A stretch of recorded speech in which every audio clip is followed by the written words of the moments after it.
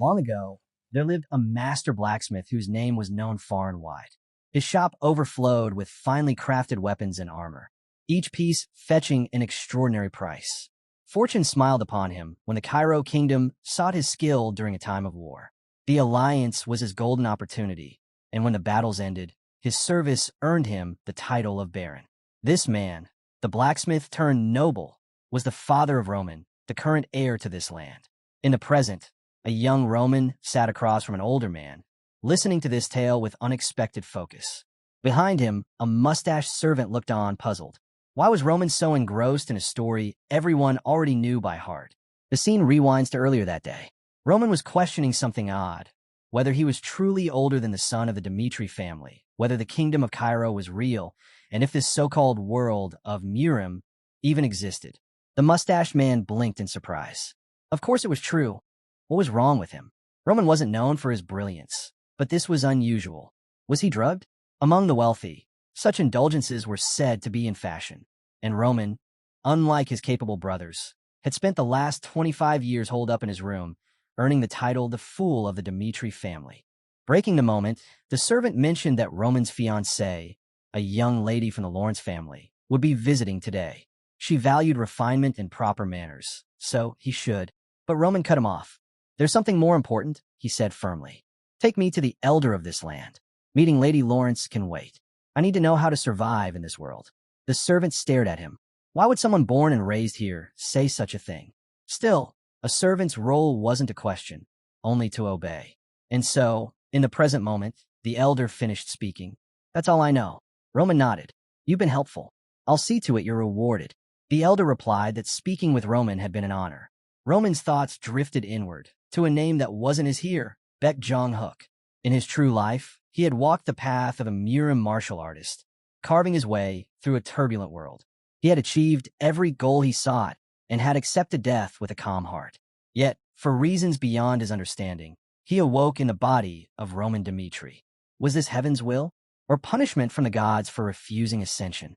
His thoughts were cut short by a loud voice behind him. You freak! A crowd gasped and parted as a young boy collapsed to the ground, blood running down his face. 3 men towered over him, kicking and shouting for him to die. The boy struggled to breathe, his body shaking under the blows. The largest of the 3 sneered, calling the boy a rotten brat, and the beating continued. Through the scattering onlookers, Roman's servant pushed his way forward. His eyes caught on a mark, red fangs inked onto the bulky man's shoulder. That was when he noticed something else. Roman was already standing there. Blood fangs, the servant muttered. Roman glanced at him. And who are they? They're a lone shark gang, the servant explained quickly, operating not just here in Dmitri territory, but in the lands around it. If they've gone this far, that boy must owe them a lot of money.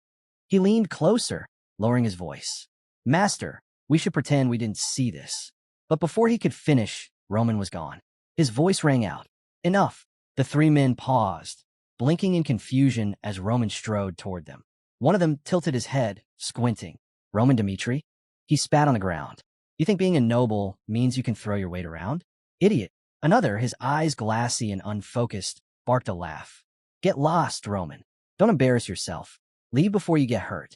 Hans, the servant, hurried after him, bowing quickly to the men. Master, please, let's go. The Bloodfangs aren't people to mess with. But Roman interrupted him. Hans, I still don't know much about the laws of this world. Explain them to me. His gaze stayed fixed on the gang members. Who's in the wrong here, and what punishment should they face? Hans froze. Well, since the boy failed to pay his debt on time legally, it's his fault. But the Bloodfangs had no right to hand out judgment themselves. More than that, they had insulted Roman, the eldest son of the Dmitri clan. By the law of this land, such disrespect toward a noble was a crime punishable by death. Execution would not be unusual in this case. The gang members looked at him without a hint of fear. Roman's voice cut through the air. You've broken the laws of this land. He bent down, picked up a sturdy stick, and continued. I am Roman Dmitri, eldest son of Lord Romero Dmitri, and I will see justice done. One of the men smirked. I get it. You're noble, but you clearly don't understand how things work out here. You're putting us in a bad spot, and you don't even know the situation you're in. Their hands went to their weapons. Roman's lips curved slightly. That confirms it. The leader frowned. Confirms what? That you're trash, daring to speak to the lord of this land like that. Roman burst forward. I don't care what business you have here. The sudden aggression stunned the bandits.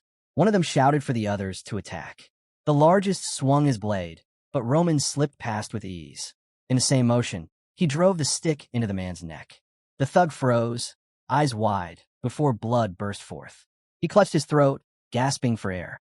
The others hesitated only a heartbeat before rushing him with knives. Master! Hans cried out, panic lacing his voice. Another blade came slashing, but Roman twisted aside, knocking the attacker off balance. A swift movement followed.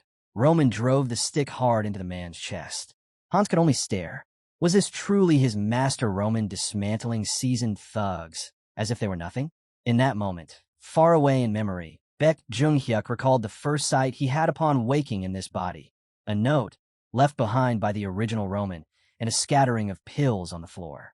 In the Cairo kingdom, constantly embroiled in war, every noble family was required to send a representative to the army. Roman had been chosen to serve, but out of fear, he took his own life. A pitiful end to a pitiful existence. But that man was gone. Now, in his place, lived Baek Jung-hyuk, Sky Demon Sect leader. And since he now possessed this body, he would live as Baek Jung-hyuk. Roman stood over the fallen blood fangs, brushing his stick clean. It was slick with blood. A sudden shift in the air made him pause. His instincts whispered, monster? Behind him, the young man who'd been watching tried to bolt. Roman caught him by the hair, forcing him down to his knees. For order to exist, Roman said evenly, the law must be upheld. I won't take your life, but you'll still pay. The boy cried out, a sharp scream cutting through the murmurs of the onlookers. Blood trickled down to the dirt, pooling at his knees. I am Roman Dmitri, he declared. Gasps rippled through the crowd. If anyone here has a problem with the punishment I've given, they're welcome to speak to me directly, anytime. In his past life, Baek Jung-hyuk had ruled Murim through unmatched power. Hundreds, no, thousands, of masters had come for his head, only to be cut down. Rivers of blood marked his path, until the world itself acknowledged the Sky Demon Sect as the unchallenged ruler of Murim. Now, looking at the blood on his own hand, Roman frowned. Why did it take me this long to deal with a mere gang? Hans, he barked. Call the guards. Report what happened here. Have them investigate. Hans, still dazed, nodded. Understood, he said quickly before running off. Roman clenched his hand. This body is worthless, barely any vital energy, and the flow is a mess. I need information. I need to rebuild my strength fast. A faint voice called from behind. It was the battered youth, swaying on unsteady legs. Thank you for helping me, he managed. Roman looked at him sharply. You've misunderstood. I didn't do this for you. The Blood Fangs broke the law, so I punished them. And you're no exception. Tell me the truth without lies. Otherwise, his eyes flicked to the unconscious gang members. You'll share their fate. The boy swallowed hard. I understand. My parents, they borrowed money from the Blood Fangs to buy farmland. We could have paid them back easily once we sold the harvest. Kevin's voice broke into a yell. They destroyed all our crops. We couldn't pay them back, and then I found out why. Those monsters did it because they wanted my little sister. His knees hit the ground, fists clenched. It's not fair. We've never harmed anyone. Please, please, at least save her. Roman studied him. There was something in Kevin's eyes, a wild, dangerous glint. It reminded him of a mad demon, one of the 4 heavenly kings. Come to think of it, he'd once met such a man in a similarly broken, forgotten place. What's your name? Roman asked. Kevin.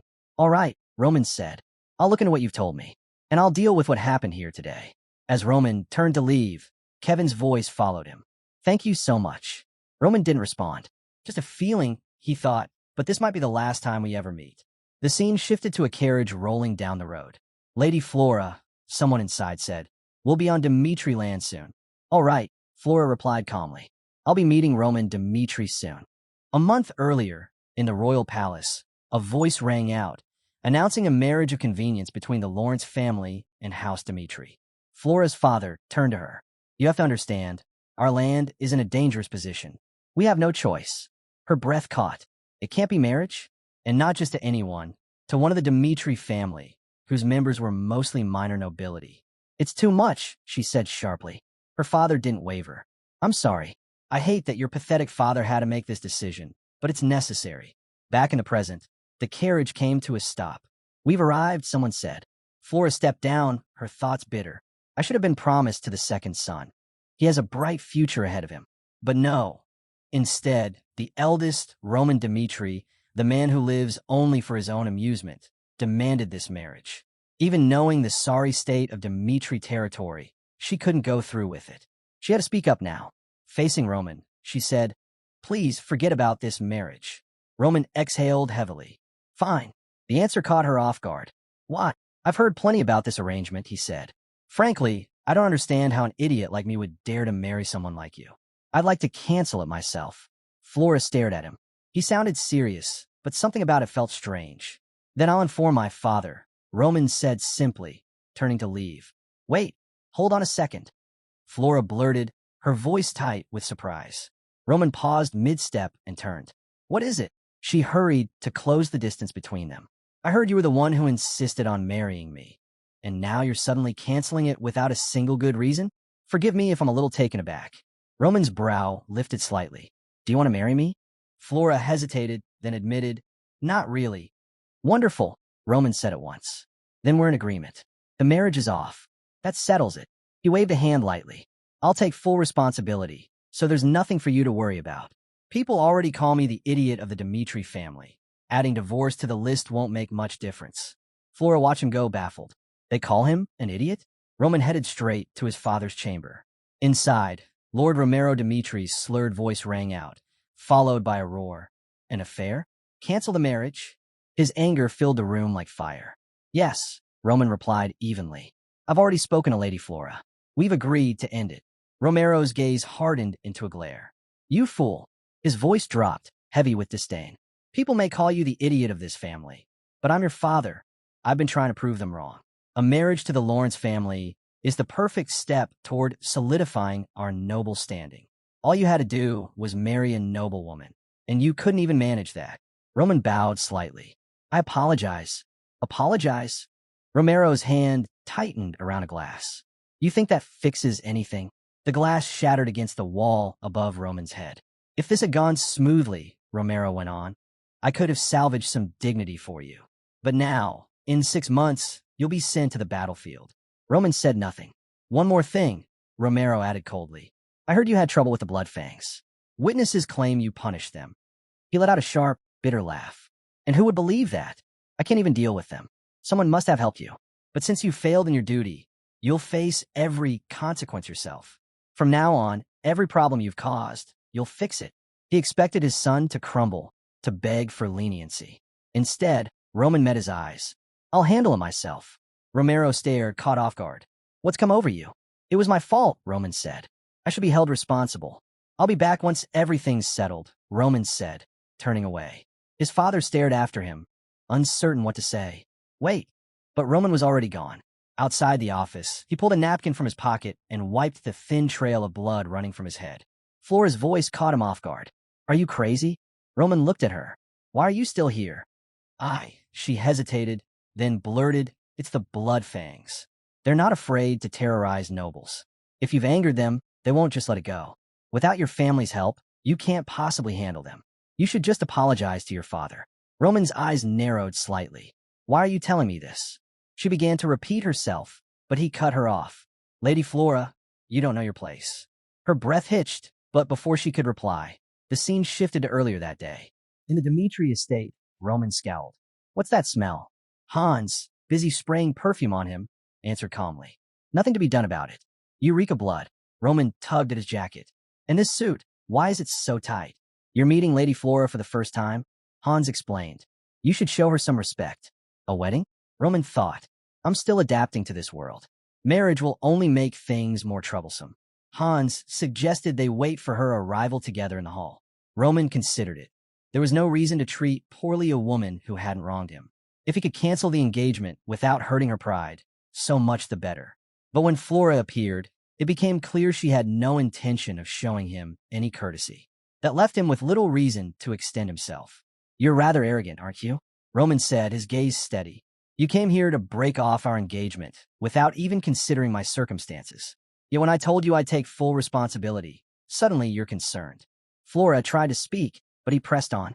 "From a moment this engagement was questioned, You lost the right to interfere in my decisions.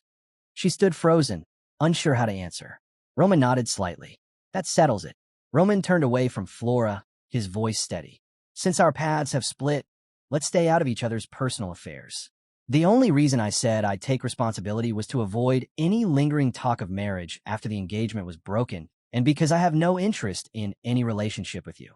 He walked off without looking back, wondering if this would be both their first and last meeting. The scene shifted to the Dmitri mansion. Maybe that's enough drinking for tonight, someone suggested. Lord Romero Dmitri sat with his wife, staring into his glass. I've raised my hand against my son again, he admitted. Back when we were commoners, I favored Roman above all. But when we became nobles, I promised myself I wouldn't do that anymore. Rihanna, seated beside him, wrapped her arms around his shoulders. Because of that promise, our other children grew up to be fine people. That's true, Romero agreed. But Roman, he's the only one who went through those hard times with me. I don't know how to treat him. Rihanna kissed him softly. Don't blame yourself. Maybe you weren't the perfect father, but we're the only ones who can guide our children. And the Romero Dmitri, I know wouldn't let his son go astray. You still have a chance to make things right. Romero's brow furrowed. Roman is proud. He probably spoke in anger. But if we leave things as they are, who knows what'll become of him? Then why not ask Captain Jonathan to help? Rihanna suggested. Romero's eyes sharpened. You're right. He raised his voice. Come in. A servant rushed into the room. You call, my lord? Summon Captain Jonathan immediately, Romero ordered. The scene shifted again. Hans trailed after Roman through the streets. Master, it's too dangerous to be outside. The blood fangs could strike at any time. Let's just go back. This is exhausting. Roman stopped and turned toward him. Hans, do you know when the blood fangs gained the power they have now? Hans shook his head. No, they became infamous because they were ignored, Roman said. When they committed crimes, no one stepped in to stop them. That infamy bred fear, and fear forces people to obey. Hans blinked, unsure if he understood. So, you're saying they're not dangerous? Roman smiled faintly. For now, yes, they can still make me wary. The scene shifted to a lively restaurant, filled with chatter and clinking dishes. A server placed plates down on the table. Here's the food you ordered. Hans's face lit up at the sight, but Roman was already rising from his seat. You can stay and eat, Roman said. I'm going. Hans jolted. What? This is exactly what I mean, Roman replied calmly. From here on, I'll continue the investigation alone. It's too dangerous. You should stay here. Hans shot up from his chair. No, even if I might be in danger, I could never let you go alone. Roman's gaze settled on him. Hans, are you one of my people?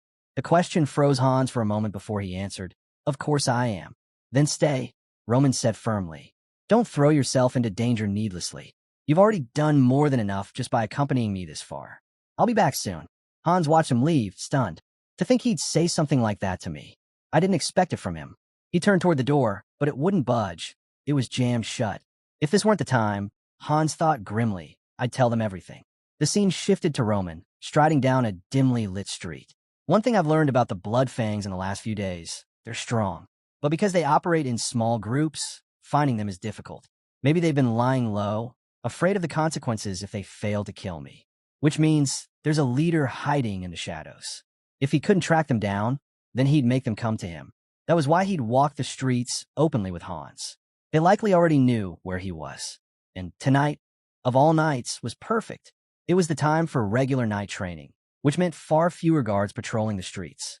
If they planned to strike back, this was their best chance. And then, 3 figures in dark robes appeared behind him, knives flashing.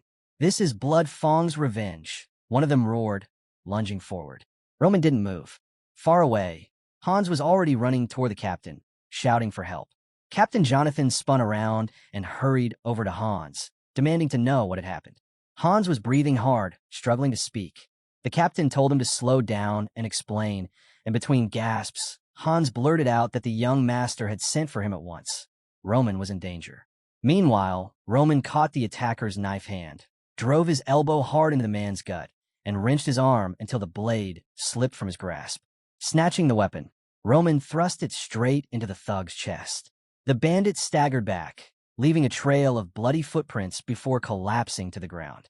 2 other bandits froze in shock. What the? One stammered. This isn't what we heard all. The other muttered, eyes locked on Roman. Roman smirked. asking why they'd stopped moving. With a flick of his hand, he beckoned them forward, taunting them to come closer. Back with the captain, Hans was urgently explaining. Young Master Roman went into the city alone to face Bloodfang. The captain stared at him. What? No, you're joking. Hans shook his head, his voice sharp. It's the truth. We're wasting time. We have to move now. The captain recalled hearing about Roman's supposed fight with Bloodfang, even Romero asking him to intervene. Still, he muttered in disbelief, scratching his head. Why would he go there if he can't even handle a gun properly? He snapped out of it and barked orders to his men. Weapons ready. Hans, lead us to where he might be. Hans nodded, and the captain added, as long as we're there, Bloodfang won't dare lay a finger on him. But in the back of his mind, he couldn't help thinking. If Hans was telling the truth, Roman was a fool. Back in the city, the remaining bandits stared at their fallen ally. Roman called out again, asking why they'd frozen. Still smiling, he motioned for them to come. The bandits ground their teeth, shouting that he was throwing himself to his death, and charged forward with blades raised. One bandit lunged, but Roman sidestepped and drove his blade straight into the man's stomach. Another bandit, seeing this, cursed at Roman and charged, blade swinging. Roman leapt back, then delivered a sharp kick to the man's midsection, sending him flying several meters away. Roman strode toward the bandits sprawled on the ground and asked what all of this was about. The man spat out a warning that if Roman killed him, he'd never be safe again. Roman's tone hardened. I've already killed two, haven't I? You bandits only know how to talk. He raised the blade. Better answer my question properly. Then he drove the knife into the man's leg, drawing a scream. Who's your leader? Roman demanded. The scene shifted to a busy street. People milled about, chatting and laughing.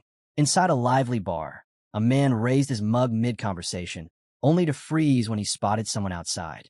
Roman walked past the window, clothes dirted, hands stained with blood. The bartender turned, ready to greet the newcomer, but stopped short when he recognized him. Hello, young master. Roman nodded in reply. A murmur rippled through the bar. Roman Dmitri. Why is he here? Is he looking for someone? The bartender asked what he'd like to order. Tear of Dawn, Roman said. Sorry, we don't have that.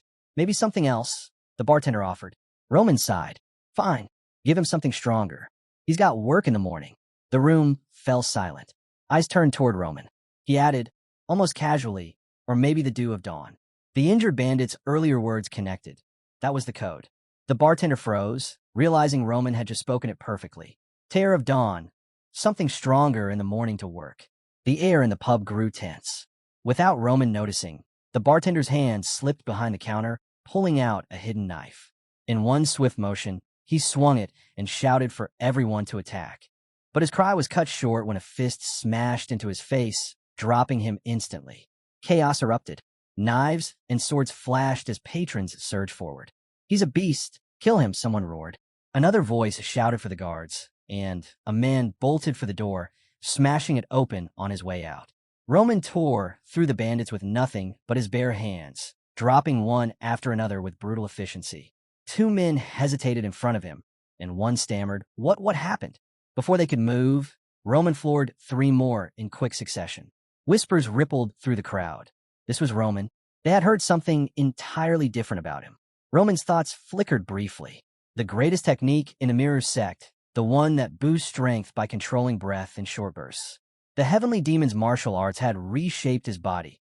He was no longer the man he used to be. Smirking, he dismissed them in his mind as nothing but pests. A groan caught his attention. The bartender had regained consciousness. Roman stepped toward him. Perfect timing. I was just about to wrap this up. The bartender, nose swollen and bruised, asked in a shaky voice what Roman was doing there. Roman reminded him that he had been the first to attack, and now they were alone. I'm curious about something, Roman said, pulling up a chair. Let's have a chat. Not long after, Captain Jonathan entered the scene. His eyes swept over the room, full of unconscious bodies. Was this your doing, young master? Before Roman could answer, a soldier called out from upstairs. They'd found a survivor. The man had said Roman was heading toward Lawrence. Lawrence? Why there? The captain asked. The soldier replied that Bloodfang's main base was located there. An hour later, the sun bathed the rooftops in warm light. Inside an inn, a tense conversation unfolded. The innkeeper was being pressed for information. I think it's in everyone's best interest if I talk, the man said, clearly nervous. A dark bruise marred his nose. Lifting his hand, he revealed 2 missing fingers. Cut them off myself. The innkeeper sneered. Go to hell. I'm not telling you a thing. He was tied to a table, staring up at the man who'd taken his fingers. A man grinning through bloodstains, holding a pair of scissors. Kill me. The innkeeper spat. Blood Fong will make you pay. The man's smile only widened. I should have done it right away. You know, I even like people like you. The man's smile didn't fade as he leaned in. People who stay silent even after the worst tortures, they're not afraid of death. That usually means they hold the most valuable secrets. The innkeeper's reply was cold. Stop wasting time. Just kill me. Something in the man's expression shifted, serious now. He glanced at a framed photo of the innkeeper with a child. So you really won't speak until the very end? What if, he said, picking up the picture, I tracked down and killed your son? The innkeeper's eyes widened in fury and shock. That's not my son, he growled, turning his face away. You think you can fool me? We're the same kind of man. You can't lie to me, the interrogator said, stepping closer. The innkeeper gritted his teeth and cursed him, spitting out his disgust at an aristocrat threatening his family. The man ignored the insult. I learned something interesting about Blood Fong. For revenge, their people are willing to throw away their lives. And here's the curious part. The innkeeper began to tremble. They're not all monsters, the man continued. Most of them just owe Blood Fong money. And Blood Fong doesn't just stop at making them debtors. They turn them into slaves. Families are held hostage. People pushed to the edge, threatened with the deaths of their loved ones. Sounds reasonable enough, doesn't it? The innkeeper sneered. Knowing the truth changes nothing. Game Fong always gets what he wants. The man leaned in, his voice low. I wouldn't be so sure. He dropped the photo at the innkeeper's feet, grinding his boot down on it slowly. I meant every word. I'll let my men find your boy. Then I'll kill him. Slowly. Painfully. And I swear it on my name. Then he stepped back slightly. But I'll give you one last chance. Keep your mouth shut for Bloodfang's sake and watch your son die. Or tell me what I want to know so I can destroy them. The scene shifted to a dimly lit building. What happened? One man demanded. Another answered. A witness says Roman Dmitri single-handedly wiped out an entire squad of our men. If a knight from the Dmitri family isn't good for business, then our business is in trouble. A broad-shouldered man with a beard and graying hair slammed his fist down on the arm of his cracked stone throne. Damn them. I refuse to believe it. Roman Dmitri isn't capable of that. But his thoughts told a different story. We were supposed to make our name by crushing the Dmitris. Yet entire squads have been taken down by someone who avoided even the Royal Swordsman Academy. Where is he now? He demanded. Just left Dmitri territory, the other man replied. I got the information from a morning source. They took care of this alone? Yes, sir. The man rose to his feet, his voice sharp. Then he could attack our bases without warning. Gather the forces immediately. Yes, sir. The subordinate answered with a bow before leaving. The bearded man's eyes narrowed. Roman Dmitri dares challenge Blood Fong. Today, I'll kill him without mercy and hang his core in the town square. Blood Fong will reclaim its honor. The setting changed to an opulent mansion.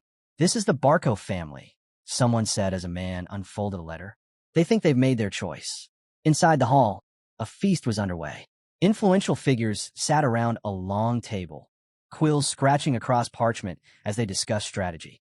There's a rumor, a red-haired man announced, that the family's taken a massive loan from the gold bank. Only one reason for that: preparing for war. All eyes turned toward the white-haired man seated at the center, his expression tight with anger. Beside him, a black-haired man spoke evenly.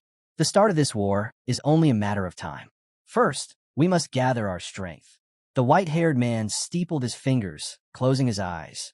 If things stay as they are, I believe the unrest can be contained.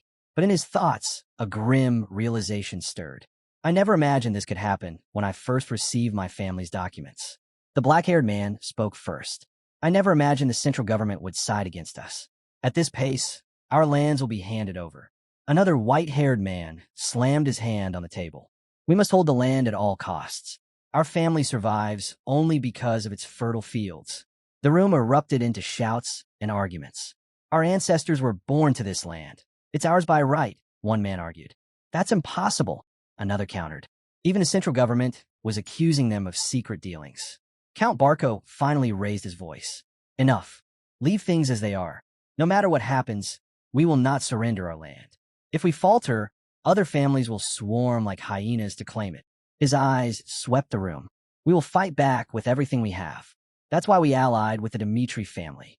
Murmurs of agreement spread. Dmitri is one of the richest houses in the Northeast, someone said. They may have been commoners once, but their wealth dwarfs ours, the black-haired man added. Count Barco nodded. Exactly. That's why I gave my only daughter to that fool from the Dmitri family, for the sake of our family's survival. The head of the family assured him, you did the right thing. There's no reason to blame yourself. The others echoed their agreement. At that moment, the doors opened. A young woman stood hesitating in the doorway, her face pale. What do I even say to him? She thought. Her heart pounded. No, I broke off the engagement. I can't even meet his eyes now. But what's done is done. This is my life. I won't sell it to an idiot like him. Still, her father's plan and the family's future weighed on her. How do I tell him I can't marry someone I feel nothing for? Before she could act, a soldier came running down the hall toward the meeting room. She turned to look as he stopped in front of her, bowing deeply. Miss Flora, he greeted. Yes, she replied, startled. Urgent message, he shouted. The scene cut sharply. Somewhere else, a voice rang out over the din. We've already beaten the hell out of them. From atop the wall, a man barked an order. Hand over the weapon and follow procedure. Then he demanded, what are you planning? The man below shot back, warning that young Master Roman was in danger. If anything happened to him, they'd never forgive it. The wall guard found the claim ridiculous, until a soldier ran up in a panic. Captain's in serious trouble, the soldier blurted. Is that true? The wall guard asked in disbelief. Yes, the soldier said. Riots are breaking out in the square right now. A grim thought flashed through the wall guard's mind. Don't tell me. They're about to break open the gates to hell. In the streets, frightened townsfolk whispered, unsure of what was happening. Their eyes fell on a bloody trail, ending at a corpse. Fear rippled through the crowd. From the other side of the square, Roman appeared, dragging the battered leader of the Blood Fangs behind him. The gang boss, moments ago arrogant, had once thought defeating a single noble brat would be child's play. One man from the gang should have been enough. They had numbers. They had weapons. Losing hadn't even crossed his mind. Until now. Until he'd seen every last one of his men lying dead. That's when he knew. He was next. Shaking, stumbling over his words, he pleaded for his life. Clutching Roman's leg, he promised anything. Servitude, loyalty, even becoming a dog. Just not death. Roman didn't even slow down. He hauled him into the city's center and tossed him to the ground for all to see. You should have thought about being a dog before you showed your fangs, Roman said coldly. He turned to the onlookers. This man is the leader of the Blood Fangs. You all know who he is. They threatened the Dmitri family. They lied. They manipulated. They bled this city dry. Every last crime is known. And today, I'll destroy their entire organization, along with the filth they spread. The crowd stood frozen. Jonathan, arriving at the square, stopped in his tracks. The scene spoke for itself. No explanation needed. The story then cut to an earlier meeting. Someone asked if the news was true. A soldier explained he'd allowed Roman Dmitri in because he was Miss Flora's future husband. But 30 minutes later, the soldier continued. He was dragging a man through the streets, saying he was the Blood Fangs leader, then killed him in public. The father was stunned into silence. Others questioned whether any of it made sense. Finally, a man with spectacles spoke. Taking justice into your own hands without the Lord's approval isn't something we can just overlook. The Lord wasn't overly rattled by the recent chaos.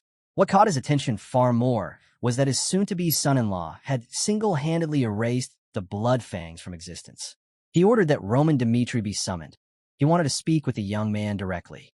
Before long, Roman arrived, escorted by Jonathan, the very knight who had led him into the city.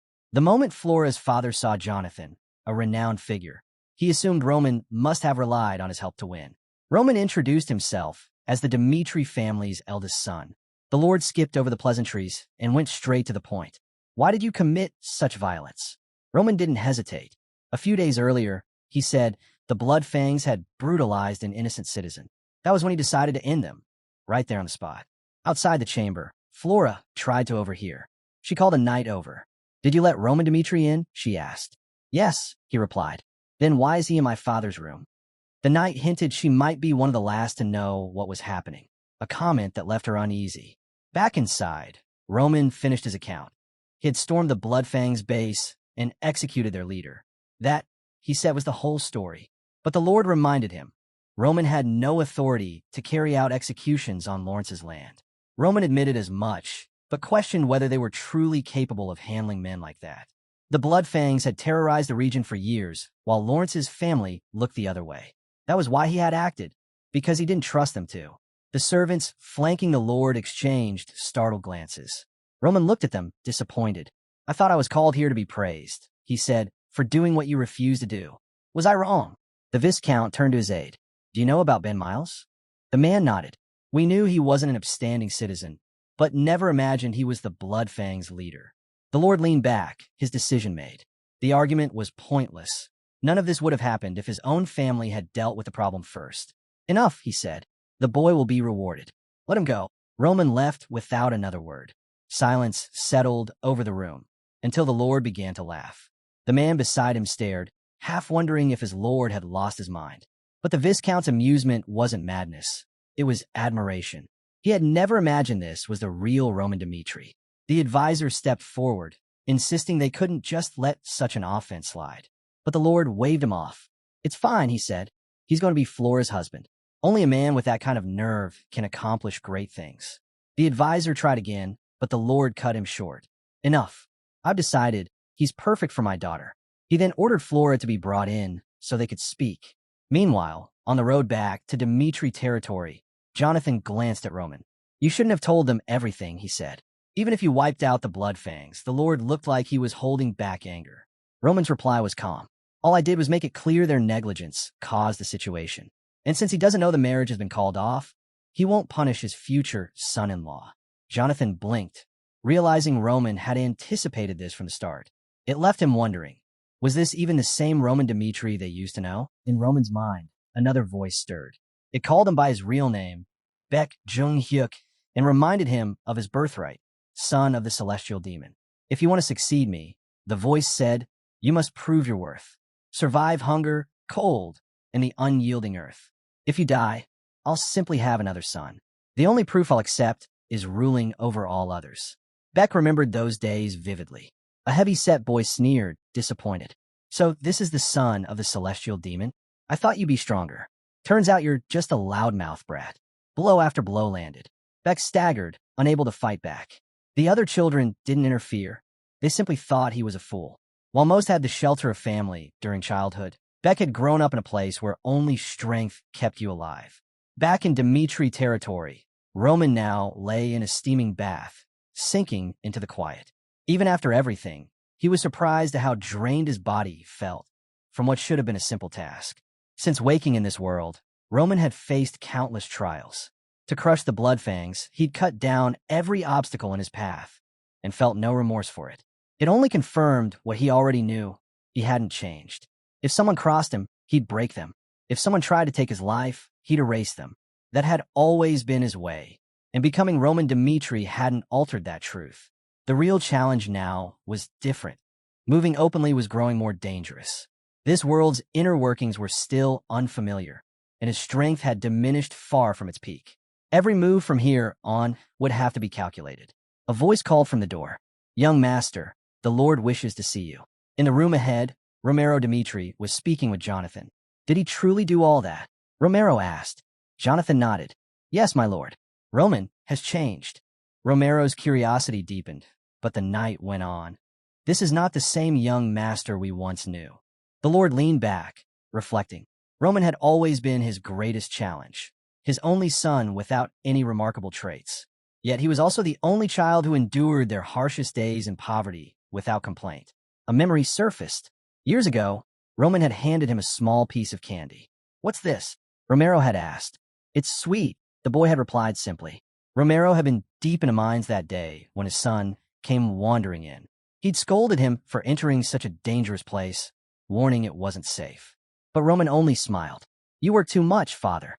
I brought you something sweet so you can finish faster and come home sooner." All Romero had ever wanted was his son's happiness.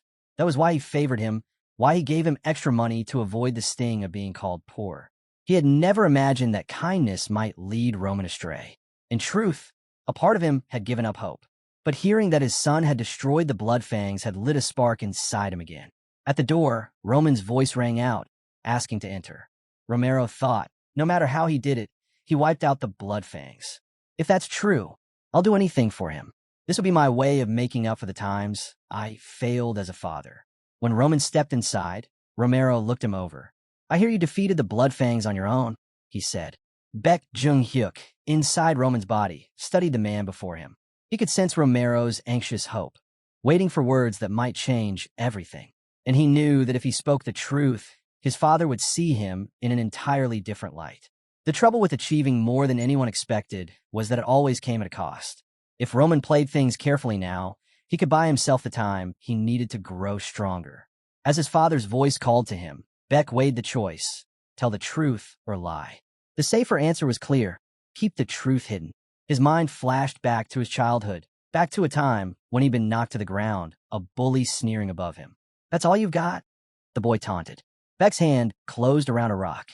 Without hesitation, he smashed it into the bully's face. The boy collapsed, bloodied and groaning. Baek stood, picked up another stone, and moved to finish the job. From that day on, no one dared to cross him. He had learned a brutal law. In a lonely world, only the strongest rule. He'd declare that the boy he'd beaten was their group's former leader. Now, Baek was in charge.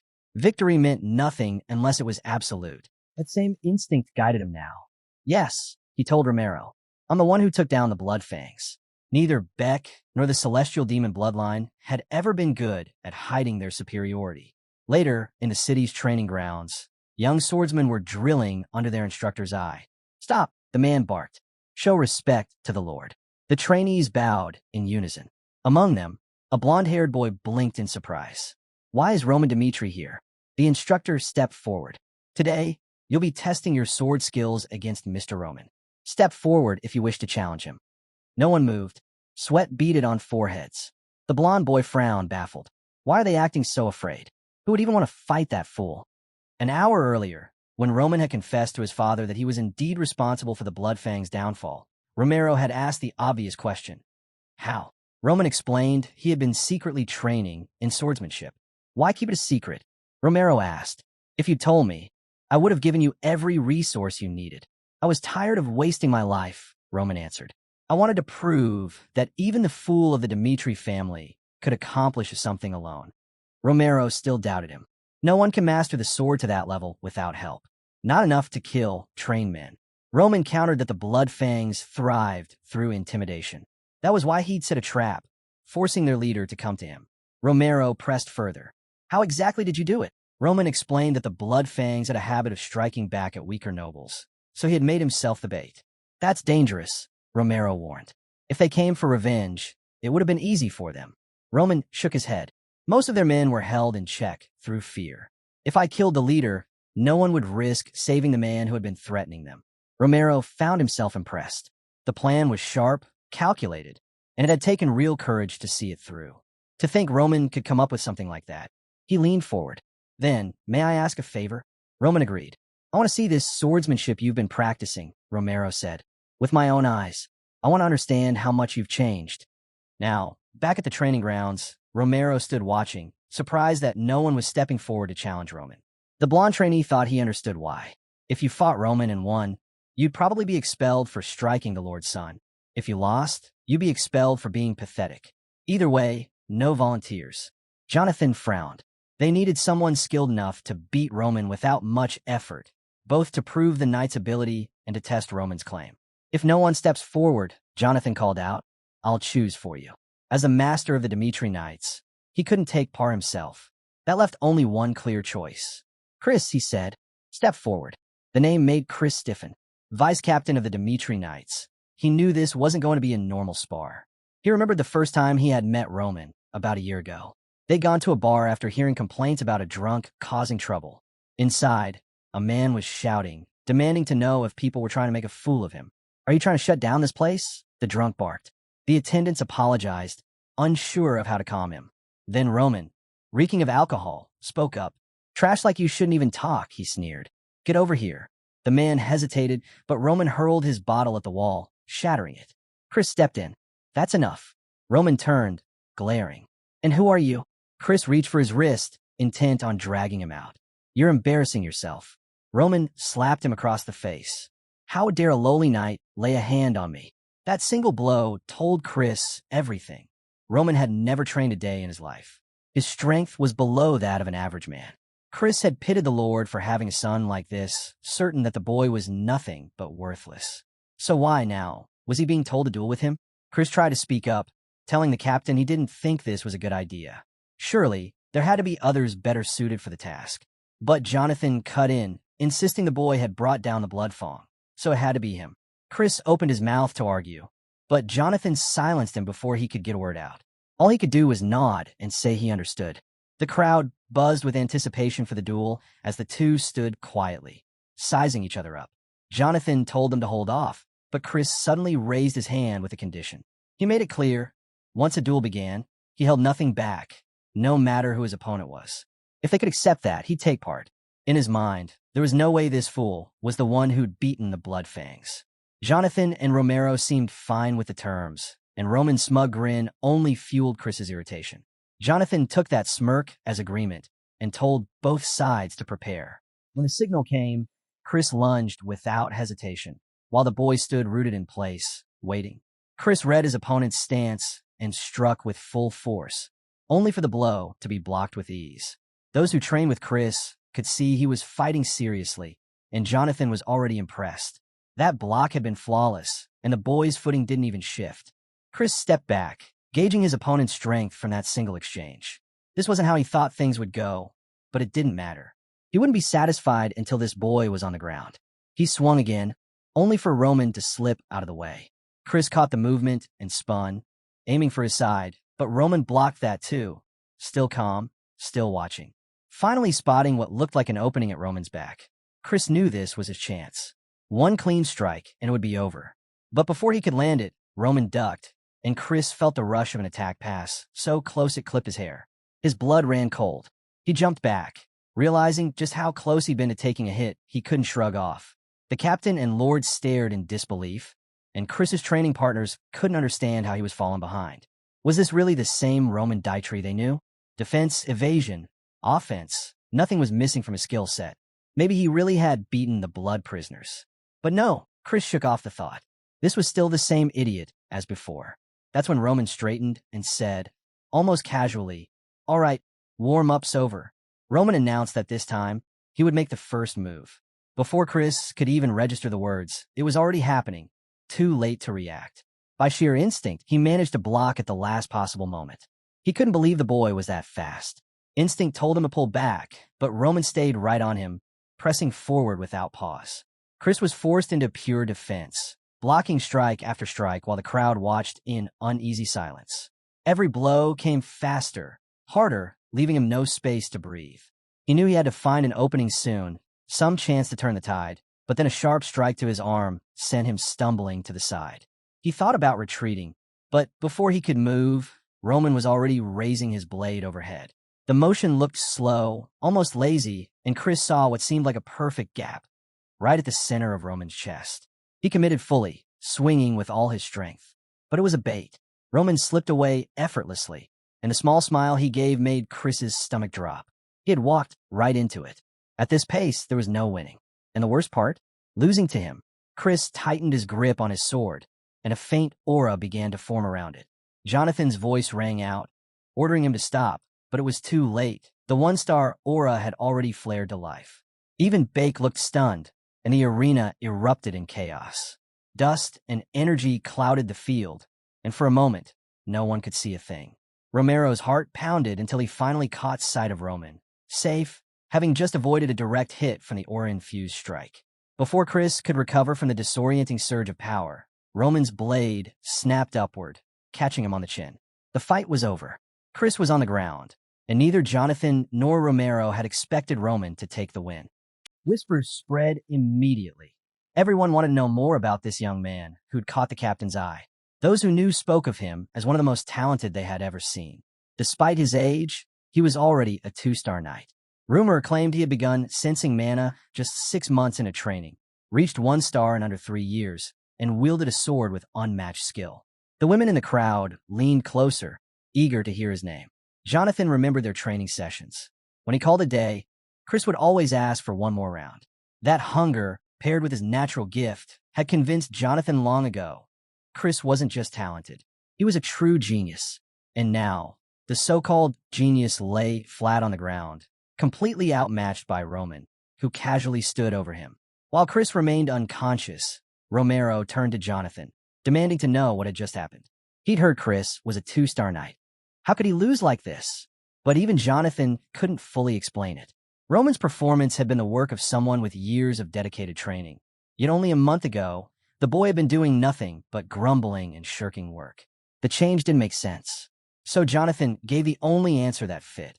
Roman was a natural-born swordsmanship genius. Roman, meanwhile, glanced at Chris and laughed quietly to himself. The fight had shown him just how relentless and determined Chris could be. With that kind of drive, he could easily have taken down the Blood Fangs himself. No wonder Jonathan was proud to have him as a disciple. But to the celestial demon within Roman, Chris was still weak, far weaker than even the lowest-ranked warriors of the celestial demon sect. Still, that strange power Chris unleashed at the end that was worth noting. Romero suddenly broke into manic laughter, startling those nearby. No one understood, but he quickly made it clear. This was the pride of a father seeing his son's brilliance. He asked Jonathan if he was absolutely certain about his claim. Jonathan didn't hesitate. No one could improve that quickly without being a genius. That answer only widened Romero's smile. Calling Roman over, Romero said it had been a long time since he'd felt this happy. He wanted to applaud his son and promised him anything he desired. Roman grinned and brought up the war set to take place in 6 months. Romero immediately assumed his son would ask to avoid it, but instead, Roman's request was the right to choose who would accompany him. The reply caught Romero off guard. He even suggested Roman could return to Flora and forget the whole thing, but Roman calmly insisted. He wanted to go. That left Romero momentarily stunned before nodding. If that was his decision, then he would have the right to bring whoever he wished and handle anything related to the war. Roman then said he had one more request. His father told him that as long as he carried himself properly, there would be no limits to what he could ask for. Roman's second request came with his gaze fixed on Chris, who was still lying unconscious. When Chris finally came to, his first question was why he had to teach Roman about aura. Jonathan's answer was simple. It was the master's order. Chris immediately protested. He barely knew Roman, and after waking from such a long coma, the situation was humiliating enough. Now, when he was being told to teach him, he scoffed that he'd rather lose his head. Jonathan cut him off with an offer. If Chris used this teaching opportunity to figure out why Roman had changed so drastically, Jonathan would allow him to learn any technique he'd been keeping secret from him. Chris shot upright, instantly interested. "Is that true?" he asked. Jonathan confirmed it. That was all he needed. He was certain this would be easy, and once he was done, he'd finally gain the secret to reaching 3-star knight status. He tried to play it cool, but still made Jonathan promise to keep his word. Meanwhile, in the castle, someone called out to Roman. It was Hans, who said he'd heard about the incredible duel earlier. Defeating a 2-star knight was no small feat. Roman asked if Hans knew anything about this 2-star aura talk. Hans admitted he didn't know much, only that it had to do with a knight's ability to use mana. Roman considered this. So here, they called it mana. Back in the Murum world, the power Chris had shown would have been called a key explosion, but the way it was applied here was entirely different. They called it aura, and to Roman, it looked like a complete waste of potential. Still, he needed to understand it, how it worked here, how people wielded it, and he was confident tomorrow's training would give him the answers he wanted. The next morning, Roman stood opposite Chris, who was clearly not thrilled to be there. Roman wasn't exactly excited either, at least until a quiet chuckle slipped from him. That was enough to make Chris bristle. Forcing himself to calm down, Chris began the lesson. Aura, he explained, was simply mana from the perspective of a knight. Chris went on to explain that mages also used mana, but in a different way, through spells and magic circles, while knights channeled it around their bodies. The very first to explore mana's potential was Emperor Alexandero, who discovered it could be used to strengthen the body. Aura, he explained, was simply mana released in an instant, allowing a person to unleash far more power than they normally could. Still, Chris brushed off the history lesson, saying it wasn't the important part. Only a handful of people could even use mana. About 1 in 1,000 could become knights, and only 1 in 10,000 could become mages. That's why the first and most crucial step was determining whether someone had the affinity at all. Without at least the ability to sense mana, becoming a knight with aura was impossible. Chris added that it had taken him half a year to sense it himself, and even doing so within a year was considered above average. Roman simply nodded and asked him to explain how to sense mana. Chris agreed, though in his head he scoffed. Roman might have won their duel, but sword talent and mana talent were entirely different things. This training would be his reality check. But there was one problem. Roman had already sensed this world's mana. Using the celestial demon techniques he'd mastered, he was already storing a portion of it at the center of his body. The only reason he was here was to learn why this world used it the way they did. Even if it wasn't efficient, he wanted to understand it. Chris began pacing and told Roman to focus on every sensation, on anything touching his body. Once he grew accustomed to feeling mana, he could start thinking about manifesting it. Success would mark the step to becoming a one-star knight. There are different ways to manifest. Channeling aura into a sword, or spreading it to cover the body, for example. But before Chris could go on, he noticed something that stopped him cold. Roman was already standing beside him. Mana activated, manifesting aura. Chris had no words. Roman, however, had plenty of thoughts. He knew exactly what he was seeing and exactly how flawed it was. In his world, energy was purified and concentrated deep within the body. Here, they let mana drift in naturally, hoping it would stay. In a Miram world, mana was scarce and dense, hard to gather, but also stable once inside. In this place, mana was abundant but feather-light, slipping away as easily as it entered. The two methods couldn't even be compared. In a Miram world, you strengthened both the inside and outside of your body. Here, the exterior wasn't strengthened at all, and mana wasn't stored properly. Worse still, spreading energy thinly across the body was a complete waste. If Roman had relied on such a method, he wouldn't break into the top 10 even in 100 years. Shaken, Chris demanded to know how Roman had done it. Roman replied that Chris probably already knew the answer. Chris pushed harder, saying that was exactly why he was asking, because it had taken him half a year just to sense mana. He accused Roman of pretending not to know how to use it, just so he could show off. Now, it was starting to make sense to him why he'd lost. Roman dismissed the idea. Chris was only assuming what he wanted to believe. But Chris couldn't wrap his head around it. He'd spent 10 years climbing to the rank of 2-star knight, and here Roman was doing this effortlessly. Suddenly, Roman laughed. Chris narrowed his eyes and asked what was so funny. "You," Roman said. That only annoyed Chris more. "Are you saying my effort is a joke?" Roman tilted his head and asked, "In all those 10 years, did you ever once question the methods you were taught?" Chris opened his mouth to answer, but Roman cut him off. "Ordinary people never questioned it," he said. They simply trusted what had been passed down for generations, believing it must be right. When he had learned aura, he'd asked himself why everyone followed a method riddled with flaws. Was it ignorance? Blind faith in Captain Jonathan? Or simply because it was the easiest path? He wouldn't deny Chris had worked hard, but it was still amusing that he had never once asked why. Roman stepped past him, continuing. Nothing in this world was perfect, not even the things he once thought were absolute truths. Over time, everything changed. Questioning your own path was painful, especially when failure followed every attempt. But it was in those moments, facing criticism, enduring despair, that change became necessary. That was why he had abandoned his father's teachings and forged his own art. Turning back, Roman said the training was over. But before he could walk away, Chris called out, asking, "Then what should I do from now on?" The scene shifted to a memory. A man stood before a boy, asking if he would keep suffering or finally admit defeat. From now on, the Blood Demon sect would follow Beck, he said. But there was one thing he needed to know. How could he become as strong as Beck? He was ready to devote his body and soul, as long as they could both grow stronger. All he wanted was to know what to do from that point on. Roman recognized the look instantly. This was someone who had let go of their pride. He found it interesting. The Blood Demon had once been so powerful that he united all the sections. As ruler of the Murum world, it was inevitable he would one day clash with Beck. After a long, grueling battle, he lost. Roman remembered it well. How he himself had once swallowed his pride and sought guidance. The desire to grow stronger, even at the cost of pride, reminded him of that same Blood Demon. Returning to the present, Roman told Chris that he was asking how to get stronger, but unfortunately, he didn't have an answer for that. Chris frowned, confused. "Then what should I do?" "I already answered," Roman replied. "The one thing you can't do is follow what you've been taught without question.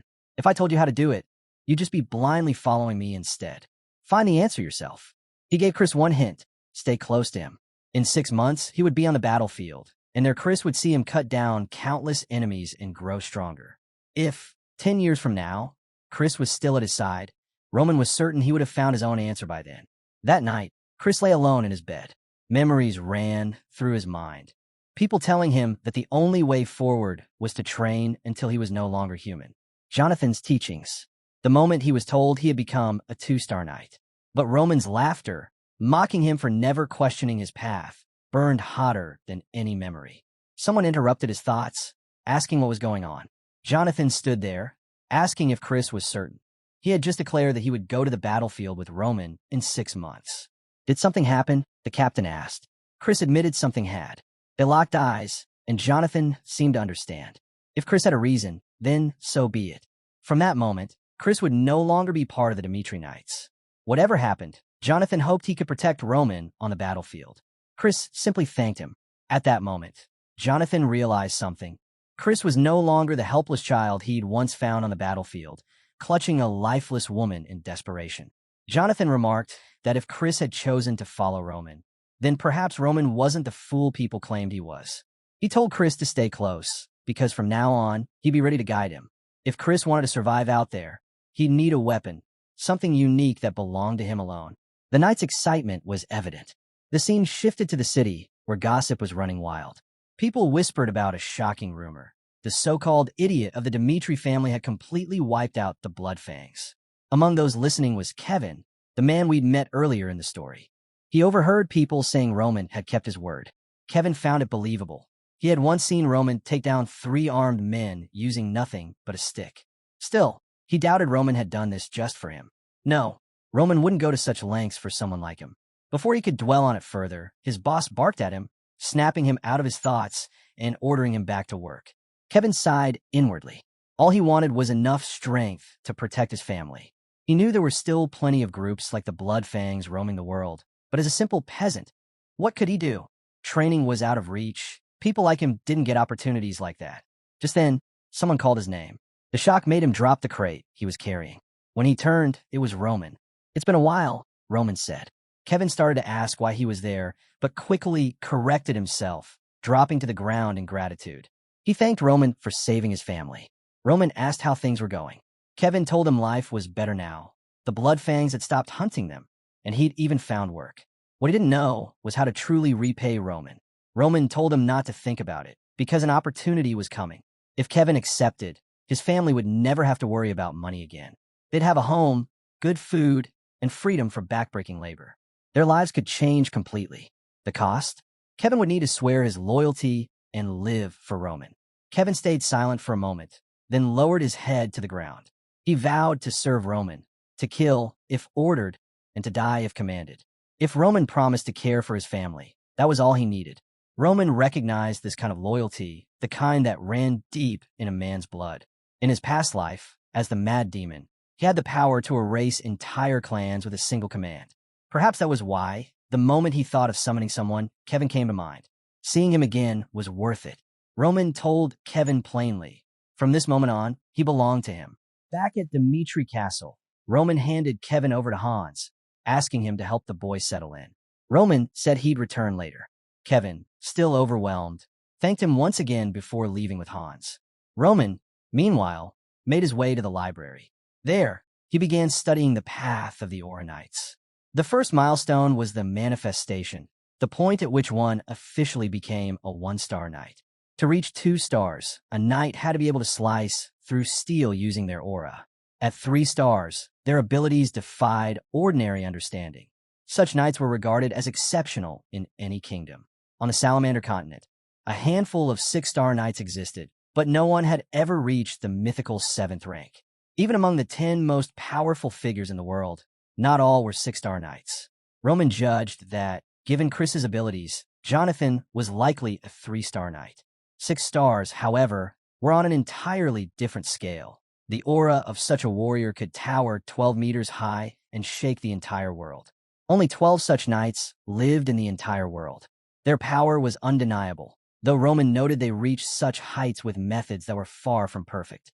Then there were the archmages, sorcerers who had achieved the 7th circle. In this world, they were seen as beings who stood between humanity and godhood, capable of bringing ruin wherever they appeared. A single spell from one could cleave the sky in two. Magic like that didn't exist in Urim, but now Roman had some understanding of it. Even if the chance of facing one was slim, he knew he could not afford to make such a figure his enemy.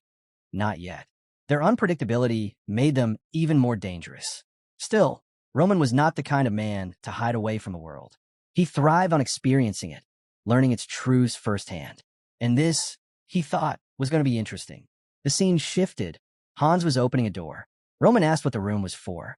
A servant explained it was the old forge, abandoned and sealed off for years. Roman smiled. It was exactly what he needed. He told Hans he'd be staying there for the next week and ordered that no one was to enter or bring him food. He made Hans swear that unless his people faced mortal danger, he wouldn't let anyone disturb him. Hans agreed. Once Roman was alone, he noticed the floor was covered with straw. Hans must have put it there to make the place more comfortable. Roman appreciated the thought, but he preferred the bare floor. 4 days now, he had been storing energy at his core. It was time to use it to revive the techniques from his previous life. He began with the first stage of the Celestial Demon Arkansas. Step 1 was to circulate all his energy and purge the impurities from his body. The process was brutal. Blood spilled across the floor. Roman had expected it. That was why he had gathered the precise amount of energy beforehand. There was no time to waste. He needed to reclaim his former power as fast as possible. This first stage was called the human stage, the initial step on his long path forward. A week later, the scene shifted. A bald servant offered tea and refreshments to Count Lawrence and Miss Flora. Lawrence entered and immediately asked where Roman was. The servant replied that Roman was occupied with other matters, then closed the door behind them. Lawrence took a look around and muttered that it was obvious they weren't welcome here. He told his daughter they would have to wait, gesturing for her to sit. Then, addressing her by name, he explained the reason for this meeting. He wanted to undo the mistake she had made. Flora calmly replied that she understood. She recalled the moment her father had shouted at her upon learning she had broken off the engagement. She had already spoken to Roman about her situation and had even tried to follow her father's advice. Yet before she could continue, Lawrence cut her off. Calling her by name again, he reminded her that he had always seen her as an intelligent child, which made her decision all the more disappointing. She needed to realize that the Barco family had borrowed a massive sum from the bank, proof that war was inevitable. Their marriage to the Dmitri family hadn't been just a matter of preference. It was the only way to stand against the Barcos in this region. Flora countered, saying the Lawrence family was not weak, and asked why they believed they couldn't win without Dmitri support. Lawrence explained that the government had approved all the necessary documents without a second glance.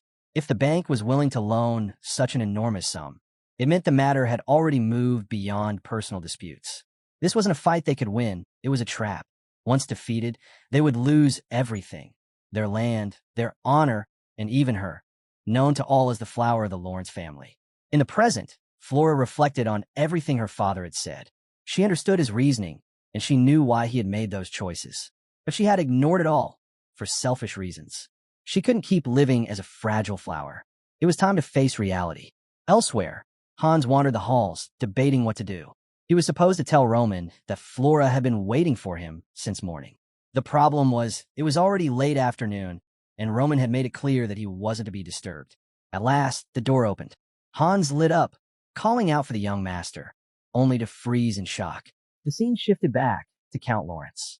He had already expected this kind of treatment after Flora's misstep. He understood the political necessity of this marriage, but that didn't make it any easier to swallow. Suddenly, he rose to his feet. Flora called after him, but he announced he would sort this out himself. He would find Baron Dmitri and speak to him directly. Moments later, Lawrence flung open a door. Without preamble, he demanded to know why they had been made to wait so long. If Dmitri was dissatisfied with their presence, he could have just said so. There was no need for such pettiness. The Baron calmly asked if today's meeting had even been arranged beforehand. Lawrence admitted it hadn't, but argued that he had been asking for an audience with Roman for a week. If they had intended to refuse, they should have done so from the start. Romero, unmoved, asked why he would ever refuse a visit from the Lawrences. Then, without softening his tone, he pressed Lawrence. Was that really all he had come to say? That he was tired of waiting until noon for a meeting that hadn't even been scheduled? He reminded Lawrence that on the day Flora had visited, Roman himself had declared he wanted to end the engagement. They had argued with him, but it was clear Flora didn't want the marriage either. Even though it was an insult to the Dmitri name, he had held his tongue like a fool, because she had come there solely to say it wouldn't work out. And now, after the Lawrence family had been the ones pushing for the match in the first place, here he was, barging into a room to complain over a minor wait. Finally, Romero revealed something else. He had recently received a message from the Barco family. They had proposed a political marriage that would tie them to the central government and give them a piece of Lawrence's land. Even so, Romero said he had refused the Barco's proposal and asked Lawrence if he knew why. Lawrence admitted he didn't understand. From his perspective, allying with the Barcos seemed far more advantageous. Roman's answer was simple. Dmitri had the power to choose any path they wanted. And since his eldest son favored the young lady from the Lawrence family, that was reason enough to stand against the Barcos. It was in that moment that Lawrence realized the truth. His own foolish pride had ruined everything. He acknowledged that his son's reputation as a fool didn't match well with the Lawrence name, but reminded himself to consider the kind of family the Dmitris were. Roman's standing would completely change the moment his name was tied to theirs. That was why it wasn't Dmitri who should be desperate for this marriage. It was the Lawrences. Unless, of course, he had misunderstood entirely. Flora's thoughts drifted back to her younger days at the academy, a place where children of noble families gathered to sharpen their minds. There had been one boy from the far north, the only representative of the Joel family. He was so quiet, it was easy to forget he was there. In a school where most children saw themselves as treasures of the world, he remained distant. One day, he made a small mistake, something insignificant for others, even if they had committed far greater errors. But for him, it resulted in the disciplinary committee's attention. When the teacher scolded him, his father came forward to apologize. He bowed, begged for his son's forgiveness, and promised to teach him better. Watching from afar, young Flora had felt sorry for him. Now, she found the memory almost laughable. The Viscount spoke again, saying he had nothing more to add. Flora, meanwhile, realized she had been wrong to pity that boy. The Viscount explained that her mistake had been one of immaturity, and at that time, Joel had been weak. Today, the Lawrences stood in the same position. Once again, he apologized, admitting his entrance had been disrespectful, and Flora finally understood. The weak have no choice but to bow before the strong. She leaned forward, ready to offer her apology to Romero. Just then, the door opened. A voice announced that Master Roman had arrived, and Flora realized she had learned her lesson far too late. Roman stepped inside, his hair now dyed white, his presence darker and heavier than before. He greeted his father formally as Roman Dmitri. Everyone in the room was caught off guard. His father asked if he had completed his training. Roman confirmed, adding that they could talk about it later. Right now, he was here to address the marriage with the Lawrence family. He admitted that the whole situation had started because of a decision he'd made, and so he would respect whatever choice his father came to. Roman immediately understood what was at stake. He knew the importance of an alliance between the two families. In the Lawrence family's current state, the wealth and power of the Dmitri name could serve as a shield. His father asked if he had requested this marriage even knowing all that. Roman said that at the time, it had seemed reason enough. But everything changed when he met her for the first time, and she had immediately spoken of canceling the engagement. She had clearly listened to the rumors and decided she wouldn't marry him based solely on what she had heard. To him, that meant all her choices were built on the words of others. And Roman wanted to be with someone who trusted only in what they had personally seen and experienced, not gossip. For that reason, he voted to end the engagement. The room fell silent. Count Lawrence realized that this was the end. This marriage had been their last card to play. No other family would agree to such a political match in their current position. That meant they would have to face their problems alone. If Dmitri and the Barcos ever combined forces, the Lawrences would have no chance. Lawrence had to do something, anything to at least prevent that. Bowing his head, he said the Lawrence family would take full responsibility. As an apology, they would exempt all Dmitri merchants from paying taxes when passing through their territory. He admitted this wasn't much for a family as wealthy as theirs, but it was a gesture of sincerity. Romero refused, saying Dmitri would not profit from his son's future. Instead, they would simply announce that Flora had canceled the engagement, and they would not ally with the Barcos. Relieved, Lawrence thanked him. This had been his greatest fear. They left the room, but before departing completely, Lawrence looked back one last time. seeing Roman Dmitri standing there. If only he had recognized the young man's potential sooner, he might have spoken to Flora with far more conviction. In the end, Lawrence realized he too had made a grave mistake. After they left, Romero turned to his son and asked what had happened to him over the past week. Roman explained simply his training had been focused on purging impure energy to advance to the human stage. In the Miram world, this was nothing remarkable. It was the basic foundation of his techniques. But here, things were different.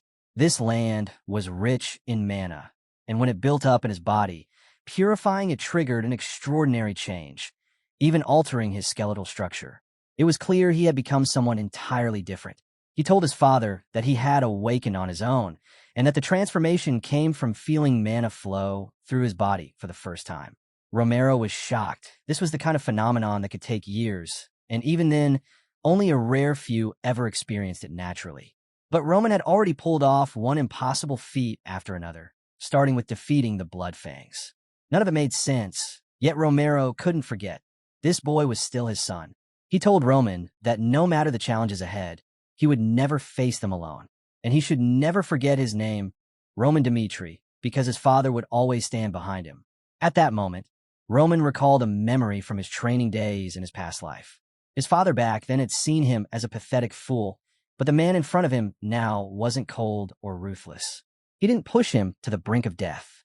And though Roman didn't thank Romero out loud, he thought to himself, it wasn't so bad after all. Leaving the room, he heard someone call his name. It was Flora. She hesitated, unsure of what to say, before apologizing for judging him unfairly and bringing trouble to both families. Roman brushed it off, saying there was no need to apologize. He had never planned to accept the arrangement in the first place. Flora continued, saying she understood he didn't like the engagement, even though it was meant for the good of both families.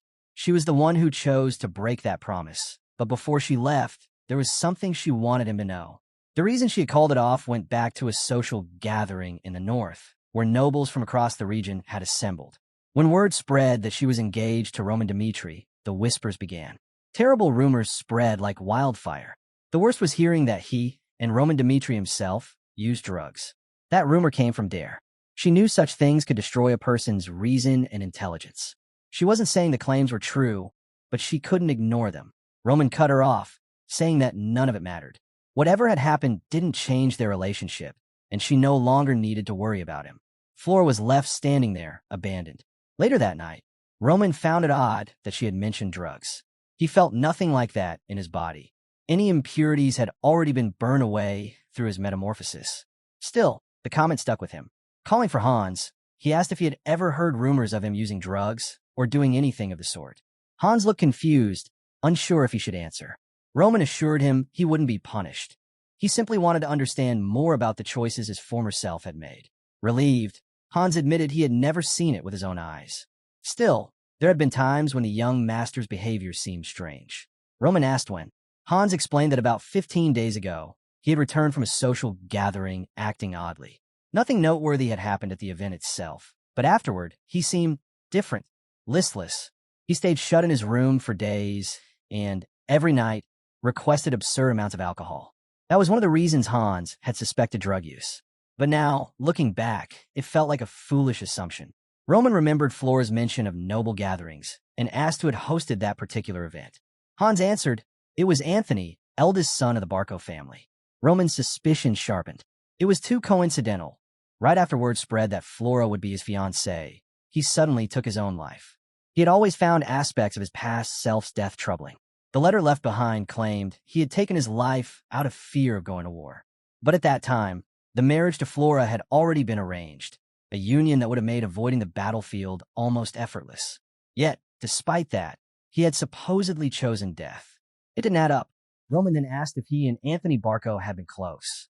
Hans said they had been friends for years, but lately, things had soured. The tension began when the Lawrence marriage proposal surfaced, since it posed a major obstacle to the Barcos' ambition of seizing Lawrence land. The fastest way to do that was to ensure the marriage never happened. That was enough for Roman. Now he was sure. The Barcos had been behind that letter. Hans mentioned that a few days back, another letter had arrived, this time, an invitation to a party hosted by Barco. It caught his attention, but he explained he hadn't passed it on since Roman had been in seclusion for training. Now, I want to know what should be done with it. Roman chuckled, finding it amusing. Clearly, these people were looking down on him, something the celestial demon despised above all else. He asked when the party would be. Hans replied, 2 weeks from now. Without hesitation, Roman ordered him to send a reply. He would be attending without fail. The scene moved to the following day. Kevin was being led to meet Roman. Hans had already warned him. Roman's appearance had changed, so he shouldn't be startled. Kevin stepped inside and asked if Roman had called for him. Roman turned and confirmed, but Kevin froze for a moment, blurting out, "What happened to you, young master?" Roman brushed past the question and asked instead how he was settling in. Kevin replied that everything was fine. The place suited him, and he had no issues. However, there was one thing he still didn't understand: his role here. He was willing to dedicate his life to Roman, but as a commoner, he wasn't sure how he could truly be of use. Roman told him plainly he would serve as one of his swords. Kevin hesitated, asking what that meant. Roman didn't answer directly. Instead, he explained that no one could decide another person's path, so he would give him 3 choices. If Kevin feared killing, he wouldn't be a sword at all. He'd be hands and feet, learning every skill necessary to serve as a loyal aide. That was the first path. The second was to truly become a sword, standing at Roman's side as his protector. Kevin quickly objected. He had never wielded a sword, so that was impossible. Roman said he had expected that answer. If Kevin chose this path, he would undergo skeletal contortion, a process of agony so intense it would feel as though his bones and muscles were being shattered. It would be a test of determination, measured not by words, but by how much pain he could endure. Finally, Roman drew his blade and offered the third option: take the sword and cut off his own hand. If Kevin could face pain from his own hand and endure it to the very end, he would gain the strength to surpass anyone. After all, even the mad demon, who had no knowledge of martial arts, had risen to be a king. Everything depended on his willpower. Roman told him to decide. No matter which path he chose, it would be worth it. The only thing he was choosing was how Roman would use him. Far from Dmitri Castle, in a rundown cabin, Kevin had been born.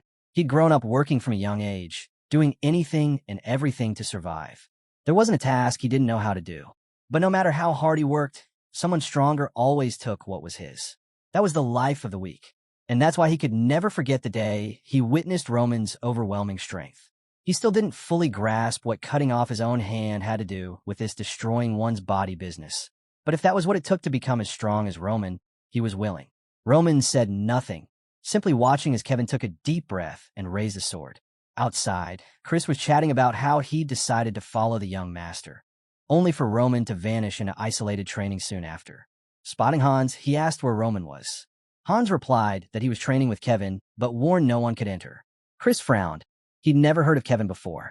Back inside, Kevin shouted and brought the blade down. Roman didn't stop him, just stood there, watching. Later that night, Hans noticed the sword was stained in blood. When he asked, Kevin simply said there was nothing to worry about. The blood wasn't his. In truth, Roman had planned to trap him in an illusion. That was the beauty of the celestial demon's illusions. They could break a person without a single wound. But Kevin had moved faster than expected. If Roman hadn't intervened, the boy would have severed his arm completely. There were still 2 weeks until the party and 6 months until the war, but Roman's schedule was already full. Too many people to train, too little time. He told Kevin the mana cultivation method he would be teaching was dangerous. Kevin's eyes lit up. Was he truly going to learn mana? Roman confirmed with a simple yes. What he didn't mention was that it was a technique passed down from the mad demon himself, a spiritual art that devoured the user's mind in exchange for power. Only someone capable of enduring unbearable pain could survive it. It was the same process Roman had once forced the mad demon through, turning him into something useful. Kevin hadn't hesitated even when it came to cutting his own arm. Roman was certain this boy could learn it, and he promised that this technique would make him stronger than ever. The pain this time would far surpass what Kevin had endured yesterday. But Roman had only one reason for teaching this technique. Despite its dangers, it was the fastest way for an untrained youth to grow.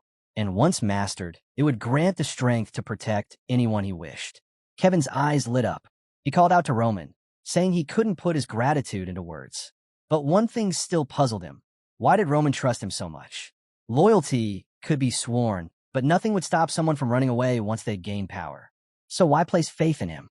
Roman's answer was simple. Because I do. That left Kevin even more confused. But Roman didn't elaborate. Instead, he told him to rest. The real training would begin tomorrow. Still, in the back of his mind, Roman recalled the mad demon asking that very same question. Unconditional trust, he thought, only works when you truly believe in someone. And he was certain Kevin would never betray him. After all, once the boy grew stronger, he would understand exactly how dangerous it was to cross the celestial demon. Who in their right mind would dare? The next day, training began. Roman guided Kevin through swordsmanship step by step, how to hold the blade, how to control each motion, and how to maintain focus from start to finish. Off to the side, Chris watched in silence. His boredom was unbearable. He couldn't understand why Roman was pouring time into someone who looked completely talentless. Or worse, why he himself wasn't being taught anything. Wasn't following Roman supposed to make him stronger? Instead, he was treated as if he didn't exist. For a moment, he considered returning to his old master to ask for another chance. But in the end, he decided to wait a little longer. Days went by. Then, tossing his gloves to the ground, Chris walked straight up to Roman. It had been 2 weeks since he'd chosen to follow him. 1 week spent in isolation, and the second watching Roman focus solely on Kevin. He apologized for his attitude at the start, but made it clear he wanted to learn something. Roman met his gaze and reminded him he had already given instructions. Learn by watching. Chris had no idea what that was supposed to mean. Roman explained that everyone has their own way of learning. Kevin knew nothing, so he needed structured training until he reached a base level. Chris, on the other hand, had already been defeated. That defeat would make him accept any lesson without question. Chris asked if that meant he was going to keep standing around, just observing. Roman shook his head, then tossed him a sword. Roman made it clear. He wanted proof before accepting anything Chris claimed. And that proof would come in the form of a duel against Kevin. Kevin, thin and underfed, would have to take the blows if he wanted his technique to improve. Roman explained the rules. He would teach Kevin how to defeat Chris, while Chris's goal was to beat Kevin. If Chris still believed he was right after the fight, Roman would train him personally. Kevin's eyes widened. Facing a real knight? That was insanity. Chris, on the other hand, was insulted. Why should he spar with a total beginner? But frustration quickly replaced doubt. If Roman thought so little of him, he'd just have to prove otherwise. The two took their positions. Kevin protested. It made no sense for someone like him to fight a 2-star knight. Roman didn't deny it. Yes, Kevin was at a disadvantage, but he had nothing to lose in defeat. Out in the world, countless people would be stronger than him, just as his own family had been oppressed by the blood Fangs, and just as Chris was trying to overpower him now. Would he always back down when facing someone stronger? That struck a chord. Kevin nodded. He'd try. Chris's irritation only grew. This novice really thought he had a chance? Roman gave the signal, and in an instant, Chris closed the distance. There was no way he could lose to someone with only a week of training. His first strike landed cleanly. Kevin spotted an opening and moved to counter with his sword, but Chris batted his arm aside and drove a blow into his stomach. Kevin was sent tumbling, hitting the ground hard and awkward. Chris frowned. The boy was even weaker than expected. He assumed Roman had some hidden lesson planned, but the man was just standing there, watching silently. Fine. If that was how it would be, he'd finish this quickly. Minutes passed. Roman stayed still, faintly smiling, while Kevin took hit after hit. Once more, Kevin was knocked to the dirt. Chris admitted grudgingly that the kid was better than he'd thought, especially for someone with no mana. Still, it was pointless to continue. In the blows Kevin had blocked, Chris hadn't even used full strength. If he had, he could have cleaved the boy's head in two. But this was a duel, so he'd held back. But Kevin showed no sign of surrender. Chris warned him one last time. If the kid insisted on continuing, he wouldn't be responsible for any broken bones. Kevin only laughed. Roman smiled, which left Chris even more puzzled. Kevin's response was simple. He wanted to see how this would end. Roman told them both to get ready. Then Kevin suddenly heard a voice in his ear telling him to focus. An unexpected attack was coming. The signal came, and Chris lunged forward. This time, Kevin managed to block the first strike. The voice urged him to sidestep and aim for Chris's chest, but his movements were clumsy, and he stumbled. Chris easily knocked his arm aside and slammed another blow into his stomach, sending him down again. Get up, the voice commanded. Kevin froze for a moment. He knew that voice. It was Roman's. Roman explained mid-fight. It was a mana fluctuation technique, a way to transmit sound directly using fine particles near the ear, so only the intended person could hear. Kevin was stunned such a thing was even possible. Dive right, Roman ordered. Kevin obeyed, and Chris's strike cut through empty air. Turn, left side of his chest. Kevin swung, but Chris dodged and countered with a clean hit to his ribs. Kevin realized what he truly lacked: speed. Block overhead. Wake up. Kevin barely caught the next strike in time, avoiding another shot to the stomach. Right now, but Kevin was too slow. Chris's fist connected with his face. Even with Roman's guidance, Kevin was taking a beating. Chris couldn't help but be impressed. This boy refused to quit. Roman, however, was watching with curiosity. Kevin had no chance of winning.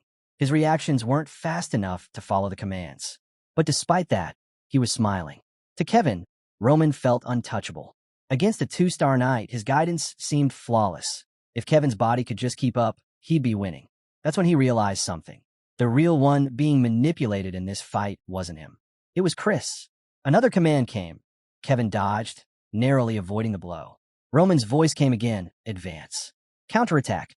Kevin surged forward, forcing Chris to narrowly evade.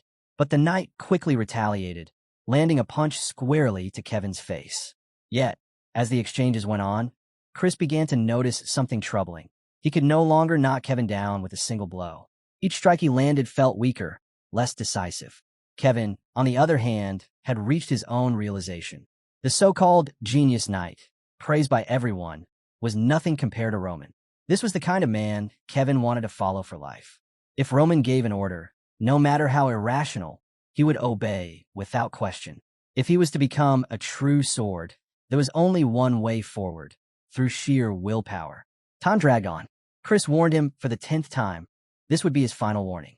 If Kevin kept going, he would be responsible for whatever injuries came next. Kevin just smiled, repeating the same words. He wanted to see this through. That was the last straw for Chris. He snapped, calling Kevin insignificant. If the boy wanted it, he would give it to him. He'd shatter his arm and make him regret this fight. But before Chris could act, Roman's voice cut in: step forward. Stop halfway. Put everything into it. Chris lunged, only to realize too late that he had put himself in a bad position. He managed to slip aside at the last second, but the fact that Kevin had dared to step forward in such a dangerous moment caught him off guard.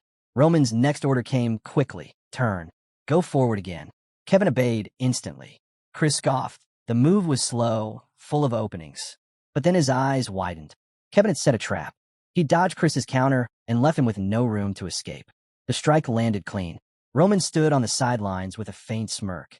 Chris couldn't believe it. He had nearly been beaten by a boy with only a week of training. Frustrated, Chris rose and struck Kevin's hand, knocking the sword away.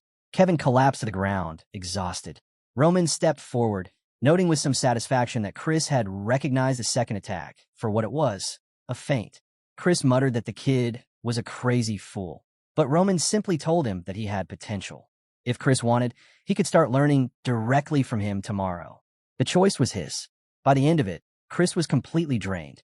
He couldn't figure out why he'd even agreed to that duel. There was nothing to gain, and in the end, he'd almost lost. That final move from Kevin had been eerily similar to the one Roman used against him in their first fight. If he hadn't experienced Roman's technique firsthand, maybe he wouldn't have beaten Kevin at all, at least not without using mana. Somewhere nearby, another figure, an unpredictable presence in this story, burst into laughter, claiming that Chris had grown more in one fight than in all his training so far. The next day, Roman asked what he planned to do now. Chris's answer was simple. He didn't want formal lessons anymore. He believed he could get stronger simply by staying at Roman's side. The duel had taught him plenty, especially since Kevin's choices in battle had always been correct for the situation. Chris had assumed the boy was acting on his own, but he'd been wrong. By trying to understand Kevin's decisions, Chris had unknowingly absorbed countless lessons. And whatever was going on behind the scenes, Roman's level was beyond even Captain Jonathan's. Until the day he could surpass him, Chris would watch and learn, though not without a trace of resentment. He stared at Roman with quiet hatred, but Roman only smiled and said they'd continue training today. Days passed, and soon the date of Barco's grand social gathering drew near. A week before the event, in another corner of the city, a group stood before a painting, speaking in hushed but biting tones. One asked if they'd heard the news, that Roman Dmitri had broken off his engagement to the Lawrence family's daughter. A man claimed it was Flora's fault, though many believed her father had simply pitted her after seeing the pathetic Dmitri heir. A woman scoffed at the idea, pointing out how absurd it was, especially with war against the Barcos looming. The man beside her muttered that it only proved Dmitri's eldest was worse than everyone thought. A maid chimed in, mentioning the rumors of him defeating the blood Fangs, but another servant dismissed it as a fabricated story to save face after the broken engagement. Meanwhile, in another room, someone laughed with unrestrained amusement. Manipulating that boy was far too easy. He turned to his butler and confirmed Roman Dmitri would attend the party. The butler nodded. Anthony Barco leaned back, pleased. Everything was falling neatly into place. The coming week would be entertaining. The day of the gathering arrived, and Roman eyed the outfit in doubt. "Do I really have to wear this?" he asked. Hans replied firmly, "Of course. This is your first public appearance since the broken engagement. You need to make an impression." He launched into a long spiel about the outfit's quality, cost, and craftsmanship. How it was something most people couldn't get even if they saved for a lifetime. Still, Hans already knew Roman wasn't the type to bother with it. But Roman smiled. "If you went through all that trouble, I'll wear it." Meanwhile, outside by the carriage, Chris tapped his foot. "He's taking forever." Just then, Kevin came running, looking noticeably younger. "Sorry, I didn't know how to put the armor on." Chris stared. "Why are you like that?" Kevin shrugged, saying no armor ever fit him properly. Chris remembered all too well that he'd nearly lost to this kid in a spar, only winning thanks to Roman's help. And yet, here Kevin was fumbling with a helmet like it was his first time seeing one. "Listen up," Chris said sharply. "We're not just Roman's escort. We represent the Dmitri name. Our actions reflect on the whole family." Kevin gave a mock salute. "I'll remember that, Sir Knight." Chris couldn't help grinning. He liked the sound of that title. Good to know you've learned something. The scene shifted to the castle hall, filled with nobles from the most influential families in the region. One man swirled wine in his glass. "So it's true? Roman's actually coming?" After throwing away the engagement he fought for.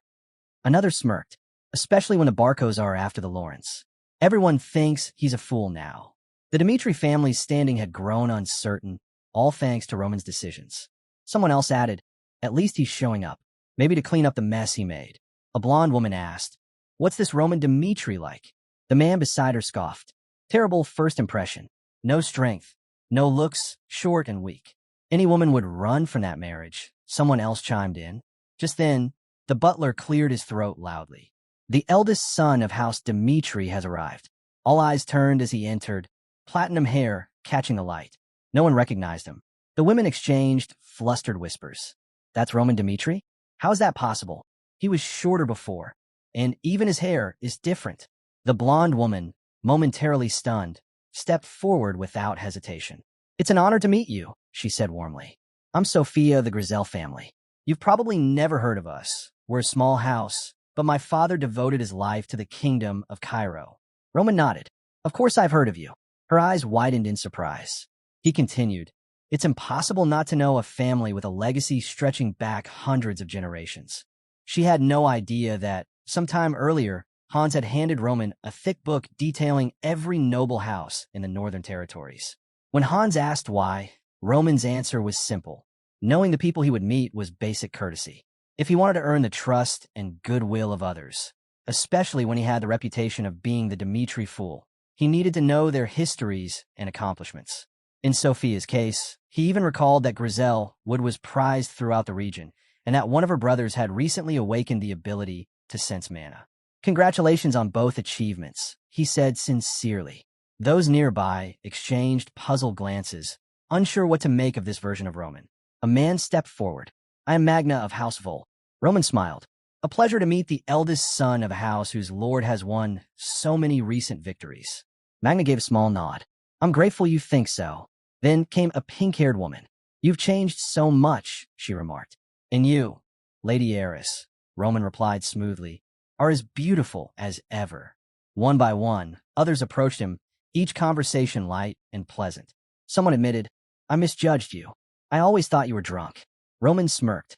"I was considering a drink, but if that's the case, perhaps I'll hold off for now." The butler's voice cut through the chatter. "Young Master Roman, the heir requests your presence in the back room." At last, Roman would find out who had been stirring trouble against him. Outside, the courtyard swarmed with knights. Every noble family had brought their own retinue. Kevin eyed the scene. What's with this party, anyway? Don't bother, Chris said. You'll never get invited to one. Now, fix your helmet. Across the yard, a knight with green hair spotted them. That's Dmitri's escort. Kevin was still fussing with the straps when someone nearby burst out laughing. What a joke, they shouted. The mocking voice carried on. I heard the Dmitri heir was a lost cause, but I didn't think he'd show up with a kid who can't even hold a sword. Chris muttered to Kevin, ignore them. But another knight sneered. What did you expect? This is the standard of House Dmitri. The scene faded to a memory. Years earlier, at a glittering social gathering. Roman had been scanning the crowd when his eyes landed on someone. Who's that blonde girl? He asked quietly.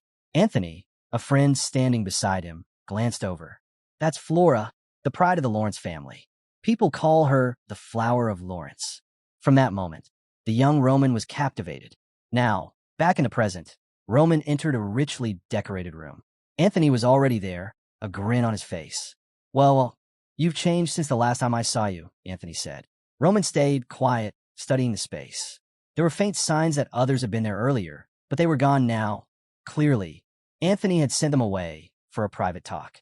Roman decided to ease the mood. Honestly, I'm not sure how much I've changed either. I spent a ridiculous amount just to improve myself, to the point I've lost track. But it's good to see you again. Anthony gave a slow nod. Change isn't always bad. Still, I never understood what was going through your head back then. Roman tilted his head. Back when... Anthony smirked. When you were caught with your cousin, even though you were promised to the Lawrence girl. That was a bold time. He chuckled. And yet, here you are, ready to embrace that marriage. If you're at this party, I'm guessing you're accepting the offer. Don't worry, I'll keep your little past mistake a secret. Anthony leaned in. Anyway, let's talk about your marriage in a house, Barco. Roman froze. This was news to him. Before he could ask, a strange feeling washed over him. An old memory surfaced, betraying Anthony Barco, then pleading with his father to arrange a political marriage with the Lawrence family. Still, he didn't want to avoid Anthony now. If anything, this was his chance to mend what had been broken. That day, Anthony had introduced him to Emily Barco. Think she can drink with you today? Anthony had asked with a sly grin. Anthony gestured toward a young woman nearby. Cindy here is family. She'll take care of you.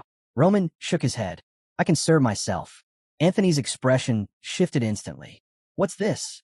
Feeling important just because you're getting married? Roman blinked, unsure if he'd heard right, but Anthony quickly waved it off. Relax, I'm joking. We don't even care about that family anymore. Relieved, Roman nodded. Glad to hear that. Anthony grinned. Then drink as much as you want. And so he did. The next thing Roman remembered was opening his eyes the following morning, lying in an unfamiliar bed. His head pounded, and he had no idea how he got there. The door slammed open, and Anthony stormed in, shouting his name. What did you do? Anthony demanded. Roman sat up, dazed. I don't know. I just blacked out. Anthony's face was hard. I don't care who you've been with before, but this time, it was Miss Barco. That's not something I can ignore. He laid out the terms. Roman could either end the engagement on his own or marry a direct Barco descendant to strengthen ties between their houses. As angry as Anthony was, he claimed he'd forgive Roman because they were friends, but the situation still demanded an answer. Now, back in the present, Roman finally pieced it all together. If that night's events came to light, House Dimitri's honor would be destroyed. He couldn't face his father's wrath. But breaking the marriage wasn't an option either. Not when he truly loved Flora, and when refusing would tarnish her name as well. His younger self had been so trapped, so desperate, that he chose to end his life rather than face it. Roman Dmitri, a man who had achieved nothing by his own hand, whose life was both pitiful and wasted. Anthony's voice cut through his thoughts. Why are you hesitating? The union of our houses would make us unstoppable in the north. No one could stand against us.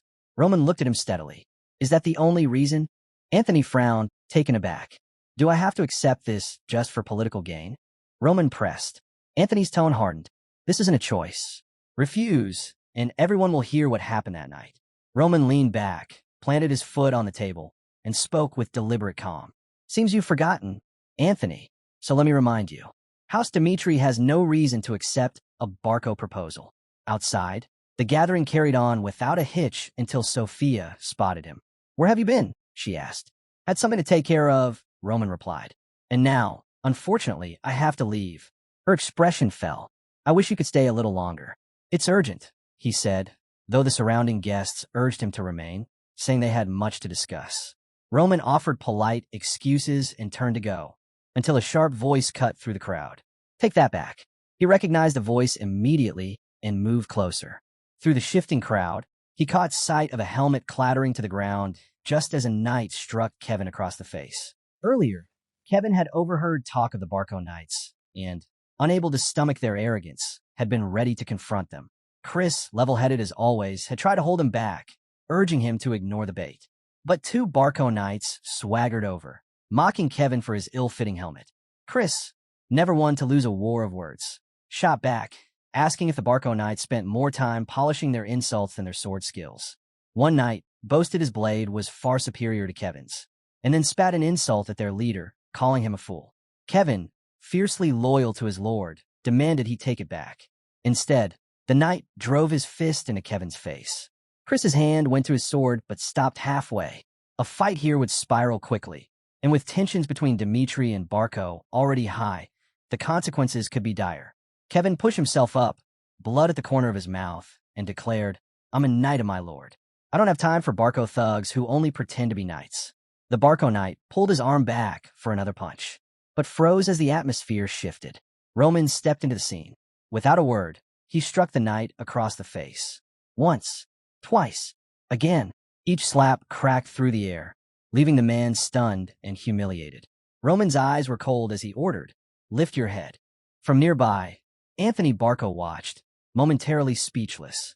Not long before, he had been accusing Roman of dishonoring a woman from his family and pressing for a marriage alliance. Roman met Anthony's glare with a smirk. "Being insulted doesn't bother me. It's nothing new. And as for that closer bond you wanted between our families, you've already gotten it." His voice sharpened. "Tell me, Anthony, would you drag the Lawrence family into your schemes just to settle a score with me?" Roman went on to explain that he had looked into the Barco family's background. Their strength, he discovered, came almost entirely from ties to the central government. In contrast, when it came to influence and resources in the Northeast, House Dmitri stood on far firmer ground. Anthony was left turning over Roman's words when a servant rushed in, breathless. "Sir, Roman Dmitri and a Barco knight are fighting outside." Outside, a crowd had gathered to watch Roman repeatedly slap the knight who had attacked Kevin. The man pleaded for mercy, but Roman kept going until he decided the punishment matched the offense. Anthony stepped forward. "Roman, even as Dimitri's heir, you can't act like this. Apologize." Roman's eyes narrowed. "Your knight insulted me, then struck my man. Do you still think I'm in the wrong?" Anthony hesitated, recalling Roman's earlier warning about mixing personal grudges with politics. Finally, he conceded, "You acted fairly. I'd have done the same." Roman gave the Barco knight one last stinging blow, then stepped back to wipe his hands. Kevin, Chris, back to the carriage. As they left, it was clear to everyone watching. The fool they once knew as Roman Dmitri was gone. In the carriage, silence lingered until Kevin spoke. "My lord, I'm sorry. I caused the insult." Chris followed.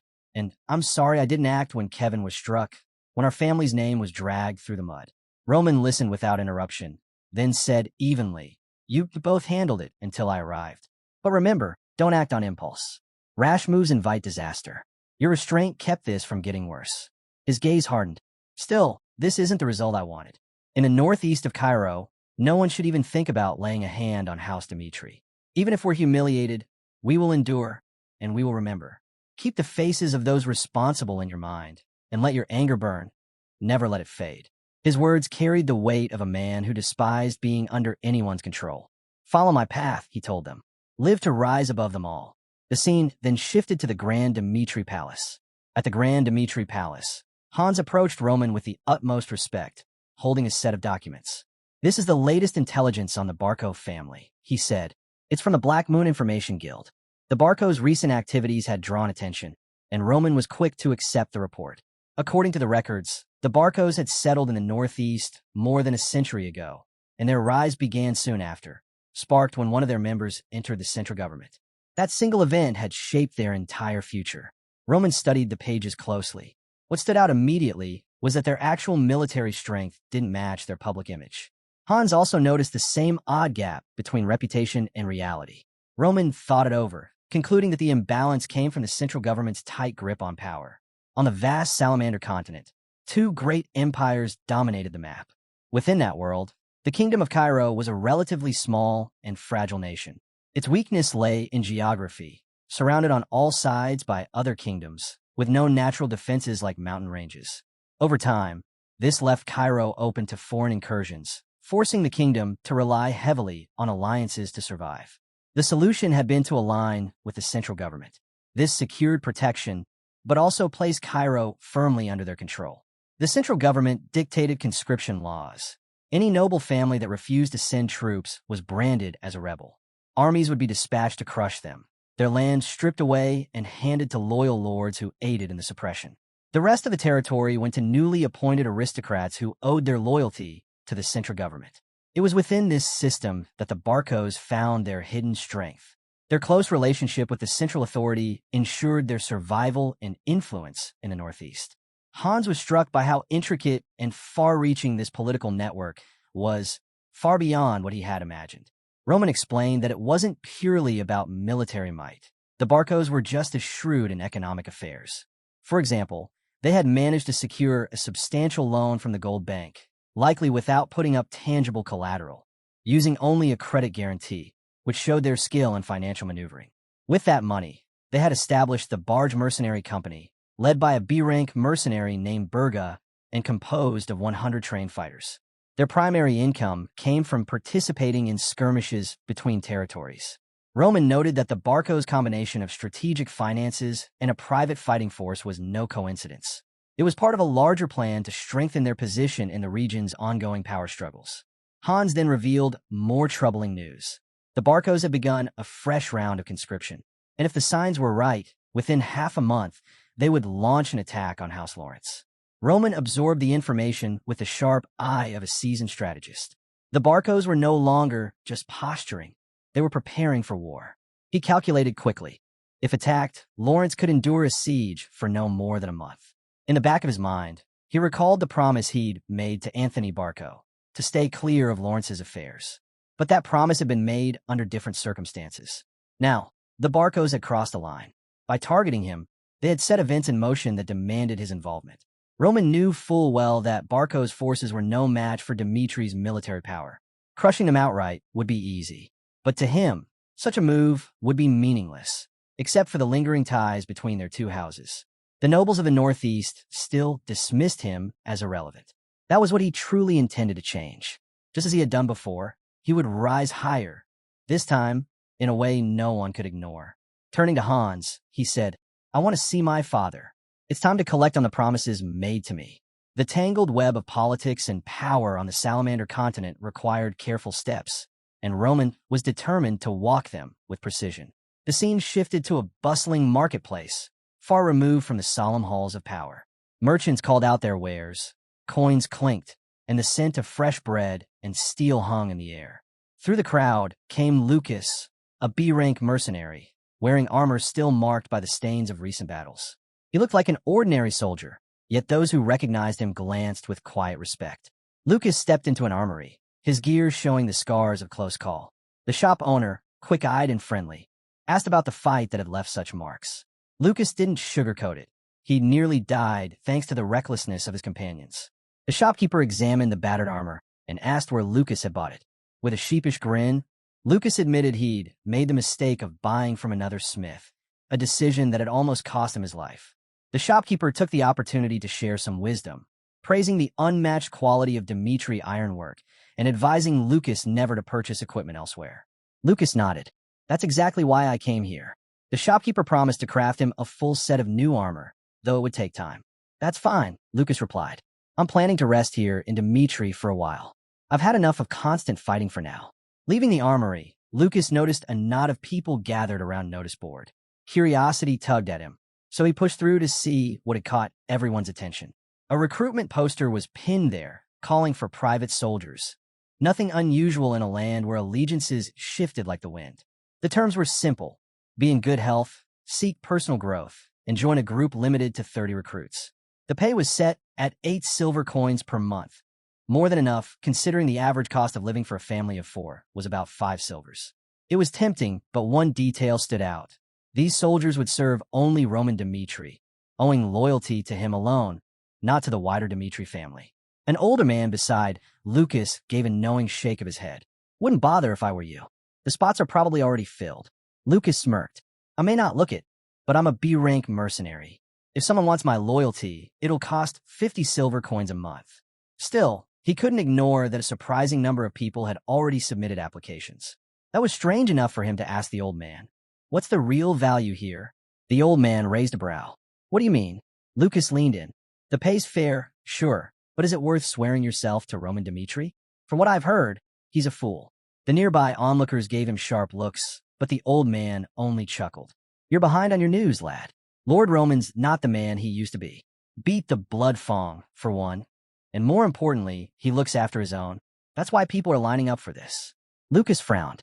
You've got proof of that. Clark, the man replied simply. His boy Kevin serves Lord Roman now. That one decision pulled the whole family out of poverty. Changed their lives. Lucas was still processing the story when, as if on cue, Kevin emerged from a nearby bakery, carrying a small paper bag. The scene shifted to the Dmitri palace, where Roman unexpectedly called Kevin over. Instead of issuing his usual orders, Roman said something that made Kevin pause. Take a break. For a moment, Kevin just stared, wondering if he'd heard right. Roman went on to explain his unusual order. Starting tomorrow, take 3 days off, he said. It wasn't just a break, it was part of Kevin's training. He acknowledged Kevin's hard work and told him the time should be spent with his family. Grateful, Kevin returned to his room, feeling strange about stepping away from his duties. The castle had become like a second home, and it had been far too long since he'd last seen his family. Even so, the bond was still there. Not long after, Hans found him. Ever practical and considerate, Hans asked if Kevin had decided how he would spend his time at home. He pointed out that if Kevin was going to see his family, he should look the part, and informed him that Lord Roman had already arranged clean, well-made clothes for him. Hans also pressed a small pouch into Kevin's hand. For gifts, he said, and then came the surprise. Kevin would now receive a monthly allowance of 30 silver coins, giving him a level of independence he'd never had before. In the bustling marketplace, Kevin chose gifts carefully. The new clothes Roman had provided were soft and comfortable, a luxury after so many days in armor. Stopping at a bakery, Kevin remembered his sister Mary's odd but endearing habit. She'd always wanted whipped cream on freshly baked bread. She'd laugh and complain about eating bread every day, even while eating it. Those warm memories were a sharp contrast to darker times, when members of the Blood Fang would come to their door demanding payment. Back then, Kevin had felt powerless, but under Roman's guidance, he was determined to become stronger to ensure his family would never face such threats again. When he arrived home, arms full of gifts, Kevin froze in surprise. His family, once worn down by hardship, now looked genuinely happy. His sister and parents greeted him with smiles, and his mother pulled him into a tight embrace.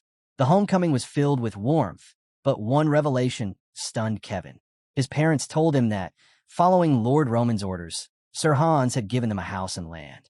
For a family that had once struggled for every meal, it was life-changing.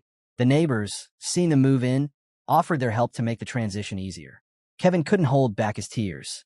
The weight of Lord Roman's kindness and the transformation he'd brought to their lives was overwhelming. The warmth of Kevin's homecoming shifted when his father noticed the faint bruise on his cheek. What happened here? His father asked, suspicion creeping into his voice. Did Lord Roman? Kevin quickly shook his head. No, absolutely not. His mother, unconvinced, pressed him. If something happened, you tell us.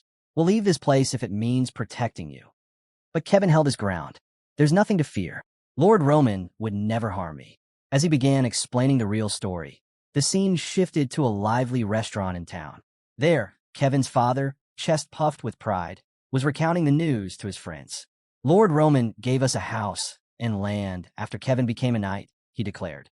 Gasps filled the table, but he wasn't done. And when a Barco knight insulted my boy, Lord Roman slapped him in front of everyone. The friends were stunned. The idea of a noble taking such direct action for a subordinate was unheard of. Word spread quickly, and with it came a change in how people saw Roman. The man once dismissed as a fool was now spoken of as a loyal and protective leader. Some began whispering that earning his trust might lead to a better life. Back at the notice board, the old man was explaining to Lucas about the rush of applicants for Roman's private soldier recruitment. Lucas, still processing, found it hard to match this version of Roman with the man he remembered. The same man who'd caused chaos in a casino just 2 years ago. Could this really be the same Roman Dmitri who had defeated the Blood Fang and handled the social party incident with such control? His curiosity deepened. Meanwhile, at the Dmitri Palace, Baron Dmitri received a report from Jonathan about preparations for an upcoming trial. Everything was on schedule, and Roman would oversee the proceedings. The Baron raised an eyebrow. "How much time do we have?" Jonathan hesitated. "This is your last chance to reconsider. Creating private soldiers for one man carries risk." That warning stirred a memory. The Baron recalled hearing that Roman planned to attend the Barcos social gathering. At the time, he feared Roman might side with the Barcos in a ploy to push Dimitri's second son into succession. Instead, Roman had slapped a Barco knight in front of dozens of nobles, defying expectations and making it clear he stood on his own, even when Anthony Barco could have joined forces against him. Roman's recent actions had shattered the old image that had clung to him for years. Once dismissed as a fool, he had begun steering his own fate ever since the Blood Fang incident. Baron Dmitri recognized the change. He wanted to support this new path his son had chosen, but he also understood the delicate politics surrounding it. In the quiet of his study, the Baron turned to Jonathan. "How many have applied for the trial?" Given Roman's unconventional reputation, the Baron was prepared for a modest turnout. 50 applicants would have been considered a success. Jonathan's answer was nothing like what he expected. Over 500. The Baron's eyes widened. Such overwhelming interest meant only one thing. Roman's standing among the people had grown far more than anyone had realized. The trial wasn't just attracting soldiers. It was attracting hope. The next day, the palace courtyard was filled with applicants, the hum of anticipation in the air. Chris approached Roman with a crisp salute. "Everything's ready for the trial." Meanwhile, at a cozy inn on the eve of the event, Lucas nursed a drink. The atmosphere buzzed with energy. The crowd of hopefuls was far larger than he'd imagined. From the noise and chatter, it was clear that every person there saw the trial as a rare chance. In one corner, 3 loud men caught his attention. Copper IDs dangled from their belts. C-rank mercenaries, not amateurs by any stretch. At the bar, another trio stood apart. They had the hardened look of fighters, but no mercenary insignia to show for it. Lucas studied them all, wondering about the stories behind their faces. Dmitri was a place of many endings and new beginnings. Yet he couldn't quite understand why so many skilled people had come to this small town. The mix of hopefuls puzzled him. Some were clearly desperate, others just curious, and some, like himself, didn't really need to be there. Frustration bubbled up, and he set his mug down with a sharp thud, feeling the weight of unanswered questions. He was just about to call it a night when a nearby conversation caught his ear. "Why are you here?" one man asked. His companion, Henderson, replied, "I was planning to join the Lawrence family soldiers. They're the noble house from my hometown." Henderson's tone changed as he explained why he'd come to Dmitri instead of joining the Lawrence forces. "Everything changed," he said, "when I saw Roman Dmitri take down the Blood Fang in Lawrence." The mention of Roman's name shifted the atmosphere in the inn. Henderson spoke with vivid detail. How in the plaza, Roman stood covered in blood, dragging the gang's leader by the hair.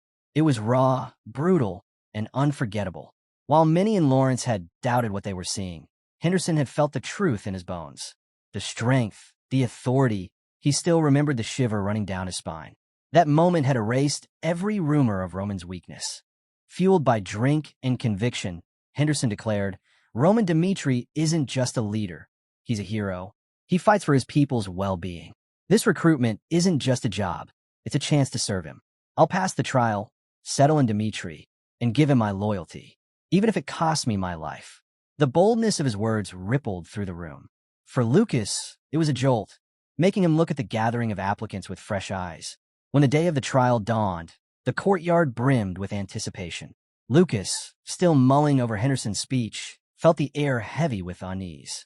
The applicants shifted and murmured, each wrestling with their own doubts after hearing the rumors about Roman. Lucas figured the truth would come soon enough, once they saw Roman in action. Then, silence rolled across the crowd. Roman Dmitri had arrived. He walked with steady authority, and heads instinctively lowered as he passed. Lucas felt a chill. This was no empty rumor. Roman's presence was undeniable. Roman stepped onto the stage, and the courtyard went still. "Raise your heads," he commanded. Every gaze fixed on him, waiting. "I don't plan to live quietly in some far-off corner," Roman began, surprising those who had expected a safer ambition.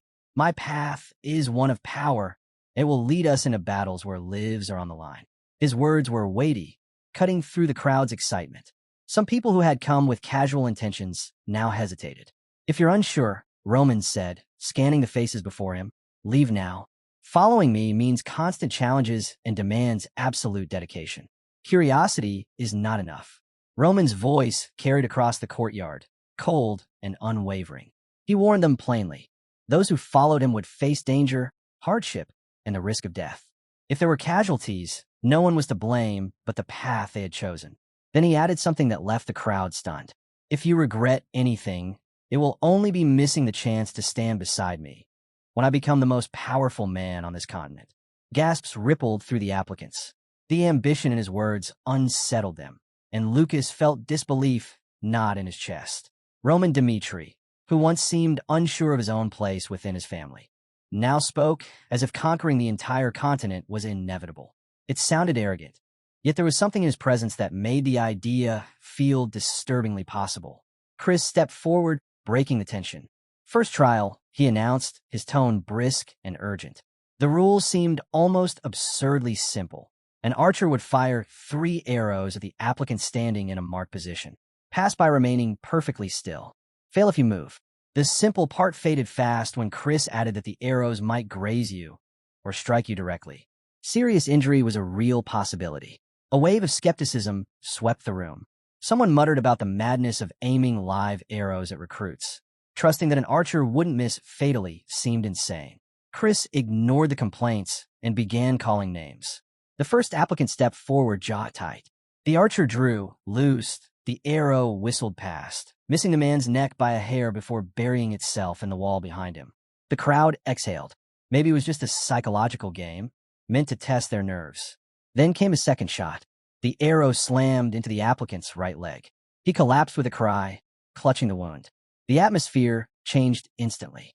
The trial wasn't symbolic, it was brutal. Chris didn't flinch. "Get him to the medic," he ordered, then turned back to the crowd. "This is what lies ahead if you follow Lord Roman." The room had gone still, the weight of Roman's ambitions suddenly very real. As the injured man was carried away, Chris called the next name. The second applicant approached, but his eyes were locked on the blood dripping from the first man's leg.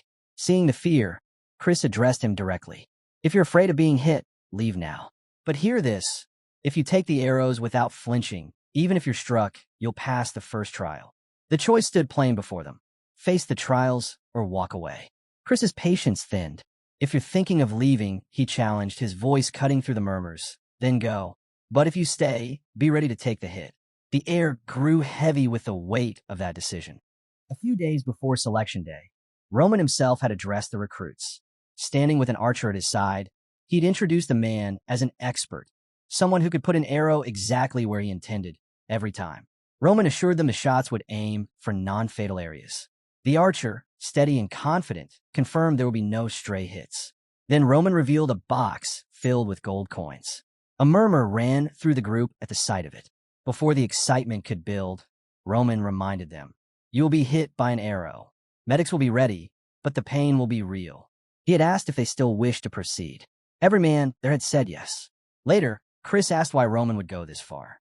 Roman's answer was simple but deliberate. "Threats won't show me the people I'm looking for. I need to see who will face danger head-on. Even if an arrow is unlikely to kill, most will still fear it. The ones who can stand there anyway. Those are the ones with the heart of a beast." To him, this trial wasn't about skill alone. It was about mindset, about finding the rare quality that sets certain people apart. Kevin had it. He followed orders without question. Chris had it too. Even after defeat, he sought strength. Back in the present, the trial had whittled the crowd down to about 100. Many had walked away, unwilling to face the reality of Roman's tests. The ones who stayed stood as potential candidates for the next stage, those who might have that unshakable core. Roman called for the trial to continue.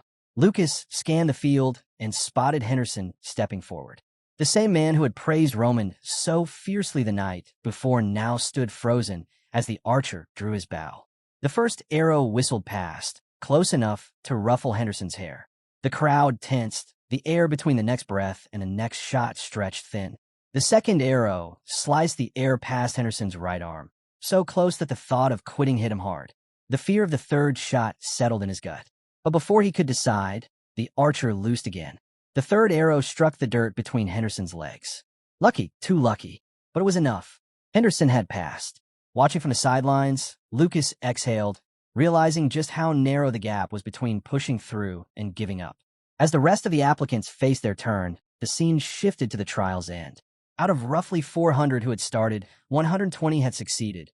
Many others had walked away or failed outright. Roman studied them. Some were visibly shaken. Others wore indifferent expressions. But they all had one thing in common. They had stood their ground. That alone mattered to him. Still, he knew this wasn't enough. He needed more than bravery. He needed to separate those with true potential from the ones here for the wrong reasons. He wanted followers who respected him, not ones who feared him. Addressing the 120 survivors, Roman's voice carried over the courtyard. Passing the first trial proves your worth as warriors, but I will take only 30 of you as my subordinates. The words cut through the crowd. The challenge had only begun. The second trial, Roman continued, will decide who those 30 are. He made it clear that success meant becoming part of his personal guard, living as predators, not prey. Lucas felt the weight of the moment. Roman's tone left no doubt. The standards would be brutal. Then came the explanation. Wooden swords were laid out before them, each participant free to choose one. The task was simple in theory but daunting in practice. Every applicant would face Roman Dmitri himself in a one-on-one duel. Lucas couldn't believe the audacity of it. Roman was going to fight all 120 back-to-back. Roman's expression didn't waver. Victory is not required, he told them. Roman laid out the rule for the second trial. Anyone who could last even 1 minute against him would pass, and those who did would receive conditions far better than promised in the notice. A bald man stepped forward first. Name? Roman asked. Vulcan, came the answer. Roman glanced at the wooden sword in Vulcan's hands. Is that fine for you? Vulcan smirked. More than fine. His confidence, however, came from underestimating Roman. He'd heard the rumors about Roman defeating the Blood Fong, but he didn't believe someone could take him down in under a minute. Chris signaled to start. Vulcan charged, aiming to impress. But Roman's movement blurred. A single sidestep, a swift pivot, and Vulcan was flat on his back with Roman's sword resting against his neck. The entire courtyard froze. The speed and precision weren't just impressive. They made the gap in ability painfully clear. Next, Roman said evenly, his tone leaving no room for hesitation. Lucas's eyes followed Roman. His strikes weren't only fast. They seemed to bend reality itself.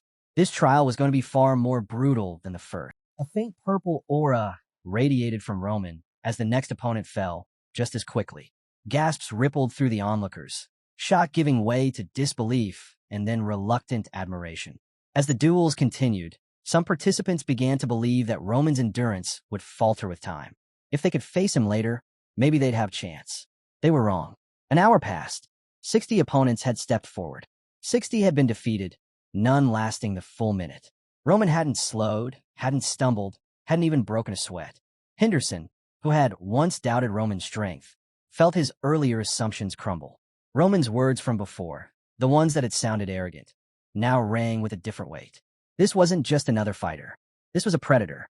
Watching him dominate duel after duel, Henderson could feel it, an undeniable presence that wasn't just about physical skill, but absolute control.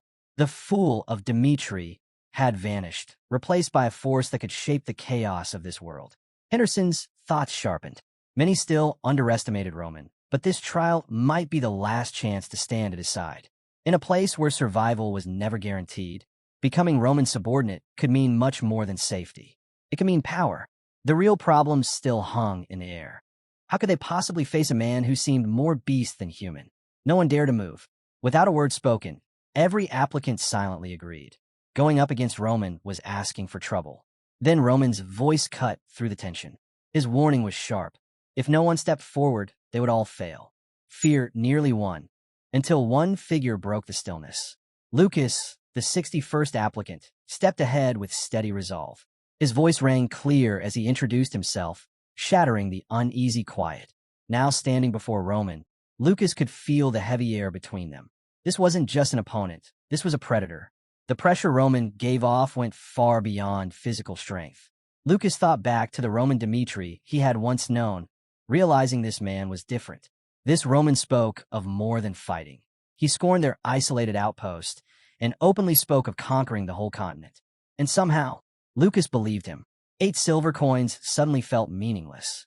What mattered was uncovering Roman's true ambition. The only way to do that was to fight. The 1-minute timer began. Lucas threw hesitation aside and lunged forward. From the sidelines, Chris watched closely.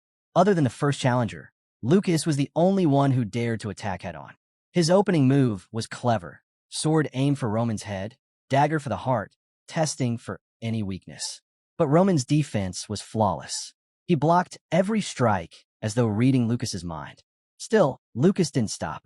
He kept pressing, driving attack after attack, refusing to give Roman a moment's ease. Yet Roman was like a fortress, turning aside every blow with practiced ease. Frustration swelled in Lucas, but so did a reluctant respect. He was sure that if he kept pushing, he'd find an opening. Roman, however, had already read his intent. Stepping back to avoid the dagger, he parried the sword and stayed firmly on defense. Lucas knew the clock was ticking. Any pause could mean defeat. He had to keep the upper hand. His strikes grew sharper, faster, each one a bid to seize control. Roman's lips curled into a faint smirk. He could see the grit and instinct behind Lucas's attacks. In his eyes, Lucas wasn't a bad opponent at all. But his warning was clear. Bad judgment in battle could not be excused. 1 minute was not a reprieve. It was a trial. And through it, Roman intended to show every applicant exactly what kind of leader they were dealing with. Deciding the match had gone far enough, Roman ended it in one clean move, sending Lucas hard to the ground. Lying there, Lucas faced a bitter truth. The ceiling of a B-rank mercenary was closer than he'd wanted to believe. Hard work and risk could get anyone to B-rank, but stepping into A-rank territory demanded something else entirely, the power to wield mana. And that was something Lucas simply didn't have. The thought stung, but it didn't crush him. He had survived where countless others had fallen. Every battlefield he'd walked away from had taught him one thing. Victory meant using whatever tools you had. That memory pulled him back to the fight, still unfolding. He reached for a last resort, a small bag of sand, and flung it straight at Roman's eyes. Chris, watching from the side, found the tactic fair. Roman's only instruction had been to last 1 minute. Nothing was said about how. The sand hit its mark, blinding Roman for a moment. Lucas sprang to his feet, charging forward to capitalize on the opening. But as he closed in, a chilling sight stopped him in his tracks. Roman's crimson eyes staring through the haze of grit as if nothing had touched them. Lucas couldn't help but grin at the absurdity of it. Dropping his weapons, he conceded on the spot. Far away from this arena, in a heavenly demon god cult, young disciples learned an unusual first lesson before training seriously. Never blink in battle. One blink could cost a life. Just as breath carried the flow of energy, the eyes had to remain unbroken in their focus. Cult members drilled this until it became instinct. Eyes open, always, no matter what. Back in the arena, Lucas stood aside as Chris handed Roman a container of water. Roman tipped it over his face, rinsing away the sand. Behind him, Lucas shifted uncomfortably, replaying the ending in his mind. He had wanted only to survive the minute, to pass the trial, and had chosen his method without shame. Yet now, the result felt hollow. A question lingered. Had Roman looked at him with disappointment? Maybe Roman had never expected anything from it all. The thought lingered in Lucas's mind, and with it came another worry, punishment. He had, after all, thrown sand in the middle of a duel. But Roman didn't raise his voice. He didn't scold. He simply turned and called for the next applicant. Lucas wasn't the only one stunned. Every set of eyes in the arena shifted between the two men, expecting anger. Instead, there was only calm. What they didn't know was that Roman had seen the pouch in Lucas's hand long before the sand left it. He'd allowed it. He wanted to see how far Lucas would go, how much grit and resourcefulness he could muster. Roman couldn't know the exact weight of Lucas's past, but he could sense it. The blood Lucas had seen spilled could have filled an ocean. That kind of life forged a certain kind of fighter, the kind Roman understood well. The trial moved forward. Roman invited the next applicant, and the duels began again. What followed was a string of 1-minute battles. each fighter trying their own tricks to survive. Lucas had unknowingly set the tone, and now everyone was finding creative ways to endure. From his place at the edge of the arena, Lucas saw the unspoken rule forming. Cheating wasn't against the rules, but crossing a certain line still meant Roman would cut you down without hesitation. Lucas couldn't help but think, if he hadn't surrendered earlier, maybe he would have had to pull the same desperate moves he was now seeing others attempt. By the 100th duel, 2 hours had passed. Roman's breathing was steady, perfectly steady. Lucas knew what that meant. In real combat, opponents didn't go easy because they were tired. They made mistakes, lost focus, and died. Breath control was survival itself. Each inhale and exhale tied to every strike, every defense, and every draw of mana from the world around you. Roman's body, hardened from years of war and rebuilt for battle, showed no signs of wear. Lucas had heard the stories of him fighting for 3 days and nights without pause during the Murim conquest. Compared to that, these 1-minute duels were nothing. Lucas watched, a grudging respect growing.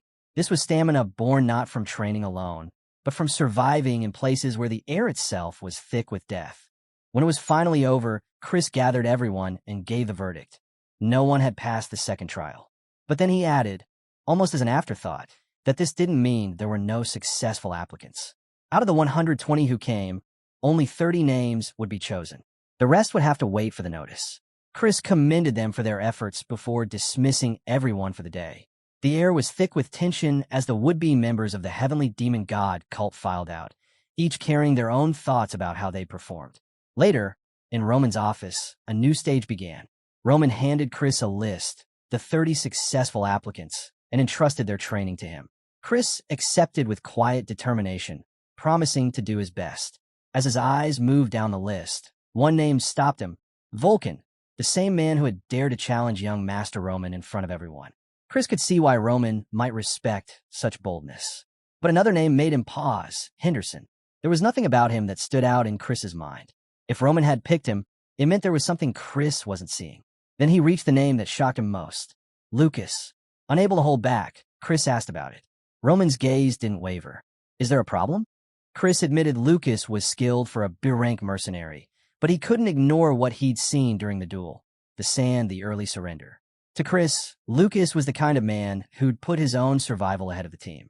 A risk in battle. Roman's answer was the opposite of what Chris expected. That's exactly why I chose him.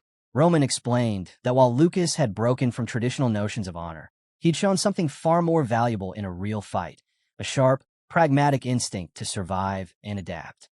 In the chaos of battle, Roman said, it was men like Lucas who found ways to keep going, bending the rules when they had to, solving problems no one else could. He challenged Chris's assumption that this meant Lucas would betray his allies. Surviving didn't have to mean disloyalty. The word struck Chris, pulling his thoughts back to the lessons of his old mentor, Jonathan.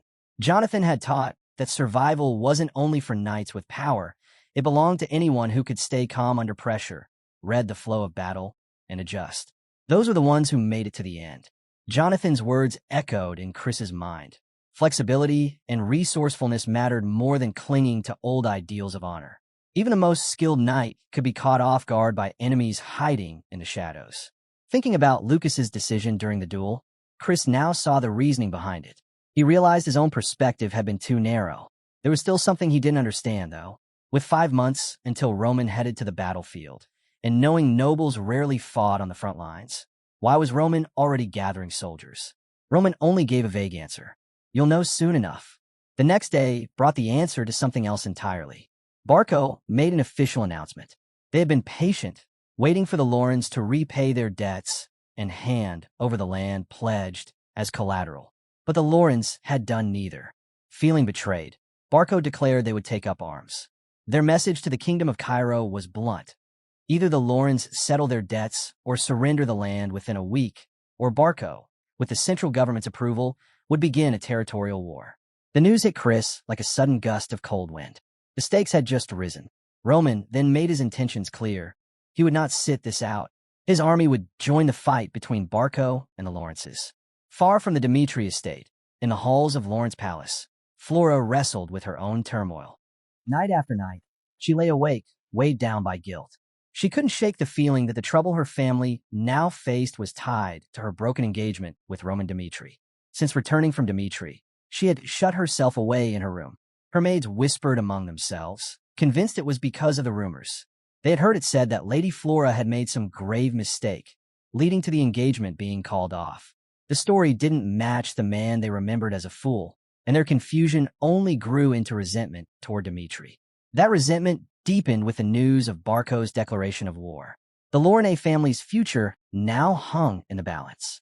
In her room, Flora struggled to reconcile the image she had of herself with the stark reality pressing in from all sides. Flora once thought herself clever, proud of excelling in her advanced academy courses. Her father's approving smile had always been proof enough that she was a good daughter. But now, that image felt fragile, like a flower nurtured in a warm greenhouse, suddenly left bare to the cold winds of reality. For the first time, she wondered if others saw her as the fool, no different from the moronic Dmitri she once dismissed. The thought cracked her confidence, making it difficult to even picture meeting her father's eyes. She couldn't ignore the gulf between who she believed she was and the truth, that her actions might carry serious consequences for her family. Her thoughts turned to Roman Dmitri. How would he face this? She remembered his independence, his refusal to rely on others, and the way he'd crushed Bloodfang for his family's sake. When had he become so formidable? How could he move mountains by himself while she still struggled to stand without support? The comparison was not kind. Measured against his will, she felt small, insignificant.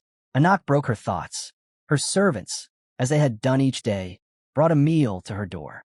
But before they could call out, she opened it herself. "I want to go to the library," she said. They froze in surprise, eyes flicking to one another. But she was already walking past them. Among the shelves, Flora thought of her father's efforts, his tireless push to rally other noble families before the Barcos struck. Yet doubt shadowed her thoughts. She suspected no one would come to Lawrence's aid. Like Romans standing alone against Bloodfang, they would have to endure this with their own strength and wits. Elsewhere, in the Lord's chambers, the situation worsened. Every attempt to secure allies had been met with rejection. The Martel family was the first to refuse. The Vastra family, despite earlier promises, turned their backs next. Then came the whispers, rumors that Barco would punish any house in the Northeast that dared to side with Lawrence. Fear spread quickly, and with it, the collapse of every possible alliance. The Viscount of Lawrence sat in silence, watching support crumble one name at a time. In the quiet of the Lawrence library, Flora felt time pressing in on her. Only a week remained before war would break out, and the thought gnawed at her. She began shaping what she believed was the only real option left for her family. Elsewhere in the palace, the Viscount's office was thick with disbelief. Families they had once counted as allies now turned their backs. Hoping for another avenue, the Viscount asked for news from the Gold Bank. The reply brought no comfort. The bank was still investigating the collateral dispute, but any resolution would come too late. Worse still, there were whispers that the Gold Bank's heavy investments in Barco's territory might push them to side with Barco outright. The Viscount's concern deepened.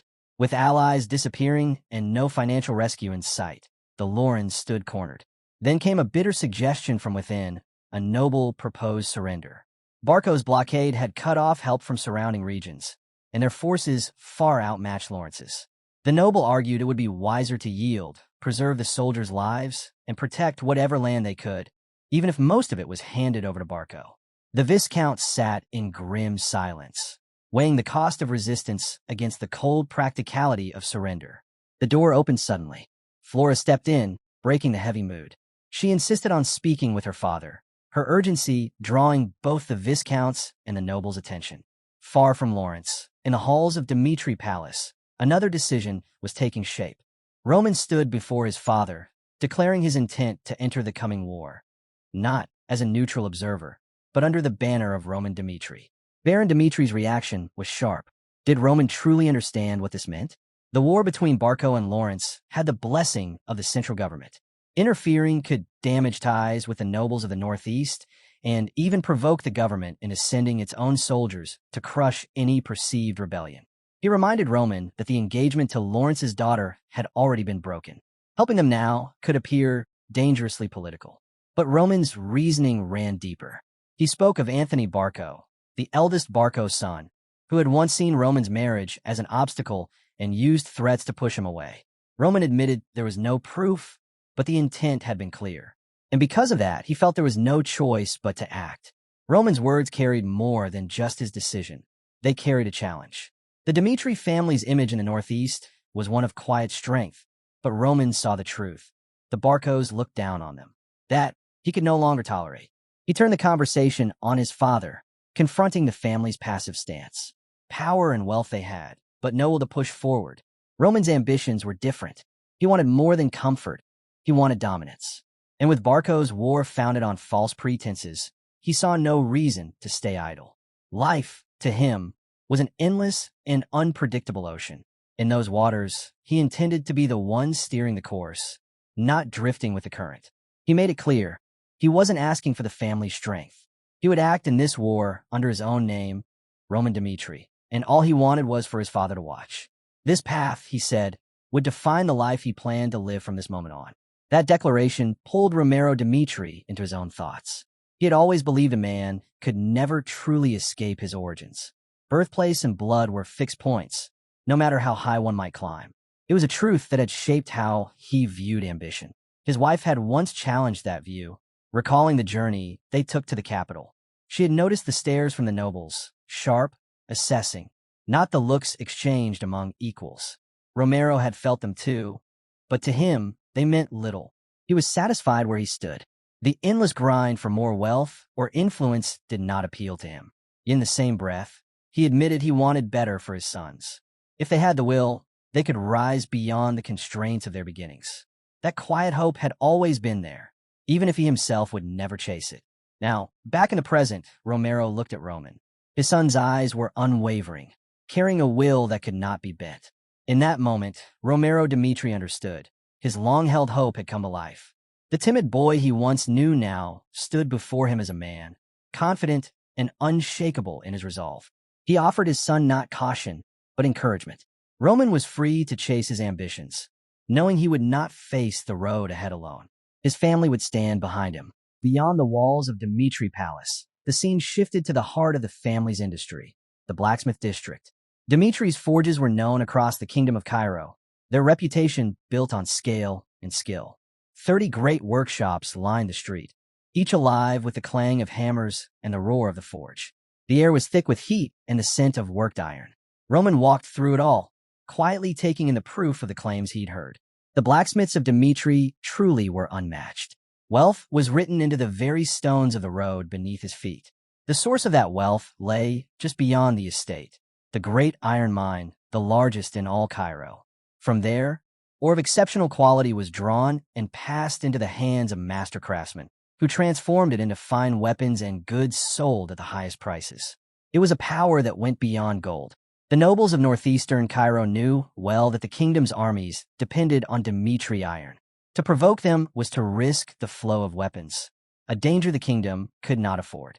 For Roman, this thriving trade was personified in one figure, the master blacksmith, the keeper of skill and tradition, the man who embodied the Dmitri legacy. The scene turned back to his father's office, a room heavy with history and decisions that had shaped the family's place in the world. Roman spoke plainly. He wanted control over his future. But to achieve it, he needed arms for the men who would follow him. His father listened, then offered a path. Once, he had led the family's blacksmith operations himself. Now, that responsibility belonged to Master Hendrik, the man who had long worked beside him. If you want the best, he told Roman, you'll speak to Hendrik. After Roman's father rose to a noble title, Crick stepped in without hesitation, taking full control of the ironworks. His task, managing every detail of Dmitri's iron production. Roman thanked his father for his support, but kept in mind the battles still ahead. Before letting him go, his father shared a crucial reminder. The Dmitri legacy isn't just about the family name. The blacksmiths here aren't easily impressed. They take pride in their craft and respect only those who truly understand it. The scene shifts to the bustling streets outside, lined with the finest iron creations from Dmitri's artisans. Roman can feel the weight of the workers' stares, sharp, skeptical, and far from welcoming.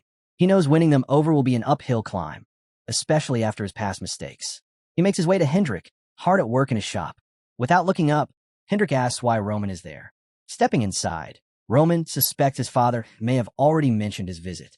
Crix, the master blacksmith behind the Dmitri family's iron, meets his eyes with a steady, serious look. Roman wastes no time.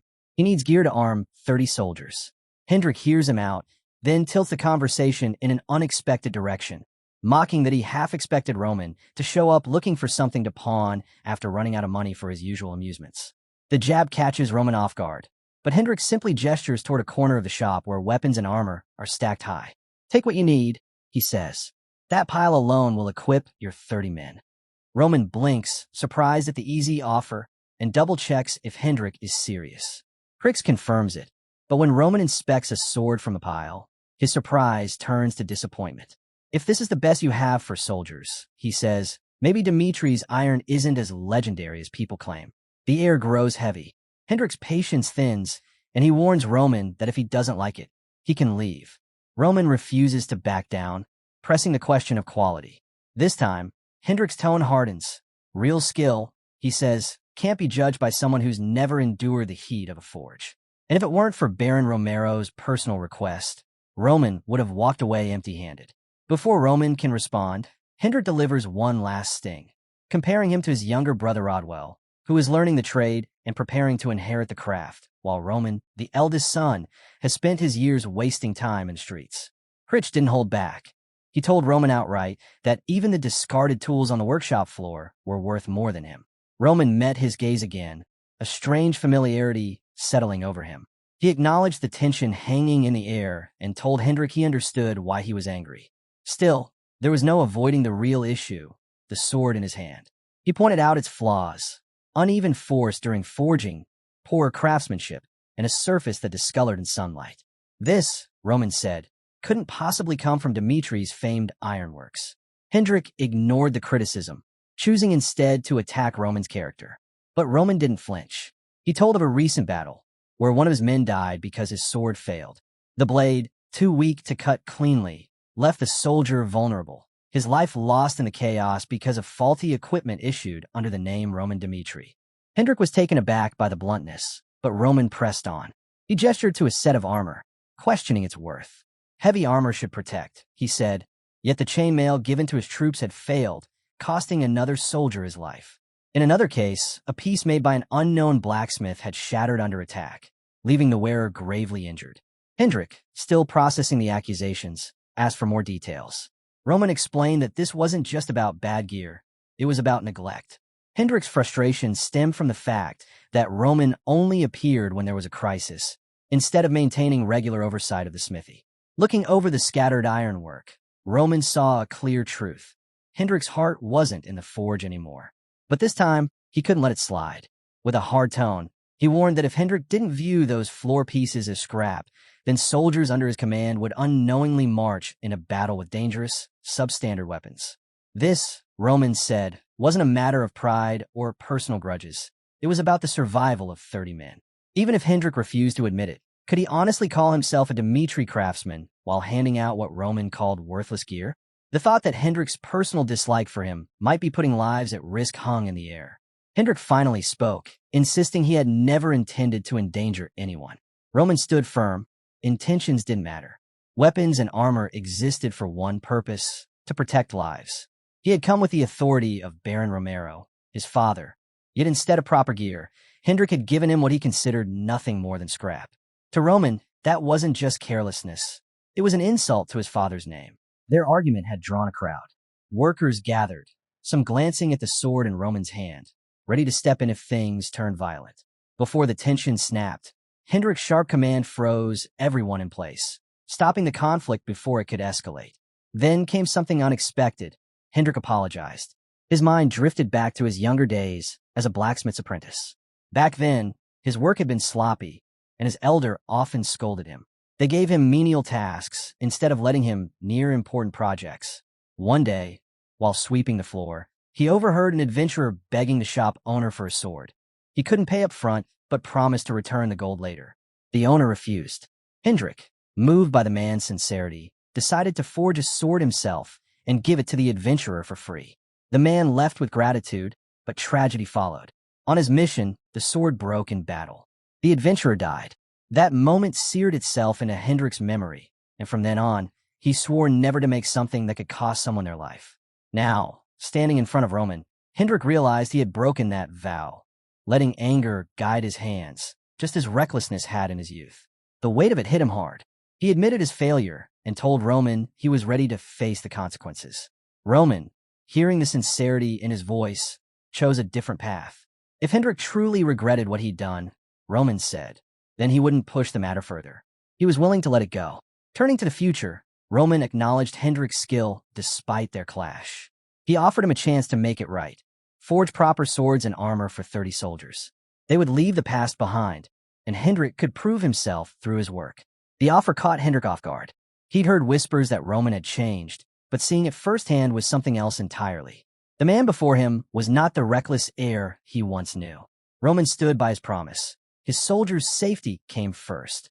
Hendrik, fully aware of the weight of his earlier actions, apologized again.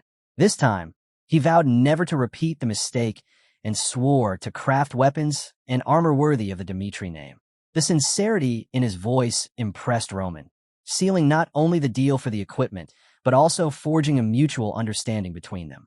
With a faint smile, Roman watched as Hendrik ordered his workers back to the forges. The workshop, once tense and heavy, now pulsed with focused energy as hammer strikes rang out, steel heated, and sparks flew. Every movement now driven by the goal of protecting lives. But in the midst of the renewed bustle, one worker spoke quietly to Roman, revealing a detail that cut deep. Hendrik's resentment toward him wasn't only about today. It stretched back 3 years. Back then, after losing his allowance and desperate for money, Roman had slipped into the smithy under the cover of night. He stole Hendrik's prized sword, his masterpiece. 6 months spent on design, 3 months on forging, and Roman had sold it for a mere pittance. The memory hit Roman like a blow. He knew he'd been reckless in his youth, but this was more than a mistake. It was a betrayal. As Roman prepared to leave, Hendrik stepped from the shadows. He acknowledged Roman's current request as a step toward reconciliation, a chance for redemption, but made it clear he hadn't forgiven him for the theft. He admitted his own faults, but reminded Roman of the smithy's place in the heart of Dmitri. If Roman ever crafted a poor sword himself, Hendrik said, then his opinion might change. Roman smirked, confident, and replied that it wouldn't take long for him to prove himself. With a casual farewell, he promised to return once the weapons were finished.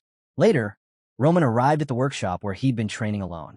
The space was exactly as he had instructed, orderly, every tool in its place.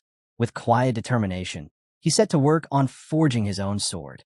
His mind drifted to when he was 18, a member of the Murim.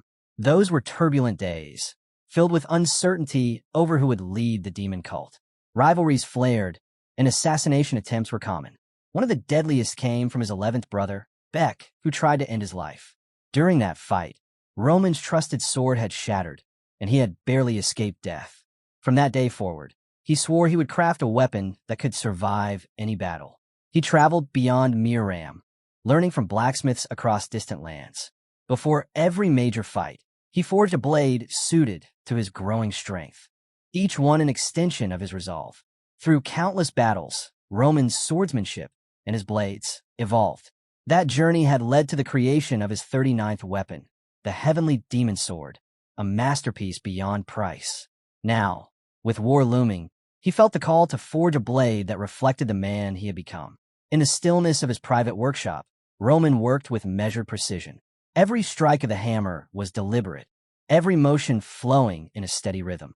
The sound of metal rang like a heartbeat, and soon he was lost in the trance of creation. His mind narrowed to the glowing steel before him. As the blade began to take shape, his thoughts drifted. He remembered the life he once lived as Baek Young-hook, a life defined by survival, where only the strong endured. His father, the heavenly demon, cast a shadow so vast it shaped every breath Roman took. Yet those hardships had never been a weight. They were the forge that tempered him, the fire that made him unbreakable. The clang of metal brought him back to the present, and to a question that lingered like a whisper: what am I living for now? The truth was sobering. For all his victories, he wasn't yet strong enough to meet the unknown trials ahead. Accepting this, he resolved to push himself further, to strengthen both body and mind until nothing could break him. Unseen to him, great forces were already stirring in the world. forces whose reach he had yet to grasp. But he would be ready. His hammer rose and fell, each strike fueled by determination. He knew he needed more than raw skill. He needed power. That thought led him to an art from his past life, a dangerous technique known as the godly inferno arts. It was the signature mastery of the flame demon, channeling searing heat to rapidly gather mana. The cost was steep. Overuse could ravage his lungs and tear apart his body from within. But Roman didn't hesitate. For the strength to face anything, he would risk everything. The scene shifts, leaving the heat of the forge behind, and opens to the grandeur of Lawrence Palace, where Flora now stands before the gathered Lawrence nobles and her father. In the grandeur of Lawrence Palace, Flora stood before the nobles and her father with a grim truth. Lawrence was cornered. Support from neighboring territories was limited, and the military gap between them and Barco was undeniable. Some around the table began to whisper of surrender, of giving up just enough to keep a fragment of Lawrence's lands. But Flora rejected the idea outright. To her, surrender was not just a loss of land. It was a betrayal of the very spirit that defined their heritage. The room fell silent until her father, Viscount Lawrence, slammed his hand on the table. His voice was firm. Perhaps surrender, he argued, was the wiser choice. Better to save lives than to throw them away in a war they were bound to lose. His reasoning was backed by troubling news. Barco had secured a massive loan from the prestigious gold bank through powerful connections in the central government. Flora listened, but her reply was steady and calculated. If Barco truly had obtained the loan, she reasoned, it was likely unsecured, no collateral. That meant crushing interest rates. And the benefits wouldn't just flow to Barco. The gold bank would profit as well. Once Barco took control of Lawrence, she warned their land and people would bear the full cost of occupation. The table stirred with uneasy surprise. Her father, unsettled by her insight, asked what she believed they should do. But the answer he received was not the bold, miraculous plan he'd expected from his sharp-minded daughter. "Close the castle gates," she said. Her father frowned, thinking it too simple. But Flora's strategy went far beyond walls. She explained that true survival meant endurance and sacrifice. Lawrence must burn the fields and give up the entire year's harvest, denying Barco the resources they sought. It was a plan not just of defense, but of deliberate deprivation, turning the land itself into a weapon.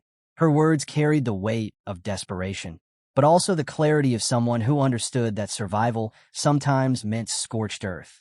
Viscount Lawrence stared at his daughter, stunned by the audacity of her plan. Holding out until winter was no small feat. It was a challenge unlike anything Lawrence had faced before. Flora pressed on, unwavering. Barco's advantage, she explained, stemmed from their ties to the central government. But such leverage couldn't last forever. The loan they had taken from the gold bank would come with punishing interest rates, growing heavier with each passing month. And the gold bank, she reminded them, was no ordinary institution.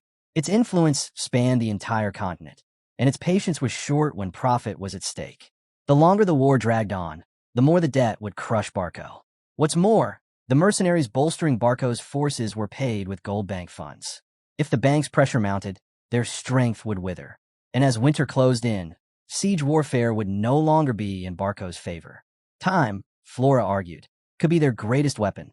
Around the table, her words landed like sparks on dry wood, quiet but electrifying. Even Count Lawrence, who had once doubted her judgment after the incident with Dmitri, saw her now in a new light. This was not the same young woman from before. "You're right," he said at last, his voice steady with resolve. From that moment, Lawrence committed itself to Flora's plan, a desperate stand to defend their lineage, no matter the cost, no matter the odds. They would fight until there was nothing left to give. The scene shifted to Roman, deep in his own world. His sword was finished, a creation that carried more than steel in its edge.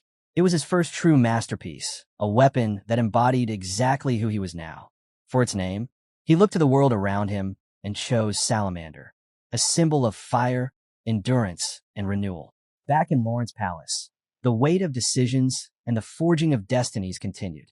The very next day, a knight from House Barco marched forward, halting before the towering gates of Lawrence Castle. Acting as Viscount Barco's envoy, he carried words that would decide the fate of both sides. Barco's message was simple, yet heavy with consequence. 3 choices lay before Lawrence. First, surrender. step outside the castle walls, lay down arms, and in doing so, spare the lives of Lawrence's soldiers. Second, accept open war, a clash of armies on a fair battlefield, overseen by a neutral judge sent from the central government. And third, resolve the matter through single combat, one warrior from each side, any method of battle permitted, with the outcome binding for both houses. Barco pledged to honor whichever path Lawrence chose. But Viscount Lawrence did not bend. He denounced the so-called evidence of his ancestor's death as nothing but a fabrication. To him, Barco's call to arms was unjust, a baseless provocation. Raising his voice for all to hear, Lawrence declared he would not offer up his people to slaughter. Instead, he presented his own option. They would resist, entrenched within their fortress walls.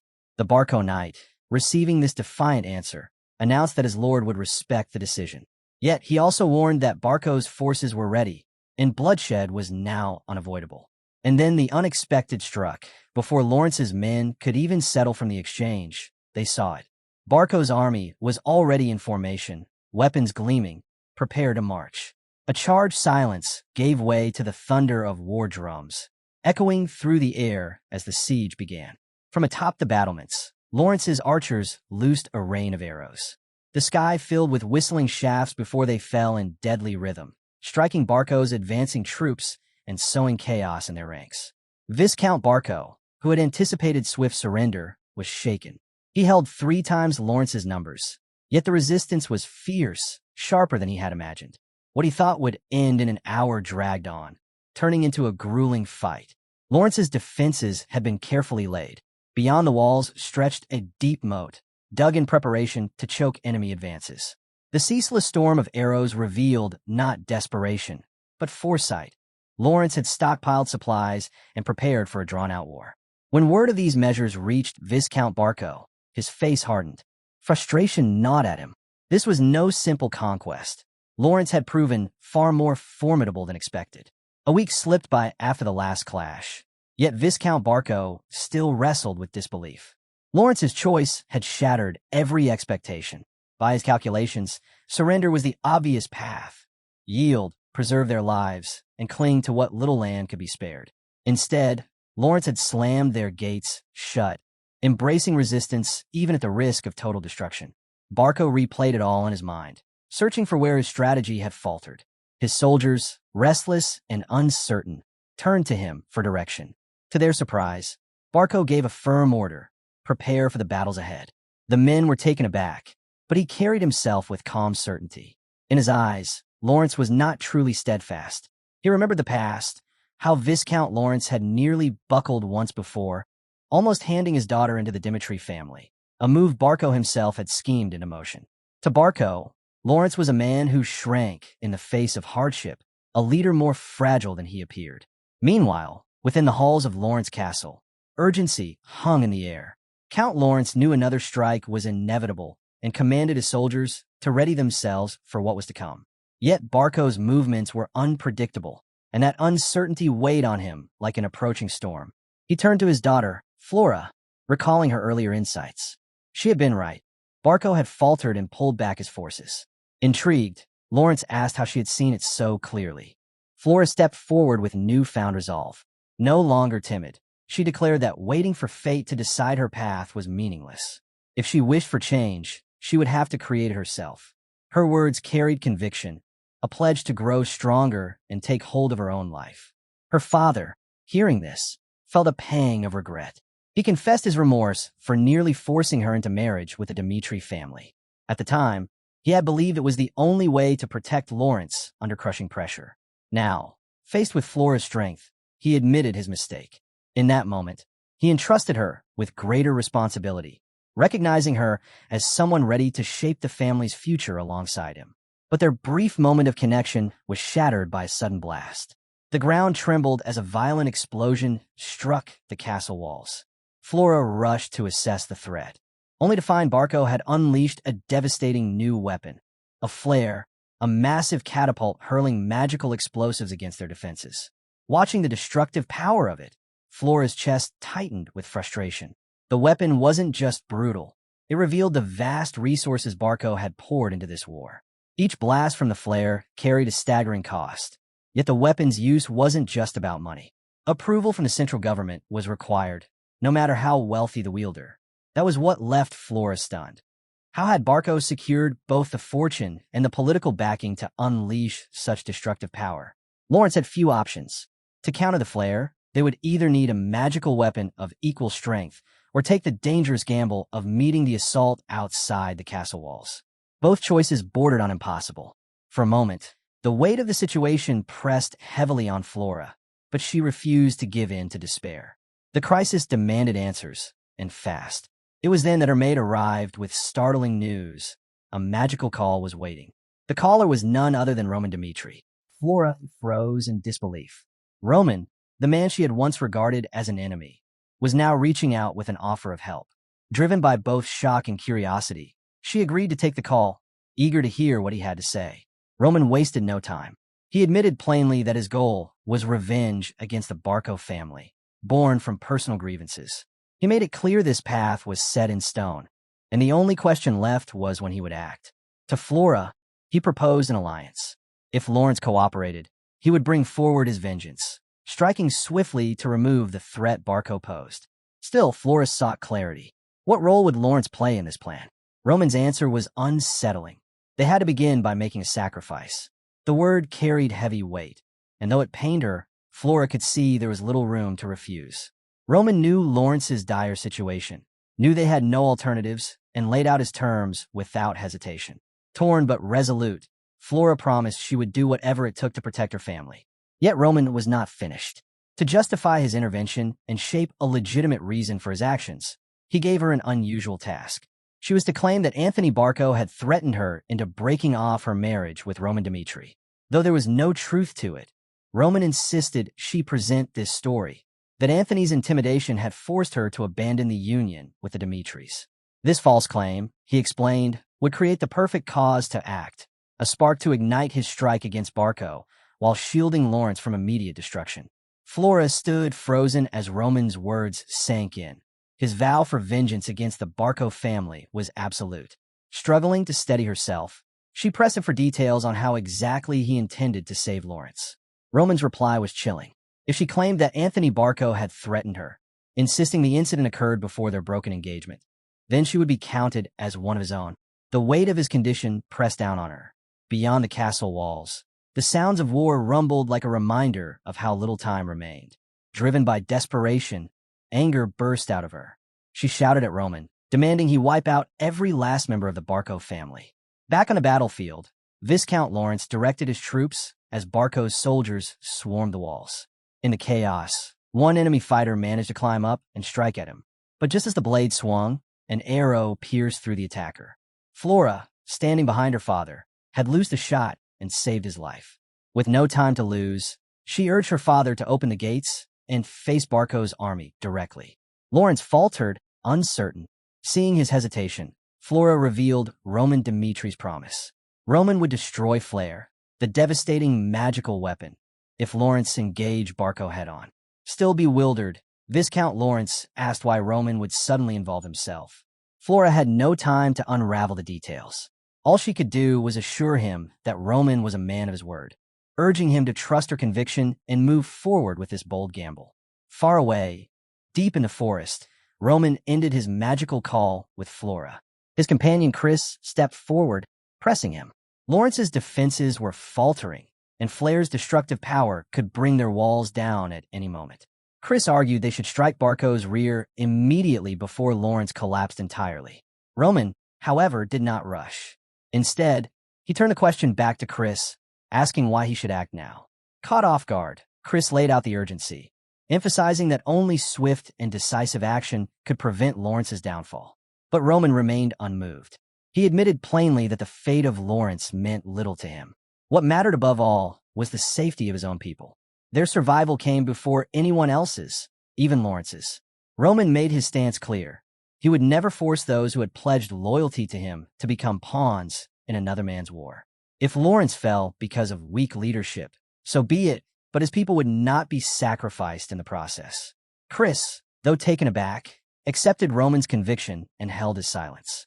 Back at Lawrence Castle, Viscount Lawrence's frustration boiled over. With righteous fury, He ordered the gates flung open and led his men in a direct charge against the Barco army. The clash was fierce, but hope was short-lived. A single fighter from the Berga mercenary company cut through Lawrence's soldiers with ease, felling several in one strike. The sight of such overwhelming strength shook the defenders, and panic drove them back behind the walls. Yet Flora refused to let despair consume them. She commanded the soldiers to stand their ground, urging them to resist the urge to retreat. Still, doubt gnawed at her. If Lawrence could not serve as bait, would Roman ever come to their aid? Her answer came sooner than expected. Out of the chaos, Roman made his move, launching a precise strike deep into Barco's ranks. The timing was sudden, even for him. His soldiers had been thrust into battle earlier than planned, and the air grew heavy with unease. For Roman, the reality was harsh. Every man beside him now faced death. To steel their resolve, he gave his soldiers a promise. They would live not as prey, but as predators. Survival itself would be their proof of worth. Just hours earlier, he had stood before them with a clear command: strike Barco's rear and destroy the siege weapon. Lawrence was merely the bait, though Roman had little faith in their effectiveness. He bore no illusions about what lay ahead. And so, with grim determination, he declared he would lead the vanguard himself. It was not blind confidence, but a sober recognition that only by his hand could this mission succeed. As his troops pressed forward, their presence soon drew Barco's eye. From his vantage point, Viscount Barco spotted the advancing force. A quick glance at their small numbers was enough for him to scoff. Certain they posed no real danger, he dismissed them outright, leaving their defeat to his soldiers while he lingered in arrogance. Roman didn't flinch at being underestimated. He spurred his horse straight into the enemy lines. The beast leapt over Barco's shields, and in one seamless strike, Roman cut them down without hesitation. As the dust rolled back, Roman's thoughts drifted to an old teaching from the Murim's Orthodox sect of the heavenly demon who always led the vanguard. That figure was seen as unstoppable, a storm of destruction that made resistance pointless. But why would such a being take the most dangerous position at the front? The answer was simple: to crush the enemy's spirit before the battle even began. That belief was what drove Roman forward. His presence alone froze the Barco soldiers in place. They had just witnessed one of their own fall instantly, and fear gnawed away at their will to fight. Roman, towering amidst them, let a dark grin spread across his face. He called out to them with chilling confidence: "Come at him or suffer the price." His words weren't just a taunt. They were a weapon meant to break his opponents before blades even clashed. Kevin, his loyal commander, roared back in response, rallying Roman's men. His command was sharp: stay with him and crush everything in their path. Fired up, the soldiers surged forward with renewed energy, their momentum unstoppable. In the chaos, a Barco soldier lunged for Kevin's horse, aiming to topple him and disrupt the charge. But Kevin reacted instantly, his blade cutting down the attacker before the strike could land. The flow of Roman's assault didn't falter for even a heartbeat. At the same time, Chris unleashed his aura, sweeping through several enemies in one devastating blow. The Barco troops tried to tighten their formation, raising defenses to slow Roman's push, but it was futile. Roman tore through their line as though it were nothing. Ahead, the weapon flare he sought loomed into view, a target he was determined to erase. The battlefield was shifting rapidly. The Barco soldiers, overwhelmed and shaken, couldn't grasp the force that bore down on them. And then, from among their ranks, a figure stepped forward: Berga, known across the kingdom as an A-rank mercenary and a 2-star aura knight. The captain now stood face-to-face with an opponent he had not anticipated.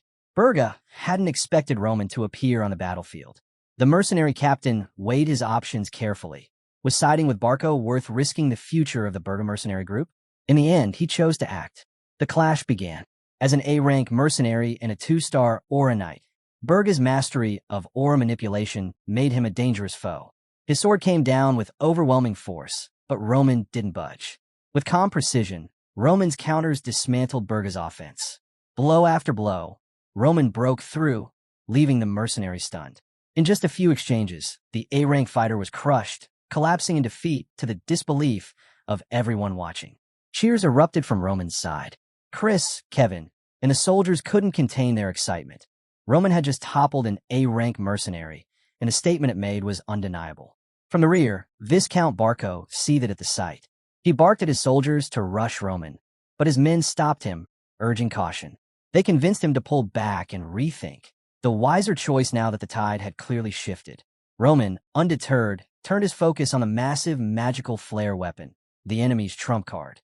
This strange device, unlike anything the Murim had known, loomed before him. A dark aura surged around him as he invoked the heavenly demon god art.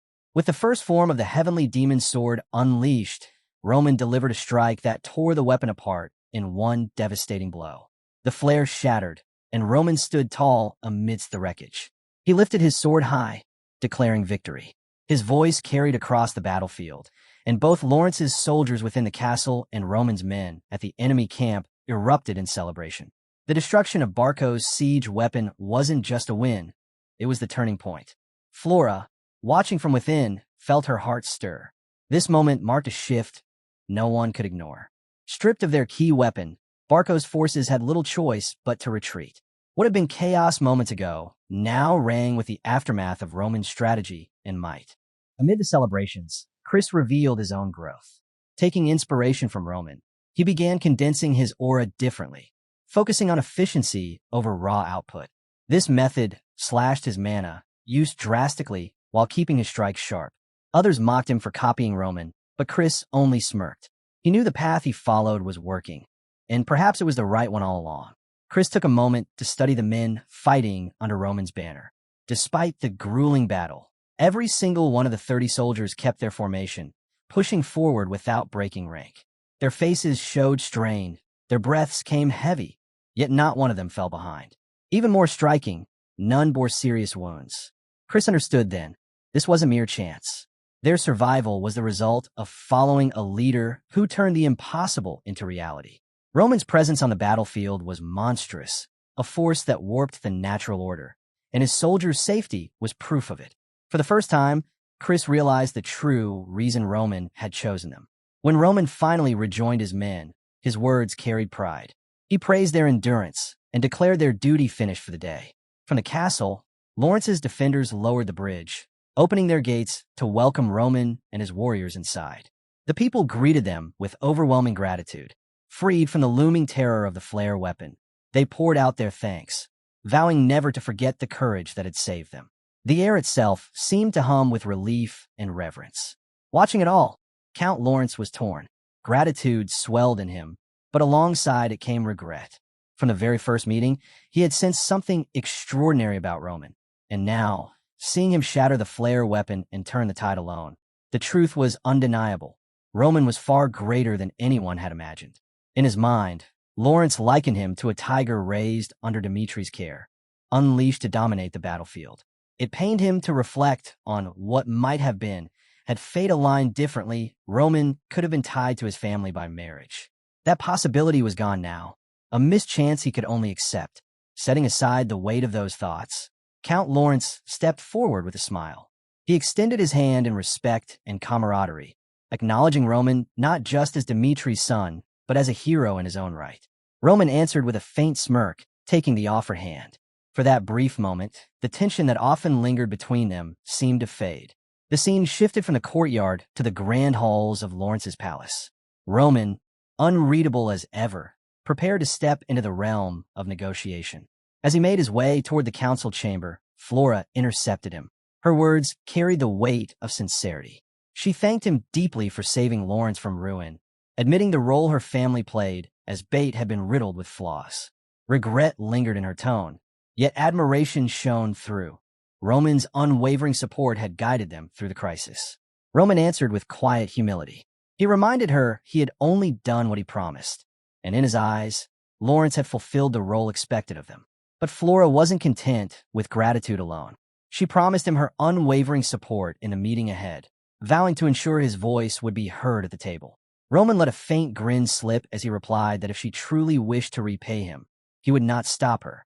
Together, they stepped into the council room, where the air was thick with strategy and politics.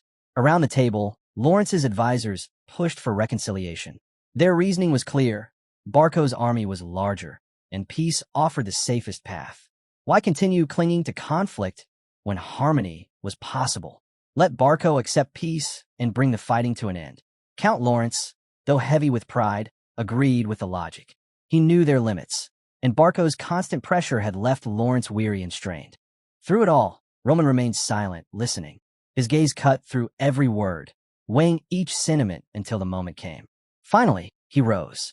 The room stilled, every eye fixed on him as anticipation swept over the assembly. His voice carried power, breaking the quiet with precision. Roman revealed what none of them had spoken aloud. Barco was drowning in debt, bound by the chains of a massive loan. Their aggression toward Lawrence wasn't born from strength, but from desperation. Roman made it clear. The destruction of the flare weapon didn't change Barco's desperate reality.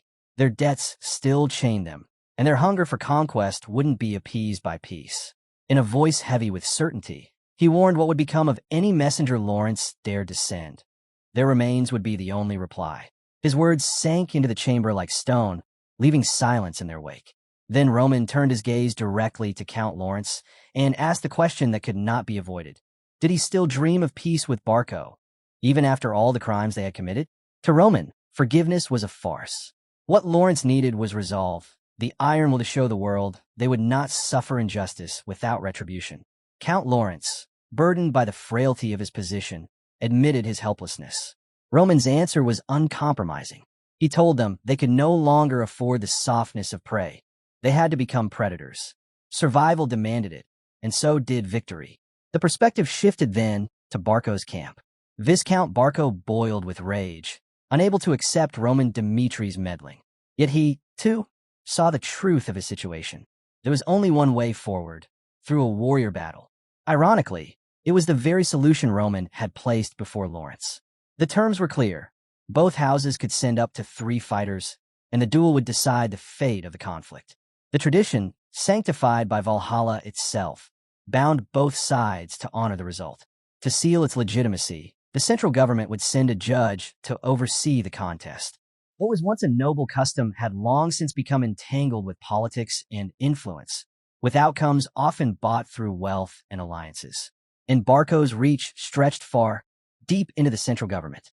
With their massive loan from the Golden Bank, their choices of champions carried unsettling implications. As the weight of this reality pressed down, Count Lawrence's unease grew. But before his doubts could unravel him, Roman stepped forward, calm and deliberate. He acknowledged the concerns written plainly across the Count's face.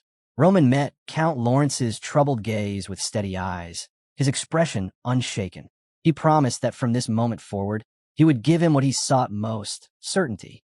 Curiosity flickered in Lawrence's tone as he asked what kind of certainty Roman could possibly offer in such an uncertain time. Roman's reply was firm and absolute, the certainty of victory. His words rang through the chamber like steel striking stone. Turning to the council, Roman laid out what he knew of Barco's preparations. Their first champion would likely be a 3-star knight, a daunting foe by any measure. But Roman did not hesitate. He claimed that role for himself, vowing to take the field as Lawrence's first warrior. Whether his opponent came as a knight of Barco, or even a master ranked beyond, Roman declared that the outcome would not change. Victory would be his. Yet he cautioned the table against overconfidence. One victory was not enough. To secure Lawrence's future, they had to win again and again. Strategy was the key. That was when Roman revealed his plan. He turned their attention to Chris. Though still only a 2-star warrior, Chris carried an unusual brilliance. Roman believed in him, believed that when the time came, Chris could rise above expectations and even overcome a 3-star knight. This, Roman explained, would give Lawrence the edge in the decisive third match. The room grew, still as his strategy took root in their minds. For the first time, they could see a path forward, a chance for Lawrence to rise again and reclaim honor lost. Roman pressed the point. This battle was not a burden, but an opportunity. As his words settled, his gaze shifted to Flora. She felt the unspoken weight of it. Roman would take the battlefield, but Lawrence must also find the strength to handle what lay beyond his reach. She understood, and despite the danger that always followed Roman, she voiced her support for the warrior battle without hesitation. The decision was sealed. The challenge was issued, and within a week the arena stood ready. People from all sides gathered, the air thick with anticipation for what was to come. Count Erdes, the appointed judge, stepped forward to preside.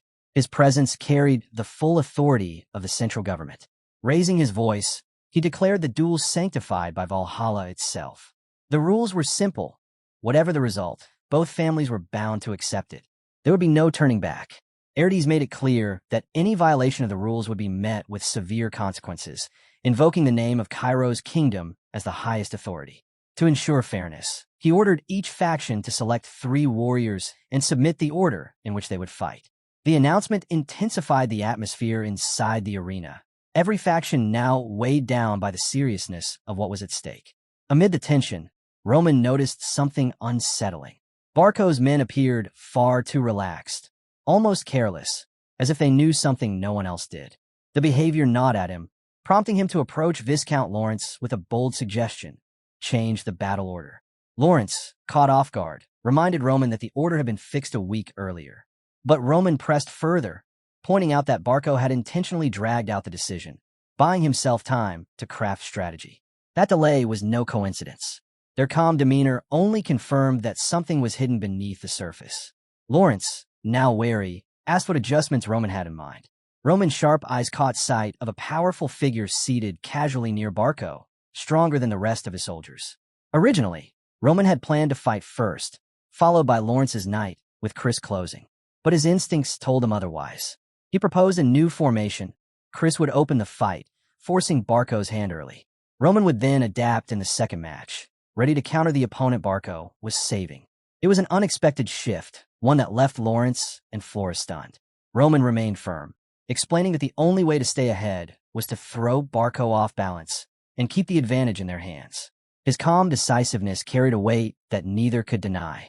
The moment of truth arrived. Chris strode into the arena, his opponent already waiting, Yin-sun, a 3-star Aura Knight. Standing proud, Chris introduced himself as a 2-star Aura Knight, undaunted by the difference in rank. A wave of murmurs spread through the crowd. Recognition sparked. Chris was the disciple of Jonathan, a genius known across the northern lands. The air grew heavy with anticipation as Chris and Yin-sun prepared to clash. The matchup looked one-sided from the start. Chris, a 2-star Aura Knight, was standing against Yin-sun, a far stronger 3-star. Most of the audience had already written Chris off, convinced he didn't stand chance. But Chris never saw risk as a weakness. To him, taking bold chances was the very path to growth. It was that mindset that pushed him to leave his former mentor, Jonathan, and choose a new master to follow. The battle opened with Yin-sun charging in, unleashing his aura at full force. But Chris had trained for moments like this. Memories of his sparring with Roman surfaced, and he quickly recognized the flaw. Yin-sun's aura was only dangerous if it connected. That realization became the foundation of his plan. Chris began weaving around the attacks, refusing to meet power with power. Each dodge was measured, his focus fixed on waiting for the perfect moment to counter. Yin-sun's patience, however, wore thin. His frustration boiled over, and he shouted at Chris, demanding to know how long he intended to keep running. Then, without warning, Yin-sun unleashed a sweeping red aura strike that caught Chris off guard. Cornered, Chris had a split second to decide. That was when Roman's words echoed in his mind. To break away from ordinary logic, to refine aura into absolute precision. Instead of recklessly pouring out his mana, Chris shifted his focus. He compressed his aura, narrowing it from a broad force into a line, then into a single sharp point. The arena grew tense as both knights prepared to deliver their decisive blows. Their attacks collided in a burst of energy that shook the ground. And when the dust cleared, the impossible had happened. Chris stood victorious. The 2-star knight had toppled the 3-star. The arena erupted. Cheers and applause filled the air as the crowd celebrated not just the win, but the brilliance of Chris's unorthodox tactics. He had turned patience and precision into victory, stunning everyone present. On the other side, Viscount Barco's face darkened with disbelief. His carefully laid plan had just crumbled. Yin-sun, the warrior meant to end things swiftly, was defeated. What was supposed to be a decisive second-round victory had now dragged into the final match. But even as the loss stung, Barco clung to his last safeguard. Hidden from everyone else was a weapon he had poured both effort and wealth into. A trump card, waiting to be revealed. Only Barco knew the full truth of his secret weapon. and that knowledge gave him comfort despite the upset. As the murmurs of the crowd swelled, a soldier quietly approached a man dozing on a chair. It was time. Slowly, Romero of Barco, his hidden ace, rose from his seat and walked toward the arena. All eyes followed him. The audience buzzed with curiosity, unsure what to expect from this seemingly casual warrior Barco had kept in reserve. On the other side, Chris, Viscount Lawrence, and Flora exchanged startled looks, stunned at the sudden reveal. Stepping into the arena with calm confidence, Romero introduced himself, a 4-star Aura Knight, ranked 49 on the Valhalla Empire's famed ranking system. The name alone sent a ripple through the crowd. The Valhalla Empire, known as the land where fallen heroes found eternal rest, preserved the legacies of warriors by recording their battles and immortalizing their strength through ranks. To appear on that list meant undeniable power. Count Lawrence, though shaken at first, quickly realized the implications. By fielding such a fighter in the final round, Barco was showing just how carefully he had prepared. Romero's, often called the Wandering Swordsman, had earned fame across the kingdom, traveling endlessly and clashing with powerful foes. Stories of his victories circulated like wildfire, tales of him toppling other 4-star knights and vanishing just as mysteriously. The crowd roared with excitement, their whispers merging into a wave of awe and speculation. Meanwhile, Roman leaned forward, a faint smirk tugging at his lips. He had investigated Barco's plans through the information guilds, but the details he uncovered were shallow at best. Now, seeing Romero's revealed, he finally understood. This was Barco's true card, kept hidden until the last possible moment. To the crowd, Romero's was a living legend, his reputation wrapped in myth. To Roman, he was the final obstacle, a challenge that made the match even more thrilling. The secret trump card was finally on the stage, and the arena crackled with anticipation for the battle that was about to begin. Roman stood ready, his focus fixed on the opponent before him. Across the field, Romero seemed unconcerned, unaware of the tension rippling through Lawrence's camp. Flora, however, could not stay silent. Fear for Roman's life weighed on her as she pleaded with him to surrender. Romero's wasn't just strong. Ranked 49, he was considered capable of climbing even higher, perhaps into the 30s. To her, the risk was far too great. She urged Roman to step back, to think carefully, to preserve himself for battles he could actually win. Romero's, on the other hand, looked at Roman with absolute certainty, his confidence radiating with every glance. That silent arrogance stirred something in Roman, a dislike that quickly took root. Still, Flora pressed on. She told him this was the time to let Lawrence take charge, that their knight could handle this overwhelming threat. She insisted there was no reason for Roman to gamble his life against someone of Romero's caliber. She even reached out a hand to stop him. But Roman brushed past her words without hesitation. He had no intention of explaining himself. His decision was his alone, and no amount of pleading would sway him. With that, he stepped forward, leaving Flora's protest behind. The arena grew silent as he introduced himself clearly. Roman, standing under Lawrence's banner. Excitement surged through the crowd. The clash between the two was about to begin. Romero's studied him carefully. If Roman had truly defeated Flare, then he wasn't ordinary. Yet to Romero's, this match felt beneath him. He had been preparing for battles against giants like Fernando, ranked among the top 30. Facing Roman seemed like a distraction he wanted to end quickly. The match began with Romero's launching himself forward, striking with the full weight of his aura. But instead of being overwhelmed, Roman slipped past the assault with ease, his movements sharp and precise. Romero's eyes narrowed. His first strike had missed.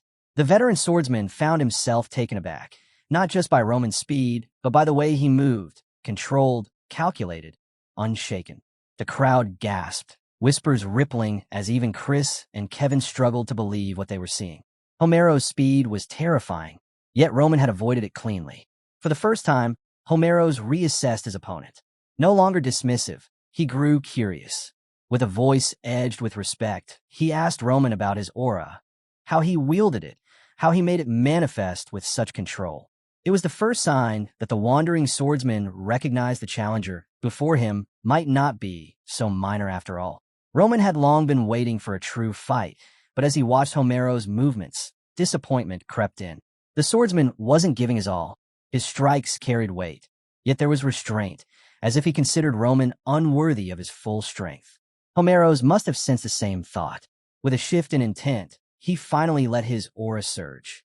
A crushing wave of energy poured out, rippling across the arena and shaking the crowd. The sheer force was enough to make the audience gasp, yet Roman remained unconvinced. For someone ranked 49, this display felt hollow. It lacked the thrill of a warrior pushing beyond his limits. To Roman, Romero was a dampener, killing the joy of battle by holding back. Tired of waiting, Roman made his move. He stepped forward, his intent sharp, daring Romero's to stop what was coming. His blade ignited with a dark purple glow as he unleashed the heavenly demon sword's black wave technique. Swift, formless, and precise, it was an attack born from mastery, not brute force. In that instant, time seemed to collapse for Romero's. His eyes widened as he witnessed the impossible. The flow of mana, the sheer control. It was beyond what he imagined this opponent capable of. Before he could recover, the strike landed. A single slash, clean and decisive, ended the duel. The scene cut briefly to memory, revealing how Romero's had come to stand here at all. His guild master had known of his hunger for greater battles, especially his fixation on facing Fernando, a ranked 30 powerhouse. But instead of granting that wish, the guild master redirected him toward what seemed trivial, a skirmish between two minor families. To Romero's, it was a distraction, nothing more than a warm-up. He accepted only because refusal wasn't an option. Despite holding an A-rank mercenary plaque, he had been ignoring missions, wandering the kingdom, clashing with strong foes on his own terms. Reluctantly, he had entered this match, unaware it would decide his downfall. Back in the arena, silence hung heavy before the shock set in. The spectators, Flora included, were frozen in disbelief. A man celebrated as a rising star, a 4-star knight on the verge of breaking into the 30s, had been cut down in an instant. Roman lowered his blade, his gaze cold. To him, Romero's arrogance had been laughable. He had strutted as if he stood among the peaks, yet he had never reached them. One strike had been enough to strip away that illusion. Roman standards aren't bound by the customs of this world. They're rooted in his memories of a past life. He recalls the Murim, a realm as vast as a galaxy, filled with endless ranks of martial masters. In that place, hesitation meant death, and only the relentless survived. Compared to that, the mindset of this world feels sluggish and useless to him, trash unworthy of his time. With firm authority, Roman instructs the judge to declare the verdict. Startled by the shocking turn of events, the judge announces Roman Dmitri of Lawrence as the victor. The Barco Knights, along with the crowd, struggled to comprehend Romero's sudden defeat. The arena, once buzzing with anticipation, falls into heavy silence. Chris, who had been closely watching, is shaken as well. His thoughts spiral. Was Roman always this strong, even back during their duel? Or had something impossible happened since then? Chris is certain that in their first battle, Roman could never have overwhelmed someone like Romero. The time between then and now simply wasn't enough for such a leap in strength. To him, the logic doesn't add up, leaving Roman's abilities shrouded in mystery. Doubt begins to gnaw at Chris. After defeating Yin's son earlier, surpassing Roman had seemed within his grasp. But after witnessing this battle, the idea now feels hopelessly naive. Lawrence's victory thundered through the arena like a quake. Counters stepped forward, announcing that the result was settled. There was no point wasting further resources. Families were given the right to revise their order lists and select new fighters after discussion. On the opposite side, Viscount Barco stood frozen. Romero, a 4-star knight and one of the kingdom's true elites, had fallen. The Viscount's mind raced. Was the guild selection even real? Could this have been a fraud? The thought sent a cold chill down his spine. As he wrestled with confusion, a soldier rushed forward, reminding him they needed to send their next warrior. The urgency struck him hard. Further losses couldn't be afforded. And then, in a move that shocked even his own men, Viscount Barco called for Benson, a 0-star knight. The soldier's eyes widened, realizing the gamble and the risk behind sending out someone of such low standing. Count Barco, however, viewed this as a chance for redemption. Benson's past blunder at a social gathering had stained the Barco family's name, and now the arena offered him a path to restore that honor. When Benson stepped forward, the crowd strained to recognize the unfamiliar knight. Over in Lawrence's camp, strategies began to shift in response to this unexpected choice. Kevin's gaze locked onto Benson, sharp and cold, his intent clear without words. Roman understood instantly. In their brutal world, strength alone dictated survival, and defeat often meant death. Benson might have been a null-star knight, but Roman knew better than to dismiss him. Every opponent carried their own dangers. Behind his calm smile, Roman recognized the weight of the moment. With a simple nod, he granted Kevin the right to face Benson. As Kevin entered the arena, the air grew heavy with anticipation. Benson, meanwhile, wrestled with his own dread.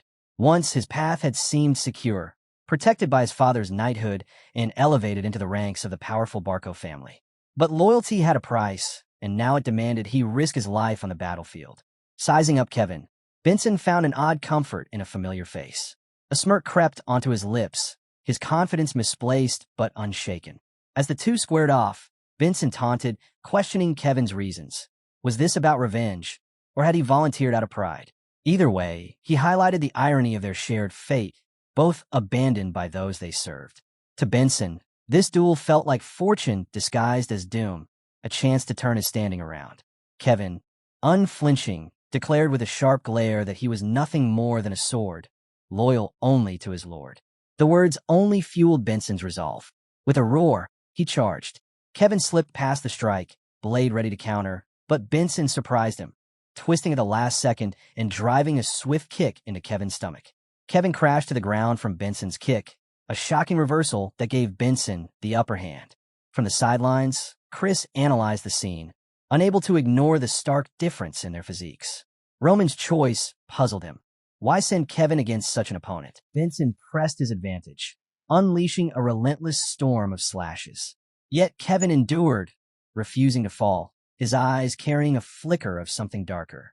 With each blow, that shadow inside him stirred, a sinister voice urging him to take revenge, to seize control. Roman, watching closely, recognized the signs. To him, Kevin's earlier sacrifice of his own arm had been the opening of a door, an invitation to a demonic presence lurking within. Roman believed this battle would force that entity to the surface, giving him the chance to confront and harness it. As the clash raged on, Kevin's struggle reached its breaking point. His eyes ignited with a crimson glow, his movements no longer his own. Guided by the demonic spirit, his body flowed with unnatural precision, dodging Benson's strikes and countering with lethal grace. The voice within pushed him harder, demanding he crush his enemy, demanding he prove himself worthy. Inside Kevin's mind churned a storm of doubts and desires. His fear of being overshadowed by Chris, his fierce loyalty to Roman, his desperation to prove he was indispensable. These emotions fused with a dark power, birthing something far beyond mortal strength. A blood-red aura engulfed him, otherworldly and menacing. With chilling composure, Kevin launched himself forward, his blade gleaming with unholy energy. Benson faltered, stunned by the sight. He had fought countless battles, yet never seen anything like this. Before he could recover, Kevin's strike came crashing down, his sword driven by demonic might, piercing past Benson's defenses. Even as Benson tried to evade, Kevin pressed in, his assault unrelenting, his will unshakable. The demonic force surged through Kevin, and with one decisive strike, he brought Benson crashing down. Silence gripped the arena as the crowd, Chris, Flora, Viscount Lawrence, and countless others, stared in shock at what they had just witnessed. Kevin, once thought ordinary, now stood revealed as a vessel of otherworldly power.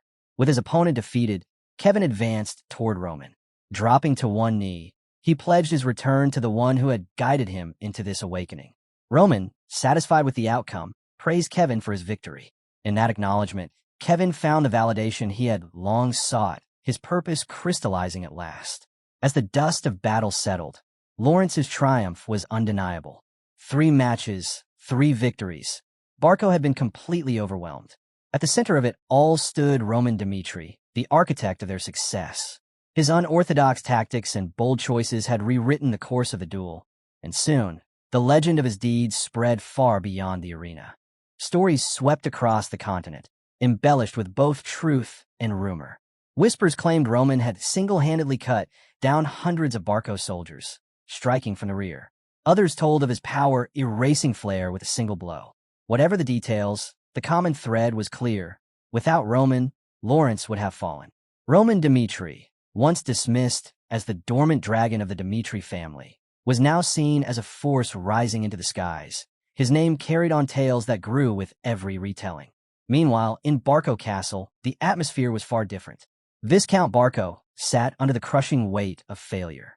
Notices from the Golden Bank piled high. Demands for principal and interest he could not hope to repay. The loss of Romero, the void left in manpower, and the looming threat of blame from the mercenary guild pressed down on him like iron chains. The once proud Viscount, who had strutted with confidence, now wore only the face of frustration, lamenting how swiftly his untouchable status had unraveled. Viscount Barco placed the blame for his downfall squarely on Roman Dmitri. Once hailed as the dominant force of the Northeast, the Barco family had enjoyed the eager support of countless nobles. But now those same allies acted as though Barco no longer existed. To the Viscount, it was Roman's interference that had triggered this rapid collapse. As he brooded over the matter, Barco recognized something deeper. Roman had violated an unwritten law of the aristocracy. His actions weren't just bold. They were a transgression against the very order that sustained noble privilege. And so, Barco decided this was the final chance to salvage what remained of his family's power. Days later, he gathered nobles from across the region for a crucial meeting. With forced politeness, he thanked them for attending. The room, however, brimmed with tension. The nobles wasted no time with courtesies. They pressed him to state his purpose. Barco laid out his case carefully. He reminded them that Barco's war against Lawrence had been justified, rooted in a cause acknowledged even by the central government. The very fact that a judge had been dispatched to oversee the conflict was proof of its legitimacy. He framed Barco as the wronged party, acting within noble law and tradition. Then his tone shifted, frustration sharpening his words. Roman Dmitri, he argued, had entered the conflict without justification, orchestrating an ambush that cost Barco the powerful flair. And when the warrior battle was fought, not one Lawrence knight had even stepped into the arena. How, he demanded, could such an outcome be tied to the original cause of the war? To him, Roman's motives were utterly incomprehensible. The engagement between Dmitri and Lawrence had already been annulled. Roman had no ties to their family, no grounds to intervene. Barco insisted Roman's actions had crossed every acceptable boundary of noble conduct. The argument struck a chord. Around the table, heads nodded, murmurs of agreement building. For the first time since his defeat, Barco felt momentum returning to his side. Seizing it, he presented his solution. The Dmitri family should be held accountable. They must provide restitution, enough to cover the financial burden that now threatened Barco through the Golden Bank. It was the resolution he intended to pursue with all the weight of noble consensus behind him. Viscount Barco's plan to rally the nobles was cut short by the sudden creak of the chamber doors. To the shock of all present, Roman Dmitri entered without hesitation, his presence thickening the tension in the room. For a moment, Barco was caught off guard, but then the confrontation he dreaded was standing right before him.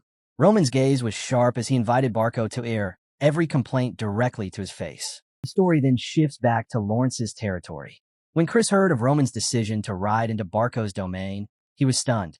He urged Roman not to go, warning that the Viscount would never let him leave unscathed. But Roman dismissed Chris's fears. To him, avoiding Barco now would only delay the inevitable.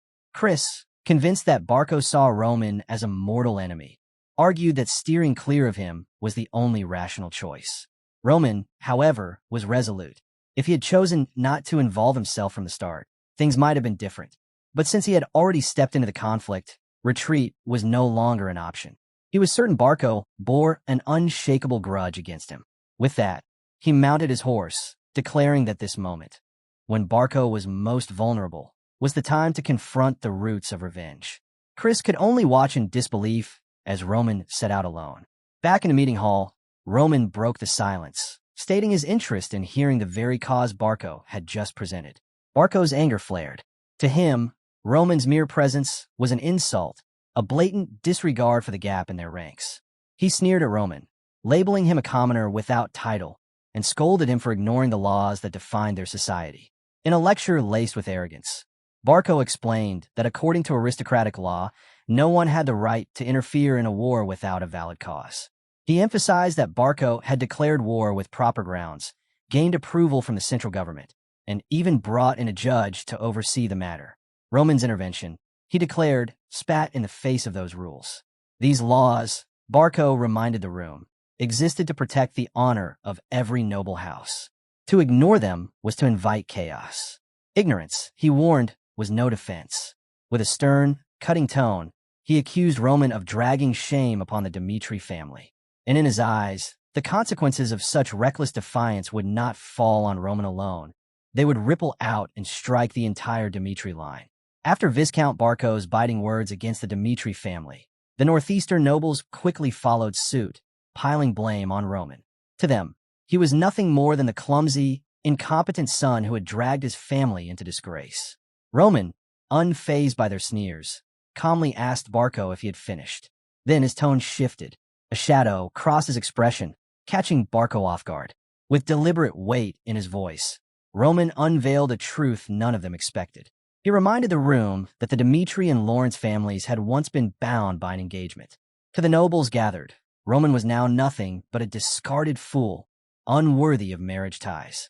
But Roman asked them directly, why did they think the union was broken? Because of his reputation? Because of rumors about his dealings with women? He dismissed those assumptions as baseless. The reality, he revealed, was far darker. The marriage had ended because Anthony Barco, Viscount Barco's own son, had threatened him. Gasps rippled through the chamber. Even Barco himself looked rattled. Roman pressed on, recounting a carefully laid trap at a social gathering within the Barco estate. Invited by Anthony, whom he once considered a friend, Roman had found himself lured into a room with Emily Barco. That moment was twisted into leverage. Anthony's scheme to force Roman into breaking the engagement with Lawrence, tearing apart the alliance before it could ever take shape. The revelation shifted the mood in the chamber. Nobles who had been quick to condemn Roman now hesitated, suspicion stirring that Barco might not be as righteous as he claimed. Seizing the moment, Roman declared with confidence that once a weakness was revealed, it no longer held power over him. Barco, flustered and unwilling to concede, spat back that Roman's story was nonsense, a feeble attempt to mask his own failures. But Roman had anticipated that denial. Without missing a beat, he delivered another blow. Anthony Barco had gone even further, threatening Flora Lawrence herself. It was this outrage, Roman explained, that led Flora to end her engagement with him. Locking eyes with the Viscount, Roman challenged him to deny the truth, and urged him to confirm it with Flora if he dared. The room grew heavier as the nobles exchanged uneasy glances. Finally, Roman made his stance clear. His involvement in the war, he said, was not born from recklessness nor disdain the Dmitri name. It was a choice rooted in strength, a direct response to Barco's deceit. And in that declaration, Roman turned the tide, reframing himself not as a burden, but as the one man bold enough to confront the corruption festering in the Barco family. Roman made it plain that his interference in the war had not been reckless nor aimless. It was the only revenge he could take for Flora's humiliation. Facing the nobles, he asked them outright, did they still believe he lacked cause to act? The weight of his words dismantled Barco's accusations, reframing his actions as personal retribution, not lawlessness. Barco froze. His entire argument that Roman had no cause crumbled in front of everyone. Struggling to recover, he considered his next steps. Buying time seemed the only option, so he muttered about confirming the truth later, hoping to escape the corner Roman had backed him into. But Roman pressed harder. He presented Barco with two choices, both decisive, both inescapable. The first was simple: punish Anthony for his crimes and settle the matter as a personal feud. The second, far darker, was to let the conflict spiral into a full-scale clash between the houses of Barco and Dmitri. Roman left no room for delay. The decision, he warned, had to be made immediately. If not, he would return home and reveal everything to his father. Barco's composure faltered. The thought of war with the Dmitri family at this moment, when his own house was weakened and close to collapse, was unthinkable. Such a battle could spell the end of Barco entirely. Desperate, he suggested a compromise. Anthony could kneel and apologize. Roman rejected the offer outright. The guilty, he declared, did not get to choose their punishment.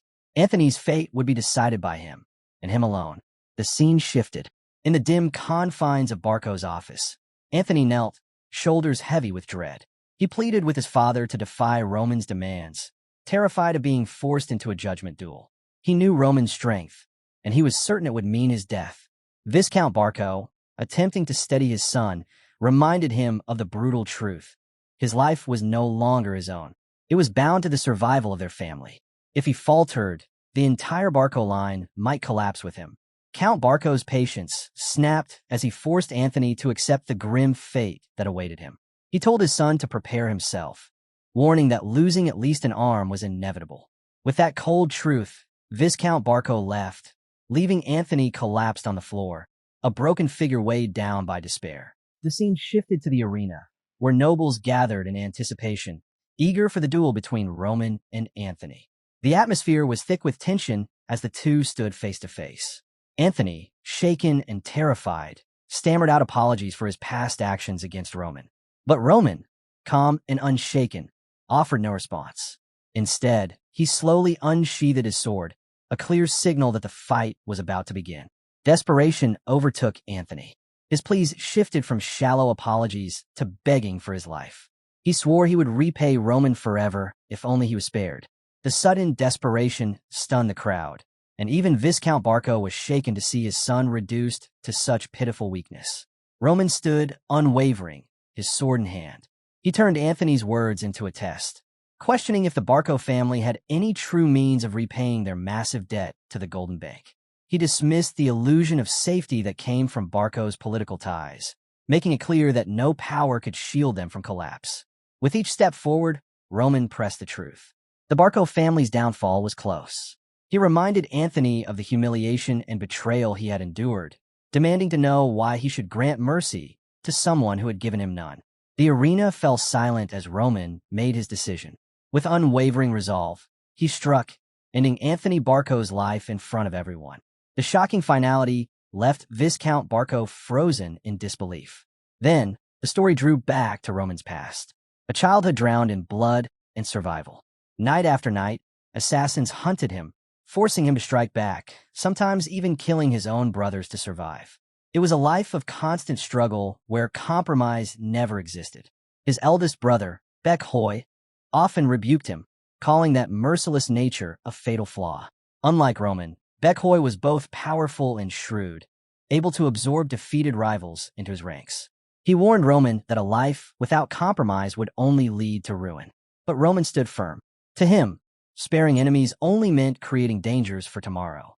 Eliminating them completely was the only way he knew to survive. In a world where weakness guaranteed death, Roman had mastered survival through sheer strength and merciless resolve, skills forged in the cruel teachings of the demon cult. With unshakable determination, he made it clear that he would live by those same brutal laws. Back in the arena, silence lingered heavy after Anthony's death. As Viscount Barco rushed to his son's side, the reality of what had happened struck him like a blade. Roman stood firm, unyielding, and asked coldly what the issue was. After all, in their world, criminals falling in duels was nothing unusual. But grief twisted into rage. Viscount Barco ordered his soldiers to strike Roman down. Yet not one of them moved. Fear rooted them to the ground. Roman's fearsome reputation and unmatched strength made them hesitate. Desperate, the Viscount accused Roman of scheming all along, claiming he had come without guards because he intended this outcome. He called Roman's earlier talk of peace nothing but deception. Roman met the accusation with unwavering resolve, stating that the moment Anthony dared to threaten him, he had already chosen to sever ties with the Barco family. The tension in the arena grew sharper. Roman declared he could no longer coexist with the Barcos. Turning to the gathered nobles, he made it clear that every consequence unfolding before them was the fruit of their own choices. A chilling purple aura surrounded him as he warned that anyone who still stood with the Barcos would face his wrath without mercy. Viscount Barco made one last attempt to seize control, asking if Roman really believed he could walk away unharmed after this. Roman dismissed the question without hesitation. He promised to shadow the Barco family's every step, striking relentlessly until their downfall was complete. With those words, he turned his back and left, leaving Viscount Barco to choke on the ruin of his family's legacy. Days later, word spread of the Viscount's fate. In desperation to escape his debts to the Golden Bank, he had tried to run, only to be discovered lifeless on a barren hill. The once dominant Barco family of the Northeast was finished, their name reduced to shame and ruin. The story then shifted to Dmitri's palace. In the quiet of night, Hans encountered Roman. Surprised, he asked why the young master was wandering so late, especially with his clothes soaked in blood. Roman, wearing a faint smile, replied that the moonlight had drawn him out. It had been far too long since he had enjoyed a walk beneath it. As Roman began to change his clothes, Hans hesitated, then voiced his concern. He reminded Roman that everyone worried deeply about him. Hans admitted he was relieved that so many cared for Roman, but his relief was shadowed by worry. Roman's constant habit of throwing himself into danger, especially with war looming, left him uneasy. He urged Roman to be more cautious. Roman only smiled faintly, reminding Hans that he'd said these words before. Then, with quiet certainty, Roman told Hans that he was one of his people, someone he would never abandon. Hans froze for a moment, memories stirring from another lifetime. Back when Roman had lived as Baek Jung-hyuk, he had risen as the heavenly demon by cutting down countless enemies. Yet in that ruthless life, one rule always guided him: to protect those who served him above all else. Roman's voice carried that same conviction now. To him, a single ally he cared for was worth far more than any number of enemies. He ended with a vow: he would protect those under his wing with everything he had. Meanwhile, in the wake of the Barco family's downfall, the Maloke family moved swiftly to adapt to the shifting tides of power. They organized a grand social gathering, orchestrated by Helena Maloke herself. Helena was graceful and calculating, fully aware that Dmitri was destined to rise as the dominant power in the Northeast. This gathering was her chance to cement that allegiance. The night unfolded with elegance, every detail guided by Helena's hand. Behind the warm greetings and laughter, the true purpose of the evening was clear: to signal unwavering loyalty to Dmitri. One by one, guests arrived, their anticipation reflecting the weight of the moment. Helena, radiant in her attire, warmly welcomed Rihanna Dmitri, the formidable matriarch of the Dmitri family. As Baron Dmitri's wife, Rihanna had long been a cornerstone in navigating noble politics. Where her husband Romero lacked political instinct, Rihanna excelled. Through careful networking and deliberate alliances with other noble women, she had quietly strengthened Dmitri's position. When the Barco family tried to interfere, it was Rihanna's foresight that shielded Dmitri from collapse. Now, standing before the gathered nobles, she gave her thanks to the ladies who had stood by her. She emphasized that the gathering was not just a pleasant occasion, but a vital moment of unity. Her words carried weight, urging the region's nobles to move forward together as power shifted. As the women gathered around the table, the atmosphere grew purposeful. Helena seized the moment and turned her focus to Rihanna. With a careful, almost probing tone, she asked what Rihanna thought of her daughter, Veronica. Helena's words caught everyone by surprise. She openly suggested that Veronica would make a good match for Roman. At 25, Helena argued, Roman was at the right age to shoulder greater responsibilities. It was time for him to marry and build a family. A move that would not only secure Dmitri's standing, but also strengthen the Maloke family's influence in noble society. She was careful to clarify her intentions. This wasn't just a mother's wish for her daughter. With sincerity, she explained that she truly believed Veronica had the qualities to stand by Roman's side and be a fitting partner for him. But before Helena could finish, murmurs rose around the table. Several noble women interrupted, pointing out that Veronica was already being considered for marriage with another household. The suggestion was dismissed almost immediately, leaving Helena's words hanging in the air. The focus of the room shifted, and with it came a wave of curiosity about who else might be suited for Roman. Seeing the opening, the other noble ladies eagerly turned to Rihanna. One after another, they expressed their interest in pairing their own daughters with Roman. Hopes of securing a tie with Dmitri lit up their eyes as they leaned into the discussion. Rihanna, seasoned in the art of politics, took a moment to reflect before responding. Memories of the past 6 years surfaced. Roman, once seen as a burden in noble circles, had been overlooked and dismissed. His future seemed dim since he wouldn't inherit Dmitri's wealth or position. Yet everything had changed. Roman's rise as a 4-star knight had rewritten his destiny, making him a man of promise and strength. As the noble ladies pressed her, Rihanna acknowledged their respect, but her answer carried a different weight. Roman, she reminded them, had endured countless hardships. For him, marriage should not be reduced to strategy or arrangement. Instead, she declared, he deserved the chance to choose someone he truly loved. Her bold announcement silenced the room for a moment. Then, to everyone's surprise, she ended all talk of arranged marriages entirely. Whoever captured Roman's heart, she said, would be the one to marry him. The ladies welcomed this change with excitement. It freed them from tangled negotiations and gave them hope for possibilities they had not considered before. The scene shifted to Lawrence Palace. In a quiet library, Flora sat deep in thought. The weight of recent losses pressed on her. Lawrence's defeat at the hands of Barco still stung, and she had clung to the hope of holding out until winter to find a chance at redemption. But those fragile hopes had been crushed by unfolding events. In stark contrast, Roman had read the situation perfectly. He had acted with foresight and strategy, maneuvering through the chaos while others faltered. Thinking of him brought an unexpected warmth to her cheeks. At first, she had disliked him, but now, admiration grew. His strength, his clarity, and his willingness to face challenges directly changed how she saw him. What began as disdain was quietly turning into respect, and perhaps something more. In the circles of high society, Roman carried a reputation as a proud, arrogant man, someone who cared only for his own ambitions. Yet as Flora reflected on him, doubt began to creep in. She couldn't help but wonder where his strength truly came from, and what kind of person he was beneath that image. Closing her book, she stepped outside for some air, her mind restless with curiosity. Though he still seemed distant and mysterious, she reminded herself that their paths had diverged once their engagement had ended.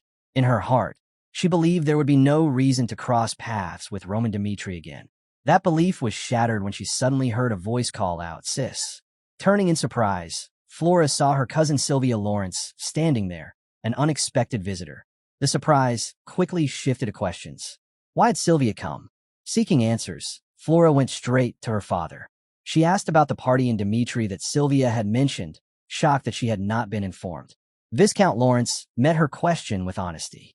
Recent events, he said, had forced him to reevaluate family affairs.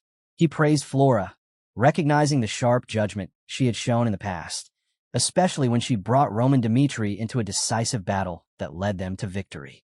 He admitted with regret that he had underestimated her before. With sincerity, he promised never to make that mistake again. From now on, he would support her dreams without placing family burdens on her shoulders. Flora was moved by his words, but doubts lingered. Sincerity was rare in noble families, and politics always ran deeper than appearances. Still, she nodded, preparing herself for the party. Her curiosity pressed further, though. Why had Sylvia been invited from the capital? Sensing her suspicion, Viscount Lawrence admitted the truth without hesitation. His reasons were not entirely pure. He wanted to strengthen ties with Dmitri, and bringing Sylvia was part of that plan. Hearing this, Flora quickly understood. Her father intended to rebuild the bond between Lawrence and Dmitri through Sylvia. Acknowledging his motives, she agreed to accompany Sylvia to the gathering, seeing it as a chance for her family to repay the debt they owed Roman Dmitri. Viscount Lawrence assured her she needn't worry. He would ensure she remained uninvolved with Roman. But Flora's resolve was firm. With quiet determination, she told him she would be cautious in her own way, unwilling to leave her fate entirely in someone else's hands. At the Valhalla Temple in the Cairo Kingdom, Willis, the temple's head and chief ranking evaluator, received startling news. Word had spread of a young nobleman, only 25 years old, who had defeated a 4-star Oronite in a single strike. The report seemed unbelievable, yet intriguing. Suspecting the rise of a new prodigy, Willis decided he would need to see for himself whether the story was true. Meanwhile, preparations for the upcoming party stirred excitement among the noble ladies. They chose to visit the Dmitri family in advance, eager at the thought of meeting the elusive Roman. Yet not all shared the same anticipation. Sylvia, in particular, couldn't ignore the dark rumors surrounding him. As their group traveled deeper into Dmitri's territory, the difference from the capital became impossible to ignore. The landscape was dominated by the grit and labor of mining, the very backbone of the region. For women accustomed to refinement, the scene felt crude and unappealing. Compared to the polished beauty of the capital, Dmitri seemed far too rough. Sylvia made her disdain plain, shielding her face with a handkerchief as though the air itself offended her. Flora noticed, and in that moment she better understood her cousin. Sylvia's father, a merchant who had risen in the capital, came from a different background than the old Lawrence bloodline. To Flora, the capital's bustling sophistication stood worlds apart from both Lawrence and Dmitri, places that now felt like little more than countryside in comparison. The noblewomen's unease grew sharper as miners returned from their day's work. Dust clung to their clothes and skin, a reminder of the harsh labor that fueled Dmitri's prosperity. The women worried that even a passing brush might stain their elaborate gowns. Yet the miners walked with pride, embodying the raw, industrious spirit of the land. Amid this, Flora thought she caught sight of Roman. For a moment, her heart raced, only for her to realize it was a trick of her imagination. But soon after, the real Roman Dmitri appeared. His butler Hans hurried to him, clearly anxious. Seeing his master covered in dust from the mines, Hans quickly tried to clean him, but Roman brushed the effort aside. The scene drew immediate attention. The noble ladies, who had heard countless whispers of Roman but never seen him up close, were suddenly captivated. To their surprise, he was even more striking than the rumors had painted him. Sylvia, in particular, couldn't hide her fascination. As she studied him, her thoughts circled back to the gossip that Roman, as the Dmitri family's second son, might lose his claim to inheritance. She couldn't help but wonder if those whispers carried any truth. To Sylvia, one thing was certain. No family preparing an heir for leadership would send him to labor in the mines. Convinced of this, she urged the noble ladies to approach Roman before the evening gathering. With excitement building, the group made their way to him. Sylvia stepped forward first, introducing herself as a member of the Lawrence family. She expressed her gratitude, thanking Roman for the help he had given her family when they were in dire need. Smiling, she told him he was just as extraordinary as the rumors claimed. Roman accepted her words with quiet humility, offering only a brief acknowledgement before excusing himself. He left alongside Hans, his loyal butler. Sylvia was taken aback by how swiftly he departed, while Flora, watching from the side, couldn't help but laugh softly at the scene. As they walked on, Hans turned to Roman and asked if he intended to attend the party later. He suggested that Roman rest a little first. Roman hesitated, admitting that he didn't enjoy gatherings where people lacked genuine respect. Seeing the noble women ridicule Dmitri's mining had made him question the point of attending. Still concerned, Hans asked how long Roman had been working in the mines and whether the Lord had personally instructed him to do so. Roman explained that Dmitri's true identity lay in blacksmithing and iron mining. The miners toiled day after day to extract ore, and that labor was the foundation of Dmitri's strength. He worked alongside them because words alone couldn't capture their struggle. He wanted to truly understand it. Hans was deeply moved, struck by how much Roman had grown. His sincerity left a strong impression. The story then shifted to Dmitri's training grounds, where soldiers drilled under Chris's command. Roman respected Chris, knowing his battlefield experience against Barco had earned him both loyalty and authority among the men. Beyond the training in aura and magic Roman had introduced, Chris also incorporated Ajura cultivation methods and Azure sword techniques. These practices pushed the soldiers to new levels, and Roman himself had benefited from them, sharpening his power as an aura user. But Roman knew raw training alone would not be enough for the future he sought. With his sharp analytical mind, he understood he needed intelligence networks to expand his reach. For now, though, he lacked both funds and manpower. Calling Chris over, Roman asked about the soldiers' progress. Chris, full of energy, reported that the men were highly motivated and learning quickly. He was confident they would soon display remarkable improvements. At that moment, Roman revealed his plan to pass down a new sword technique to Chris. The offer caught Chris off guard, and he leaned in, eager to hear more. Roman explained that Chris had a way of doing things that was different from everyone else. He pointed out that Chris had already built his own fighting style, which made learning new techniques more challenging. Still, Roman believed the time had come for Chris to take on something new. With a sense of importance, Roman introduced the technique, lightning flash. It was a move once admired across the Murim, connected to a legendary event known as the Great Master of the World. For Chris, mastering lightning flash marked the next step in his growth, a path toward greater strength and mastery. Meanwhile, the Dmitri palace was alive with music, laughter, and celebration. The butler announced Roman's arrival, and the noble ladies lit up with excitement. The moment he stepped in, his presence drew every eye in the room. The young women blushed and quickly gathered around, eager to know why he had disappeared earlier in the day. With an easy smile, Roman explained that he had wrapped up his work and wanted to return properly dressed for the event.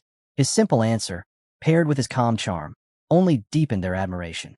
Among them, Sylvia couldn't help but express her thoughts. She remarked that Roman lived up to every rumor she had heard, even joking about how unusual it was for someone of his status to mingle so freely. Laughing, she wondered aloud how her life might change if she had someone like him as a husband. Roman, staying modest, brushed off her words, saying she was giving him too much credit. The night carried on, with Roman naturally becoming the center of attention, his approachable manner winning over everyone around him. Later, he slipped away to the balcony, seeking a moment of peace. He didn't notice Flora step up behind him until she spoke. She complimented how well he carried himself among the nobles, surprising Roman, since she had always thought of him as someone indifferent to such things. To her, this side of him was completely unexpected. Roman explained that his behavior at the party was different only because his parents and their guests were present, and he wanted to respect that. As their conversation unfolded, Roman thought back to his very first meeting with Flora, reflecting on how much had changed since then. Flora understood what he meant, brushing her hair back as if to show she accepted his point. She realized that even though she had once treated him disrespectfully, he had never let it affect how he treated her. Curious, Flora asked what kind of experiences had shaped Roman's unshakable mindset. What puzzled her even more was his sudden decision to spend time in the mines earlier that day. For someone destined to lead, such labor seemed out of place. Unable to hold back her curiosity, she asked why Roman had chosen such an unusual path. Instead of giving a direct answer, Roman turned the question back on Flora. He asked her to think about how the Lawrence family had gained their wealth. Caught off guard, Flora replied that most people believed it was thanks to fertile land and bountiful harvests. Roman shook his head and revealed a different truth. The Lawrence family's rise came not just from farming, but from business. They sold and traded their crops, which elevated their status. This perspective opened Flora's eyes, especially when Roman reminded her that Viscount Lawrence's brother had become a merchant in the capital. She was stunned, both by the information and by how much Roman seemed to know about Dmitri's history. Still curious, she pressed him on how any of this connected to his time in the mines. Roman explained plainly, Dmitri's foundation was built on iron. The miners, covered in sweat and dirt each day as they hauled or from the earth, were the backbone of everything the family stood on. For him, stepping into the mines was not just labor. It was a way to understand, to connect, and to carry the weight of those who made Dmitri's name possible.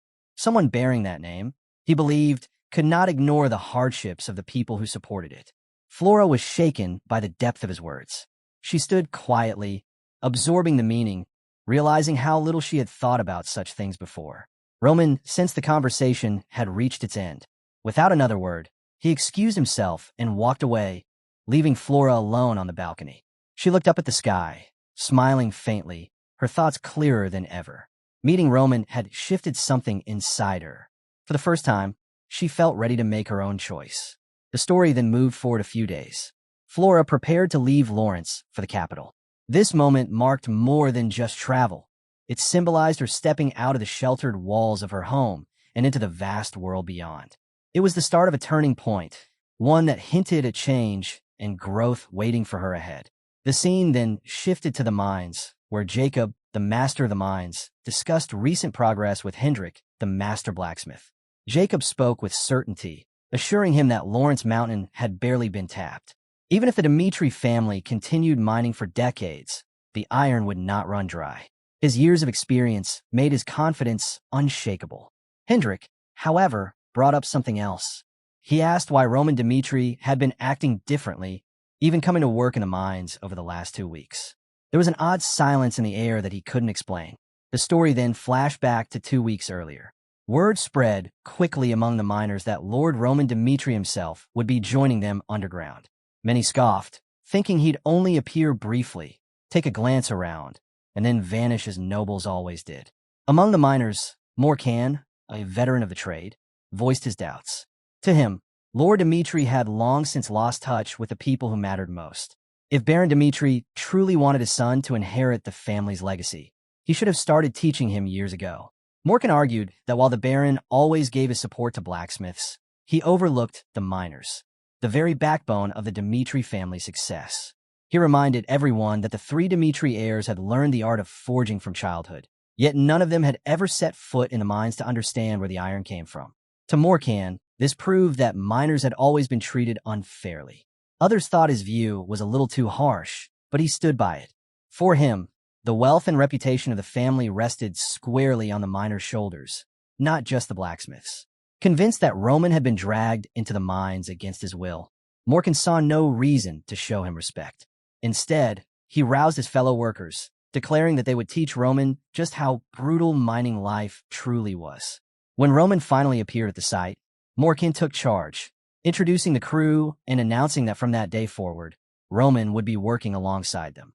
He made it clear that safety came first and reminded everyone to keep that in mind before sending them back to their tasks. Roman quickly noticed how the miners brushed him off, refusing to acknowledge his presence. Yet he didn't mind. Rather than take offense, he remained calm and chose not to react. Behind him, the mining city of Dmitri rose against the landscape, its weight and complexity sinking into his thoughts. He reflected on the lives of the workers, the constant power struggles around them, and how he might one day shape this land for the better. As he watched, the miners fell into their rhythm. Their movements were smooth and precise, each step of the process fitting together with practiced ease. From striking the rock to hauling the ore, every job was done methodically, revealing just how well they had mastered their routine. Roman studied their work carefully. He noticed how evenly the labor was shared, no task left to one man alone.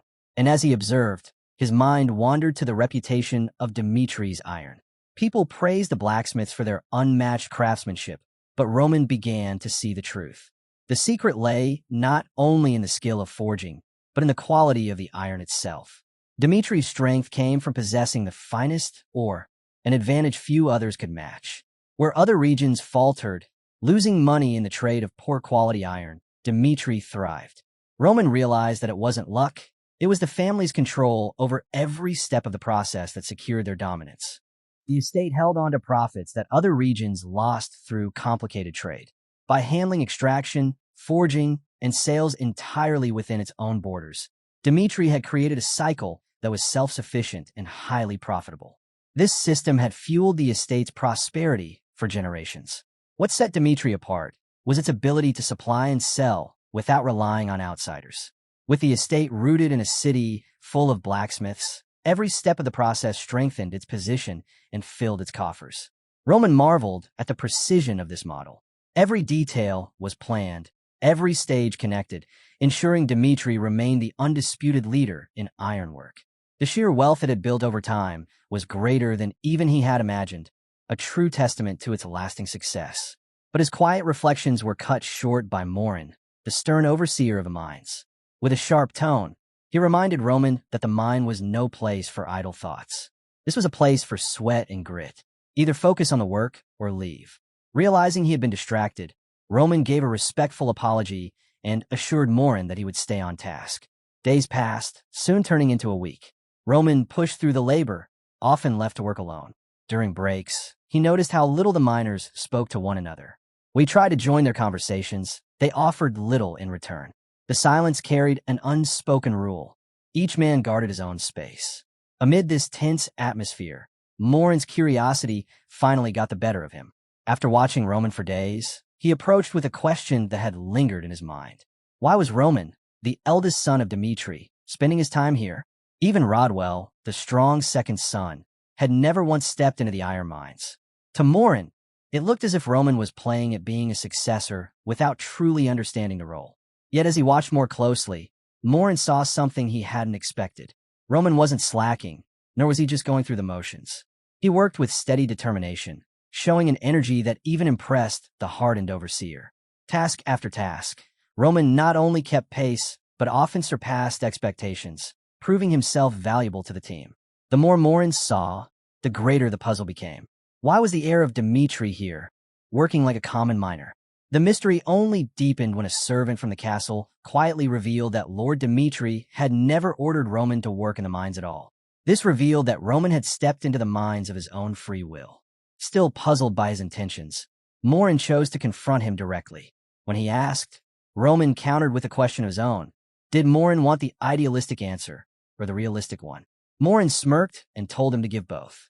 Roman began with the idealistic view.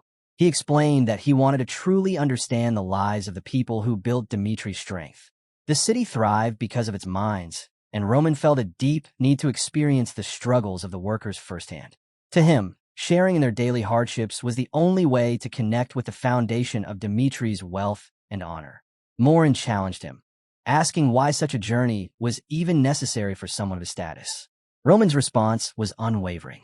As long as he bore the Dmitri name, he believed it was his duty to know the lives of those who toiled beneath it. He felt bound by both responsibility and a sense of kinship. Nearby, Carmen had been listening quietly. To him, Roman's words carried the weight of noble ideals, the kind of answer that people hope to hear from their leaders. It sounded like the very spirit of what nobility should stand for. But then Roman shifted gears. His second answer struck a different chord. Far more practical, far more blunt. Though the Dmitri name was tied to immense wealth, Roman admitted most of that wealth belonged to his father, not to him. He hadn't come to the mines just for noble ideals. He was also here to prove himself, to contribute directly, and to earn a rightful share of the legacy. This caught Morin off guard. After a moment of silence, he let out a laugh. The thought of the heir working in the dirt and sweat to stake his claim was not what he had expected. But in that laugh came a realization. Roman wasn't just playing at being noble. He understood the realities of Dmitri's power as well. With the tension eased, Morin opened the door for Roman to ask whatever he wanted. Roman didn't hesitate. Question after question, he pressed for details, and Morin answered patiently, guiding him through the truths of the mining operation. From their exchange, Roman learned that Dmitri's iron mine wasn't just large. It was the greatest in the kingdom, rivaling even the vast reserves at the edge of the continent, outside Dmitri's borders. Yet Morin tempered the pride with honesty. For all its scale and reputation, the mine's actual output was far below what it should have been. The harsh conditions of the mines constantly slowed progress and kept productivity lower than it should have been. Lord Dmitri had enforced safety measures, but in truth, danger was never far away. The northeastern mountains were known for sudden earthquakes, a reminder that no matter how much humans prepared, nature's strength could shatter everything in an instant. That reminder came without warning. The ground shook violently, and in seconds, chaos swept through the mine. Morin rushed toward the commotion, only to hear the grim report. The 8th shaft had caved in, trapping a worker beneath the rubble. Fear spread like fire. No one dared to move, too afraid that another collapse would bury them as well. Amid the panic, Roman stepped forward. With firm resolve, he declared that he would go down himself to rescue the trapped man. Morin's eyes widened. He warned Roman that even with the strength of an Oronite, a second collapse could mean death. But Roman's voice was steady as he looked him in the eye. Carrying the Dmitri name, he said, meant carrying its responsibility, especially in moments like this. Morin could only stare, struck speechless by Roman's resolve, as the young heir moved into action. Roman slipped into the unstable shaft, his movements sharp and controlled, weaving between rocks that could shift at any moment. Every heartbeat felt stretched into an eternity for those waiting above, caught between dread and hope.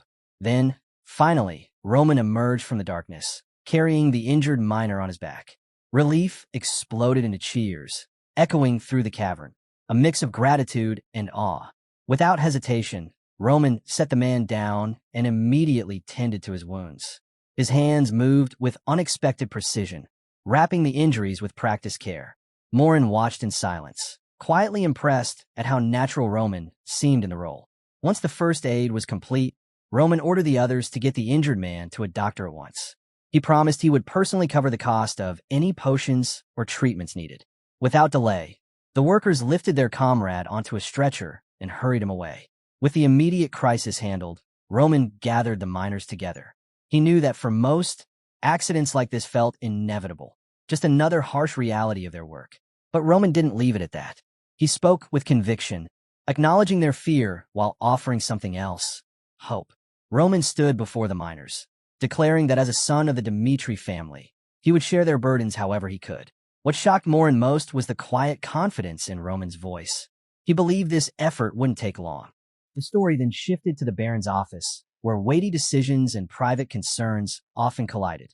Baron Dmitri, worried as both a leader and a father, confronted Roman directly about the accident. He demanded to know why his son had risked his life so recklessly. Roman tried to ease his father's fear, assuring him that he had walked away unharmed. But the Baron wasn't satisfied. His concern only grew sharper as he pressed for details. He reminded Roman that even as an aura swordsman, his strength didn't make him invincible. Some dangers couldn't be met head-on, no matter how skilled one was. Speaking with the authority of both a father and the head of the estate, Baron Dmitri warned him that this time he had been lucky. Next time, fortune might not be so kind. His words carried no favoritism, only the cold truth of how easily the family could have lost its heir. Roman, however, stood his ground. He answered firmly, saying he acted because it was the only choice he could make. If he could go back, he would do the same again without hesitation. His conviction wasn't born only from family pride, but from a greater sense of duty tied to the Dmitri name itself. That answer only deepened his father's frustration. The Baron's voice rose, demanding why his eldest son insisted on such a dangerous path. Why risk everything when no one had asked him to? Roman's reply was calm but unwavering. To understand Dmitri, he explained, one had to look beyond the forge. Yes, the family was renowned for blacksmithing, but the truth was undeniable. Most of their people lived and worked in the iron mines. If he was to bear the Dmitri name, then he needed to understand not just the fame of the forge, but also the hardships that lay beneath it. Roman's decision to work in the mines wasn't just about experience. It was his way of linking the family's name to the lives of ordinary people. Baron Dmitri, intrigued by this, asked him to share what he had gained from his time underground. Roman described the harsh realities the workers endured, stressing how much his father genuinely cared about their safety and conditions. Though Baron Dmitri was respected by all, even the miners themselves, Roman pointed out that no matter how careful they were, danger was always present. The constant fear of the earth trembling and tunnels collapsing weighed heavily on the workers. Hearing this, Baron Dmitri acknowledged that accidents were inevitable, no matter how prepared they were.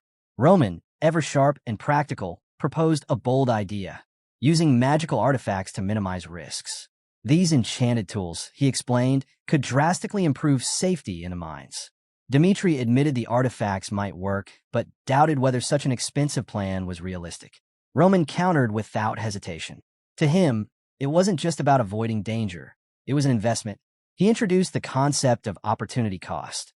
While the initial expense would be high, the potential gains in production and the opening of new mines would far outweigh it. With better safety, operations could expand smoothly, making the mines more profitable in the long run.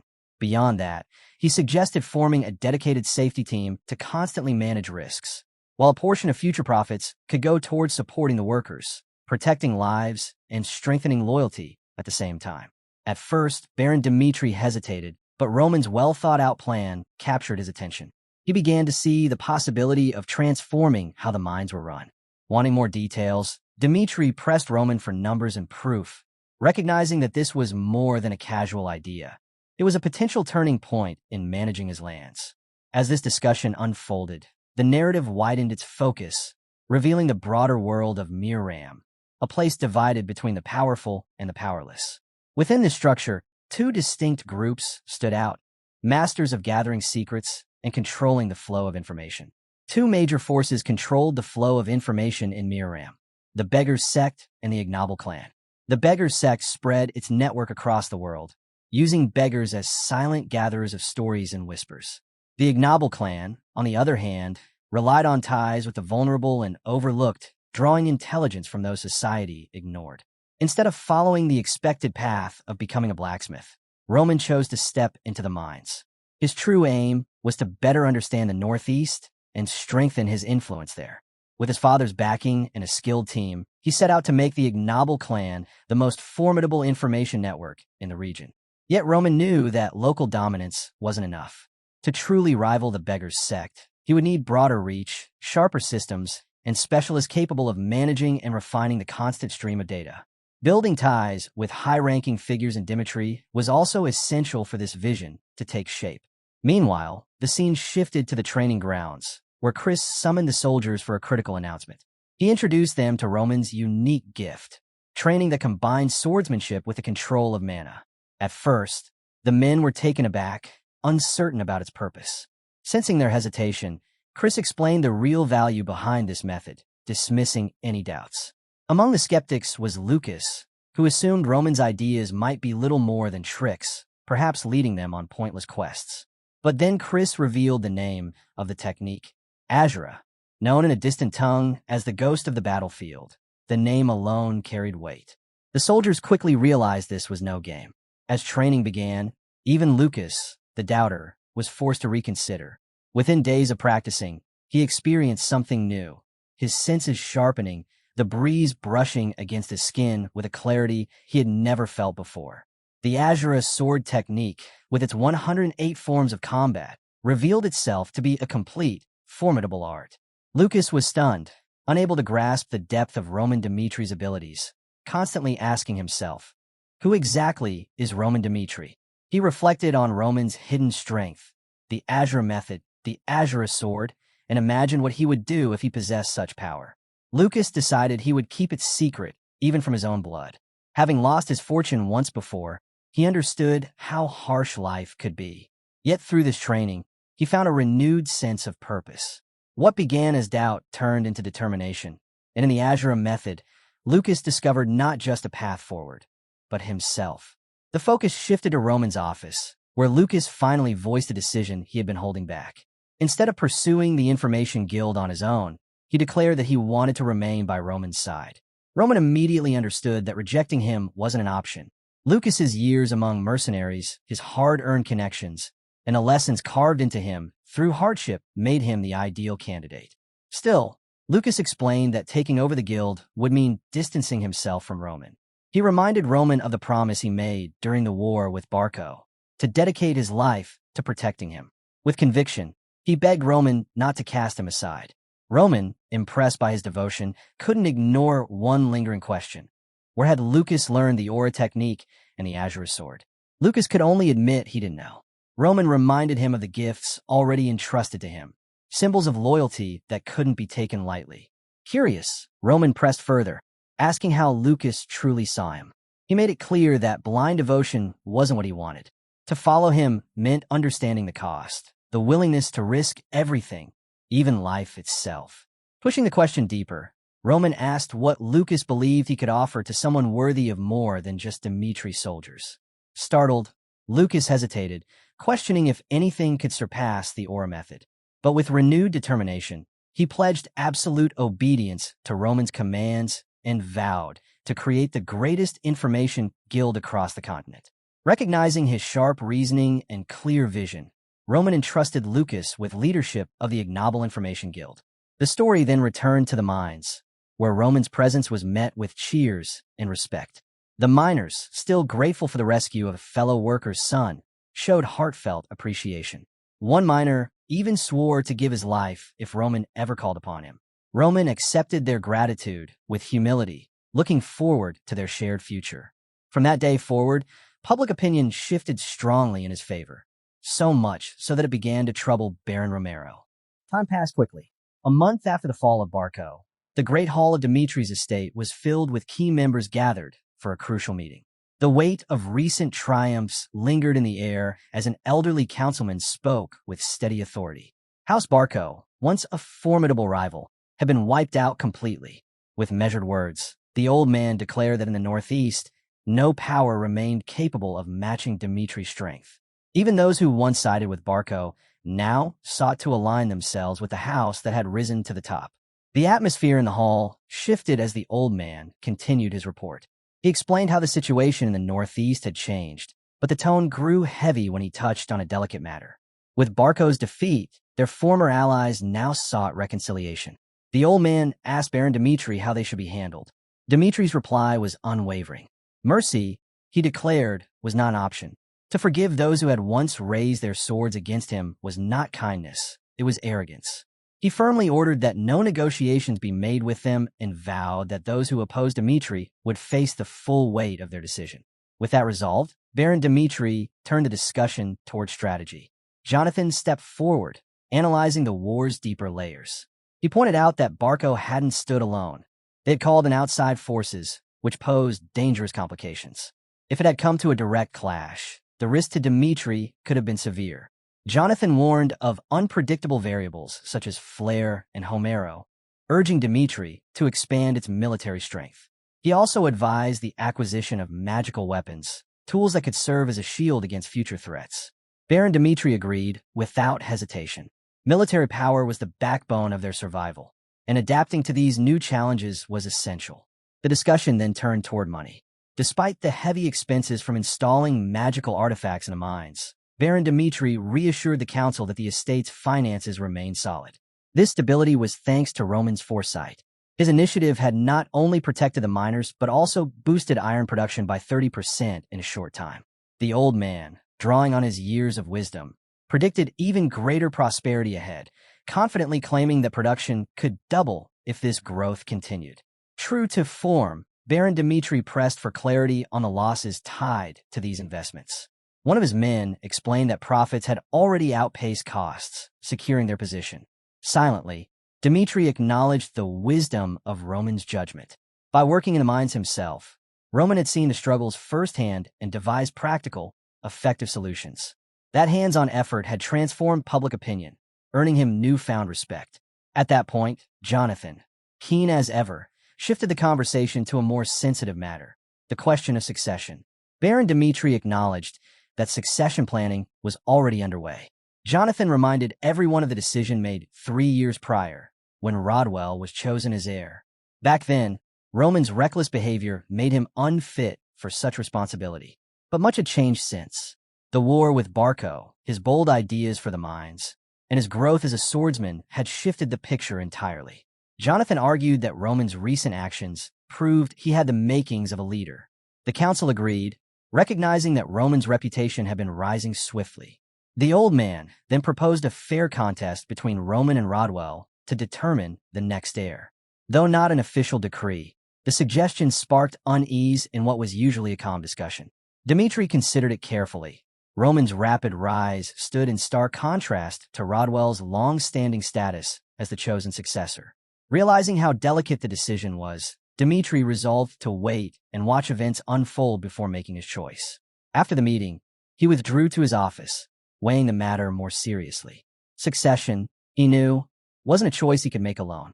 The approval of influential figures within his power structure was essential.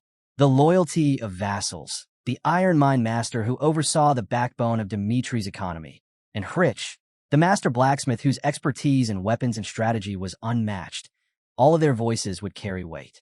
Without Hendrik's backing especially, the decision would lack foundation. Summoning Hans, Dmitri asked directly if Roman was a suitable candidate to lead House Dmitri.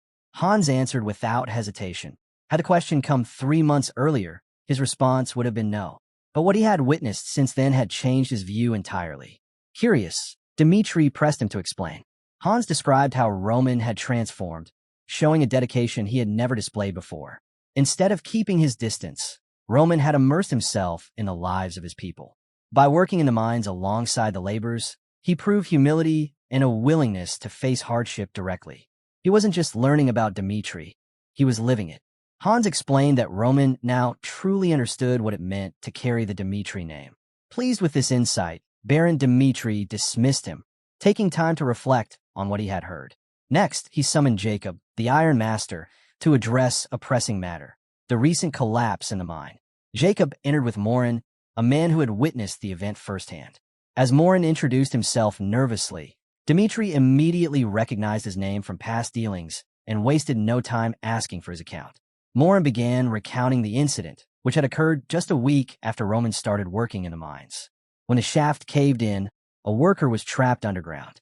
Panic spread among the miners. Some insisted on waiting for rescue crews and sticking to the safety manual, while others feared another collapse if they tried to intervene.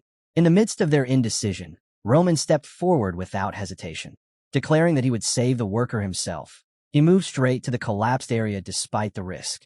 With boldness and skill, he managed to pull the man out alive. At first, Morin admitted he hadn't thought much of young Master Roman, but witnessing that moment changed everything. Roman's courage and leadership left a mark on him, and in the silence afterward, Morin realized how foolish his earlier doubts had been. He recalled Roman's words, that as the eldest son of House Dmitri, it was his duty to take responsibility for the people. That promise, spoken and upheld in the face of danger, proved to Morin that Roman was not just helping. He was committed to something greater than himself.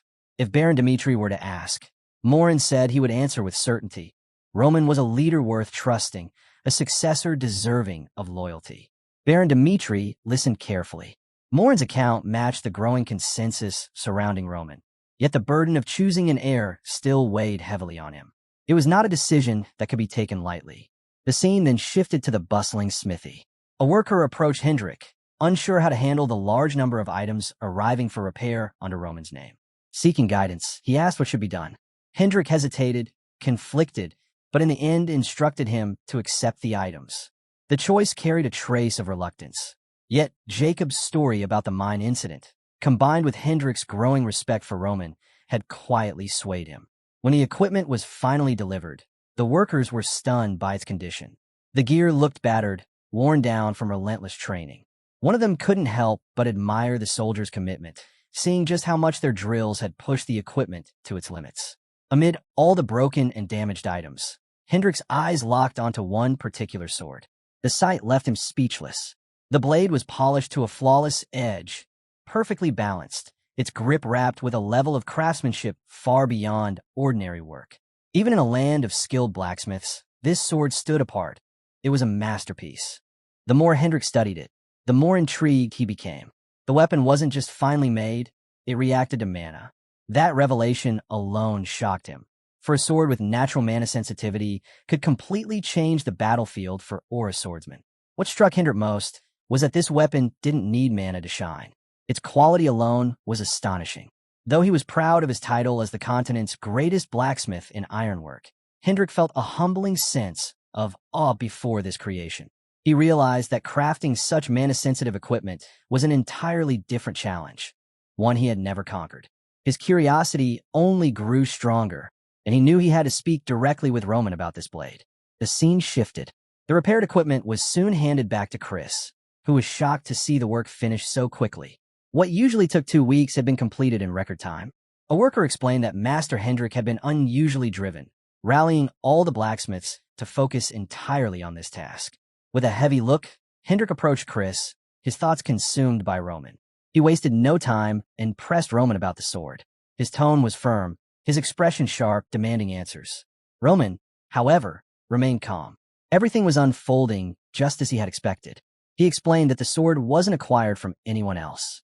This answer startled Hendrik, and he immediately demanded to know where the blade had come from. Roman didn't hesitate. He claimed that he had forged it himself. Hendrik's frustration boiled over. The claim was outrageous. How could he believe that someone like Roman had crafted something as complex as the salamander, a sword unlike any other he had seen? Yet Roman stood his ground. With steady resolve, Roman declared that the salamander was his own creation, a weapon without equal on the continent. Confident and unshaken, he promised Hendrik proof. Only by witnessing his unusual forging methods firsthand could Hendrik truly accept the truth. The scene transitioned to the roaring blacksmith shop, where the heat of the forge filled the air. There, in the heart of the workshop, Roman began to share the story of the salamander, his techniques, his struggles, and the path that led to its creation. Roman explained that as he prepared for the looming war against Barco, he realized he needed a weapon he could trust completely, a sword he could stake his life on. With that resolve, he stepped into the blazing furnace, hammering steel over and over until the rhythm itself became like meditation. Strangely enough, the forge became his refuge, a place where his focus and determination came alive. Turning to Hendrik, Roman believed the veteran blacksmith could sense the weight of emotion that came with each strike. Roman knew that soon he would shoulder the responsibility of protecting others, and that thought alone fueled his desire to forge a new weapon, one to surpass the old salamander. With determination burning in his eyes, Roman stripped off his shirt and prepared to begin the process. Hendrik frowned, thinking Roman reckless for ignoring basic safety and attempting to forge without proper protection. To him, it looked like Roman didn't even understand the fundamentals of blacksmithing, and that perception lowered his expectations. But the moment Roman struck the steel, everything changed. Hendrik's eyes widened as he witnessed something he had never seen before. The way Roman controlled the iron was unlike the methods of this world. Here, smiths struggled endlessly with channeling mana into their blades, pouring time and effort into their craft. But Roman, his strikes carried the smooth, fluid flow of ki, a discipline born of Miraram. In Miraram, smiths focused on harmony and flow, creating blades that amplified chi itself. Roman, who carried knowledge of both worlds, now displayed a level of skill that shattered every boundary Hendrik had known. His technique was unorthodox, but every strike was flawless. His rhythm was sharp, his speed unmatched, and the steel yielded to his hammer, as if it had been waiting for his touch. Hendrik was stunned. The scene unfolding before him reminded him of the golden age of Baron Romero Dmitri, when the Dmitri name shone with unmatched honor. As the hammer rang out again and again, it echoed in his chest, stirring memories of those glory days.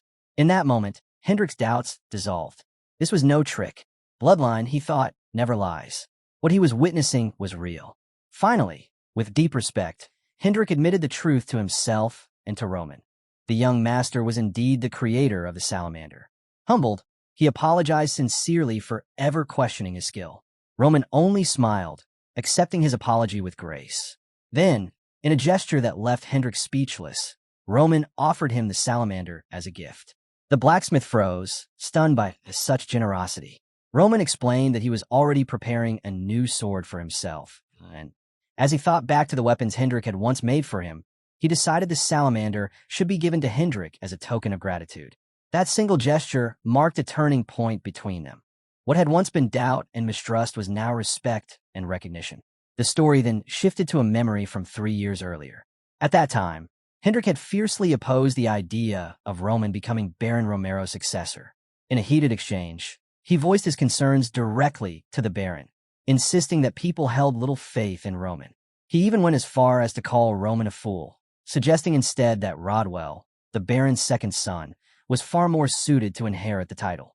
Unlike Roman, Rodwell had proven himself. His blacksmithing skills were respected even in the capital, and he carried himself with the discipline of someone who worked tirelessly at his craft. But 3 years later, things were different. Roman had changed profoundly. His growth wasn't just visible in his blacksmithing, but in the way he carried himself, in the way those who once dismissed him now spoke his name with respect. Baron Dmitri himself could see that change. Still, he worried. Would Hendrik, who had been one of Roman's harshest critics, ever truly accept him as the rightful heir? To the Baron's surprise, Hendrik openly admitted that Roman's abilities now surpassed every other candidate. The revelation left Baron Dmitri stunned, and he pressed Hendrik for confirmation. With absolute conviction, the blacksmith assured him that he would never lie about something so important. He explained that Roman had not simply stumbled into this growth. He had worked relentlessly in silence, pouring his strength and emotions into every stroke of the hammer. At first, Hendrik admitted he had doubted Roman so much that he thought about deliberately giving him subpar weapons, convinced they wouldn't matter in his hands.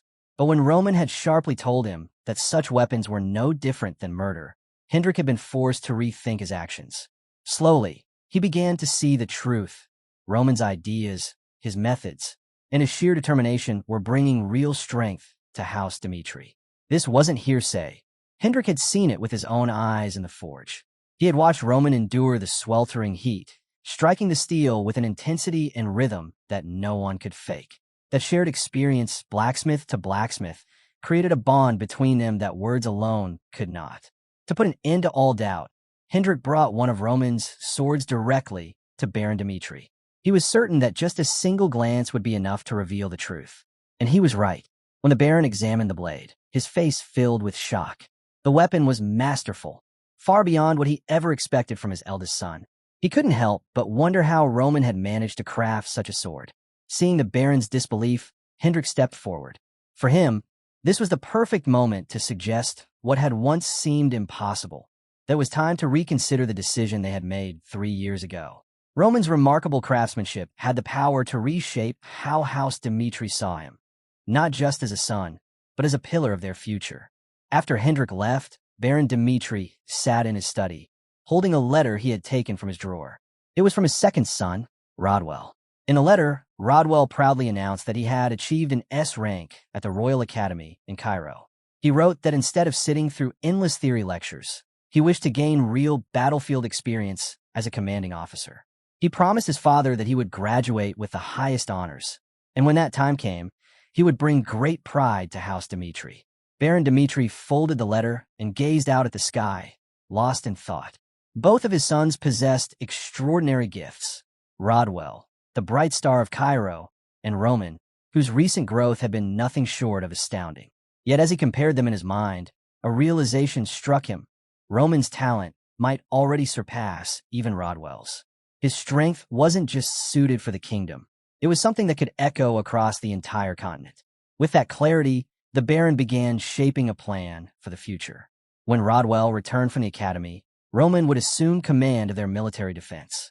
After that transition, he would formally announce the long-awaited battle of succession, the decisive trial that would determine the next heir of House Dmitri. The weight of these coming events hung in the air, filling the estate with quiet anticipation. A few days later, a priest from Valhalla named Willis arrived at House Dmitri. Baron Dmitri welcomed him with open arms, introducing himself with warmth and respect. Willis had traveled here for one reason: to confirm the rumors he'd heard about Roman's victory over Homer. Such an unexpected achievement had stirred whispers, and some even questioned whether Roman's rank should be reevaluated. Baron Dmitri explained with a faint sigh that Roman had spent the last several days in the forge, buried in his blacksmithing. Knowing the importance of Willis's visit, the Baron suggested he take the day to rest and arrange for him to meet Roman the following morning. He also invited Willis to tour the Dmitri estate while he waited. Willis accepted the offer, and Hans, one of the household's most reliable guides, was chosen to accompany him. Hans walked with pride as he spoke about the greatness of the Dmitri family.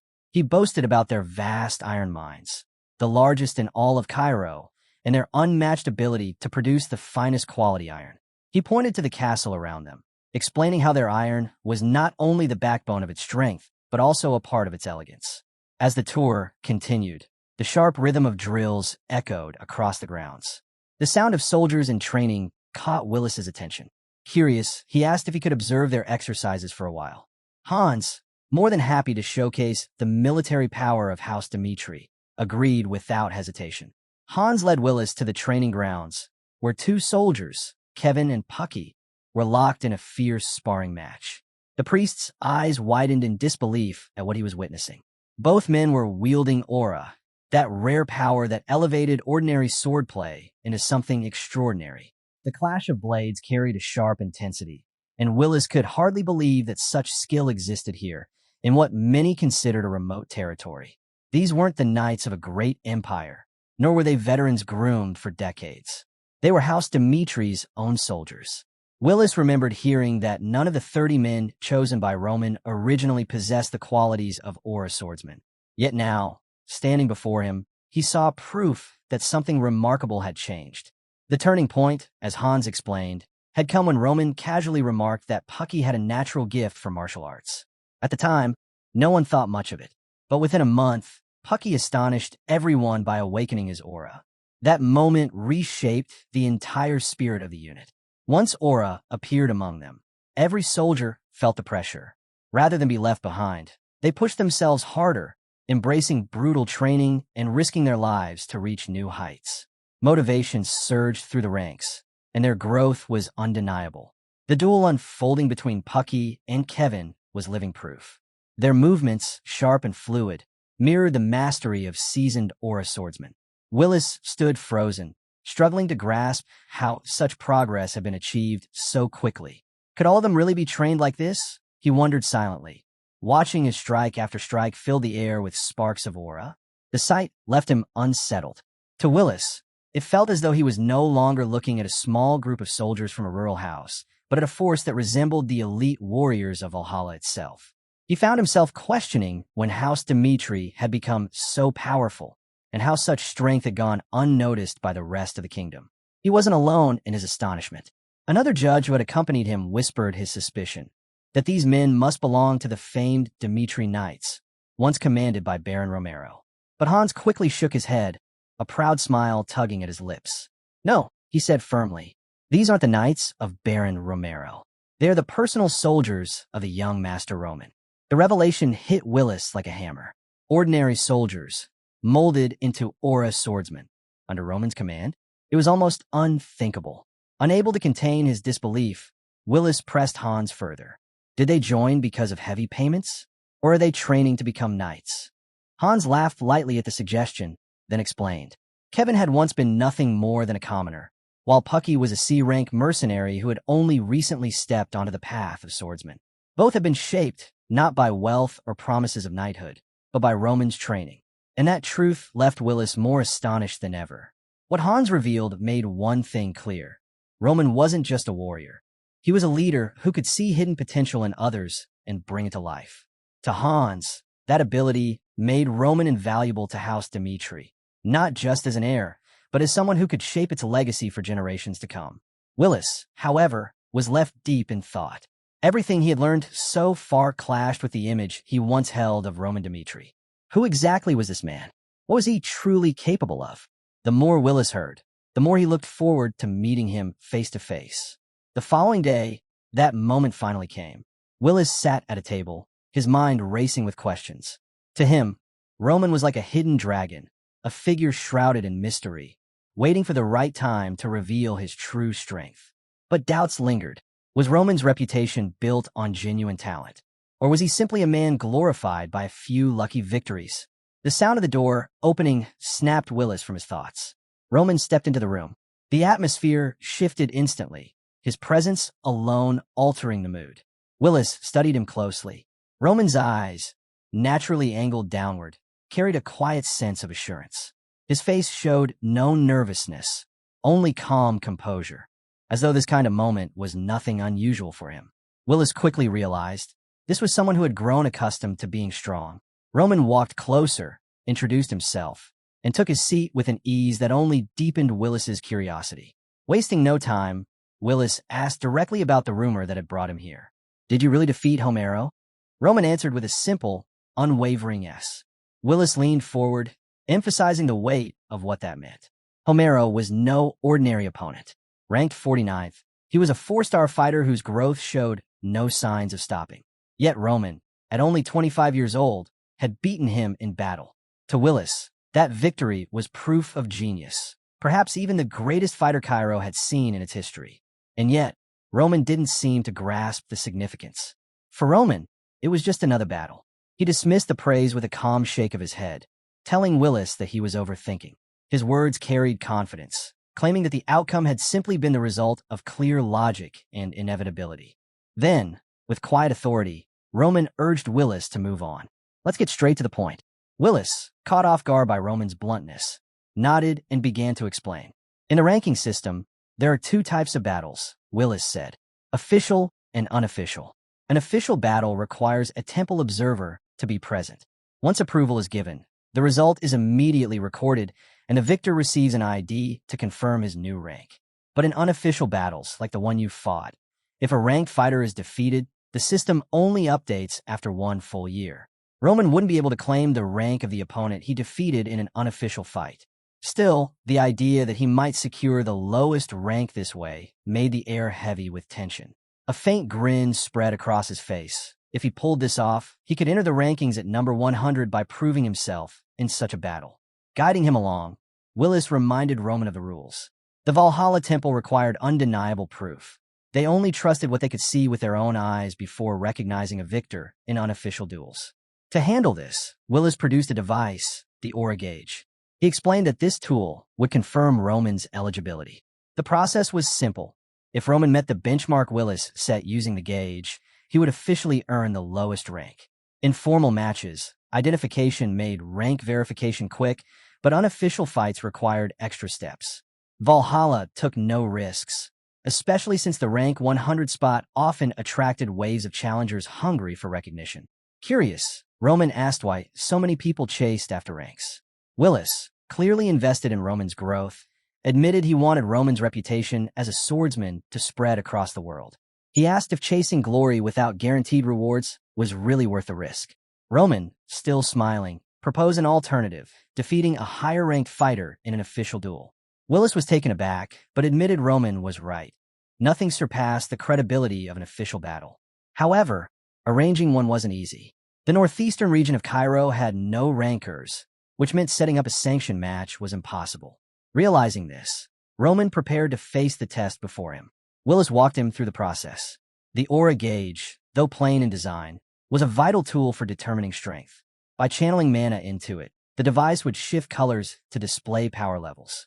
Red meant 1 star, orange 2, yellow 3, and green 4 stars or higher. Since Roman had already taken down a formidable 4-star swordsman, expectations for him were high. To qualify, the gauge needed to glow at least yellow, 3 stars. With that in mind, Roman stepped forward confidently, ready to reveal his strength. As he placed his hand on the device, he thought about the stark difference between this world and Miram. Here, mana dictated everything, and tools like the aura gauge determined a warrior's standing. He couldn't help but wonder about the mages of this land. Were they anything like the sorcerers of Miram, or had they evolved into beings closer to gods? One thing was certain. The power of magic in this world was not something he could overlook. At Willis's signal, Roman began. He reflected on the stark differences between this world and Miram, wondering what might happen if he unleashed his mana the way this world demanded. A smile crept across his face. It was the perfect chance to test his boundaries and discover just how formidable this world's magic truly was. He placed his hand on the aura gauge and released his power. Instantly, mana surged outward, wrapping him in a brilliant purple glow that spread through the room. Willis, standing by, could only stare in shock at the overwhelming force. The gauge lit up, its color shifting rapidly from orange to yellow in a matter of seconds. Normally, the process took minutes, even for skilled fighters. The sheer speed of it left Willis struggling to believe what he was seeing. Roman knew the tools of this world had their flaws. Instead of stopping, he pushed further, applying techniques he had mastered back in Miram. Mana flooded the gauge again, and this time, the device leapt to green, the highest level it could register. But before Roman could savor the result, the impossible happened. The aura gauge shattered. Willis froze, unable to process what had just occurred. The aura gauge was no ordinary device. Crafted with the infused mana of a 6-star swordsman, it was designed to withstand any power poured into it. Its scale only went as far as green, but even if the energy exceeded its boundaries, it was built to endure. Breaking it should have been impossible. Roman, calm as ever, asked if perhaps the gauge was faulty. Willis, stunned, couldn't form an answer. His mind replayed the moment just before it broke. The brilliant green light blazing brighter than ever. That image alone forced him to reconsider everything he thought about Roman. What stood before him wasn't a promising newcomer. This was something else entirely, a monster in human form. A swordsman with the potential to climb into 6-star territory, a level that could overturn everything. If Roman's existence came to light, it wouldn't just shake Cairo. The entire Salamander continent would feel the ripple. A warrior like him could rewrite the rankings and threaten the very balance of power. As Willis absorbed what had happened, the weight of the moment sank in. A broken aura gauge, something he had never witnessed before, forced him to tread carefully. He knew better than to rush to conclusions, but his sense of responsibility pushed him to act. He assured Roman that the results would be handled properly, then stepped out, a pressing urgency settling over him. Encountering Roman Dmitri had shaken him. There was clearly more to this man than anyone realized. Back in his office, Willis sat in silence for a moment, trying to make sense of all before turning to the records. He began piecing together Roman's past. The files painted a picture of a life that seemed ordinary until the age of 25, when everything shifted. The crushing of the Blood Fong, the clash with Barco, these stood out as milestones, marking a transformation that was almost too extreme to believe. What unsettled Willis most wasn't just the events, but the sharp contrast before and after. The man who once blended into obscurity had turned into someone capable of changing the tide of battles.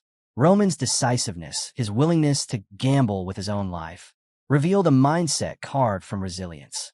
It wasn't raw power alone. He carried a keen mind and unshakable will. Willis's gaze drifted to the shattered aura gauge resting on his desk. It was built to handle anything, yet it had failed here. There was no flaw in the tool, no hidden defect. The only explanation was that Roman's strength had exceeded what it was ever meant to measure. That realization pushed Willis to his feet. This had to be reported immediately. But before he could move, a magical call reached him. A voice from the Valhalla main branch cut through his thoughts. Sharing the details, Willis explained what had happened with Roman Dmitri. The response he received shifted everything. The higher-ups didn't dismiss it. They made a decision. Roman wasn't just an outlier. He was someone to be brought into Valhalla. It was in that moment Willis understood. Valhalla was far more than a gathering of reckless warriors. Behind their power lay strategy, subtlety, and vision. They wielded tradition, the ranking system itself, as a weapon of influence. Small in number, perhaps, but sharp enough to recognize talent and ambitious enough to claim it. Willis's superior wasted no time in making the decision. Roman Dmitri had to be recruited. The orders were precise. Elevate Roman's evaluation to an A rank and secure him for Valhalla. But secrecy was paramount. Integrating someone from another land required subtlety. If handled carelessly, suspicion would spread, and Valhalla couldn't afford that. Willis listened intently, taking the directive to heart. His role was clear. He would explain the supposed issue with the aura gauge to Roman, then adjust his official standing. Roman Dmitri, once seen as a 4-star, would now be labeled a 3-star swordsman and given an unofficial placement at rank 100. Willis understood the weight of this maneuver. A move like this could send ripples through Cairo's fragile social balance. The following morning, news of the announcement spread like wildfire. The city buzzed with disbelief. The youngest ranker had appeared. Roman's sudden entry into the rankings disrupted long-standing norms and caught everyone off guard. In the heart of the capital, Marquis Benedict, one of Cairo's most powerful aristocrats, sat in his office reviewing the report from his aide. The details were clear. Willis had confirmed Roman Dmitri as a 3-star swordsman, and rumors of his victory atop Romero's peak were spreading fast. Still, Benedict was skeptical. Whispers claimed Romero had been ambushed, unable to unleash his full 4-star strength. The truth, Benedict suspected, was more complicated. His curiosity deepened when he learned Roman's age, just 25. To achieve such mastery at that age was astonishing. Roman wasn't only a promising warrior. He was a potential force of influence in the outer territories. The thought pushed Benedict to consider the wider chessboard of politics. He asked about the movements of Kronos and Valhalla, two powerful empires that rarely wasted opportunities. The answer only fueled his anger. They were already acting, maneuvering with speed while Cairo's central government hesitated. The idea that foreign empires might seize Roman before the capital secured its stance was intolerable. At this time, Cairo was fractured into 4 major factions. The royalists, loyal to the crown, wielded strong authority. The aristocrats, led by Marquis Benedict himself, held vast sway in political affairs. Alongside them were the pro-Kronos and pro-Valhalla factions, both vying for influence by aligning with outside powers. Each faction in Cairo was swayed by outside powers as well as their own ambitions. Mark Benedict grasped how urgent the matter had become. He immediately ordered an envoy to approach Roman Dmitri.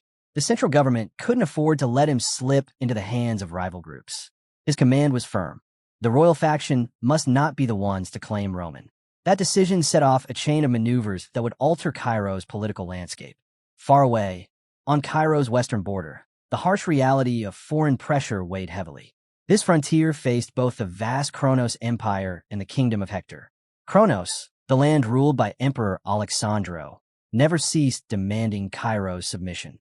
For years, the empire's attacks had worn the soldiers thin, leaving them in constant battle. Inside Cairo itself, Kronos' influence even reached the people. Some openly called for surrender. Amid this turmoil stood Roman's brother, Rodwell Dmitri, serving on the Western Front. Life here allowed no rest. Skirmishes came without end, grinding down morale. One day, a fellow soldier rushed to him with surprising news. Roman had become a ranker. Rodwell scoffed at the idea. To him, the Roman he remembered couldn't possibly achieve such a feat, a 3-star rank. Impossible. He dismissed it as rumor, convinced the truth would eventually surface. Back at Dmitri Palace, Roman faced an unexpected guest. The man carried authority and swore loyalty to the king of Cairo. His purpose was clear, to offer Roman a place as a royal knight, an honor reserved for the most elite. To the royal faction, Roman Dmitri was no longer just a frontier lord's son. He was the hidden dragon, and they intended to secure him. That single move set all 4 factions in motion, each planning how to claim the rising swordsman. Political games and hidden strategies began to swirl, with Roman unknowingly at the heart of it all. In private, the elder spoke openly with Roman. He stressed the significance of becoming a royal knight, Cairo's highest honor for any warrior. Normally, the path required years of grueling trials, but Roman had been chosen for a rare exception, to pledge loyalty directly to the throne. Curious, Roman asked why such a privilege was being offered to him. The man explained, as the eldest son of the Dmitri family, Roman's position was unique. The royal family saw value in him and wanted him at the capital. If he accepted, he could bypass the usual ordeals and rise swiftly into the ranks of the king's most trusted knights. Roman didn't look impressed by the proposal. He calmly asked if a mansion and an elevated family title were truly the best rewards the royal family could offer. The elder blinked in surprise, unsettled by Roman's indifference. Sensing hesitation, he asked directly, was Roman really planning to refuse such a prestigious opportunity? Roman's response was steady. As the eldest son of House Dmitri, he already had what he needed. Why, then, should he abandon his position and travel to the capital simply to wear the title of royal knight? The elder tried again, repeating the benefits, a mansion of his own, and the rise of his family standing. But Roman pressed further, his tone unwavering. Were these really the greatest gifts the royal family could bestow? Then he revealed something the elder hadn't expected. Just 5 days earlier, someone from the renowned Gregory family had come to him with their own offer, one far greater than the king's. Land in the capital, a mansion, wealth in gold and silver, and even a proposal for marriage into the Gregory bloodline. The elder's expression darkened. Shock turned quickly to anger. He warned Roman he was making a dangerous mistake. The emperor's interest, he explained, was not in what Roman was today, but in what he could grow into. The path of a royal knight offered rewards beyond imagination, far greater than the empty promises of noble houses. He cautioned that Kronos was already weaving its schemes, and turning down the king's hand now could prove disastrous. But Roman was not finished. He recounted the string of approaches he had faced in just the past few days. 3 evenings ago, an envoy of the Denver family had arrived, speaking of support and guidance for the road ahead. And only last night, a messenger from the Benedict family had made their case. Their terms were generous, more refined than those of the others, with 3 distinct points of advantage. Then Roman revealed his true intent. By next month, he planned to make Dmitri independent. The elder was stunned. He immediately argued against the idea, calling it reckless. To him, the royal faction was the only path forward. The other families, he warned, were traitors seeking to tear the kingdom apart. The royal knight's commander, Cairo's strongest swordsman, had gained fame for crushing rebellions and restoring order. Yet despite his efforts, the royal family still struggled to govern, unable to secure the crucial intelligence they needed. The old man knew how stubborn Cairo's nobles could be, and winning them over would not be easy. All he could do was offer Roman a place among the royal knights, humbly requesting his support for the crown. But Roman, remembering his own past as the 12th son of the heavenly demon, found little appeal in these offers. He neither accepted nor rejected them, keeping his stance deliberately unclear. That faint glimmer of uncertainty gave the old man hope. Roman hadn't turned him down completely. Still, Roman dismissed him for the day, saying he would wait until the right time came to declare his loyalty. With 4 factions making their approaches and 4 offers left unanswered, Roman had no intention of choosing sides. He expected conflict to break out eventually, so he bided his time, leaving every option open. Outside, while training with full focus, Roman was suddenly approached by a man who greeted him. To his surprise, it was Mackin, an agent of Valhalla's intelligence division. What caught Roman off guard even more was that Mackin wore the uniform of Dmitri's staff. Suspicion rose instantly, and anger followed. Roman demanded to know why Mackin had come, especially since he had already spoken with the Denvar family days ago. Sensing Roman's displeasure, Mackin quickly bowed his head in apology. He explained that pressing circumstances had forced him to step in directly, emphasizing that this visit represented Valhalla's genuine intentions. He acknowledged Roman's delicate situation, his ties to Dmitri, his nationality, and the difficulty of severing those bonds. Then came the unexpected. Mackin laid out Valhalla's offer, a noble title, control of an iron mine, and fertile land. It was a deal that allowed Roman to continue his craft as a blacksmith while securing his family's livelihood. Roman weighed the proposal carefully. It was tempting, yet heavy. Accepting meant more than just land and wealth. It meant aligning himself with Valhalla. The thought pressed on him like a burden. Sensing hesitation, Mackin leaned in with sharper words. For a swordsman, he said, power was everything. To make the deal irresistible, he revealed Valhalla's greatest treasure, access to their first-class treasury. Inside lay ancient records, meticulously preserved, methods to sharpen the mind, forgotten sword arts, and secret techniques passed down through generations. Roman was taken aback by the weight of the offer. The mention of Valhalla's treasury, filled with rare records on mind refinement and sword techniques, drew his attention more than anything else. Knowledge preserved from generations past, secrets most kingdoms could only dream of, was now being placed within his reach. The promise of such wisdom gave Valhalla's proposal an entirely new depth, one that was hard to ignore. Mackin then laid out Valhalla's vision. Their ambition was nothing less than to dominate the continent, uniting it under a single empire. Remaining in Cairo, he explained, would play a crucial role in achieving that destiny. The idea of Roman contributing to the rise of such an empire gave the heir a sense of inevitability, as though fate itself was calling him. With persuasive words, Mackin urged Roman to seize the opportunity, promising him security, wealth, and a future far brighter than Cairo could ever provide. It was an offer designed to leave no room for refusal, yet Roman declined without wavering. The atmosphere immediately tightened, Mackin's surprise visible in the silence that followed. Few men had ever turned down Valhalla's hand. Knowing his refusal might seem strange, Roman chose to explain. It wasn't the reward he rejected, nor loyalty to Cairo that kept him bound. The truth was far more complicated. Recently, countless offers had been laid at his feet, all tempting him with power and position while asking little in return. Each one reflected the unstable balance of Cairo's politics, where factions, be it the Royal Knights, Marquis Benedict, Count Gregory, or Count Denver, were all vying to claim him as their own. On the surface, choosing might look simple, but in reality, the decision was like moving a piece on a chessboard where every step carried heavy consequences. Roman told Mackin that pledging loyalty was no small act. It meant committing his life, his future, and the fate of his family. For him, hesitation wasn't a weakness. It was a strategy. It was survival. He admitted openly that he needed to decide not just who to follow, but what cause was worth staking his life on. Cairo's tangled web of politics demanded patience, and his reluctance to rush an answer was his way of proving seriousness, not just to Mackin, but to every faction watching him. Hearing this, Mackin began to understand the complexity of Roman's position, but urgency pressed upon him. He warned that Valhalla's internal politics were shifting quickly, and time was a luxury Roman did not have. If he waited too long, the door might close forever. His voice softened, though his message remained sharp.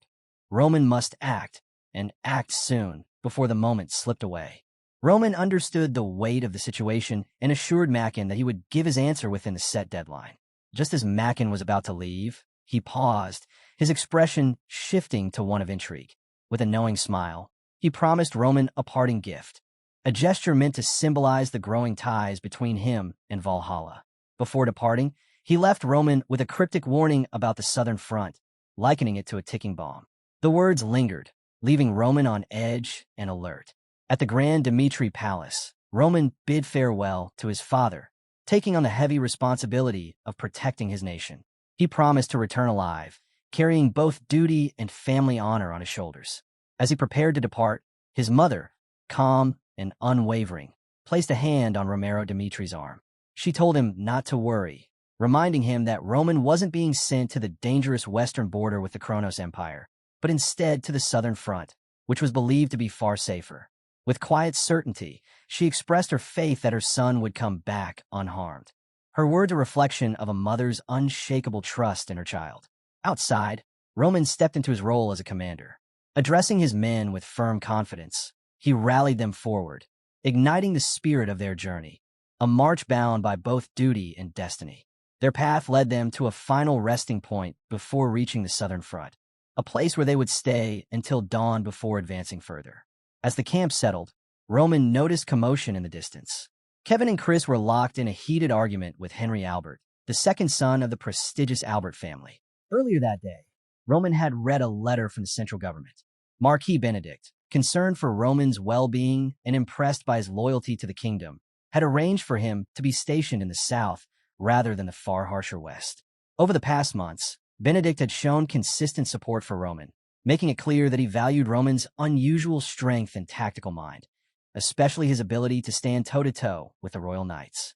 Losing him was something Benedict was determined to avoid. Yet, despite this apparent protection, Roman couldn't shake his doubts. Valhalla's intelligence had painted a far different picture, one of instability and danger, calling the southern front a time bomb waiting to explode. Back at the inn, the clash between Henry Albert and Chris escalated. Henry, puffed up with the pride of his noble lineage, sneered at Chris and Kevin. He demanded that the inn be handed over to him and openly mocked them as lowborns unworthy of speaking in his presence.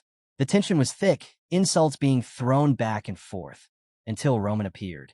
Stepping into the scene, he cut through the heated exchange with a single question. What was going on here? Chris quickly explained the situation. Henry Albert had demanded that he and the others clear out of the inn simply because Henry wanted it for himself.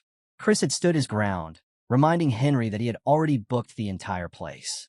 But Henry, unconcerned, brushed off his protest as if it meant nothing. From the sidelines, Roman watched carefully. It was clear that the Albert family was still clinging to an outdated sense of superiority, unaware that their influence had diminished. Roman saw the perfect moment to step in. Calmly but firmly, he asked Henry why he thought others should give up the inn for him, directly challenging the entitlement he carried as a noble. Henry, unfazed by Roman's words, turned the question back on him. He wanted to know if Roman was truly the one leading these soldiers. When Roman confirmed it, Henry scoffed and issued a warning. Ignoring him, Henry said, would bring trouble. He reminded Roman that they were both bound for the southern training camp, and then arrogantly gave him 5 minutes to disappear from sight. Roman's thoughts flickered to his family. House Dmitri, small and overlooked, had long endured such treatment from larger, noble houses. Yielding here would only reinforce that old hierarchy, and that Roman could not allow. Instead of backing down, he chose to confront the matter head-on. Without hesitation, Roman drew his sword, his intent sharp and clear. He declared that if Henry managed to defeat him, he and his men would vacate the inn without argument. Henry blinked, caught off guard by the sudden challenge. He reached for his weapon, ready to retaliate, but before he could, his own soldiers rushed forward to restrain him.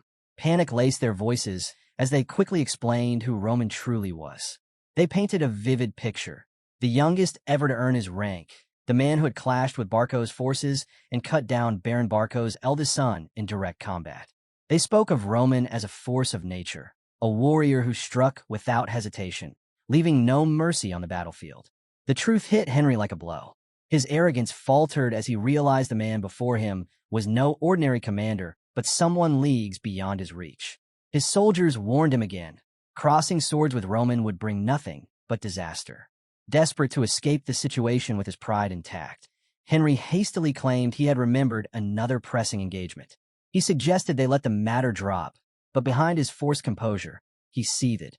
Roman's defiance was an insult to House Albert, and Henry vowed to find another way to settle the score.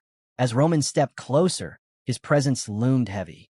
Henry instinctively retreated, slipping to the far side of the room to avoid the pressure Roman exuded. Watching this unfold, Roman thought to himself that perhaps such scenes were common in the Southern Front, a place where pride and politics clashed just as fiercely as blades. That day, Roman's name alone was enough to silence 3 different men, proof of the fearsome reputation he had already carved out. Later, he sought out the innkeeper, hoping to make sense of the strange atmosphere surrounding the Southern Front. The innkeeper, used to seeing such things, explained plainly. Unlike the brutal Western Front, the southern border had a cordial relationship with Hector. For that reason, it had earned the nickname the Resort. Nobles who couldn't avoid conscription flocked here, where training was light, danger was scarce, and service could be completed in comfort. Roman listened, but his thoughts drifted back to a report from 48 days earlier.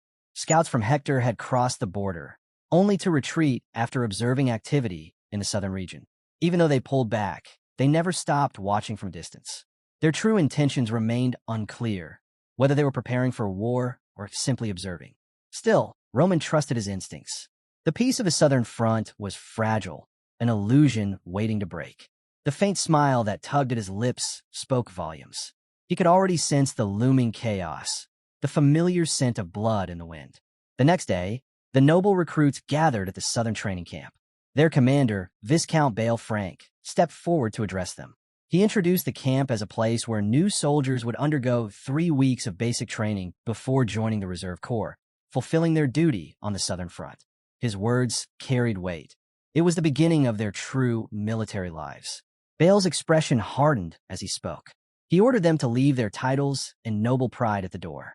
In the camp, they were not lords or heirs. They were soldiers and soldiers alone. Discipline was absolute, and breaking rules carried consequences. The punishment, he declared, was transfer to the Western Front. To most, the threat was chilling. To Roman, it felt almost lenient.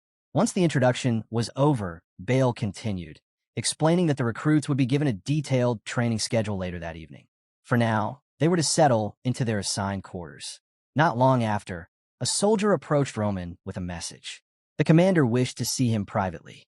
Without hesitation, Roman agreed and made his way to Bale's office. Inside, Bale greeted him warmly.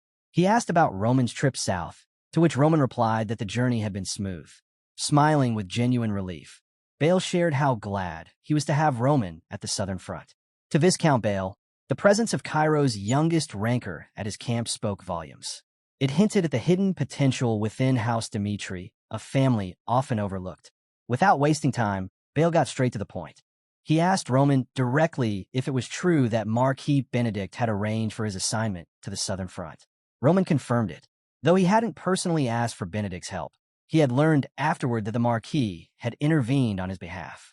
Bale paused, thinking carefully. The Marquis's continued investment in Roman was no small matter.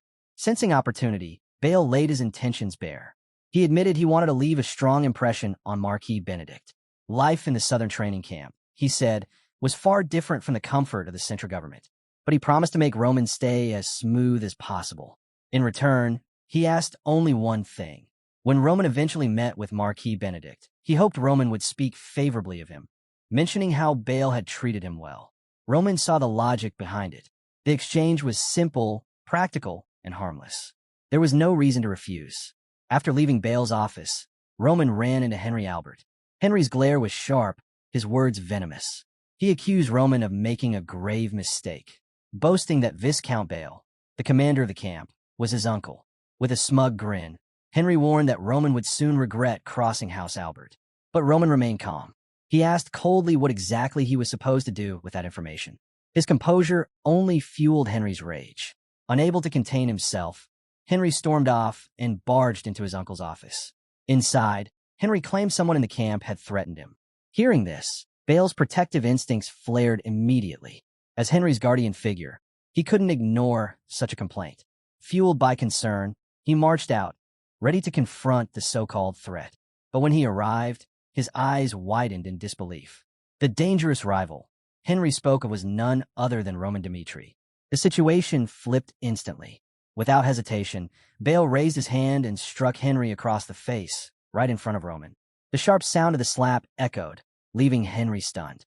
Tears welled in his eyes as he looked at his uncle, the man he had trusted more than even his own parents. The sudden rebuke from someone he had always admired shook him to the core, leaving him both hurt and bewildered. Turning to Roman, Bale quickly gathered himself. He apologized sincerely, acknowledging that Henry's actions had been disgraceful and needed correction. Roman, in turn, responded with unexpected grace. He told Bale he would overlook the matter, recognizing that the Viscount had handled it directly and with sincerity. As Viscount Bale led Henry away, his patience began to unravel. Outside, he turned on his nephew with sharp words. He warned Henry never to treat Roman as an enemy.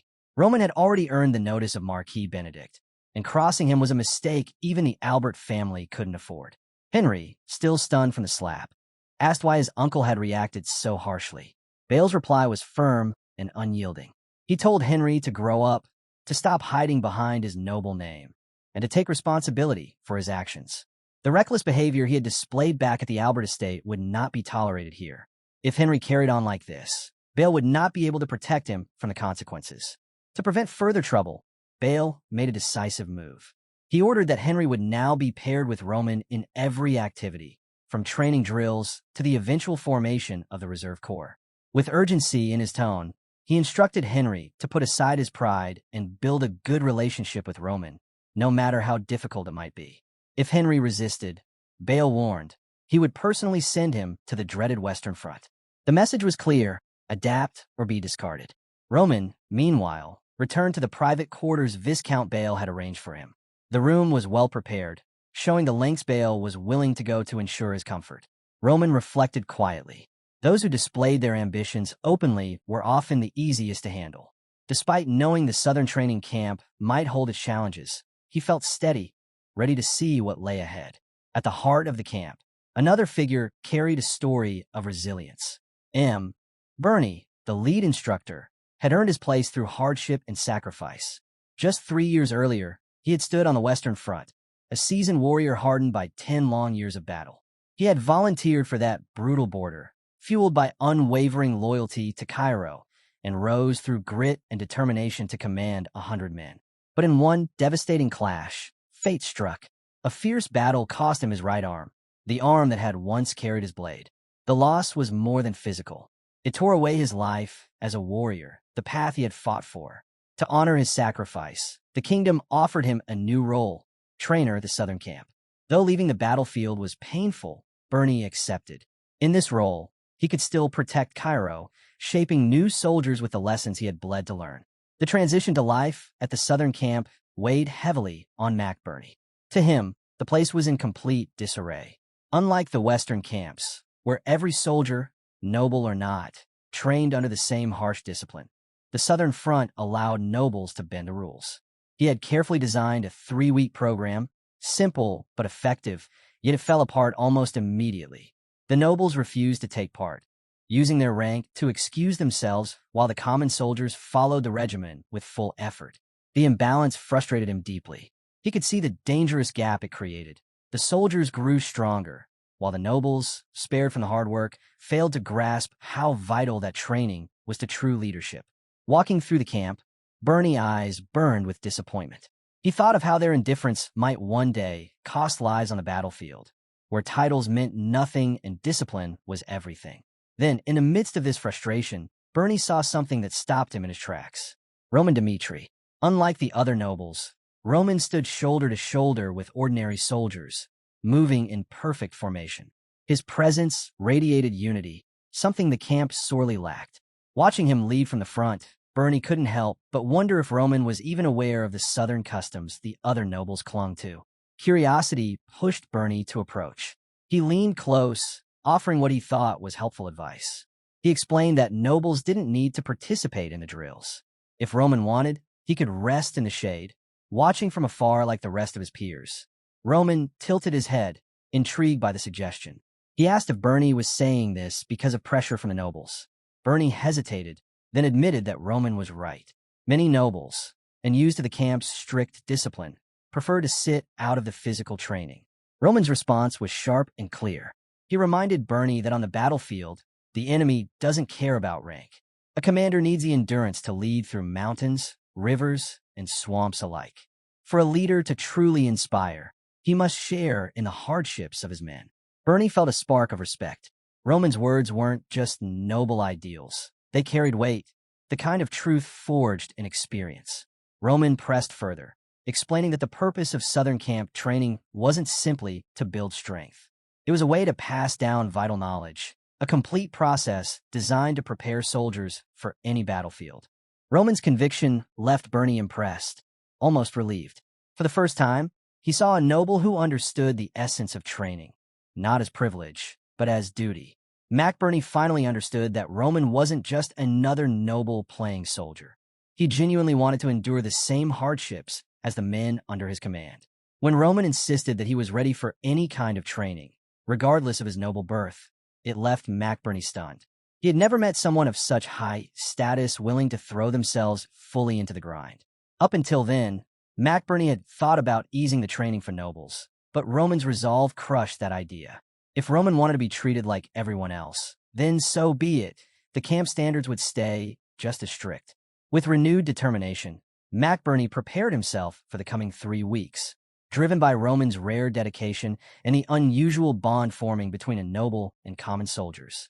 When the troops gathered, McBurney stood before them and announced the start of their first week of physical training. He declared they would begin with the infamous Training Hill, a brutal program designed to prepare soldiers for the harsh and unpredictable nature of war. Every single day, no matter the weather, they would climb the mountain. The announcement shook the soldiers, especially after seeing the strength and endurance Roman and his squad displayed during drills. McBurney reminded them that war wasn't just about muscles. It was a test of the mind, with no clear end in sight. Their drills had no fixed limits. They would swing, march, and train until their body screamed. Quitting halfway wasn't an option. Anyone who faltered would train even longer, even if it cost them sleep. As the days dragged on, exhaustion set in. Some soldiers tried to cool themselves in a nearby river, their bodies aching. One muttered that he might have endured better if he had the same level of training as Roman's men. Henderson overheard and pressed him about his background. The soldier admitted he'd been training for only a year and figured Roman's group had been training for years. But Henderson corrected him. Roman's men had only been training for 3 months. He looked the soldier in the eye and told him plainly. It wasn't a lack of preparation holding him back. It was that he hadn't given everything he had. As Henderson spoke, his thoughts drifted back to his own quiet hometown and the day his life changed forever, when a simple recruitment poster caught his eye. Henderson's life shifted the day he considered that recruitment poster. At first, it seemed like a simple choice, just trading his farming tools for a soldier's weapon. He never imagined that decision would pull him into a world that would strip away everything he thought he knew about strength and readiness. When he joined Roman Dmitri's army as a private, Henderson assumed it wouldn't take much to fit in. But his confidence cracked the moment he saw hardened mercenaries like Lucas and Pucky discussing Roman's terms. Surrounded by warriors who carried themselves with the weight of real battles, he suddenly felt like prey among predators. The confidence he had as a farmer meant nothing now.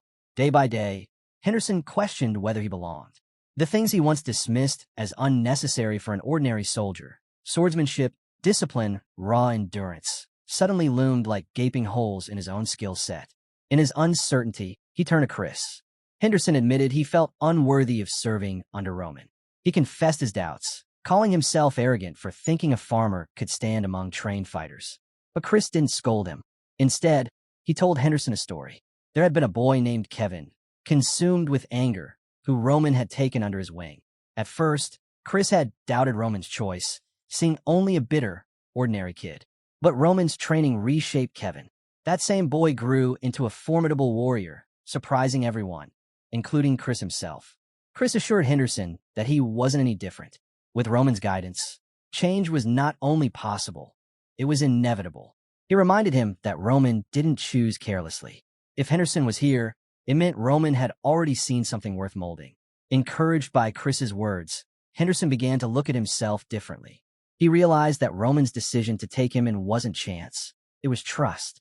From that moment, he made a quiet vow to believe in Roman Dmitri, even when he couldn't believe in himself. The months that followed tested him like nothing before. Training was merciless. His body was pushed past its limits until vomiting or collapsing from exhaustion became almost routine.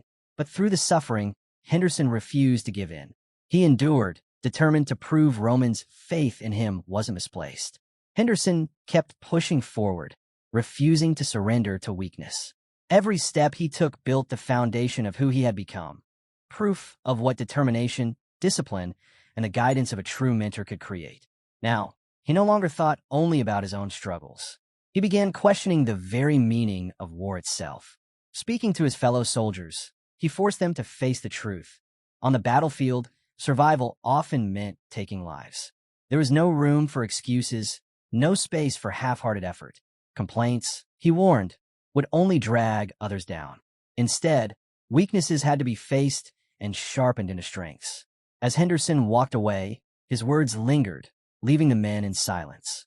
Looking around at Roman soldiers, it was clear they already carried the mindset of warriors.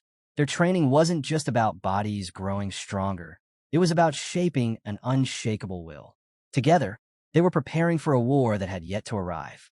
Meanwhile, at the edge of the training grounds, nobles watched in quiet confusion. They couldn't understand why Roman and his men, all of humble birth, were pouring so much into endless drills. To them, the southern front was far from danger. Such extreme preparation seemed pointless. Among these onlookers was Henry. He couldn't fathom why Roman, unlike other nobles, showed no interest in forming alliances or currying favor. The others dismissed the soldiers' effort as wasted energy. But behind their skepticism lay a truth they couldn't see. Roman's men weren't just training for battle. They were proving their worth, demanding respect through sheer effort. Henry, however, couldn't let go of his unease. To him, ignoring politics and noble connections was reckless. He wondered if this was the flaw of someone born outside aristocratic circles, not understanding how vital relationships were in the world of power. The thought troubled him, and he wondered where it might lead if Roman continued down this path. Far from the training fields, the scene shifted to the towering halls of Hector Palace, where choices were made that determined the fate of nations. There, Jackson, the seasoned captain of the Ranger Corps, stood before the king of Hector, delivering a meticulous report. Over the past year, his men had infiltrated Cairo's southern front 48 times, gathering intelligence. His findings revealed a dangerous truth. Cairo's defenses were heavily concentrated on the western side, locked in conflict with the Kronos Empire.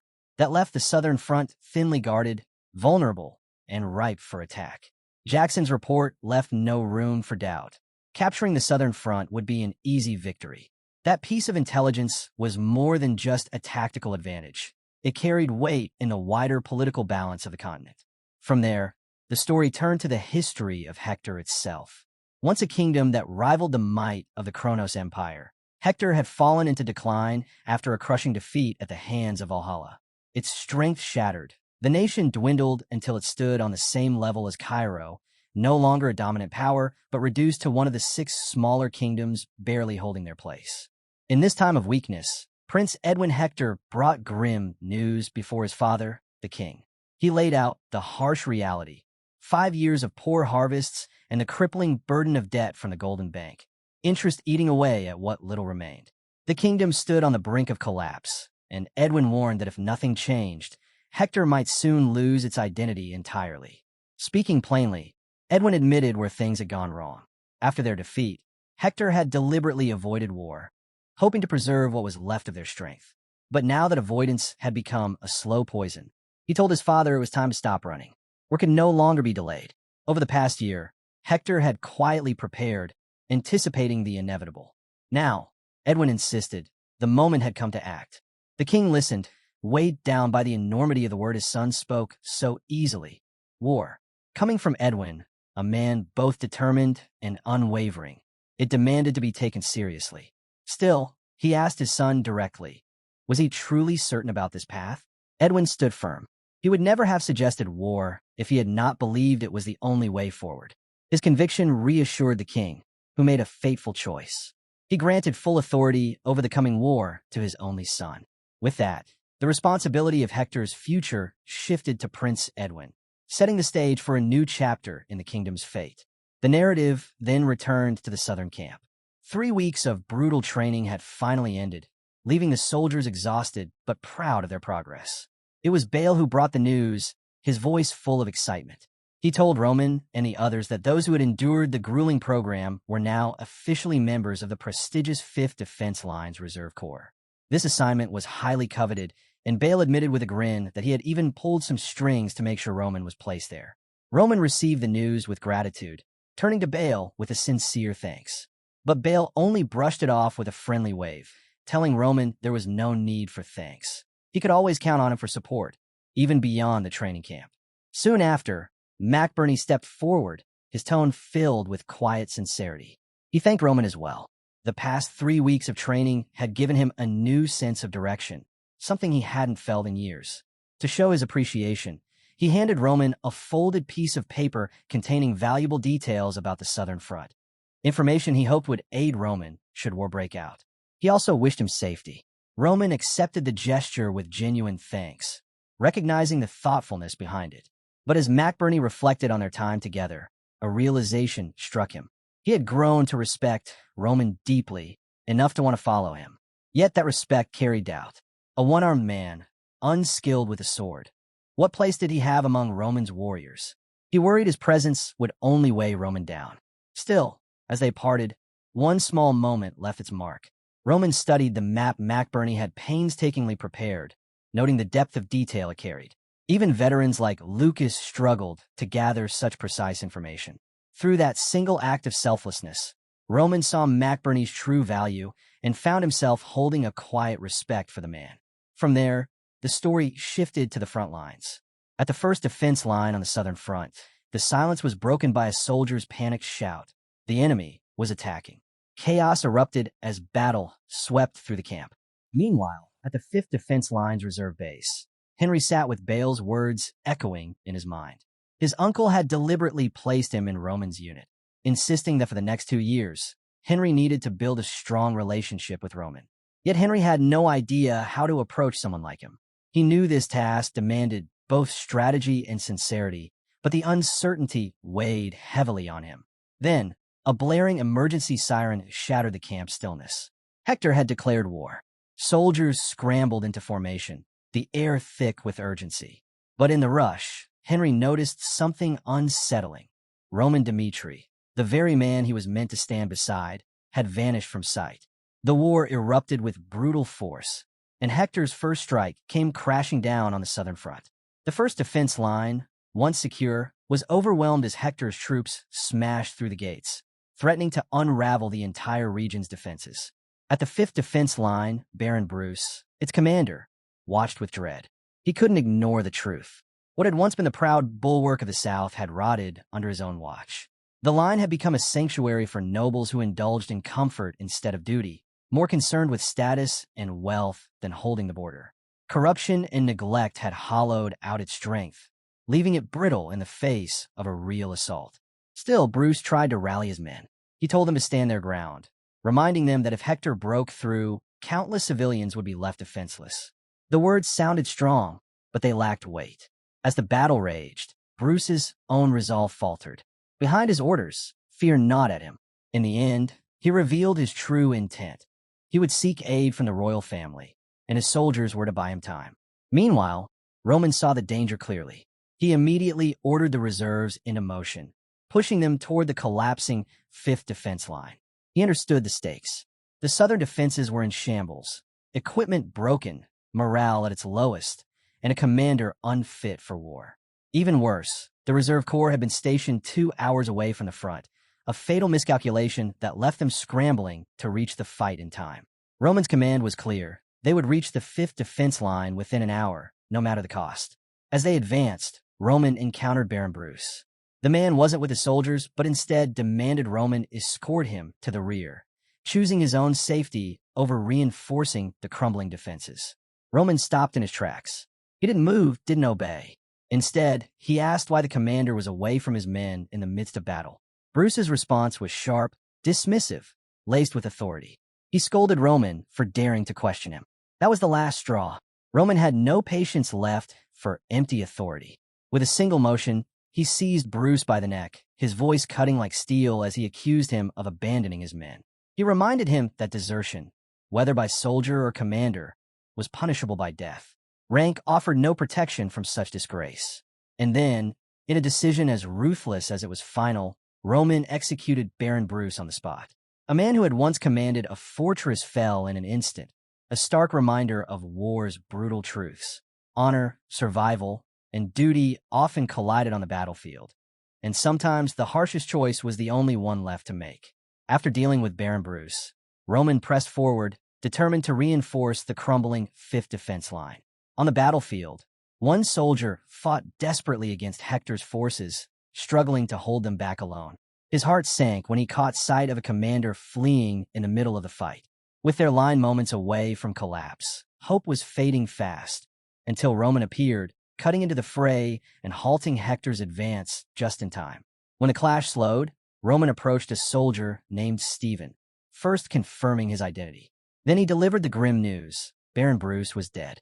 The burden of command now fell to Stephen.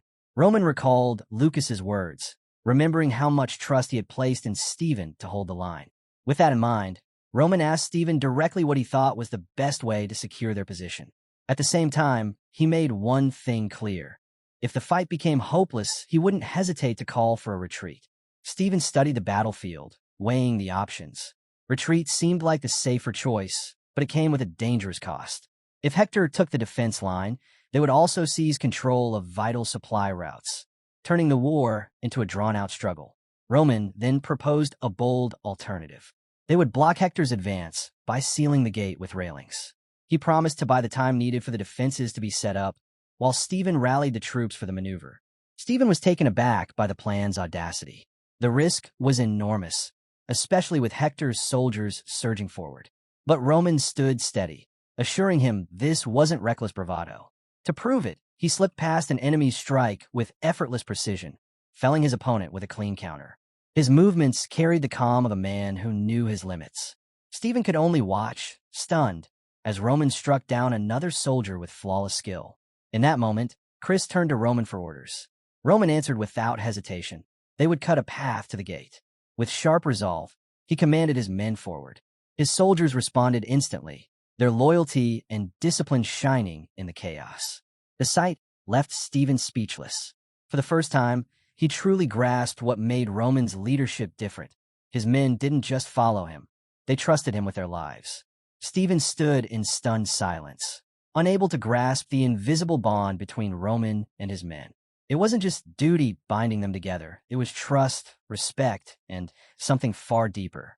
Roman turned to him and said calmly that the real war was only beginning. As Roman soldiers fell into formation with practiced ease, Stephen finally understood. Their loyalty wasn't demanded. It was freely given, earned by a commander who stood with them, not above them. On the battlefield, Roman's authority wasn't forced. It was born from the respect he had cultivated among his people. With that, Roman hurled himself into Hector's forces. Yet even as he fought, a question gnawed at him. Did someone like him, who lacked strong love for his kingdom, truly belong here?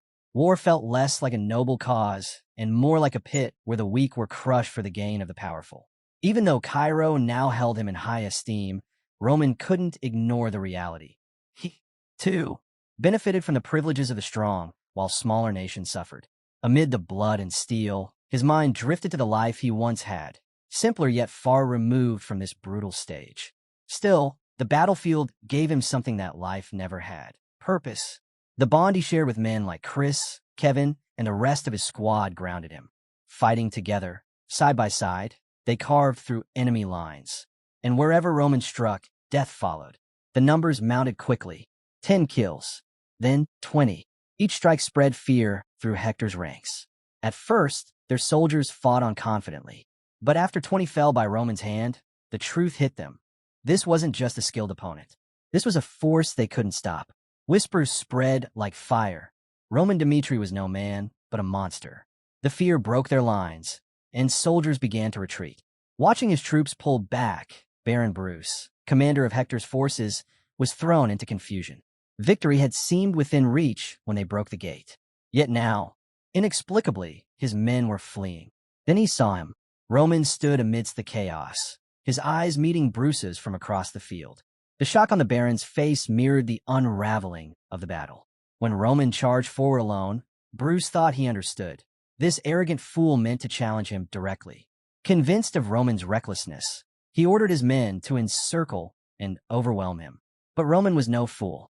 In the swirl of chaos, he had already found his opening. From countless battles, he had learned a truth most feared to face. The fastest way to end a war was to cut down the enemy's leader. As Hector's lines wavered, Roman seized the moment. He surged forward with lightning speed, unleashing the second form of his heavenly demon's sword technique. The strike tore through the enemy ranks, cutting down swathes of soldiers in an instant. The sheer force of it left the remaining Hector troops frozen in disbelief. Baron Bruce, desperate to steady his men, stepped forward to reveal his authority and confront Roman. But he never got the chance to speak. Roman didn't wait. His blade flashed again, precise and unstoppable. In a single stroke, Bruce fell, silenced before a word left his lips. The battlefield roared with steel and cries of the fallen. But Roman stood victorious amidst the chaos. Raising his voice, he called out to the Cairo soldiers. He announced the death of the enemy commander, his words sharp and commanding. Then his tone hardened.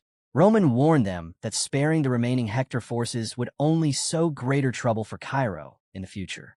Even with the enemy already in shambles, he urged his men to press on, to fight until no foe remained standing.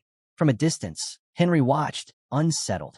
Roman's ruthless decisiveness left him conflicted. The man he was told to ally with now seemed distant, untouchable, someone far harder to approach than he had imagined. Without their commander, Hector's troops broke completely. Demoralized, they scattered, retreating in fear of Roman and his soldiers. The fifth defense line, thought to be on the verge of collapse, now held firm under Roman's command. Chris soon returned to report. Not one of the 30 soldiers in their group, including himself, had been injured. Roman praised them openly, acknowledging both their bravery and their flawless execution in battle. Then, to everyone's surprise, Roman reached into his supplies and began handing out potions.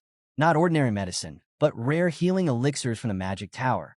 Items so valuable they were usually hoarded or rationed. Yet Roman gave them away freely, without hesitation. His men received not just strength for their bodies, but proof of their commander's unwavering commitment to them.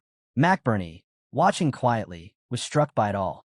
Roman's strength, his decisiveness, his generosity. This was how Dmitri and his men had forged unshakable trust. As the battlefield finally quieted, Roman turned to Stephen. He told him to handle the aftermath and prepare for another inevitable clash. The war wasn't over. There was no time to rest. He instructed Stephen to find someone with knowledge of the southern terrain to guide them. Stephen blinked in surprise. "Do you mean to head there immediately?" he asked. Roman confirmed without hesitation. The war was still far from over, and every moment mattered.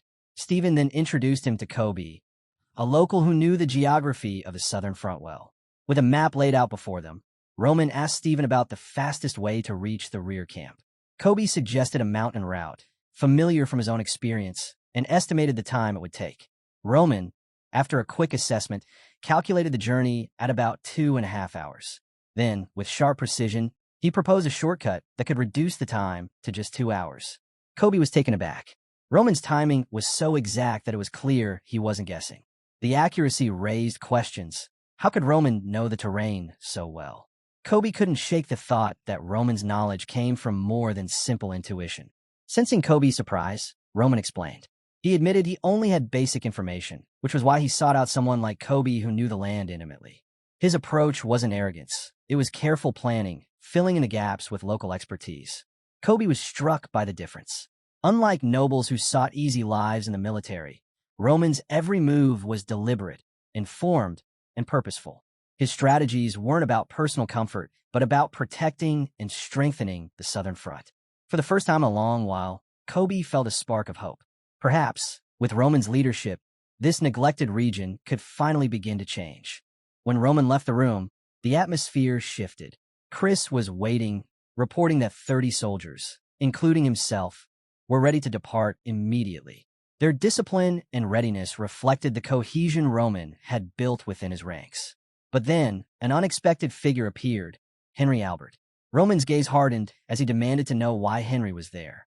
His expression left no room for tricks. Henry understood the weight of the moment. If he confessed his true motive to get close to Roman, he risked being cast aside instantly. Taking a deep breath, he instead admitted his earlier mistake and apologized sincerely.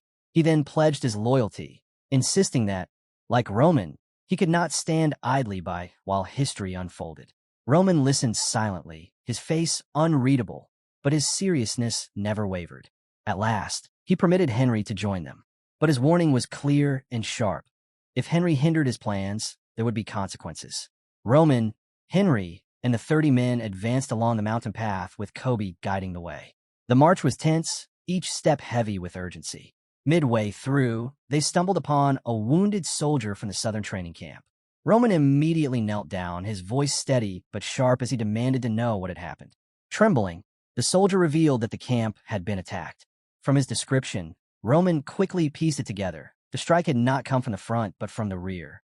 More fleeing soldiers arrived, confirming the report. The assault had taken place about half an hour earlier, and the attackers were fast-moving units from Hector, striking in coordination with the main offensive on Cairo's defense lines. Roman's expression hardened. He knew what this meant.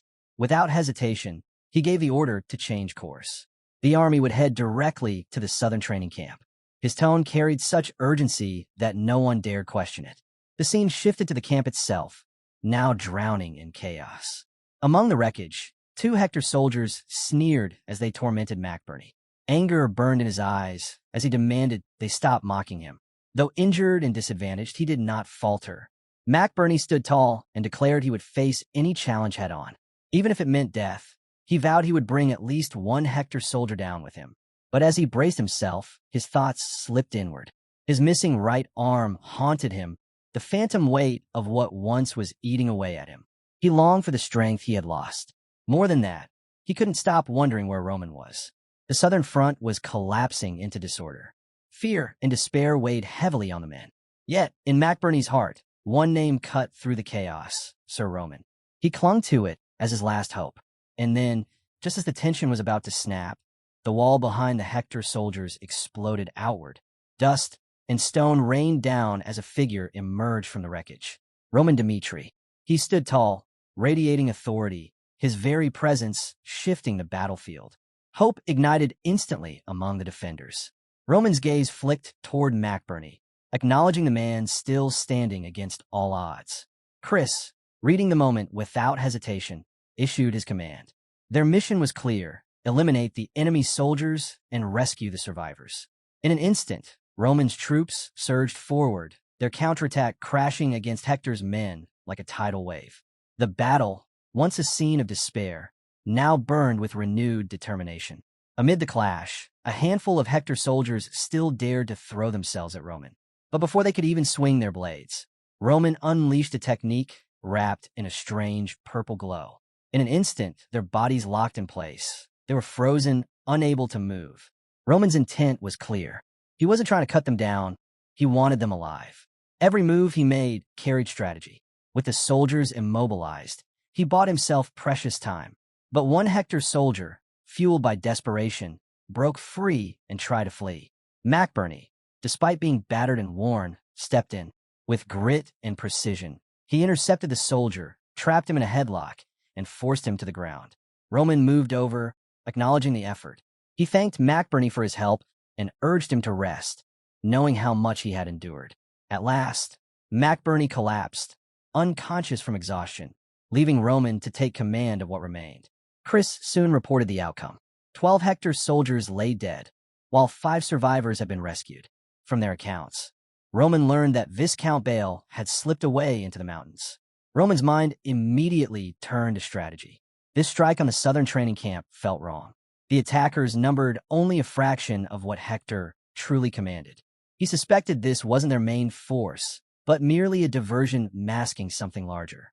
Determined to uncover the truth, Roman asked about the captured Hector soldiers.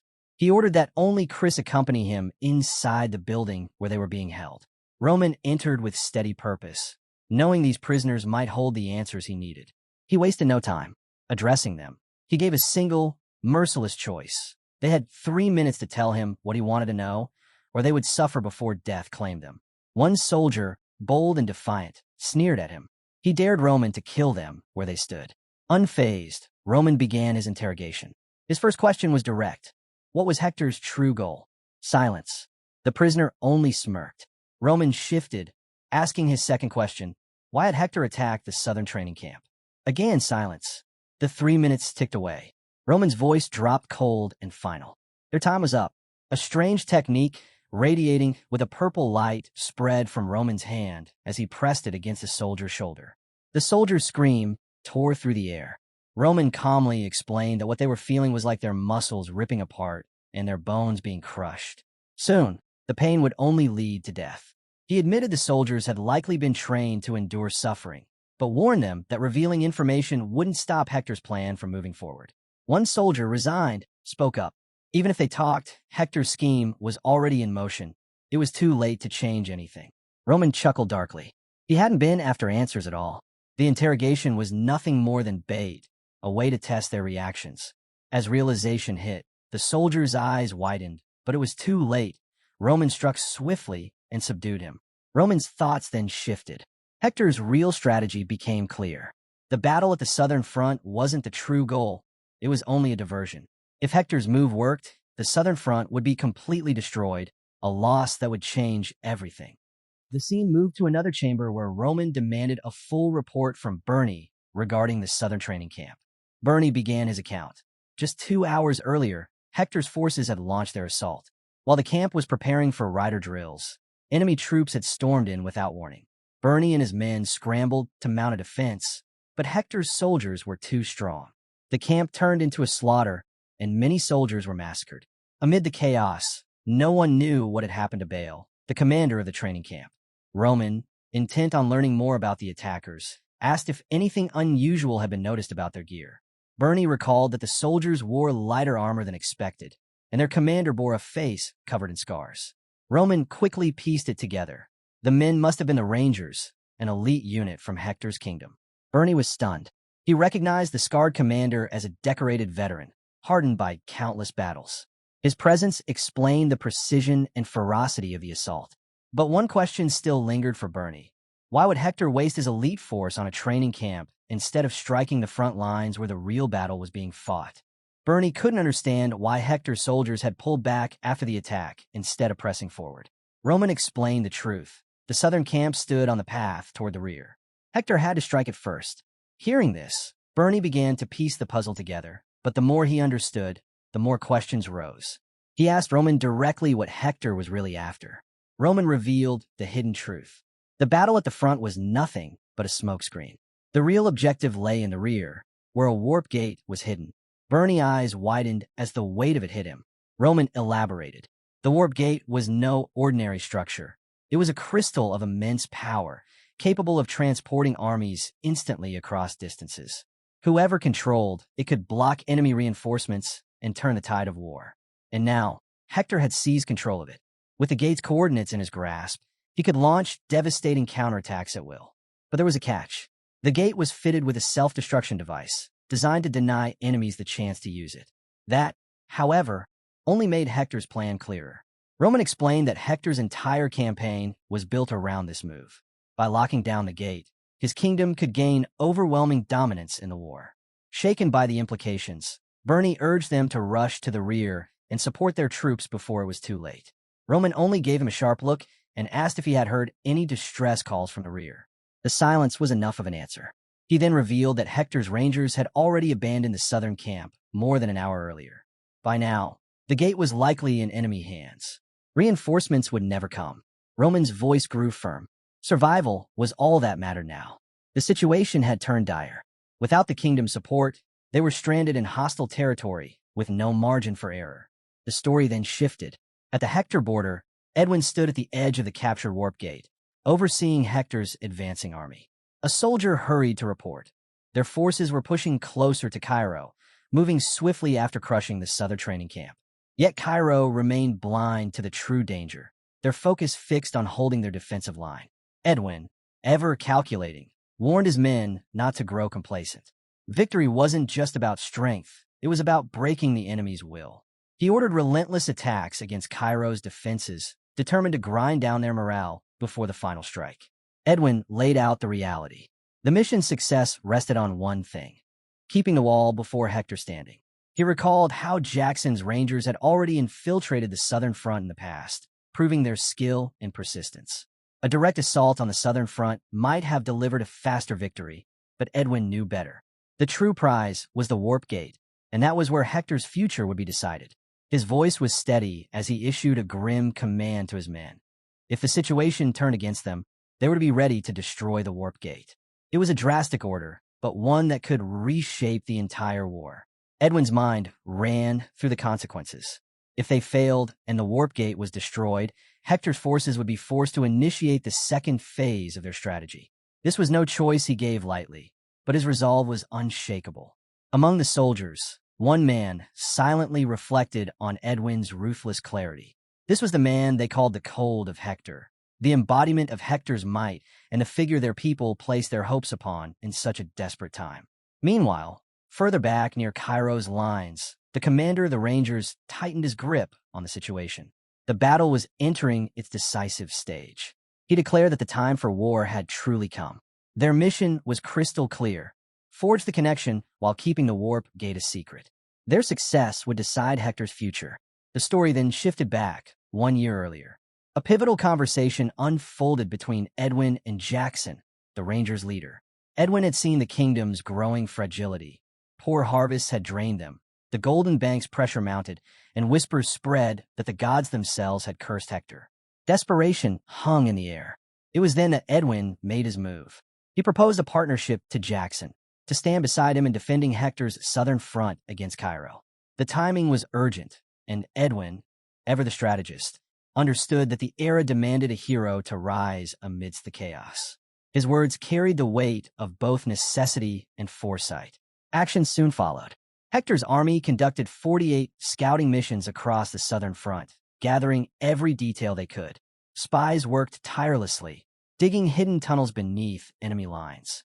And within those shadows, Jackson's Rangers slipped quietly through, their path leading them straight to the Warp Gate, the key that could decide the fate of kingdoms. In the present, Jackson and his men finally established the connection with the Warp Gate. The portal shimmered with swirling energy, and from it stepped Prince Edwin, ready to take command.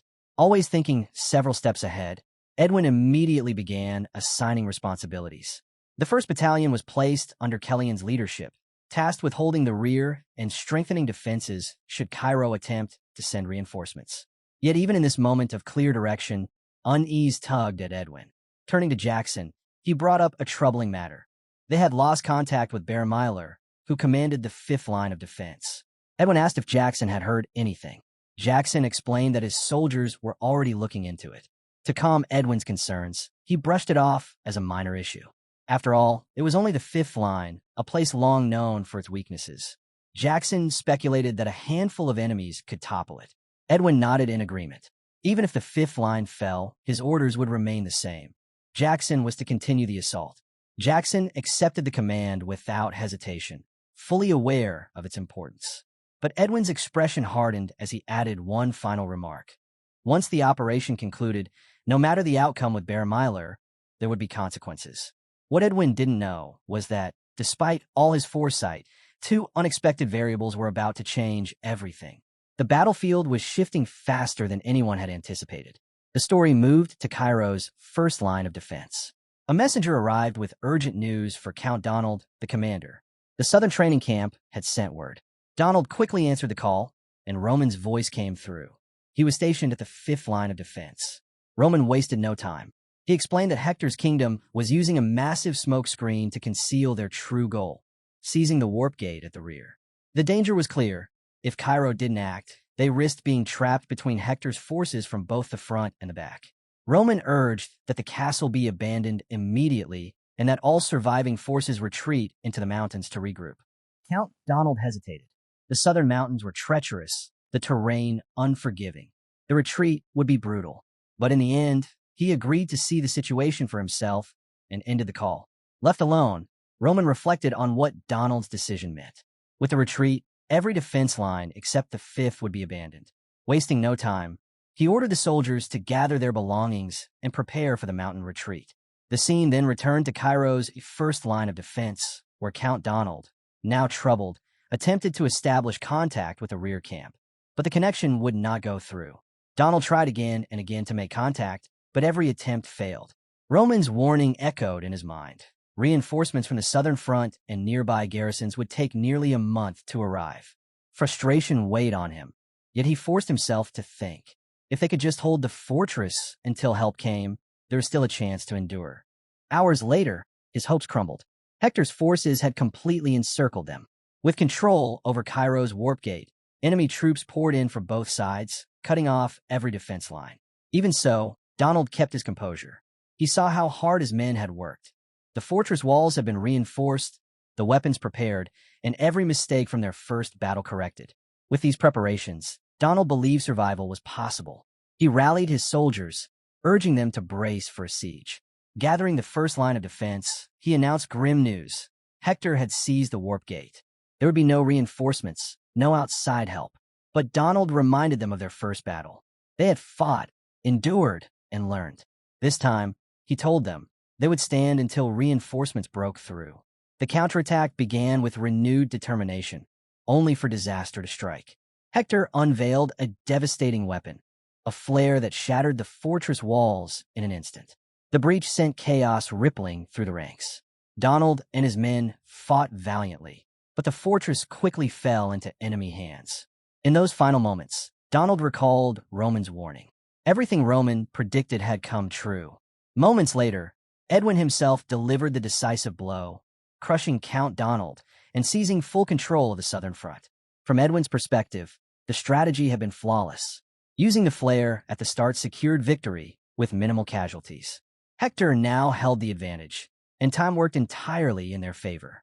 Wasting nothing, Edwin ordered all captured soldiers to be gathered in one place, ensuring no unexpected uprisings. He also commanded that ammunition be collected and stored, resources that could later be used in negotiations with Cairo. Jackson agreed with the plan, and at first, Edwin felt confident. But a nagging unease lingered. Something was off. His instincts proved correct when a soldier rushed forward with troubling news. Baron Myler had fallen. The 5th defense line had collapsed, and communication was completely severed. Edwin's expression darkened. He demanded details and ordered the soldier to bring forth the person who delivered the report. Soon after, Edwin stepped toward the weary messenger, ready to uncover exactly what had unfolded at the 5th line. The soldier's account was grim. At first, the defense lines appeared ready to withstand Hector's assault. But the moment the attack began, their weakness was exposed. Hector's forces smashed through the fortress walls, and Baron Myler, seeing the situation collapse, gave the desperate order to destroy it. The soldier's voice faltered as he went on, his eyes filled with fear. He told Edwin of something beyond comprehension. A monster had appeared on the battlefield. Edwin froze at the words. The soldier described its overwhelming power, how it tore through soldiers like they were nothing. Even Hector's elite Aura Knights, the pride of the kingdom, had been felled with a single strike. The revelation left Edwin shaken. This creature had completely shifted the tide of battle. Though Hector's troops succeeded in breaking through the fortress, the sudden appearance of the monster turned everything in Cairo's favor. Hector's forces were left with a bitter defeat. Edwin could hardly believe it. A year of meticulous preparation undone in an instant. His thoughts turned toward the one name tied to this unexpected twist, Roman Dmitri, Cairo's youngest ranker. Leaving the soldier behind, Edwin walked through the aftermath of battle, his mind racing. The monster's intervention had changed everything. If Hector's campaign was to survive, careful negotiation and calculated choices would now be more important than brute force. Back at the command center, Edwin summoned Jackson for a report. Jackson confirmed that the 5th line of defense had been abandoned. The Cairo soldiers had vanished into the mountains.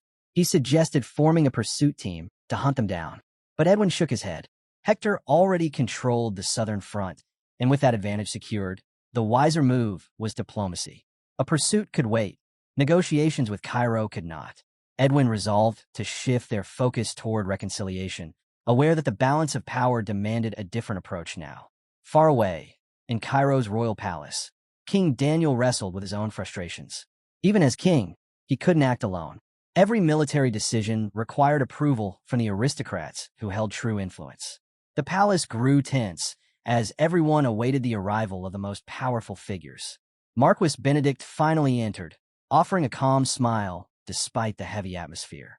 He excused his lateness, explaining that his carriage had broken down on the way. Close behind him came 2 representatives of rival factions, Count Denver of Valhalla and Count Gregory of Kronos. Both factions carried immense political weight, their presence making the choices ahead even more complicated. The palace chamber grew heavy with tension as King Daniel delivered grim news. Hector's forces had crossed into Cairo's territory and struck their camps without warning. The southern front stood on the edge of collapse. Marquis Benedict was the first to respond, urging that reinforcements be dispatched immediately to counter the ambush. But Daniel, his tone sharp, cut him off. He expected that plans for reinforcements were already in motion. The room fell into uneasy silence until a soldier rushed in, bringing even worse news. Hector had seized control of Cairo's warp gate. Shock rippled through the chamber.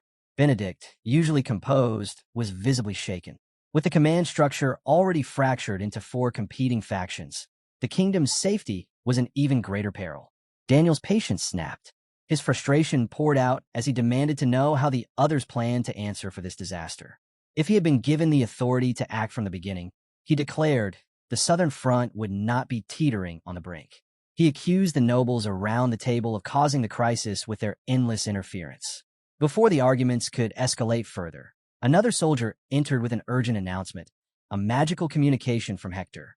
The nobles gathered quickly, and Edwin's voice echoed through the chamber. Edwin spoke with authority, laying out Hector's terms. The kingdom demanded war reparations, to be paid in gold equal to the value of Cairo's southern front. Benedict and Count Denver erupted in anger, challenging the fairness of the demand. They accused Edwin of waging an unjust war, of being the true instigator of the conflict.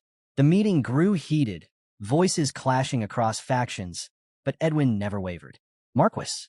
With cold certainty, he issued an ultimatum. Cairo had 3 days to comply. If they delayed, Hector would claim the southern front entirely, and the hostages already captured would be executed. When the call ended, the nobles sat in uneasy silence as more details emerged about Hector's own troubles. Their kingdom was strained by poor harvests and overdue debts to the Golden Bank, their economy on the verge of collapse. Though Edwin no longer held a high seat in Hector's command, he thought of the suffering of ordinary people. His resolve hardened. To protect them, he was prepared to become ruthless, whatever it took to shield those under his care. Back in Cairo's war room, Daniel faced the reality he had been resisting. The enemy controlled the warp gate. Their southern front was collapsing, and their choices had dwindled to one. With reluctance, he admitted the truth. Cairo's only option was to yield to Hector's demands. Agreeing to Hector's demands seemed like the only way to minimize losses. But Benedict worried aloud. What if Hector's price was too steep? He asked if there was another path forward. Daniel's patience snapped. He shouted for someone, anyone, to suggest an alternative. Silence answered him. In that silence, Daniel saw the kingdom's weakness laid bare. Internal rivalries aside, when it came to real crisis, Cairo's leadership was powerless. With a heavy heart, he admitted the harsh truth. The safest course was to accept Hector's terms. Count Denver, however, wasn't convinced. He brought up the name everyone knew, Roman Dmitri, the soldier stationed at the southern front. Recent reports confirmed that Roman had successfully held the fifth line of defense. Denver argued that with Roman, Cairo might still have a chance to fight back. Daniel acknowledged Roman's skill, but doubted it would change the war. A talented 3-star swordsman in his 20s was promising, but hardly enough to shift the tide against Hector. Benedict agreed with Daniel. He admired Roman's potential and believed he represented Cairo's future, but insisted the kingdom should focus on survival rather than gamble on a single man. Denver, however, knew more than he was willing to reveal. Rumors from the Pravala faction claimed Roman's ability exceeded even that of a typical 4-star swordsman. Denver believed Roman could be the key to Cairo's salvation. But instead of revealing the truth, he asked for just 3 days. 3 days to prove what Roman could do. Daniel, feeling the weight of the decision, offered a compromise. If within 3 days the southern front showed no signs of a major turnaround, they would accept Hector's conditions. Cairo would balance its negotiations with its war effort carefully, waiting to see if Roman could alter their fate. The scene then shifted to Cairo's first line of defense, where Henry faced disaster. Hector's troops had overrun the position, leaving his forces broken. Stunned by the collapse, Henry ordered an immediate retreat into the mountains. As he led his soldiers away, he thought about how fragile glory was, how quickly reputation faded. Survival, he realized, mattered far more than honor. During their retreat, a figure appeared, Chris. He instructed Henry and his men to remain silent and guided them into the safety of the mountains. Henry, still reeling, turned to Chris with confusion. You want to know where Roman was the one assigned to protect the rear. To Henry's astonishment, Chris led them to a hidden camp tucked deep within the mountains. It was a secret base Roman had prepared in advance, foreseeing that the rear might collapse. The discovery revealed Roman's foresight and careful planning. Henry, still shaken by the loss of the rear, urged that they retreat while they still had a chance. He questioned why Roman had chosen to build the hideout in such a remote and dangerous location. Chris's expression hardened. The war was far from over, he explained. This camp was not for retreat. It was a safeguard against enemy forces pushing into the mountains. Then, With a sharp warning, Chris told Henry that if he ever betrayed Cairo to side with Hector, he would kill him without hesitation. Henry was left unsettled, his mind spinning with thoughts of the mysterious Dmitri family. He asked where Roman was, since it had been so long since they had last seen him. Chris replied that Roman was not hiding. He was at the front, fighting. The scene shifted to the battlefield at Cairo's front line. The soldiers still standing fought desperately against Hector's overwhelming forces. Brant, the officer in charge, knew the truth. Survival was the only goal now, not just for himself, but for his men. Amid the chaos, Brant realized the harsh reality. Their commander, Count Donald, had doomed them with blind confidence. Their losses mounted, and Brant believed the end was inevitable. But just when hope seemed lost, a figure appeared, Roman. He cut through Hector's soldiers with ruthless efficiency, saving the Banquet Knights from annihilation. At one point, Roman found himself encircled by enemy troops. In an instant, he cut them all down, leaving the survivors stunned. Brant, frozen in disbelief, asked himself who this man could be, someone strong enough to defy impossible odds. Roman walked toward him, calm and direct, and introduced himself, Roman Dmitri, a reserve soldier from the 5th line of defense. The name hit Brant hard. He remembered that Donald's retreat had been suggested by Roman. But Roman hadn't come to abandon the battlefield. He had come to fight beside them. Despite his wounds, Brant stood and gave his thanks.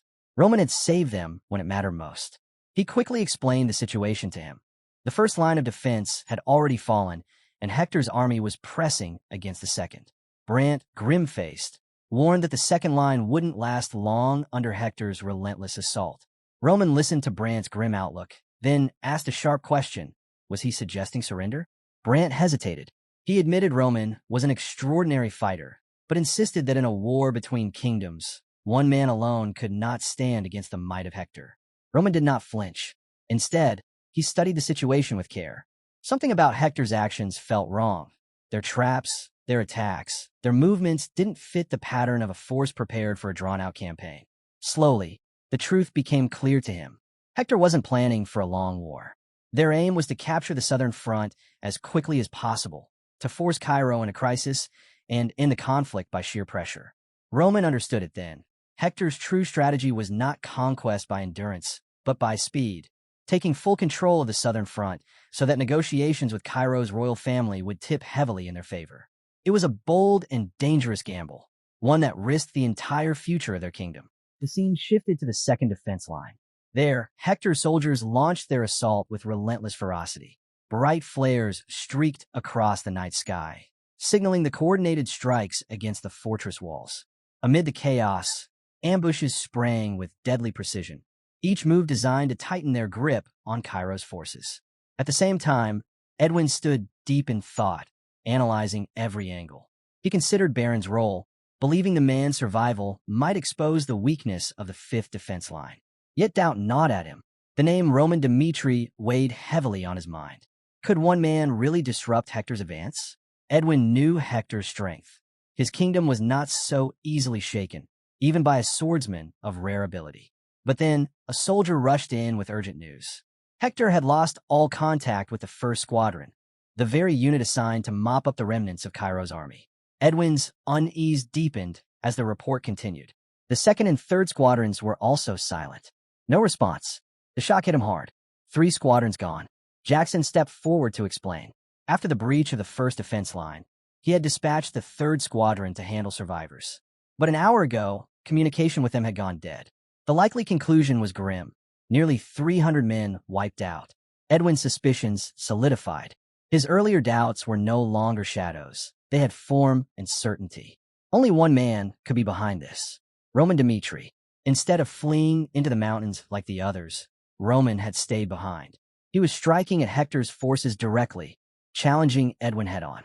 The realization was sharp, undeniable. Roman was no longer just a nuisance. He was a serious threat.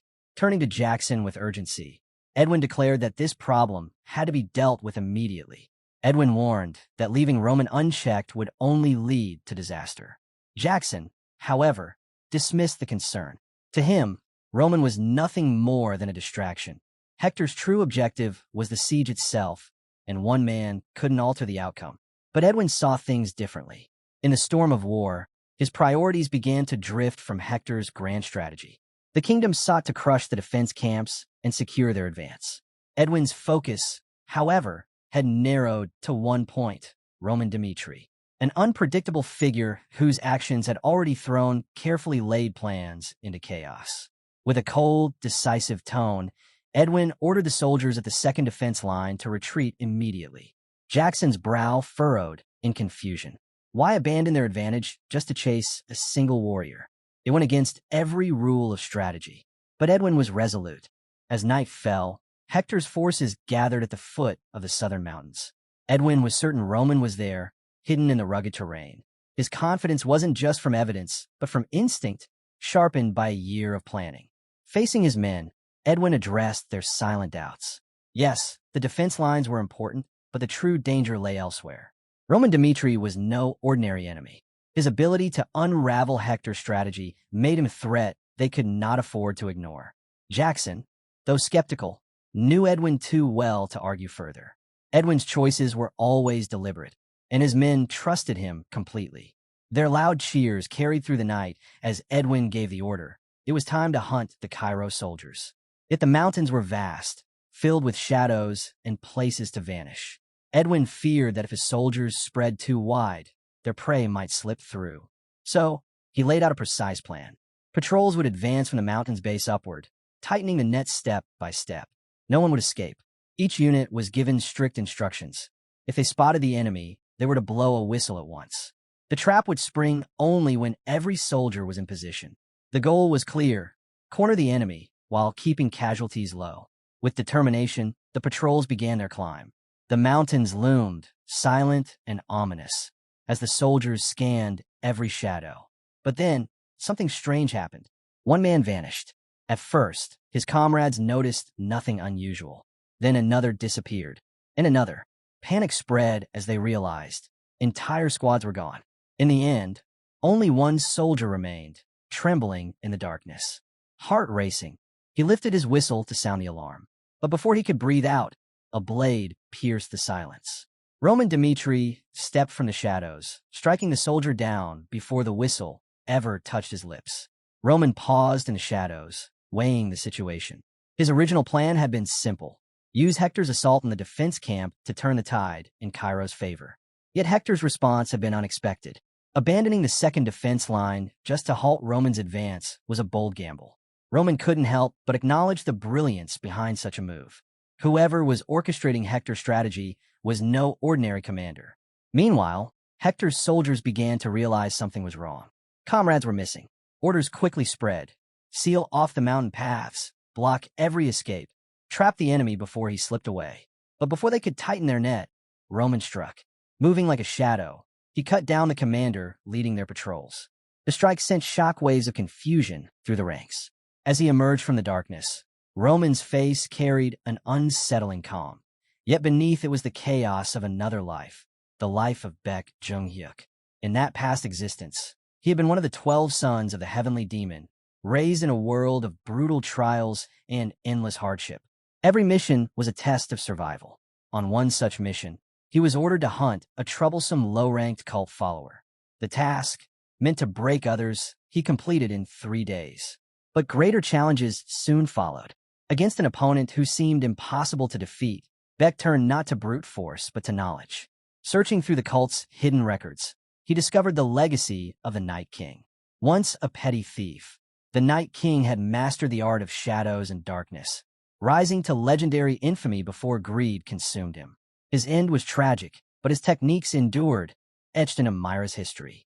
Fascinated, Baek devoted himself to those teachings.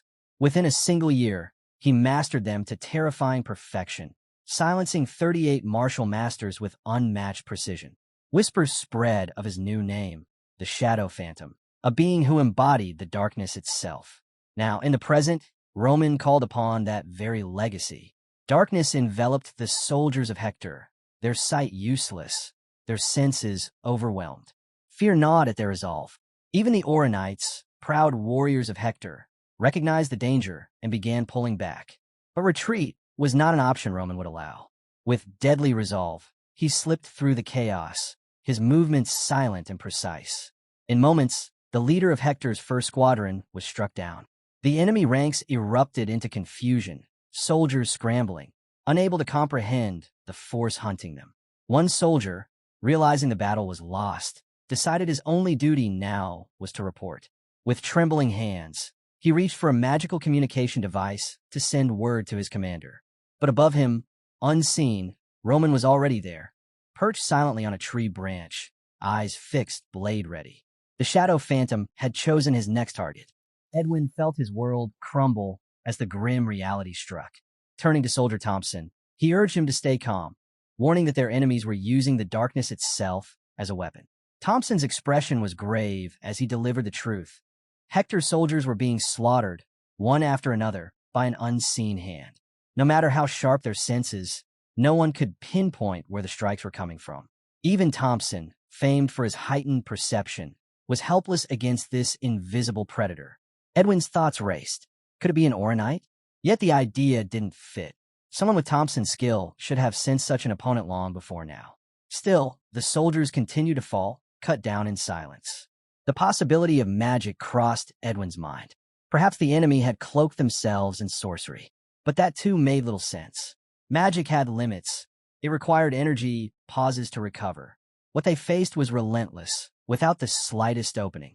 Nothing added up. Even as confusion threatened to overwhelm him, Edwin forced himself to stay steady. He told Thompson not to yield to fear.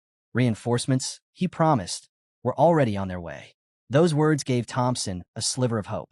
Thompson then reported that Hector's allies had already formed a defensive perimeter around the camp.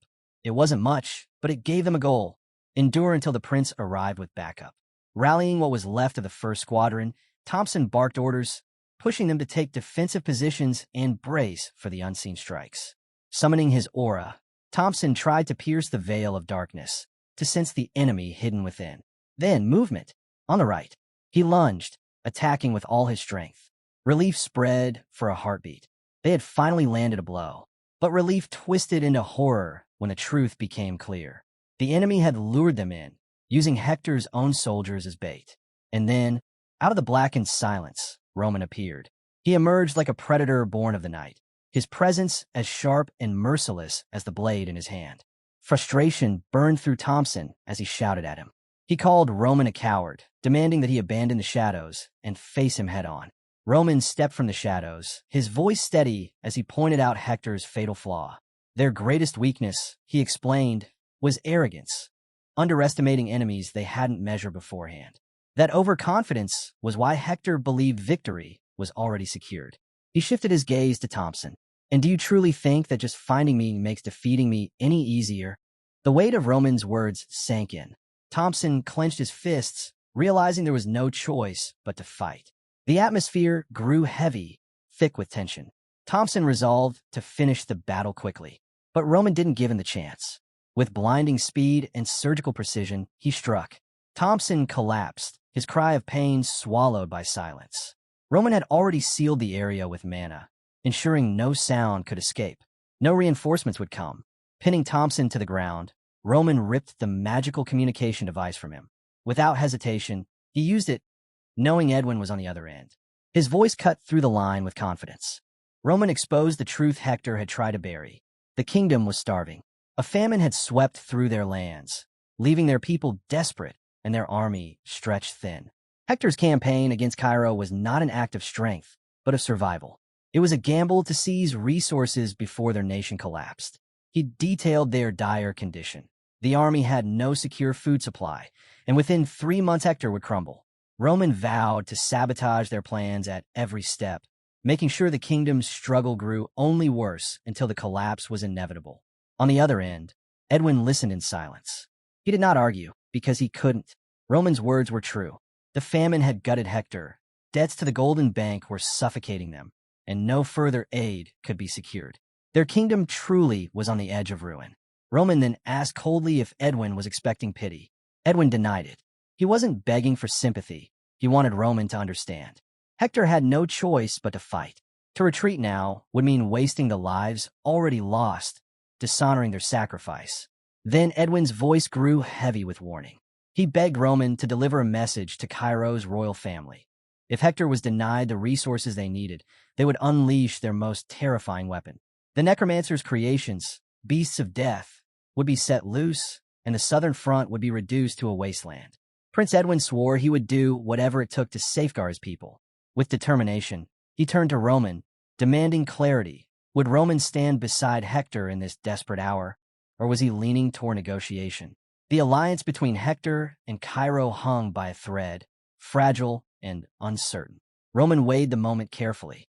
Edwin's words echoed a pattern he had already uncovered during his investigations on the southern front. Unlike the late king, Edwin had proven himself to be competent and well-regarded, both within Hector and beyond its borders.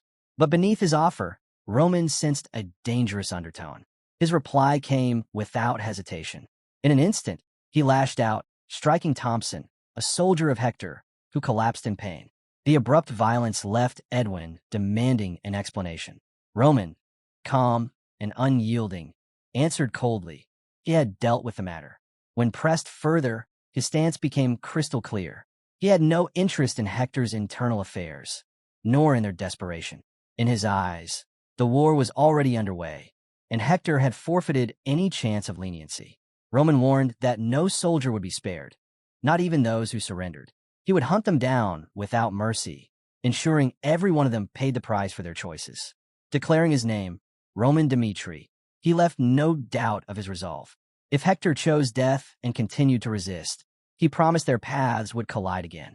Edwin, shaken, began to realize that Roman Dmitri was far more terrifying than he had imagined. As tension lingered, Jackson pressed Edwin to act. Edwin's response was sharp and resolute. He ordered Jackson to rally Hector's forces, surround the area where the communication device lay, and form a tight strategic net. The command carried a heavy weight. It was both a duty to their fallen soldier Thompson and a vow of personal vengeance. Determined, Edwin declared that he himself would confront Roman Dmitri.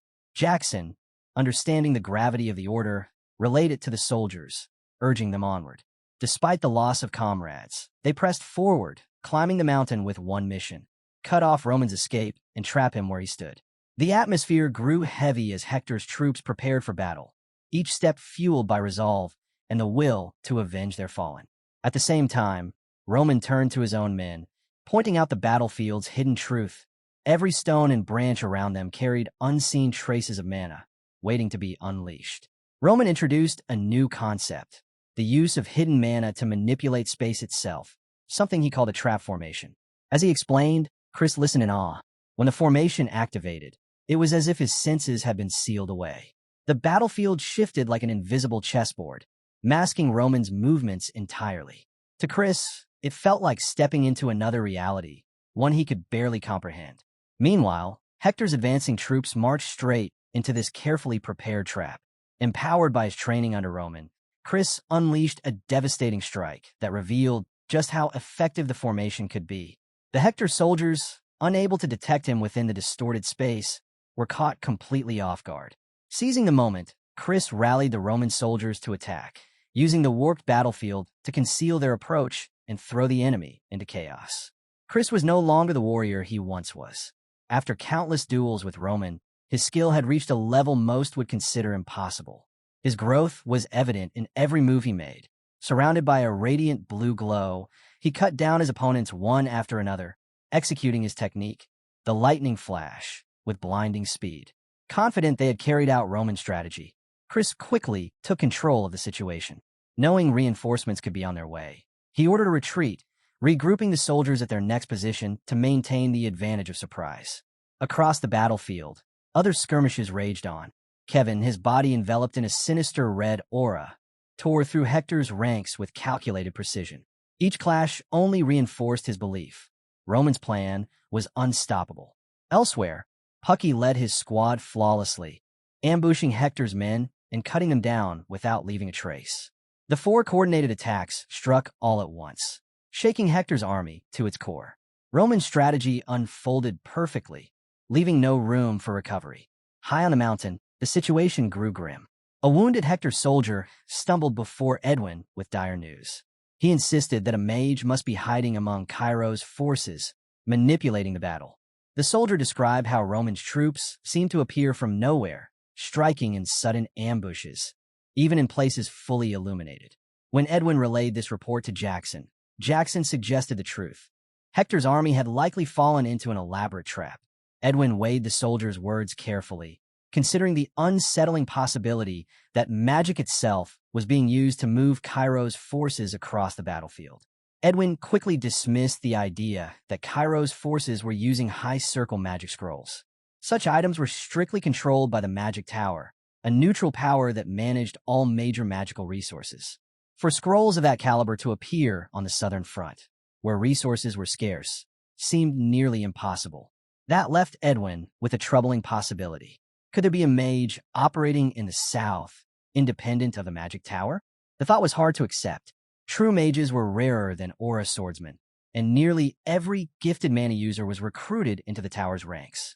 With its immense influence and promise of vast magical knowledge, the tower left little room for mages to exist outside its control.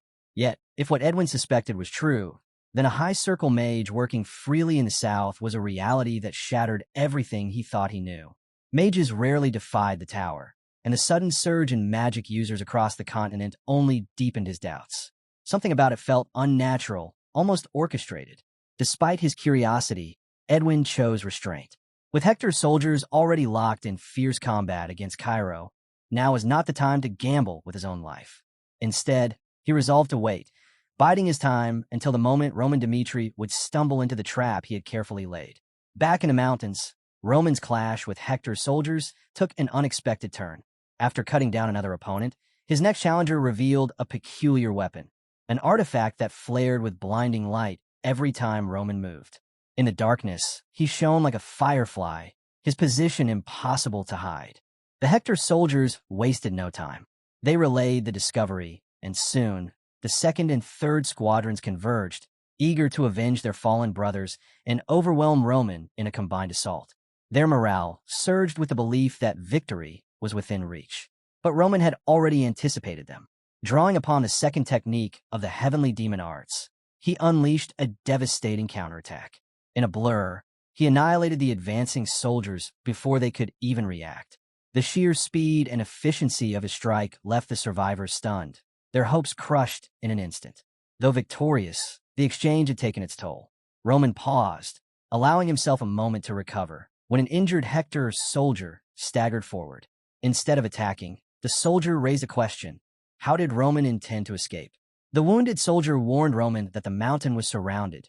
Thousands of Hector troops stood ready, and no matter how strong he was, escape seemed impossible. Roman, however, remained composed. He revealed that Hector's army had already stepped into his trap. Reinforcements were rushing toward the mountain in blind desperation, throwing themselves forward just to delay him. Roman found it almost amusing. Their recklessness only made them easier to deal with. A faint smile crossed his face as he muttered that he would take his time, toying with Hector's soldiers until dawn. But his brief moment of ease was cut short. From the shadows, a voice rang out, declaring that Roman's end had arrived. Roman turned, his eyes landing on a man clad in light armor with a scarred face. Recognition struck. This was Jackson, the captain of Hector's elite ranger unit. Roman immediately gauged his strength. Jackson's power ranked at least 4 stars, and Roman couldn't help but wonder if Hector had deliberately hidden him away for this moment. The air thickened with tension as the two warriors squared off. Their swords collided with a deafening crash, echoing through the mountains as sparks flew.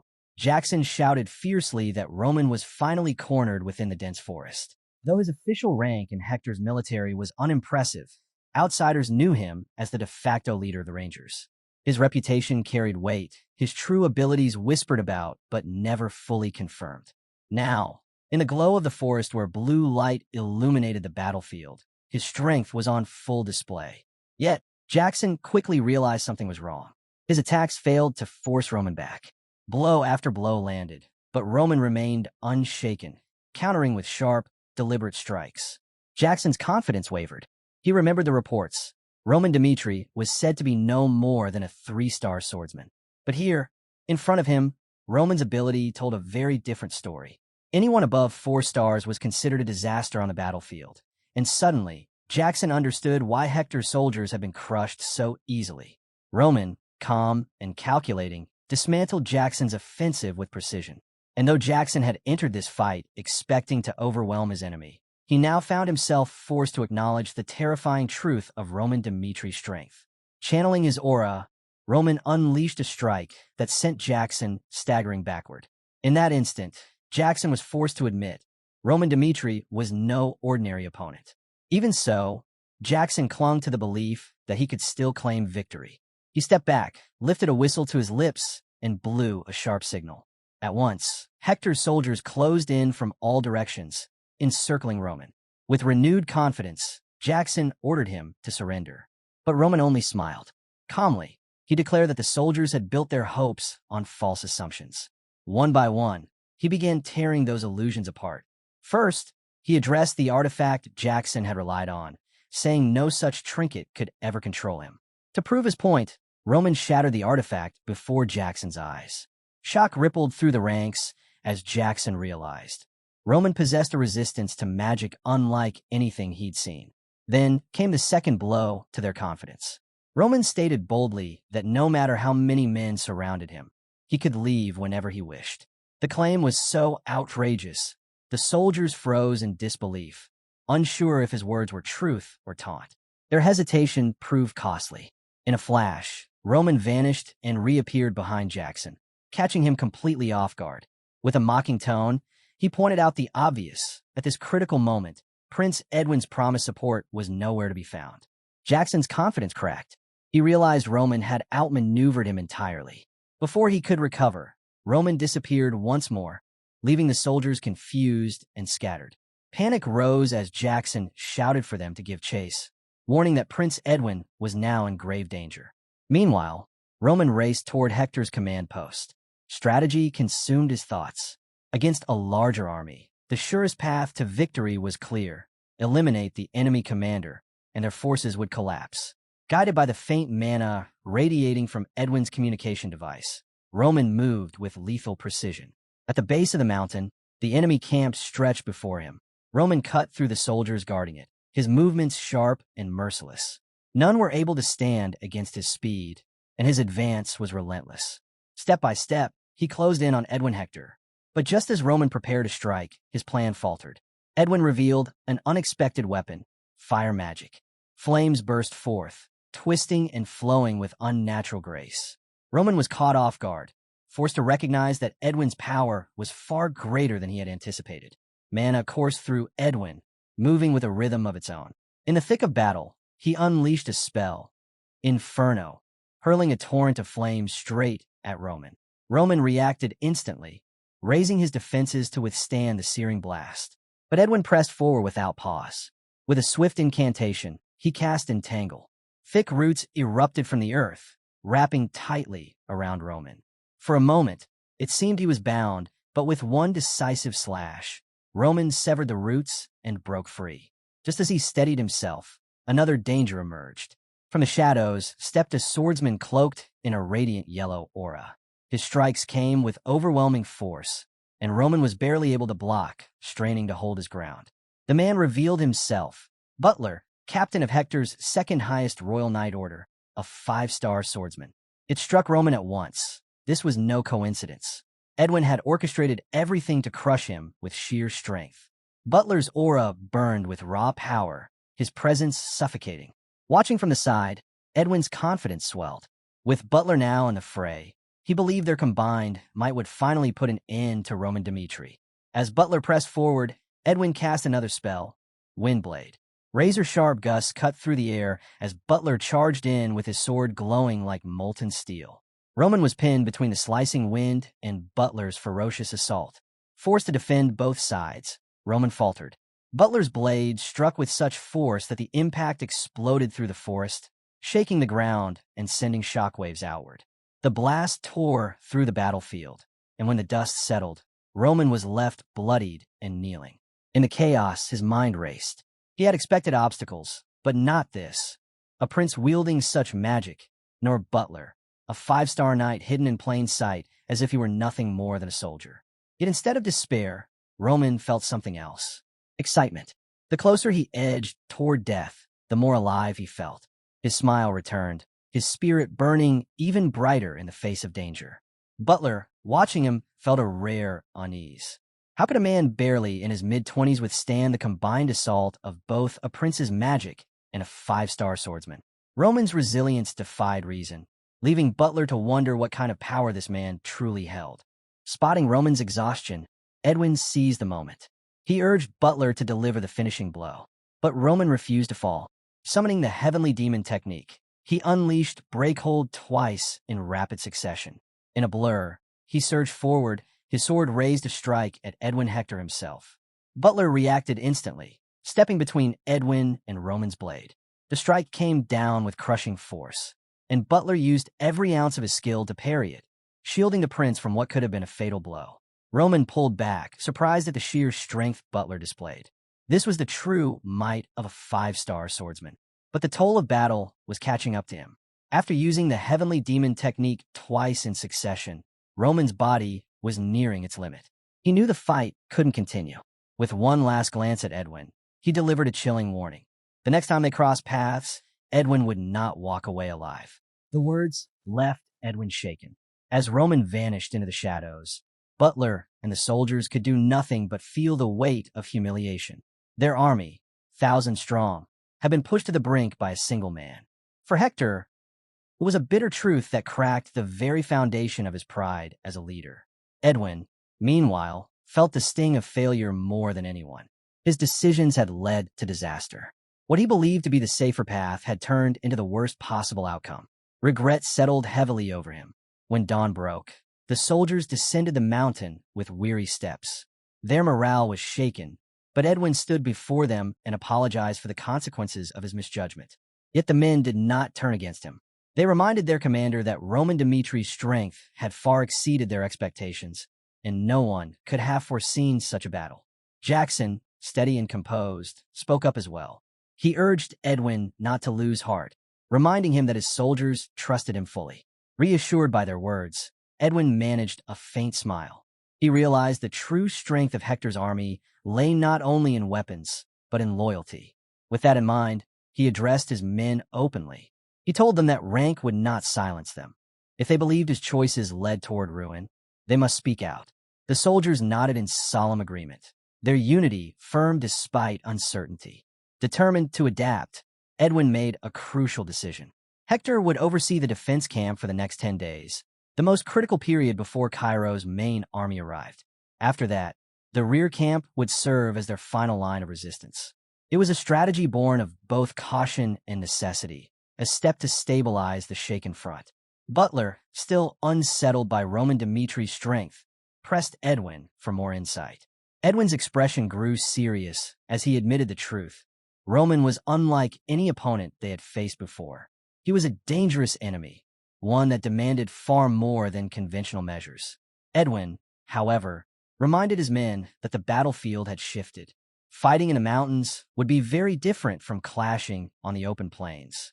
He admitted that while he himself might suffer defeat, Hector's army as a whole was far from broken. Jackson then raised a pressing question. If Hector continued to resist, could they still secure the compensation they sought from Cairo? Edwin, considering the larger picture, revealed a bold plan. He intended to open negotiations with the Kronos Empire. Meanwhile, in Cairo's royal palace, Count Ajur delivered grim news to King Daniel. He explained that the royal family had funneled massive resources into the Eastern Front, straining their finances due to Kronos' constant pressure over the past year. If Cairo were to give in to all of Hector's demands, it would bankrupt the kingdom. King Daniel suggested raising taxes to cover the losses, but Ajur quickly warned against it. Taxes had already been raised just 6 months earlier, and another increase would almost certainly spark rebellion among the people. This left Daniel with a troubling choice: seek support from the kingdom's nobles.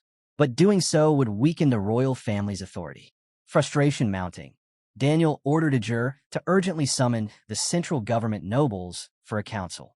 Before the meeting could begin, however, a soldier burst in with astonishing news from the southern front. The enemy had been pushed back. Daniel froze, stunned by the unexpected report. He immediately called the nobles together. Confusion swept the chamber. How could the southern front, outnumbered and under-resourced, possibly repel Hector's army of 10,000? The improbable victory left everyone questioning the truth. For Daniel, however, this was more than just relief. It was a spark of hope, a chance to turn the tide. Count Denver stepped forward, suggesting that the victory might be thanks to Roman Dmitri, a name already gaining weight across the continent. The court erupted with disbelief. How could one man achieve what armies could not? Still, the possibility couldn't be ignored. To confirm the truth, messengers were ordered to establish immediate contact with the Southern Front. Amid the tension, a figure appeared on the communication line, Henry. When King Daniel demanded to know who he was, Henry introduced himself formally as the second son of the prestigious House of Albert. The name alone shifted the room's mood. House Albert carried a powerful reputation, known for producing exceptional talent and wielding great influence in the central government. At once, Marquis Benedict's interest was piqued. Marquis Benedict didn't waste time. He demanded to know where Roman was and why Henry was speaking in his place. Henry answered without hesitation. He explained that he was part of Roman's core group, and since Roman had asked for time alone, he, as the only noble present, had taken the responsibility of answering the call. Benedict's irritation was obvious, but he let Henry continue. The Marquis urged him to get straight to the point. Unbothered, Henry began outlining why it was crucial to recognize Roman now, before his name spread across the continent on its own. He then revealed Roman's decisive role in the recent battle. With sharp perception, Roman had discovered that Hector intended to strike the southern training camp and seize the warp gate. Acting swiftly, he had established a hidden base in the mountains, preparing for an attack that others had overlooked. Had the Southern Command listened to him earlier, the outcome might have shifted even sooner. The revelation shocked both the king and the nobles. Henry pressed on, his voice loud and confident.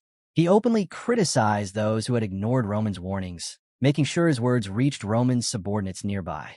This was more than a report. It was a deliberate narrative, crafted to highlight Roman's foresight and strength. Henry continued, recounting how he had fought alongside Roman until dawn. With only 200 men against an enemy force more than 10 times larger, they had prevailed. His words brimmed with conviction as he declared that he and his soldiers were ready to march against Hector without hesitation. King Daniel listened intently, impressed by Henry's passion. He praised Roman Dmitri, commending his determination to fight on despite overwhelming odds. In contrast, he criticized Cairo's own executives, pointing out how quickly they had been willing to surrender. Marquis Benedict agreed with the king's judgment. He admitted that many within Cairo's leadership had already resigned themselves to defeat the moment Hector seized the warp gate. Yet now, thanks to Roman Dmitri, the perspective was changing from despair to resilience. Count Gregory, unwilling to waste the momentum, spoke up firmly. He urged King Daniel to dispatch reinforcements immediately to the southern front and condemned Hector's audacity for daring to trample upon Cairo's lands. King Daniel, resolute at last, declared that negotiations with Hector were finished. Cairo would fight to reclaim its honor. He entrusted Count Gregory, Count Denver, and Marquis Benedict with rallying their family armies and coordinating with the southern front. At the gathering of central government nobles, the official discussion centered on the safety of the South. But beneath the surface, their true agenda was clear. Each family was intent on securing Roman Dimitri's loyalty. They had all seen the same truth.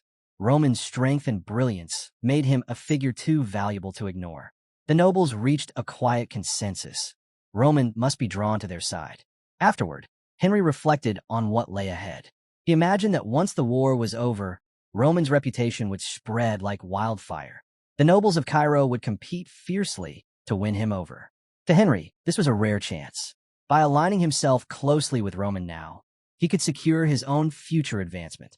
With that thought in mind, Henry approached Chris, offering him high-quality food in a show of friendliness. But Chris, ever perceptive, saw through his intentions. He bluntly told Henry that winning favor wasn't about gifts. It was about proving one's reliability on the battlefield. The words struck Henry. For the first time, he began to reflect on how trust was earned and how essential it was in building alliances that lasted. Later, in a more casual gesture, Henry shared some of the food with Kevin. Not long after, orders from the royal family arrived at the southern defense line. The command was clear: support Roman Dmitri and hold the line until Cairo's main army could reinforce the south. Meanwhile, at Cairo's third defense line, Commander Baron Vasilii considered the recent reports. Rumors swirled that Hector's army, defeated by fewer than 200 men, might not be as formidable as believed. Speaking with another soldier, Vasilii speculated that famine could have weakened Hector's troops. The soldier agreed, and in that moment Vasilii saw his chance. After 3 long years stationed in this remote post, Vasilii hungered for recognition. He believed this was his opportunity to make a mark.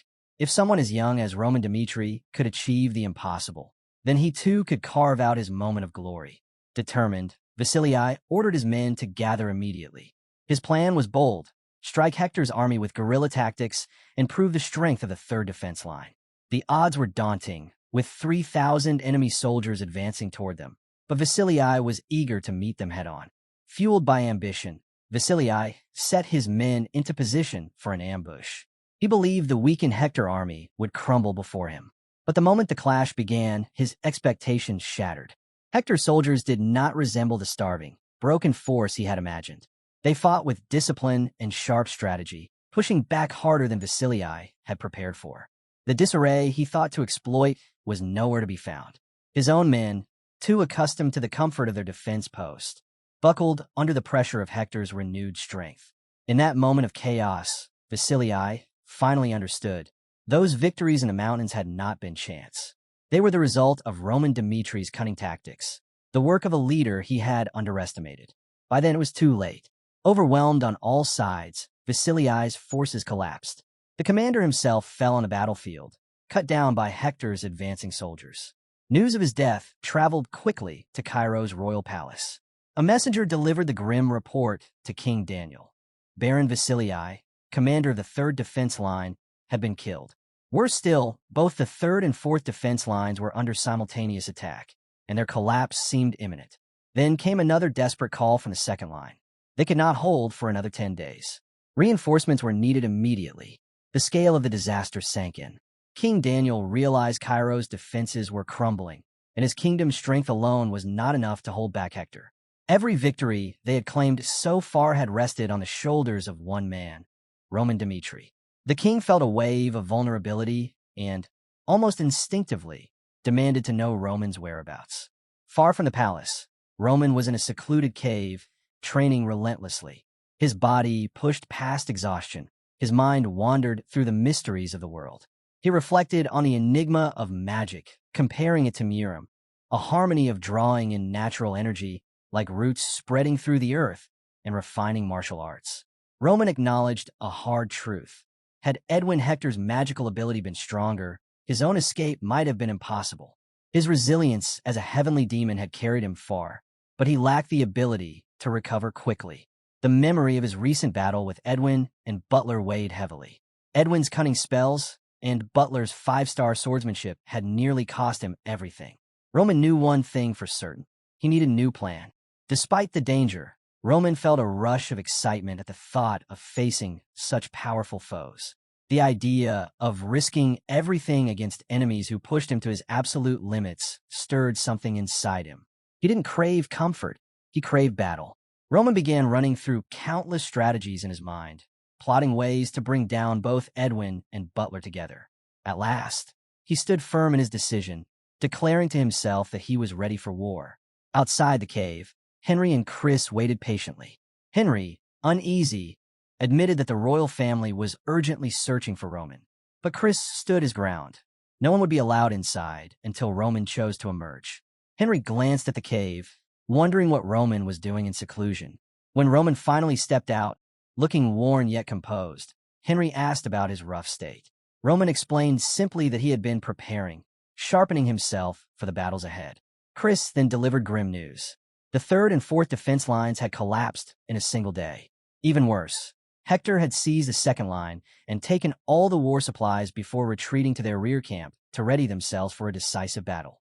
Concerned, Henry suggested leaving the matter to Cairo's main army. But Roman disagreed. He told Chris to open a line to the royal family. Soon, Roman stood face-to-face with King Daniel through the communication device. The king, already aware of the collapse of the defense lines, immediately pressed Roman for answers. What had he been doing while the South was falling? Roman did not hide the truth. He explained that he had spent the week laying out his strategy. King Daniel acknowledged Roman's efforts, but voiced his frustration. The southern lines had fallen too quickly, and the kingdom was in greater peril than ever. Seeking clarity, the king asked why Roman hadn't intervened sooner. Roman's answer was blunt. He had left the outcome of those battles to chance. If Hector had forced them into open field combat, there was little he could have done to change the result. Hector had staked everything on this war, and their greatest weapon, Butler, a 5-star swordsman, was already in play. Then came the revelation that shook the king. Edwin Hector was not just a commander, he was a mage. Roman emphasized the danger this posed. On open fields, a mage's power could dominate entire armies, and Edwin was no ordinary spellcaster. That was why Roman had chosen to hold back until Cairo's main army arrived, because only then could Hector be properly confronted. Marquis Benedict sided with Roman, admitting that the southern front was in no position to continue with its current forces. Count Denver, on the other hand, was stunned by the revelation that Butler had entered the war. That alone proved Hector was fighting with everything they had. Benedict then told King Daniel there was no reason to question Roman any further. The other nobles quickly agreed, and the king, respecting their counsel, promised he would not press Roman again. King Daniel then revealed that Cairo's main army was nearly at the southern front, while Hector had already fortified their rear camp. He urged Roman to join them once his own preparations were complete, so they could launch the attack together. Roman considered Hector's determination, even after all negotiations had failed. Then, to the king's surprise, he apologized. Cairo, he explained, did not have the luxury of time. Pressed for details, Roman made it clear. They had no more than 3 days once Cairo's main army arrived. If Hector's rear camp wasn't destroyed within that window, they would likely reach out for aid, possibly from the Kronos Empire itself. The king, shocked by the prospect, asked Roman what Cairo should do next. Roman's answer came with a smile. There was only one path left, a direct, all-out assault. He declared firmly that Hector must be crushed within those 3 days, or the war would spiral out of their control. Meanwhile, inside Hector's stronghold, Edwin was deep in conversation through magic with Count Hadid of the powerful Kronos Empire. Edwin proposed an alliance, Kronos and Hector together striking at Cairo's southern gate. The idea intrigued Hadid, but he hesitated. While the prospect of controlling the southern front was tempting, he worried about provoking Cairo too openly. In the end, Count Hadid agreed, but only under one condition. Hector had to hold the rear line for an entire month.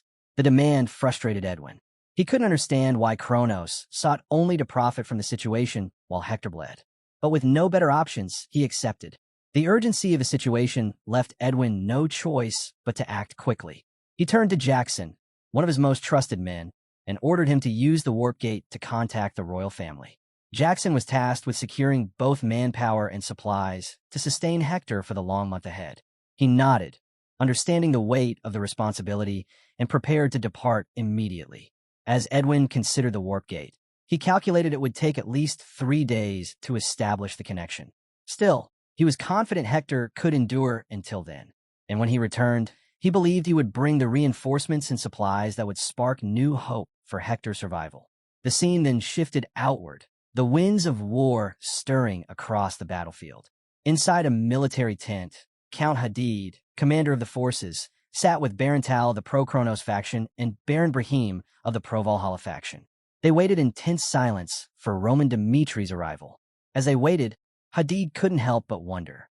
This war offered little in the way of gain. So why had the central government's high-ranking nobles taken such an interest? His thoughts circled back to one answer: Roman Dmitri. Perhaps winning his support was the true key to success. Their uncertainty deepened until Roman finally entered the tent. Hadid rose at once, greeting him warmly and addressing him as the hero of Cairo. He recalled how Marquis Benedict had once brushed aside the southern front as unimportant, yet later made his true intentions clear. Roman's favor was everything. Benedict had warned Hadid that if Hector won this war, the royal family would take the blame. Worse, if Roman were swayed to join rival aristocrats, the balance of power in Cairo could collapse. Roman's background only made things more complicated. A man born of common blood, yet powerful, respected, and still only in his mid-20s. Hadid recognized the immense potential in securing him. If he could persuade Roman to align with Benedict's faction, the rewards awaiting him would be significant. With these thoughts in mind, Hadid led Roman to a seat and introduced himself. making his allegiance clear. He spoke of his loyalty to Marquis Benedict and reminded Roman that Benedict had a personal connection to him through the Southern training camp, proof that he cared about Roman's well-being. Hadid then delivered an apology on the Marquis's behalf for the difficult circumstances he had faced. Roman, calm and composed, simply replied that there was no need for concern. Encouraged, Hadid pressed further, asking for time to prepare a special gift for Roman, a hint at the rewards that could come if Roman chose to support their cause. But before the discussion could continue, Baron interjected. He announced that Count Gregory was waiting for Roman with important information. Baron Brahim added that Count Denver had already dispatched men from his own family to reinforce Roman on the battlefield. Roman paused, curious, and asked outright what the intentions of the commanders truly were. Baron was taken aback by the directness of the question, but quickly realized Roman's sharp perception. It was clear he already understood the politics at play. Acknowledging their motives, Roman wasted no time. He redirected the discussion, reminding them that the enemy had already planted their flag on Cairo's soil. Future plans could wait. Right now, only the battlefield mattered. While the threat pressed down on them, Roman spoke of his ambitions for after the war, envisioning himself as the strongest swordsman in Cairo, daring to challenge the current rankings. But that dream would have to wait. For now, he urged the commanders to focus only on the danger at hand. He vowed to prove his worth and declare that his blade would serve only the leader truly deserving of it. Those words eased the strain in the room, allowing them to continue with a more formal discussion. The clash between Hector and Cairo promised to be brutal. With the castle itself hanging in the balance, the commanders searched desperately for a strategy, yet no clear plan surfaced. Hadid then turned to Roman, proposing a direct confrontation against Hector's army of 10,000. Cairo had its own vast forces. Surely sheer numbers would overwhelm Hector. But Roman quickly shattered that illusion. Numbers alone meant little when Hector's mages were involved. Their power could turn the tide. Cairo might look stronger on paper, but victory wouldn't come so easily. Roman hinted that there was another path forward, though he kept his thoughts guarded. Soon, Hector's scouts sounded the alarm as Cairo's army advanced. Roman, alongside the viscounts, led the march toward the battlefield. Standing at the front, he raised his sword high and called out, issuing a bold challenge. One kingdom against the other, a duel to decide their fate. The sudden declaration stunned Edwin, who watched from the sidelines, struggling to understand Roman's intent. Roman demanded a ceasefire, determined to prevent needless slaughter. He insisted Edwin shared the same desire to save lives. His proposal was simple. If Hector won, Cairo would yield to his demands. But if Roman triumphed, Hector must withdraw entirely. Edwin's doubts grew. Roman wasn't stronger than Butler. So what was he plotting? Was this some elaborate trap? But before he could untangle Roman's true plan, the young commander issued a chilling warning.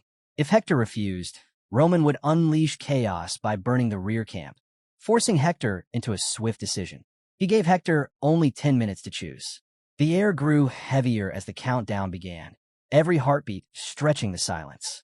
Then, just when it seemed no answer would come, something entirely unforeseen broke the stalemate.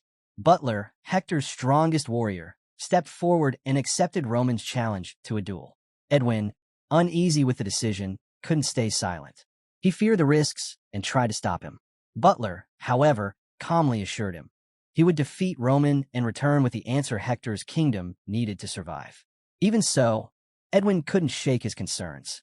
He worried about the 7,100 soldiers already swayed by Roman overnight. Though he trusted Butler's strength, he suspected Roman might be hiding something.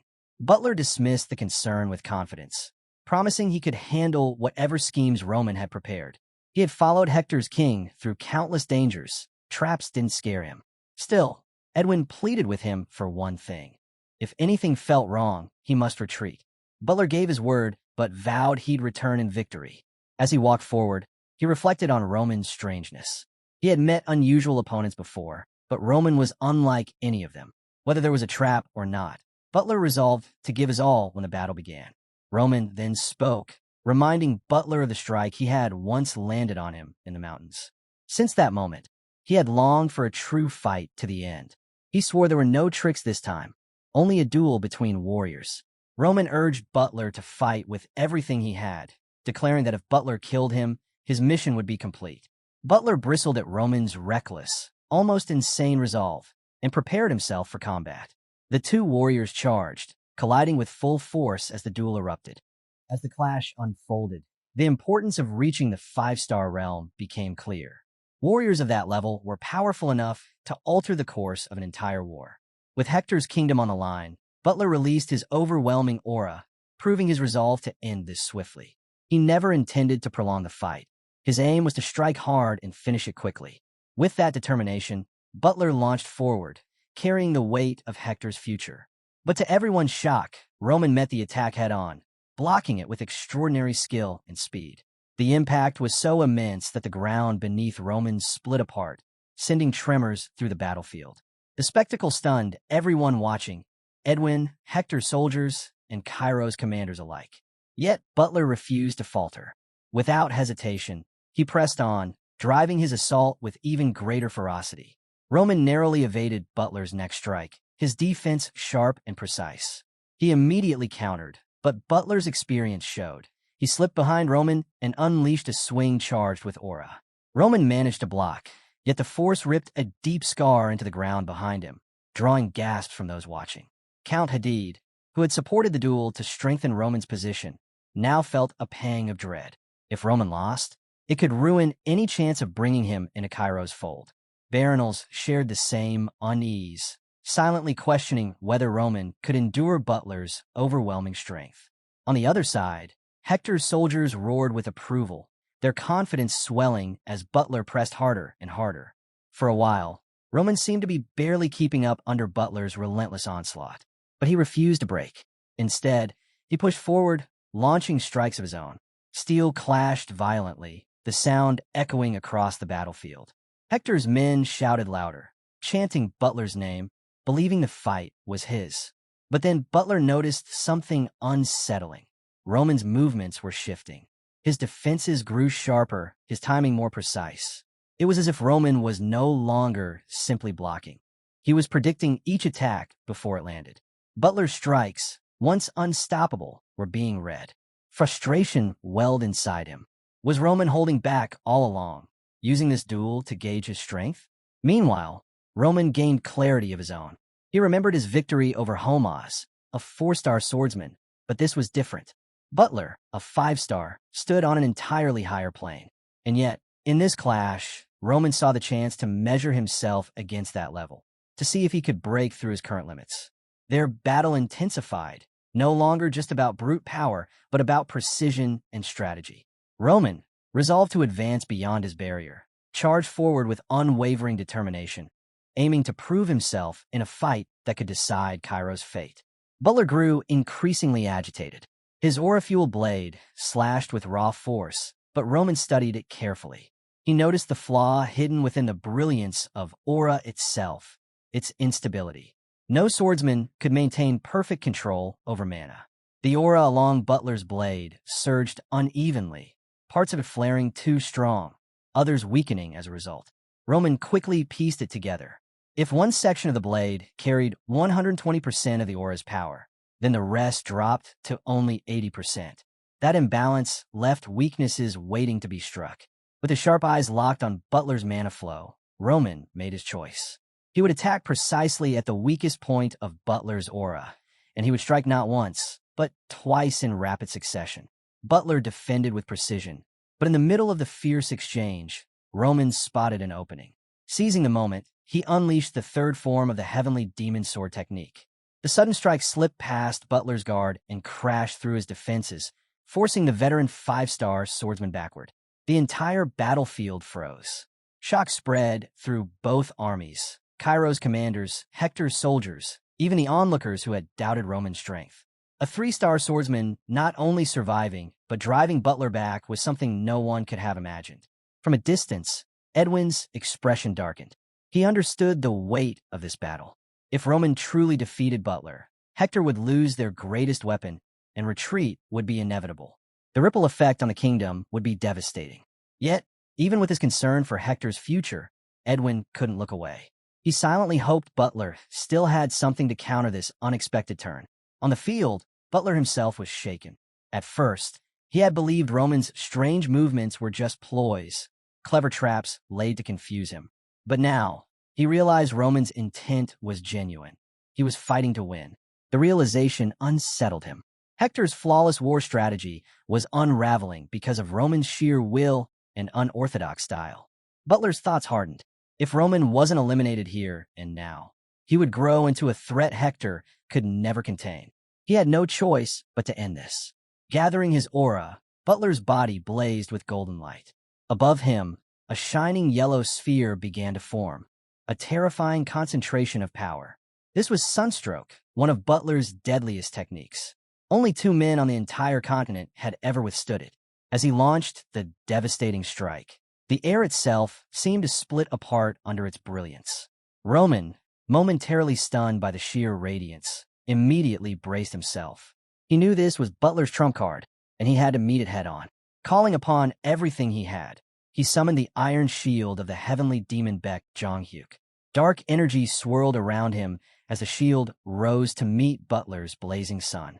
The two forces collided, light against darkness, aura against demonic energy. The impact detonated with a thunderous explosion, hurling dust and shockwaves across the battlefield. Soldiers from both sides shielded their eyes, unable to see who had prevailed. When the dust began to clear, the sight left Edwin speechless. Against all odds, Roman stood firm, having endured Butler's strongest blow. Butler himself could hardly believe it. His sunstroke, a technique feared across the continent, had been stopped by someone ranked far below him. Drained from pouring all his mana into sunstroke, Butler staggered. Roman saw his chance and struck. Though Butler managed to block, his guard faltered, and Roman's relentless follow-up pushed him back. The battlefield fell silent in disbelief. Butler, Hector's mightiest warrior, was being forced back by someone younger, someone far below him in rank. Butler himself was stunned. The idea of being overpowered by Roman seemed impossible, yet it was happening before his eyes. Still, surrender was not in his nature. Even if it meant his life, he fought on with desperate resolve. But Roman ended the exchange decisively. Seizing control, he pressed his hand against Butler's head and slammed him hard into the ground. The impact left Butler reeling in agony. Summoning the last of his strength, Butler released one final surge of mana in a desperate explosion, hoping to drag Roman down with him. But Roman endured the blast, his body unshaken. He looked down at Butler and spoke, not with arrogance, but with respect, saying he would remember the man's determination. Just as the duel seemed settled, a flare of magic tore through the field. Edwin had entered the fray. Rune flare energy streaked toward Roman, but he slipped away with swift movements, proving both his agility and his sharp awareness. The atmosphere shifted immediately. This was no longer a duel. Edwin barked orders, and Hector's soldiers rushed in to protect their fallen commander, choosing Butler's survival over the honor of single combat. At the same time, the fortress gates of Hector were left wide open, a choice that carried dangerous consequences. The decision could tarnish Hector's reputation and alter the balance of the war itself. Back at Cairo's camp before the battle, Count Hadid had once asked Roman a crucial question. What would Cairo gain if Butler was defeated? Roman's answer had been clear and cutting. He recalled the night Hector's men had paused to honor their dead, even after a savage fight. To him, it revealed Edwin Hector's heart, soft, compassionate, and ill-suited for the battlefield. Roman explained that Butler was the linchpin. If he could bring Butler down without killing him, Cairo would accomplish two things. Butler would be weakened, stripping Hector of its most fearsome warrior, and Edwin's compassion would lead him to save Butler rather than press the attack. That mercy, Roman believed, would mark the beginning of Hector's downfall. Now, on the battlefield, Roman executed that very plan. He turned his attention to the soldiers rushing to Butler's side, stopping them in their tracks. Amid the chaos, he spoke candidly of Edwin Hector. Though he admitted Edwin had talent as a leader, Roman declared the battlefield was no place for someone with a heart too soft to carry the weight of war. A handful of Hector's soldiers managed to slip past Roman's defense and reach Butler. Watching from afar, Count Hadid was struck with awe. Everything was unfolding exactly as Roman had foreseen. The precision of his plan left no doubt. Roman wasn't just a skilled fighter, he was Cairo's sharpest military mind. In that moment, Hadid fully understood the weight of Marquis Benedict's recommendation. Roman wasn't merely valuable for his sword, but for the strategy, insight, and foresight that could reshape Cairo's future. Convinced, Hadid gave the order. Cairo's ambush was to begin, and this time he trusted Roman's plan completely. On the other side, Edwin Hector was crushed by the consequences of his choices. The instant Butler fell, he had lost control, not just of the battlefield, but of his own judgment. Doubt and self-reproach consumed him as the demands of leadership collided with the cold brutality of war. Still, beneath the turmoil, Edwin's resolve did not crumble. He clung to one fragile hope. If Butler could be saved and the fortress gates secured, Hector still had a chance to turn the tide. Determined to reclaim the field, Edwin launched another wave of rune flare magic, joined by Hector's mages who rained down their own spells. The sudden cooperation shifted the momentum, forcing Hadid to react quickly. He barked orders. Cairo's forces had to storm the gates now, while they were still open. If those gates shut, countless Cairo soldiers would be trapped and slaughtered. Inside Hector's ranks, Knight Kellen saw the danger with his own eyes. The gates had to be closed before it was too late. When a soldier rushed to him, reporting that Butler was on his way, Kellen didn't waver. He demanded the gates be shut at once and ordered the mages to activate the fortress's defense spells the moment they sealed. But at that critical moment, Roman struck. His eyes locked on the gate. He surged forward with unstoppable speed. Hector's soldiers scrambled to stop him, but Roman cut through without hesitation. Channeling the second form of the heavenly demon sword, he unleashed a devastating blow that shattered the massive gate itself. The crash thundered across the battlefield. Roman stood tall in the wreckage, his voice carrying with absolute certainty as he roared. The gates of Hector now lay wide open. Count Hadid echoed the order, driving their forces forward with the intent to crush what remained of Hector's soldiers. The battlefield erupted into chaos, steel clashing, spells exploding, and warriors from both sides falling in waves. Amid the bloodshed, Roman allowed himself a flicker of satisfaction. The plan to break open Hector's gates had worked. Now, Cairo's mission was simple: bring down Hector's commander. Roman soon found himself face-to-face with Edwin. Surrounded by the wreckage of his army, Edwin stood alone, weighed down by bitter failure. His brilliant strategies, which had once seemed flawless, striking Cairo's rear bases and setting traps in the mountains, had all been undone by Roman. The deaths of 1,000 Hector soldiers burned in his mind, and despair clawed at him as he wondered why fate had chosen him to lead and why it had sent Roman into Cairo's path. Roman addressed him, marking their reunion. Edwin's reply was grim and resolute. If he died here, Roman would not leave the battlefield alive either. Summoning fire and wind, Edwin unleashed a devastating combination spell. But Roman held his ground, deflecting the assault. Seeing their commander falter, Hector's aura soldiers rushed in, striking at Roman together. Roman answered with the heavenly demon sword, cutting all three down in a single, overwhelming strike. Edwin, undeterred, poured everything into his next attacks. Vines of entangling magic erupted from the ground, while a blazing inferno swept forward. Roman tore through them as if they were nothing. Desperate, Edwin launched bolt after bolt of lightning, striking Roman directly. For a fleeting moment, he thought victory was his. But Roman reappeared behind him in an instant. His cold voice declared the battles, and as he raised his blade for the finishing strike. At that critical moment, Kellen, the knight who had closed Hector's gate, threw himself between them. With no hesitation, he sacrificed his life to shield Edwin. Edwin froze, watching his loyal comrade fall before him. Roman, prepared to strike again, radiated malice. But before he could deliver the fatal blow, Jackson and his unit burst onto the scene.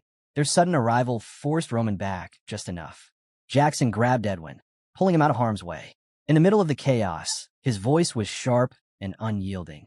He demanded to know, did Edwin truly wish to die here, remembered only as a coward and a failure? Jackson's words cut through the chaos, urgent and unrelenting. He pressed Edwin to live, to understand that survival itself was now the most important task. Still reeling from Kellen's sacrifice, Edwin finally began to grasp the brutal truth of war. Every life lost carried a weight he had to bear. Jackson guided him firmly, almost like a father to a son. He reminded Edwin that the fallen had not given their lives in vain, and that their sacrifice demanded he endure. Pulling him back from despair, Jackson ordered a retreat. The soldiers quickly obeyed, forming a wall of steel around Edwin. their only goal now to keep him alive. But Roman was not so easily stopped. With raw, merciless strength, he tore through the defenders, cutting them down as though they were nothing. Edwin, battered and bleeding, could do nothing but watch as Roman carved a path forward. In that moment, Roman appeared less like a man and more like the embodiment of war itself. Unyielding, merciless, unstoppable. Amid the carnage, a wounded soldier stood before Roman, summoning the last of his courage. He admitted Hector had already lost and begged Roman to spare the survivors. But Roman's response was cold and final.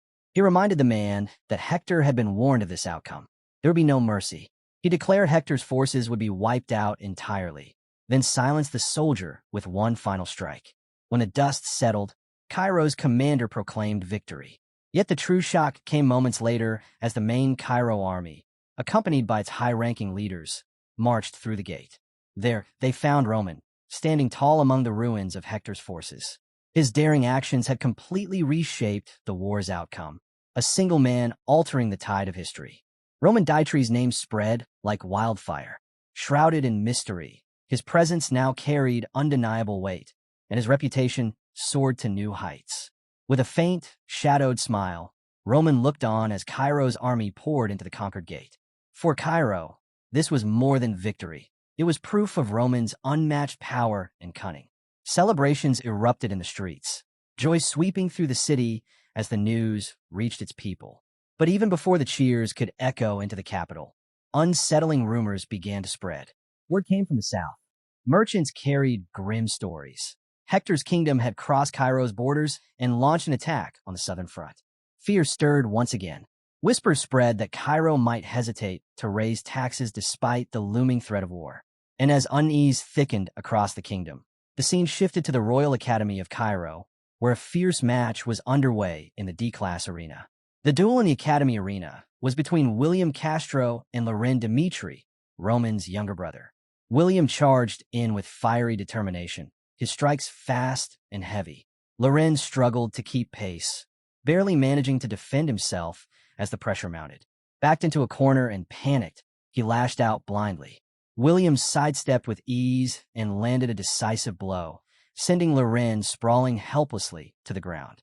After the match, a stern instructor confronted Loren.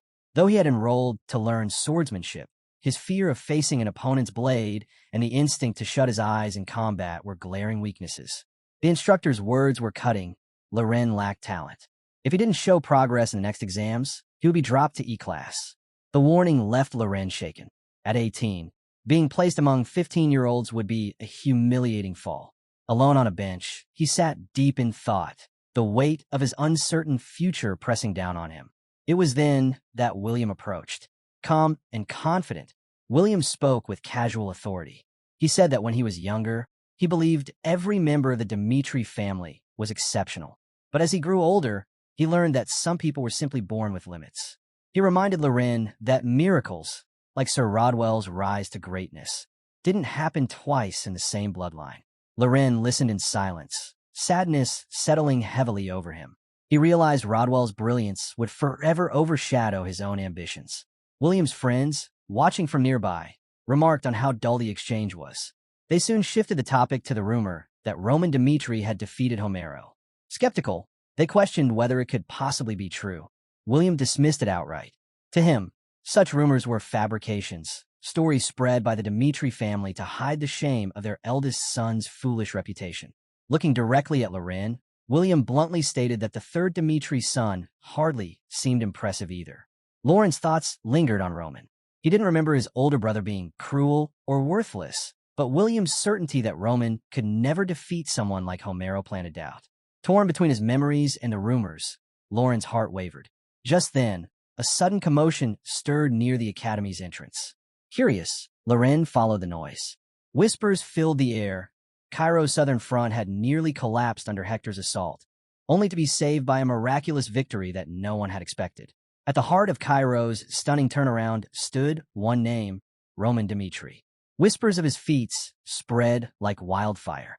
People claimed he had crushed Hector's army with only 200 soldiers and even bested Butler, a 5-star swordsman, in a duel.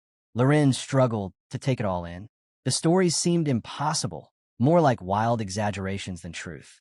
Could this legendary figure truly be his older brother, the same Roman Dmitri he had always known? Before he could sort through his thoughts, a commotion rippled through the academy gates. A soldier called for the crowd to part.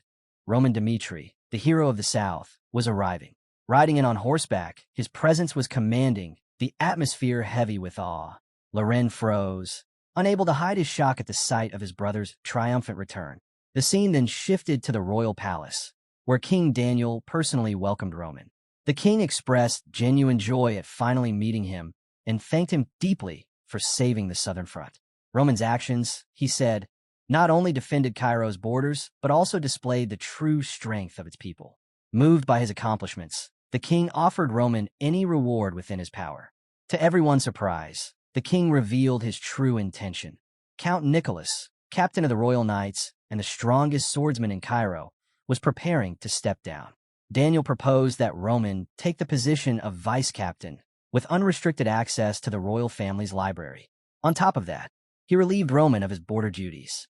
Roman immediately recognized this was more than a gift. It was a calculated move. King Daniel, who had risen to the throne young after the sudden death of his predecessor, was often dismissed as weak. But Roman understood the truth. The king was consolidating power, securing strong allies against the influence of the aristocracy. Aligning Roman with the royal faction was a bold step towards strengthening his reign. Not everyone agreed. Marquis Benedict objected strongly, insisting it was unfair to load so much responsibility onto someone with such a bright future ahead. Several nobles sided with him, arguing that the so-called reward felt more like a burden. But King Daniel stood firm. He declared this was the honor he wished to bestow upon Roman, and he would not waver. In an unexpected gesture, King Daniel declared that the choice was entirely Roman's to make. The nobles in the hall were stunned. Such freedom was rare when dealing with the royal family. To Roman, however, this revealed a glimpse of the king's true character. Though honored by the offer, Roman made his stance clear. He didn't feel bound to serve the royal family out of obligation. Instead, he asked for time to decide his path. Then, before the court, he revealed his personal ambition.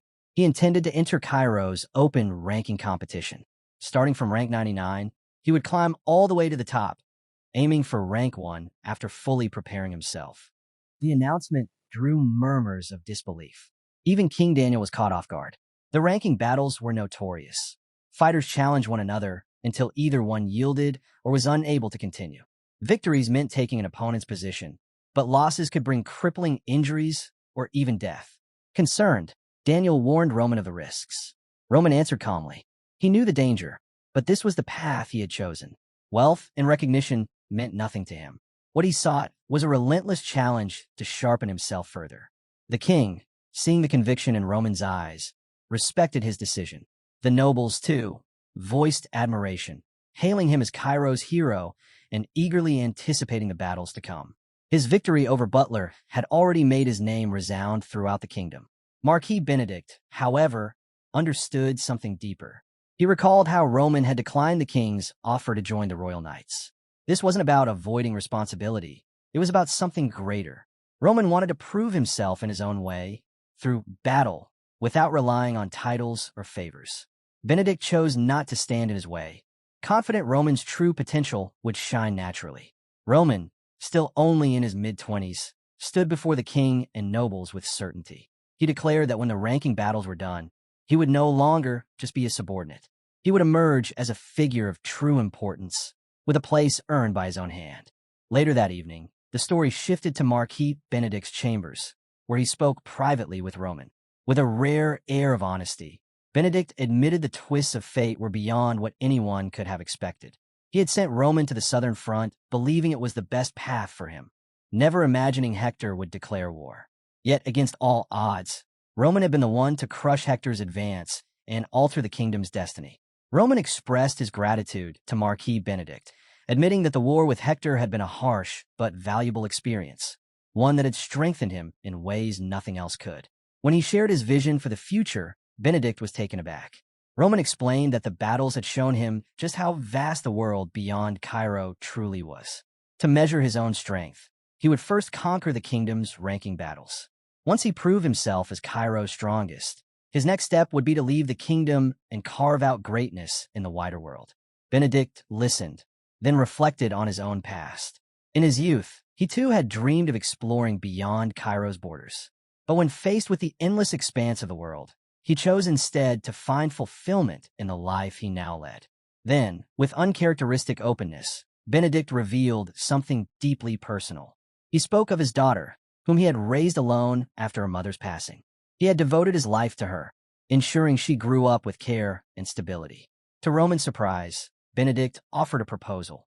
He compared Roman to the extraordinary men he had once known in his younger days. Despite Roman's lack of natural gifts, Benedict admired his relentless will and his ability to stand shoulder to shoulder with those born with rare talents.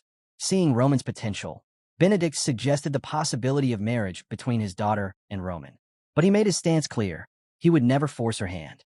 Her happiness and choice came first. He proposed only an introduction, with the hope that mutual respect and affection might naturally grow. His sincerity was unmistakable. He had been watching Roman carefully, past and present, and now invited him to walk alongside him, offering his full support to help Roman achieve anything within Cairo. Benedict also understood the weight Roman carried. His very presence threatened to shake the balance of power in the kingdom. The four great factions were already competing to draw him into their ranks. Count Gregory and Count Denver had even made daring offers, yet Roman, known secretly as the heavenly demon Beck Jung-hyuk, stood firm. He would not bow to any of them. Later that night, in the quiet of his chambers, Roman was greeted by Hans, who rushed in unexpectedly.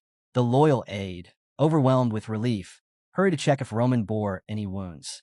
Tears welled as he realized Roman had returned alive.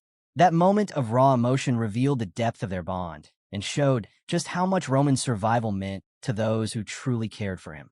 A few days later, Roman was seen enjoying a rare moment of calm, quietly sipping tea. Hans joined him and brought up something that had been on his mind. He suggested Roman meet with young Master Loren. Hans explained that since Roman had moved to the capital, he had run into Loren and noticed something troubling. Having cared for both Dmitri brothers since childhood, Hans could sense that Loren was carrying a burden he wasn't ready to share. Instead of forcing the issue, Hans chose to wait until Loren opened up on his own. During that meeting, Loren had asked Hans about Roman and the rumors spreading through the capital. He mentioned hearing tales about Roman returning with guards at his side and even defeating a Hector Ranker. Hans confirmed it all. He told Loren about Roman's broken engagement, his battle with the Barco family, his victory over Romero's, and his pivotal role on the Southern Front. Stunned, Loren listened silently, realizing every rumor was true. Hans went on to say that Roman's recent actions had changed so much that even the Baron was finally at ease. He urged Loren to meet his brother, adding that Roman would be back at their quarters later that night. Loren only gave a quiet assurance that he was fine before leaving. Afterward, Hans reflected on the brothers. Each was unique, but Loren, the youngest, stood out as sensitive and fragile. Back in Roman's room, Hans shared a suspicion that Loren might be suffering bullying at the academy. He believed the boy wanted help, but couldn't bring himself to ask. Roman listened carefully. While he didn't believe family ties alone were reason enough to protect Loren, he still agreed to meet him in person. Hans's relief was obvious. Roman himself wondered if he had only agreed because Hans had asked so earnestly. The story then shifted to Viscount Hadid, who was quietly brooding over his failed attempts to recruit Roman. Yet, he was far from giving up. Hadid had noticed what others overlooked. Roman's followers were extraordinary in their own right. Among them, Chris stood out the most. His talent was so remarkable that nobles in the capital would compete to win him over. Confident, Hadid decided this would be his path forward. If he couldn't secure Roman, he would instead bring Chris and the others into his circle. With that, he was sure Marquis Benedict would be impressed, and his standing would only grow stronger. Hadid hadn't pieced this together from gossip. His conviction came from first-hand experience. On the Southern Front, he had seen Roman's men with his own eyes. Their discipline, their strength, their potential, especially Chris, left him certain that they were worth recruiting. If he could bring them into the central government, it would secure Marquis Benedict's approval and raise his standing in the political arena. Meanwhile, Chris was lost in his training, his blade cutting through the air with precision born of relentless effort. As he practiced, memories surfaced. He recalled the day he first met Roman. Back then, Roman hadn't seemed untouchable. Chris had truly believed he could surpass him. But that illusion shattered with time. Roman's growth was explosive, his power climbing to heights Chris couldn't even imagine. The duel with Butler had been the breaking point. Watching Roman fight that legendary 5-star swordsman, Chris realized just how vast the gap had become. Roman had stepped into a realm Chris could hardly fathom. Yet, instead of discouragement, the sight lit a fire in him. Determined, Chris remained by Roman's side, watching, learning, and pushing himself harder. 6 months of grueling effort had reshaped him. His progress was so sharp it even surprised himself. What began as a fleeting ambition had hardened into an unshakable vow. One day, he would surpass Roman Dmitri. It was in the middle of this training that Viscount Hadid appeared. Wasting no time, he approached Chris directly, laying out his proposal. He praised Chris's raw talent and urged him to join the central government. He promised him a life of wealth and stability, where money would never again be a concern. He spoke of honor, fame, and the chance to serve Marquis Benedict, the true force behind Cairo's politics. With such backing, Hadid insisted Chris could achieve anything he desired within the kingdom. But Chris didn't even need to think. He rejected the offer outright. His loyalty to Roman was unwavering. Hadid blinked, taken aback by the speed of the refusal. Pressing harder, he asked why Chris would turn down such a golden opportunity. Surely he understood what he was giving up? He reminded him that moving into the central government could transform his life completely. When Chris remained unmoved, Hadid softened his tone. He told him this wasn't betrayal. Roman, he assured, would eventually join Marquis Benedict anyway. By accepting now, Chris would only be taking a smart step ahead of the inevitable. Chris doubted whether Roman would ever serve under Benedict, knowing too well the kind of man Roman was. Hadid, however, believed the opposite. To him, Benedict's overwhelming strength made Roman's eventual submission inevitable. But Chris saw things differently. He knew Roman as someone who would never bow to anyone, a leader who thrived on independence and unshakable resolve. Chris told Hadid plainly that no matter what promises were made, he would never abandon Roman. To him, Roman Dmitri was beyond replacement, and no reward could sever that bond. Hadid accepted Chris's stance, but found it amusing, thinking Chris had turned away from a rare chance. Still determined, he moved on to others within Roman's ranks. Kevin was the first, but Kevin turned him down without hesitation, declaring that his entire life belonged to Roman. Hadid was taken aback by the depth of his loyalty. Hoping for a different outcome, he approached Pucky next. Yet Pucky also refused, echoing Kevin's words. Betraying Roman was something he couldn't even imagine. One by one, Hadid reached out to more of Roman's people, and the result was always the same. Each of them rejected him, not for power, not for glory, but out of genuine loyalty. Then came Henderson, but instead of replying, Henderson covered his ears and walked away, leaving Hadid stunned. That single action hit harder than words. Hadid began to wonder, what was it about Roman that tied these people to him so completely? The story shifted then to Loren, training alone with his sword.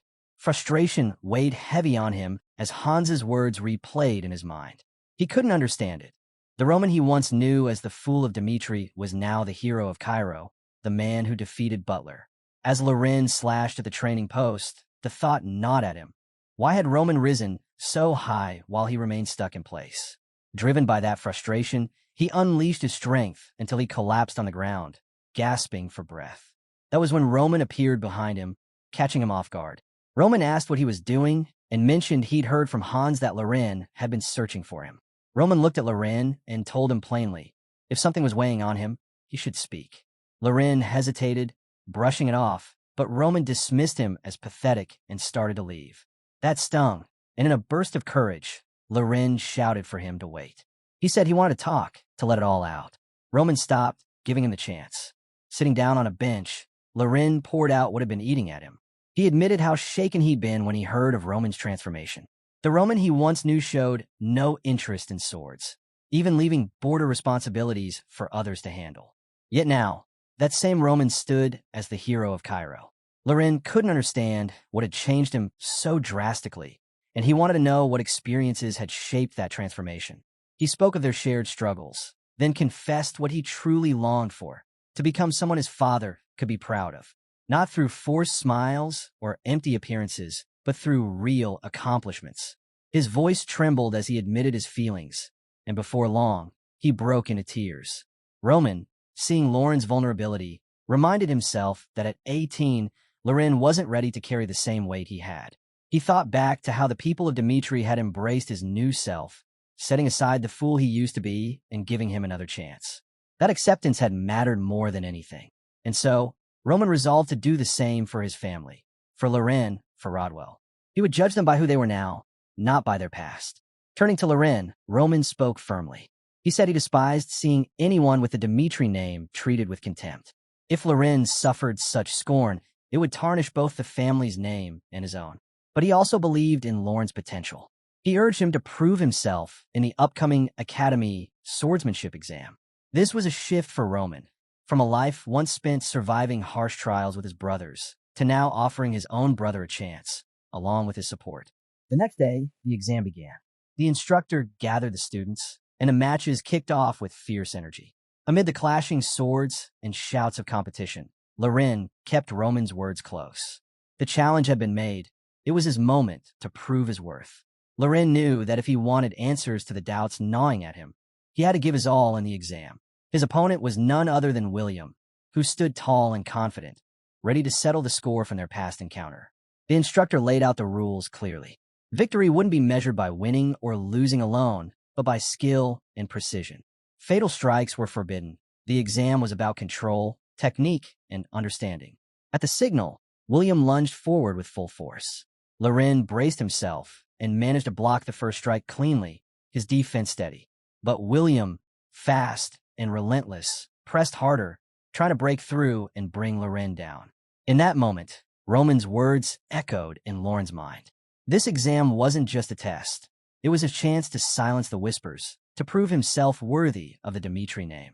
Seizing the moment, Lauren struck unexpectedly, landing a hit straight across William's face. The sudden blow caught William off guard, halting the match for a breath. Fueled by the desire to follow Roman's path and carve out his own strength, Lauren launched into a counterattack.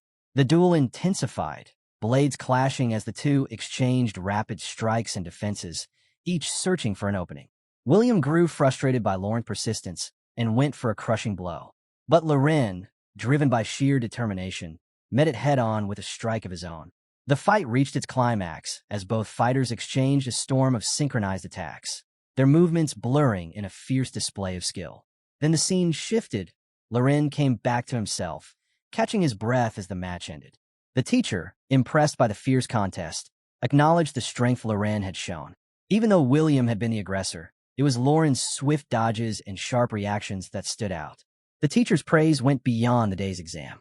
They pointed out how fear had often chained Lauren in past matches, holding back his true ability. But today, his performance told a different story. He hadn't just shown skill. He had shown growth, courage, and the strength to rise above his fears. The instructor explained that pitting him against William had been intentional. William was meant to be his trial, a genuine test of character and strength. Shocked, Lauren asked if the teacher truly meant that. Without hesitation, the teacher assured him that they always spoke with honesty to their students and encouraged him to start believing in himself more. The teacher also pointed out how much Lauren and William resembled each other, urging Lauren not to let fear chain him any longer. Taking in those words, Lauren felt a weight lift, quietly grateful for the advice as the scene shifted. Meanwhile, William was boiling with rage over how close the duel had been. His pride refused to accept it. Even as his friends tried to calm him down, William brushed them aside. To him, Lauren had dared to challenge him not just with his sword, but with his very eyes, and that was unforgivable. Driven by spite, he rallied his companions, insisting they help him teach Lauren a lesson. His friends cautioned him against it, warning that such actions could stir trouble between families, even drawing Roman Dmitri into the matter. But William ignored their concerns. He sneered, boasting about his position as the eldest son of the Castro family, reminding them that his father shared close ties with Marquis Benedict. In Cairo, he claimed true power rested in alliances and influence, not in empty names like Lauren's. With arrogance, he declared that he would use that power to crush Lauren, then ordered his followers to drag him over. But before they could act, a voice cut through the shadows. Roman stepped forward, demanding William repeat every word he had just spoken. The air shifted instantly. The hero of Cairo stood before them. Roman's presence shook the group, but William, clinging to his pride, brazenly claimed he would say it again if Roman wanted to hear it. He didn't get the chance. Roman closed the distance in an instant, seizing William by the throat and lifting him effortlessly from the ground. His voice thundered with authority as he told William that his family's power meant nothing in the face of true strength. He rebuked him, not only for trying to harm Loren, but for daring to insult the Dmitri name. Then, without loosening his grip, Roman ordered him to take him straight to the Castro family estate. Stunned and gasping, William could hardly process the sudden reversal. When Roman finally released him, his words carried a weight that none present could ignore. Parents, he said, must answer for the actions of their children. The scene shifted once more, this time to the grand halls of the Castro family palace. There, Viscount Hadid reported to Count Castro. Every attempt to win over Roman's men had failed. Hadid explained that Roman's followers didn't even recognize the opportunity before them, dismissing it as blindness born from their humble origins. Count Castro let out a laugh, amused, and asked Hadid what was so remarkable about Roman. Hadid quickly defended Roman's value, pointing out that Marquis Benedict himself was working tirelessly to bring Roman under his wing, even going so far as to consider him as a potential son-in-law. That revelation piqued Count Castro's interest. With a spark of curiosity, he told Hadid to arrange a meeting with Roman when the time was right. The scene shifted back, this time to Count Castro's office, where William and Roman now stood. William wasted no time accusing Roman, claiming he had made threats against him. Outraged, Count Castro demanded to know how a mere commoner dared to defy the heir of the Castro family. But before William could go further, his father's expression hardened. Count Castro rose from his chair and cut William off sharply. He reminded him that the man he was belittling was Sir Roman, the very hero who had saved Cairo. His disappointment flared into anger, and he struck William across the face, chastising him for his disrespect. Turning to Roman, Count Castro's tone shifted.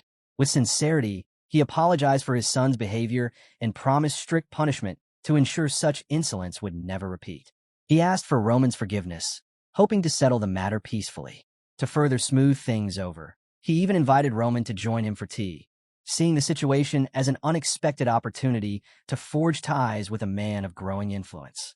But Roman wasn't so easily swayed.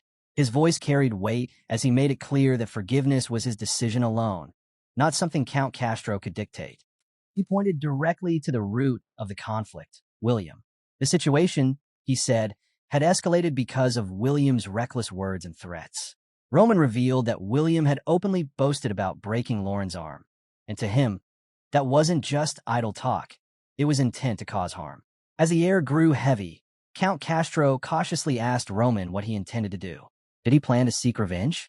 Wanting to ease the tension, the Count suggested they talk things through, hoping to salvage a potential relationship with him. But Roman answered with uncompromising terms. For peace, he demanded William kneel and publicly apologize before a crowd. On top of that, he insisted William leave the academy altogether. To Roman, it was the only way to protect his brother from someone like him. Roman left no room for negotiation. This was the only path forward. Either William yielded or the Castro family would find themselves at war with Dmitri. The choice, he said, rested entirely with Count Castro. But the Count sneered, brushing off Roman's ultimatum. To him, men of low birth were nothing but constant irritations. With a mocking tone, he questioned whether Roman's so-called importance came solely from Marquis Benedict's attention. He argued that Roman didn't even deserve to stand in the same room as a noble of Benedict's stature. Fueled by pride, Count Castro vowed to show Roman the true power of the central nobility. Looking to secure his position, the Count turned to Viscount Hadid, who had seen everything unfold. He asked him to serve as a witness before Marquis Benedict, hoping his testimony would help frame Roman as the one in the wrong. To Castro, Roman had crossed the line and needed to face punishment. But Hadid was no ordinary noble. Known among his peers as the Raccoon of Cairo, he had built his reputation on sharp instincts and an unmatched ability to survive. Plenty had talent, but only those like Hadid, who knew how to make the right alliances and trade favors, were able to thrive at the top. His family lacked great influence, yet his cunning had carved him a place among powerful circles. Count Castro, by contrast, came from an established house and had been close to Marquis Benedict since youth. But now, he found himself standing against Roman Dmitri, a rising force. Normally, Hadid might have backed him. Yet this time, the situation was far from simple. Marquis Benedict wasn't a man ruled by loyalty or sentiment. He was pragmatic, a man who valued victory above all. And with Benedict considering Roman as a potential son-in-law, Hadid knew the winds were shifting. In a calculated turn, Hadid advised Count Castro to stop covering for William and instead address his son's mistakes directly. The suggestion stunned the Count.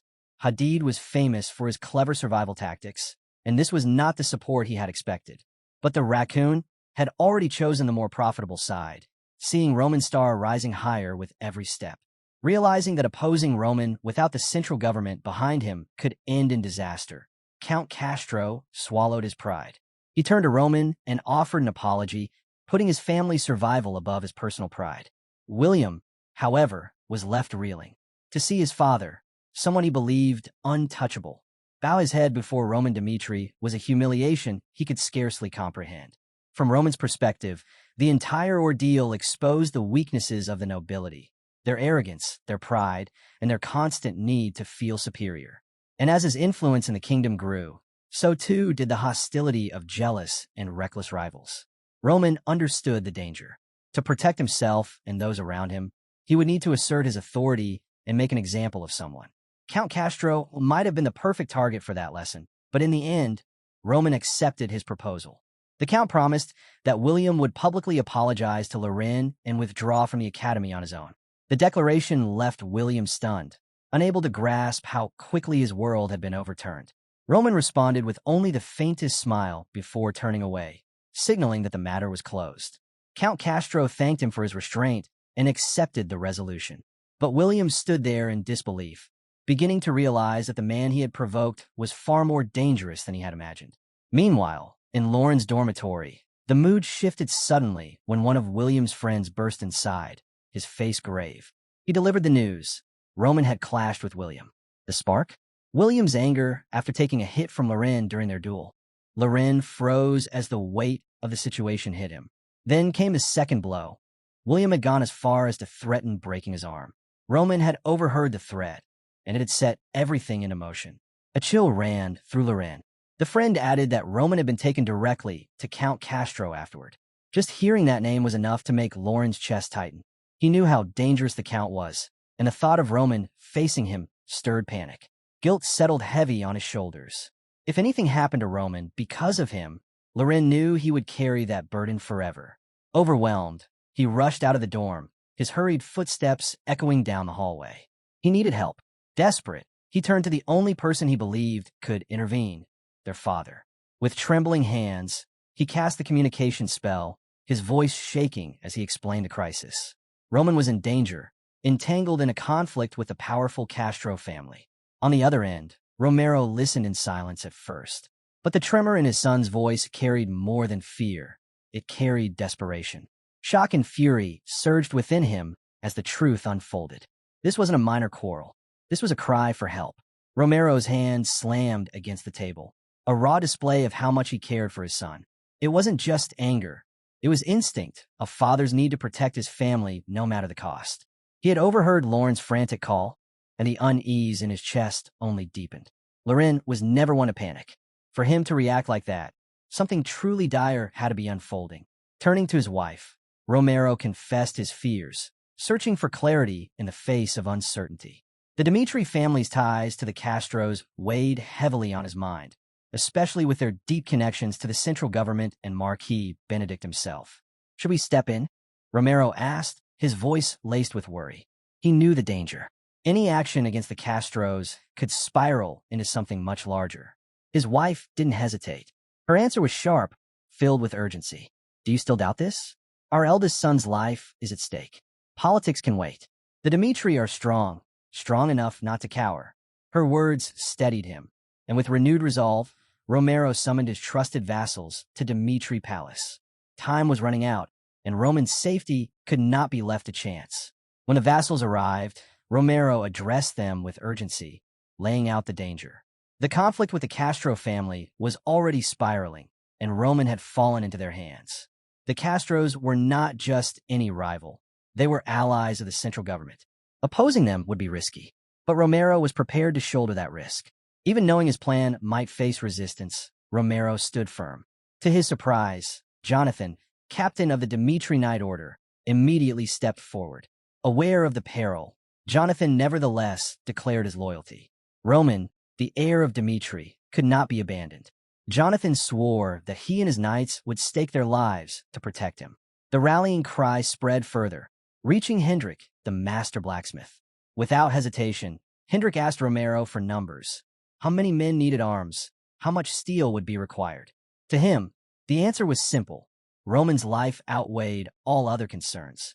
The Castro's influence meant nothing. What mattered was protecting the future of Dmitri, no matter the cost.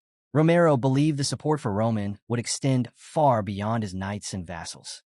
The miners, the ironworkers, the people of Dmitri's lands, all of them would stand together when it came to protecting the heir. What surprised him was how quickly that belief became reality. The Dmitri family had long been known for their peaceful stance, but now, in this moment of crisis, their people rallied without hesitation. For Romero, the meaning was clear. Dmitri could no longer stand quietly in the background. It was time for the family to take its place as leaders of the Northeast. The news spread swiftly, carried down into the iron mines and through the dark tunnels. When Jacob heard it, he wasted no time.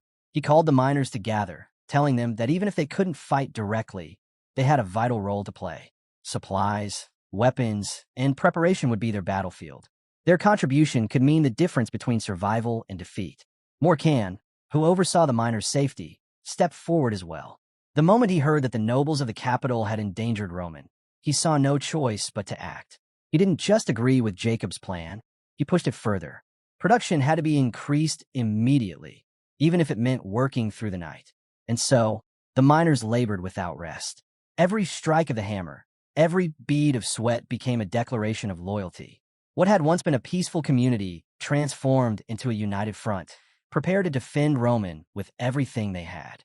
The Dmitri family, once passive, now stood ready to rise as a true regional power. But while urgency surged in Dmitri lands, the capital remained oblivious. Nobles there carried on with their own ambitions, unaware of the storm building far from their sight. Meanwhile, at the academy, Loren left his room after reaching out to his father. A mix of dread and hope churned within him. He trusted his father would come. But until then, he couldn't sit still. Determined to find Roman, he stepped outside. There, a strange sight greeted him. A crowd of students had gathered, speaking in hushed tones. Loren frowned, unsure what was happening, until his eyes fell on the figure at the center. Standing among them was none other than Roman. Roman signaled for Loren to step closer, his expression firm. Then, turning to William, he delivered an unexpected command. William was to apologize to Loren, here and now, in front of everyone. His tone left no doubt. This was not a request, but a warning. Refusal would bring consequences. Loren stood frozen, eyes wide, as the demand echoed through the crowd. Count Castro, stepping forward, reinforced the order. He told William to do it quickly and without hesitation. Cornered, William lowered his head. His voice, stripped of its arrogance, admitted the truth. He had bullied Loren, and it had been wrong. Dropping to his knees, he asked for forgiveness. He went further, declaring he would withdraw from the academy and swore never to trouble Loren again. The sudden shift left Loren stunned. Relief clashed with disbelief, his mind struggling to catch up with what had just unfolded. Count Castro, noticing his hesitation, encouraged him to accept the apology. To Loren's greater surprise, the Count even bowed before him, apologizing on his own behalf and assuring him that such behavior would not happen again. When the tension finally broke, Loren sought Roman out. He needed to understand why. Roman told him plainly, it wasn't just about Loren.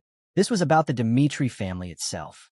The Castros had treated them unfairly, looked down on them, and today had been the moment to draw the line. Roman's actions were a defense of their family's dignity and honor. The explanation struck Loren deeply. He admired his brother's resolve, the courage it had taken to confront someone like Count Castro. Pride stirred within him, not just in Roman, but in their family. Roman reminded him of who they were. They were Dmitri, and they had to carry that name with pride. The bond between them grew stronger in that moment. For Loren, It was a lesson and a promise. He would no longer allow anyone to demean him. Roman, seeing his brother's resolve, allowed himself a small, relieved smile. At last, the storm seemed to be settling. But then Loren remembered his earlier plea to their father. Panic resurfaced. He urged Roman to contact Romero quickly, terrified of how their father might react once he learned of the fight. Far away in the Castro palace, the consequences of William's actions were already crashing down. A sharp slap echoed through the chamber as Count Castro unleashed his fury on his son. He reminded William of who Roman Dmitri truly was, the savior of Cairo, a man whose name carried weight even among the most powerful. Though William was the eldest son of the Castro family, he had crossed a line when he humiliated Roman's younger brother. Forced to kneel before the academy and give a sincere apology, he dragged the Castro name into disgrace. Whispers spread quickly. People mocked the family, calling them blind nobles who couldn't even manage their own house. The title of foolish count began to follow Castro's name, and the sting of it gnawed at him. Count Castro seethed at the humiliation, but beneath his anger lay deep unease. The family's standing had already been shaken, and now another storm loomed. How would Marquis Benedict, one of the most influential men in the region, view this disaster? As he brooded over his tarnished reputation, a servant rushed in with unexpected news. Romero Dmitri was calling through magic. The Count was taken aback. Of all people, why would Romero be reaching out now? The answer came with thunder. Romero's voice carried a weight that left no room for doubt. He told Castro that looking down on Dmitri blood had been a grave mistake. Whatever status the Castros claimed through their ties to the central government, they would find no weakness in Dmitri resolve. This insult to his son would not be ignored. Confused, Count Castro wondered why Roman's father would stir matters further when the incident had already ended. But Romero pressed on. At dawn, he declared, the Dmitri family would formally petition the central government for a wardship over their territory, a move that directly challenged the Castro family's hold on power in the northeast. Then came the second blow. Dmitri merchants would cut all trade with the Castros. Supplies, coin, and resources would dry up overnight. It was both a financial strike and a public declaration of defiance, shaking the Castros' foundation. Romero was not finished. He vowed to collect every debt the Castros owed to the Golden Bank, a pressure point that could grind their finances into ruin. And beyond money, he revealed something more dangerous. Dmitri had already reached out to the enemies of the Castro family, giving them both gold and backing. With enemies now gathering both inside and outside their circle, the Castro family stood on the edge of collapse. Romero made his intention clear. He would see the Castros brought down, no matter the risk or sacrifice. For him, this was no longer just a defense of his son. It was a war to erase the Castros' influence once and for all. Count Castro could hardly believe what he was hearing. Romero's demands sounded so absolute, so heavy with consequence, that he struggled to grasp the weight of them. The idea that the Dmitri family would go this far over the incident was beyond anything he expected. But Romero Dmitri did not back down. His voice carried a final warning. Release Roman at once. Startled, Count Castro quickly protested. There must be a misunderstanding, he insisted. He was not holding any member of the Dmitri family. To calm the storm, he explained that the issue with Loren, the spark of this conflict, had already been resolved. He even pointed to William's public apology as proof that the Castros wanted peace. Hearing this, Romero felt an awkward wave of embarrassment. For all his fury, it seemed he had been mistaken about Roman's situation. Count Castro reassured him again, promising that the matter was over and vowing to prevent such incidents from ever happening again. Somewhat unsettled, Romero ended the call. Back in Dmitri lands, Romero reflected on the exchange. He thought about what it meant to be a true leader, not someone who ruled by fear or force, but someone who inspired trust and loyalty even in hardship. And everywhere he looked, from the highest officials to the miners in the tunnels, he saw proof that Roman had already become such a figure. His son had grown into someone loved and respected across their entire territory. That realization humbled him. And at the next gathering with the Dmitri people, Romero made a surprising declaration. There would be no war. Instead, they would hold a celebration. He urged everyone to cast off their worries and enjoy themselves without restraint, as if tomorrow might never come. The announcement filled the community with joy. Excitement spread quickly, lifting the heavy air that had hung over them. By the following day, The markets buzzed with gossip. Everyone was talking about what had happened. The sight of William, the eldest son of the Castro family, kneeling to apologize to young Loren. The act had shaken the capital, leaving nobles and commoners alike whispering about whether the balance of power in Cairo was beginning to shift. Merchants who once traded loyally with the Castros began severing ties and turning toward Dmitri. Among them was Lucas, who spoke openly about the meaning behind these changes. The Dmitri family, he said, had won the favor of the elites, reshaping the region's political map. Not long ago, no one would have believed that a border family could stand against the mighty Castros. Yet the incident had flipped expectations. What shocked people most was not just the humiliation of the Castro heir, but the aftermath. Every major financial house in Cairo began to align with Dmitri. Despite the long-standing divide between central power and the borderlands, it was now clear where loyalties were shifting. One by one, voices that once dismissed them now stood in support of Dmitri. The shift in power had lifted the Dmitri family's status higher than ever before, marking their rise as a force to be reckoned with. Elsewhere, Roman sat quietly with a cup of tea in hand. His thoughts lingered on his family. For generations, Dmitri had avoided conflict, choosing peace whenever possible. He struggled to believe that his father, Baron Romero, would be willing to risk everything for war simply because of him. But as he thought deeper, he understood the decision hadn't been Romero's alone. It was made by the entire family together, the core of Dmitri standing united. That realization brought Roman a deeper sense of gratitude. It reminded him of the strength of their bond and the weight of the name they carried. They had been ready to fight, not because he demanded it, but because they chose to protect one of their own. It was a far cry from his former life. Back then, as a celestial being, he had lived in a world where power was everything and cruelty was survival. That past had made him ruthless, far harsher than he ever thought possible. Yet now, in this second life, he found solace in the difference. Here, family mattered. Here, loyalty and trust gave him something worth protecting.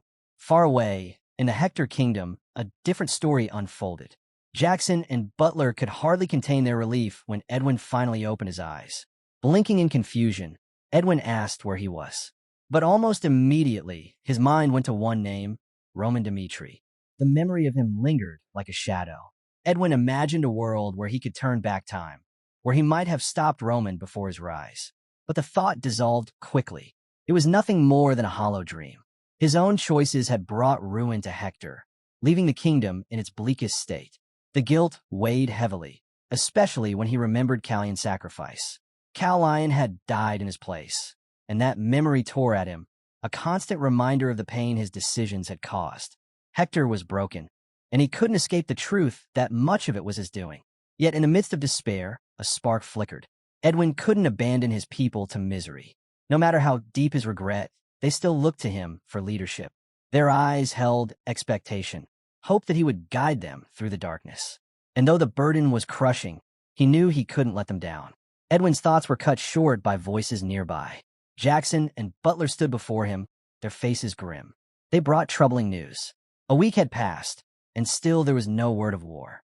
The silence itself weighed on the kingdom, filling the air with unease. But worse followed. Word had come from Cairo of the demon that haunted it. This figure had torn through Hector's soldiers, leaving death in its wake, and had even claimed the life of Butler, captain of the Night Order. The loss hit like a hammer, shaking the very foundation of their ranks. It was a brutal reminder of the dangerous world they lived in, one where unseen forces could strike without warning. Among the people, fear spread like wildfire. Whispers grew louder. Were they nothing more than frogs in a well, blind to the monsters beyond their narrow world? The realization stung, making them feel small, powerless, and afraid. In the midst of this turmoil, Edwin found himself summoned before his father, the king of Hector. Inside the palace, the king's concern was evident. He spoke with quiet resolve, acknowledging the heavy burden resting on his son's shoulders, but assuring him he would not risk Edwin's life recklessly. Edwin bowed his head and apologized for the troubles he had caused. Then he told his father about the omen he had witnessed in one of the villages. The once thriving land now lay shrouded in an unnatural black haze, its vitality fading away. Edwin confessed that he believed it was the work of something sinister, dark magic, perhaps the curse of a necromancer. The king stiffened at the words, but Edwin pressed on. He argued that the repeated famines plaguing Hector could not simply be the cruelty of nature. They were deliberate, orchestrated by someone hiding in the shadows. A hidden enemy was using powerful sorcery to weaken the kingdom itself. The king's expression grew grim. For years, he had quietly wondered if such a hand had guided Hector's past actions, even their disastrous attack on Cairo. Edwin confirmed those fears. The war, he said, had not been Hector's choice alone. It had been provoked, engineered by someone else for their own gain. Both father and son stood in the silence of realization. Hector was not a kingdom in control of its fate. It had been reduced to a pawn in another's scheme. The king admitted that lifting a curse of such magnitude would not be easy. Only an archpriest might stand a chance, and Hector lacked the resources to seek such help. But Edwin's thoughts drifted back to his past. He remembered the day the tower master of the heavenly palace had approached him. The offer had been simple but staggering. Surrender his title as prince, and in exchange, gain a place in the magic tower, with anything he desired placed within his reach. And now, faced with his kingdom's ruin, Edwin knew he had to make a choice. The king was caught off guard, his worry plain to see. Edwin faced him with a steady gaze, explaining that giving up a year was the only way to truly solve Hector's troubles. His choice revealed how far he was willing to go for his people, even if it meant setting aside his own life for their sake. Far away in the southern training camp, Bernie wrestled with his own destiny. He had always wanted to die fighting, but the loss of his arm left him uncertain of his worth. It was then that Roman appeared before him, an unexpected figure stepping into his path. Roman wasted no time, offering him a place under Dmitri. Bernie was touched, but reality weighed heavily. He thanked Roman, yet pointed out the obvious. Without an arm, how could he contribute? He stood before Roman, the doubt pressing down on him. What use could a crippled man be? Wouldn't he only drag Roman down? To his surprise, Roman didn't turn him away. Instead, he gave a knowing smile. What Bernie said didn't sound like rejection at all. It sounded like a hidden desire to fight, a spark waiting to be reignited. Roman then shared a story. It was about Song Beck, once a royal bodyguard. His life changed when he lost his right arm in war. The royal family rewarded him with honor and riches, but he couldn't accept a life of comfort. Song Beck longed to fall as a warrior, not fade away in peace. So, he trained his left hand relentlessly, building an entirely new way of fighting. With his tilted stance and unorthodox moves, he turned weakness into strength. Many who faced him in duels fell to his unpredictable sword. But every warrior's path has an end. In a final clash with the great swordsman Baek Young-hyuk, Song Beck was defeated. Yet in that moment, he achieved what he longed for, an honorable death in battle. Roman's tale carried weight. To Mac Burney, it was more than a story. It was proof that even broken warriors could rise again, and that true strength came from refusing to give up. Moved by the tale of Song Beck, Roman turned to Mac Burney with an offer that could change everything. He promised to teach him the ways of left-handed swordsmanship, guiding him toward a strength that even Burney himself could not imagine. It wasn't just an offer of training. It was a gesture of trust and brotherhood. For the first time since losing his arm, Burney felt purpose stir within him. Hope returned, and with it, the resolve to rise again as a warrior. Bowing low, he pledged his loyalty to Roman, ready to walk the path laid before him. Amid these shifting tides, men like Edwin Hector, Mac Burney, and even Henry Albert found themselves swept along by Roman's growing influence. Henry, in particular, struggled with conflicting feelings. He had endured hardships alongside Roman, yet he couldn't understand why he wasn't chosen to accompany him further. When Henry returned home to the Albert territory, he expected to be hailed as a hero. Instead, the people honored him not as the pride of his house, but as a celebrated figure of Cairo. His role in the war had been minor, but standing beside Roman on the battlefield had elevated his name far beyond what he deserved. The recognition didn't stop there. Soon, the Cairo Royal Academy invited him to give a lecture about his time on the Southern Front. Henry accepted eagerly, seeing it as a chance to build prestige. By praising Roman's greatness before the nobility, he knew he could raise his own standing as well. For Henry, this was more than just a speech. It was the turning point of his once ordinary noble life. Meanwhile, in Cairo's capital, Roman was preparing for his departure to Dmitri. A large crowd gathered to bid him farewell a testament to his growing power and influence. But as he left, Roman's mind was already focused on the future. When he returned, he would face crucial decisions. Until then, he planned to fortify his hold over the Northeast, laying the groundwork for the inevitable clash with the central government. On the road to Dmitri, as he passed through a forest, Roman encountered a group of distressed farmers. Their eyes were red, their voices heavy as they spoke of ruined fields. Curious about their plight, Roman turned to Chris for an explanation. Chris guessed the farmers were from Dmitri. Roman asked why they had wandered into Conrad territory, and Chris explained that Dmitri lacked farmland. Some families were forced to rent land from Conrad to survive. Hearing this, Roman insisted on speaking with them directly. The farmers stepped forward and revealed their plight. They had signed a 10-year lease with the Conrad family, but just a week before harvest, they were ordered off the land. When they refused, Conrad's men destroyed their crops. Now, desperate and empty-handed, they begged Roman for justice. Chris quietly reminded Roman that his hands were tied. The land belonged to the Conrad family, and interfering could spark conflict. He then broke down the situation further. Conrad's strength didn't lie in wealth or armies alone, but in their alliances. The Northeastern nobles, though weak on their own, had banded together for survival. Like a flock that survives only when it moves as one, these families protected one another, making them dangerous to challenge. Roman listened, but his resolve didn't waver. To ignore this injustice would only embolden Conrad and his allies. If left unchecked, their influence would spread. Even knowing the risks, Roman declared that the matter must be dealt with swiftly. Justice for the farmers would not be delayed. Bound by duty, Chris accepted his decision. When they finally reached Dmitri, the people welcomed Roman with open arms, cheering him as Cairo's hero and the pride of their land.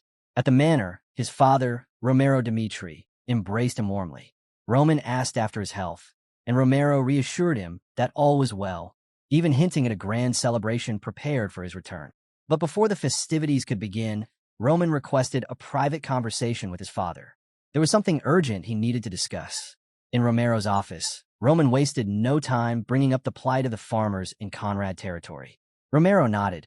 He already knew of the issue.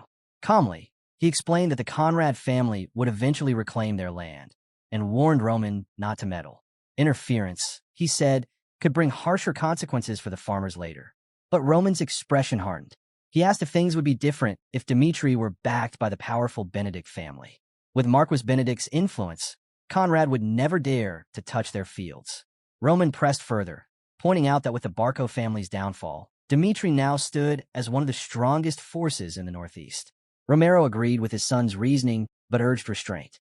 Strength alone wasn't enough, alliances mattered. Provoking conflict with the Conrad family could upset the delicate balance among the nobles. Roman didn't flinch. He declared that Dmitri's strength was real, yet Conrad and the other nobles refused to see it. Too arrogant and complacent, they dismissed Dmitri as nothing more than another house without central government protection, like Barco once was. That blind arrogance was why they dared to trample Dmitri's farmers. With a frown, Roman pressed his father for his true opinion. Conrad boasted of unmatched power, yet their actions betrayed weakness. Roman believed the time had come to make a statement, to prove who truly ruled the Northeast. He insisted that Dmitri not only had the strength, but also the moral duty to protect its people. Why, he asked, should they stand idle while Conrad trampled over their citizens' rights? With conviction, Roman requested permission to act. He promised he would bear the responsibility himself, even if it required violence. Later, after Roman left, Romero sank into his chair, deep in thought. His son's words lingered. He could see how much Roman had changed. Memories surfaced, days when Roman had worked at his side, quietly, dutifully. Those memories tied them together in a way Romero couldn't shake. Perhaps, he wondered, Roman's fierce determination now was born from the way others had always dismissed him as a lesser noble. Romero reflected long into the night and reached a quiet conclusion. What Dmitri needed was not only power, but also wisdom at its helm. Roman's fiery resolve was proof that a new chapter had begun, one where leadership would be measured not just by might, but by the strength of one's character and decisions. Days later, Dmitri Palace was alive with celebration. A grand banquet had been arranged in Roman's honor, and nobles from across the Northeast poured in, including the prominent Vault and Grizel families.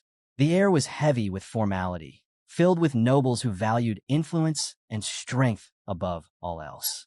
Yet even as Dmitri's presence loomed larger than ever, many still chose to overlook its rising dominance. Amid the gathering, Roman encountered Lady Sophia of the Grizel family. He recalled their earlier meeting, but this time her gaze was different, measured, assessing, as if she was now considering the prospect of uniting with him through marriage. The hall's mood shifted again when Viscount Conrad arrived. With a polite smile, he greeted Roman as the hero of Cairo.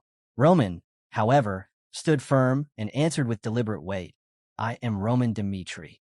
His words carried pride, staking claim to both his name and the authority it bore. Conrad, still smiling, acknowledged Roman's feats, especially his victory over Butler, the famed swordsman. He marveled at how someone so young had accomplished so much, a sentiment shared by many watching. They whispered of Roman's potential, how far he might rise in the years ahead. Yet to Conrad's surprise, Roman didn't linger in polite conversation. His tone sharpened as he took command of the exchange, forcing Conrad to reassess the man before him. This was no ordinary noble's son. This was someone who could not be ignored. Offering courtesy, Conrad invited Roman to ask any question he wished. He did not anticipate the blow that was coming. With unwavering resolve, Roman asked why Conrad had stripped Dmitri's farmers of their land. The hall fell silent. The boldness of the question rippled through the nobles like a shockwave. Conrad's expression stiffened as he scrambled for an answer. He claimed that a merchant had made a lucrative offer, forcing his hand. Roman's response was cold, filled with disappointment. He denounced Conrad for putting greed above the welfare of the farmers, reminding him, and everyone present, of the human cost behind his actions. The tension in the room grew thick, nobles whispering uneasily, as Roman made it clear that this was not a matter to be brushed aside. Struggling to recover, Conrad attempted to steer the conversation back toward lighter topics, trying to return the hall's focus to the celebration of Roman's return. But the moment had already left its mark. Conrad tried to smooth things over, reminding Roman that the banquet was meant to honor him, not humiliate the Conrad name before the entire assembly. But the warmth in his expression had already slipped away, replaced by a tightening scowl. Irritation clouded his face, and with clear discomfort, he prepared to withdraw from the conversation. Roman's voice cut through the hall like steel. He ordered Conrad to stop. If the Viscount walked away now, he warned, the matter would escalate into something far larger, something that would weigh heavily on Conrad's family. Roman declared that he would not let this issue be brushed aside until a just resolution was reached. The hall stirred uneasily, and finally Conrad snapped. His voice rose, filled with frustration, as he admitted outright that he had forced the Dmitri farmers out. Yet he justified it with pride, claiming the land had always belonged to the Conrad family. He argued that he had merely reclaimed what was rightfully theirs. With cold arrogance, he reminded everyone that the Conrad family owed no allegiance to Dmitri, nor were they required to explain their actions to Roman. The nobles murmured in support, siding with Conrad's assertion of property and rank. The tension in the room grew thick, until one voice suggested Baron Romero Dmitri should intervene and convene a formal meeting to resolve the conflict. Others echoed the sentiment, questioning whether it was even appropriate for Roman to involve himself. The gathering, they said, was for celebration, not territorial disputes. Whispers of doubt spread. What right did Roman truly have to demand answers here? A few nobles went further still, chiding Roman for speaking so sharply to a viscount. They reminded him that Conrad was the head of his house, a man of higher standing, and should be treated with respect. Their words made clear what they all thought, that Roman had overstepped. Roman's eyes narrowed as he considered their reactions. If the Barco family had been in Dmitri's position, the nobles would never have spoken this way. Their condescension existed only because they viewed Dmitri as weak, a house they could manipulate without consequence. The thought settled, and Roman made his choice. Stepping forward, he closed the distance between himself and Viscount Conrad.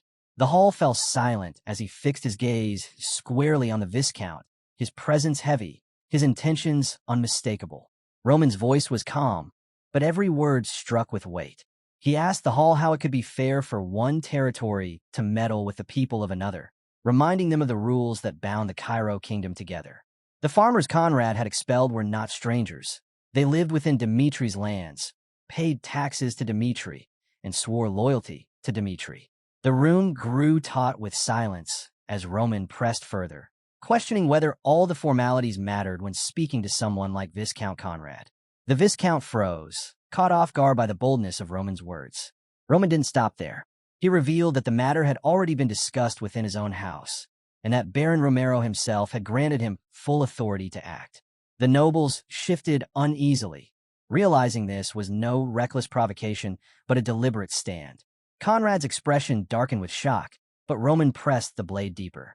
He pointed out how reluctant Conrad had been to even consider an apology. His words cut through the hall, demanding attention. Then came the warning. Any harm done by outsiders within Dmitri's borders would be met with swift and merciless punishment. With a sly edge to his tone, Roman turned on the nobles who had criticized him earlier, daring them to belittle the matter now. The hall rippled with whispers, nobles stunned by his conviction.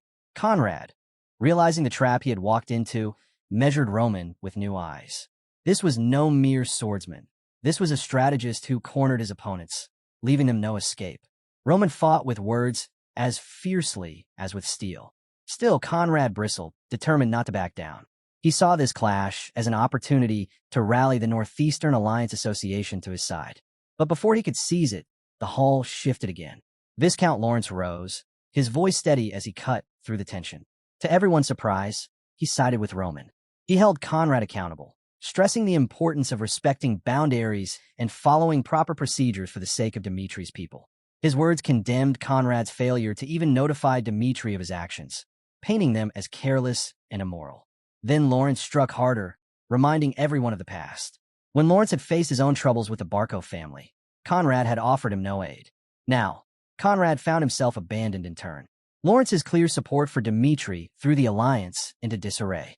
The unity Conrad had hoped to rely on fractured before his eyes, leaving the Northeastern Alliance Association in chaos. Lawrence's open support for Dmitri struck the alliance like a hammer. The room went still, nobles shifting uneasily, unwilling to take sides too quickly. But silence couldn't last. Slowly, cautiously, one noble after another began nodding along with Lawrence, their resistance crumbling. Soon the tide turned. Voices once filled with criticism now demanded Viscount Conrad make amends. To Conrad, it was clear this wasn't about justice for farmers. It was a calculated maneuver to cut down his authority. Hemmed in on all sides, Conrad saw the danger of standing firm.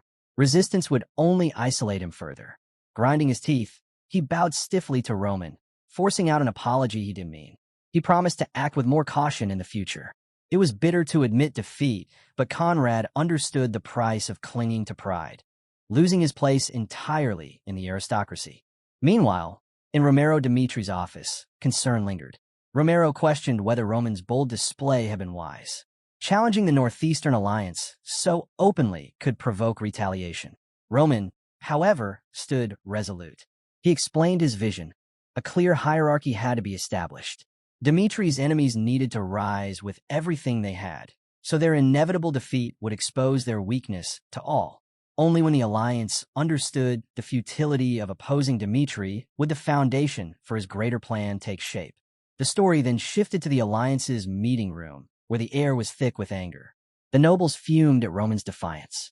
They called him arrogant, fearful that yielding to him had damaged their image and diminished their authority in the region.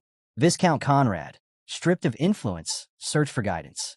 Yet none of the others had an answer. Frustrated, he spoke bluntly, questioning the very worth of their alliance when set against Dmitri's growing power. Roman's skill, especially his triumph over Hector's famed butler, proved that old methods of rivalry and intimidation would no longer suffice. The silence that followed was heavy until one voice broke through. A member suggested turning to the central government. Conrad seized on the idea immediately. With the Barco family gone, the Northeastern Alliance had already been strengthening ties with the Central Powers. Perhaps now was the time to use that connection, to bring down Dmitri through a force even Roman could not ignore.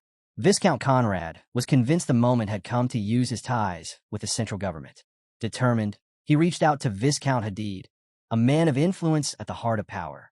At first, Hadid responded positively, agreeing to hear him out.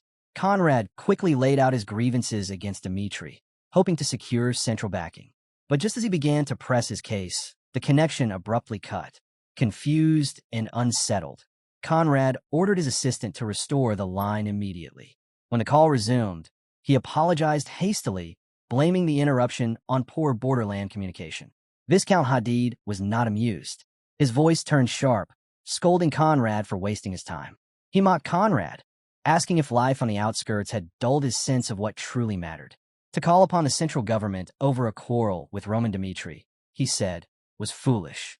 Conrad tried to salvage the conversation, but Hadid silenced him with firm rejection. Dmitri was not an easy opponent. Roman Dmitri's position was far too strong. What sealed the matter was Hadid's next revelation.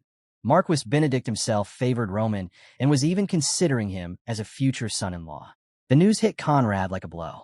His hopes of gaining leverage crumbled instantly. What was the point of opposing a man protected by such influence?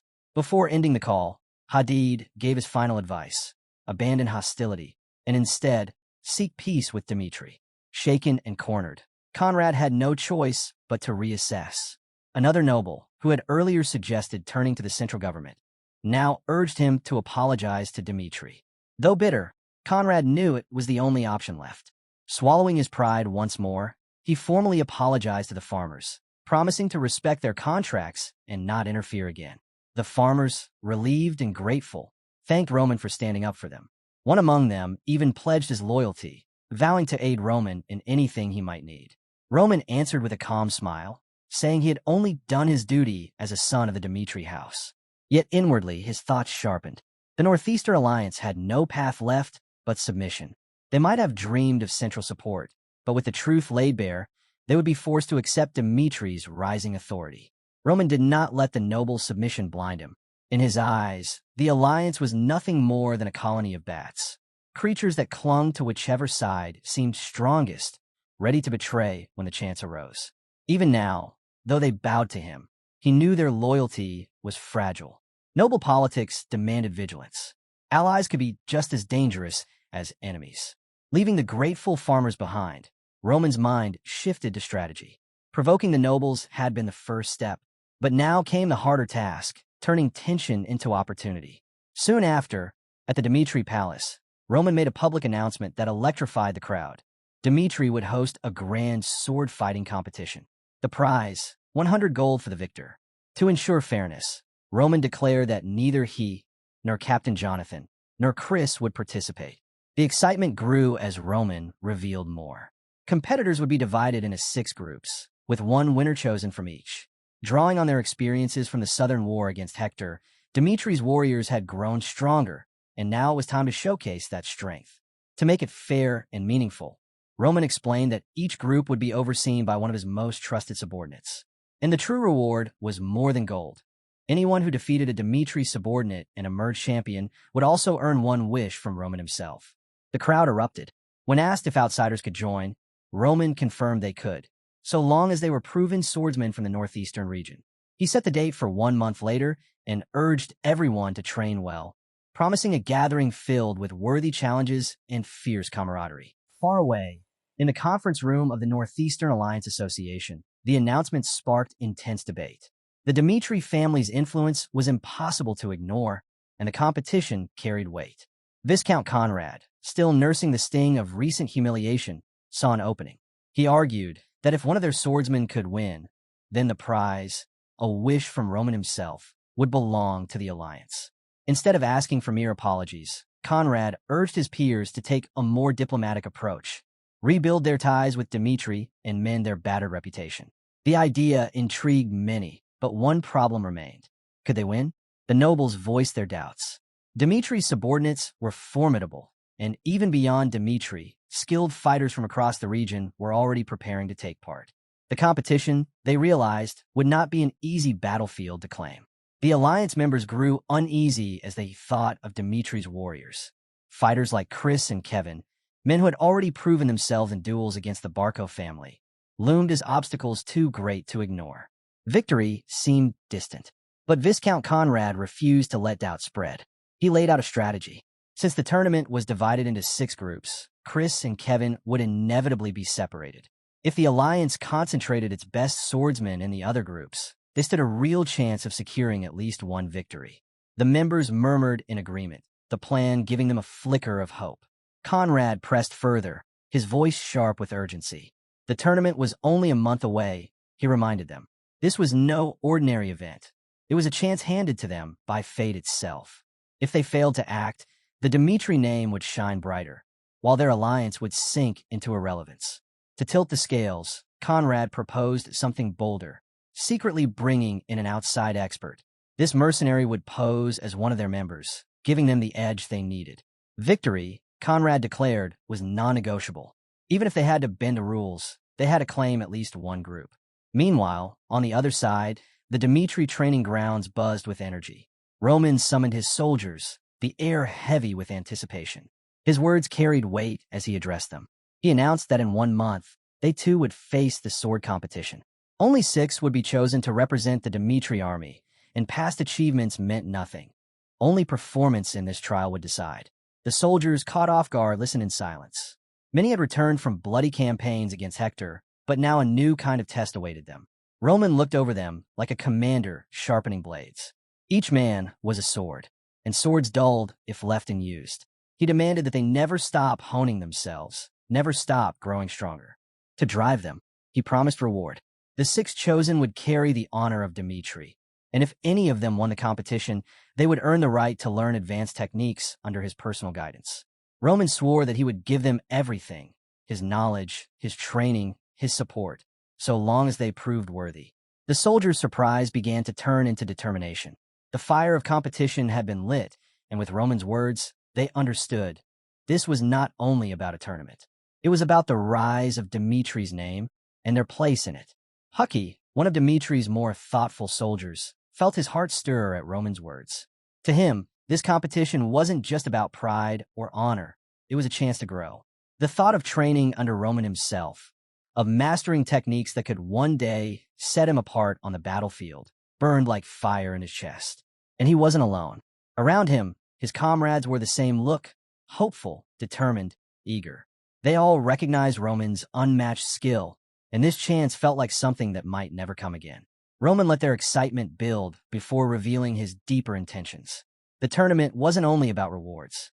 First, it was meant to open the eyes of the northeastern nobles, to show them the reality of their position and the limits of their strength. Second, and more important, it was training, harsh but invaluable. He wanted his soldiers to understand not just the edge of their blades, but the weight of the struggles they would face in the future. With that vision set, the training ground transformed. Every sparring match carried ambition. Every swing of the blade echoed with purpose. Roman watched, a sly smile tugging at his lips. In a month ahead, the northeastern region would be a stage, and the performance was only just beginning. As drills thundered on, Roman's mind drifted. Memories of his past life as the heavenly demon, Baek Jung-hyuk, resurfaced. His entire existence had been tempered in life-or-death battles. Danger had shaped him into what he was now. But he also knew that only a fool sought death needlessly. Preparation was the key. At that moment, Lucas, leader of the Howl clan, stepped forward. Roman entrusted him with a quiet but important task.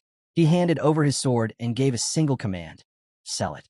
But from this day forward, the blade would bear a new name: Blaze. Roman also stressed secrecy. The sword's true owner must never be revealed. Lucas turned the weapon in his hands, admiration plain in his eyes. The blade was flawless, its craftsmanship beyond anything common. He couldn't understand why Roman would part with such a treasure. Still, he respected his master's will. With Roman's permission to decide the method, Lucas weighed his options. He thought about anonymous sales, auctions, anything that might draw out those sharp enough to see the weapon's worth. Whoever recognized its value would pay dearly. With that, Lucas set off on his mission. The story then shifted to Adelion, a bustling city alive with commerce and trade, its streets crowded with merchants and deals being struck at every corner. In the northeastern region, wealth flowed partly thanks to the warp gate stationed there. Inside the bustling auction house, Lucas slipped in quietly, his cloak concealing his identity. He handed over a sword to one of the staff members, who immediately inspected it with keen interest.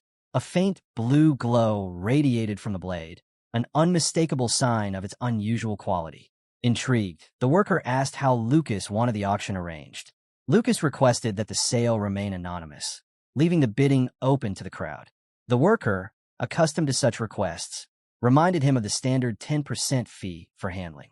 Lucas accepted without hesitation and followed him deeper inside for a full appraisal. In the evaluation chamber, Lucas was introduced to Morris, the esteemed manager of Adelian's auction house. As the sword was tested, the examiner marveled at its flawless craftsmanship, commenting on its unmatched sharpness and strength. He quickly noted that a sword of this caliber was rarely seen, estimating its worth at no less than 30 gold coins. What caught his attention next, however, was the weapon's mana absorption. Measured on a scale from 1 to 10, even a rating of 3 made a sword highly valuable to artisans. Yet when he tested this blade, the results were staggering. A perfect score of 10.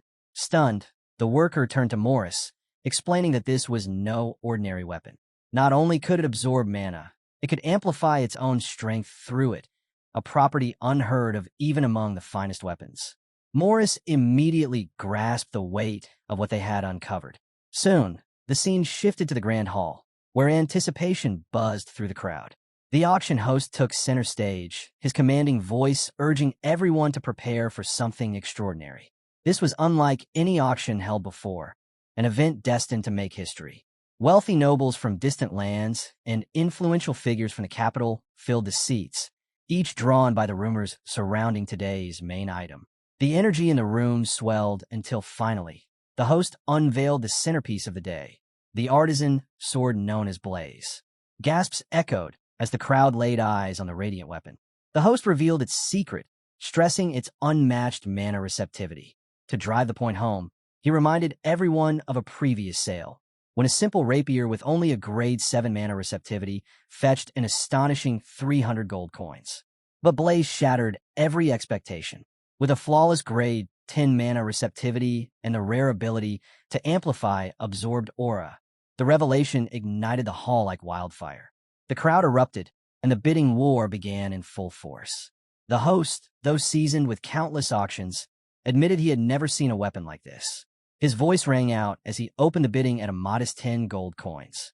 Instantly, hands shot into the air. The number rose quickly, 10 becoming 20, then 30, soaring past 50 within moments. The energy in the room swelled as the crowd pushed harder, each determined to claim Blaze. The battle only grew fiercer as the numbers climbed higher, shattering records with every raise. Gasps filled the hall when the bids broke past 600 gold coins, and the tension reached its peak. Just as the host was about to bring down the hammer, silence fell. From the back, bidder number 53 calmly raised his sign. The offer, 1,200 gold coins. The host froze, stunned by such a leap. Whispers rippled through the crowd until the name surfaced. Marquis Valentino. Known throughout the continent as the master of a vast merchant empire, Valentino's wealth and influence stretched farther than most could imagine. Though he avoided politics, his obsession with rare treasures was legendary. The host could barely contain his thrill as he declared Valentino's bid, noting it was the highest ever recorded in Adelian auction house history. The crowd erupted again, astonished not only at the sum, but at the bidder himself. For Valentino, Blaze wasn't just a rare sword. He understood its deeper worth. A blade that could perfectly channel aura could change everything. For most, magical swords were stepping stones, simple tools for beginners. But true masters knew that only pure swords could unleash the full potential of their aura. A weapon like Blaze could lead swordsmen to the unreachable, perhaps even the 10th stage, a realm no one had ever touched. And if this blacksmith could create more? If second and third blades like Blaze appeared, the original would become priceless beyond measure. Valentino's eyes gleamed with foresight, knowing this sword could be the key to rewriting history itself. In the world of artisans, the very first creation always held unmatched prestige, its value elevating not just itself, but the entire line that followed. Everyone in the auction hall knew this truth, and though many hungered for Blaze, none dared to challenge Valentino's overwhelming bid. The host, his voice ringing with finality, declared Marquis Valentino the victor at 1,200 gold coins. Behind closed doors, the deal was sealed swiftly. Valentino placed 1,300 gold coins before Morris, pressing the extra 100 as a gesture of gratitude. Morris, caught off guard by the generosity, accepted with sincere thanks. Then Valentino made his request. He wanted to know about the blacksmith who had forged Blaze insisting he wished to meet him in person. At that, Morris faltered. Unease crept into his tone as he explained that arranging such an encounter would not be simple. He apologized repeatedly, his words stumbling out under the weight of tension. Valentino sighed, the disappointment plain in his voice. "A pity," he said calmly, before adding that it made sense for the auction house to protect its sources. Still, he gave clear instructions. If the blacksmith ever submitted another piece, Morris was to inform him immediately. It was vital, he stressed, to stay ahead. Soon after, Valentino stepped into his carriage, Blaze resting firmly in his grasp. He turned the blade in his hands, unable to tear his gaze away from its flawless edge and its extraordinary ability to resonate with mana. Even with his trove of renowned swords, none compared to this. Blaze was in a league of its own, resolved to uncover the mind behind such brilliance. Valentino leaned toward his subordinate and gave command. Start with Dmitri's master blacksmith. Since the sword had surfaced at Adelian's auction house, there was a good chance Dmitri was the link. The subordinate bowed in acknowledgement, already set to begin the search. As Valentino's carriage rolled into the distance, his determination hardened. He would find the creator, no matter the cost. Meanwhile, at Dmitri's training grounds, the clang of steel echoed as Chris sparred with Henderson. After securing the win, Chris shifted his focus toward the upcoming competition, carefully weighing who to bring. He was certain about himself, Kevin, Vulcan, and Pucky, but the final two spots left him undecided. Just then, a sudden shift rippled through the air. Chris froze mid-thought, glancing upward. The sky itself seemed to stir, a strange turbulence pressing down as if the heavens had been disturbed. He narrowed his eyes, unsettled by the inexplicable phenomenon. Elsewhere, Roman was immersed in his training, his sword slicing through the air with unwavering focus. His thoughts drifted back to his clash with Butler. He wondered what would have happened had he faced Butler immediately, and in that reflection, he understood the truth. Victory demanded preparation. Without it, he would never have been able to withstand the overwhelming force of a Stage 5 aura. This realization weighed heavily on him, pulling him into a deeper struggle. The memories of his past life as Baek Jung-hyuk clung tightly, reminding him of the arrogance he once carried. Back then, he had been an unstoppable warrior, cutting down any enemy who stood in his way. But Roman Dmitri was not him anymore. He was no longer in the same world, and brute strength alone would not be enough here. Against foes like Butler, survival demanded not just skill, but an iron will that never wavered, day after day, night after night. By the furnace, Roman pushed his body to its limits. The heat seared his flesh, blistering his skin, yet he continued hammering the steel without pause. The pain became part of the process. He wasn't just reforging a weapon. He was remaking himself. Through the technique known as flame recreation, he absorbed the fire into his mana, molding both body and spirit as though he too were being reforged in the blaze. Hours later, Roman emerged from the furnace chamber, transformed. The weight of his second transformation coursed through him, filling him with renewed strength and confidence. Closing his eyes, he pictured himself fighting, not against one Butler, but two at once. The mental trial honed his senses, sharpening his swordsmanship in ways mere drills could not. He thought back to the Heavenly Demon sword technique. It held 3 stages, early, middle, and final. Until now, he had only grasped the first. But with this new transformation, he could feel himself nearing the next breakthrough. Roman vowed that once he achieved the 3rd transformation and mastered the final stage, there would be no one left who could bring him down. Yet doubt crept in.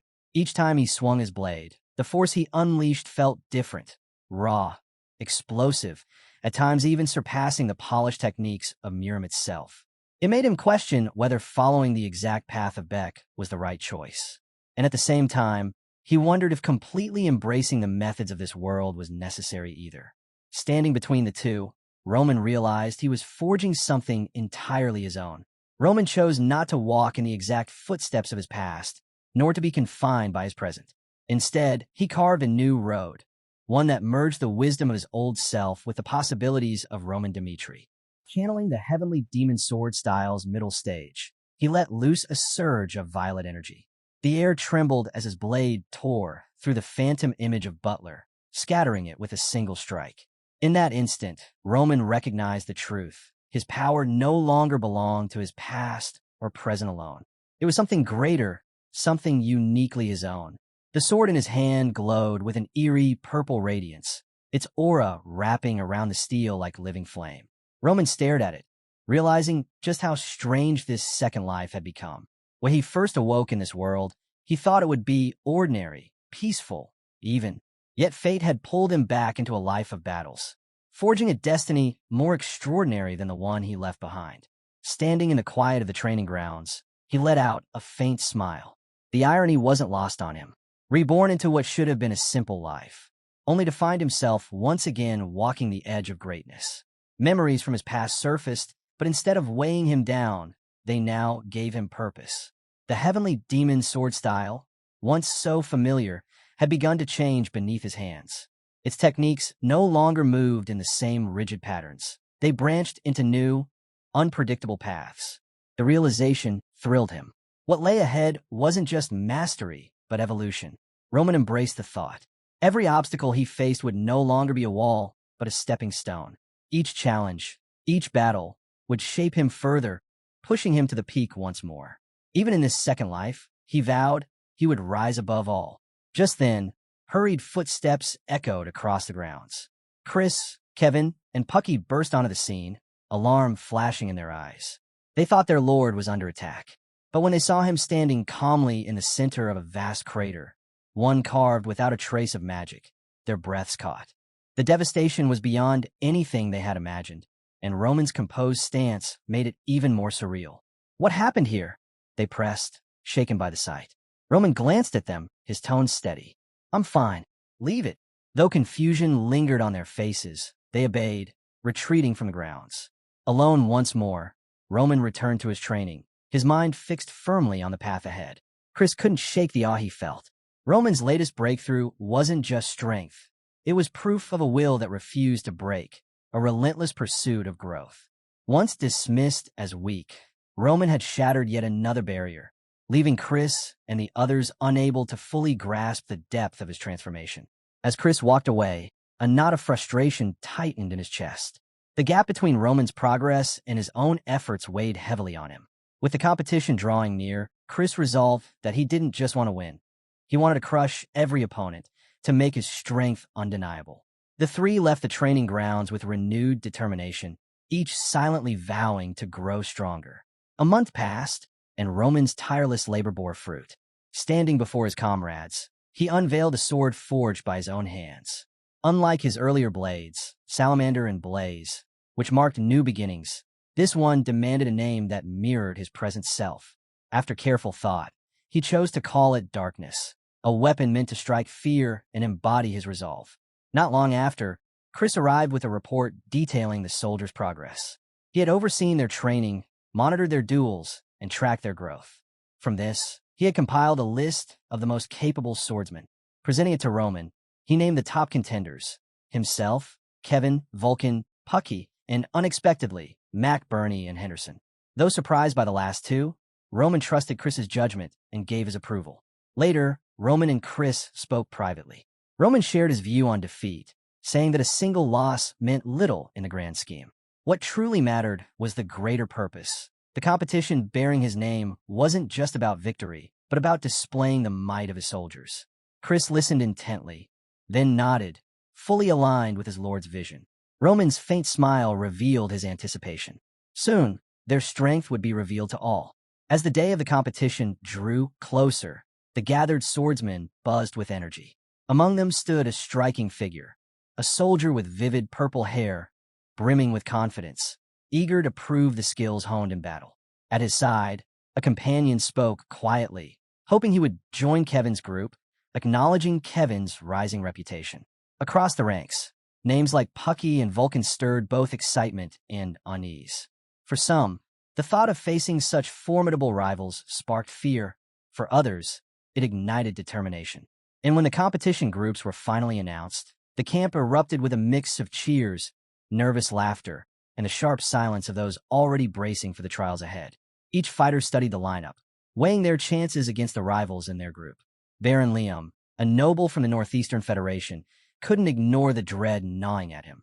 His opponent was Chris, a warrior known for his raw strength and relentless drive. The thought of facing him unsettled Liam deeply. Sensing his unease, his allies from the Northeastern Alliance rallied around him. They reminded him of his family's proud lineage, of the generations of swordsmen who had brought honor to their name. He was not alone in this, and they urged him not to falter.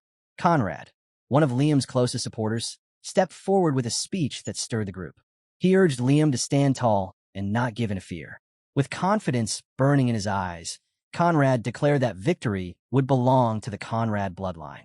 Their morale rose even further when he reminded them that one of their own was set to face McBurney, a match they believed would favor them. He stressed how vital this competition was for their alliance's survival, vowing to lead them to triumph. His fiery words ignited the group, who cheered and applauded in unison. When the day of the competition finally arrived, the arena overflowed with anticipation. The crowd buzzed with energy, eager for the duels to begin. Baron Liam stood in the waiting area, the weight of his people's expectations pressing down on him. He turned to his loyal soldier, Max, and urged caution, warning him not to risk his life recklessly. Max, however, answered with firm resolve. Though he acknowledged Chris's strength, he proudly reminded Liam that he was a two-star swordsman. His confidence sparked a flicker of hope in Liam's chest. Fueled by Max's determination, Liam grasped his soldier's shoulders and urged him to fight without hesitation. He promised that if Max's life was ever in danger, he would step in himself. Moved by his lord's trust, Max saw this duel as his moment to prove his worth, not just to Liam, but to the countless eyes that would be watching. As Max stepped into the arena, determination burned in him. But the instant his gaze locked with Chris's, his heart stuttered. The sheer pressure radiating from his opponent was overwhelming, freezing him in place. Forcing himself to steady his breathing, Max pushed down the fear. He gripped his sword tightly, focusing every ounce of his energy. The signal was given. Max charged forward, pouring everything into his attack. But Chris remained calm, his movements sharp and deliberate. With one effortless motion, Chris disarmed him. And with a single precise strike, the match was over. 3 seconds. That was all it took. Chris, carrying the pride of the Dmitri bloodline, stood victorious as the crowd roared. Baron Liam, frozen on the sidelines, stared in disbelief. The gap between Max and Chris was far greater than he had ever imagined. Meanwhile, Kevin, another warrior of the Dmitri line, stepped into the arena and dispatched his opponent with little effort, advancing to the second round. Vulcan and Pucky soon followed, each claiming decisive victories of their own. Their dominance left the spectators wide-eyed, whispers rippling through the stands. Rumors that had once seemed exaggerated now felt like undeniable truth. The might of Chris, Kevin, Vulcan, and Pucky was overwhelming. With the four tearing through their matches, attention shifted toward the remaining Dmitri representatives, Henderson and McBurney. Perhaps, some thought, these two would reveal flaws the others had not. But when the group announcements confirmed Henderson's participation under the Dmitri banner, the reaction was immediate. Soldiers exchanged startled glances, some even laughing in disbelief. To them, Henderson was still the clumsy farmer from the Lawrence family, the man who once couldn't even grip a sword properly. How could someone like him stand in a competition of high-level swordsmen? Even within Roman's chosen six, opinions diverged. Chris and Kevin carried their infamous reputations, the Flash and the Devil of Cairo, names whispered with both fear and respect. Few dared to imagine crossing blades with them. Vulcan and Pucky, hardened by mercenary blood and fierce appearances, inspired intimidation of their own. McBurney, with his missing arm, and Henderson, with his farming past, however, were dismissed as weaker links. Of the two, Henderson was considered the lowest of the low. The crowd murmured and chuckled, mocking his failures. To many, being paired with Henderson meant good fortune, an easy path to the next round. Jealous glances were thrown at Taylor, Henderson's opponent, who was already expected to win without difficulty. While the audience gossiped, Baron Romero Dmitri approached Roman, his expression skeptical. He questioned whether this competition was truly necessary. To him, it seemed like little more than a spectacle, a way for the Dmitri family to look approachable. He doubted the nobles of the Northeastern Alliance had any real intention of bowing to Dmitri authority. Roman met his father's doubt with calm reasoning. The competition wasn't for show, he explained. The Alliance might believe they could oppose Dmitri power But if today proved otherwise, if they realized resistance was futile, they might lay down their pride and surrender without a fight. The first round for Group 5 soon began, and all eyes turned to the arena. Henderson stood across from Taylor, a respected swordsman with solid skill and reputation. Few gave Henderson even a sliver of hope. Yet, as the two met, Henderson offered Taylor a polite greeting. Taylor, surprised, responded in kind. Recognition flickered across his face, memories from the past surfacing. He remembered Henderson as the farmer he once helped on a quiet day, never imagining that same man would one day stand before him with a sword in hand. Now, seeing Henderson grip his blade with steady confidence, Taylor's disbelief deepened. This was not the helpless farmer he had once known. Taylor's eyes softened with recognition as he studied his opponent. He remembered the farmer he once helped, a man who had seemed so far removed from the life of a swordsman. Now, seeing Henderson standing before him with steel in hand, the contrast was almost surreal. Taylor spoke earnestly, recalling his own journey. Not long ago, he had broken through to the level of a 2-star swordsman after a profound realization, and he wished to share that wisdom. With sincerity in his tone, he told Henderson that this fight might well be their last meeting as friends. He urged him to reconsider before it was too late, warning him that one-sided battles only ended in needless bloodshed. If Henderson withdrew, there was still a way to avoid unnecessary pain. But Henderson's reply carried no hesitation. He told Taylor to forget the man he once knew. The farmer, named Henderson, was gone. Standing here now was a swordsman, loyal to Lord Roman, and he would not be swayed. His voice hardened as he warned Taylor that mercy on the battlefield would only open the door to defeat. Taylor, though troubled, nodded in acknowledgement. He respected Henderson's resolve, even as he quietly hoped his old friend would not come to regret this path. The match began. Henderson exploded forward, each step fueled by raw determination. His sword came down with a ferocity that startled the crowd, and Taylor himself. For the first time, Taylor saw it clearly. Henderson's strikes carried aura. Though shocked at first, Taylor steadied himself. He could feel the weight behind each blow. Henderson's intensity wasn't just for show. It was real. Then Henderson's blade shifted, glowing faintly as he unleashed the Azura sword technique, infusing his strikes with aura that cut sharper and faster. With every swing, Henderson's vow echoed in his heart, to push beyond his limits, to honor Lord Roman, and to surpass the man he once was. He had always been the slowest to grasp aura, trailing far behind his peers who summoned and shaped it with ease. Every step forward for him had been harder, every advance slower. But he refused to stop. Like the slowest runner who still refuses to quit the race, Henderson pushed onward. The spectators, who once mocked him as the weakest link, now watched in stunned silence as he pressed Taylor back, nearly overwhelming him. Even Taylor himself struggled to believe it. This was the same Henderson he had pitted once, now forcing him onto the defensive. Realizing he could no longer hold back, Taylor released his own aura. A golden light flared around him, surging across the arena as he prepared to end the fight. He hadn't wanted to use it against Henderson, but the battle demanded no less. Yellow aura clashed violently with Henderson's violet aura, the two swordsmen colliding with everything they had. And in that blazing moment, Henderson's thoughts drifted, not to his opponent, but back to a conversation he'd had with Chris a month earlier. Chris had witnessed Henderson's journey from the start. The shaky grip on a sword, the constant setbacks, the look of a man ready to give up. But he had also seen the change. Henderson's refusal to bow to defeat, his decision to fight and carve a place for himself beside Lord Roman. That determination had rewritten his path. Chris had told him as much, reassuring him that he was strong, that he belonged among Roman's chosen men.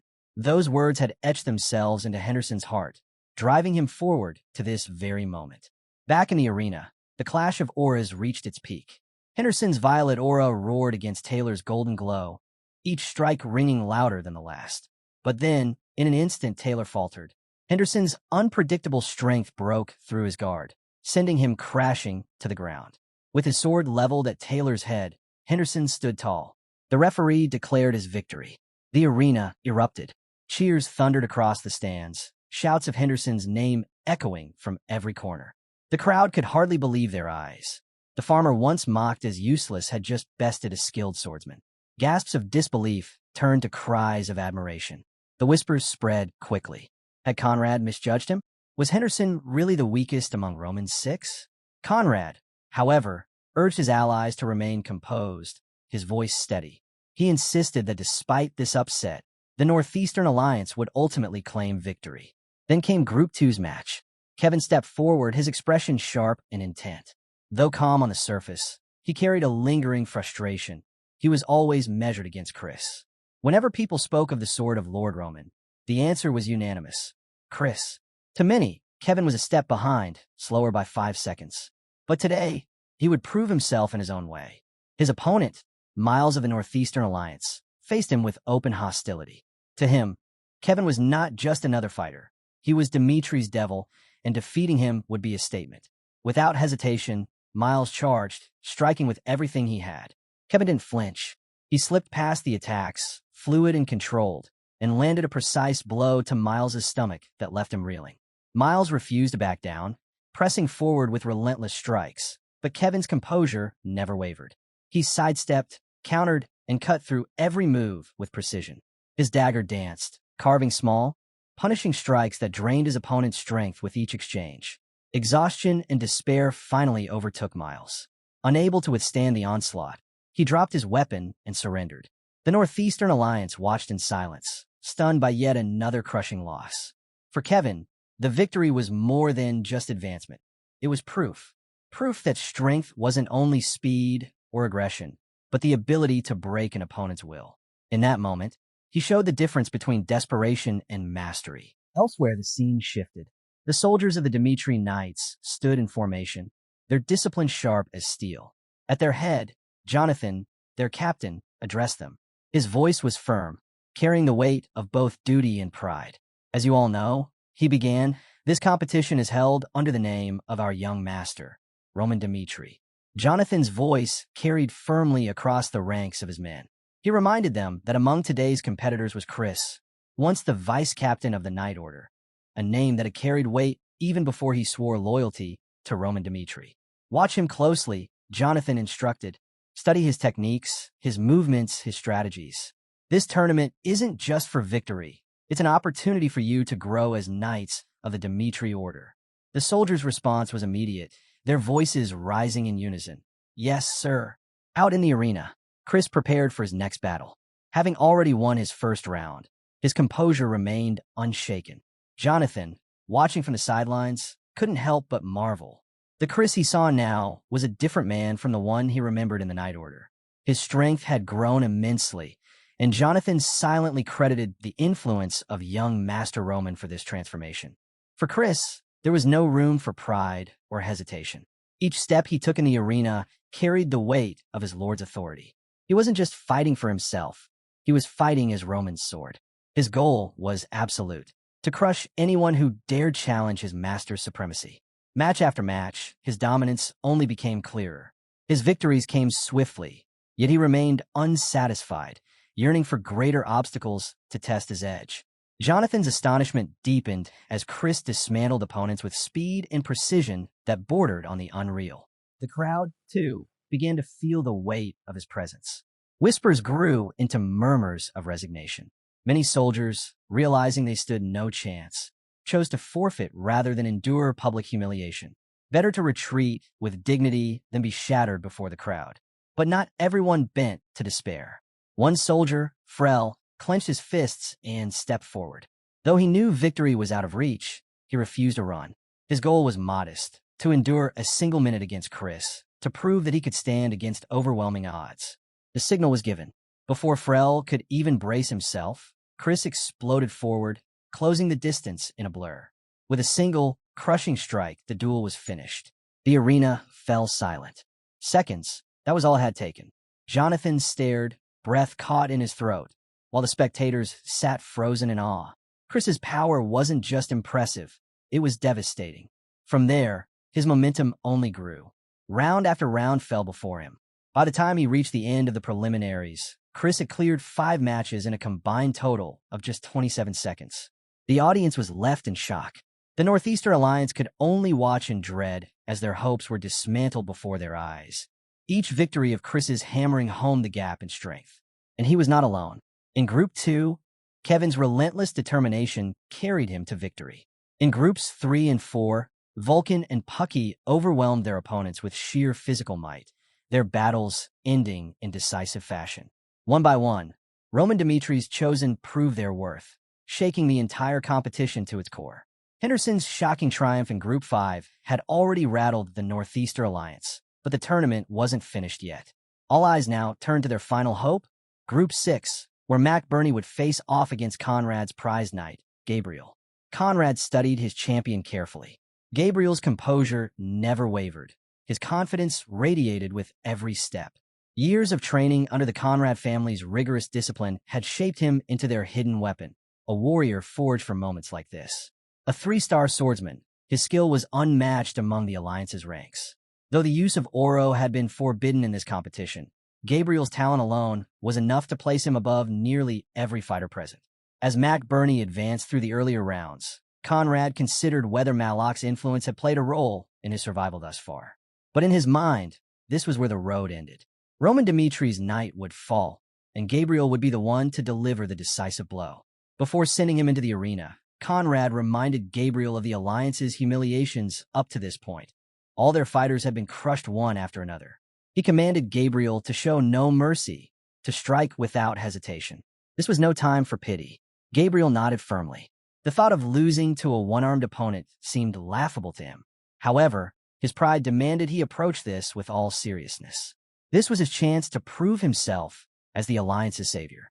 Stepping into the arena, Gabriel's gaze locked onto Mac Burney. The knight's unsteady posture made his disability obvious. His missing arm was a stark reminder of the battles he had endured. To Gabriel, it was almost incomprehensible. How could a man who once struggled even to achieve knighthood with both arms now stand as a contender in a tournament meant to showcase pride and strength? The match began. Gabriel surged forward, brimming with confidence. He deliberately withheld his aura, determined to establish superiority through pure technique alone. His strikes came fast and sharp, meant to crush Mac Burney beneath overwhelming pressure. Yet, to his growing surprise, every blow was blocked. Mac Burney movements, though awkward at a glance, carried precision that defied Gabriel's expectations. Reading his opponent, Gabriel predicted the next step, a dodge to the right. And indeed, Mac Burney shifted exactly as expected, leaving his flank exposed. Gabriel lunged to exploit it, but in the blink of an eye, Mac Burney blade intercepted his strike with flawless timing. The crowd gasped. Gabriel froze for a moment, startled. Mac Burney's style was strange, unorthodox, unpredictable, but undeniably effective. What should have been an easy match devolved into a back-and-forth struggle.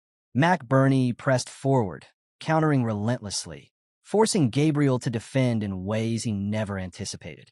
With each clash, Gabriel's frustration mounted. At last, impatience drove him to act.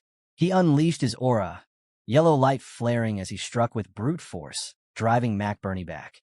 And in that instant, a realization struck him. Burney advanced to the third round hadn't been luck.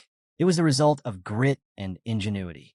Where others saw a missing arm as weakness, he had turned it into a weapon, reshaping his style around it instead of letting it cripple him. The scene shifted to a memory. Roman standing before Burney, speaking with the calm authority of a true leader. He emphasized the essence of balance and swordsmanship and introduced Burney to a unique style, the left-arm sword art, a technique born from the will of a legendary one-armed swordsman. Roman admired the man who had created it, a fighter who refused to surrender despite overwhelming odds. In that reflection, Burney saw his own despair mirrored, the hopelessness he once carried when he thought his path as a swordsman was over. Through flashbacks, Burney's journey unfolded. The sleepless nights spent wrestling with his weakness, the countless times he nearly gave up, and the spark of defiance that stopped him each time. Slowly, a fragile hope grew. He swore to himself and to Lord Roman that he would master the left-arm sword art, that he would rise again, no matter how impossible it seemed. That vow became his lifeline. My life as a swordsman isn't finished yet, he had promised. I will prove it. Back in the arena, Burney's resolve burned brighter than ever. He parried Gabriel's blow, then leapt with precision, channeling all his strength into a single strike. His blade crashed into Gabriel's chest, forcing the proud 3-star swordsman to the ground. Burney stood tall, a triumphant smile breaking across his face. His heart swelled with gratitude. for it was Roman who had pulled him back from the brink, who had given him a renewed sense of purpose when he thought his journey had ended. The arena erupted. The crowd roared, chanting the names of the Dmitri swordsmen as their dominance became undeniable. Chris, Kevin, Vulcan, Pucky, Henderson, and now Bernie. Each had won their battles, their victories echoing like thunder across the northeastern region. For the Northeastern Alliance Association, the result was devastating. Their knights had been crushed, one after another, their strength dismantled before the entire region. Conrad, once confident, stood frozen in disbelief. His certainty had shattered alongside their reputation. The weight of the truth pressed down on him. Even with backing from the central government, defeating Dmitri was no longer something they could assume. The balance of power had shifted, and the alliance's pride had been torn apart. The members turned to Conrad, searching for answers, but he could only bow to reality. With heavy resignation, he accepted their defeat. The Northeastern Alliance would now be forced into submission, followers rather than rivals. As they withdrew from the arena, the crowd hummed with excitement and speculation. Whispers spread like wildfire. How had Chris and the others grown so strong, so quickly? And at the center of it all stood Roman Dmitri, the one who had forged them into weapons of unmatched might. Among the buzzing crowd, a brown-haired soldier spoke his mind. He explained that every great swordsman family rose to prominence under the guidance of a single leader, someone whose strength and vision carried the clan forward. For Dmitri, that figure was unmistakable, Roman Dmitri. His swordsmanship and leadership had elevated the family above all others, reshaping the balance of power in the Northeast. The soldier's words spread quickly, echoing what many were beginning to realize. The Northeastern Alliance Association, once dominant, had been utterly eclipsed. Now, anyone who dreamed of reaching the peak of swordsmanship would have to align themselves with the Dmitri family. Their path was no longer their own. It bent toward Roman. In the aftermath of the tournament, Roman stood proudly among his men, congratulating each one on their victories. He recognized the truth of their loyalty. Some had chosen to follow him out of necessity, drawn to his strength, while others stood by him out of respect and admiration. Roman, however, preferred to keep his relationships simple. He disliked webs of obligation and manipulation. To him, companionship was strongest when it was built on balance, each side giving and receiving equally. Feelings could forge bonds, yes, but what endured was mutual exchange, the assurance that both sides carried their weight.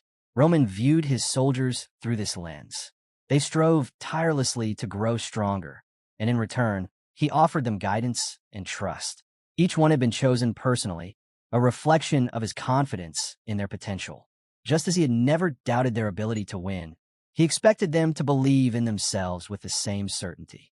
As a sign of recognition, Roman rewarded the winners of the tournament with 10 gold coins each and 3 days of well-earned rest. His words of gratitude were sincere, his appreciation for their loyalty and effort plain for all to hear. Later, in the quiet of his office, Lucas entered with a report.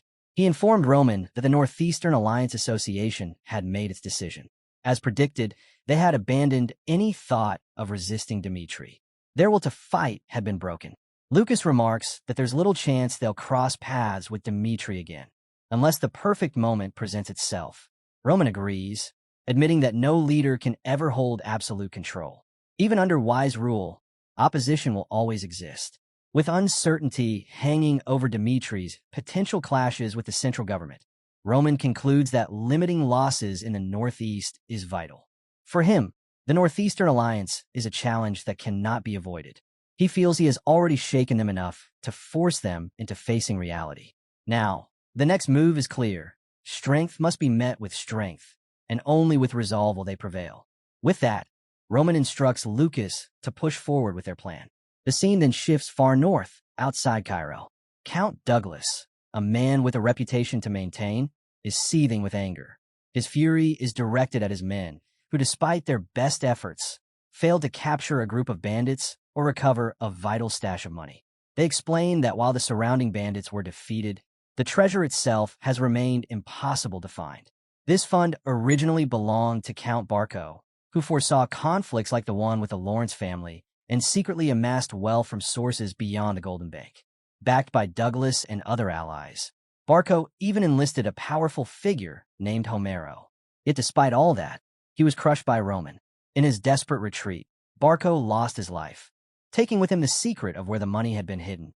Douglas recalls private conversations he once had with Barco over meals. Those talks reveal the existence of the hidden fund. Determined to reclaim it, Douglas turns to the Black Moon, a shadowy organization, hiring them to track it down. But before they can succeed, disaster strikes. A daring group of bandits ambushes their transport, stealing away the gold bars. The thought of lowly bandits stealing something so important enrages Douglas further. But instead of giving in to despair, he orders his men to scour the entire Northeast until the treasure is found. After relentless searching, a breakthrough finally comes. One of his workers rushes in with urgent news. The Black Moon has located the missing gold. Without delay, Douglas demands to meet them in person. Soon, he stands face to face with Donovan, the leader of the Black Moon, cloaked in mystery. Donovan brings startling news. After closely monitoring the black market, he has uncovered the identity of the thieves. Douglas, consumed with anger and the need for vengeance, demands that Donovan reveal their names at once. Donovan's revelation left Count Douglas stunned. The thieves weren't mere bandits. They were members of the Northeaster Association. What first appeared to be a routine clash with outlaws took an unexpected turn when soldiers from the Alliance Association appeared. The tide quickly shifted, the bandits were subdued, and the stolen carriage filled with gold fell into the soldiers' hands. With certainty, Donovan explained that the soldiers had known exactly whose carriage they were seizing, proving the association's hand in the theft. To strengthen his claim, he produced undeniable evidence: a gold bar retrieved from the black market. Its unique markings were identical to those from Barco's hidden fund. A deeper probe uncovered even more. The servant who sold that bar was directly tied to the Alliance. Reflecting on the moment he delivered this news to Count Douglas, Donovan recognized the weight of his actions. He had exposed what might have been the Alliance Association's perfect scheme. Yet he also understood they had brought this upon themselves by making an enemy out of him. The balance of power in the Northeast was shifting. Once known as a simple intelligence guild, the Black Moon had transformed. Now absorbed into the House sect under Hulkus's leadership, they operated with new strength, serving directly under Roman Dmitri. Douglas's rage ignited like wildfire. Without hesitation, he called for immediate action, demanding contact with the Alliance Association and vowing brutal retribution against those responsible. Meanwhile, within the Alliance Association's council chamber, the air grew heavy with unease.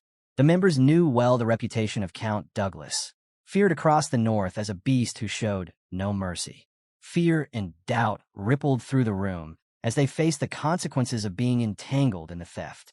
It was then that Conrad, calm and composed, rose to address them. He urged everyone to look beyond fear and consider the broader picture. The stolen funds, he reminded them, were not solely Douglas's claim.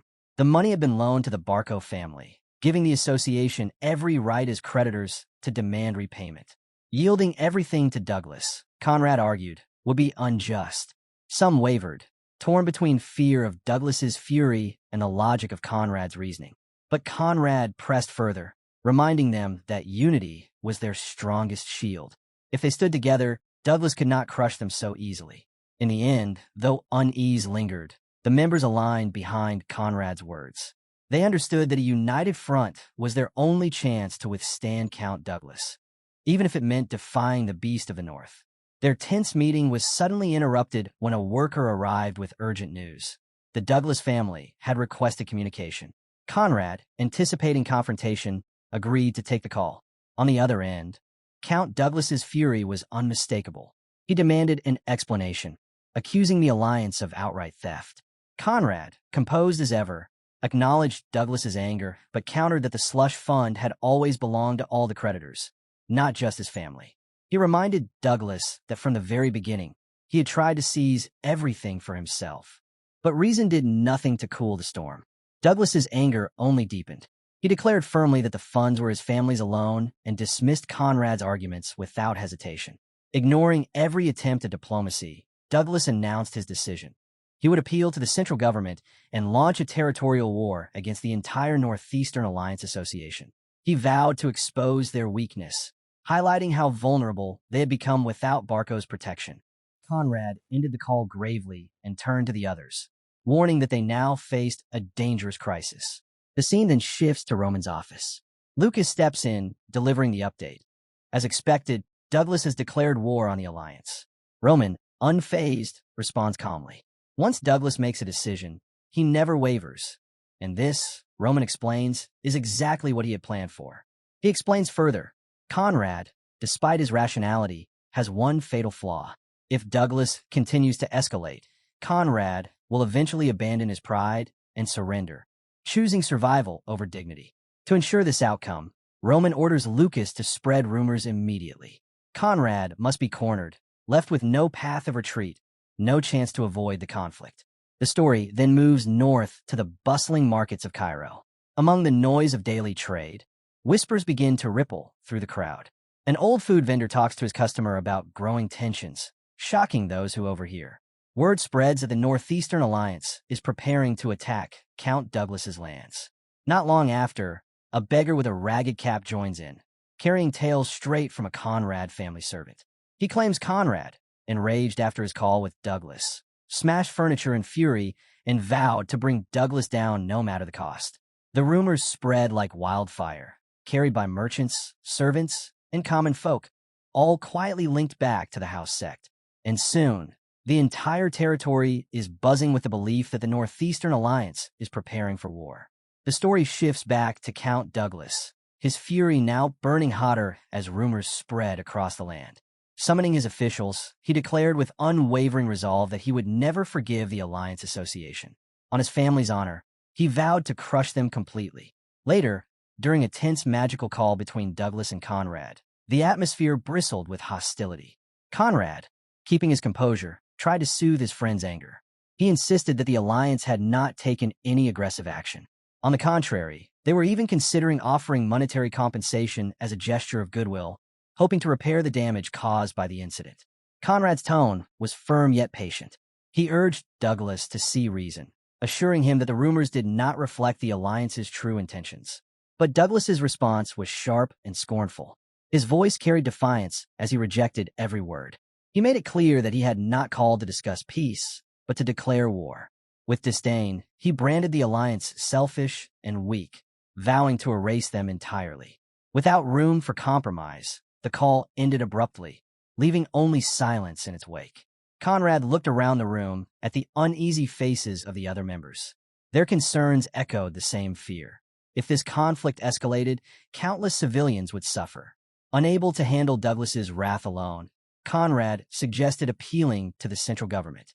But when he reached out to Count Peru, the reply was disheartening. Peru acknowledged the seriousness of the crisis, but refused to intervene. This was a problem the Alliance had to resolve on its own. With no aid coming from above, the members of the Alliance were forced to face the truth. War was unavoidable. The shadow of conflict loomed heavier than ever. Just when despair began to take root, an unexpected message arrived. It was from Roman Dmitri. Conrad hesitated, wary that Roman might only be calling to mock their predicament. Yet, when he answered, what he heard surprised him. Roman's voice carried no arrogance. Instead, he spoke with sincerity, expressing a desire to uncover the truth behind the turmoil. Caught off guard, Conrad's suspicion slowly gave way to a spark of cautious hope. Against his expectations, he found himself opening up to Roman, revealing the growing tensions with Count Douglas. Grasping the gravity of the situation, Roman voiced his concern over the looming conflict in the Northeast. He asked Conrad directly, what were his plans now that Northeastern force was preparing to cross their borders? Roman insisted that he could not stand idle. He felt a responsibility to step in, to prevent further bloodshed before the fighting consumed the region. Conrad was caught off guard by the offer. He questioned Roman's sudden willingness to lend support. Was this truly out of goodwill, or was there something more beneath the surface? Though wary, Conrad recognized the potential advantages of cooperation and chose to listen. Roman did not shy away from Conrad's doubts. He admitted that while the past had been turbulent between Dmitri and the Alliance, his current concern was larger than personal grievances. If the Northeast collapsed into chaos, all of Cairo would suffer. His goal was simple: preserve peace and stability. Hearing the conviction in Roman's words, Conrad's skepticism began to ease. He found himself agreeing. Their goals were aligned. Both wanted stability, both wanted to avoid needless losses. With the enemy's advance pressing closer, Conrad knew he could no longer afford hesitation. Setting aside old pride, he pledged the alliance's cooperation and assured Roman that they were prepared to honor whatever terms he required in return. Roman weighed the risks carefully. Staying uninvolved could spare him effort in the short term, but the long-term damage to Cairo's fragile balance of power would be disastrous. Stability had to take priority. Thus, Roman made his offer plain. He would support the Alliance Association if they agreed to reconcile with Dmitri and work toward cooperation in the future. Conrad bristled at the request. To align with Dmitri, once scorned for his lowly origins, felt almost insulting. Yet, when he considered the Alliance's precarious position, he knew better than to dismiss the offer outright. Caution tempered his pride, and he resolved to think carefully before giving his answer. Meanwhile, in Count Douglas's camp, the seriousness of the coming war could be seen clearly. His entire army assembled, a display of strength and preparation. During council, one of his officials urged Douglas to set clear terms for what would follow after victory. Douglas agreed without hesitation. He understood that war was not only about the battlefield, it was about shaping the future that came after. His mind drifted briefly to the fall of the Barco family, which had left the Northeast fractured and exposed. To Douglas, that weakness was an opportunity.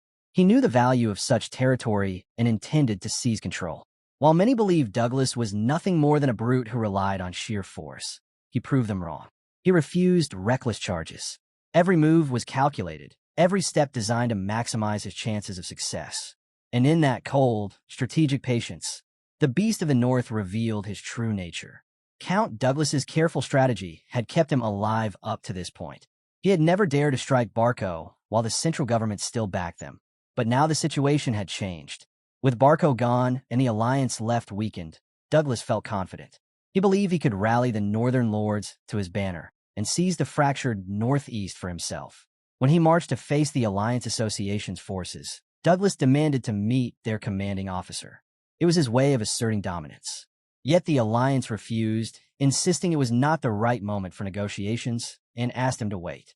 Irritated, Douglas pressed further. Why delay when their armies were already gathered? He scorned their hesitation, calling it a relic of an outdated system. But before the argument could escalate further, one of his men cried out. A figure was approaching. Expecting reinforcements for the alliance, Douglas turned to look. Instead, what he saw left him speechless, the banner of Dmitri. And at the front of the troop rode Roman himself. Stunned, Douglas struggled to understand why Roman had come to the battlefield. But Roman wasted no time explaining. Just as Douglas had rallied the northern lords under his cause, Roman too had gathered support. Except he had done so for the alliance. His presence was not a coincidence. It was the result of a calculated strategy. The revelation shook Douglas deeply. He realized too late that Roman had turned his own call for northern unity into justification for joining the war. The lords who had come to support Douglas were equally unsettled. They grumbled among themselves, frustrated that they hadn't known Roman would appear. Some even admitted they might have thought twice about taking Douglas's side had they been informed earlier. As tension mounted, Conrad urged Douglas to act with caution. Charging headlong into battle would only play into Roman's hands. But Douglas, caught between anger and uncertainty, could barely process the shifting tides. Then Roman delivered challenge. The Northerners had a choice: fight in close combat or face the destruction of a full-scale battle. Douglas froze. The idea of clashing with Roman directly filled him with dread. Despite having more troops than the alliance, he knew Roman's reputation as a warrior was legendary. Against him, sheer numbers might mean nothing. For the first time, Douglas found himself at a loss. His confidence shaken, his strategy crumbling before his eyes. Unable to see a clear way forward, Count Douglas wrestled with the weight of the looming conflict. Then, with unshakable confidence, Roman made an audacious proposal. He declared that Douglas could send 3 swordsmen against him at once. And if that wasn't enough, he was even willing to face 5. The sheer boldness of the challenge left Douglas momentarily stunned. Though he respected Dmitri's strength, Roman's suggestion felt unbelievable. Could one man truly think he could stand against 5 seasoned fighters? Yet Roman's tone carried no mockery. He spoke earnestly, expressing a genuine desire to prevent unnecessary bloodshed. This duel, he explained, was his way of reaching a peaceful resolution. All that remained was Douglas's answer. Needing time, Douglas asked for a moment to reflect. The scene then shifts to a quiet forest clearing where Douglas gathered with 5 northern lords. After careful thought, he announced his decision. He would accept Roman's challenge. With 5 skilled warriors, he believed their combined strength could finally overwhelm even Roman's formidable skill. Not everyone agreed. 2 of the lords voiced hesitation. They warned Douglas not to underestimate Roman, recalling his victory over Butler, a renowned swordsman, and reminding everyone of the danger they faced. But Douglas remained firm. No matter what choice they made, a clash with Roman was inevitable. Better to face him now than to allow him to dictate the terms later. Douglas pointed to his trusted twin swordsmen, Vinton and Ventel, who had once defeated a 4-star opponent. Their coordinated skill, combined with the other 3 warriors, gave him confidence they could at least match Roman blow for blow. Rumors painted Roman as an unstoppable force, but Douglas insisted this duel was their chance to prove otherwise. To Douglas and the Northern Lords, Roman's decision looked reckless. If they could defeat him during this display of confidence, the balance of power in the Northeast would be theirs. Victory over Roman Dmitri would mean dominance over the entire region. With renewed determination, the lords agreed to Douglas's plan. Together, they would make Roman regret his arrogance. As preparations were made, the arrival of a representative from the central government added even greater weight to the upcoming duel. Now, Roman faced impossible odds. 5 opponents united against him, with the eyes of the government watching. The soldiers began forming their strategy. The twin brothers, Vinton and Ventel, took the lead. Their plan was simple yet deadly. They would attack from opposite sides, striking where Roman's vision could not reach. While the twins drew his attention, the other 3 would seize the opening and strike with full force. The stage was set. The air grew heavy with anticipation. The battle that would decide the Northeast was about to begin. The twins, full of confidence, assured the others that their coordinated strikes would create the perfect opening to bring Roman down. They promised that victory would bring shared glory and wealth, urging the remaining soldiers to commit fully to the plan. When all were in position, the duel began. Vinton and Ventel surged forward together, their energy focused, their movements perfectly in sync. But their unity meant nothing before Roman's power.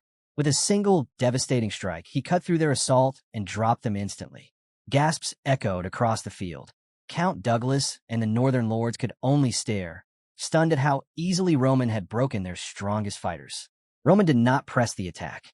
Instead, he turned to Douglas and the gathered lords, his voice calm but unyielding. He spoke of the past, of how, during the Barco family's reign, negotiation had always been favored. Yet when Dmitri rose to power, no one ever tried speaking with him or the alliance. They had dismissed him, ignoring the weight of his family's growing legacy. That arrogance, Roman warned, was their greatest mistake. His words unsettled the Northern Lords, their certainty shaken. Then Roman offered them one final choice: withdraw completely and avoid the bloodshed, or commit to a traditional battle, knowing full well the cost in lives. Douglas hesitated. The reality was harsh. In open war, countless of his men would die. By honoring the duel, only 5 lives would be lost. Though bitter, he chose to see the decision through, sparing the bulk of his army. Roman nodded in acceptance, but the remaining 3 soldiers wavered. With the twins defeated, they knew the outcome was already sealed. Fear and doubt crept into their hearts, and hesitation slowed their blades. Roman saw their reluctance and dismissed it as cowardice. To strip away any excuse, he dropped his sword, standing unarmed before them.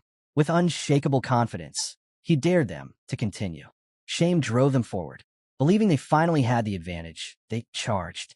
But Roman's power needed no blade. With a single crushing punch, he shattered one soldier's sword and dropped him flat. The other 2 tried to surrender in desperation, but Roman gave them no mercy. In swift, precise motions, he subdued them both, leaving them broken and defeated. When the dust settled, Roman turned his gaze toward Count Douglas and the Northern Lords. His stance was unwavering, his expression firm, his presence impossible to ignore. With a voice that carried authority, Roman asked if anyone still had objections. None came. Count Douglas and the Northern Lords lowered their heads, acknowledging his dominance in silence. When Roman returned to Conrad, he was met with gratitude.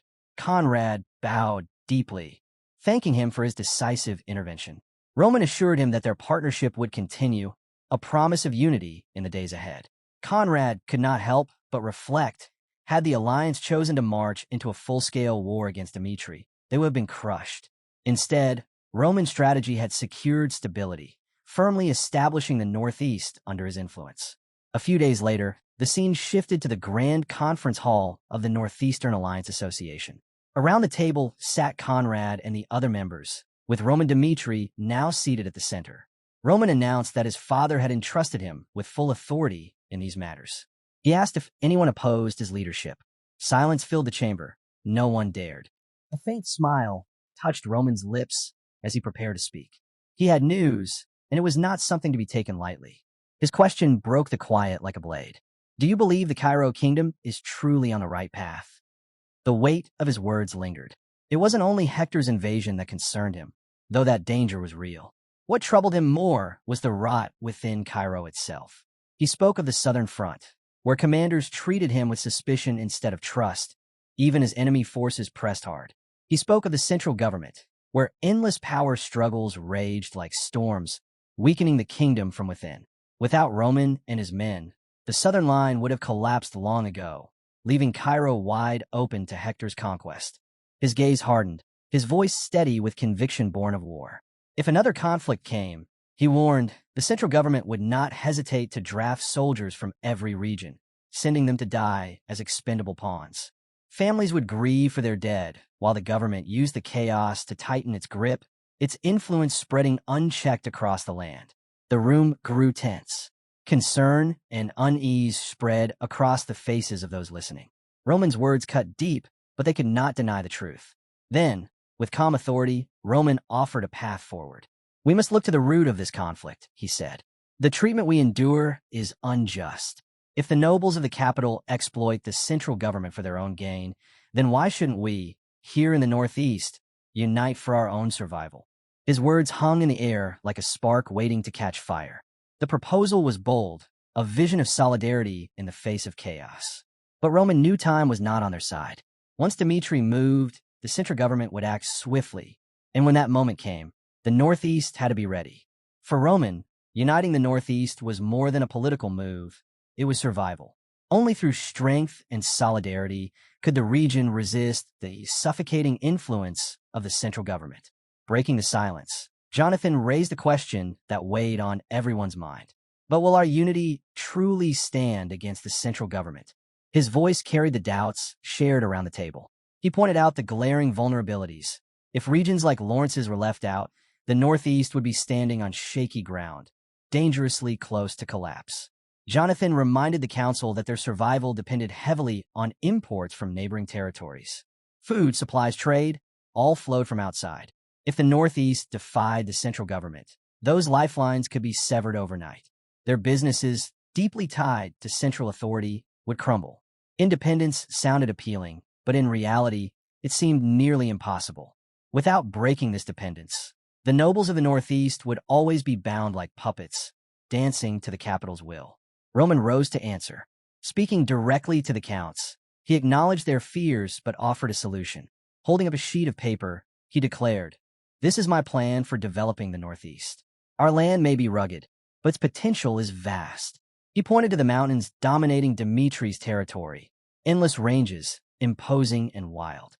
To most, they were an obstacle. To Roman, they were a fortress. He envisioned a stronghold built in those peaks, a place where the people could find refuge and protection. The mountains would not only shield them from external threats, but also provide fertile land to sustain their own population. Self-sufficiency, he explained, was the key to freedom. Conrad voiced his doubts, skeptical that such ambitious plans could truly be realized. But Roman's response was unwavering. It is possible.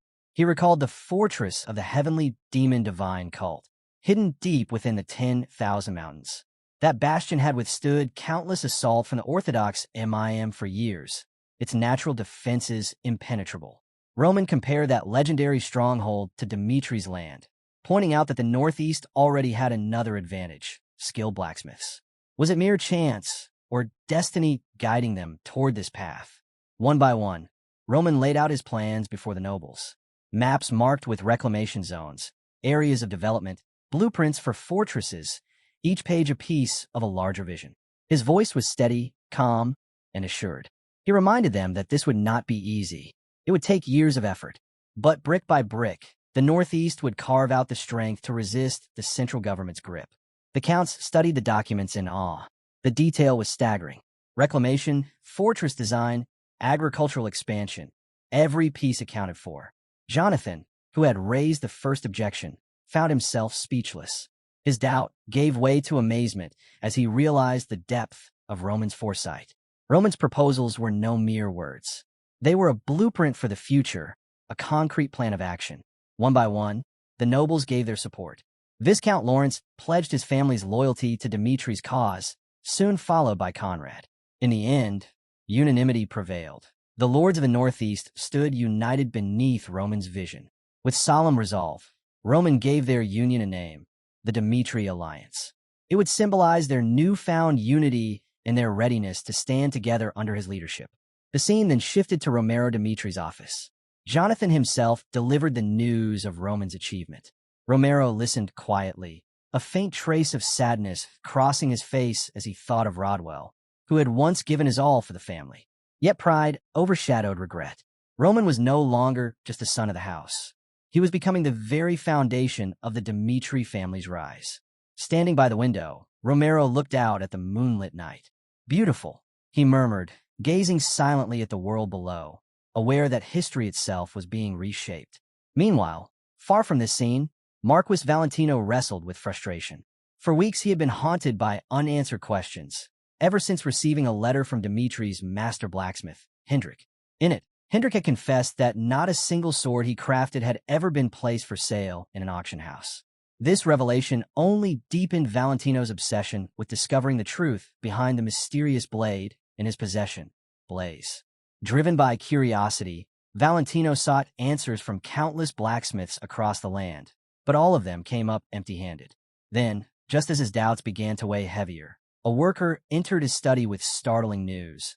Someone had reportedly seen a sword remarkably similar to Blaze, and it was said to belong to a master blacksmith from the Dmitri estate. Stunned, Valentino wasted no time. He ordered preparations for an immediate journey to the Dmitri stronghold. Upon his arrival, he was met by Hendrik, the estate's master blacksmith. Hendrik welcomed him with composure and asked what brought him there. Valentino went straight to the point. He revealed that a month ago, he had acquired Blaze from the Adelian auction house. Hendrik nodded, recalling Valentino's earlier letter about the blade. Without hesitation, Valentino presented Blaze. He praised its flawless craftsmanship, marveling at how it channeled mana perfectly, a feat that placed it far beyond ordinary weapons. He was convinced that the creator of such a sword had to be one of the finest artisans in all of Cairo. As he spoke, his anticipation grew, his eyes locked on Hendrik, eager for any sign of recognition. Hendrik studied the blade in silence, his expression unreadable. This only fueled Valentino's confidence. To him, it was proof. Hendrik knew more than he let on. Pressing further, Valentino remarked that rumors suggested Hendrik possessed another blade similar to Blaze. At this, Hendrik fell quiet. After a long pause, he finally replied that he would retrieve the sword. Valentino's excitement surged. He could hardly contain himself as he waited, certain that he was on the verge of uncovering a secret that would shake the very foundations of Cairo's blacksmithing world. Meanwhile, Hendrik himself pondered deeply, fully aware of the weight Valentino's discovery might carry. Surely a collector of Marquis Valentino's stature would grasp the weight of what he was about to see. With deliberate ceremony, Hendrik finally unveiled the blade. Its name was Salamander. The moment Valentino laid eyes on it, a chill coursed through him. His instinct screamed. This was no ordinary weapon. It was unmistakably the work of the same genius who had forged Blaze. Hendrik confirmed his suspicion. Both Blaze and Salamander came from the same hand. But there was more. Salamander had been the first creation, the predecessor to Blaze. Valentino's mind raced. If Blaze was already a marvel, then Salamander represented the artisan's raw beginnings, proof of a rising genius. Driven by desire, he carefully raised the possibility of purchasing it. But Hendrik shut him down immediately. The blade was not for sale. It was a gift, bound by sentiment and loyalty. Valentino froze. The answer revealed something deeper. Hendrik not only knew the creator, but held a personal connection to him. His thoughts spun wildly. Could it be Baron Romero, the retired patriarch of House Dmitri, who had secretly forged these masterpieces. But Hendrik's next words shattered that theory. The truth struck like thunder. The creator was Roman Dmitri himself. The revelation left Valentino reeling. Roman Dmitri, the youngest ranker in Cairo, already feared as a swordsman, was also the kingdom's greatest blacksmith. The weight of that realization was staggering. Valentino understood immediately what this meant.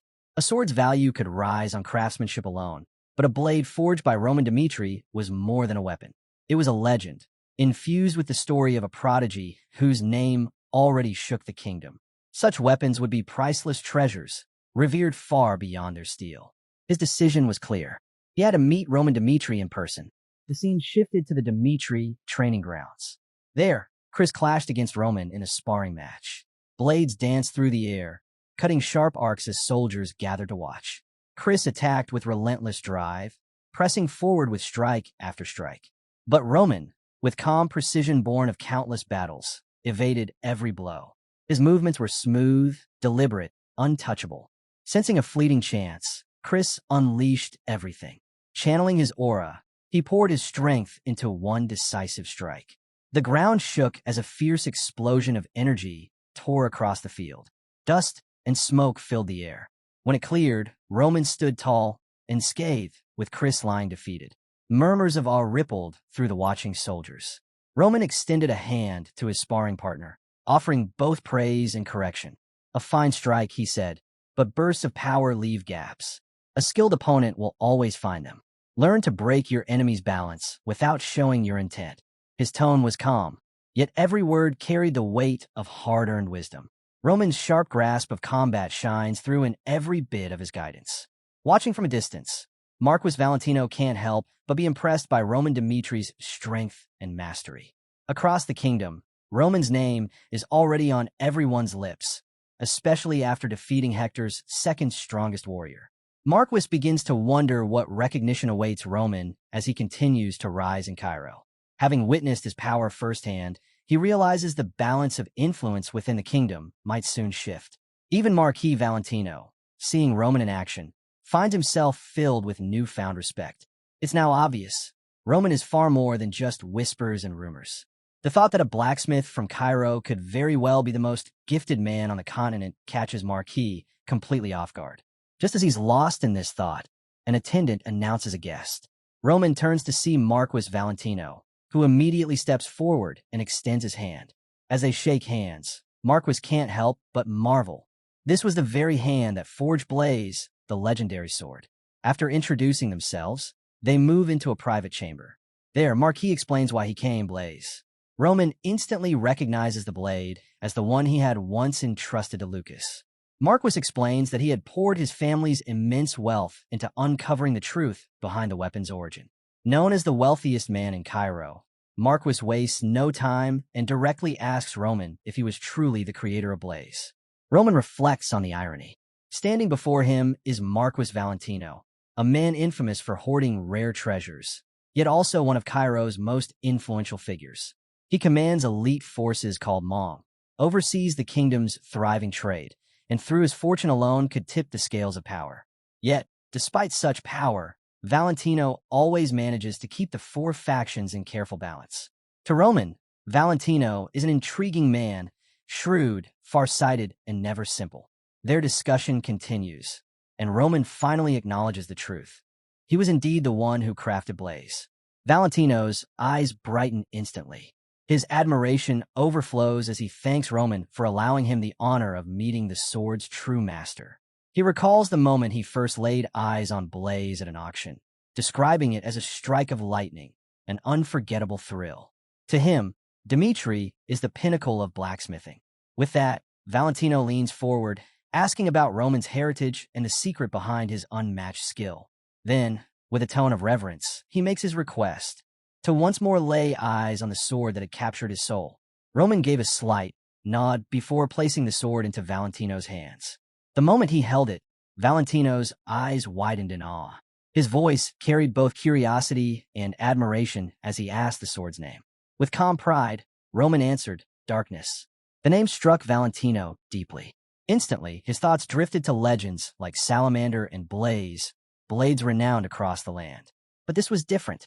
Darkness radiated a power and craftsmanship beyond anything he had ever seen. A weapon infused with the essence of shadow itself.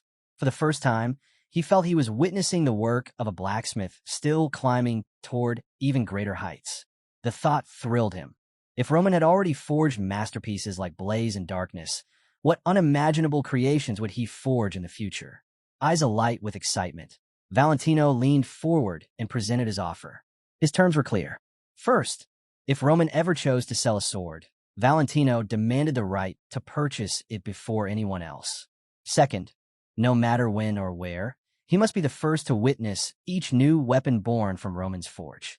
His determination was unmistakable, his words filled with urgency. If Roman could agree to these two conditions, Valentino declared, then the full strength of the Valentino family would stand behind Dmitri. Roman paused, surprised by the weight of such a promise. Valentino, the very man known for keeping his family neutral among the factions, was he truly willing to break that long-held stance? Seeing Roman's hesitation, Valentino pressed further. He revealed the truth. The four great factions had been closing in, applying pressure from all sides. Neutrality could no longer last forever. Eventually, he would be forced to choose a side. And now, with Roman's growing influence, his leadership, and his unmatched skill as the creator of Blaze, Valentino had found his answer. Aligning with Dmitri wasn't just a political move. It was a chance to secure greater prosperity and seize opportunities others couldn't imagine. With a sly smile, he admitted he was genuinely captivated by Roman Dmitri's potential. To him, joining forces was the most advantageous path. Roman rose to his feet, his voice steady and firm. He reminded Valentino of the loyalty the nobles of the Dmitri alliance had already pledged to their family. Then, with a serious gaze, he asked directly, was the Valentino family truly prepared to cast aside neutrality and stand with Dmitri? Valentino bowed his head respectfully, a warm smile on his face as he pledged the Valentino family's unwavering loyalty to Roman. He promised to follow wherever Roman led, no matter how difficult the path ahead. Roman was taken aback by such wholehearted devotion, an unexpected alliance forming right before him. Gratefully, he returned the smile and thanked Valentino, recognizing the weight of this newfound partnership. From that moment onward, he resolved to place his trust in Marquis Valentino's steadiness. Then, almost playfully, Valentino leaned in with a request. He asked if he might share the truth, that Roman was the one who had forged Blaze. He laughed lightly, admitting he would be far too restless if he couldn't brag about such a treasure. Roman, charmed by his straightforward nature, agreed and gave him permission. Soon, the scene shifted to the glittering halls of the Valentino family palace. There, Marquis Valentino proudly unveiled the sword before a gathering of nobles. His voice carried as he spoke of its astonishing abilities, claiming that even a beginner could hold their ground against a veteran with Blaze in hand. Intrigued, the nobles pressed him for proof. With a glint in his eye, Valentino assured them he had never once exaggerated the value of his collection. He emphasized the weapon's creator, the very artisan who had toppled Hector's fighter and was now celebrated as Cairo's hero. The nobles quickly pieced it together. This was the same sword Roman Dmitri had wielded to defeat Butler. At once, its legend deepened. Valentino went on, revealing that Blaze was only one among 3 masterpieces Roman had crafted. Excitement rippled through the hall as the nobles coined a name for them, the Roman Dmitri collection. As Roman's fame spread, the forges of House Dmitri could barely keep up. Demand for their work surged overnight, business booming in a way none of them had anticipated. But while success filled the air of Dmitri Palace, shadows stirred. One night, Roman walked its vast corridors, his mind weighed with thought. From the darkness, a figure stepped forth. Makin, an agent of Valhalla, emerged silently, his presence carrying tension. He wasted no words. Valhalla, he said, had been watching. Roman's victories over Hector and Butler, and his bold creation of the independent Dmitri alliance in the northeast, none of it had escaped their notice. Makin admitted openly that Valhalla had underestimated him. To their eyes, Roman had become a serious obstacle, one that could endanger their ambitions. He leveled his gaze at Roman and delivered his demand. Choose. Would Roman follow Valhalla or oppose it? Roman's lips curved into a confident smirk. His reply was sharp and unwavering. And why? He asked. Should I obey Valhalla? The question echoed through the dimly lit hall, heavy and unyielding, as Macken's words hung in the silence between them. Macken's tone was sharp as he cautioned Roman about the hostility he was showing toward Valhalla. But Roman didn't waver. Let's get one thing straight, Roman declared firmly. He reminded Macken that it had been him who first drew the line. Roman wasn't looking to force loyalty out of anyone, nor did he intend to bend others to his will. His convictions were unshaken, even with the threat of conflict hanging over them. As Macken's warning lingered in the air, Roman's mind turned elsewhere. Cairo had been under Kronos' eye for years, and if Valhalla dared to strike, the Empire would not stay silent. That thought weighed heavily, but Roman stayed resolute. Meeting Macken's gaze, he issued a stern warning. If Macken wanted to avoid becoming an enemy, he needed to hold his ground and wait. Roman believed the alliance he was building would rise to dominate Cairo's politics. Dmitri would be the spark that brought about change. Macken hadn't expected such determination. He couldn't help but admire Roman's boldness. Still, he didn't hold back. Don't let pride blind you, Macken cautioned. Arrogance only draws challengers. Butler was nothing compared to what Valhalla holds. This continent is vast, and threats far greater than him are out there. With those words, he slipped into the shadows, leaving Roman with time to reconsider. Macken hoped Roman would tread carefully in shaping the Dmitri alliance. The political currents in Cairo shifted restlessly. Various factions approached Roman, urging him to make his move. The pressure grew heavier with each passing day. Meanwhile, inside the opulent office of Marquis Benedict, unease stirred. A subordinate questioned Marquis Benedict about his stance on Roman. Mark's reply was elusive. If Roman joined him, past grudges would be erased. But if Roman sided elsewhere, Marquis promised he would face the weight of his retribution. Back in his quarters, Roman stood silently at the window, deep in thought. The Dmitri alliance had stabilized the balance of power for now, but he knew their window was narrow. The next year would decide everything. War loomed closer, and with it, inevitable sacrifices. To endure, Roman had to sharpen his strength, especially his command of magic, the very force that could shift the tide. Across the continent stood 13 grand towers, each one a pillar of magical might. Among the 13 towers, none rivaled the prestige of the Heavenly Palace. It was there that the great conclave of mages was held, where each tower presented their progress and breakthroughs. The Phoenix Tower revealed their mastery of fifth circle spells, an impressive feat on its own, but the crowd barely spared them a glance. Their problem ran deeper than spellcraft. The Phoenix Tower was trapped in an identity crisis, burdened by the loss of their ancient burning grimoire, a legacy handed down through generations. Within the tower walls, Felix carried the weight of this decline. 3 years ago, circumstances thrust him into leadership, a role he had never sought. His mentor's sudden disappearance left a void he couldn't fill, and without the grimoire, his inadequacy only grew more apparent. The tower's members lost faith, their despair compounded by the withdrawal of funding from the Frank Empire. Just when the future seemed hopeless, a sealed letter arrived. The mark of Roman Dmitri blazed upon it. Inside lay a proposal unlike any Felix expected. Dmitri would support the Phoenix Tower, and in return, Felix would serve as Roman's sparring partner for 6 months, receiving a stipend of 1,000 gold each month. It wasn't salvation, but it was a chance. With no other path forward, Felix accepted. Now, as his carriage rattled toward Dmitri, his thoughts wandered. The Dmitri lands were famed for their smiths, not for sorcery. Across the continent, the Heavenly Palace stood as the pinnacle of magic, while 7 of the strongest towers were rooted firmly within the Kronos Empire. Cairo, and especially Dmitri, were considered wastelands for mages. Yet Dmitri was anything but weak.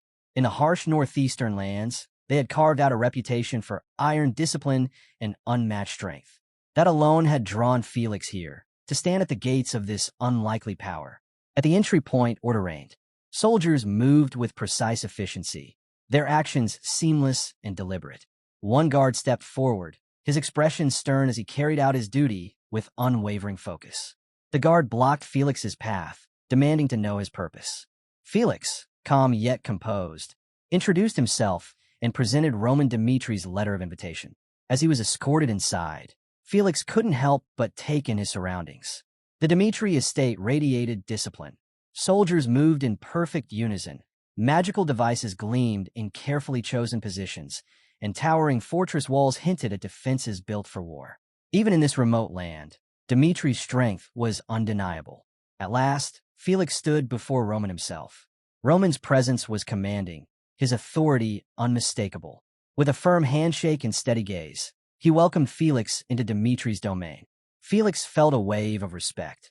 There was something about Roman that demanded both trust and admiration. Not wasting time, Felix asked directly about the offer laid out in the letter. Roman confirmed it without hesitation. 6 months as a sparring partner, 1,000 gold coins per month, a total of 6,000 gold. It was no small sum. Still, Felix questioned it. Why him? Surely there were countless others eager for such an opportunity. Roman's answer was precise. The Phoenix Tower's mastery of flame magic was unrivaled, and Felix's skill in that field stood out. Roman also acknowledged the hardships the tower was enduring, making this partnership valuable for both sides. Paying Felix generously wasn't charity, it was an investment. Roman also set the terms clearly. Any harm suffered during their training would be his responsibility to bear, as long as Felix gave his all. But the risks were real, and Roman would not be blamed for the consequences. Felix's thoughts grew heavy. Did Roman truly understand what it meant to challenge a mage's full power, or was he underestimating it? The scene shifted to Dmitri's training grounds. Roman stood ready, giving Felix the courtesy of the first move. Felix didn't hesitate. With determination, he unleashed his flames of the firelands, a fierce blast that detonated with a roar. Roman's swift movement carried him out of harm's way, the explosion erupting just behind him. Felix pressed on, refusing to back down. With a sharp incantation, he summoned an inferno, flames erupting in a blaze that surged straight for Roman. Fire walls rose on either side, trapping him in a blazing corridor. Not stopping there, Felix unleashed his final attack, a rune flare cast with everything he had. The searing spell streaked toward Roman, and for a moment Felix believed victory was his. But when the fire cleared, Roman was already behind him, untouched. A faint smile flickered across Roman's face as he remarked on Felix's hesitation to use fifth circle magic. The words left Felix stunned. Through the flames, Roman walked as though the fire were nothing. The calmness in his stride unsettled Felix, who instantly blinked away, teleporting to safety before Roman's hand could close around him.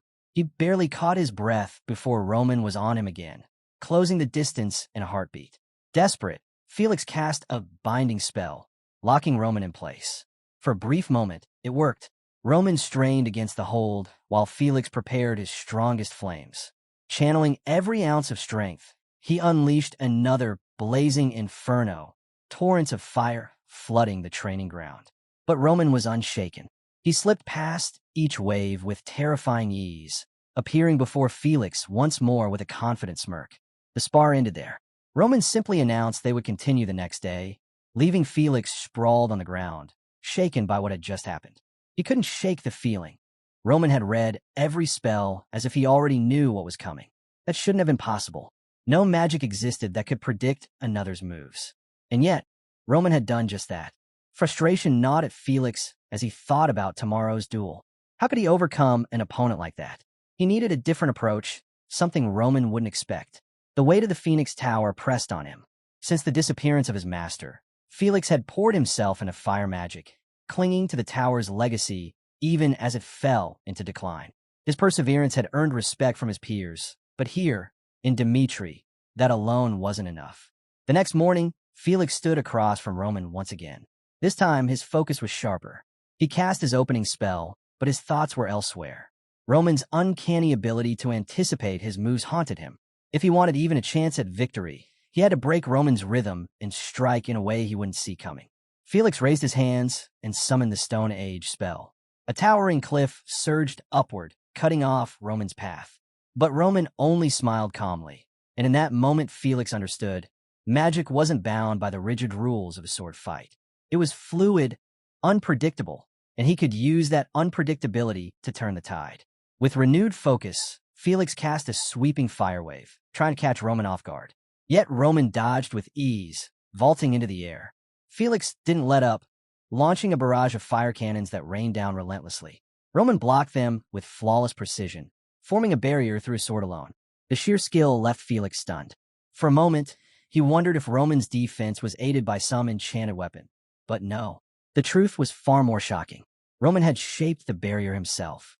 His strength was real. Before Felix could recover, Roman closed the distance and drove a strike deep into his stomach, sending him crashing to the ground. Pain seared through him, but frustration cut even deeper. His strategies weren't enough. Roman, noticing his struggle, broke the silence with an unexpected offer. Use whatever means you like in our battles. Bring in other mages if you must. If you win, I'll pay you 10,000 gold for every victory. The sum staggered Felix. That much could sustain countless lives for an entire year. But behind the offer was a harsh truth. Roman had never once considered him an equal. Roman pressed the question, "Do you accept?" Felix's pride flared. He accepted without hesitation, swearing that he would make Roman yield and drain him of every coin. For Felix, it stopped being about gold. This was personal now. From that moment, Felix fought with everything he had. Each loss fueled him. Each setback drove him to adapt. By their 8th duel, he had begun weaving in trickier tactics. Slow miss to drag down Roman's speed. Magic traps to restrict his movement. Yet nothing worked. Roman cut through all. 30 matches passed. 30 defeats. Felix's pride, once unshakable, began to crack. He could no longer deny it. Alone, he could never overcome Roman Dmitri. Desperation drove him to Nox, a formidable 5th circle mage. Felix pleaded for his aid in the duels. But Nox hesitated.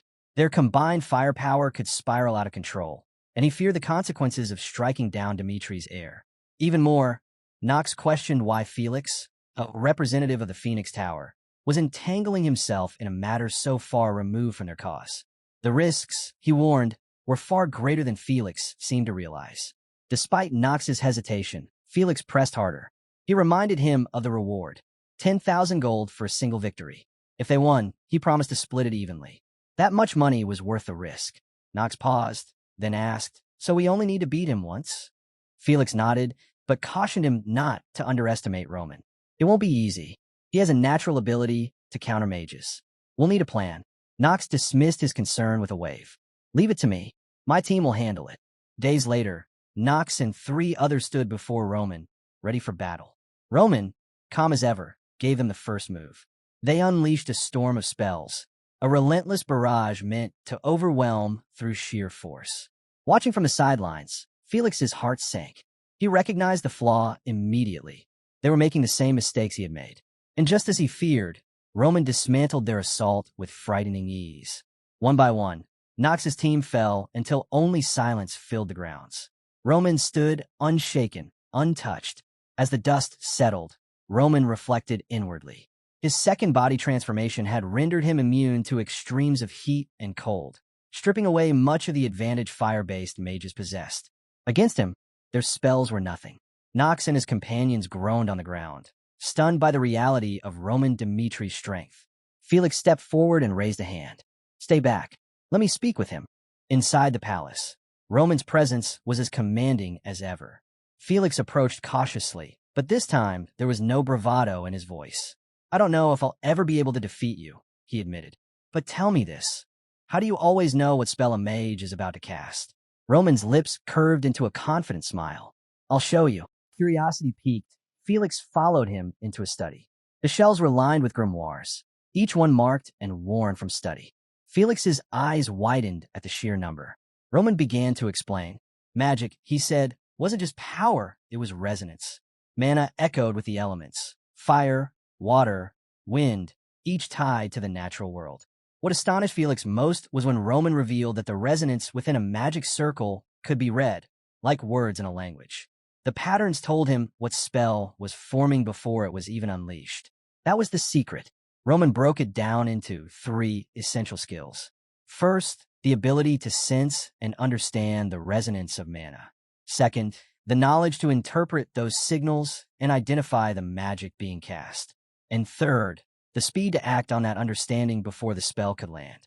As Roman spoke, Felix listened intently, astonished by the depth of his understanding.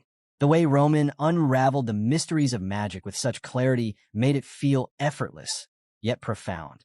Felix realized then, Roman's grasp of the arcane arts was extraordinary, far beyond what he had ever imagined. Leaving the room, Felix's thoughts lingered on Roman Dmitri. To call him a genius seemed far too small. What truly left Felix in awe was Roman's relentless drive for strength, a pursuit so absolute it forced Felix to question his own path.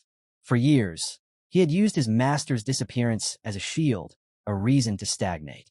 But watching Roman shattered that illusion, Felix admitted to himself that he had been avoiding reality. If he wanted to stand as more than a placeholder for the Phoenix Tower, he had to change. From that day forward, Felix pushed himself harder than ever. Weeks turned into months, and progress came steadily. His spells sharpened, his control deepened, and for the first time in years, he felt growth. Life within Dmitri continued to impress him. Though only a borderland barony, their soldiers carried themselves with unshakable discipline and loyalty. It puzzled Felix. What gave Roman such power, and what made his men so different from the forces of other noble houses? Driven by curiosity, Felix wandered into the blacksmith's quarters. He asked one of the workers if Roman often came to the forge. The man nodded, explaining that Roman usually worked in a private smithy, crafting his own blades. Then came the story.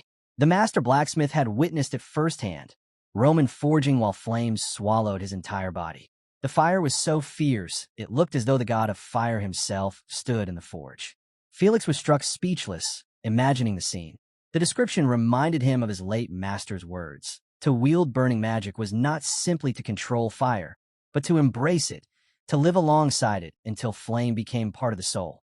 If one could endure fire without pain, his master had once said, he could be reborn as fire itself. Roman's connection with flames suddenly made sense. Generations of Dmitri had worked in fire, shaping steel, living and breathing heat every day. Perhaps they had forged not just swords, but a way to exist with fire itself. Unable to suppress his curiosity any longer, Felix sought Roman out at the training grounds. Standing before him, he finally spoke, unable to hold back the question burning in his mind. "Sir Roman, there's a rumor I've heard," he began. Felix studied Roman carefully, curiosity burning in his eyes. "Sir Roman, are the stories true? That you can stand in the flames of the brier as if they were nothing? Do you have some hidden technique?" Roman didn't deny it. He nodded, confirming that he did indeed possess a special method. The answer struck Felix like lightning. It was the missing piece he had been searching for. With clenched fists, he bowed deeply. "Please share it with me. The Phoenix Tower depends on it. For 3 years, we've endured nothing but decline. I can't let my master's legacy fade away." But Roman's reply was cold and direct. "And why should I give you such a gift? You've already been paid for your work. If you want more, what will you offer me in return?" Felix froze. Roman was right. Knowledge that valuable could not come freely. What would he possibly offer in exchange? The question haunted him as he gathered the Phoenix Tower's members in the conference room. He laid everything out for them, waiting to hear their thoughts. It was Nox who spoke up first. "Roman Dmitri is a threat to mages everywhere. But if we can't defeat him, maybe it's wiser to align with him." The room stirred. The suggestion was bold, even unthinkable. Yet Nox pressed on. "Our position in the Frank Empire is already weak. But if we broke away from the traditional order and attached ourselves to a family instead of a nation, we might survive." Felix was stunned. But as the discussion went on, the others agreed. The tower's future couldn't be secured by clinging to the past. Finally, Felix rose and declared his decision. From this day forward, the Phoenix Tower will entrust its future to the Dmitri family. It was a radical shift, a break from centuries of tradition. But it was also the start of a new path. Later, alone in his office, Felix reflected on what he had just set into motion. His thoughts were interrupted by a worker rushing in, breathless. "Tower Master, news about the budget Dmitri allocated to us." Felix braced himself, expecting a harsh reduction during the transition. Instead, he was handed the figure, 24,000 gold yearly. He froze in disbelief. Why? Everyone knew mages bled money, pouring fortunes into grimoires, crystals, and artifacts. To be granted more, not less, was something he had never imagined. The worker standing beside Felix was just as astonished. "It's hard to believe, isn't it? Not only did Lord Dmitri grant us ample funds, but he even said we could request more if needed." Felix was left speechless. Why would Romans show such generosity to mages when so many others treated them as nothing more than burdens. The worker urged him to step outside. When Felix did, his breath caught. Before him stood a grand palace, newly constructed for the Phoenix Tower's members. Its scale was staggering, large enough to house 1,000 people. Chris, standing nearby, noticed Felix's stunned expression. This palace was built with the future in mind. Lord Roman expects your numbers to grow, so everything has been prepared in advance. Curious, Chris asked, "What do you think?" Felix could only admit the truth. "I don't understand it. This level of support, we never expected such kindness from Sir Roman." Chris smiled faintly. "You'll get used to it. Lord Roman values his people deeply. He'll make sure you're cared for." Felix was left unsettled, but not in a bad way. Roman Dmitri was revealing a side he had never anticipated, a leader who didn't just command respect, but gave it freely in return. Meanwhile, within the Dmitri palace, Hans was busy instructing his replacement, Murphy. He carefully outlined Roman's daily routines, ensuring towels were always ready after training, and warm water was prepared for his baths. Though a little worried about Murphy's inexperience, Hans was reassured knowing the young man had graduated from the prestigious Adele Academy. Hans was preparing to take a rare day off, eager to attend his granddaughter's birthday party. Holding the small doll he had picked as a gift, he wondered anxiously if she would like it. But just as he was leaving, a worker awaited him by the gate. Startled, Hans asked why he was there. The man politely gestured toward a waiting carriage. "Young Lord Roman ordered us to escort you." The scene shifted to Harrison, Hans's son. When he arrived home, his modest house was in chaos. Workers bustled about, decorating and preparing for the celebration. Stunned, Harrison turned to his wife, but she was just as bewildered. The workers explained they had been sent by Roman Dmitri himself. Still overwhelmed, Harrison asked, "Why? Why would Lord Roman do all this?" "My father, he's just a servant." At that, one of the workers stepped forward. "My name is Lucas. Young Lord Roman sent us here as a gesture of gratitude for Hans's years of loyalty and service." Lucas's voice was calm but firm as he clarified, "Young Master Roman holds Sir Hans in the highest regard. To him, your father is more than a servant. He is someone irreplaceable. Tell me, Harrison, has your father ever spoken of Lord Roman?" Harrison froze. Memories surfaced unbidden. He remembered the way Roman Dmitri had once been ridiculed, called useless and unworthy of the family name. Back then, Harrison had shared the doubts of many, unable to see anything promising in the young master. But Hans had been different. His father had always defended Roman, saying he was simply enduring a difficult season, that greatness often came quietly before revealing itself.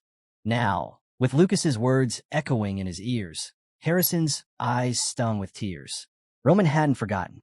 He had seen Hans's loyalty all along, and he was repaying it with respect no noble had ever shown before. As the guests began arriving for his daughter's birthday, Harrison's emotions swelled further. Their modest home had been transformed beyond recognition. Lavish decorations, tables overflowing with food, everything brighter and grander than he had ever dreamed. The guests murmured in disbelief, some whispering if they had stepped into the wrong house. The murmurs silenced when soldiers entered, forming 2 rows in disciplined unison. Everyone straightened, watching as the soldiers announced the arrival of an important guest. To everyone's astonishment, it was Hans who appeared. Harrison's chest tightened as he rushed forward, embracing his father in front of the entire gathering. The warmth of their reunion filled the room, moving those who witnessed it. For once, there was no trace of servitude in the way people looked at Hans, only respect. The celebration carried on, the mood alive with joy.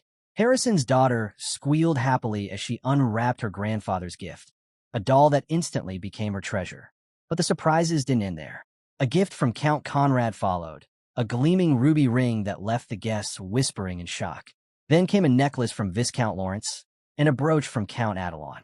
One after another, noble gifts piled up, each more extravagant than the last. The meaning was clear. These nobles weren't here for the child's birthday. They were here for Hans. His loyalty to Roman had earned him a place of honor. In standing by the young master when the world mocked him, Hans had become more than a servant. He was now a pillar of Roman's rise. And the nobles, ever cautious of power, sought to tie themselves to him. Harrison stood overwhelmed, his gratitude battling with uncertainty. Then, at last, he opened the final gift, the one marked with Roman's name. His heart pounded as curiosity burned inside him. What had Roman chosen for his granddaughter? Inside the final box, Harrison found not a jewel or trinket, but a letter. As his eyes scanned the seal, his breath caught. It was a recommendation to Glory Academy. The significance struck him instantly. Glory Academy, the most prestigious school on the continent, was a dream beyond reach for commoners. Even the wealthy struggled to gain admission, and yet Roman had secured this chance for his daughter. Harrison's hands trembled. This wasn't a gift of wealth. It was a gift of future, a life-changing opportunity no amount of gold could buy. Tears streamed down his face as gratitude overwhelmed him. The scene shifted to Dmitri Palace. Hans approached Roman quietly, humility in his every step. Bowing, he confessed, "My lord, these gifts, they are too much.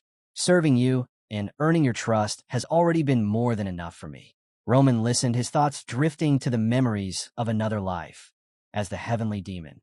In those years, he had once turned to his closest follower, the mad demon, with the same question that now surfaced in his heart. Had he ever regretted following him? The answer then, as now, was unwavering. The mad demon had sworn that Roman's trust alone had been worth a lifetime of loyalty. Looking at Hans, Roman felt the same truth. This man, who had served him longer than even his own father, was more than a servant. Roman's voice softened as he said, "Hans, you are not just someone who waits on me. You are my family. Your loyalty and sincerity are things I cherish deeply. These gifts are not charity. They are what you deserve." Hans's chest tightened as emotion welled up inside him.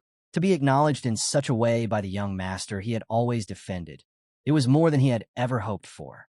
Roman ended with warmth in his tone, congratulating Hans on his granddaughter's birthday.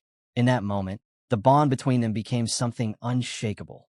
A year later, far from Dmitri Palace, the winds of change swept through Cairo.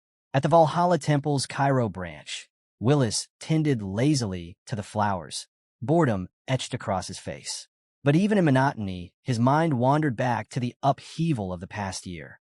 Ever since Roman Dmitri had returned from the Southern Front, the kingdom had been shaken by a single announcement: the ranking battles. Rankers, who once wasted their strength in petty rivalries, now fixed their gaze on Roman. For an entire year, they prepared themselves to face him. Though officially ranked 100 after defeating Homos, it was his triumph over Butler, the second strongest swordsman in the kingdom, that proved his strength was far greater than the ranking suggested. Roman's rapid rise had turned him into a looming threat. With his strength, he could challenge anyone ranked above him, from 99 all the way up to the first seat. Such a move would shake the kingdom's entire ranking system, sending shockwaves throughout the region. One afternoon, a messenger from the Valhalla temple hurried to Willis. "Roman Dmitri has contacted the temple," he announced. Willis's eyes lit up. That could only mean one thing. The long-awaited public ranking battles were finally about to begin. Elsewhere, inside the central government palace, Marquis Benedict leaned over a report. His expression darkened as he read hints of Roman's plans. Cairo's political climate was already volatile. Tower masters across nations, including the Phoenix Towers in the Frank Kingdom, had mysteriously vanished. Meanwhile, the Kronos Empire stirred unrest, accusing neighboring powers and fueling whispers of war. For the smaller nations near Kronos, the future looked grim. Conquest seemed inevitable. Benedict knew Cairo needed strength at its helm. A fragile ruler would spell disaster. And now Roman Dimitri's rise complicated everything further. If he threw his weight behind the aristocracy, it would disrupt the fragile balance of power and provoke the ruling authorities. Benedict leaned back, frustrated. Did Roman plan this all along? To climb the ranks from the bottom, reshaping the kingdom in his own way? Meanwhile, the arena roared with anticipation. Thousands filled the stands, their voices carrying like thunder as the first public ranking battle was set to begin. Roman Dmitri, rank 100, against Jaden, rank 99. The fighters faced off. Jaden couldn't hide his irritation. "Why me?" he muttered. If Roman was as formidable as the rumors claimed, why waste time on someone barely holding the edge of the rankings? It made no sense. Studying his opponent, Jaden expected a grizzled warrior, but what stood before him was a man far younger than he imagined. The arrogance in the rumors, claims that Roman was already preparing for his next opponent, only deepened his irritation. The signal was given. Jaden moved first, pouring all his strength into a decisive strike. But before he could even blink, Roman sidestepped effortlessly. With nothing more than a simple touch, Roman sent Jaden crumpling to the ground. The fight was over before Jaden even understood what had happened. Gasps swept through the crowd as Willis stepped forward, his tone sharp. Was this really necessary? You didn't need to face someone like Jaden. You should have gone straight for the top 30. But Roman's answer came steady, without hesitation. Some hailed him as a rising hero, while others dismissed him as a reckless upstart. Roman paid no attention to either side. His goal was simple: prove his strength by defeating every ranker, one by one, without shortcuts. He would climb from the very bottom and show the world that skill alone was enough.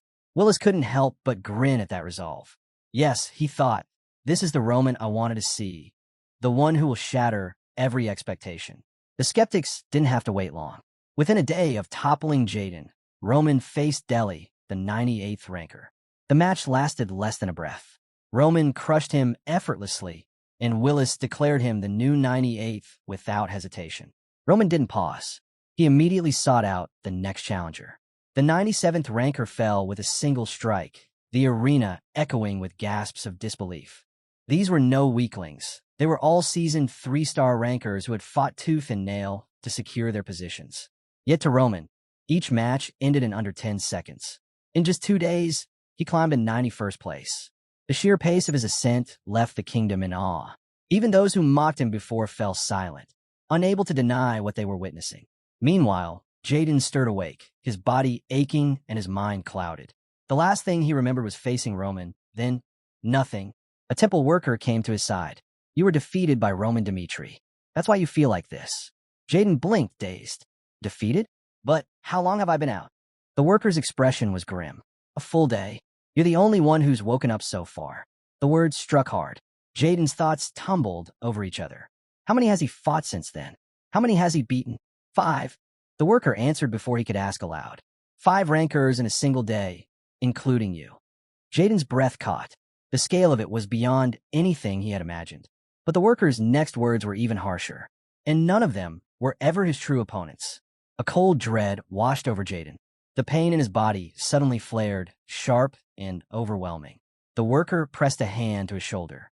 You should know, Roman's strike damaged your muscles severely. You won't recover for at least a month. The weight of it all crushed Jaden. He wasn't just defeated. He had been erased from the path Roman Dmitri was carving upward. Jaden, still reeling from his defeat, forced himself to speak out. His body ached, his pride was shattered, but he knew he had to warn the others. He described Roman's crushing power, how a single blow had left him broken. Facing Roman wasn't just about risking defeat. It meant risking one's very future.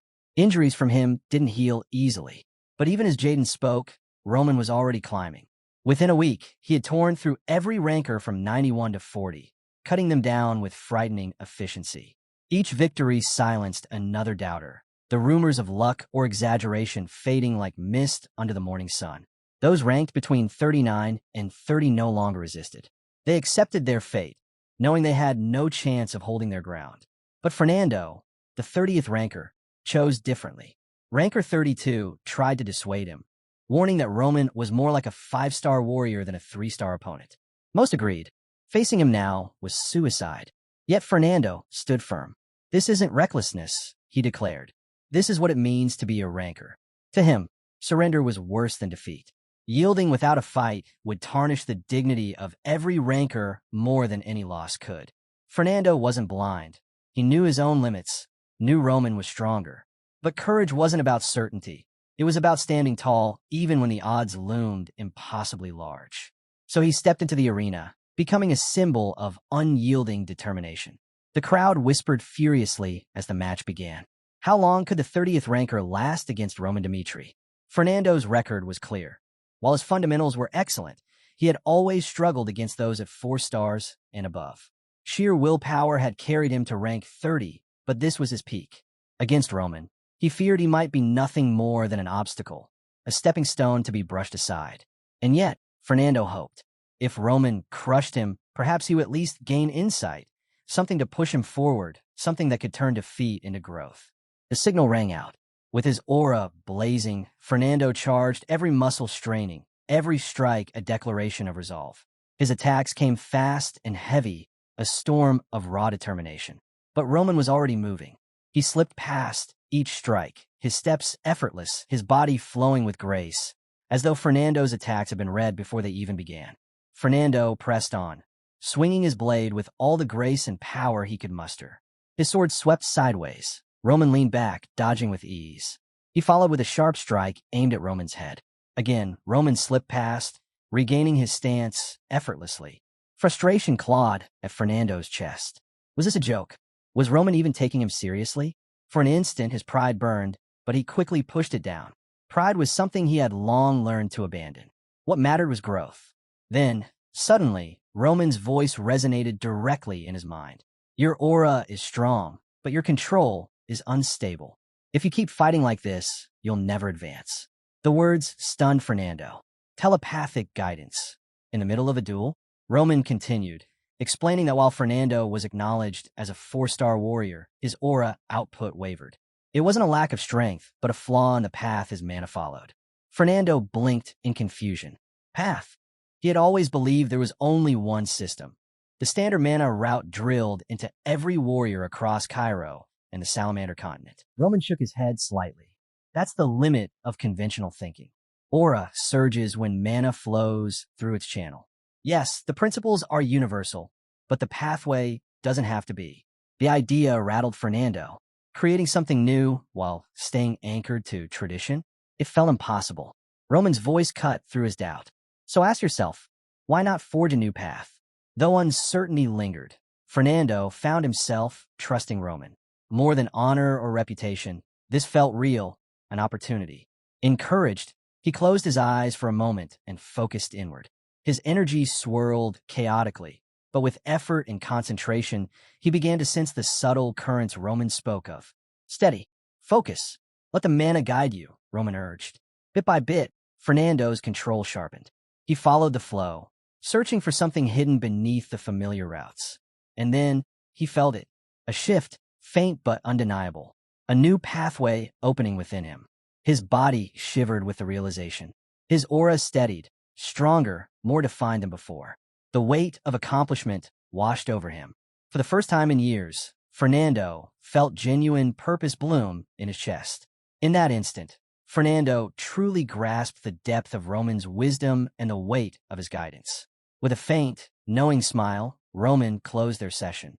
Then, with a single decisive strike, he sent Fernando crashing to his knees, a clear reminder of the immense gap in their strength. The crowd stood stunned, realizing Fernando's role had been to reveal just how overwhelming Roman's power truly was. Yet Fernando refused to waver. Rising once more, he called out to Roman, eager to continue the conversation. Anticipation hung in the air. Later, in the waiting room, Fernando pressed for answers, desperate to understand the clarity Roman had awakened in him. With measured patience, Roman explained the truth behind his struggle. Fernando's aura was vast, but his unstable Horus path had been his greatest obstacle. Hearing this, Fernando was left shaken. Roman's words lit a fragile spark of hope within him, though his heart still wrestled with doubt. He confessed openly, torn between belief in Roman's encouragement and fear that his own strength might not be enough. Despite that unease, he summoned the courage to make his plea. He wanted Roman to teach him the secret art of opening his aura pathway. Roman's response was calm, but unwavering. He agreed the technique could be taught, but reminded Fernando that he favored exchanges where both sides gained something.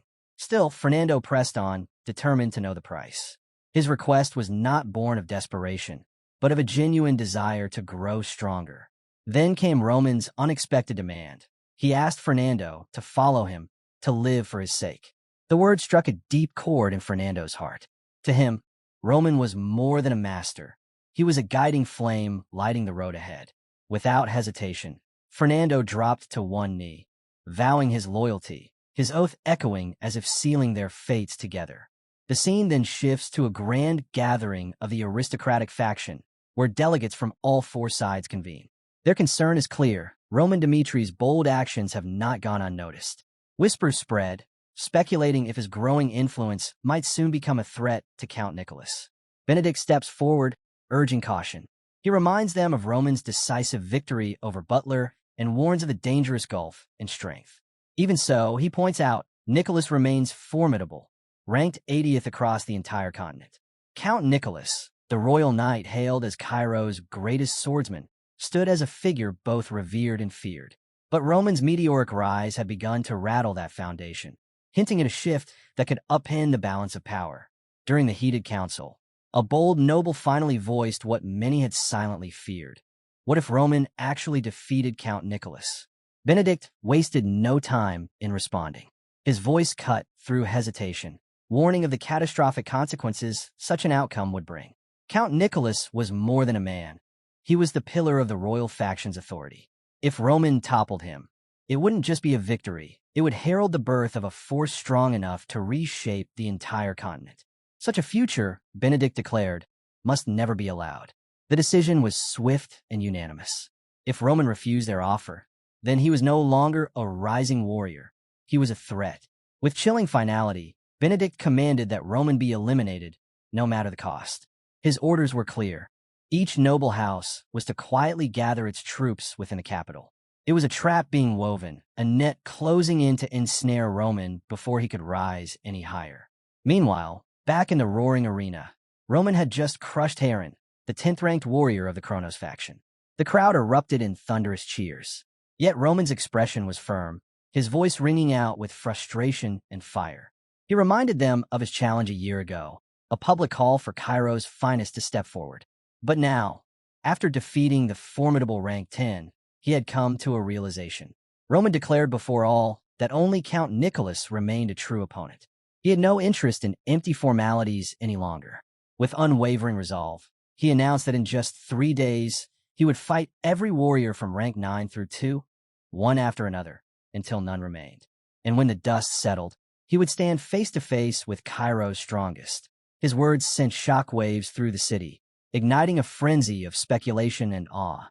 Among the rankers, Bruno of the Valhalla faction, ranked 9th, chose to step down. He knew his style mirrored Heron's too closely, and Roman would surely crush him with ease. But Oscar, the aristocratic faction's second ranker, immediately opposed the retreat. He reminded everyone of Roman's brazen insults toward Sir Jaren and his daring vow to topple every ranker in a single day. If Bruno quit now, it would hand Roman an easy victory and leave their reputations in ruins. Oscar's stance was firm. Surrender was not an option. Roman's challenge was not to be faced alone. Every ranker in Cairo must rise together to confront the storm he had unleashed. Oscar stepped forward with authority, urging the rankers to unite. Roman's plans, he declared, had to be crushed no matter the cost. With loyalty to Benedict fueling his words, Oscar promised rich rewards for their cooperation and vowed they would meet Roman head-on, defending their honor as one. His confidence was infectious. His smirk a sign that he was ready to lead them into battle.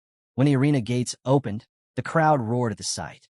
Rankers from 9 through 2 stood together, shoulder to shoulder, defying Roman's challenge. Their unity electrified the spectators, a declaration that nobles would not crumble in the face of crisis.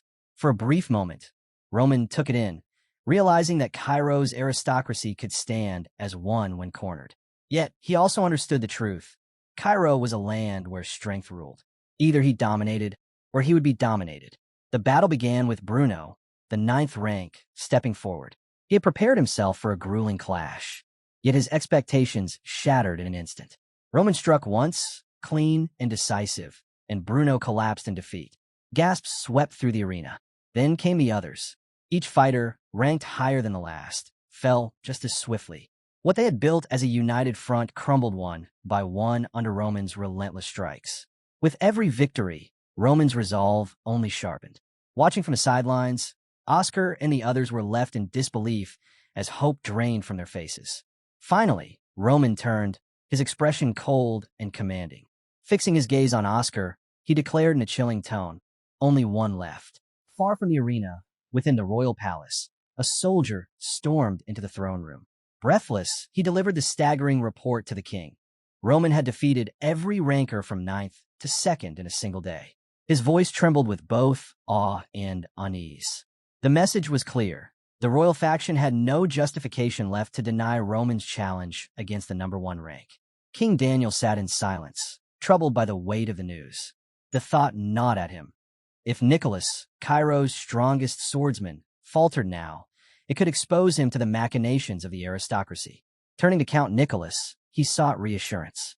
Nicholas, calm and unwavering, urged Daniel to place his trust in him once more. With a steady nod, he promised to prove why he bore the title of Cairo's greatest. Leaving the chamber, Nicholas was met by his longtime companion, Bender, whose concern was evident. Bender asked quietly how Nicholas was faring. Instead of answering directly, Nicholas sought his opinion on Roman. Bender's reply was stark. He described Roman as a natural predator, someone born with an unshakable sense of purpose. Long before the world acknowledged him, Roman had already been walking the path of strength. His warning was clear: Nicholas must be cautious. If he failed, the consequences would be dire. Nicholas stood resolute, vowing to shield the royal family from any danger.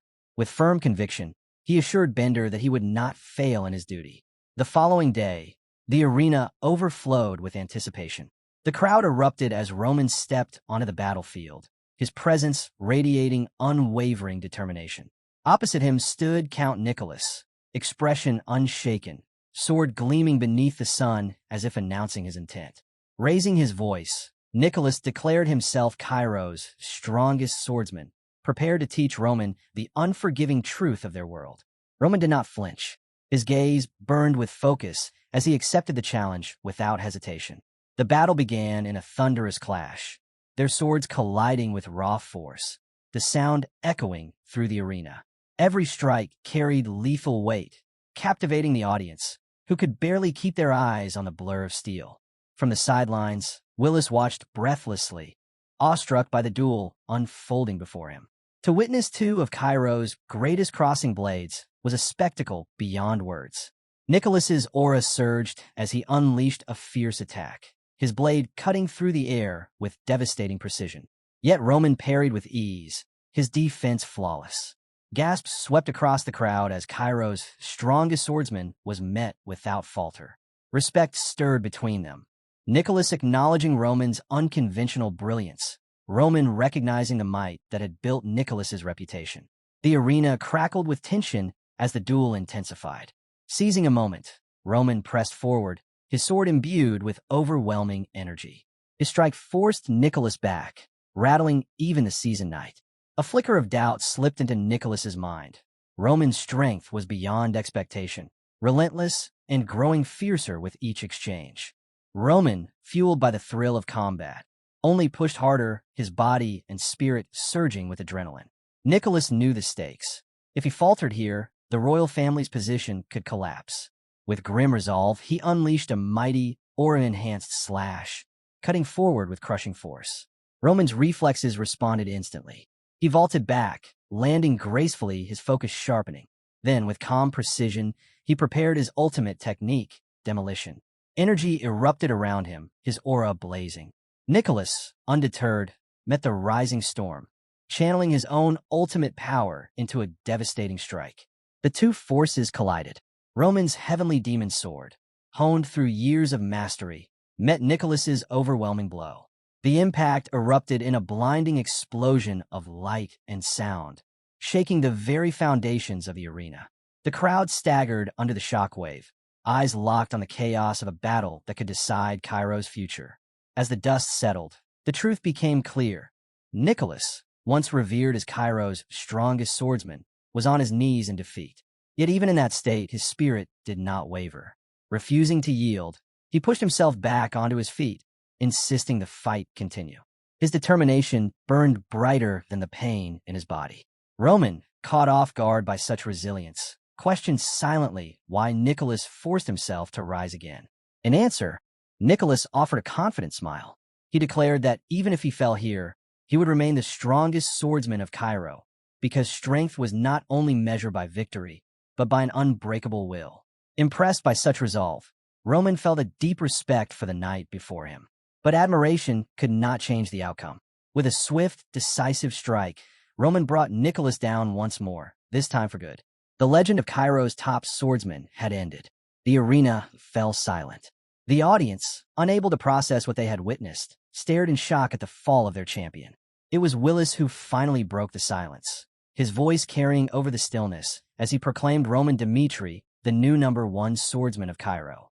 Roman turned and left the arena with steady steps, the weight of his victory settling over the kingdom. Willis, still reflecting, wondered aloud whether the world had simply underestimated Roman, or if he had soared far beyond all expectations. One thing was certain: Roman Dmitri was a force that could no longer be denied. In the streets of Cairo, crowds gathered as Roman marched with his soldiers. Eyes followed him everywhere, filled with awe and respect. His presence commanded attention, his figure unmistakably that of the strongest swordsman their city had ever known. It was then that Benedict appeared, stepping forward to block his path. His soldiers moved in, forming a barrier, signaling that this encounter would not be a simple exchange of words. Benedict praised Roman's extraordinary skill, his voice tinged with genuine admiration for the man who had just toppled Count Nicholas, a feat that had sent tremors through every noble household. But beneath the praise lay something else. His tone shifted, sharper now, carrying both curiosity and warning. He spoke of Roman's year-long preparation, his intense training and precise planning that had puzzled many. Then at last, Benedict revealed his conclusion. It had all been for the Dmitri family. Every step, every effort had been to strengthen their standing and secure their place in Cairo's shifting power struggle. Fixing his eyes on Roman, Benedict posed his question. Would Roman align with the aristocratic faction, gaining their approval and support? Or would he choose another path, one that carried heavier consequences? The choice, Benedict declared, was Roman's to make. Then he stepped aside, leaving his words to linger like a blade at Roman's back. Roman stood in silence, deep in thought. As the weight of Benedict's ultimatum pressed upon him, memories of his past life flickered to the surface, coloring his reflection with shadows of what once was. In his memories, a tense scene resurfaced. Bekhoyal, Roman's elder brother from his past life and the leader of the heavenly demon divine cult, stood before him. Back then, he was not Roman Dmitri, he was young Hook. Their confrontation carried weight that would shape the path of their futures. The choice placed before him was stark. Would young Hook pursue the lure of status and riches, walking alongside his siblings under Hoyal's lead? Or would he step into his rightful role as heir of the heavenly demon divine cult, standing against his brother in defiance? For Roman, the decision had always been agonizing, a battle between duty and desire, between submission and rebellion. But at that crossroads, clarity had pierced through. He sought not what others demanded, but what truly mattered for himself. Climbing the long staircase toward his brother, young Hook carried the burden of choice with every step. At the summit, he offered an apology, his voice heavy with sincerity. Then, raising his sword, he declared his answer. He would not live shackled by the desires of others. His blade was proof of that resolve. Returning to the present, those very words left Roman's lips once again, this time directed at Benedict. His defiance was calm but unwavering. Benedict's eyes narrowed, disbelief flashing into disdain. Standing proudly on the streets of Cairo, he exuded confidence, certain that authority and power were on his side. To him, Roman's decision was reckless, even foolish. He dismissed Roman's strength as meaningless when set against the weight of the central government. With a commanding voice, Benedict leveled his accusation. The Dmitri family, notorious for their repeated clashes, was guilty of stirring internal strife. Under that charge, he ordered his soldiers to arrest Roman Dmitri and bring him in for investigation. The soldiers advanced, but the moment they moved, Roman acted. In a swift, fluid strike, he dropped one of them where he stood. Gasps spread among the ranks as silence followed, broken only by the echo of steel. Benedict's composure faltered as he stared at the defiance before him. His voice rose, accusing Roman of rebellion against royal authority itself. But Roman's reply cut sharp. His opposition was not against the king, but against Benedict alone. He declared it was Benedict who had twisted the order, betraying the balance of power. Frustrated, Benedict lashed out with warnings of ruin. He thundered that Roman's arrogance would bring the Dmitri family's downfall, for the central government carried the king's will, the highest law of the land. But Roman did not waver. His conviction stood firm. The king himself would be the final judge of their actions. The tension spiked as the moment of choice arrived. Roman raised his voice, commanding his trusted allies. Chris, Kevin, clear the path. Without hesitation, the two surged forward. Fierce and unyielding, Chris and Kevin cut through Benedict's soldiers, scattering them and carving open the way for Roman to advance. The air was charged with conflict. A battle ignited on the very streets of Cairo. Benedict stood frozen, disbelief etched across his face. Never had he imagined that Roman would dare to clash openly with the central government's troops, let alone in the bustling heart of Cairo. Panic seized him, with fear outweighing pride. He and his officials chose to retreat, slipping away from the chaos. Before fleeing, Benedict barked desperate orders to the soldiers left behind. They were promised lavish rewards if they could capture Roman Dmitri alive. But as the troops closed in, Roman cut through them with unshakable resolve. With effortless precision, he struck down their commander, dismantling the chain of command in an instant. To him, this was not senseless bloodshed. It was a purge, a necessary stand against Benedict's tyranny and the corruption that had gripped the central government. Far away, inside the grand chambers of the imperial castle, urgency rippled through the air. A messenger burst into King Daniel's presence, breathless, his words spilling out in shock. The capital itself had erupted into a battlefield, with Roman at its center, delivering a one-sided massacre against the aristocratic faction. The king's face hardened in disbelief, his thoughts racing. Could it be that rebellion had already taken root within his own kingdom? Before the doubt could consume him, the voice of the royal knight's vice captain rang out, firm and commanding. Orders swept through the hall. Mobilize every royal knight and all imperial security troops. The castle's defenses were to be strengthened at once, ensuring the monarch's protection. The echoes of marching boots filled the corridors, steel and discipline rushing to secure the heart of Cairo. Yet as Daniel sat upon his throne, the bitter truth pressed upon him. Was this the fate of his kingdom, to collapse from within? Perhaps chaos had always been inevitable. Then, another soldier approached, bowing before delivering unexpected news. Roman Dmitri had requested an audience with the king. Daniel, startled by the audacity, gave the order. Moments later, Roman entered with steady steps. He bowed respectfully, offering the king a formal greeting. But Daniel waved it aside, his voice sharp, urging Roman to speak plainly. Roman did not hesitate. With clarity, he recounted the events, how Benedict, flanked by his retinue, had tried to force him into submission, demanding that he align with the aristocratic faction after the ranking battle. But Roman's loyalty, he declared, belonged solely to Cairo's king, and he had rejected Benedict outright. Then came Roman's proposal, bold, direct, and unwavering.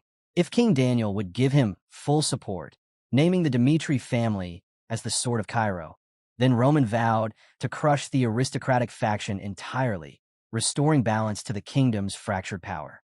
Daniel sat in silence, absorbing the audacity of the offer.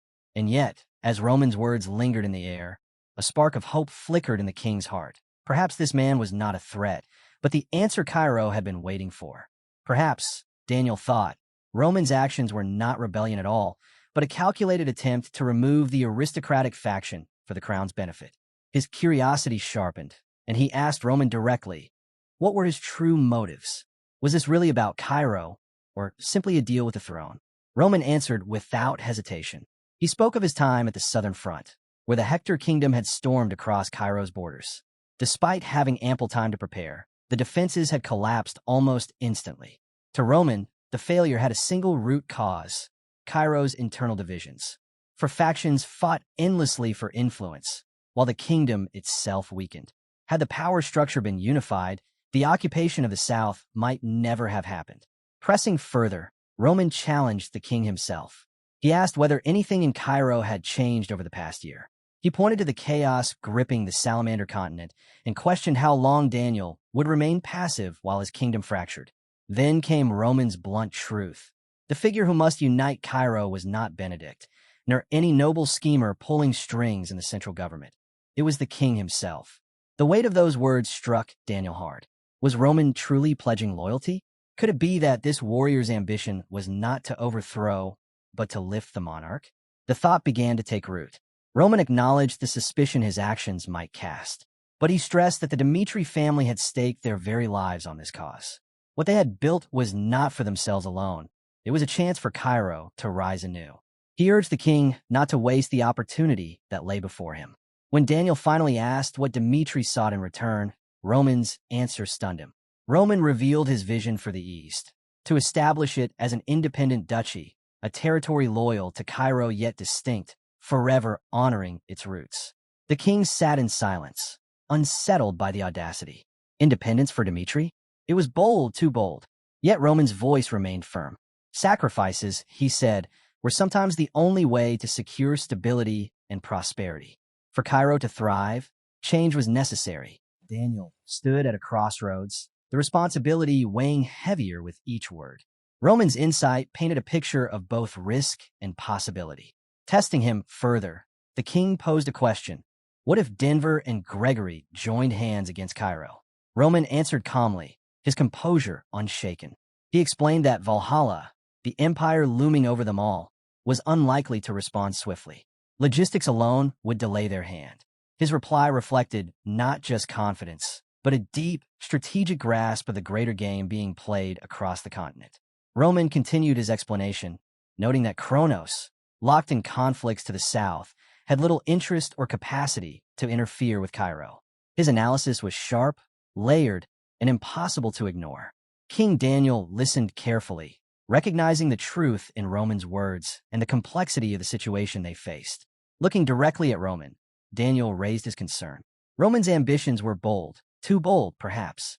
Facing multiple enemies in such a short span, the king feared might invite consequences beyond control. Eliminating adversaries so swiftly could fracture the delicate balance that barely held Cairo together. His words carried a sober warning. The kingdom's stability was fragile, but Roman did not waver. With a firm expression, he declared that risk was inevitable. Cairo's survival, he insisted, depended on decisive action. Stability and prosperity would not come through hesitation. They would only be won by facing danger head-on. Daniel felt a spark of admiration stir within him. Roman's clarity of thought, his courage in the face of uncertainty. It impressed the king, drawing even a rare smile. But the moment of respect did not last long. Simon, the Royal Knight's vice-captain, stepped forward. His tone was sharp, his stance rigid.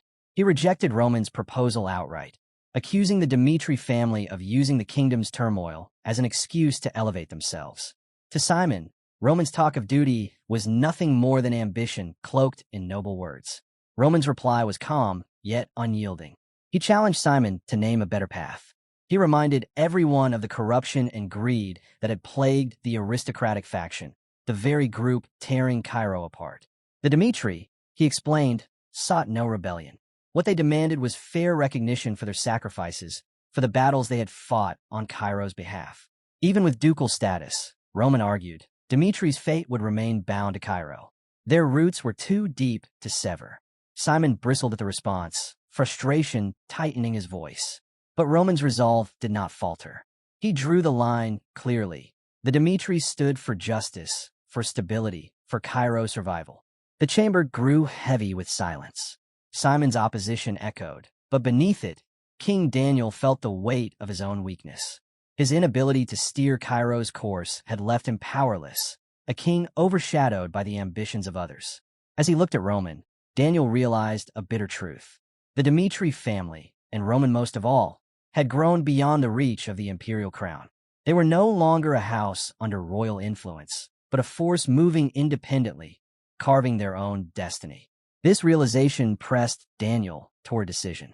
He could cling to the current order, fragile and fractured, or embrace change and take bold steps to reshape Cairo's future.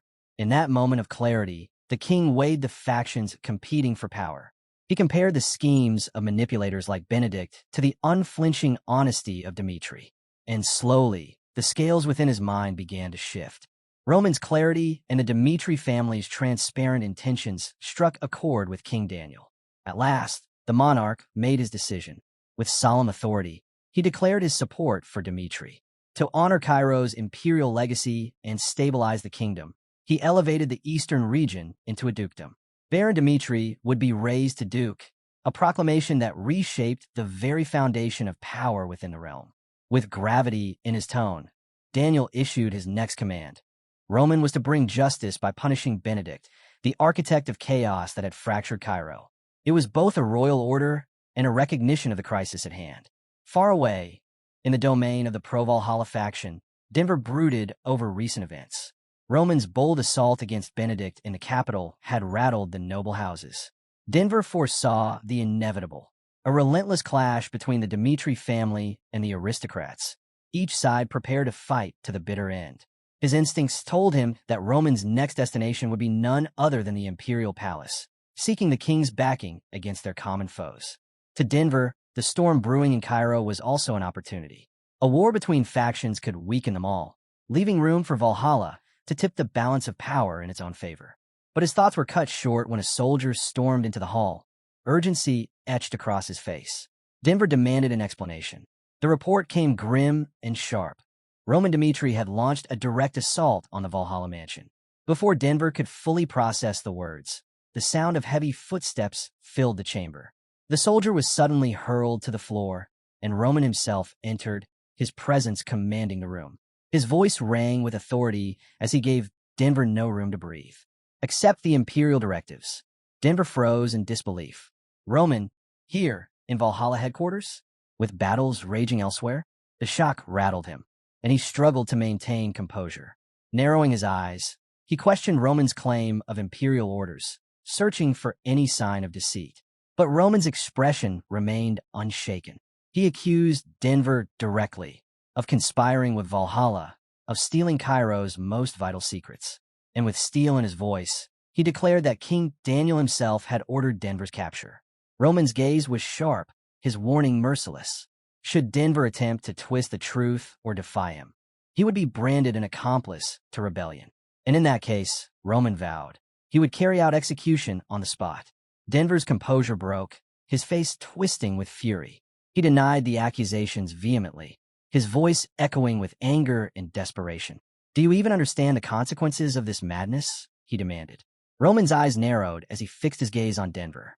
Knowing full well that Valhalla would not let this humiliation go unanswered, he warned him coldly to choose his words carefully. The room grew heavy as Roman drew his sword, his voice cutting through the silence. He ordered Denver to lower his voice, reminding him of the severity of the situation. You don't even realize the depth of the pit you're in, Roman declared.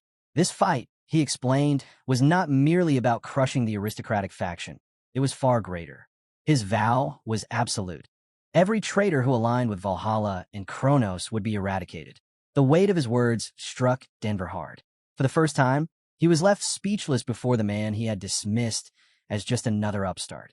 Meanwhile, in a stronghold of the Kronos faction, Gregory engaged in a tense exchange with Simon of the royal faction. Gregory's warning was sharp. Should Cairo continue on this path, Kronos would retaliate. Their empire's hunger for expansion was no secret, and a direct confrontation could shatter Cairo's fragile stability. Simon listened, his expression unreadable, aware of the heavy truth in Gregory's words.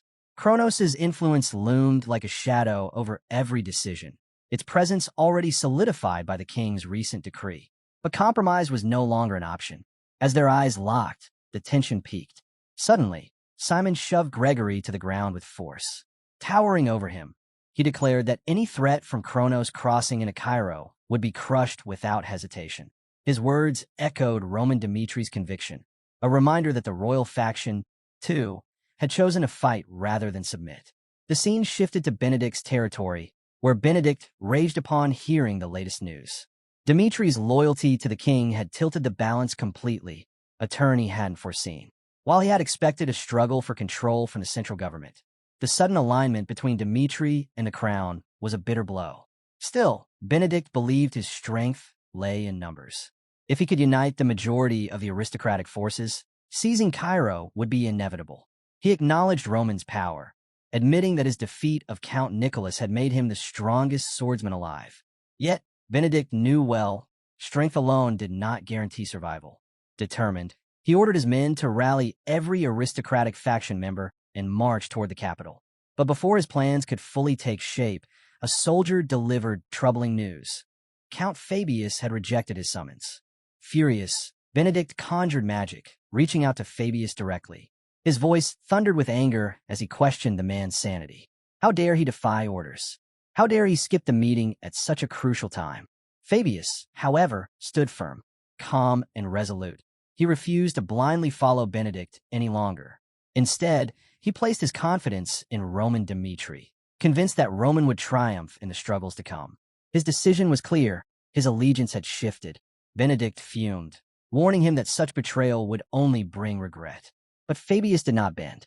In a rare moment of honesty, he admitted his past betrayals, but this time he would not falter. He would stand with Roman, no matter the cost. That confession marked a turning point. Though Fabius knew his days under Benedict's banner were numbered, he had chosen his side, and it was Roman Dmitri he would follow into the storm ahead.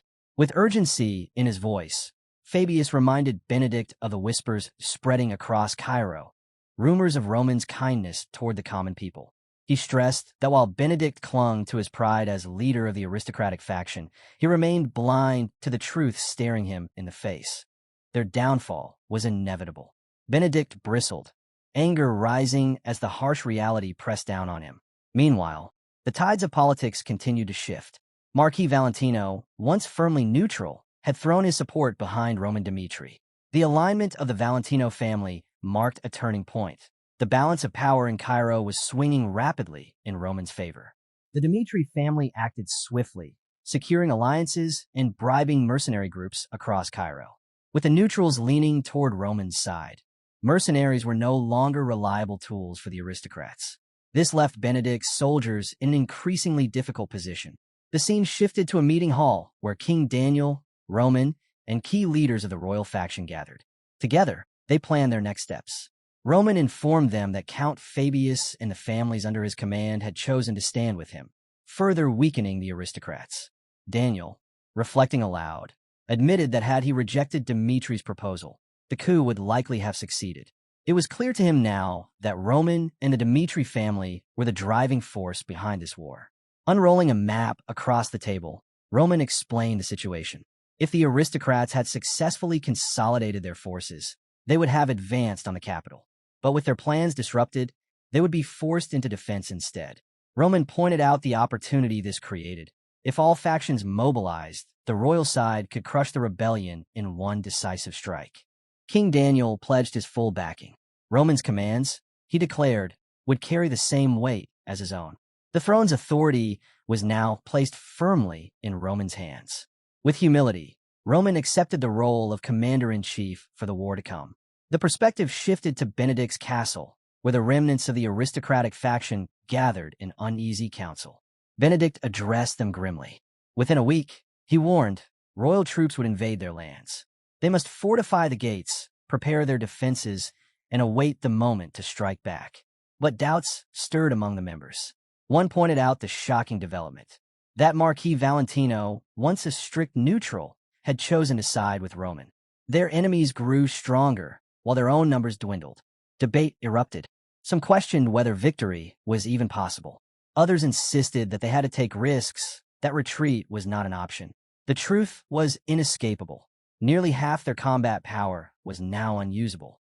To survive, they would need new allies.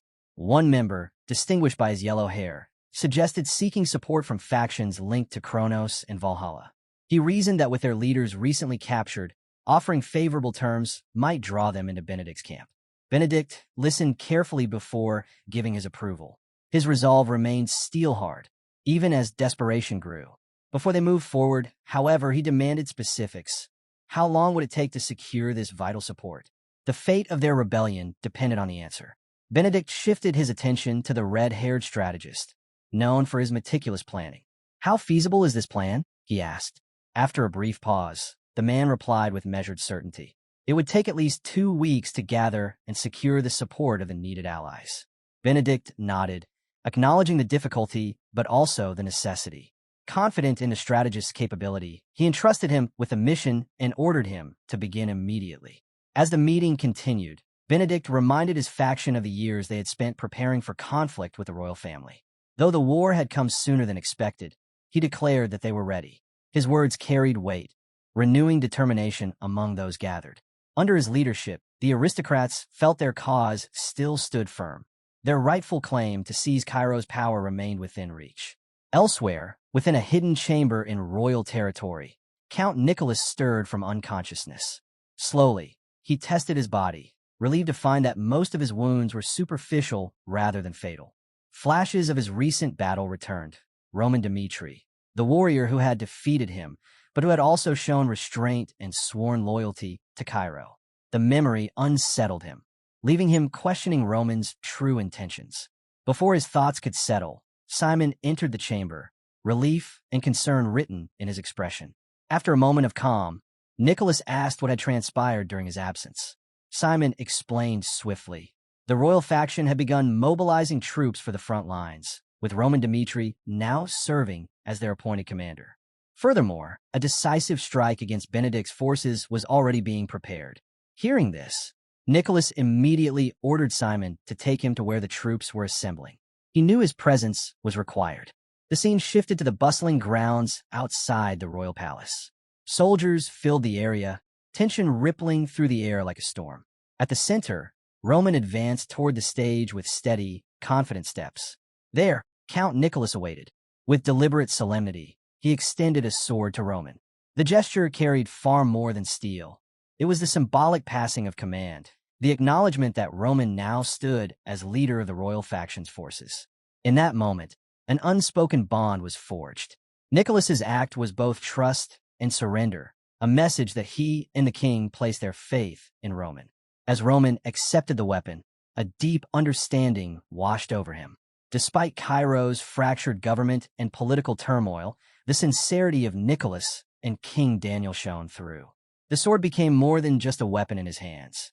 It was a symbol of loyalty, resilience, and the values that endured even in chaos. Gripping the hilt tightly, Roman turned to face the gathered soldiers. His voice rose, filled with determination as he began to speak of Cairo's struggles, its trials, and the hardships they had all endured. Roman's voice rang steady and resolute as he declared that the time had come to set things right, to strike down those who had shattered Cairo's peace. The sword in his hand was no longer just steel. It had become the symbol of authority and justice, the instrument that would restore balance to a city drowning in unrest. He spoke of the pain the people had endured, of families torn apart and lives lost. That sorrow could never be erased, but he promised that through their unity, they would carve a path toward a future free of such suffering. His vow of retribution sparked a glimmer of hope in hearts that had long been heavy with despair. Roman looked upon Nicholas and King Daniel, seeing in their eyes a sincerity that mirrored his own determination. Raising the sword high, he turned to the soldiers before him and declared that he would stand at the very front of the battlefield. He called upon them to place their trust in him, to fight as one body, one will, for the future of Cairo. If we stand together with one purpose, he said firmly, then victory will soon be ours. A signal blazed across the sky, marking the beginning of a new chapter. The soldiers erupted in unison, chanting Roman's name with fervor. In that moment, he ceased to be just a warrior. Roman Dmitri became a symbol, a rallying figure of justice and order for all who sought to reclaim their kingdom. The story pressed forward. Now in full command, Roman led his forces toward the aristocrat's palace. Flare weapons lined their flanks, a calculated move that revealed the careful precision behind his strategy. His orders were clear and uncompromising. Speed was their greatest weapon. There would be no time wasted building defenses, no drawn-out stalemates. They would strike swiftly and decisively, denying the enemy any chance to adapt. Every moment we delay, Roman warned, gives the aristocrats another chance to maneuver. End it quickly, and they will have no options left. Across the battlefield, within the aristocratic camp, their commander Cameron prepared his troops for what was to come. Watching closely, he quickly realized the significance of the flares.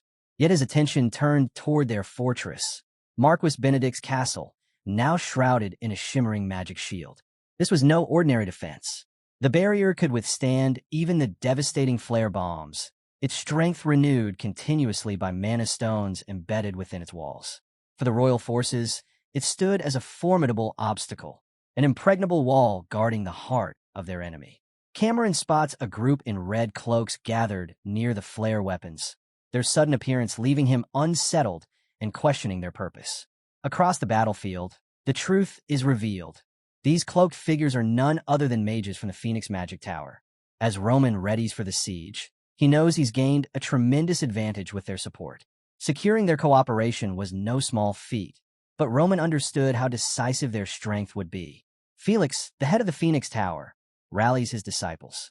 He reminds them of Roman's past kindness and declares this battle their chance to repay it. With resolve, Felix promises to prove the might of the Phoenix Tower, ranked 13th among the continent's magic towers. Acting as one, his mages pour their mana into the flare weapons, amplifying them far beyond their normal limits. The royal army unleashes the empowered weapon, and the result is devastating. A thunderous explosion crashes into Benedict's castle, shaking the air. Cameron stares in disbelief as the once sturdy shield begins to splinter under the pressure. Urgency sweeps through his ranks. No one expected the barrier to falter this quickly. A messenger bursts in, reporting that the protective circle is rapidly collapsing. If no reinforcements arrive, the aristocratic camp won't withstand the continuous bombardment. Cameron clenches his frustration. Why would the Phoenix Tower, famed for its neutrality, side with Roman? Pushing those thoughts aside, he orders emergency measures. Mana stones are hurled into the weakening circle, straining to reinforce the barrier. Every last effort is made to buy more time. The unexpected alliance between Roman and the Phoenix Tower threatens to tip the scales completely, but Cameron steels himself. He refuses to back down, no matter the cost. Not far from the chaos, Simon watches, stunned by the sudden appearance of an army of magicians. Chris, standing beside him, explains that the Phoenix Tower has recently established itself on Dmitri lands. Simon can hardly believe it. A tower that had always kept neutral is now taking sides. Their very presence in Dmitri territory suggests a loyalty that cannot be ignored. As Simon tries to make sense of it all, Chris clarifies further. The Phoenix mages have pledged themselves to the Dmitri family. This revelation leaves Simon unsettled, unable to fully grasp the deeper motives behind their allegiance. Chris explains that this loyalty comes from Dimitri's resolve to become Cairo's sword, a stance that drew the Phoenix Tower to his side. Simon watches as the mages methodically prepare the flare weapon once more, their amplification spells weaving into it with precision. The sight unsettles him. The Phoenix Tower, an institution revered across the continent, choosing to bind itself to a single noble house signals a shift that could reshape the balance of power. Questions whirl through Simon's mind. What role does Roman truly play in all this? How deep does Dimitri's influence reach? And who exactly is the figure pulling the strings behind these alliances? The answers remain out of reach, leaving Simon uneasy as the battlefield crackles with mounting tension. The focus then turns to Roman. From his perspective, the strength of the Dmitri family is becoming undeniable. In his eyes, King Daniel's decision to align with them is a masterstroke that guarantees success in the war ahead. With firm resolve, Roman commands his soldiers to advance, insisting that no obstacle can halt their momentum. The flare weapon is readied once again, and his unwavering gaze reflects absolute conviction in the justice of their cause. As the sun sinks behind the horizon, exhaustion sweeps across both camps. Soldiers on either side steal what rest they can, their bodies aching for a moment's peace amid the chaos. Within the stone halls of Benedict Castle, the air is heavy. Benedict gathers with his fellow aristocrats in a dimly lit chamber. His concern is clear as he asks whether they can withstand the royal faction's relentless assault. Silence follows until one grim voice breaks it. If things continue at this pace, their defenses will crumble in just 10 days. Benedict's expression hardens at the grim forecast. Is this all we can muster? Is this truly our limit? He demands, turning to Viscount Owen, the yellow-haired noble seated nearby. He seeks news of Baron Winston, the man upon whom so much now rests. Owen answers with solemnity. Their forces have already pushed into the northeastern frontier. Benedict presses for details, demanding to know if there's any chance to turn Dimitri's strategy against him. Confidently, Owen assures him that Baron Winston, a commander of rare talent, will not fail. He predicts victory within 3 days. Hearing this, Benedict makes his decision. Once Winston evaluates Dimitri's forces, he will relinquish his own authority entirely, entrusting it to Winston's command. In Benedict's mind, their survival and their triumph depends on it. The story shifts to Baron Winston's camp, where the atmosphere is tense, every soldier waiting for his command. A scout steps forward, handing Winston a map marked with vital information. Studying it carefully, Winston spots Count Adelon's estate, a location of critical importance. The soldier adds that intelligence from the main forces places the estate about 10 days' march away. If they aimed directly for Dmitri's stronghold, the time would be dangerously short. Winston falls into thought. A reckless move could spark a wider feudal conflict, something they cannot afford in their fragile state. Instead of charging ahead blindly, he devises a careful strategy, one designed to conserve resources while increasing their odds of victory. As night settles, he maps out a route through 3 territories: Adelion, Rala, and Conrad. Unlike the northeastern lands under Dimitri's strong influence, these areas hold more uncertain loyalties. Adelion, a bustling hub of trade, has always favored neutrality, avoiding entanglement in political disputes. Baron Rala and Viscount Conrad, however, carry grudges against the Dmitri family, a factor Winston hopes to use to his advantage. To secure their cooperation, Winston sends envoys to approach the lords directly, offering support from the aristocratic faction in exchange for their allegiance. Rewards and fairness are promised, should they commit. Before long, reports return with success. Each lord has agreed. Diplomatically, it is a significant victory. Under the cover of dense forests, Winston leads his forces forward. Among the ranks, a red-haired soldier voices suspicion, worrying the lords may be luring them into a trap. Winston, steady and composed, reassures him. Even if it were a trick, Dimitri's strongest warriors are tied down by Benedict's siege. What remains are scattered border outlaws, no match for his elite troops. With open plains surrounding them, Winston argues, they can crush any rebellion swiftly. His confidence settles the troops, and they begin to trust his judgment fully. But the calm doesn't last. Their march is abruptly cut short when Dimitri's forces suddenly emerge from the shadows, surrounding them with precision. A voice breaks through the tension. It's Jonathan, one of Dimitri's men. He calls them out, accusing Benedict and Winston of treason, and warns of the dire punishment awaiting if they resist. Winston steps forward without hesitation. His voice is firm as he denies the charge outright. Benedict, he declares, is no traitor. The standoff hangs by a thread, both sides bracing for the clash. Winston tries one last gambit, offering Jonathan a deal. If Dimitri's forces allow them safe passage, he promises that Marquis Benedict will treat them with goodwill and acceptance. But his warning is sharp. Any aggression will be answered with swift and merciless retaliation. His hand tightens around his aura sword as he prepares for battle. Jonathan doesn't flinch. Instead, he turns to Mr. Knox, a fifth circle mage from the Phoenix Tower, infamous for his destructive magic. Knox answers with a devastating display, unleashing a blazing fire cannon that annihilates a dozen soldiers in an instant. The battlefield erupts as Jonathan gives the order to attack, and Dimitri's troops surge forward with overwhelming force. Winston fights back desperately, but it becomes clear he is facing an enemy unlike any he has met on the Western Front. Jonathan's mastery of the Azura sword technique cuts through Winston's defenses with precision and deadly speed. In a single, crushing strike, Winston is struck down, his army collapsing under the sheer might of Dimitri's forces. Days later, the consequences are felt at Marquis Benedict's castle. Relentless flare weapon strikes have left the fortress in ruins. The protective barrier is shattered, walls crumble, and fear spreads among the defenders. Seeking answers, Benedict demands a report. The news he receives is grim.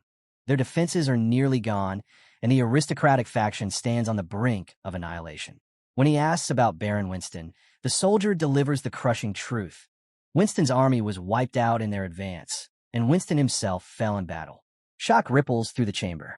Without Winston's leadership, hope dwindles and despair sets in.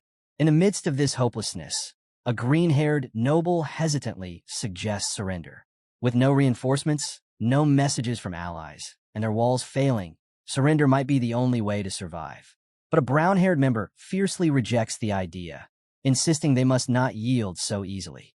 After Roman Dimitri's crushing victory and the aristocrats' downfall, the brown-haired noble proposes an even bolder course. He urges Benedict to abandon thoughts of siding with another faction and instead pledge allegiance directly to the empire itself. Benedict, confused, presses for clarification. The noble lays it bare. The war is lost. Their only chance at survival is to submit to the empire, even if it means becoming one of its colonies. Realizing the severity of their situation, Benedict makes his decision. He orders immediate contact with Kronos and resolves to lead the negotiations himself. Soon after, Baron Charlton of the Kronos Empire appears through a magic call. But Charlton's response cuts deep. Kronos now recognizes Gregory, not Benedict. Suspicion lingers in his words as he questions why Benedict suddenly seeks the Empire's support. Benedict, unfazed by Charlton's suspicion, lays out Cairo's grim reality. He speaks of the turmoil caused by the royal family, the imprisonment of Gregory and his allies, and the chaos threatening to tear the kingdom apart. Aligning with Kronos, he argues, would not only stabilize the empire, but also serve their shared interests. Charlton, intrigued by his reasoning, agrees to lend support to the central government. Seizing the moment, Benedict presses further, urging Kronos to strike Cairo's weakened western front. Charlton accepts without hesitation. Within just half a day, 3 defensive lines crumble, 2 already falling into enemy hands. At the same time, Benedict reaches out to King Daniel through a magical call. With a confident tone, he asks if the king is pleased with the gift he has presented. Instead of gratitude, he is met with Daniel's anger and confusion. The king demands to know why Benedict has drawn the empire into their kingdom's conflict, warning of the dangerous consequences. But Benedict remains calm. He insists there was no other option if he wanted to protect his faction. He challenges Daniel to stop hesitating and choose their path forward. 2 options lie before the king: abandon Cairo and cast Benedict aside, or stand and defend the kingdom by sending reinforcements to the western front. With the fate of Cairo hanging in the balance, Benedict urges him to decide wisely. When the call ends, Daniel is left shaken. The man he once affectionately called Uncle has become the very force dragging Cairo toward collapse. Alone in the silent palace halls, Daniel realizes the kingdom is standing on a knife's edge.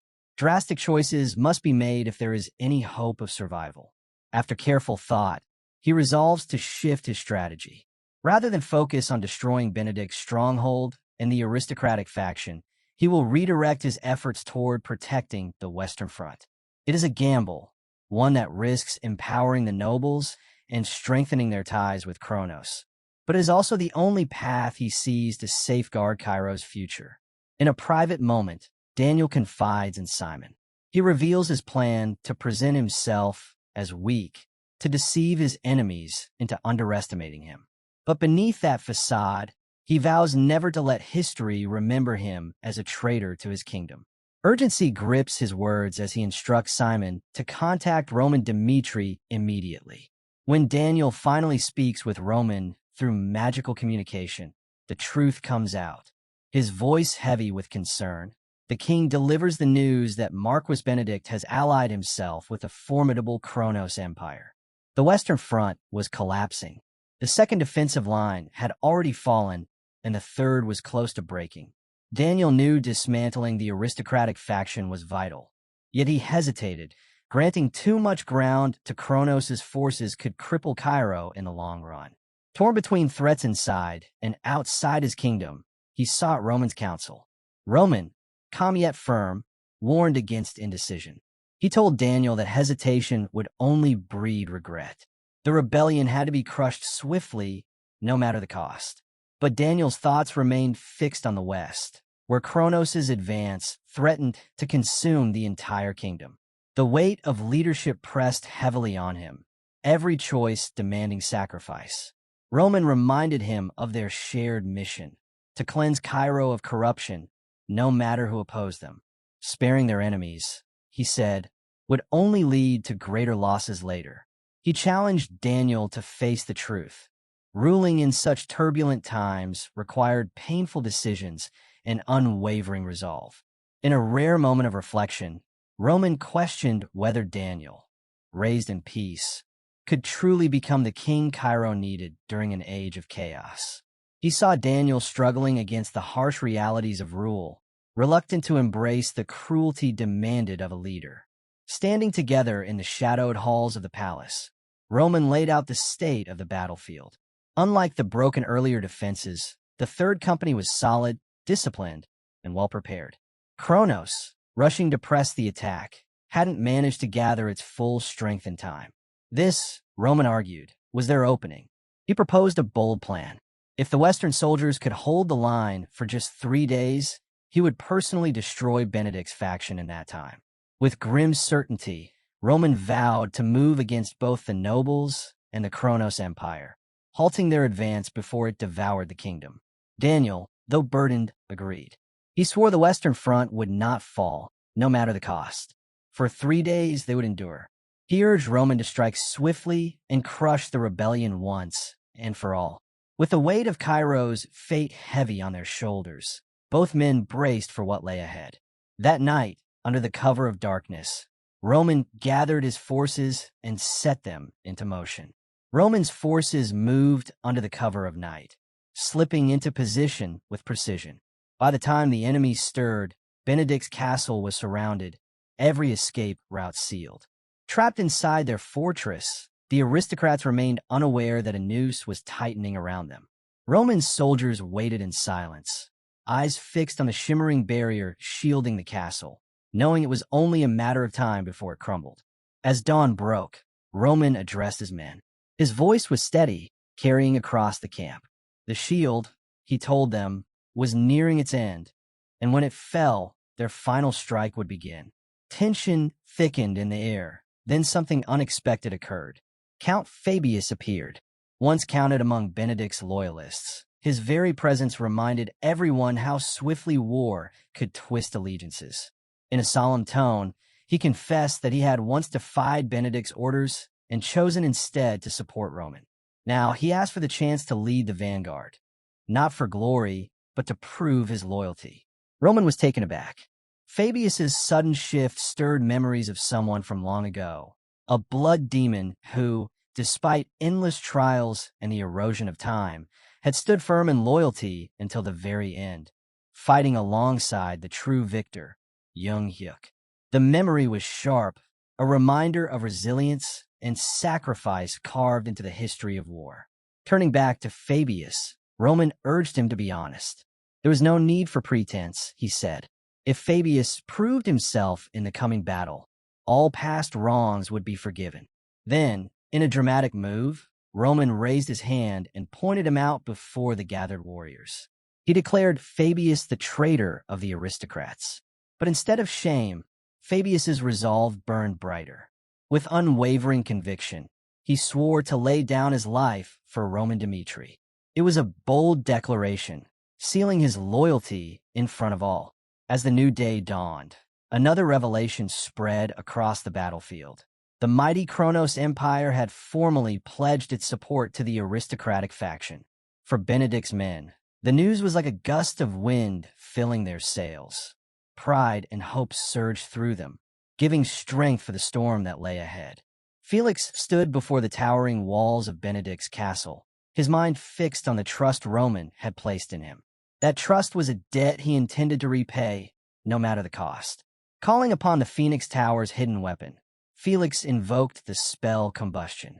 From the skies above, a blazing dragon took shape, its presence so immense that even the enemy soldiers faltered in shock.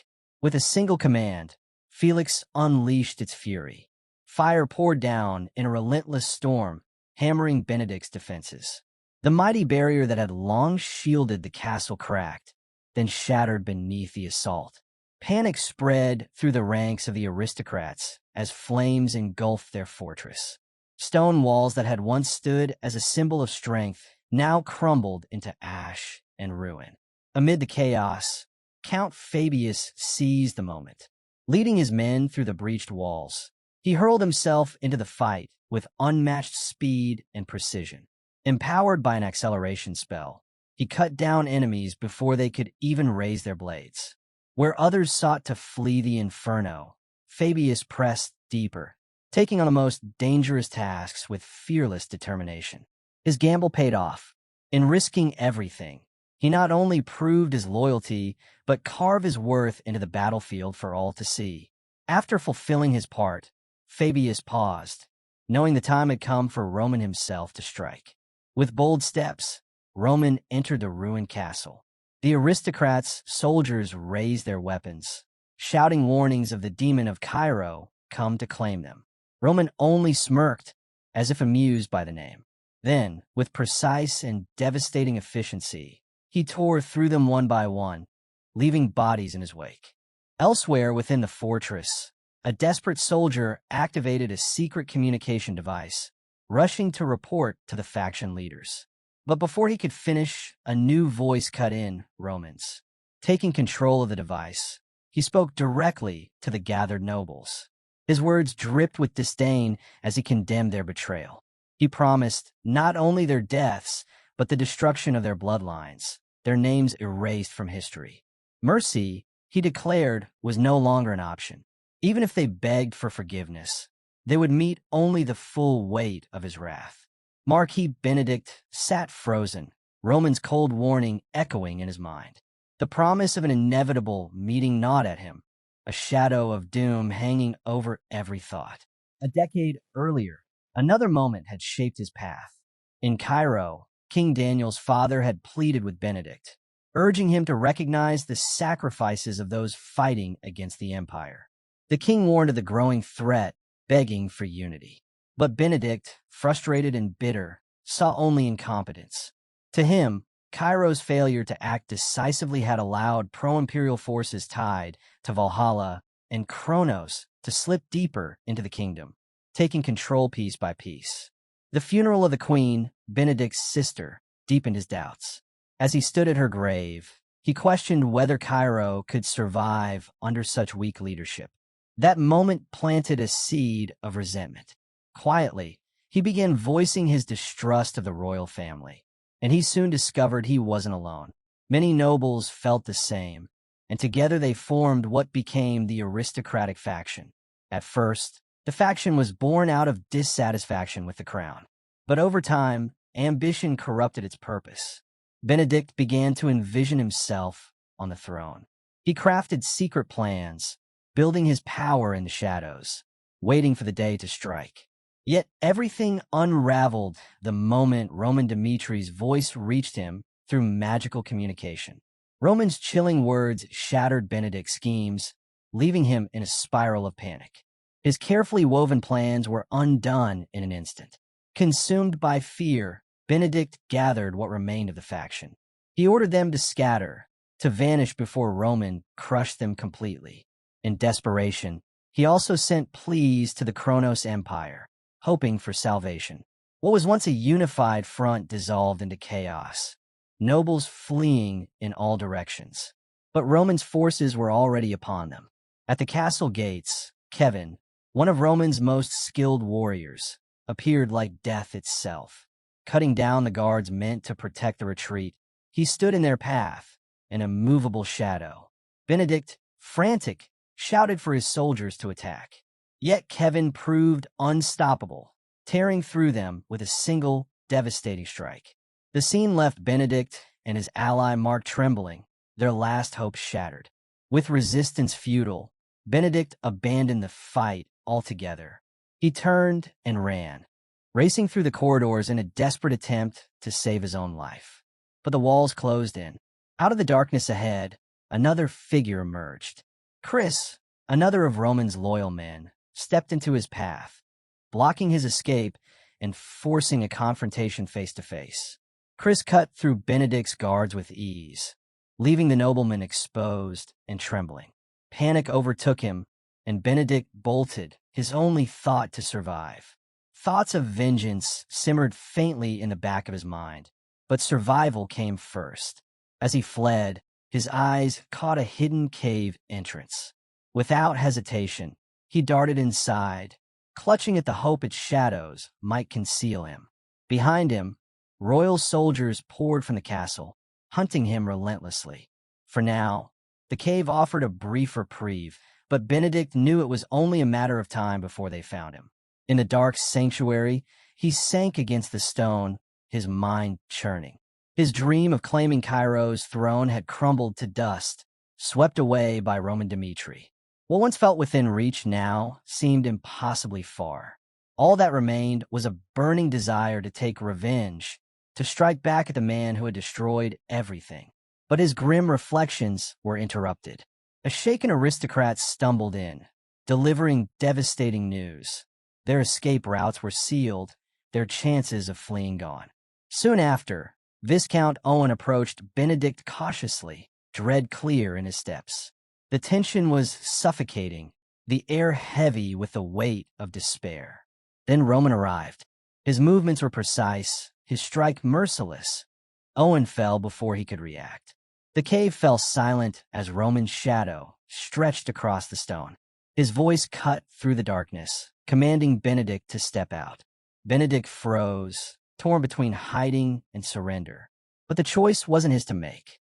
With no escape, he emerged from the shadows, fully aware his fate now rested in Roman's hands.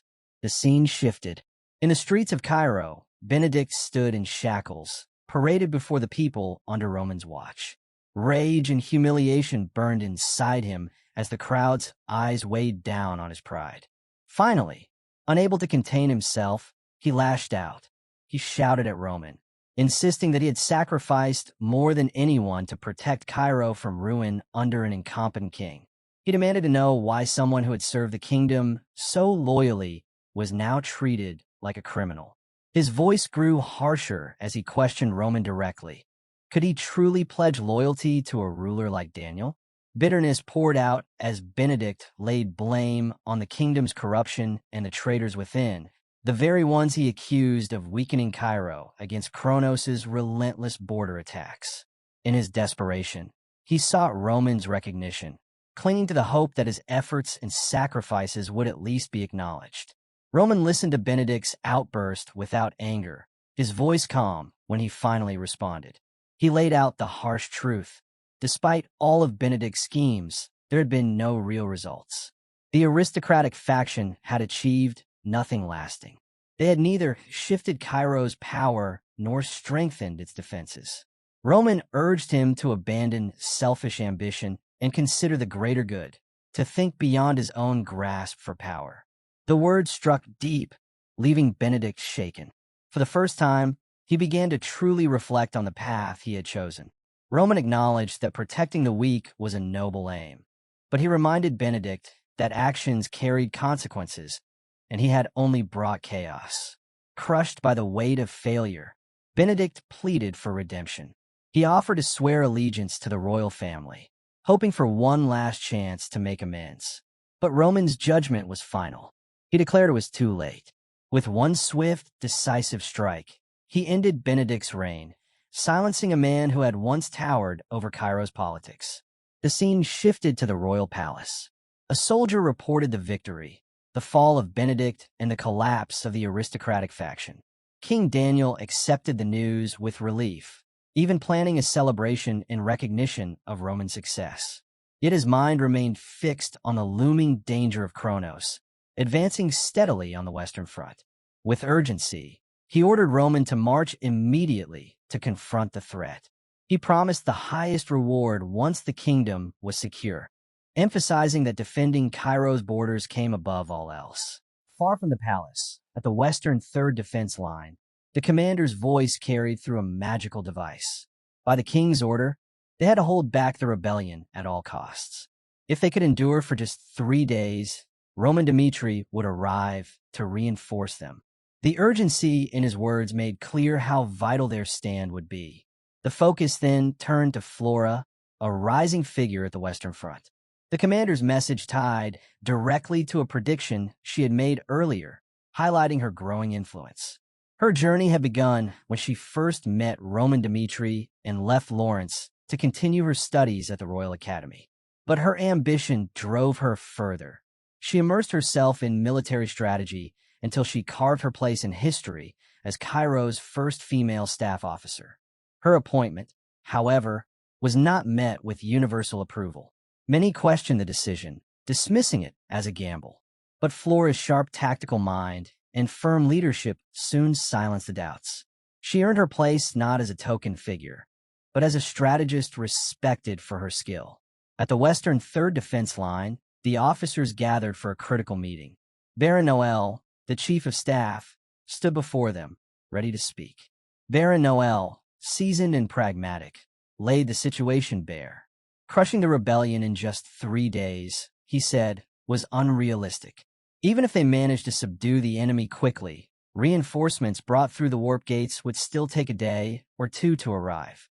The timeline was against them, and the officers fell into uneasy silence, their confidence shaken by the grim reality. Then Flora spoke. Her calm voice cut through the doubt, carrying a confidence that caught everyone's attention. She offered a different perspective, one that challenged Baron Noel's cautious outlook.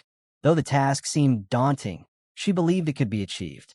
Roman Dmitri had set the 3-day deadline, she guessed, but she was convinced the true battle would take no longer than 5. Count Vandenberg, commander of the Western Front, pressed her to explain. Flora spoke from experience, describing Roman as someone impossible to measure by ordinary standards. He was unpredictable, decisive, and capable of feats others could not imagine. Her conviction steadied the room, offering a flicker of hope. Still, Vandenberg wasn't fully convinced.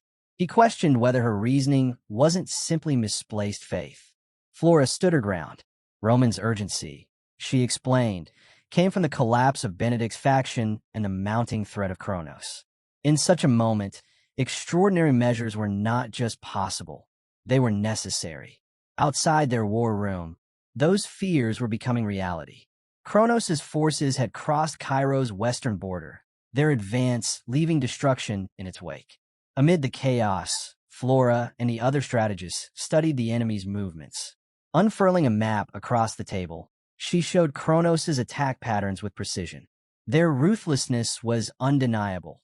Close-quarters fighting to overwhelm defenses, paired with war mages strategically placed to break resistance where it mattered most. Vandenberg's expression hardened as he listened. The mage towers troubled him most.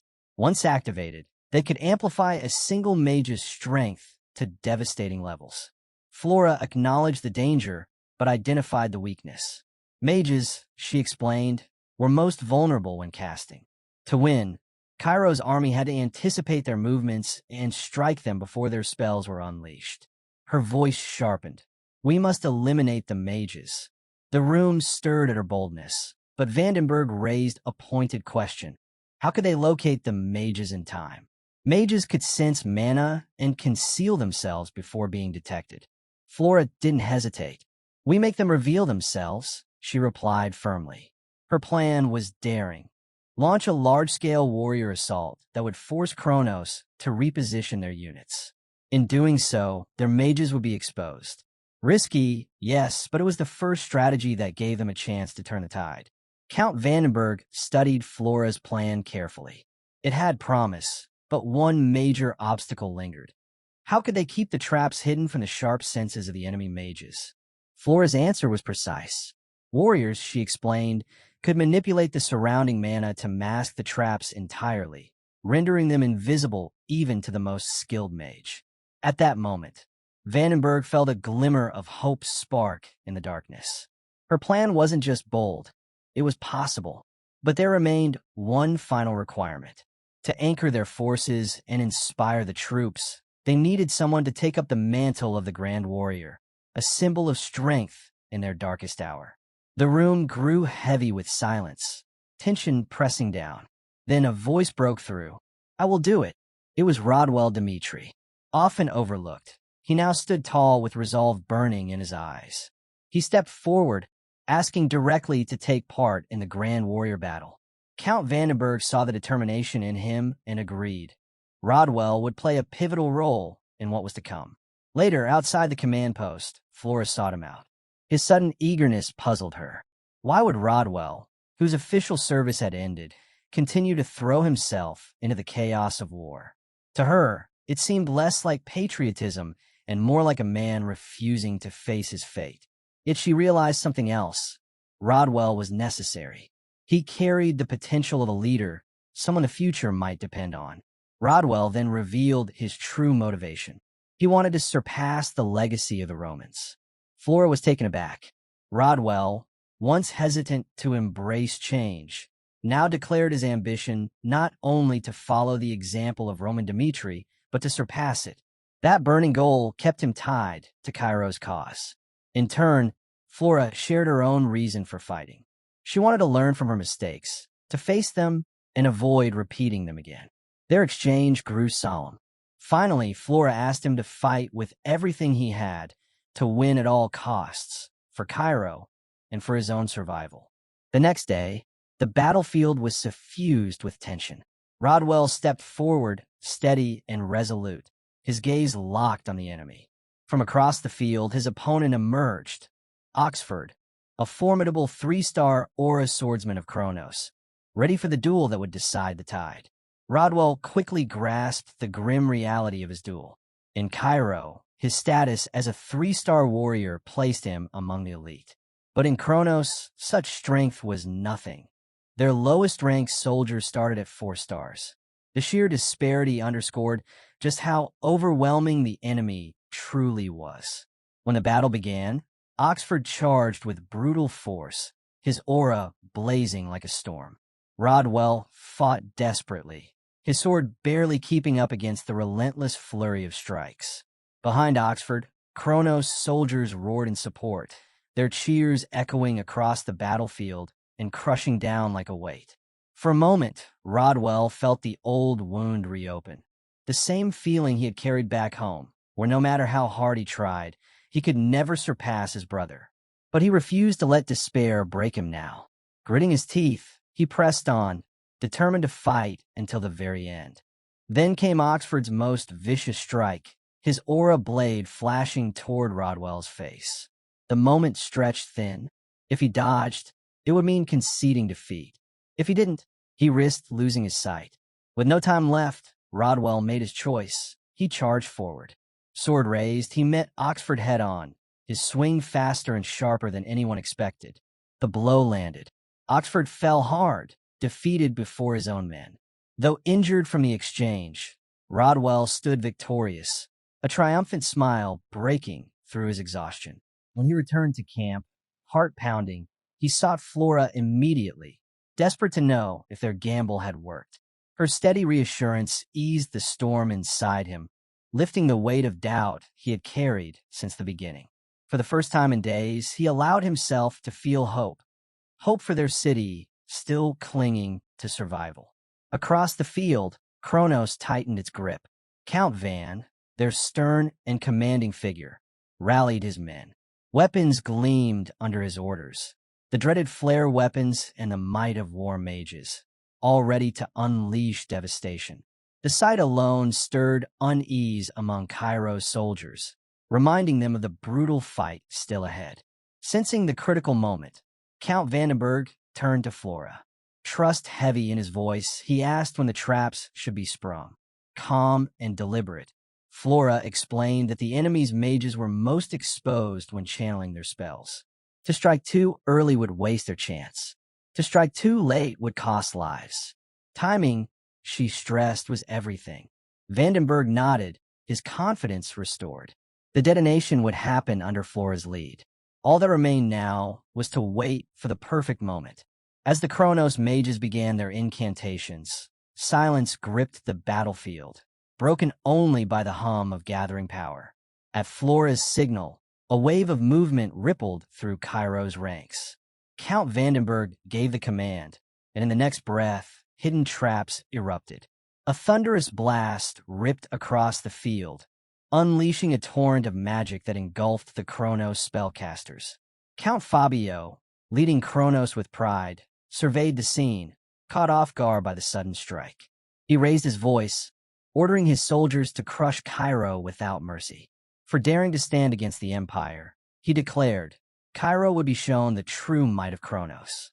The Kronos army surged forward with unshaken resolve, their blades and banners cutting through the dust.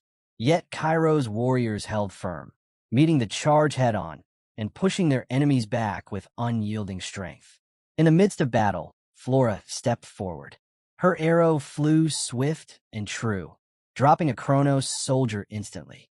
Her voice rang out above the chaos, rallying her comrades. She reminded them that without their mages, Kronos was weakened, and Cairo now held the advantage. Her call carried through the battlefield, steadying the hearts of her people. But within the city walls, families cowered together, fearful as Kronos pressed hard against Cairo's defenses.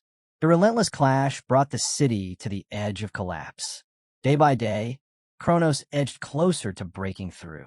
By the third day, the tide began to shift. From the west, Lord Roman Dmitri's forces stormed onto the field. At the sight of his banners, Kronos faltered, panic spreading through their ranks before retreat took hold. In Cairo's war room, the commanders gathered. Count Vandenberg marveled at how swiftly Roman's arrival had crushed the rebellion and offered his gratitude. Yet Roman, stern and composed, warned them not to grow complacent. The war, he said, was far from finished. Puzzled, Vandenberg asked why more troops were necessary. Roman leaned over the map, tracing the bold advance Kronos had made into Cairo's lands. Waiting passively, he explained, was no longer an option. With the king's blessing, Roman declared that he would lead the counterattack, driving Kronos back with force. Roman ordered the commanders to ready the troops, declaring that they would not simply defend anymore. They would chase down the invaders and drive them back. The bold shift in strategy caught many off guard. Among them was Rodwell, stunned by the change in his older brother. He remembered a very different Roman, careless, reckless, drowning in bad habits, and often tangled in tavern brawls. The man standing before him now, calm and resolute, felt almost like a stranger. Yet there was no denying it was Roman. Rodwell, who had spent his life guarding the Dmitri name on the Western Front, felt his own efforts dim in comparison. Once seen as the family's hope, he now wrestled with a heavy sense of insignificance.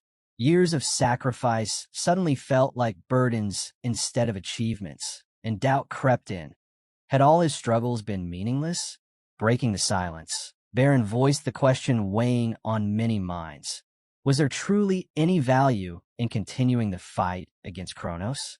His words struck deeply, echoing the doubts stirring inside Rodwell. Flora stepped in with her usual straightforwardness, reminding everyone of the toll already taken on their soldiers. Days of battle had drained them, and pushing forward recklessly would only bring greater losses. Count Vandenberg, ever the strategist, offered a steady perspective. The Western Front, he reminded them, was more than just a battlefield. It was the shield protecting Cairo's people. Their goal wasn't simply victory, but the lasting safety of their homeland. Then he spoke, grounding the room with a sobering reminder.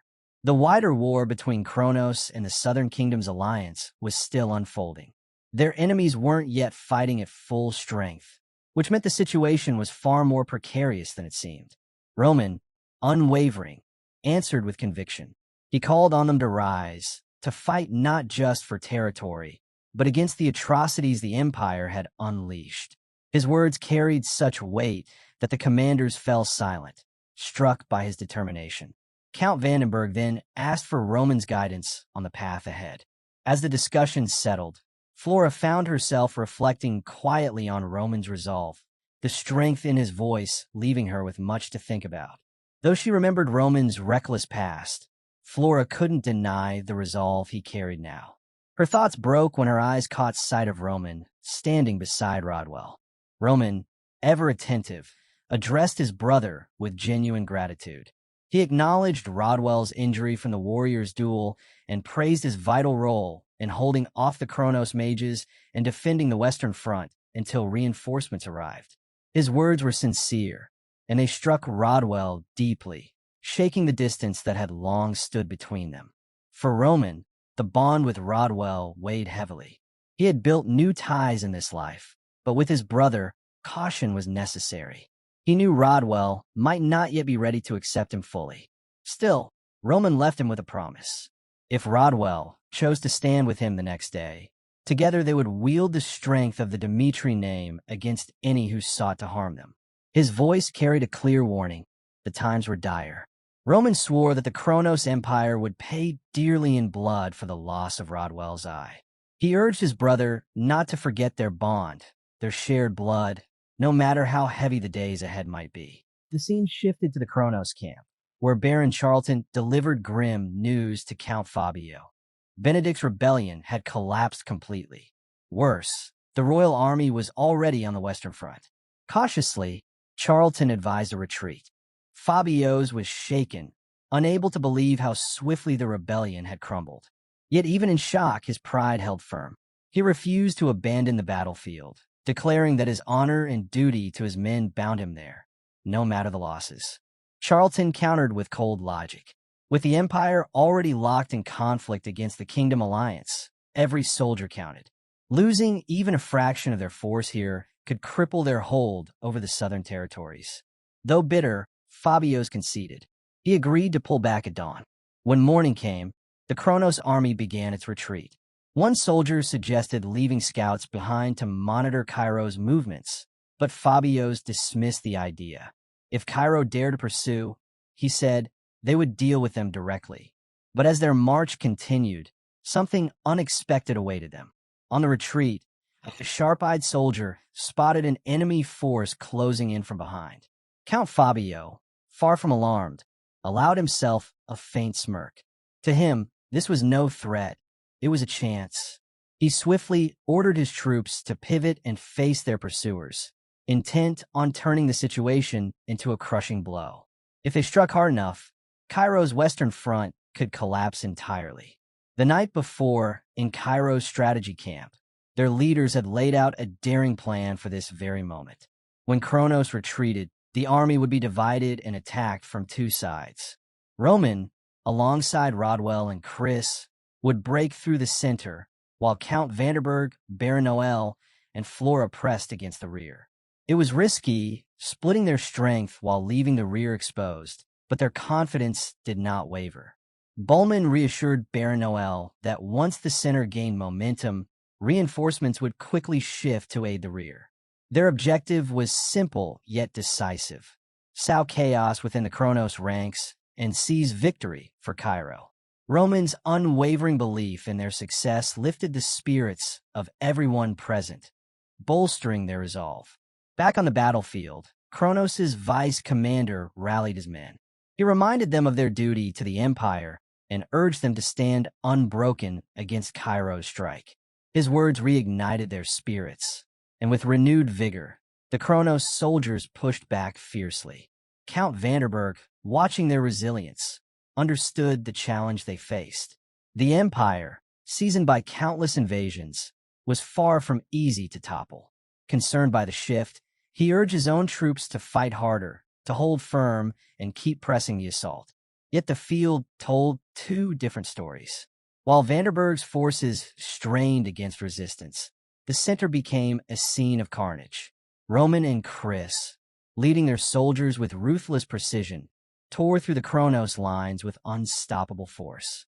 Rodwell, caught in the thick of it, could scarcely believe his eyes. The Dmitri troops, once considered strong, now seemed like an overwhelming storm, far beyond what he'd ever imagined. Watching their relentless advance, his thoughts drifted back to a memory. He recalled the night Roman had asked him to join their cause, vowing to reveal the true power of the Dmitri name. At the time, Rodwell hadn't understood. But here, amid the chaos, the meaning of those words began to take shape.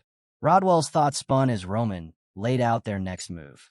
Chris was ordered to split off with a unit and strike the rear, while Roman would intercept the approaching Kronos soldiers from the flank. The sudden division caught Rodwell off guard.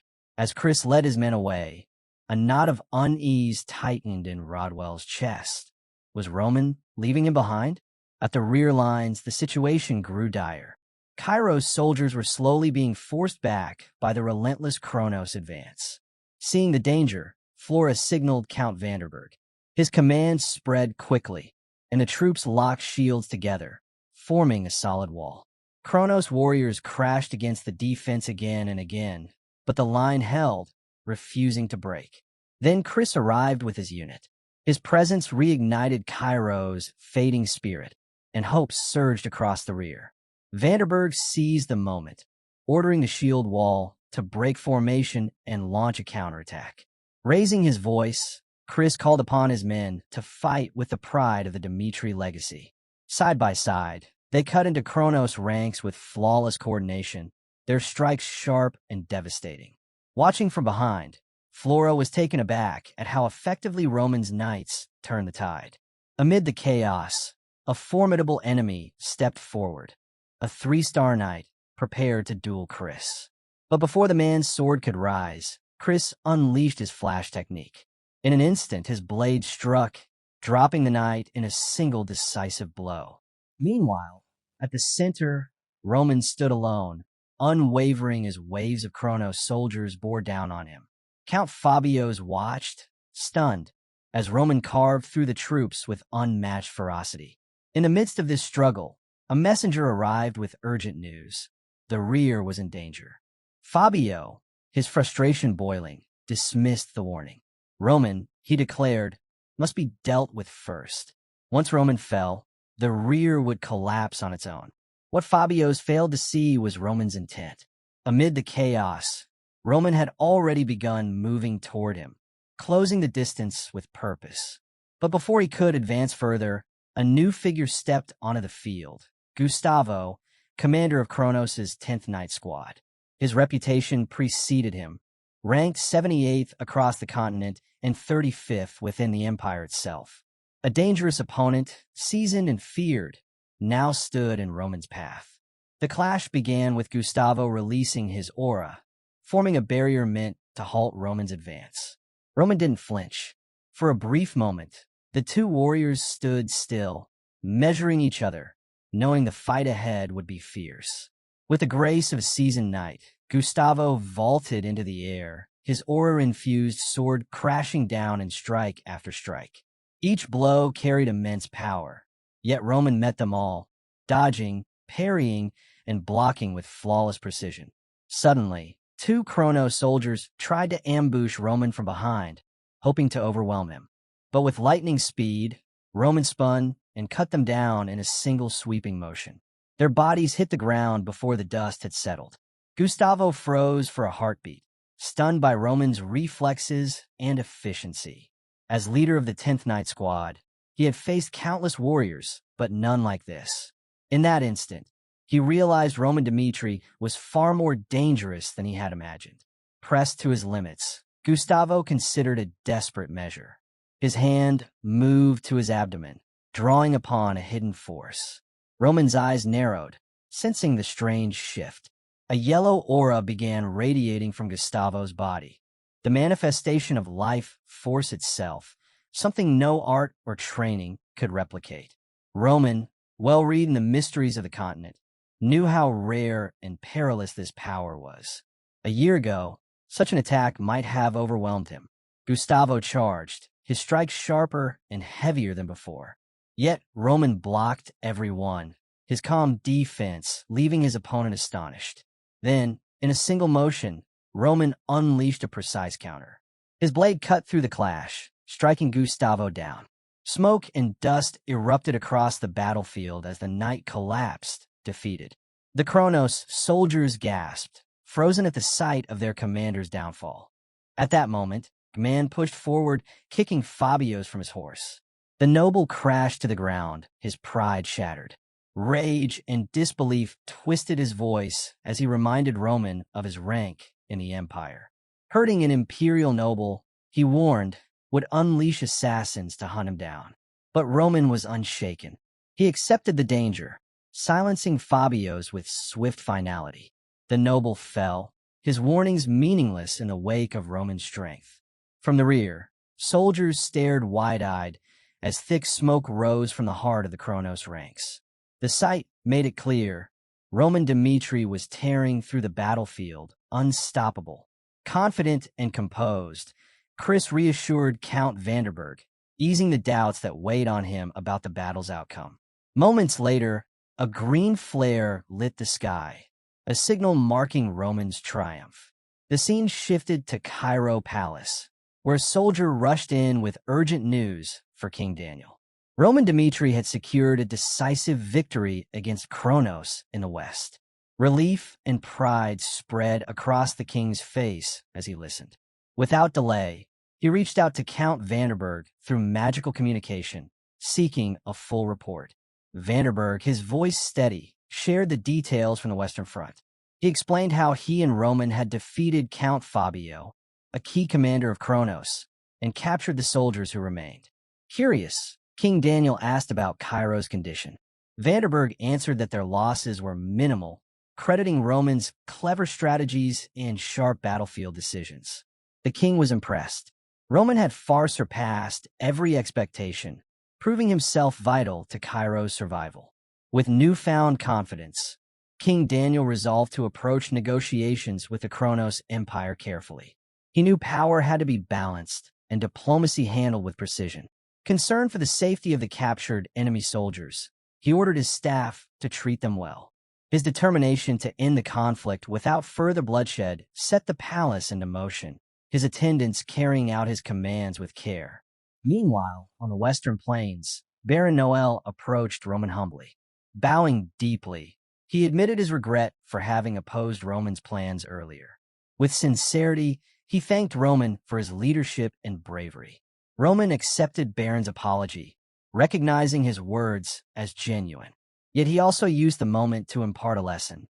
In the chaos of war, he said, relying on only one perspective could be dangerous. Differing opinions and opposing voices were necessary to reach the right decisions. What had once been a disagreement, Roman explained, had actually brought clarity. Baron Noel, moved by Roman's wisdom, then shared the latest development. Cairo had secured numerous Kronos prisoners, a victory that could serve them well in the coming negotiations. Roman, however, remained cautious. Drawing on his knowledge of the empire's ambitions, he warned that the path ahead would not be simple. The negotiations, he predicted, would be anything but easy. Roman doubted the talks would unfold peacefully. He reminded the commanders that Kronos' history was built on aggression and conquest, and their pride made it certain they would demand retribution. In war, he explained, battles might begin over reasons, but in the end, it was the struggle for power that decided everything. His words carried a chilling truth. The empire now faced an uncomfortable reality. A smaller nation like Cairo had defeated them, and that fact alone would send tremors through Kronos' core. Baron Noel, visibly shaken, turned to Roman, uncertain of Cairo's next step. With calm certainty, Roman answered. Cairo had no choice but to face the consequences head-on. Retreating now would only invite greater disaster. Negotiations were inevitable, and Cairo must be prepared. Meanwhile, inside the royal chambers of Cairo, King Daniel engaged in a magical conference with Baron Charlton of Kronos' foreign ministry. Speaking with the authority of the empire, Charlton outlined their stance. Kronos' invasion, he claimed, was ordered by Duke Benedict. With Benedict defeated, the army had withdrawn, but Cairo's retaliation had gone too far. The deaths of Count Fabios and Captain Gustavo, both honored figures in the empire, were branded as excessive brutality. Though he acknowledged Cairo had been at war, King Daniel pressed the moral question back on Charlton. Kronos had struck first, he argued, and fairness demanded that their aggression be recognized as the root cause. If Kronos refused fair dialogue, Daniel warned, Cairo would not hesitate to bring the matter before the international community. Charlton's response was sharp. He told Daniel to do as he wished, but made clear that the empire had no intent to negotiate. Instead, he delivered an ultimatum. Roman Dmitri, the man responsible, must offer up one of his arms. He was to travel to the empire, kneel, and atone with his blood. Only then, Charlton said coldly, would Kronos consider letting the matter rest. The demand struck King Daniel like a blow. Shock and fury warred within him as he grasped the weight of the empire's insult. Charlton pressed further, warning that refusal would mean full-scale war. The decision, he declared, must be made within 10 days. As the communication ended, silence filled the chamber. King Daniel's frustration burned, humiliated by Cairo's position, yet bound by the risk of war. Then Prime Benner stepped forward with heavier news. Kronos now viewed Roman Dmitri as a long-term threat. But the king would not waver. Fiercely, he defended Roman, calling him a hero of Cairo and a man who had won the people's loyalty beyond question. The threat aimed at Roman forced King Daniel to act decisively. Wasting no time, he ordered Roman to be summoned, knowing he needed to hear directly from the warrior who had carried Cairo through its darkest hour. The kingdom's future was uncertain, and only a frank conversation with Roman could guide the next step. 2 days later, Roman stood before the throne. The weight of the moment was unmistakable. King Daniel laid out everything: Baron Charlton's harsh ultimatum and the peril it carried for Cairo. With worry clear in his tone, he asked Roman for counsel. Roman's reply was firm. To accept Kronos' demand, he said, would strip Cairo of its dignity and reduce it to a subject state. Instead, he proposed something bold. He himself would go to the empire to confront the matter directly. His offer showed not only resolve, but also a willingness to sacrifice for Cairo. The king faltered. Sending Roman into the empire's heart was dangerous. Kronos wanted vengeance, and the risk of losing their strongest champion was too great. The room grew tense, the air heavy with uncertainty. At that moment, Count Fabius stepped forward with a suggestion. Rather than risking Roman's life, another could serve as envoy to defend Cairo's position. His calm words opened a new path. King Daniel, intrigued, asked plainly if Fabius meant himself. The count confirmed it without hesitation, declaring he was ready to stand as Cairo's voice before the empire. The king considered carefully.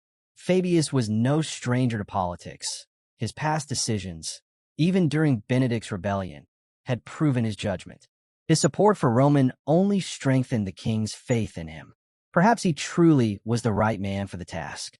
Yet the danger remained undeniable. With a searching look, the king asked if Fabius truly understood the risks. Fabius's answer was resolute. He pledged to do everything within his power to see the mission through. Turning to Roman, King Daniel sought his opinion. The scene shifted. Roman and Fabius walked side by side down a long hallway. Roman broke the silence, his curiosity plain. Why, he asked, had Fabius volunteered for such a dangerous task? Roman pressed Fabius for his true reasons. What drove him to accept such a dangerous responsibility? Fabius did not hesitate. He spoke plainly, knowing Roman might doubt the word of a man once branded a defector. Yet he swore his loyalty, promising to serve Roman for the rest of his life. This mission, he explained, was his chance to prove it. He asked Roman to see his decision not as reckless ambition, but as a step towards strengthening their bond. Fabius was realistic. He did not expect to be treated as a trusted advisor. Instead, he wanted to be used in whatever way best advanced Roman's goals. Then came his ambition, laid bare. Fabius desired a life of power, wealth, and honor at Roman's side, and he was unashamed of saying so. His words were direct, almost daring. Roman, caught off guard by such honesty, found himself impressed. Fabius's understanding of their roles, lord and servant, was clear, and his request to join Roman's inner circle was made without hesitation. A smirk touched Roman's lips. He respected such bold clarity. Without delay, he accepted Fabius into his service, assuring him that those who stood with him would share in the rewards of his rise. Days later, as Fabius journeyed toward Cairo to begin the diplomatic mission, he crossed paths with a family member who questioned him harshly. In the quiet of the forest, the relative accused him of surviving only through betrayal, asking how long such treachery could last. Fabius answered calmly. Betrayal, he said, was often tempting when it meant siding with strength. True loyalty was not blind obedience. It was choosing to stand with those who dared to shape the future. Serving bold leaders was his way of survival and his way of gaining power. The exchange grew more reflective. The family member mused that perhaps keeping defectors close, rather than rejecting them, could be a clever strategy. Fabius agreed with a thin smile, acknowledging the truth of it, but quickly waved the thought aside, ending the discussion. As he continued on his path, Fabius reflected on his life as a defector. He admitted to himself that betrayal had never brought him joy, but it had given him survival. He had never believed anyone truly deserved his full loyalty. Yet, in the back of his mind, an unsettling thought lingered. Perhaps Roman Dmitri might be the one exception. The scene shifted to the grand imperial capital, Alexander. As Fabius approached the empire's towering castle, he could not hide his awe at its vast scale and beauty. A soldier led him inside, and Fabius's eyes caught the emblem etched into the knight's armor. Though only of the 7th order, the man radiated strength greater than even Count Nicholas. When the chamber doors opened, a suffocating weight pressed down on Fabius. Stepping into the Emperor's presence felt like entering a world far beyond his reach. Every instinct told him that one misstep here could cost him everything. The silence was crushing. Then the Emperor's commanding voice broke it. He asked if Fabius was truly Roman Dmitri. The question froze Fabius in place, his breath caught in his throat. Before he could stammer out a reply, the escorting soldier slammed him to the floor, forcing his face against the ground. The Emperor continued coldly. Roman was expected to come himself, to kneel and sacrifice his arm. Anything less would not be accepted. Without hesitation, he ordered Fabius to be taken away and declared war on Cairo. His words rolled through the chamber like thunder, heavy and merciless. Desperation drove Fabius to act. He raised his voice, boldly protesting that Cairo did not seek a full-scale war. He begged for the chance to speak directly.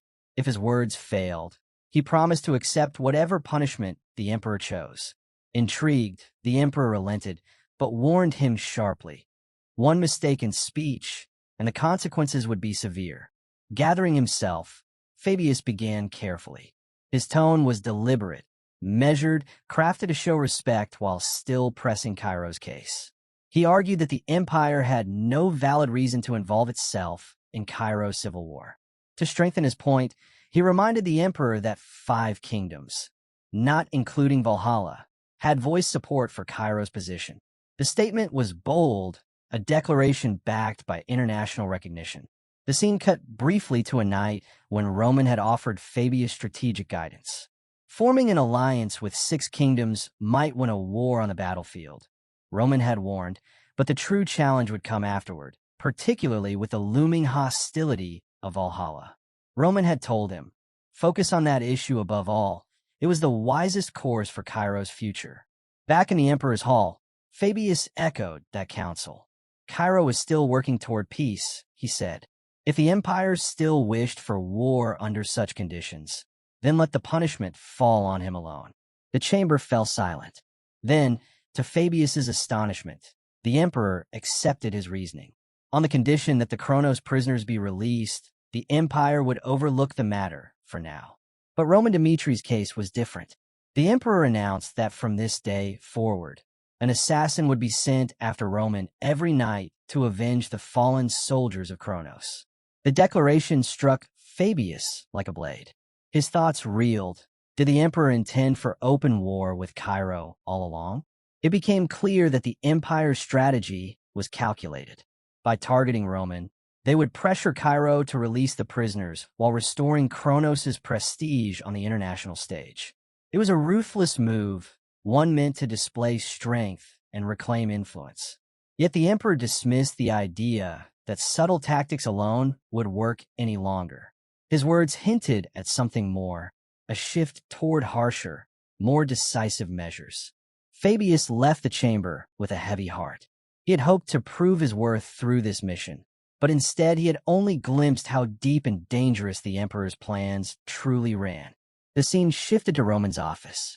With guilt pressing on him, Fabius apologized for failing to bring back better results. To his surprise, Roman commended him. Despite the circumstances, he said, Fabius had done well. Confused, Fabius asked if Roman had expected such an outcome.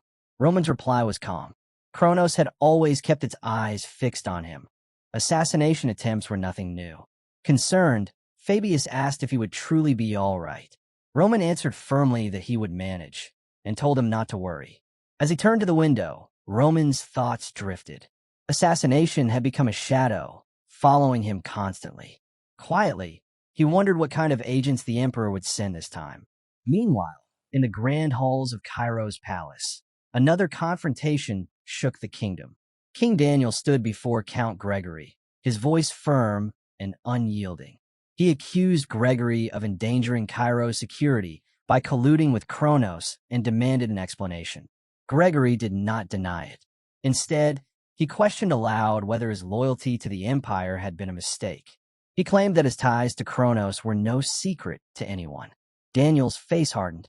Such words alone, he said, were enough to mark Gregory as a traitor. But Gregory did not waver. With boldness, he turned the accusation back, suggesting perhaps the king was the one at fault. He warned that executing him would not go unnoticed. Kronos' emperor had already sworn revenge, and such an act would only fan the flames. Instead, Gregory proposed an alternative. Send him to the empire, he suggested, rather than condemning him in Cairo. By doing so, the king could avoid drawing greater wrath upon the kingdom. King Daniel paused, unsettled. As much as he despised Gregory's betrayal, there was truth in his words. Daniel had considered executing all who carried ties to Kronos. Yet if Gregory were killed, the empire's vengeance might turn toward Roman Dmitri, the very man who had become Cairo's shield. Roman suddenly spoke up, turning everyone's attention to him. He addressed King Daniel directly, revealing that the emperor of Kronos had already declared Roman would be made to pay in blood. But Roman quickly made it clear, this wasn't the same as Count Gregory's case. He explained that Gregory's standing was insignificant compared to men like Count Fabio's or Knight Captain Gustavo, whose influence carried far greater weight. The empire's eyes were already fixed on him, Roman said, and even if Gregory was executed, it wouldn't change the path Cairo was already on. Benedict's death had set everything in motion. The collapse of Cairo had begun. Roman urged the king to think carefully, for the kingdom's future depended on this decision. Hearing Roman's words, King Daniel felt a deep respect for his loyalty.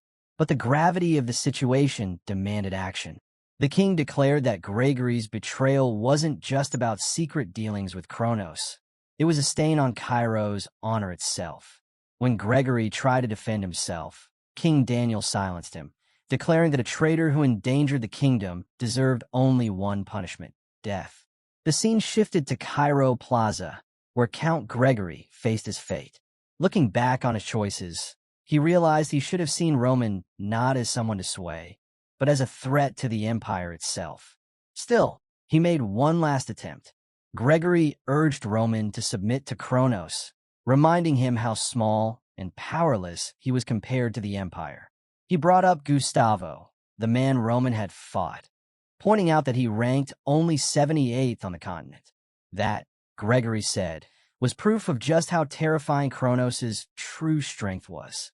He pressed on, warning about Valhalla, a place filled with warriors far stronger than Roman. Could he really stand against such enemies alone? Even if he severed ties with Kronos, Gregory warned, Valhalla would remain an unstoppable threat. If Gregory was executed, Roman's connection to Valhalla would vanish completely. But Roman's reply was calm and steady. He said he welcomed the challenge. Gregory was stunned, calling him a fool for provoking both Kronos and Valhalla, the two greatest powers on the continent. And with that, the downfall of Cairo's three great factions began. Inside the royal palace, King Daniel turned his attention to Count Vanderburg, commending him for his leadership on the Western Front. It was thanks to Vanderburg's courage and command that the Kronos invasion had been pushed back. In that war, Vanderburg had risen as a hero, earning honor for Cairo with his deeds. As recognition, King Daniel granted him the title of Marquis, along with new lands to rule. But the king's rewards didn't stop there. He honored the many who had fought fiercely against Kronos, Baron Noel, Flora Lawrence, and Roman Dmitri among them, each receiving gold for their service. Yet it was Roman whose name carried the most weight in the hall. King Daniel openly expressed gratitude to Roman and the Dmitri family, declaring that their support had been critical to the royal faction's victory. The nobles voiced their agreement, many even insisting that Roman deserved far more than just gold. Still, not all shared the same enthusiasm. Some hesitated, uneasy about granting Roman greater rewards, worried that his growing influence could disrupt the delicate balance of power among Cairo's factions.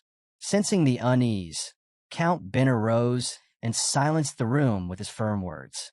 He reminded the nobles of Cairo's painful history, marred by betrayal and self-interest. He warned them not to repeat old mistakes. Now was the time to unite for the sake of the kingdom, not bicker over power. King Daniel supported Benner's call for unity. Speaking with a grave tone, He admitted the truth. The Dmitri family's power had surpassed all expectations. The war had proven it. The Dmitris were stronger than Cairo itself. Instead of treating them merely as vassals, the king declared they must be recognized as true allies, almost a nation of their own. To seal this new future, King Daniel made an unprecedented announcement. He granted the Dmitri family the title of duke, elevating their territory in the east into a full dukedom. When the Dmitris officially claimed their new rank, the king himself promised to personally congratulate them.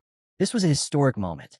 The once quiet lands of the Dmitri family were now a recognized dukedom, their place in Cairo's future secured. Word of this spread quickly across the kingdom, sparking awe and debate. Roman Dmitri, the man who had not only ended Cairo's factional strife, but also stood boldly against the might of Kronos, had changed the course of history. Out on the streets, whispers spread from mouth to mouth. People spoke in awe, wondering who could possibly stand against the unstoppable Roman Dmitri. Even the king had witnessed his strength firsthand, leaving the public to speculate just how far Roman's power reached. At an age when most were still nameless, Roman Dmitri was already stepping into greatness. Rumors claimed that Cairo's rising swordsman might soon be ranked among the top 50 fighters in the world. For the first time, his name wasn't just celebrated within Cairo, it was spreading across the continent, inspiring admiration from foreign lands. Bards carried tales of his battles, their songs echoing from city to city, each one adding to the ever-growing legend of the Dmitri family. But these rumors didn't spread naturally. They were carefully nurtured. Inside a certain mansion in Cairo, a butler reported to his master that interest in Sir Roman was growing rapidly across the continent, and before long, his fame would extend far beyond Cairo. The master, Henry, smiled with satisfaction. Their plan was unfolding just as he had hoped. Yet in Henry's mind, this was only the beginning. It had taken him 2 years to elevate a small baron's household into the powerful Dmitri dukedom, but Henry's ambitions soared higher. He dreamed of a day when Roman Dmitri would be hailed not just as a hero of Cairo, but of the entire continent. For that, Henry knew Roman's victories had to be remembered everywhere, his deeds carved into history itself. Reflecting on his own journey, Henry Albert realized how far he had come. What began as gathering a small circle of supporters for Roman had grown into something much larger. Now he stood as a lecturer at the Cairo Royal Academy, teaching the children of the nobility and receiving overwhelming praise. His household, once worried about survival, now held their heads high, proud of Henry's achievements. The true turning point came during one of his lectures. A professor, deeply moved by Henry's words, admitted he had finally grasped something important, that it was the sacrifices of Cairo's heroes on the southern front that had kept the kingdom safe. Henry's lectures had not only spread Roman's legend, but had awakened gratitude in those who had long overlooked the defenders who risked everything for Cairo. One day, Henry was struck by a sudden realization. He finally understood why people were so drawn to him. The answer was simple. They weren't truly fascinated by Henry himself, but by Roman Dmitri as seen through his words. Henry was no hero, yet his role as Roman's voice and his ties to the royal family had made him someone others respected. At first, Henry thought this admiration might be misplaced, but then he realized even scholars and nobles, like the professor from the Royal Academy, valued him highly. It was human nature to admire those who stood beside great figures. History itself was filled with such examples. Heroes remembered through the voices of the ones who told their stories. From that day on, Henry understood his purpose: to spread Roman's deeds far and wide, ensuring his name would echo through history. Later, in the quiet of his mansion, Henry reflected further. He and Roman weren't especially close, yet Henry still felt compelled to share Roman's greatness with the world. Perhaps it was fate, or simply his choice, but Henry knew this was the role he was meant to play. The scene shifted to Dmitri territory. After a long absence, Rodwell finally returned home. Walking through the familiar streets, he noticed how much had changed since he'd left. He stopped at a small restaurant and listened quietly as the townsfolk spoke with reverence about Roman's name. Hearing this, Rodwell felt a pang of displacement. The Dmitri family no longer felt like it was his. For the first time, he wondered about his place in it all. Should he remain and accept his role in the family, or leave once more and return to the Western lands? Soon after, the focus moved to Baron Romero's office, where Roman and Rodwell stood before their father. Baron Romero explained why he had summoned them. Cairo had elevated the Dmitri family into a dukedom, and with this new chapter came the question of succession. The future demanded strength and leadership, but Baron Romero struggled with the choice of who should inherit the family. Before his father could decide, Rodwell broke the silence. He declared that he wished to renounce his claim as heir. In his eyes, Roman was the one best suited to lead the Dmitri family into this new era. Rodwell made his choice for the sake of the family's future. He asked his father to release him from the role of heir. Baron Dmitri was stunned by his words, but Rodwell only requested some time alone before quietly leaving the room. Later, Baron Romero spoke to Roman in private. He recalled how, in the past, he had worried about the weight placed on Rodwell's shoulders. The Dmitri family had risen from humble origins, mocked and doubted by other nobles. Wanting to silence that doubt, Rodwell had thrown himself into training, his dedication a clear sign of his determination to prove their worth. To his father, Rodwell had once stood out as the ideal successor, someone capable of carrying the family's banner forward. But that determination had come with a cost. Instead of enjoying his youth, Rodwell had lived under the constant burden of expectation, devoting his life to the Dmitri name. Today marked the moment when his father realized the truth, that passing the role of heir to him would no longer serve the family's future. Though the decision filled Baron Romero with regret, he knew it was necessary. Turning to Roman, Baron Romero told him that he believed the future of the family rested in his hands.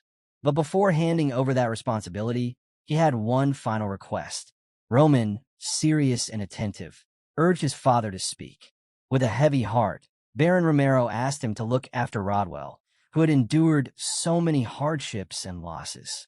It was his last wish as head of the Dmitri family.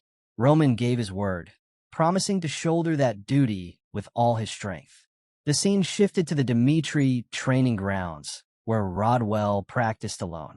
His blade struck the air again and again, but his swings kept falling short. No matter how hard he tried, he couldn't land his strikes properly. Frustration weighed heavily on him. Roman appeared, watching silently for a moment before stepping closer. Calmly, he told Rodwell that aiming at a target alone would never be enough to overcome real enemies. He explained that years of training had shaped Rodwell's movements in a habit, but losing one had disrupted more than just his vision. Depth, distance, everything felt different now. Speaking with quiet resolve, Roman urged his brother not to fixate on what had been lost. Instead, he told him to embrace the strengths that remained, to adapt and rebuild himself. Only then could Rodwell move forward. Roman promised Rodwell that with the right guidance, he could learn to see beyond what his eyes allowed. Rodwell froze for a moment, unsettled by the words. With hesitation, he asked why he should even listen. Doubt lingered in his voice. Why did Roman care so much about him now, especially after becoming the successor? Roman's reply was firm. He explained that the Dmitri family stood in the middle of a storm. Both Kronos and Valhalla were enemies, unpredictable and dangerous, while the loyalty of the Kingdom Alliance could not be trusted forever. Dmitri had to grow stronger to survive. Roman admitted that up until now he had carried the burden alone, but the day would come when he could not. If war broke out and the Empire's army marched, he would have to fight at the front. Looking Rodwell in the eye, Roman said that if anything happened to him, he wanted his brother to stand as the one to protect Dmitri. Rodwell was stunned by his brother's words. Far away, in the southwestern part of the Salamander continent, the four kingdoms of Umberto, Redford, Odelia, and Frank gathered in council. Surrounded by powerful empires, they had formed the Southern Kingdom Alliance to safeguard their independence. They all understood the importance of Roman Dmitri. Only days before Dmitri was officially raised to a duchy, a crucial meeting took place. Nobles from all four kingdoms sat in a conference chamber, with Count Verde of Umberto speaking first. He recalled Cairo's massive rebellion, the greatest in its history, and praised Roman for suppressing it with skill. He also acknowledged Rodwell's role in uniting the alliance to prepare for any imperial retaliation. Roman, Verde declared, was more than a warrior. He was a leader with foresight. But Verde also voiced concern. The alliance was fragile. To strengthen it, he proposed a bold idea: marriage. Roman was still unmarried, and Verde suggested uniting him with the princess of one of their kingdoms. Some hesitated, worried about the princess's feelings, but Count Verde countered sharply. Personal emotions could not outweigh such an opportunity. In the end, the king placed his trust in Count Verde, granting him full authority to make the marriage happen and secure their bond with Roman Dmitri. As time passed, the news of the Duchy of Dmitri spread across the land, sparking joy and celebrations. Streets filled with festivities, music, and cheers, marking the dawn of a new era. Within the shining halls of Dmitri Palace, Duke Romero and his wife greeted Count Verde with warmth. Verde carried himself with politeness, but behind his words lay a confident determination. Count Verde raised the subject of Roman's future, suggesting it was time to consider marriage. With eagerness in his voice, he proposed the princess of Umberto, the kingdom's treasured jewel. Not only was she renowned for her beauty, but she was also brilliant, having graduated at the top of her class from a prestigious academy. Verde believed that uniting her with Roman Dmitri, the rising star of Cairo, would create a flawless match. But then a question arose. What of Benedict's daughter? Where had she gone? No one seemed to know. The room stirred as Count Ringo of Redford stepped forward. He challenged Verde's suggestion, pointing out rumors that the princess of Umberto may have feelings for a man of lower rank, someone from a minor baron's family. Verde was caught off guard, demanding to know if such whispers were true. Seizing the moment, Ringo formally introduced himself to Duke Romero and his wife, insisting that instead of looking to Umberto, Roman should consider noble women from Redford houses. Soon, Marquis Martin of Odeliot joined in, followed by others. One after another, nobles began putting forth candidates for Roman's hand, their voices rising as the discussion turned into a contest of influence. Then, Duke Romero's voice thundered across the hall, silencing the chatter. He declared firmly that neither he nor his wife had any interest in a political marriage. What mattered was not alliances or status, but love. If Roman found someone he truly cared for, the Dmitri family would welcome her wholeheartedly, regardless of her background. His words echoed through the chamber, leaving the nobles to exchange glances and faint smiles at the Duke's unwavering stance. Meanwhile, on the terrace, Felix found himself approached by Baron Larson of Frank. Larson spoke gravely, revealing that his king was deeply troubled by the disappearance of the Phoenix Tower. He urged Felix to return to Frank, promising full support and swearing that things would be different this time. But Felix's answer was firm. He reminded Larson that Frank had once betrayed the Phoenix Tower's trust. He would not forget, nor forgive. Larson pressed on, insisting that such mistakes would not be repeated, but Felix's resolve did not waver. The Phoenix Tower had already found someone who valued them, Roman Dmitri. Their loyalty was now bound to the Dmitri family. With finality in his voice, Felix told Larson to deliver a message to King Frank. The bond between Frank and the Phoenix Tower was finished, broken beyond repair. Inside the grand halls of Dmitri Palace, Roman stood among the gathered nobles. As his eyes swept across the room, he noticed two glaring absences, the representatives of Kronos and Valhalla. Kronos' absence came as no surprise. They had already declared him an enemy. As for Valhalla, Roman guessed they still harbored resentment over Count Denver's death, especially since their ambition was nothing less than continental domination. With the weight of the moment pressing on him, Roman's thoughts turned to the fragile bonds between the Kingdom Alliance and its neighbors. These ties were useful for now, but he knew they would not last forever. If Cairo wished to endure, it had to grow strong enough to stand alone against the empire's might. Just then, Hans entered and announced an unexpected visitor waiting in the reception chamber. Roman frowned, asking if any meeting had been scheduled. Hans shook his head before revealing the guest's name, the Prince of Hector himself. In the reception room, Prince Edwin greeted Roman with warmth, offering genuine praise. He congratulated him on the rise of the Duchy of Dmitri, commended his swift suppression of Cairo's rebellion, and acknowledged his victory against Kronos. But Roman, never one for empty courtesies, cut straight to the point and asked why Edwin had come. Acknowledging Roman's bluntness, Edwin admitted he never thought they would meet again outside of the battlefield. Then he dropped his revelation. The war between Hector and Cairo had not been as simple as it appeared. On the surface, it had been driven by years of poor harvests, a believable cause.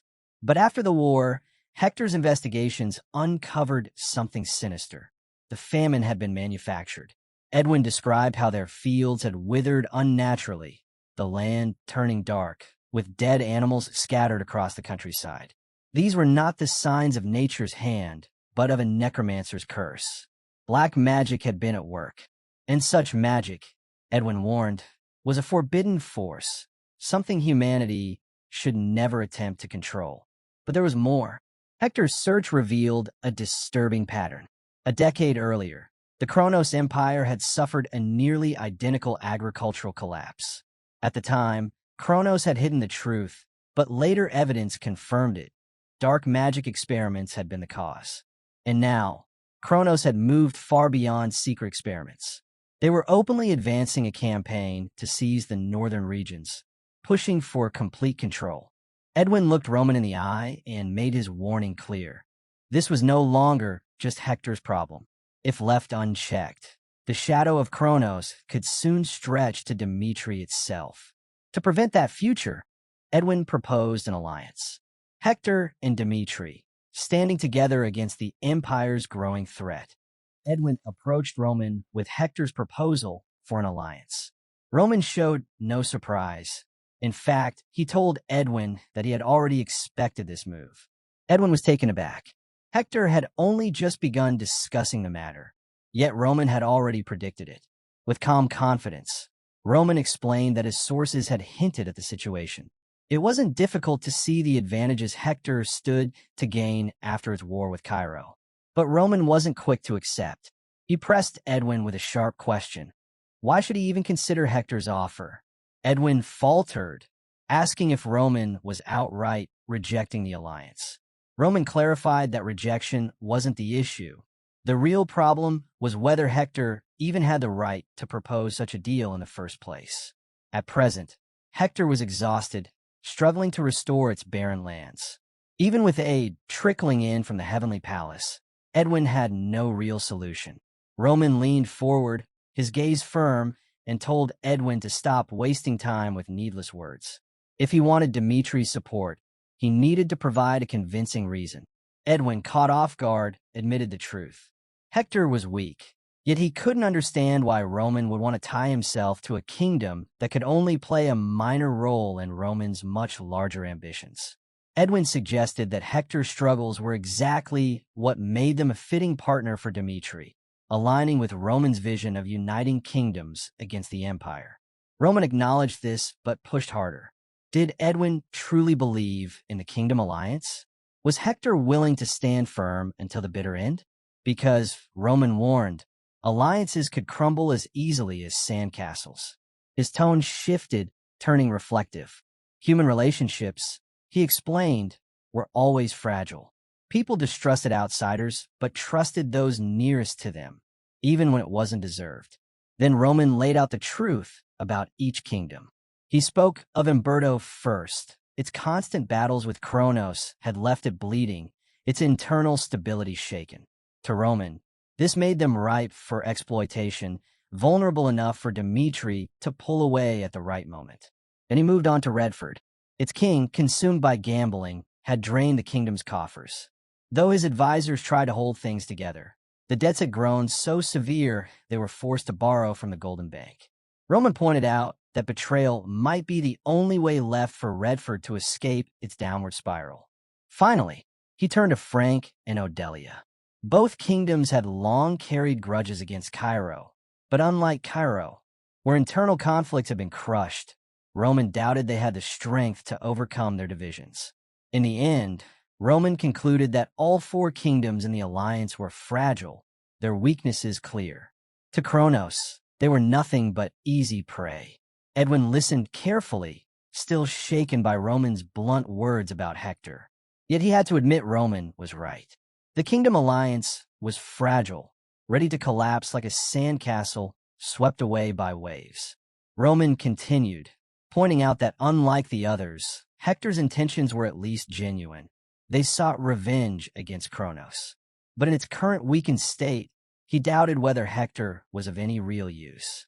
Roman pressed again, demanding a reason why Dmitri should even consider joining forces with them. Edwin answered with a heavy tone, equal parts acceptance and sorrow.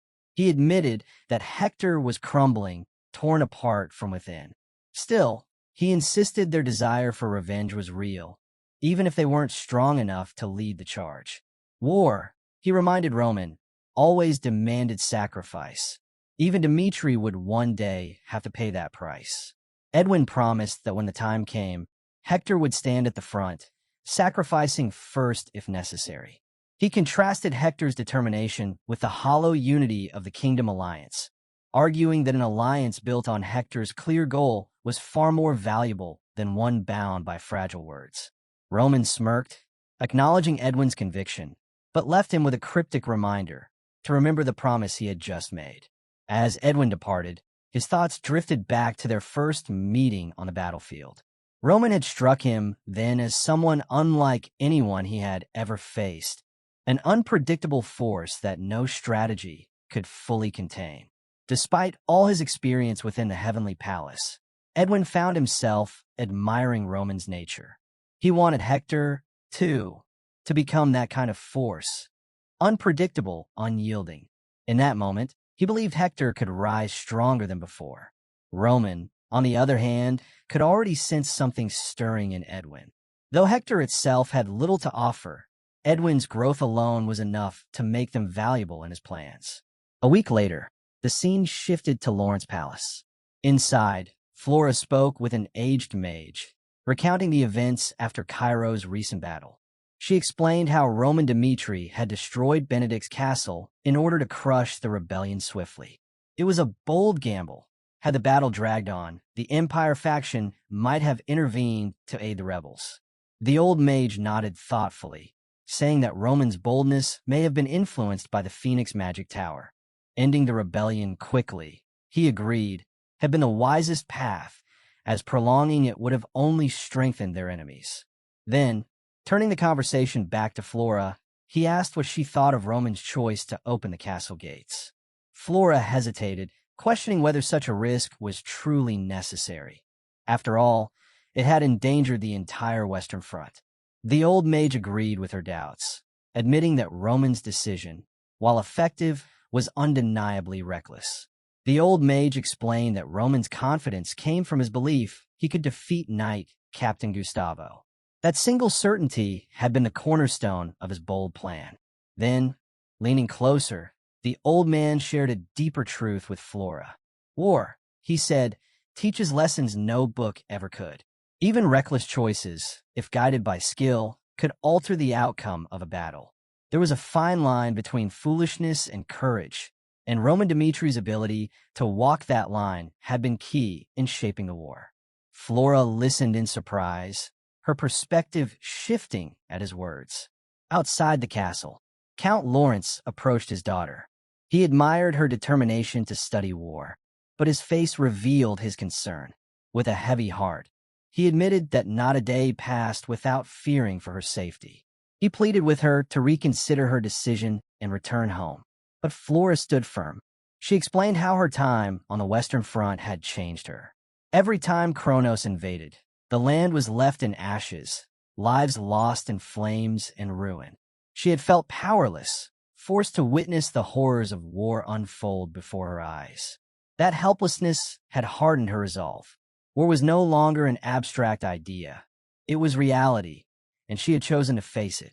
With unwavering determination, she declared to her father that she would join Dmitri's army. The scene shifted to Roman's office, where Chris asked what should be done about Flora. Roman acknowledged her potential, but refused to accept her outright. Instead, he instructed Chris to tell her she would undergo 1 week of brutal training. Only if she endured it would she be recognized as part of his army. Chris obeyed, though inwardly he saw the command as a veiled rejection. At dawn, the Dmitri training grounds were alive with activity. Soldiers pounded across the field in their morning drills, their breath sharp, their pace relentless. Among them ran Flora, pushing herself to keep up. The distance was longer than she had expected, the pace exhausting, yet she pressed forward, hoping it would end soon. But the soldiers did not stop. Chris raised his voice, announcing that their ranks would be decided by the order they finished. Every man and woman had to give their all. Hearing this, Flora's determination flared. She tightened her resolve, preparing herself for the grueling test ahead. But as the soldiers surged forward, increasing their speed, her steps faltered. She strained to keep pace, but little by little, she began to fall behind. Panting heavily, Flora slowed for just a moment to catch her breath, but quickly realized the soldiers around her had no choice but to push forward. They ran with grit, their determination carrying them beyond exhaustion. When the run finally ended, Chris gathered them together. His voice was sharp as he told the soldiers to abandon the idea that they would ever go into battle fully prepared. A real warrior, he said, had to push themselves to their absolute limits every single day. Stamina wasn't just training, it was survival. Whether charging across uneven terrain or enduring the chaos of a prolonged fight, endurance was what determined who lived and who died. Though Flora had finished the run, Chris's words seemed to echo directly at her. She reminded herself that she had trained stamina long before coming here. Her own daily routine included an hour-long warm-up run, followed by another through the mountain trails. That thought gave her some comfort. Chris soon announced the next phase of training, sword sparring. As the soldiers paired off, Flora prepared herself for the challenge. Chris continued to instruct, reminding them that in battle, efficiency was everything. When exhaustion took over, it was no different from being shackled. That, he explained, was when a warrior's true ability was tested.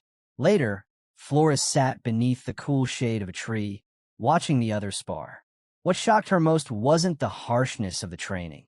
It was how the soldiers responded to it. She had always believed such grueling routines would lead to complaints or resentment. But here in Dmitri, the soldiers trained with energy, enthusiasm, and unwavering discipline. The intensity amazed her, but it didn't weaken her resolve. She knew it would take time to adapt, but she refused to back down. Days passed, and training continued under Roman's watch. Chris reported to him, acknowledging Flora's determination. Though her stamina still needed work, she had never once quit. Her archery skills were above average, but she struggled in close combat. However, Chris emphasized her standout performance during combat strategy drills on the third day. Out of 10 matches, she had won 9, using clever, unpredictable tactics to outmaneuver her opponents. Curious, Roman asked Chris what he truly thought of Flora's worth to Dmitri. Without hesitation, Chris declared she was a valuable asset the faction needed. Hearing his trusted man's confidence, Roman smirked. Perhaps Flora's presence carried more importance than he had first believed. With the rebellion ended, Dmitri had now been officially recognized as its own duchy. 2 weeks passed in relative calm, until one evening, in a narrow alley of Dmitri, Thomas, a local restaurant owner, accidentally collided with a cloaked figure. She brushed past him with only a brief warning before vanishing into the shadows. It was Sierra, the Chronos commander and vice master of Aurcha. From the cover of darkness, she ordered her subordinates to move that very night. Their mission: remain hidden, gather intelligence, and uncover every detail of Dmitri's security. From the shadows, Sierra's subordinates gave silent nods, acknowledging her command. The scene shifted to Dmitri Plaza, where Sierra sat quietly on a bench, eyes scanning the heavy security. She hadn't expected Dmitri's ordinary soldiers to move with such energy, almost resembling trained knights. The thought tightened her focus. This mission would be far more dangerous than anticipated. Surviving here would not be easy. One of her subordinates slipped close and whispered their findings about the iron mine. If anything went wrong, Dmitri's forces could respond within 5 minutes. Skilled fighters filled the area, making even the smallest mistake fatal. Sierra listened, her lips curving slightly as she wondered just how much preparation Dmitri had made against Kronos' assassination plot. Instead of discouraging her, the danger excited her. The challenge of breaking through their defenses to reach Roman Dmitri sent a thrill through her veins. Resolute, she gave the order. The plan would proceed, no changes. As night fell, the guild assembled, cloaked and ready. Sierra addressed them with firm authority. They had 15 minutes to infiltrate the castle. Her voice carried confidence as she reminded them that though Roman Dmitri's strength was legendary, they were the predators of the night. Shrouded in magical cloaks that bent light around them, Sierra and her team moved like shadows toward the castle's outer walls. Spotting 2 patrolling soldiers, Sierra saw her chance.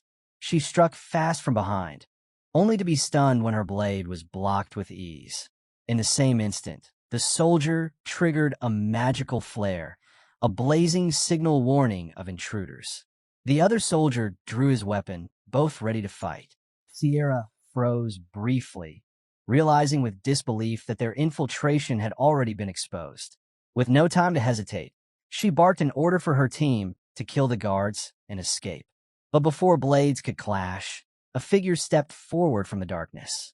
It was Lucas, master of the house sect. Sierra's eyes narrowed. She knew the name well. The house sect was Cairo's most renowned intelligence guild. Calm and steady, Lucas addressed her. He revealed that he had known of their movements for weeks. His spies had watched every step of the infiltration. The fruit vendor, the blacksmith, the miner, even the beggars in the alleys. Every single one had been part of Dmitri's network, reporting directly to him. At last, Sierra realized just how grave the situation had become. Remaining in Dmitri territory any longer was suicide. She barked an order for her team to carve out an escape route. But before they could even react, the enemy struck. Their movements were precise, lethal, and merciless. Within moments, Sierra's subordinates were cut down, leaving her frozen in shock. Lucas stood before her, calm and composed, his tone almost casual despite the danger.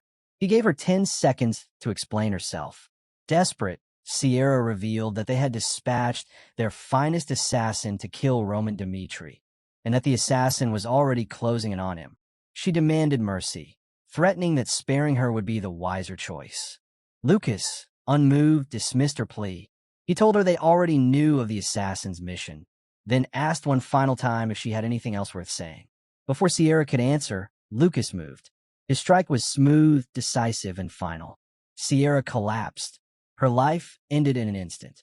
One of the soldiers at Lucas's side asked if they should rush to protect Lord Roman. Lucas shook his head, his voice steady. Don't worry. Lord Roman will be enjoying himself with her. The scene shifted to a hidden chamber within Dmitri Castle. There, the assassin Ilya, the famed sword of the Assassin's Guild, stepped silently into the shadows. Feared across the continent, she had never once failed an assignment, her blade having claimed countless powerful lives. Casting a pathfinding spell, she released a small mouse that scurried ahead, guiding her toward her target. When it stopped before a certain room, Ilya's sharp eyes glinted. This was it. But just before entering, a sudden chill ran down her spine. Still, she pressed on, slipping silently into Roman Dmitri's chamber. The man surrounded by so many rumors lay asleep, his breathing slow and steady. Ilya scoffed, thinking him a fool for leaving himself so defenseless. With flawless precision, she cast a binding spell to paralyze him, ensuring he wouldn't even stir as she delivered the killing blow. But before her strike could land, Roman opened his eyes and asked calmly, "Why are you here?" Ignoring his words, Ilya lunged. To her horror, Roman raised just one finger and effortlessly stopped her attack. A crushing aura erupted around him, freezing her in place, splitting her senses as though her very body was being torn apart. Staggering back, she tried to regain control. Roman stepped forward and threw a devastating punch. But before his strike connected, Ilya triggered an escape spell. A burst of blinding light filled the room, and in that instant, she vanished from his grasp. Outside, Ilya ran with everything she had, her thoughts in chaos. The mission was over. Failure was clear. Even with the full power of the Akorch Guild, survival was now the only thing that mattered. Up ahead, she caught sight of someone standing at the end of the street, Chris. He was cutting down guild members effortlessly, each strike ending a life in an instant. Ilya's chest tightened. Of all people, he was the one they couldn't afford to face. Kairos Flash, a warrior feared by everyone. Her mind spun. Had Dmitri anticipated their move from the start? Was this entire operation nothing but a trap? Panic drove her feet faster as she veered toward another escape route, desperate to reach the path her comrades had secured. But waiting on the other side was Kevin. He was dismantling what was left of the Akorch Guild, taking them out one by one with terrifying precision. Soon, only Ilya remained. With no other choice, she lunged at him in a final attempt to break through. Kevin didn't even flinch. His blade moved once, clean, decisive, and Ilya fell, her last thought cursing the guild's reckless choice to ever take on this mission. A week later, the setting shifted to an interrogation room. Ilya sat under Lucas's piercing gaze, forced to give him everything he wanted. Lucas understood the weight of her words. Instead of ending her there, he released her deliberately. She would be the message. Proof of what happens when the Akorch Guild crosses Dmitri. Lucas then revealed something more. Lord Roman had already departed for the Kronos Empire a week earlier, after Dmitri uncovered the guild's hidden base. The news shook Ilya, her thoughts turning from their failed mission to the survival of the guild itself. Meanwhile, at the Akorch Guild's base, their leader Braha spoke through a magical link with Baron Charlton of the Kronos Empire. The Baron's tone carried doubt. An entire week had passed with no news, suggesting the mission had failed. Braha, however, remained firm. He urged patience, insisting the guild would not disappoint. The Baron reluctantly agreed, but made his warning clear.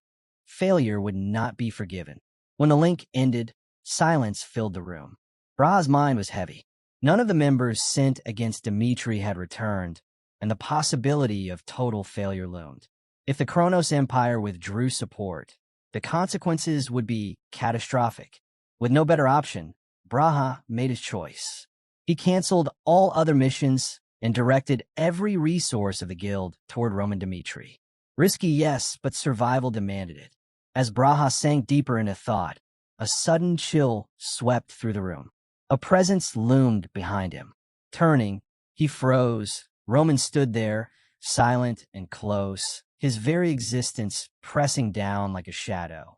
Startled, Braha reacted instantly, hurling daggers straight at him. But Roman didn't flinch. A shimmering aura barrier rose, deflecting them with ease. The sight left Braha stunned, his hand trembling above the emergency alarm. Before he could act, Roman closed the distance, his fist lashing out, clamping onto him with a crushing grip. His voice was steady, unyielding. He had found the Akorch Guild's leader. Braha's disbelief was clear. Roman had invaded the heart of their territory just to reach him. But before Braha could summon his assassins, Roman made the move himself. His hand slammed down on the emergency alarm. A piercing siren filled the base. Braha smirked through the tension. He warned Roman that the sound would bring a wave of assassins crashing down upon him. Did Roman truly believe he could handle them all alone? But Roman's calm never wavered. He spoke the truth. There were only 30 fighters left in the base, not counting those on missions elsewhere. Their defenses were hollow. Braha's confidence cracked, his face draining of color. And then came the final strike. Roman revealed he had already eliminated every soldier guarding the compound. The sheer precision of his assault sent dread coursing through Braha. Before he could recover, Roman seized him and hurled him into the wall. Staggered and helpless, Braha watched as Roman swept up the documents detailing the guild's operations. Quickly piecing them together, Roman unraveled the web of the Akorch Guild's assignments.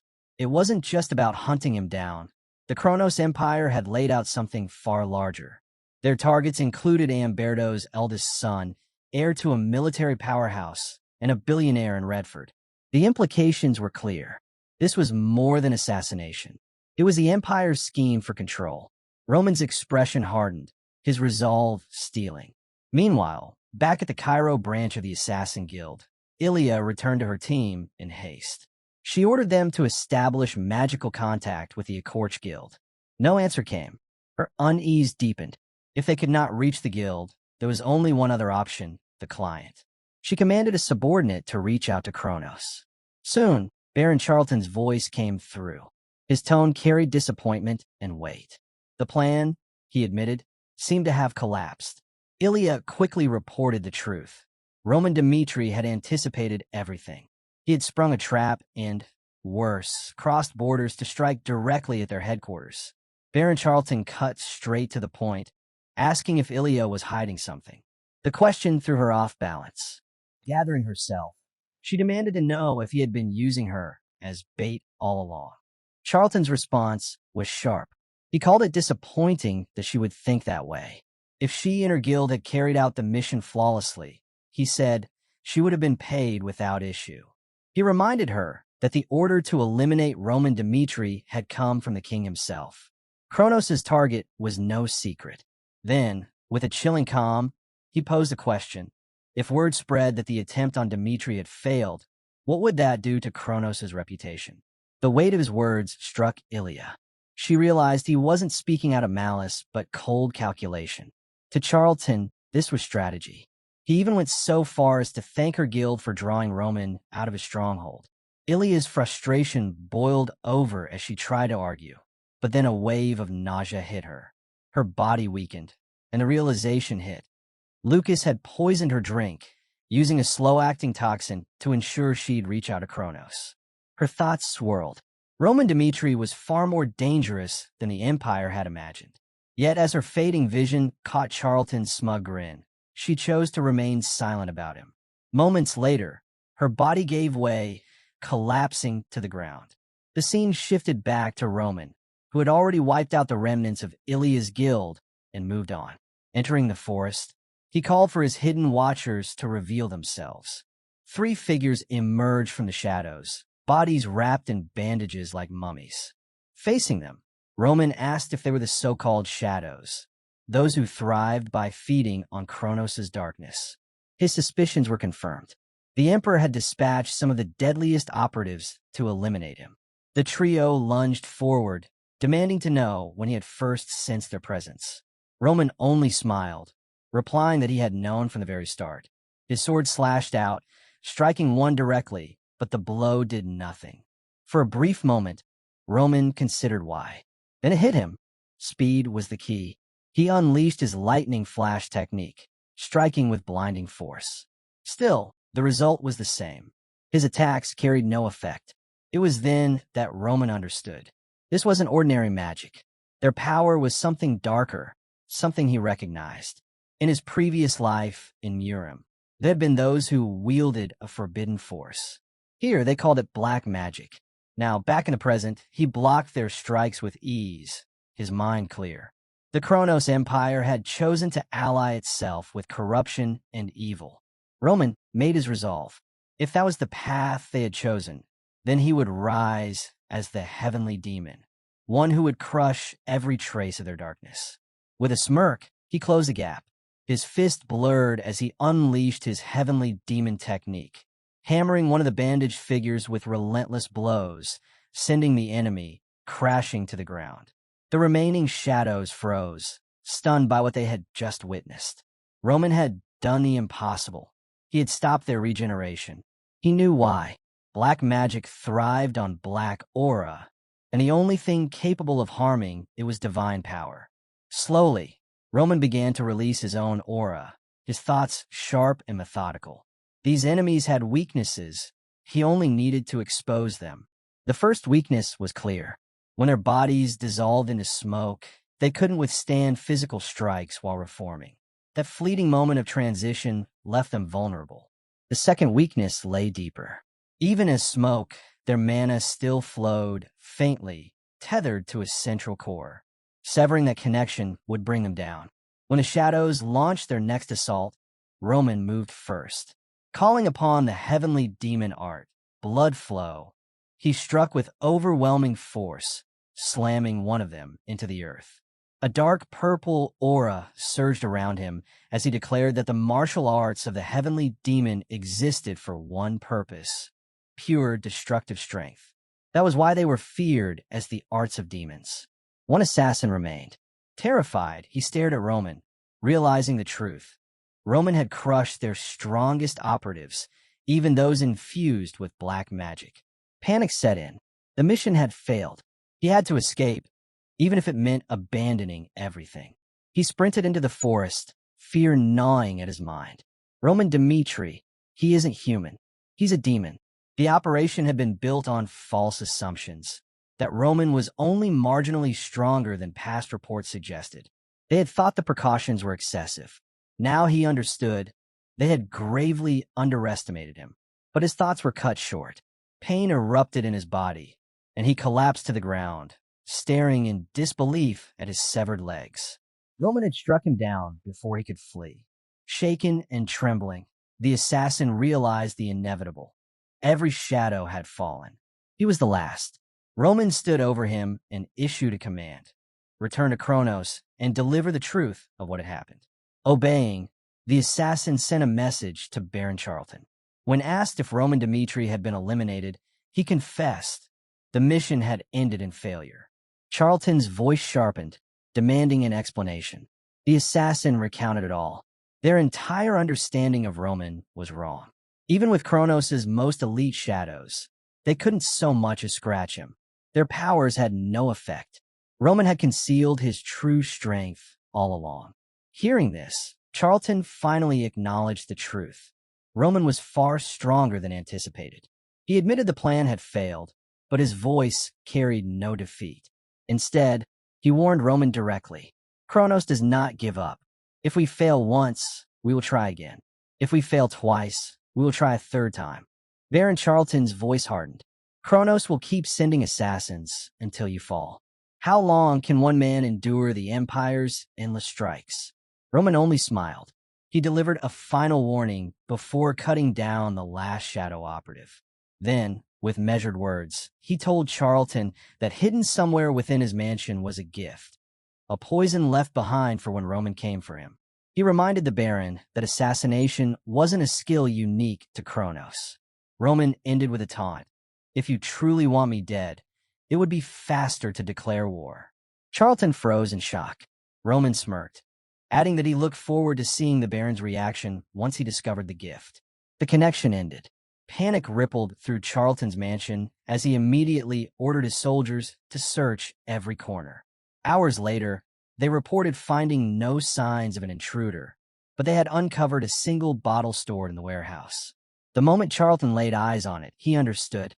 This was the poison Roman had spoken of. Without hesitation, he commanded his men to prepare for a journey to Behemoth. The Behemoth Magic Tower was famed across the continent for handling deadly substances. Their antidote research was unmatched. When Matteo, one of Behemoth's magicians, examined the bottle, his face paled. He told Charlton the item was extremely dangerous. Irritated, Charlton snapped at him to skip the commentary and test whether it could be neutralized. Matteo obeyed, applying Behemoth's strongest antidote formulas. But to his shock, nothing worked. Staring at the bottle, he asked where such a poison had come from, because in its current form, he could not neutralize it. For the first time, Charlton was unsettled. Who exactly was Dmitri? The scene then shifted to the Grand Palace of Kronos. Baron Charlton stood before the Emperor, delivering his full report. After listening, the Emperor posed a question: what did Charlton truly think of Roman? Charlton replied firmly: Roman was not someone who would bend or surrender easily. The Emperor pressed further: then what if he breaks instead? The question caught Charlton off guard. With cold authority, the emperor gave his command. The demons of the abyss were to be summoned. Roman Dmitri would be crushed, not simply killed, but turned into a public example. The hero who defied the empire would be struck down, so that no one would ever dare challenge Kronos again. Charlton bowed, accepting the order.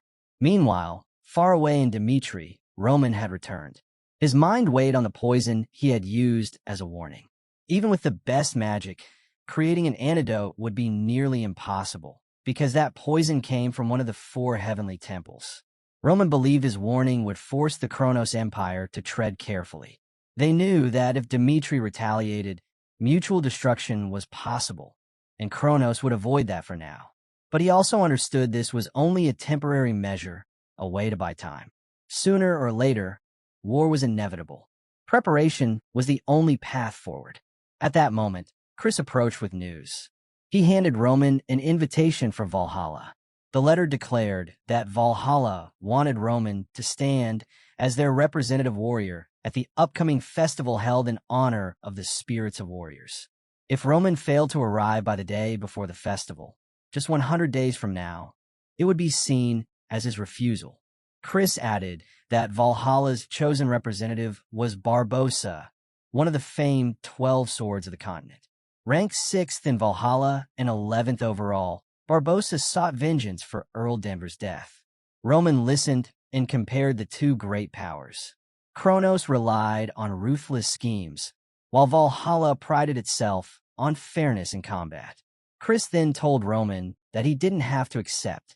Dmitri's name was now known across the continent, and protecting Roman's life was more important than honoring a challenge.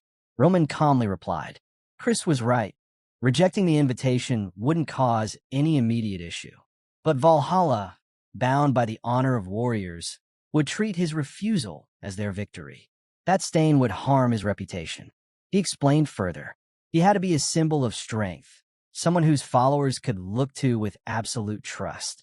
They needed to believe that standing with him always meant victory.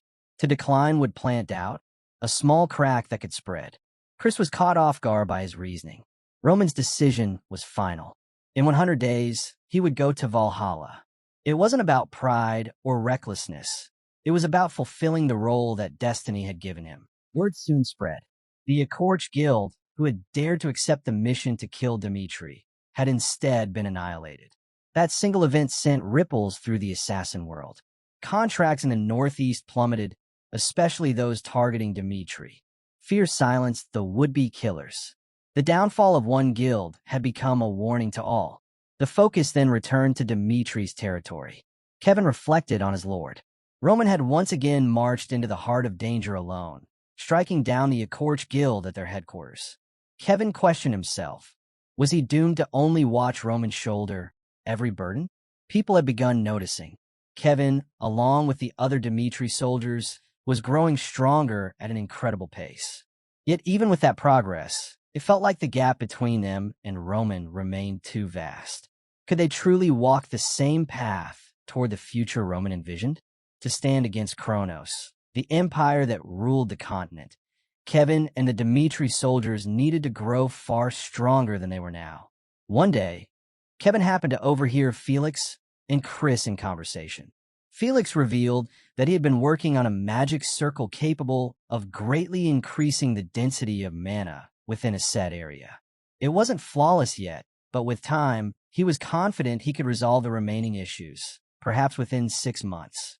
Such a circle wouldn't just enhance magic. In theory, it could even serve as a tool to train Aura Knights. Later, Kevin and his comrades approached Felix directly. Felix warned them immediately that using the circle now would be reckless, stressing that the design was still unstable. But Kevin was resolute. He told Felix that the greatest priority for him and the other knights was to be of real use to their lord. Before long, they would face an empire that had stood unshaken for centuries. To step into that battle unprepared would be unthinkable. Felix studied Kevin's determination. At last, he agreed to help, though he repeated that safety was critical. If anyone were harmed before they could fight at Roman's side, he said, it would be his greatest shame. His words lifted the spirits of the group. giving them new resolve. 15 days later, the scene shifted to the mines. Workers toiled as usual when a panicked shout echoed. One of the tunnels was about to collapse. Just as the walls began to give way, the air shield artifact activated, stopping the cave-in and saving their lives. When the dust cleared, a worker spotted something unusual. He quickly called for Morkan. Morkan stepped forward and stared in disbelief. Before them was a massive underground passage, sealed by a steel gate. Who could have built such a thing? He wasted no time and summoned Felix. Felix arrived and examined the gate closely. His eyes narrowed as he explained that it was saturated with magical energy. Forcing it open would have triggered a devastating explosion. Instead, he cast interpretation magic to decipher it. The spell succeeded. The lock gave way. But the instant the gate opened, a volley of arrows shot outward. Felix leapt back in shock, but Roman was already there. With a single sweep of his aura, he blocked them all. Felix's face was pale. Beyond the gate stretched a dungeon, and judging by its entrance, it was likely riddled with deadly traps. He turned to Roman, urging him to wait so they could study it first. Entering recklessly was too dangerous. Roman, however, was unmoved. He explained that if anyone dwelled within that dungeon, they already knew of their presence. Waiting would only worsen the risk. He ordered Felix to stay behind and stepped inside without hesitation. Inside the dungeon, Roman studied the surroundings. The traps reminded him of those once used by the Jagal clan. Suddenly, more arrows whistled through the air, but his aura shield deflected them with ease. A voice echoed from the darkness, commanding him to halt. This was their territory, the voice warned, and if he dared advance further, they would strike. Roman drew his sword with calm authority. I am Roman Dmitri of the Dmitri family. The endless mountain range belongs to us. It is you who must declare who you are. From within the shadows, someone scoffed, calling his words nonsense. But Roman didn't waver. He stated that he was not here to fight, but to speak. Cairo's laws placed the endless mountain range within its territory, and Dmitri governed that land. If they refused to cooperate, he would consider them enemies. At that moment, a figure stepped forward. The leader revealed himself, and Roman was taken aback to see a dwarf.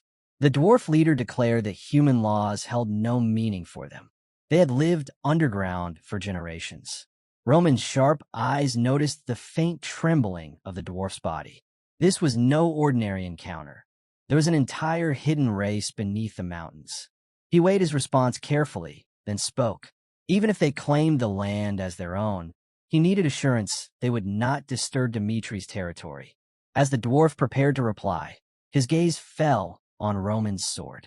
His eyes widened. He asked if he could examine the blade. Roman raised an eyebrow, puzzled, but the dwarf pressed politely. Just 3 minutes, he promised.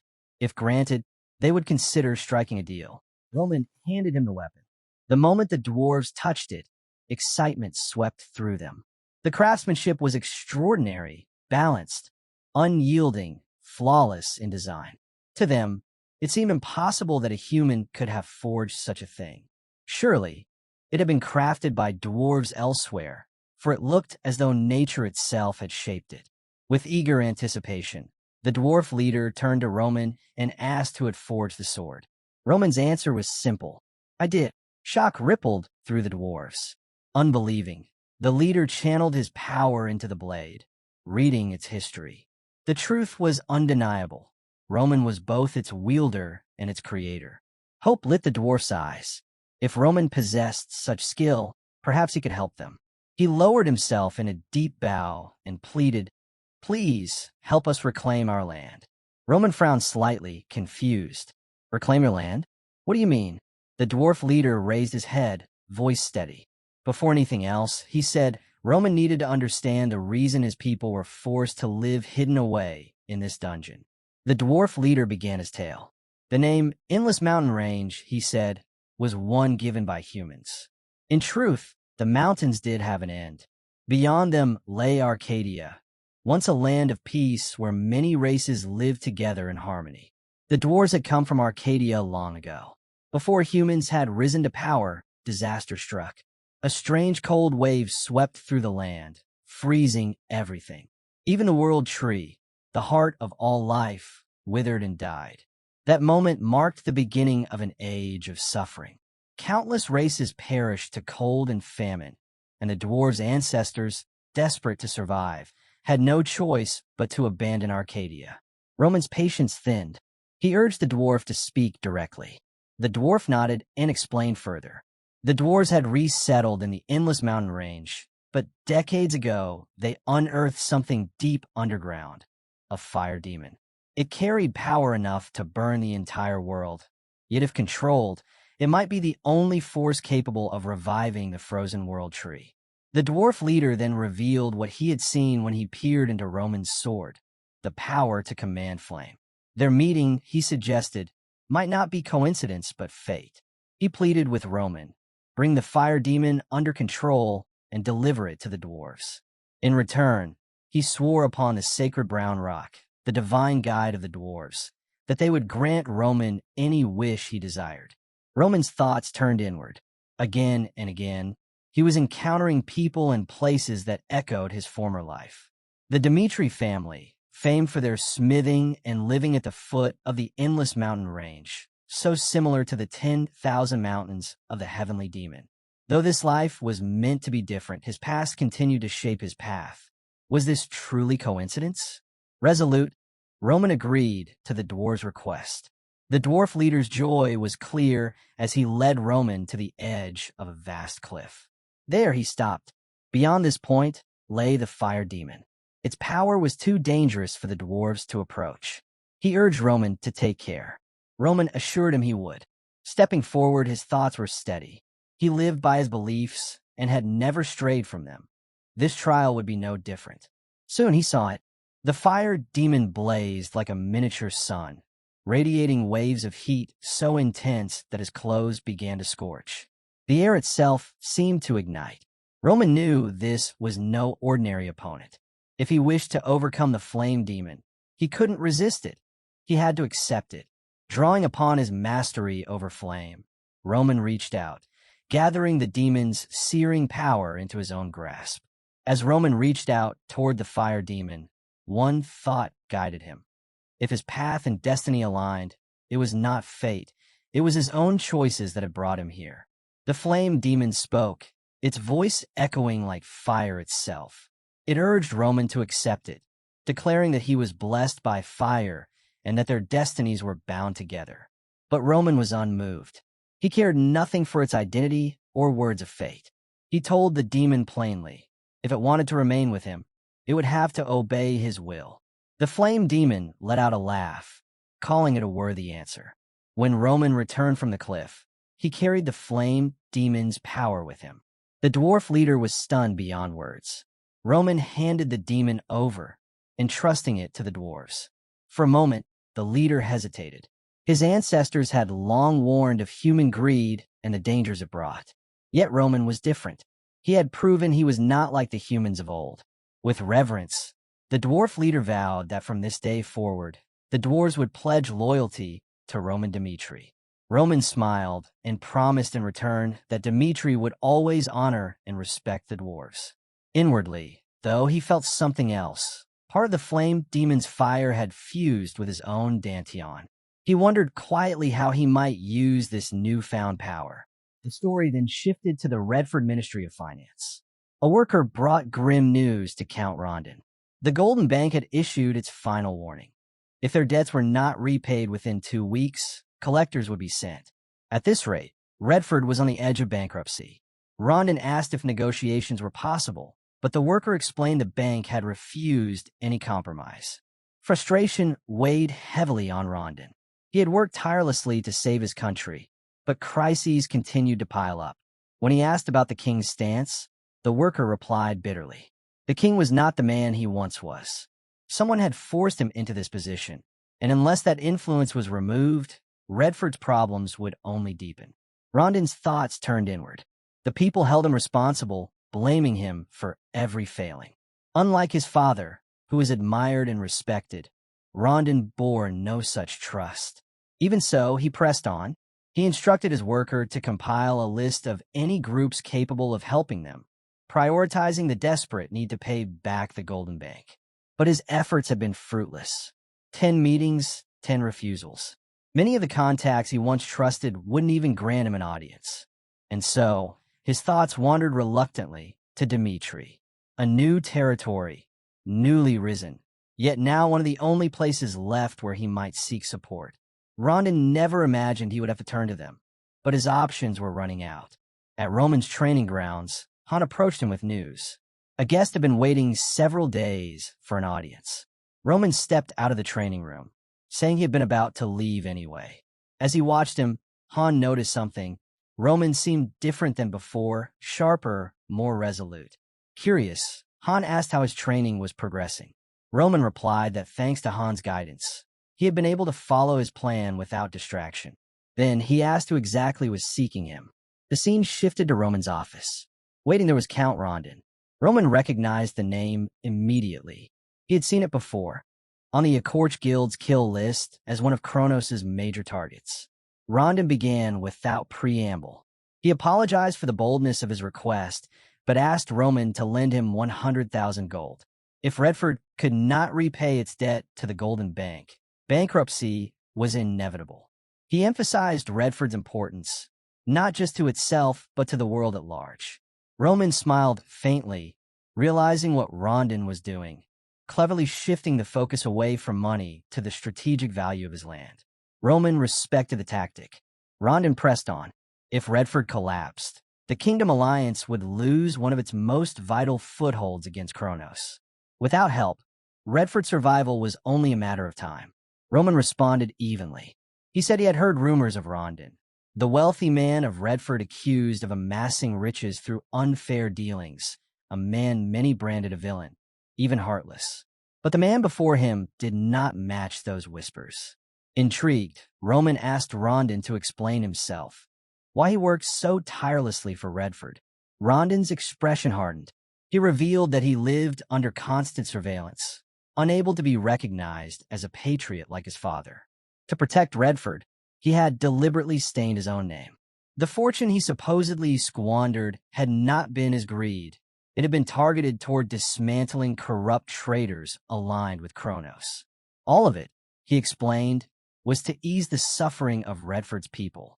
To him, the true source of their hardships was none other than the Kronos Empire. To secure Roman's aid, Rondon pledged not only the Rondon territory, but also his family's treasured heirloom, vowing that Redford would rise again. Both his family and his kingdom, he swore, would never forget the kindness Roman showed them now. Roman agreed to the deal. Rondon froze, startled by how easily the answer came. Roman added calmly that just as Cairo must endure, so too must Redford. If they did, Rondon would find opportunities ahead. Rondon was struck silent, stunned by Roman's response. Rondon's thoughts drifted back to his father's words. Never give up, because the right chance will always come. Snapping back to the present, he bowed his head to Roman and vowed that he would one day repay the kindness shown by the Dmitri family. Outside, rumors swirled among the people.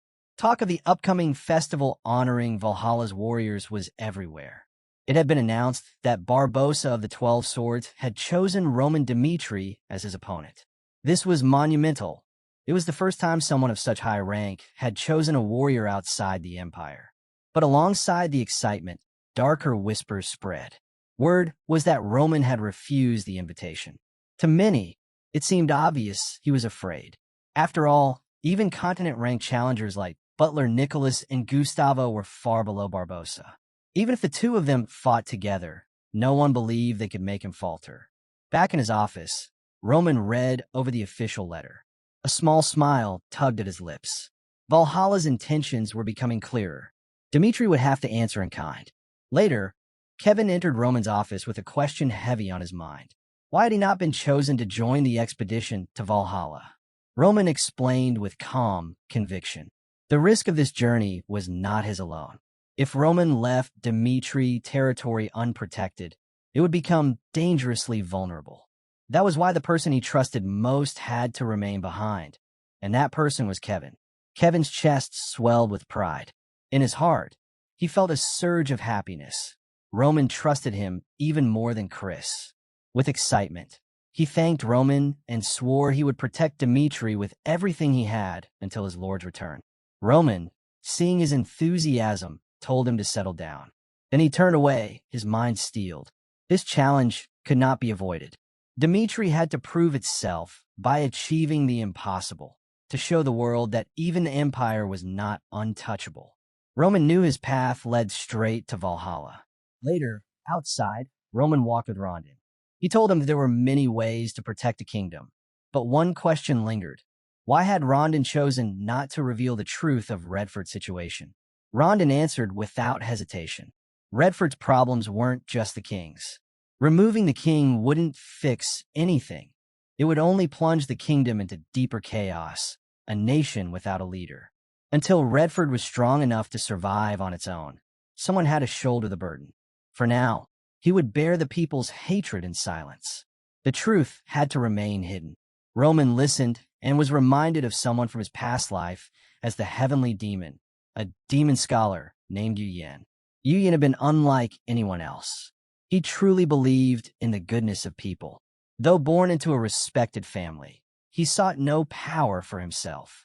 Perhaps it was because his life had been so different from Baek Jung-hyuk's. Roman recalled how they used to talk for hours. Yu Yan would tell him about his journeys into villages, where he spent his days helping ordinary people. Baek Jung-hyuk once told Yu Yan that while his kindness came from the heart, people would twist it.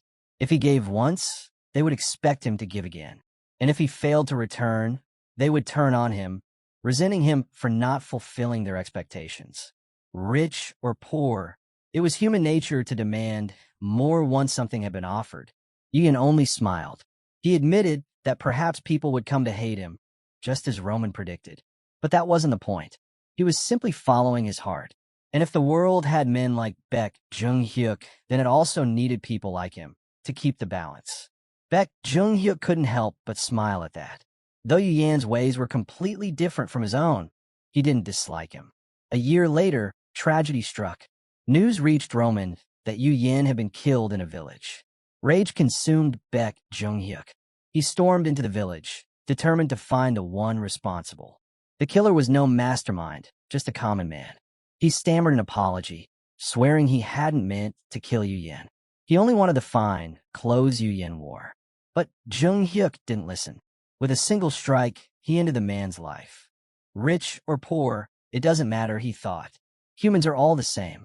Those who sacrifice themselves will eventually be consumed by that choice. Back in the present, Roman looked at Rondon and couldn't help but be reminded of Yu Yan. Rondon, bowing gratefully, thanked Roman for his support and promised to repay every debt. Roman clasped his hand and told him simply, "Return safely." When Rondon's carriage rolled into the center of Redford, his thoughts returned to those words. Roman had warned him, the moment people believe the Redford family and its kingdom are no longer strong, anything could happen. Sacrificing himself wasn't the only path. If he truly wanted to protect his people, he had to endure, no matter what. A small smile touched his lips. If only Roman Dmitri had been born a citizen of Redford. With the Golden Bank's debt finally settled, Rondon dreamed of using this turning point to restore his kingdom. But his hopes shattered in an instant. From the shadows, attackers descended upon his carriage. Shouts rang out as steel clashed. The knight captain roared for the knights to defend their lord. He swung his aura-forged blade, forcing the robbers back for a moment. But then, a child appeared before him. The boy flung a handful of dust into his eyes, and the captain stumbled, blinded. Seizing the chance, the robbers swarmed him, forcing him down. Another knight, stunned by the sudden ambush, muttered that these couldn't be ordinary thieves. Their tactics were too organized. Before he could react further, a sharp arrow pierced his shoulder. His vision blurred as poison coursed through him. Just as one of the attackers raised a blade to finish him, Rondon stepped forward, his voice sharp and commanding. "Stop!" Rondon raised his voice, trying to reason with the attackers. The gold in the carriage wasn't his, he explained. It was vital for Redford's survival. Without it, the kingdom would collapse under its debts. If they were truly Redford's people, they should not attack their own.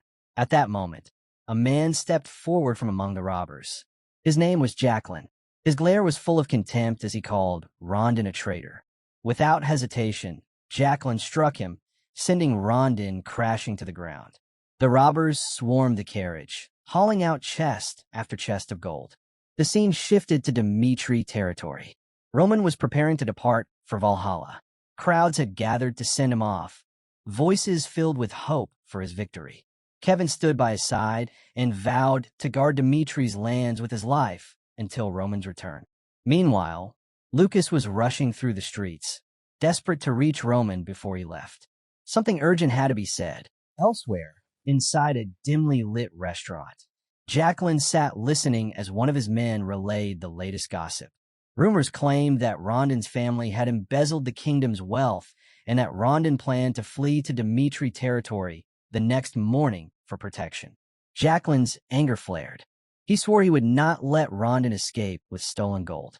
He rallied his men, determined to intercept him. Back in the present, the robbers stared wide-eyed at the fortune spilling from the carriage. At least 100,000 gold. Jacqueline looked at it in disbelief. With this amount, Redford's people could endure for a year. Convinced the rumors were true, he declared that Rondon had betrayed the kingdom. He vowed to return the treasure, stolen by the so-called traitor, back to the people. To Jacqueline, he was no thief at all, just a man reclaiming what had been taken. The story then shifted to Redford's council chamber. A Golden Bank officer sat across from Redford's representatives, his tone sharp. The bank, he said, had shown great patience in light of the kingdom's troubles. But the reality was grim. Redford had no means to repay the original loan, much less the interest. A Redford official bowed deeply, apologizing. He insisted that Count Rondon was a man of reliability, one who had never failed to attend his meetings. Surely something unforeseen had delayed him on his way back to the city. The officer dismissed the excuse coldly. It made no difference, he said. Rondon had personally pledged Redford's repayment, yet had delivered nothing but delays. Now, he hadn't even bothered to appear. To the officer, the truth was clear. Count Rondon had abandoned Redford to save himself. At that very moment, a knight entered the chamber and announced an unexpected visitor, Roman Dmitri. Both the bank officer and the Redford official turned in shock as Roman stepped inside. Calm and composed, he apologized for the delay, then gestured for them to begin. Let's get straight to business. At the Golden Bank, an officer questions Roman about why he's there. Roman explains that Rondon couldn't make it due to an incident, so he's come in his place. He asks the bank to handle everything directly with him. The officer responds that if Roman truly represents Rondon, then he should already understand the situation. The bank views Redford as a dangerous borrower, and the priority is to recover every coin. Time is money, he adds sharply. Roman smirks, telling him to stop circling around and get straight to business. The officer then lays it out. Since the payment was 5 minutes late, an additional 10% interest has been added.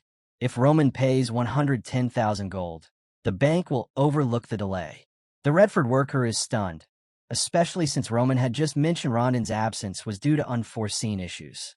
Roman asks plainly if paying 110,000 gold is the only solution. The officer insists the bank only follows its rules. Deadlines are absolute, and late fees must be collected. Roman presses further, asking if the Golden Bank's goal is really just repayment, or if they're stirring trouble under the guise of lending. Both the worker and the officer are taken aback. Roman continues, saying no lender in the world would start a conflict over collecting a loan. Irritated, the officer snaps back that the Golden Bank isn't just any lender. They operate on trust. Borrowers repay because the bank has a reputation for decisive action against those who don't. But Roman shakes his head, saying he still doesn't understand. Redford is drowning in debt. Their king is failing. The entire kingdom is collapsing. Yet the bank still lent them money. If this is about trust, it doesn't add up. The officer, now clearly frustrated, demands if Roman is accusing the bank of lending to Redford just to watch them fall. He cuts off the conversation, saying there's nothing more to discuss, and turns to leave. Before he can exit, Roman calls out, he'll repay the entire Redford debt himself. The officer acknowledges it, but warns that the Dmitri family has just made a grave mistake. With that, he departs, saying he looks forward to meeting Roman again.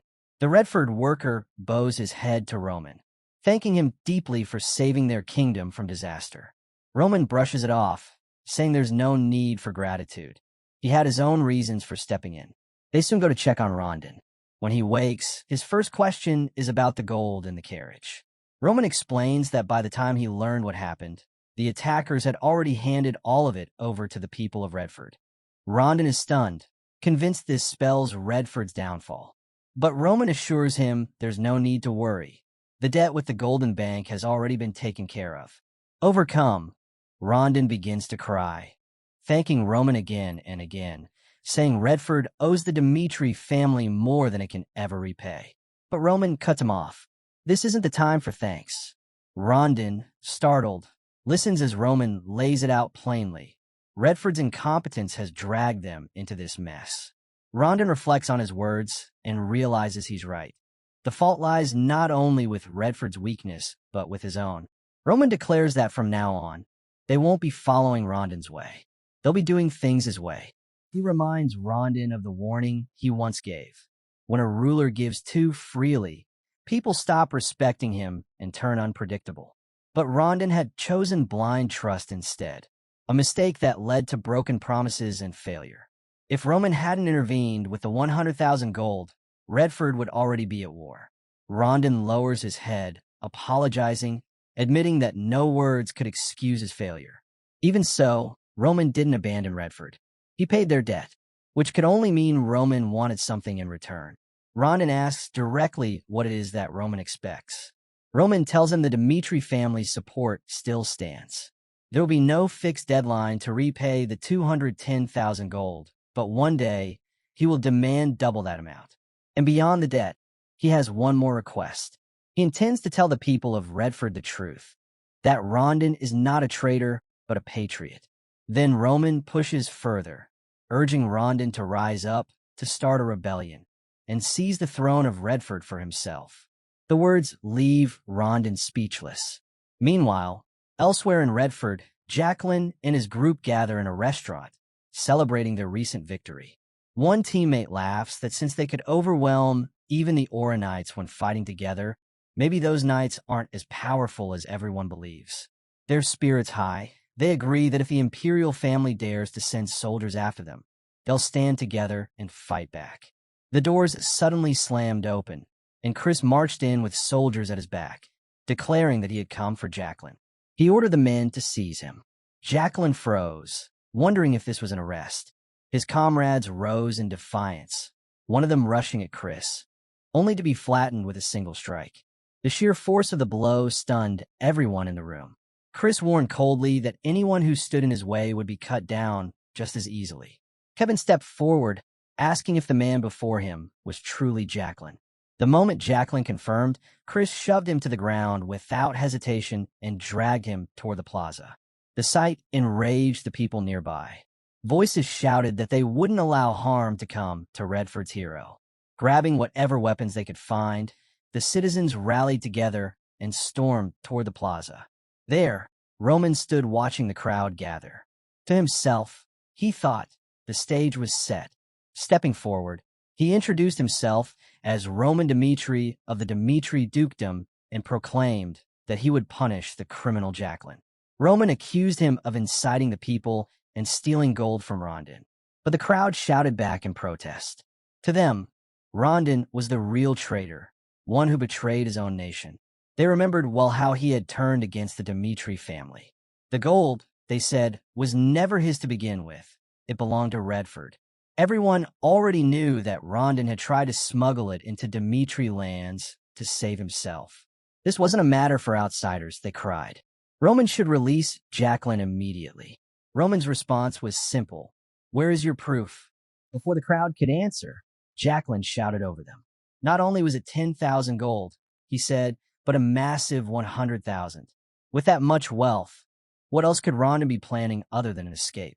Roman dismissed it as nothing more than wild guesses. Jacqueline pushed back, claiming that everyone in Redford knew Rondon was corrupt. Without another word, Roman tossed the document at him. Jacqueline picked it up, stunned to see the seal of the Golden Bank. It confirmed that Roman Dmitri himself had repaid the 110,000 gold debt owed by Redford. Roman explained the truth. The 100,000 gold wasn't for luxury or escape. It was borrowed from him to cover Redford's debt. When Rondon received the final warning from the Golden Bank, he had no choice but to seek Roman's help. But thanks to Jacqueline's reckless schemes, not only was the gold lost, they had been forced to pay an extra 10,000 on top of it. This, Roman declared, is the truth Redford has been blind to. Jacqueline's face twisted in shock. He shouted back that it was all lies, a forgery. He accused Rondon of turning his back on Redford's suffering, living in wealth while his people starved, deceiving merchants for special privileges, and indulging in luxuries that ordinary citizens could never hope to touch. Roman pressed Jacqueline again, demanding real proof. Words and accusations weren't enough to condemn Rondon as a traitor. Jacqueline fell silent, unable to answer. Roman turned to the people, explaining that everything they thought they knew about Rondon was nothing but rumor, lies spread by the barons, repeated until they became accepted as truth. In reality, the true traitor was Baron Dread. He had been secretly leaking information to the Kronos Empire, and it was for that reason Rondon risked his life to drive him out of Redford. The crowd erupted in shock. Roman's voice carried over them, declaring that if anyone could truly prove Rondon betrayed Redford, he would release Jacqueline on the spot. Then he revealed something more. He had once asked Rondon why he endured the insults, why he stayed silent instead of defending himself. Rondon's answer was simple. If the man being accused was the king of Redford, then unrest would spread into open rebellion. It would tear the kingdom apart. For the sake of Redford, he chose to bear the shame. Roman turned sharply back to Jacqueline, asking if this entire riot was something he had planned. Jacqueline, caught off guard, stammered, demanding to know what Roman meant. Roman didn't let him breathe. He explained that the information about the gold in the carriage, money meant to settle the Golden Bank's claim, was a tightly kept secret. Only an insider could have leaked it. Roman looked Jacqueline dead in the eyes and asked who had told him. Was that person even still around? At that moment, Jacqueline realized he hadn't seen the informant since the day before. A chill ran through him. Roman pressed further. How had Jacqueline's group so easily defeated the swordsman guarding the carriage? Didn't that strike him as odd? Jacqueline had the chance to question it, to uncover the truth, but he chose not to. Roman declared that Jacqueline had been manipulated, used by enemies from the Empire to create chaos. Because of that, Rondon had been slandered, loyal soldiers had died, and Redford itself had been thrown into turmoil. Staring hard at Jacqueline, Roman asked, "Do you really believe you're the hero who saved Redford?" The words struck deep. Jacqueline staggered, his confidence crumbling as he realized how badly he had been deceived. Around him, the very people who had rushed to defend him slowly lowered their weapons, shaken by Roman's words. Jacqueline's mind reeled. He remembered a moment with one of Rondon's workers, how he had mocked the man, saying it must be miserable serving a traitor. He had even accused Rondon of stealing wages. But the worker hadn't gotten angry. Instead, he had quietly told Jacqueline that Rondon wasn't what people believed. He couldn't explain much, only that Jacqueline shouldn't judge too quickly. For the first time, Jacqueline wondered if he had been wrong. Back then, he dismissed it as blind loyalty. But now, with the truth crashing down around him, he wasn't so sure. In that moment, Jacqueline finally realized the weight of what he had done. The truth crushed him. His mistake was unforgivable. Trembling, he dropped to his knees, apologizing to everyone. He turned to Roman, desperate, asking what he should do, admitting he was lost and didn't know where to go from here. But even though he had accepted the truth, it was more than his heart could bear. Roman reminded him coldly. Jacqueline had stolen the gold and handed it to the people, believing he was fighting for justice. But lives have been lost because of that choice. Innocent blood spilled due to his misunderstanding. And no amount of regret or apologies could ever bring those lives back. To ensure something like this never happened again, Roman unsheathed his sword. He declared that Jacqueline would answer for his crimes. Turning to the people of Redford, Roman's voice rang out. He told them to remember this day. Jacqueline was not their hero. Instead, by taking on their sins and dying, he would be remembered as the one who shouldered the burden to save others. Roman warned them that if Redford repeated the same mistake again, there would be no one left to bear that weight. With that, Roman struck down Jacqueline before the eyes of the crowd. The scene shifted. Rondon and his soldiers were marching toward the king's palace. Along the way, he thought about the fury of the people, how dangerously close Redford had come to falling into chaos. If the kingdom's root problems weren't solved, this cycle would repeat. For the sake of Redford's future, the king had to be removed. Rondon never imagined he would be the one to do it. But now he had no choice. He told his knight commander that if the royal knights stood in their way, his men should fight without hesitation. This is a battle for Redford's future, he declared. If he didn't seize the throne, the kingdom would only continue down its path of ruin. His commander gave a firm nod of understanding. As they approached the royal palace, the castle gates opened. The royal knights stood ready, blocking their way. Rondon braced himself. There would be no avoiding battle. But then, the commander of the royal knights stepped forward. He declared that their duty had always been to protect the royal family, and standing against the king was undeniably treason. Yet even so, they could not ignore the state of the nation. For the sake of Redford, for the kingdom itself, they would turn a blind eye. Rondon should do what needed to be done. Rondon was stunned. In that moment, he realized he wasn't the only one who longed for change. Others, too, were ready to see Redford reborn. Rondon stepped into the palace, prepared to face the king, but what he found stopped him cold. The king lay collapsed on the floor, clutching a letter in his hand. With trembling hands, Rondon picked it up and began to read. The letter revealed the truth. When the king first learned of the attack on Rondon, rage consumed him. He admitted he had often ignored Rondon despite knowing his loyalty to Redford, and for that he felt regret. Now he had decided to confess everything.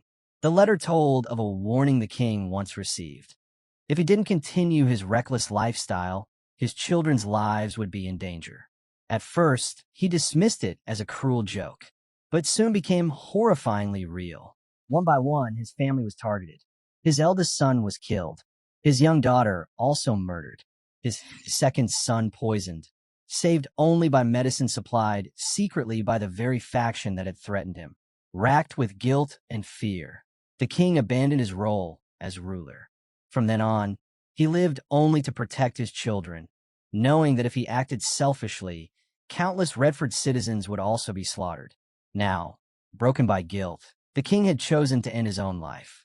He would surrender the throne, sparing Rondon from a battle against him. In his final words, he asked Rondon to protect Redford.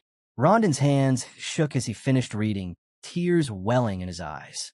He went to another chamber, where Charlot, the last surviving heir, waited. Rondon told him the king was gone. Then, with a heavy heart, he asked if Charlot had known this day would come. Charlot admitted he did. He believed the recent chaos in Redford was all part of a larger conspiracy. Anger burned through Rondon. If Charlot knew, why hadn't he spoken sooner? Charlot looked away and confessed that telling the truth wouldn't have changed anything. He was afraid. He wanted to live. Rondon then asked if the king had wished for him to take over Redford. Charlot answered that survival demanded more than the king's abdication. Power in Redford had to be completely restructured. If the royal family remained, they would always be a source of unrest. They all had to be removed. Knowing how deeply Rondon cared for Redford, Charlot offered himself as the final justification for Rondon to seize power. Is this truly the only way? Rondon asked quietly. Charlot replied that since his father had made his choice, it was now his turn. Rondon's heart ached. In another life, under different circumstances, Charlot could have been a great king. Charlot smiled faintly, thanking him. Then he added that with this decision, the Valhalla Empire would no longer recognize his claim. Before his final breath, Charlot asked Rondon to rebuild Redford. 10 days later, Rondon stood deep in thought. He swore he would never allow Redford to fall. He would question everything, seek the truth, listen to his people, and forge a nation strong enough to withstand the Kronos Empire. He vowed revenge for the king and for Charlo. Turning to his knights, he announced that his coronation would take place in 5 days. When that day arrived, crowds filled the streets to welcome their new king. As Rondon looked out over them, he realized these were now his people. He remembered Roman's words. The very voices that once branded him a traitor were now the same voices calling him king. Their loyalty, their future, would depend entirely on how he chose to rule. Resolved, Rondon silently promised that Redford would not repeat its past mistakes. If the kingdom found stability, then Dmitri would also gain a trustworthy ally. Meanwhile, Roman prepared to leave. He told Chris it was time to return to the Valhalla Empire. Chris simply nodded. Okay. The scene shifted to Paolo, a border city of Valhalla. At the gates, guards stopped them, saying everyone entering had to be searched. Roman thought it was excessive, especially since Valhalla had been the one to extend the invitation. While Roman was being checked, Chris grew visibly annoyed. The guards warned them not to cause trouble, reminding them that Paolo didn't welcome outsiders. As they entered, Roman reflected on Valhalla's nature. Isolated behind its southern jungles, the empire had grown cut off from the world, and its people were notoriously unfriendly to foreigners.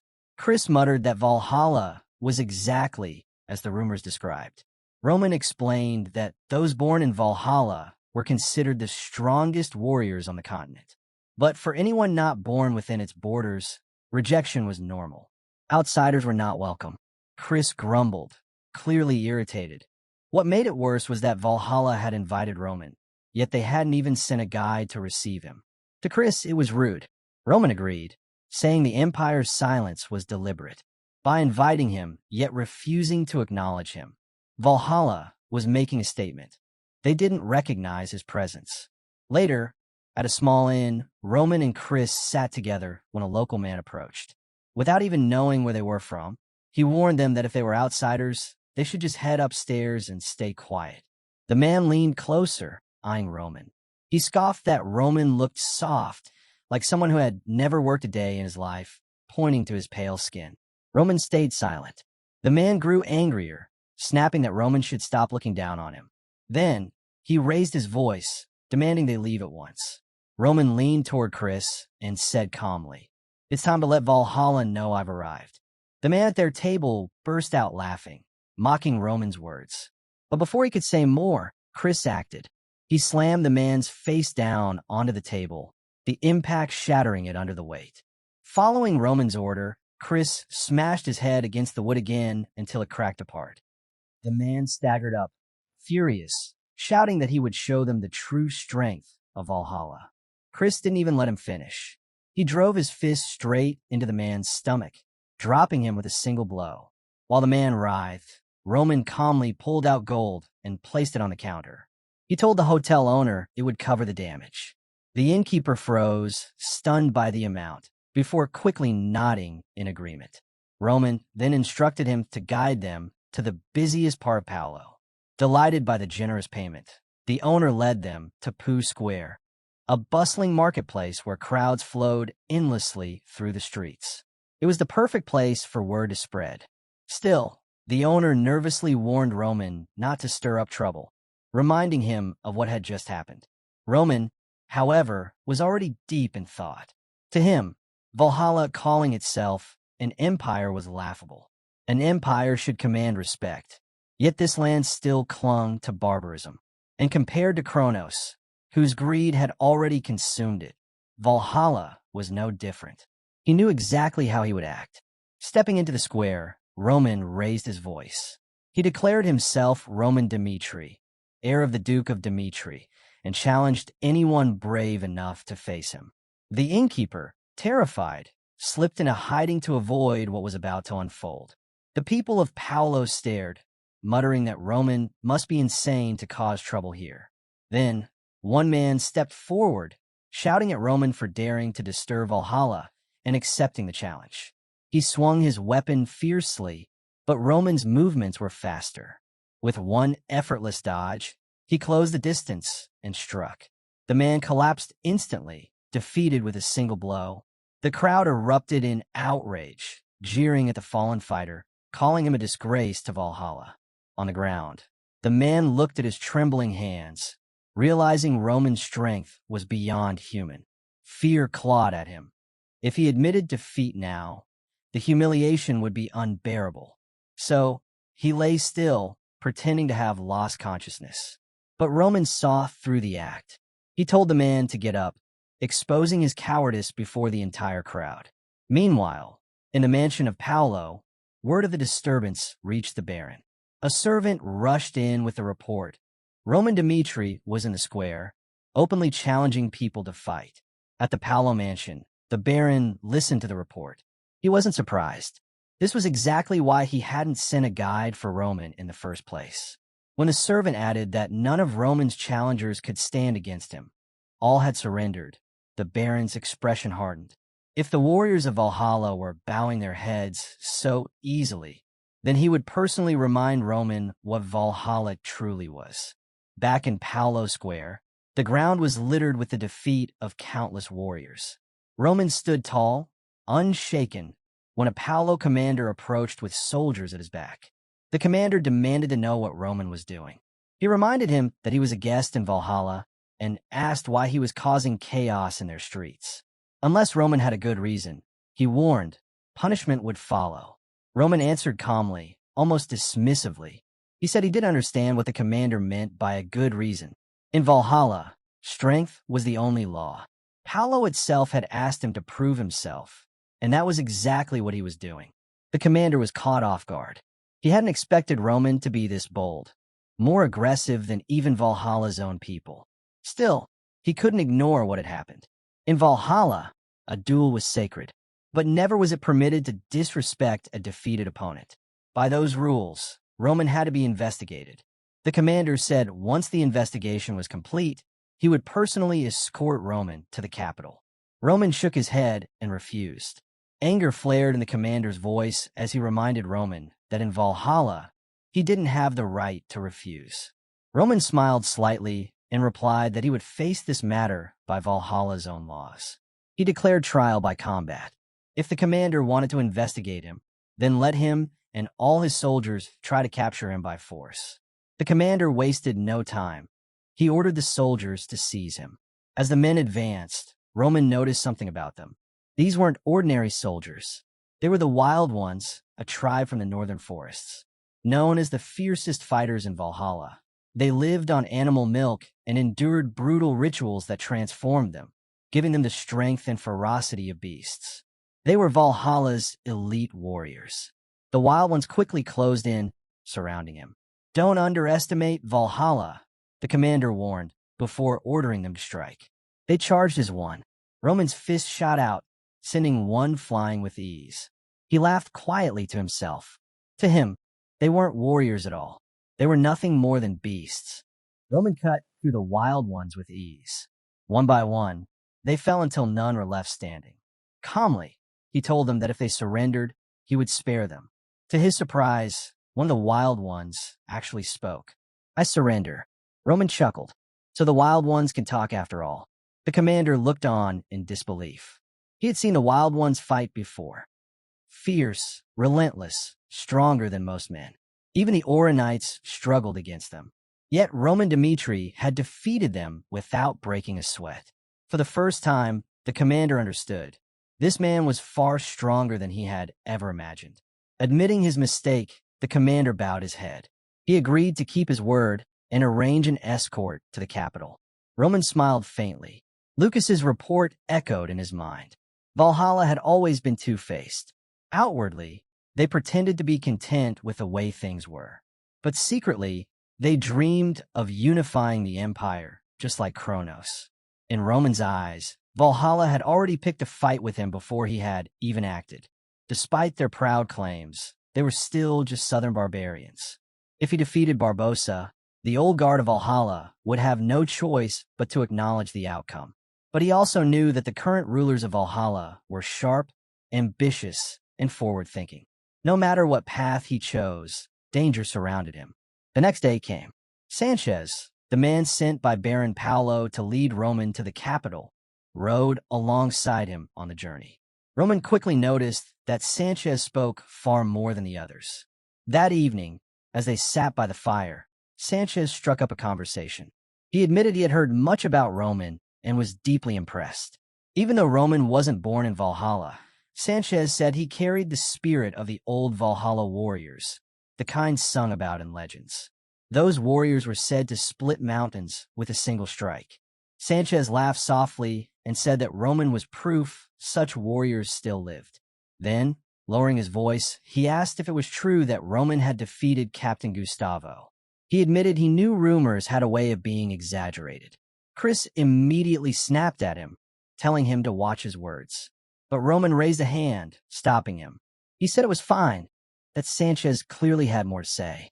Roman told him directly, "If you have something on your mind, speak it." Encouraged, Sanchez leaned forward. Since Roman wanted honesty, he would be honest. He asked what made Roman think he was qualified to challenge Sir Barbosa, one of Valhalla's top warriors, ranked 6th. And not just Barbosa, Morales as well, the 12th ranked fighter. Sanchez began to explain the story every Valhalla warrior knew by heart. Barbosa and Morales had grown up in the same region, rivals since childhood. Morales was born with dazzling talent, hailed by everyone as a genius.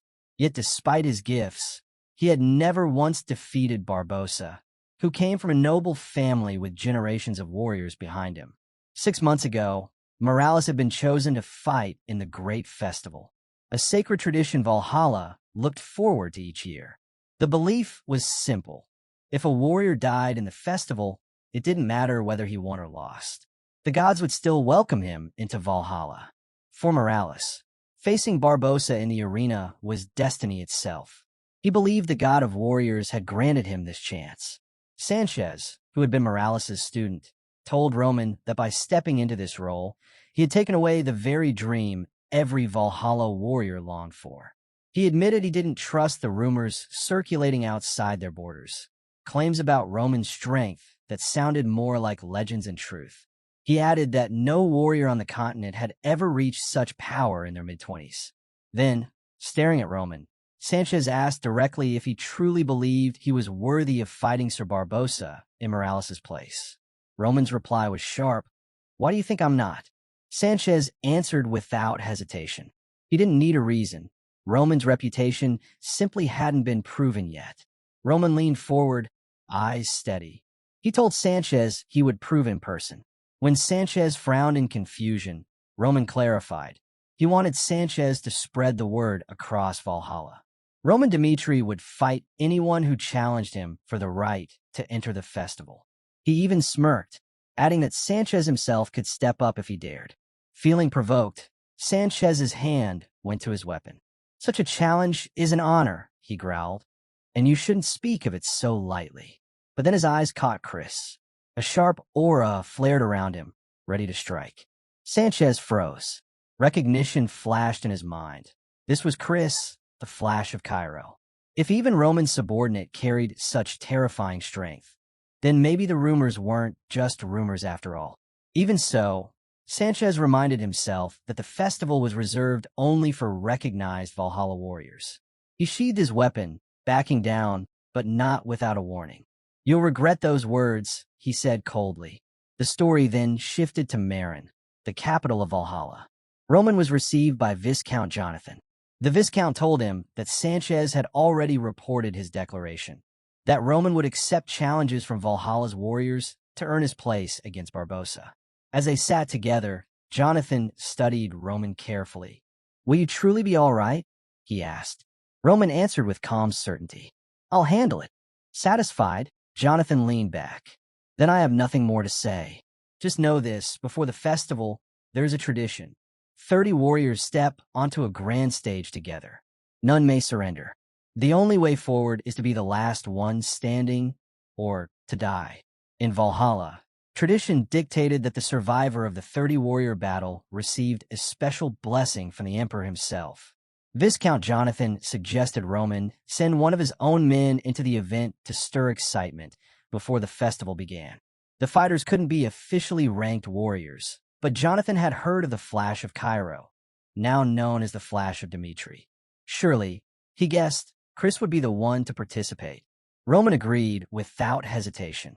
Jonathan chuckled, saying Roman was more easygoing than he expected. He advised him to rest until the festival eve, though he hinted that with the words Roman had spoken to Sanchez, it might be difficult to relax. As Jonathan left, he wished Roman well, hoping they would see each other smiling in 2 days. Roman simply smiled back. The following morning, commotion erupted outside Roman's residence. Bartolo, ranked 89th among Valhalla's warriors, stood outside, shouting a challenge. Roman emerged, his sudden appearance startling Bartolo. Instead of addressing him directly, Roman turned to the crowd. "I'll accept any challenge until sunset," he declared. Then, facing Bartolo, he gestured calmly. "You first." Bartolo bristled, furious at being dismissed so easily. Gathering his aura, he thought to himself, "Let's see how long he can act so arrogant." With a roar, he lunged, but Roman ended the fight instantly. One punch, nothing more. Bartolo crumpled. Roman looked down at him and spoke evenly. Disappointing, especially for someone who talks so much. The crowd gasped. In most places, such a display of power might have silenced everyone with fear. But in Valhalla, it had the opposite effect. The more Roman displayed his strength, the more warriors wanted to test themselves against him. One after another, challengers stepped forward. Each was defeated with a single blow. By the end of the day, 12 had tried. None lasted longer than a moment. Roman's expression hardened as he addressed the gathering once more. "The sun is still high. Does anyone else wish to challenge me?" His voice carried through the square. Then he added, "Tomorrow is the eve of the festival. If any of you want to fight, you'll find me at my door." With that, he turned and left. Word spread quickly through the city. Since morning, warriors of Valhalla had been challenging Roman Dmitri, and every single one had been defeated. People whispered in amazement, questioning what their warriors had been doing if Roman could cut through them so easily. Sanchez, hearing the news, was shocked. Bartolo, once considered a capable fighter, had been the first to fall. In the crowd, some worried voices rose. Valhalla couldn't let Roman take over the festival like this. Surely the stronger warriors would step forward soon.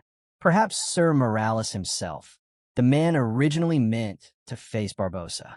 Many believed that no matter how powerful Roman Dmitri was, he could never hope to defeat Morales. Hearing this, Sanchez left the crowd behind and slipped into the forest. There, he found Morales waiting. "Do you know why I want to fight Barbosa?" Morales asked. Sanchez guessed it was because of their rivalry, their long history together. Morales nodded. That was part of it. But then his eyes sharpened, his tone turning heavier. "The real reason is because Barbosa may be strong, but he lacks the pride and honor of a true warrior. And for that, he must be challenged." Morales despised leaders who lacked true strength, and among them, Barbosa was the one he loathed most. That hatred fueled his relentless training, sharpening his swordsmanship with the sole goal of defeating him. But now, someone unexpected had stepped forward to face Morales. Bills immediately ordered Sanchez to summon everyone in Valhalla. Standing before them, he declared his intent to prove himself worthy of standing on the grand festival stage. Soon, the infamous beast of Valhalla, the 12th ranked berserk warrior, stood ready to unleash his full might. The following day, the arena was packed with roaring cheers. The crowd was eager, chanting Morales' name, ready to witness his clash against Roman Dmitri. As the two faced off, Morales spoke first. He demanded to know why Roman had agreed to Valhalla's deal for revenge against Count Denver, despite clearly understanding Valhalla's true intentions. His words stunned the audience, leaving them murmuring in confusion. Roman stood firm, answering with confidence. Valhalla couldn't kill him. Morales smirked at the response, asking if Roman truly believed he had a chance against Barbosa. Roman didn't hesitate. He wouldn't have accepted the challenge if he didn't. Morales burst out laughing, calling him arrogant, yet admitting he liked warriors who carried pride in battle. With excitement, Morales declared it was far too early for Roman to dream of facing Barbossa. Roman revealed his aura, unshaken. He found Morales amusing, telling him that no opponent he'd ever faced believed they would lose. With his sword at the ready, Roman asked if Morales thought he'd be any different. Morales grinned, promising the festival would reveal who truly deserved victory. Then, his aura flared, wild, blazing with power as he lunged forward. In an instant, Morales closed the gap and swung his blade. Roman moved to evade, but the strike came fast, clashing against his sword. Morales was caught off guard. Roman's strength wasn't ordinary. For someone in his 20s, his skill was extraordinary. Pressing harder, Morales stomped the ground, shattering it beneath them. The earth split apart, throwing Roman off balance. Roman leapt upward, realizing Morales was turning the terrain itself into a weapon. His opponent wasn't just powerful, but cunning as well. Seeing his opening, Morales came at him again, declaring that escape was impossible. But Roman used the first form of his midway strike, stepping onto a piece of rubble midair to gain momentum. With explosive speed, he charged down at Morales. Startled, Morales questioned if such a move was even real, yet he managed to block the attack. Roman immediately followed up, slashing from another angle. Morales caught that strike as well, but before he could reset, Roman's kick landed squarely, launching him into a wall. Gasps erupted from the crowd, stunned by what they'd just seen. Yet Morales rose from the rubble, smiling wide. Instead of anger, he was thrilled. He declared the warm-up was over. From this moment on, he would unleash his full strength to crush Roman. Morales' demeanor shifted. His presence turned fierce as raw energy gathered around his fists. Roman narrowed his eyes, watching with interest as Morales unleashed a relentless flurry of punches. Each strike came faster than the last, sharper and more precise. Roman quickly realized Morales wasn't just moving differently. He had grown even faster. Still, Roman remained calm. He believed he could withstand it. Choosing his moment, Roman unleashed his midway strike. The clash was brief but decisive. Morales was struck down. Standing victorious, Roman acknowledged his opponent in silence. Morales wasn't just another fighter. He embodied the very spirit of Valhalla. Roman was grateful to have crossed blades with such a warrior. Lying defeated, Morales accepted his fate. He knew this might be the end, but there was no regret in his heart. With a powerful voice, he called out to the people of Valhalla, demanding they remember this day. Roman Dmitri had answered their challenge, fully aware it was a trap, yet came anyway, proving himself a true warrior. Morales condemned what Valhalla had become, a land where power was seized through deceit and schemes. He urged them to welcome Roman, to honor his coming duel with Barbossa, and above all, to stay out of it. The people fell silent, shaken by his words. Morales believed that soon, someone worthy would rise to challenge Barbossa in his place. Among the crowd, Sanchez broke into tears. His mind returned to the words Morales had once spoken about the possibility of falling to Barbossa. Morales knew death awaited him, yet still chose the fight, hoping his example might remind Valhalla of its lost honor. He had even smiled back then, asking Sanchez if such a cause wasn't noble. Now, in the present, Sanchez's chest tightened. To him, Morales had been reckless. If he died, what would happen to those who had believed in him? As he wrestled with his thoughts, the arena erupted. The crowd began chanting Roman Dimitri's name with thunderous voices. Far away, inside the palace, Marquis Belfer received the news. Morales had been defeated by Roman. The Marquis smiled, intrigued. He admitted he hadn't expected Roman to possess the strength to topple Morales. Just then, Jonathan entered, offering a suggestion. If the Marquis wished, Baron Jonathan could eliminate Roman before his next fight. But Belfer shook his head. Morales had been clever, carefully swaying the hearts of the people before his death. Any interference now would draw suspicion. Roman's duel with Barbossa could not be disrupted. Instead, the Marquis turned the conversation toward Barbossa himself. Jonathan acknowledged Barbossa's status, one of the 12 strongest warriors across the continent. a proud representative of Valhalla. Belfer explained further. Barbossa was not only powerful, but also cunning and merciless, willing to do anything to claim victory. He decided to let Barbossa deal with Roman, just as he had with Morales. With certainty in his voice, the Marquis declared that no matter how fiercely Roman fought, survival was beyond his reach. The scene shifted to Roman's residence, where he sat across from Sanchez. Roman asked why he had come, since the fight with Morales was already finished. Sanchez lowered his head and apologized for his past disrespect. He explained that he was there because of Morales' final wish. Handing Roman a document, Sanchez revealed it to be Morales' will. In it, Morales declared his intent to expose Valhalla's hidden truths. Sanchez explained that this went far beyond a fight with Barbossa. Even if Roman managed to defeat him, there was no guarantee he would leave Valhalla alive. According to the will, certain members of Valhalla were secretly tied to Kronos, and the Kronos Empire itself had influenced Roman's invitation to the festival. The plan was simple. Roman was never meant to survive. Sanchez urged him to leave Valhalla at once, promising his help in escaping. Roman nodded, saying he already understood. He explained the fragile relationship between Kronos and Valhalla. To outsiders, it seemed Valhalla ignored Kronos' atrocities. In truth, the two nations were cooperating, united temporarily by shared interests and mutual restraint. Sanchez was stunned. Roman continued, saying that once you looked closely, the alliance was obvious. Sanchez asked if Roman had known this when he accepted the invitation, and if he truly believed he could endure it. He admitted Roman was strong, but reminded him that everyone had limits. Once the warp gate to Dmitri was shut, escape would be nearly impossible. But Roman's response was resolute. Even if the truth came to light, nothing would change for the smaller nations like Dmitri. They still had to survive by their own strength. Valhalla's trap would not break his determination. Kronos had tried to eliminate him before, and they were trying again now.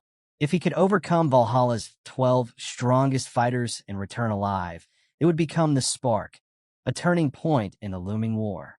His victory would give others the courage to stand against the Empire. Sanchez was struck silent. Morales' words echoed in his mind. He had once told Sanchez that if he ever met a true warrior, he should learn from his life.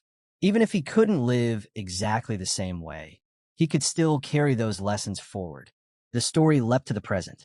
Sanchez left Roman's palace, deep in thought, realizing the trials awaiting Roman would be unlike any before. The scene shifted once again, this time to the moments just before the grand festival. The announcer's voice thundered across the arena, declaring that 30 contestants would step onto the stage together, each representing Valhalla's pride and power. The crowd erupted in excitement, buzzing with predictions and debates. The pre-festival stage had always been unpredictable, and today promised to be no different. From the stands, voices rose above the buzz of excitement. Someone shouted that perhaps Dmitri's flash would take the victory. Another mentioned they were eager to see Chris fight, though they doubted whether he could handle the strength of Valhalla's warriors. Yet, others reminded them, Chris served Roman, the same Roman who had defeated Morales. That alone meant he couldn't be ordinary. The announcer's voice boomed as the fighters were called into the arena. First came Gonzalez of House Jonathan, then Neravian of House Isle, Carwin from House Lilat, Clea of House Dur. The names kept coming until, finally, Chris of the Duchy of Dmitri stepped into the light. The story flashed back to a memory. Roman had warned Chris before their journey began. This trip to Valhalla, he said, will be dangerous from beginning to end. The pre-festival fighters wouldn't just be rivals, they might try to kill him outright.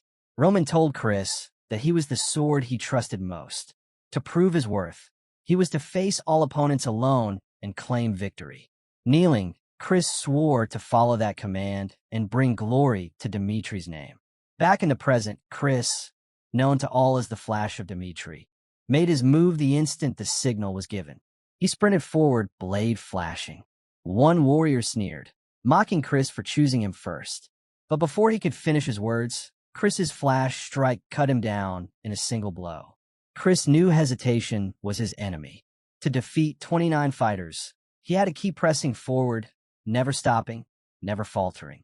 Strike after strike, his sword tore through opponents, too fast for the eye to follow. The audience erupted, cheering in disbelief at his blistering speed.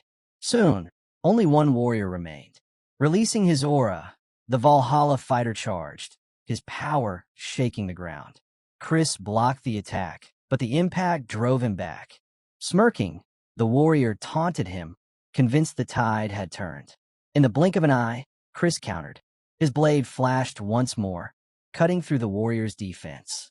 The final opponent fell, leaving the arena silent for a heartbeat before the cheers exploded again. Roman, watching, was quietly impressed. Chris's technique and speed had surpassed his expectations.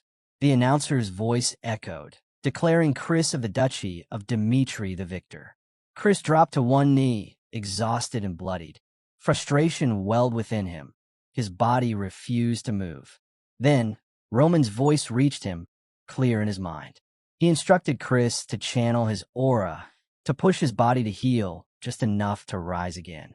Focusing his energy, Chris forced his wounds to close. Slowly, he stood, his figure unbroken before the roaring crowd. The announcer declared that the winner must now show respect to his majesty. But inside, Chris thought only one thing. There was only one man in this world he would bow to, and that man was Roman Dmitri. To everyone's astonishment, Chris bent his knee, not to the Emperor of Valhalla, but to Roman. The arena erupted with whispers. Some muttered that a foreigner showing such defiance was an insult to Valhalla itself. Intrigued, the Emperor raised his voice, asking who this fighter was. Chris introduced himself, and the Emperor nodded. Winning in Valhalla as an outsider, he said, was no easy feat. He praised Chris's display, admitting his performance was remarkable. Then, with calm curiosity, he asked why Chris had chosen to bow to Roman instead of to him. He assured Chris there would be no punishment. He simply wanted to understand. Such defiance was rare before the throne. Chris answered with conviction. Valhalla's warriors fought for their emperor, but he entered the arena for one man only, his lord, Roman Dmitri. The emperor studied him, remarking that Chris was not only talented, but fiercely loyal, a quality that made him stand apart. Since Valhalla honored strength and loyalty, the emperor made an offer. If Chris pledged himself to Valhalla, he would be granted riches and rewards far beyond anything he could receive in Dmitri. The offer surprised Chris, but he stood firm. His strength, he said, was born from his lord's guidance. The worth of his blade did not belong to him alone. It belonged to Roman Dmitri. He respectfully declined, thanking the emperor for his generosity, but refusing to betray his master. The emperor accepted his decision without another word. The ceremony concluded, and Chris was still rewarded handsomely for his victory. Meanwhile, inside the palace, Marquis Belfer's temper boiled over. He lashed out at Baron Jonathan, furious that his exaggerated promises had left him humiliated before the emperor. Jonathan begged for another chance, but the Marquis dismissed him coldly. There was no need. Barbossa had already made his move. Belfer placed all his hopes on Barbossa's success, believing it was his last chance to recover his honor. Elsewhere, in Roman's quarters, a servant quietly set food and tea before him. Leaning close, the servant whispered a warning, not to eat, for Barbossa's plot was already in motion. But before the servant could say more, Roman spoke directly into his mind, demanding to know his true identity. Startled, the servant revealed that he belonged to a faction still loyal to Morales. Their only wish was for Roman to see through Barbossa's schemes and triumph. Roman considered this, realizing Morales' influence still lingered strongly within Valhalla. Then, without hesitation, he lifted the cup and drank, leaving the servant stunned. The servant, alarmed, blurted out a question. Why was Roman drinking so recklessly? Did he not realize what might be in the cup? Roman set the cup down calmly. He knew Barbossa was a master of poisons, but poison, he said, had no effect on him. Then his eyes narrowed as he challenged the servant. If he truly wished to help, he should drink the rest of the tea himself to prove it was tainted. The servant agreed, but warned that time was the real enemy. Barbosa had likely chosen this exact moment on purpose. By the time proof surfaced, no one would believe it, especially since the words of the defeated carried little weight. Roman reassured him. If the servant brought the evidence he needed, both of them would achieve their goals. For now, they would start by finding the culprit. The scene shifted to the kitchen. Roman confronted the chef who had prepared his food. Trembling, the man swore he had done nothing wrong. Roman told him plainly, if he was truly innocent, he should bring forth the one who bore responsibility. At that moment, Baron Jonathan appeared, stepping in hurriedly. Roman, keeping his voice steady, told him that his servants had given him poisoned tea, and afterward they had been rewarded with gold, as though congratulated for their deed. Someone clearly wanted him to fall before the festival even began. Baron Jonathan's eyes widened. Had Barbosa's plan already been uncovered? He quickly masked his shock, insisting Roman's claims were baseless. To accuse Valhalla so openly, he said, was to dishonor them at a sacred festival. He promised to investigate if anything improper had occurred, but accused Roman of overreacting. Roman dismissed the argument. The festival would continue as planned, but he warned that today's matter would not be overlooked.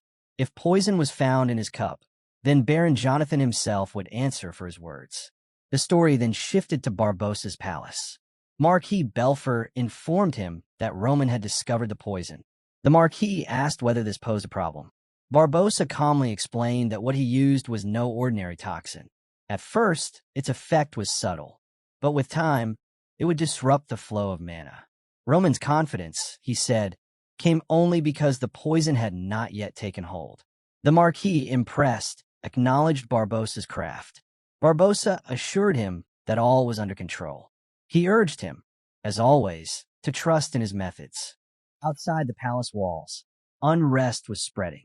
Whispers ran through the streets, carried by servants from the trade house.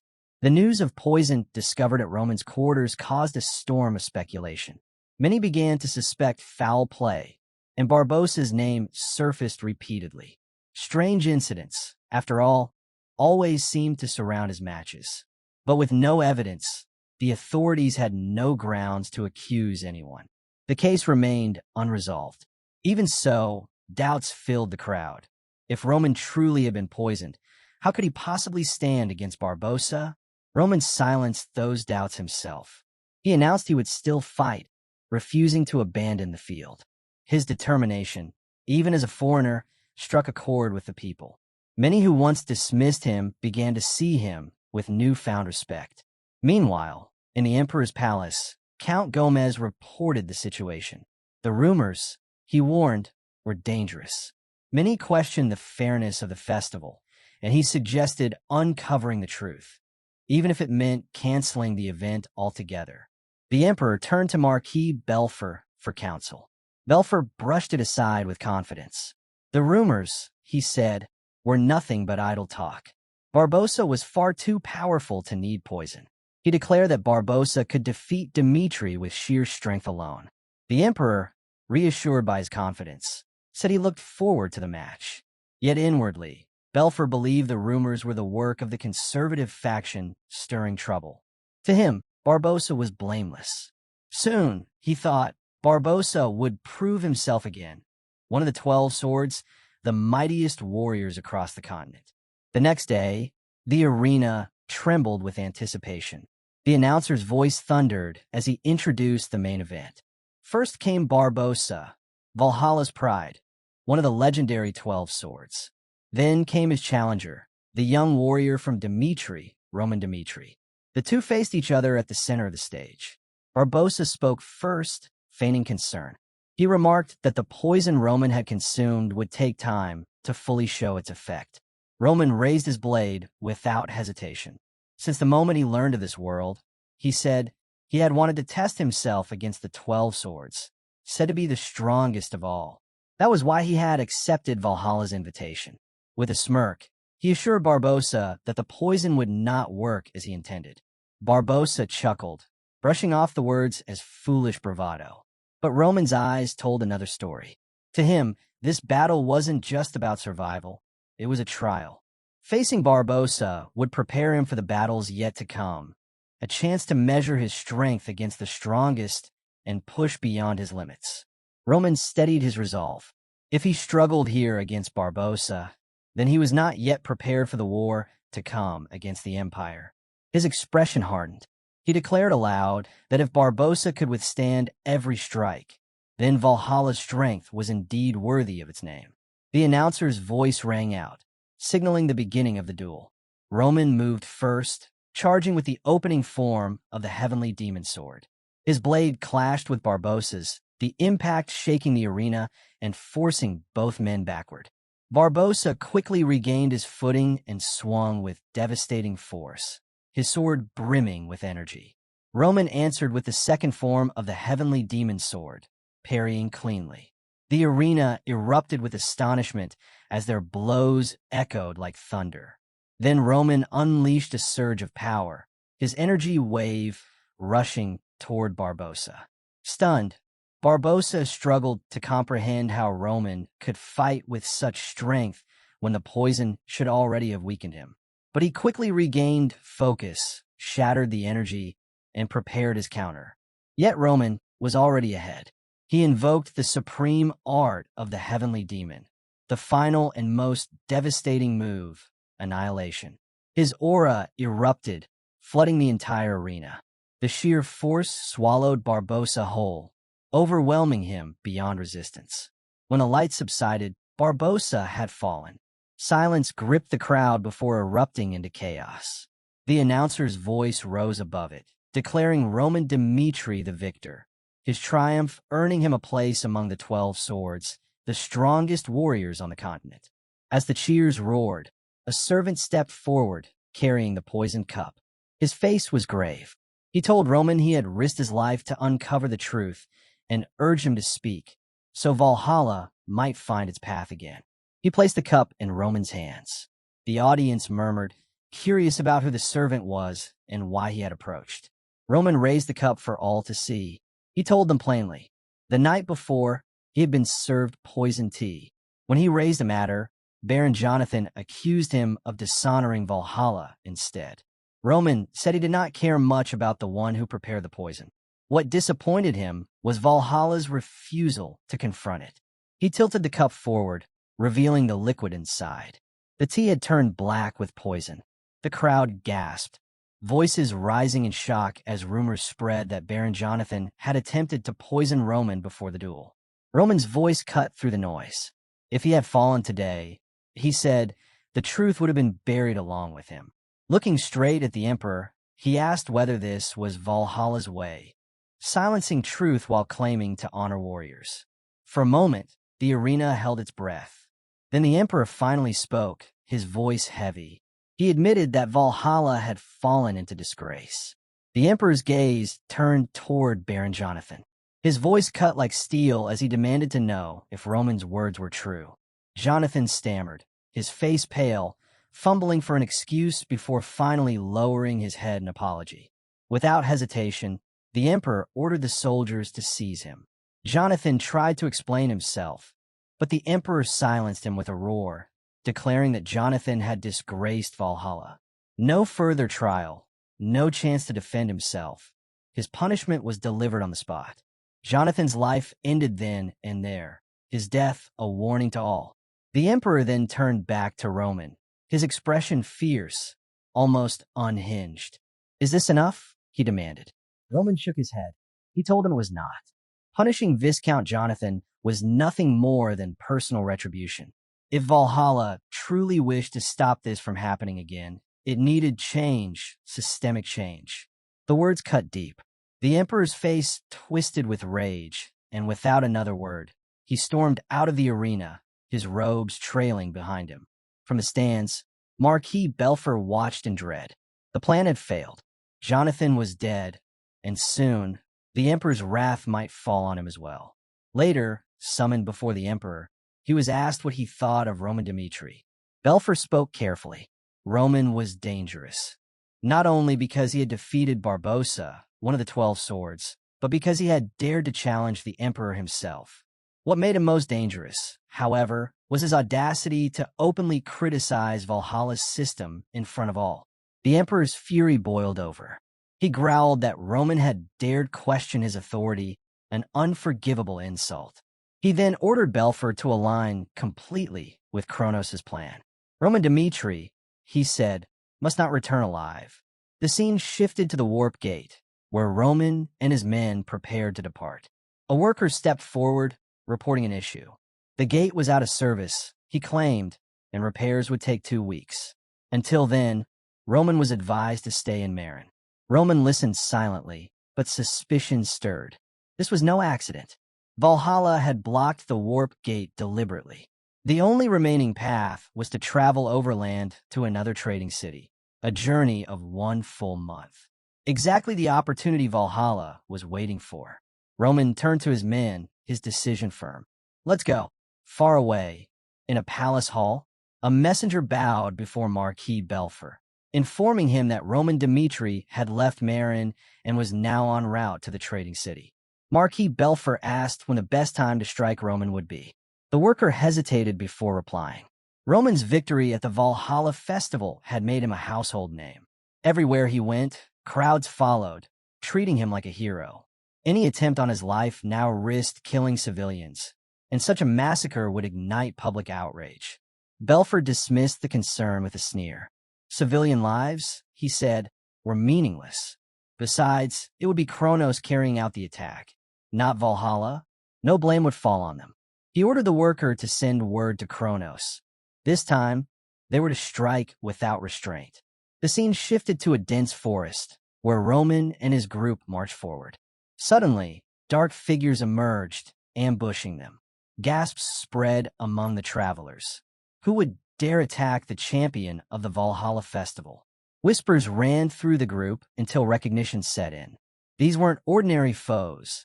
They were shadow warriors from the Kronos Empire. The battle erupted instantly. Chris narrowed his focus, feeling the flow of mana, and unleashed his flash lightning strike. In a blink, one shadow warrior was cut down. Roman gave his command without hesitation. Vulcan and Pookie surged forward, tearing through the enemy with ease, leaving only a handful of warriors still standing. The surviving shadows, cornered and desperate, tried to issue a warning that Dmitri had made a grave mistake. But before they could finish, Roman appeared behind them, his blade cutting one down in a single stroke. "You talk too much," he said coldly. He then turned to one of his men. "Did you record everything?" The subordinate nodded. Roman ordered him to spread the recording throughout Valhalla using the magical video device. His expression hardened. "Let's make this game even bigger." The scene shifted back to Valhalla, where crowds gathered to watch the recording. Outrage swept across the land. People shouted in disbelief. How could anyone dare violate Valhalla's territory with such arrogance? As the image revealed the attackers to be shadow warriors of Kronos, the anger only grew. The people declared that Roman now stood as Valhalla's pride, its honor, and its face to the continent. If they allowed him to be cut down on their soil, they would never again have the right to speak of warrior pride. Their fury rose together, a roar that reached even the court of Valhalla, demanding justice. In Valhalla's royal court, voices thundered with outrage at Kronos. Officials declared that the attack was an insult and promised a full investigation. Yet beyond words, they did nothing. Using the excuse of careful deliberation, they avoided deploying troops. Meanwhile, Roman's private forces endured relentless ambushes from the shadows. In the midst of this struggle, Sanchez arrived with a small band of warriors who had once followed Morales. Roman thanked him, but cautioned that their strength was too little. Staying here would only get them killed. Sanchez answered firmly, "If I wanted to live, I wouldn't have come." Roman smiled faintly, calling him a fool. "It's too late to take that back now." Before Sanchez could ask what he meant, the forest stirred, and an entire army of cloaked figures appeared. The ground trembled with their presence. Sanchez shouted for his men to ready themselves. As Valhalla's warriors, they would stand with Roman Dmitri. Aura flared from their blades as they charged into the mass of shadowy enemies. But Sanchez's confidence shattered when one figure vanished into thin air, reappearing behind him in an instant. Blink. His eyes widened. These weren't ordinary warriors. They were abyssal demons, monsters cloaked in black energy. Above, one demon twisted through the air, its dark aura rippling like smoke. Sanchez swung upward, but the creature slipped away effortlessly. His instincts screamed danger. He ordered his men to regroup into a defensive stance, just as one demon raised its hand, summoning a crackling storm of black lightning. The bolt tore through the air, aimed straight at Sanchez's formation. He froze. There was no time to react. But before it struck, a shield rose. Roman appeared, intercepting the blast. With a single sweep, he redirected the lightning, scattering its force harmlessly away. Turning to Sanchez, his voice was firm. Fall back. Regroup. Leave the demons to me. Still shaken, Sanchez hesitated. How could Roman hope to face so many alone? But before he could protest, two demons moved in, conjuring a wall of dark flame from both sides. Fire roared toward Roman, threatening to swallow him whole. Yet Roman didn't flinch. His blade glowed with aura as he swept it calmly through the fire, dispersing the flames into sparks. In the same instant, he dashed forward, closing the distance before the demons could recover. 2 strikes, clean, precise, unstoppable. The demons collapsed where they stood. The remaining abyssal demons recoiled, their eerie forms wavering as if unsettled. But one stepped forward, raising its clawed hand. Earth itself shuddered, rising into twisted roots and stone tendrils. The demon unleashed Tangle, its spell lashing out to bind Roman where he stood. From beneath the earth, thick roots burst upward, twisting and coiling to trap Roman. But with one clean swing of his aura-infused blade, he cleaved through them as though they were nothing. The demons froze for a moment, their expressions hidden beneath their hoods, but their hesitation revealed what they already knew. The difference in power was vast. Seizing the chance, another demon loosed a dark arrow from behind.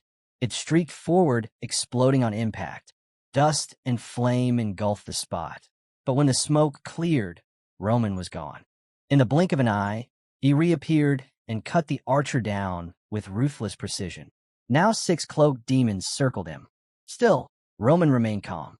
One step forward, weaving a spell. Flames erupted, condensing into a massive flame cannon, a 6-circle attack that scorched the air as it roared toward him. Roman didn't move. His eyes narrowed as he muttered, almost mockingly, "To reveal black magic so brazenly, is this confidence in victory, or just arrogance?" He paused, then added coldly, "The Kronos Empire is truly arrogant." Activating his flame art, Roman met fire with fire, dispersing the raging blast as if it were nothing. The demons recoiled in disbelief. "If you want to live," Roman's voice cut like steel, "then fight until the end." The dark mage leading them trembled, stunned that even a 6-circle spell had no effect. Snarling, he forced his power higher, channeling everything into a 7th-circle firestorm. A vortex of flames howled around Roman, consuming the battlefield. When the inferno died down, Roman stood untouched. Before the mage could recover, Roman surged forward with speed too sharp to follow. His sword struck clean, once final. The mage collapsed without even a chance to resist.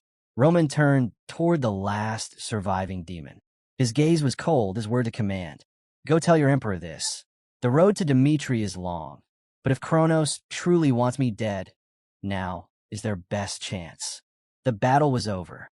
Chris approached, battered and bruised, but steady. He reported that their side had taken only minor injuries. Valhalla's warriors, however, had suffered heavily. Nearly half had fallen. Roman received the news with a grim expression, then ordered Chris to prepare the troops. They would march to the trade city immediately, without pause. Just then, a soldier hurried up to him, breathless, saying he had an urgent report. Roman's eyes narrowed, and for a moment, he recalled a past conversation with Alex. how mastering fire magic was said to require a rare natural talent. The soldier spoke carefully, recalling something his master had once told him. His master had awakened the ability to control fire only after surviving a terrible blaze as a child. Half of his face had been scarred ever since, a constant reminder of that tragedy. He also mentioned an old mystery. Years ago, mages had begun vanishing across the continent. It wasn't just in Phoenix. Similar cases occurred in other regions. Some believed the disappearances were connected, but with no evidence, the matter had eventually been forgotten. Back in the present, Roman listened intently. The soldier suggested that the black mage they had just faced might be linked to those events. Roman frowned. The mage's appearance, so like the former tower master, was unsettling. Were those burned scars coincidence? Or was there a darker truth? Even more alarming was the similarity between the mage's fire arts and Phoenix magic itself. Could black magic exist that enslaved its victims, forcing them to obey?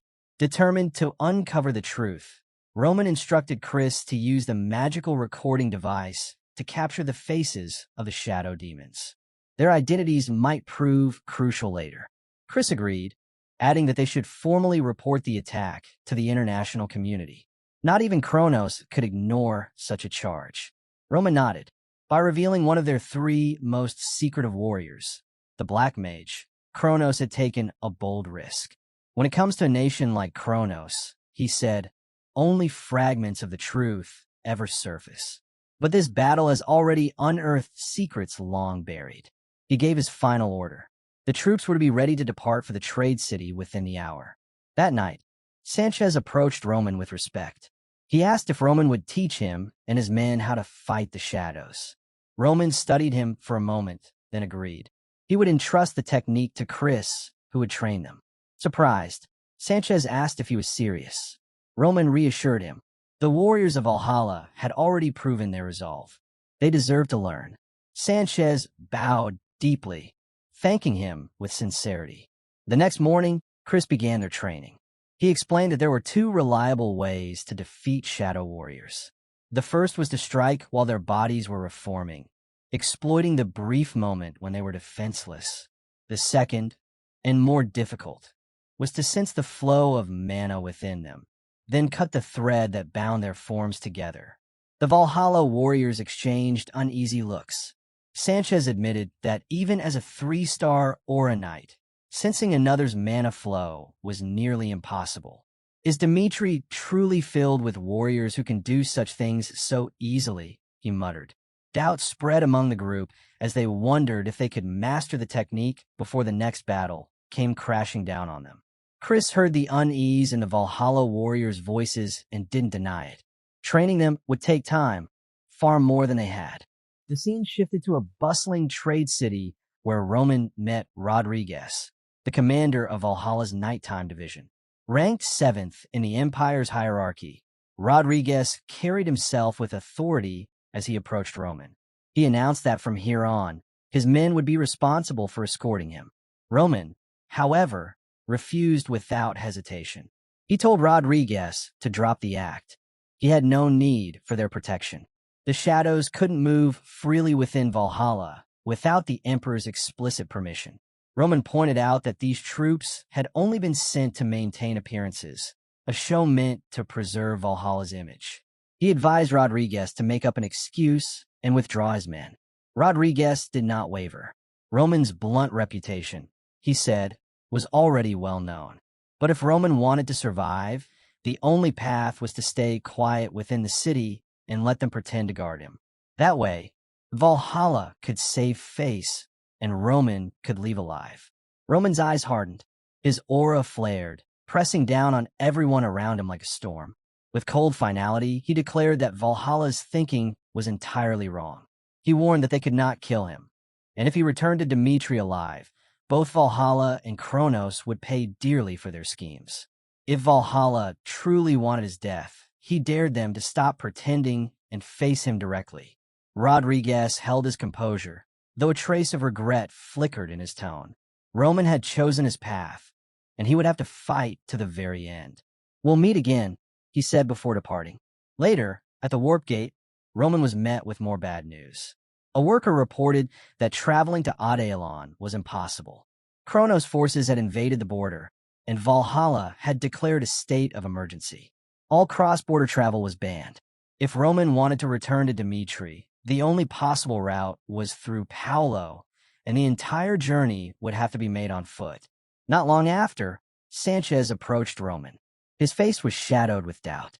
He warned that this was a trap. Valhalla had no intention of letting him leave. They were simply waiting for him to cross the border, where both they and Kronos could strike. Roman listened in silence before replying, his voice steady. He admitted the truth. Once he stepped across, both Valhalla and Kronos would try to kill him. Sanchez pauses for a moment, then asks if Roman truly intends to go through with it. Roman's gaze sharpens, his answer firm and unwavering. He explains that Valhalla's rulers have fallen into corruption, and for that reason, he must act. His decision is final. Roman reflects on what Valhalla once was, a land of proud warriors, now reduced to weakness and compromise. To him, the nation has lost its soul, leaving behind only the hollow shell of its former glory. Accepting this decline would mean surrender, and he refuses to yield. That is why he has chosen this dangerous road ahead. Sanchez, stirred by Roman's resolve, pledges his loyalty and insists on joining him, even at the cost of his life. But Roman denies him. He explains that Sanchez's role in Valhalla is too important to abandon. Sanchez protests, determined to fight by his side, but Roman cuts him off. If Sanchez crosses the border, Valhalla will brand him a traitor, stripping him of everything. The royal family would go as far as erasing all witnesses to preserve their reputation. Roman then shifts to what must be done. He tells Sanchez to seek out Duke Vieto, a man of strength who has chosen seclusion on Valhalla's southern border. Others like him, who still hold true to Valhalla's spirit, must be gathered together under one purpose. Roman insists that only by uniting such people can Valhalla's honor be restored and its corrupt rulers overthrown. He entrusts this mission to Sanchez, leaving the rest in Dmitri's hands. The following day, Roman marches forward with his forces, resolve unshaken. Their advance is suddenly blocked by Rodriguez and his soldiers. With a mocking smile, Rodriguez greets him, asking if he slept well. He reminds Roman of his earlier warning that they would cross paths again. Rodriguez sneers that had Roman pledged loyalty to Valhalla, he could have lived a life of honor and wealth. But since he stands in opposition, Rodriguez declares he cannot allow Roman to leave alive. Roman answers calmly, his words sharp and deliberate. He says those who cling to power too long are blinded by arrogance, convinced they command everything, until their overconfidence becomes their downfall. Roman draws his sword, the blade catching the faint light as he declares in a steady voice that he's been waiting for Rodriguez. Without hesitation, Rodriguez seizes the moment and commands his soldiers to strike. Both sides clash, and the battlefield explodes into chaos. Amid the storm of blades, Roman's strength shines. His movements are sharp and precise, cutting down Rodriguez's finest warriors with ease. Rodriguez grits his teeth as he watches. Roman's reputation as one of Valhalla's greatest warriors is well known, and seeing it firsthand stirs both anger and ambition within him. Instead of despairing, Rodriguez views this as a chance. If he can be the one to kill Roman, his own name will rise above the rest. Determined, he draws his weapon and charges forward, eyes locked on his opponent. His strike is swift, calculated to end the battle in one blow. He watches Roman carefully, certain that victory is his. Rodriguez then unleashes his ultimate technique, the evergreen slash. The air ripples as his sword cuts through with deadly precision. But Roman, a seasoned fighter, anticipates the attack. In an instant, his blade meets Rodriguez's, blocking it with effortless control. Before Rodriguez can recover, Roman counters with a crushing strike that brings him down immediately. The scene shifts to the vast halls of Valhalla's palace. The emperor sits upon his throne, mulling over the recent battles. He speaks Roman Dmitri's name aloud, calling him a man of great intrigue. Turning to his advisors, he acknowledges that guerrilla tactics are useless now. Without Valhalla's strongest elites, there is no way to halt Roman's relentless march. He places the blame squarely on the Kronos Empire, declaring them responsible for these failures. After a brief silence, he issues his command. Valhalla's forces are to withdraw. He wants to observe Kronos' next move before acting again. Because of this retreat, Roman's army crosses the border without resistance. Valhalla's attacks cease, but the reprieve is short-lived. Soon after, Kronos launches a full-scale offensive. The Dmitri soldiers, hardened through grueling training, push forward despite their exhaustion. For more than 2 weeks, they have marched and fought without rest. Their bodies ache, but their resolve hardens whenever they see Roman himself battling alongside them at the front. Gritting their teeth, they endure. The army braces as Kronos' forces finally close in. Chris, weary and drained, thinks grimly that Kronos seems intent on never letting them breathe. But just as the pressure mounts, the tide shifts. Edwin Hector arrives with reinforcements. Edwin quickly takes command, ordering his troops to bolster Dmitri's forces and strike back at Kronos. With a wave of his hand, he unleashes his fire field, halting the shadow soldiers in their tracks. The sudden resistance stuns the Kronos army. None of them expected Dmitri to have reinforcements. Amid the confusion, Edwin rushes to Roman's side with urgent news. Dmitri itself is under direct attack.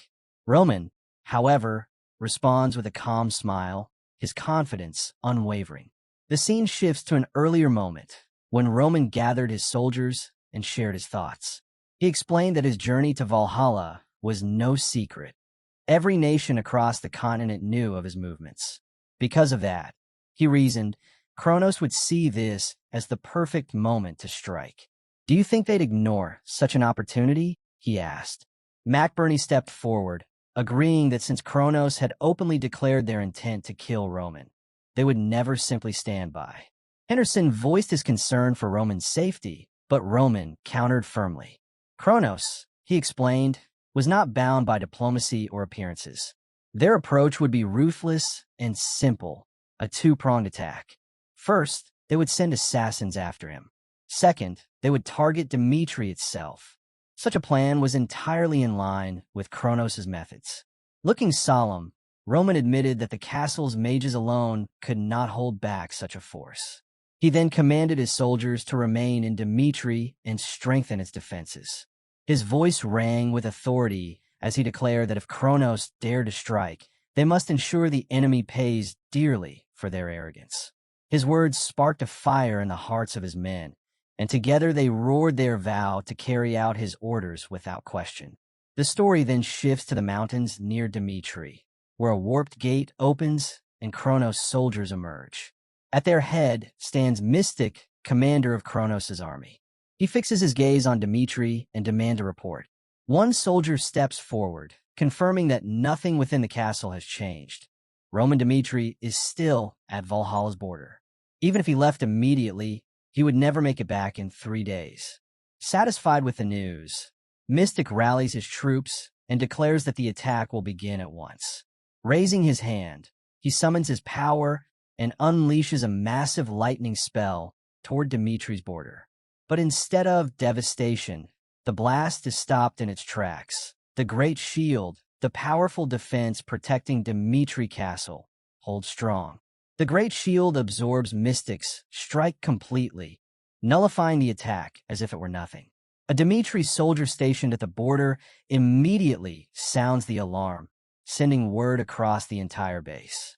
Within moments, soldiers rush into position, preparing for battle. Mystic watches calmly, his eyes narrowing as he takes in the sight. He recalls the rumors of Dmitri's powerful defenses and murmurs to himself. So this is the true extent of their strength. The soldier's swift response confirms it, but he quickly reassures himself that it is still within their plans. With confidence, he tells his army, let Dmitri resist as much as they like. Their fate is already decided. The Kronos forces press forward, but each advance collides with the barrier, which repels them again and again. The focus then shifts to Jonathan, captain of Dmitri's knights, as he leads the second unit into the fray. Standing firm, he commands, "Load, then fire." Third unit, follow immediately. Archers move in perfect rhythm, unleashing volleys of air arrows that tear through the enemy ranks, dropping countless Chronos soldiers and slowing their advance. In the chaos, Felix steps forward. With a single incantation, he unleashes his spell, Rainy Fire. The sky ignites, and flames rain down across the battlefield, striking with unerring precision. Mystic's eyes widen as he recognizes the power, a six-circle spell. For a moment, his confidence falters. A six-circle mage in a duchy this small, he mutters. Dmitri, they have the power to defy the Empire itself. But then his expression hardens. If Dmitri truly possesses this much strength, then destroying it will serve as an even greater warning. So be it, he thinks. Let this battle prove to the entire continent what happens to those who oppose Kronos. Meanwhile, deep within Dmitri territory, shadow soldiers slip into the city under the cover of advanced stealth magic. Their commander whispers sharp orders. Destroy the key facilities, eliminate important targets on sight. Moving silently, they advance, but unease creeps in. The streets are unnaturally quiet, too still. Ignoring the feeling, they continue their mission. Suddenly, the silence shatters. Henderson and his men spring from hiding, ambushing the infiltrators. Steel clashes, and the shadow soldiers fall, their plan unraveling before it can begin. From a distance, McBurney observes the clash with a grim look. Just as Lord Roman foresaw, he mutters, "Kronos has indeed launched a direct strike at Dmitri, but they will pay dearly for underestimating them." Back at the border, Rodwell Dmitri stands in silence, his thoughts heavy. He knows the gravity of the moment. The survival of his homeland rests on their ability to endure what comes next. Rodwell steels himself, reminding his heart that every step from this moment on must be for survival. As he plans his next move, Kronos soldiers climb the city walls and catch sight of him. Recognizing his importance, they strike immediately, their objective clear. Eliminate Rodwell Dmitri and open the gates for the main army. The soldiers descend swiftly, but Rodwell meets them head-on. His blade rises to block their attack, his movements sharp, decisive. One vow echoes in his mind. With Roman away, he must be the shield of Dmitri. Channeling his inner strength, Rodwell releases a powerful aura, cutting down the attackers one after another, his resolve unshakable. Elsewhere in Dmitri, the shadow soldiers advance, moving with cold precision toward their objectives. Suddenly, their path is barred by a wall of Dmitri defenders standing ready. The shadow captain steps forward, his voice icy. "Step aside if you value your lives." But the Dmitri soldiers do not flinch.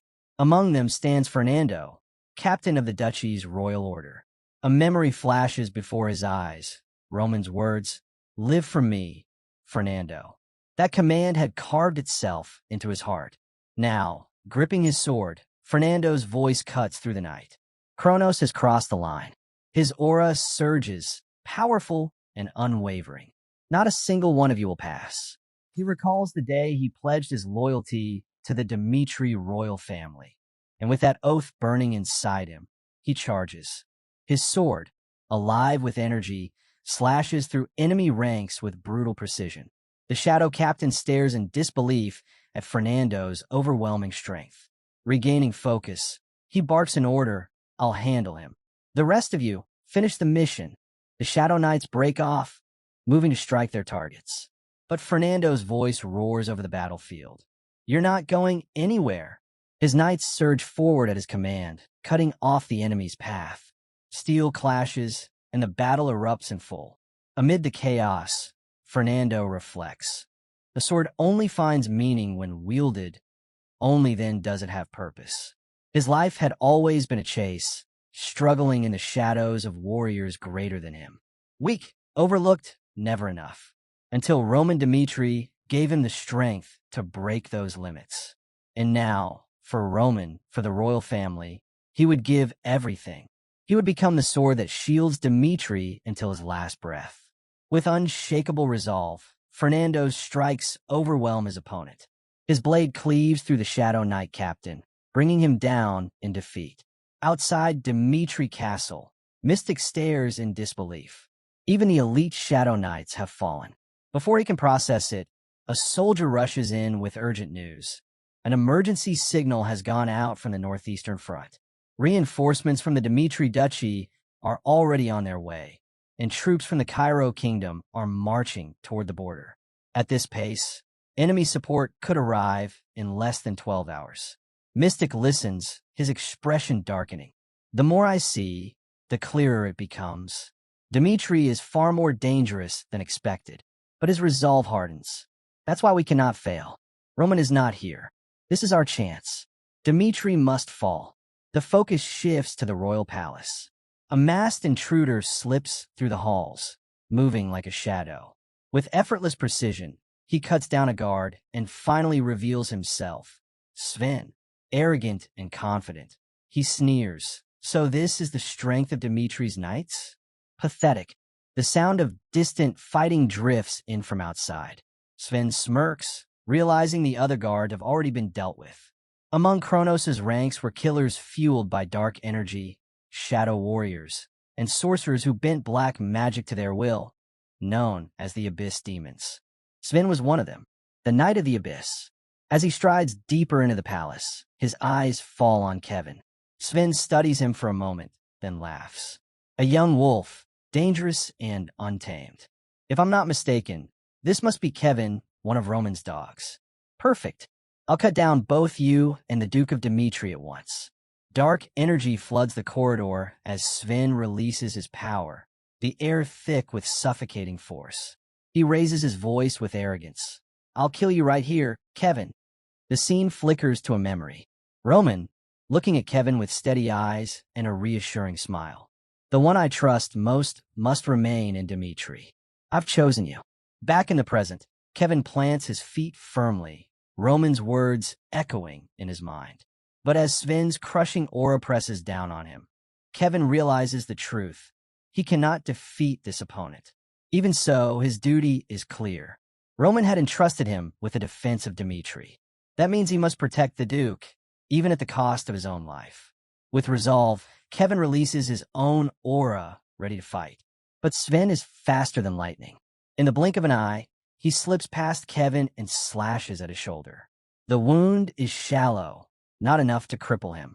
Sven pauses, intrigued. He sensed it, so the boy has sharp instincts after all. His lips curl into a grin. Good. Struggle. Entertain me. Kevin, rattled by how narrowly he avoided death, steadies his breathing.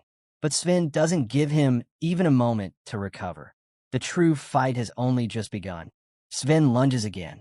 Kevin lifts his sword just in time to block, but the sheer power behind the strike sends him staggering. His arms tremble, his balance slips, he can feel it in his bones. Sven's strength is overwhelming, far beyond his own. In fact, it rivals, maybe even surpasses, Count Nicholas, Cairo's greatest swordsman. Against such a foe, a fair fight feels impossible. But Kevin refuses to surrender. He pushes forward, charging at Sven head-on.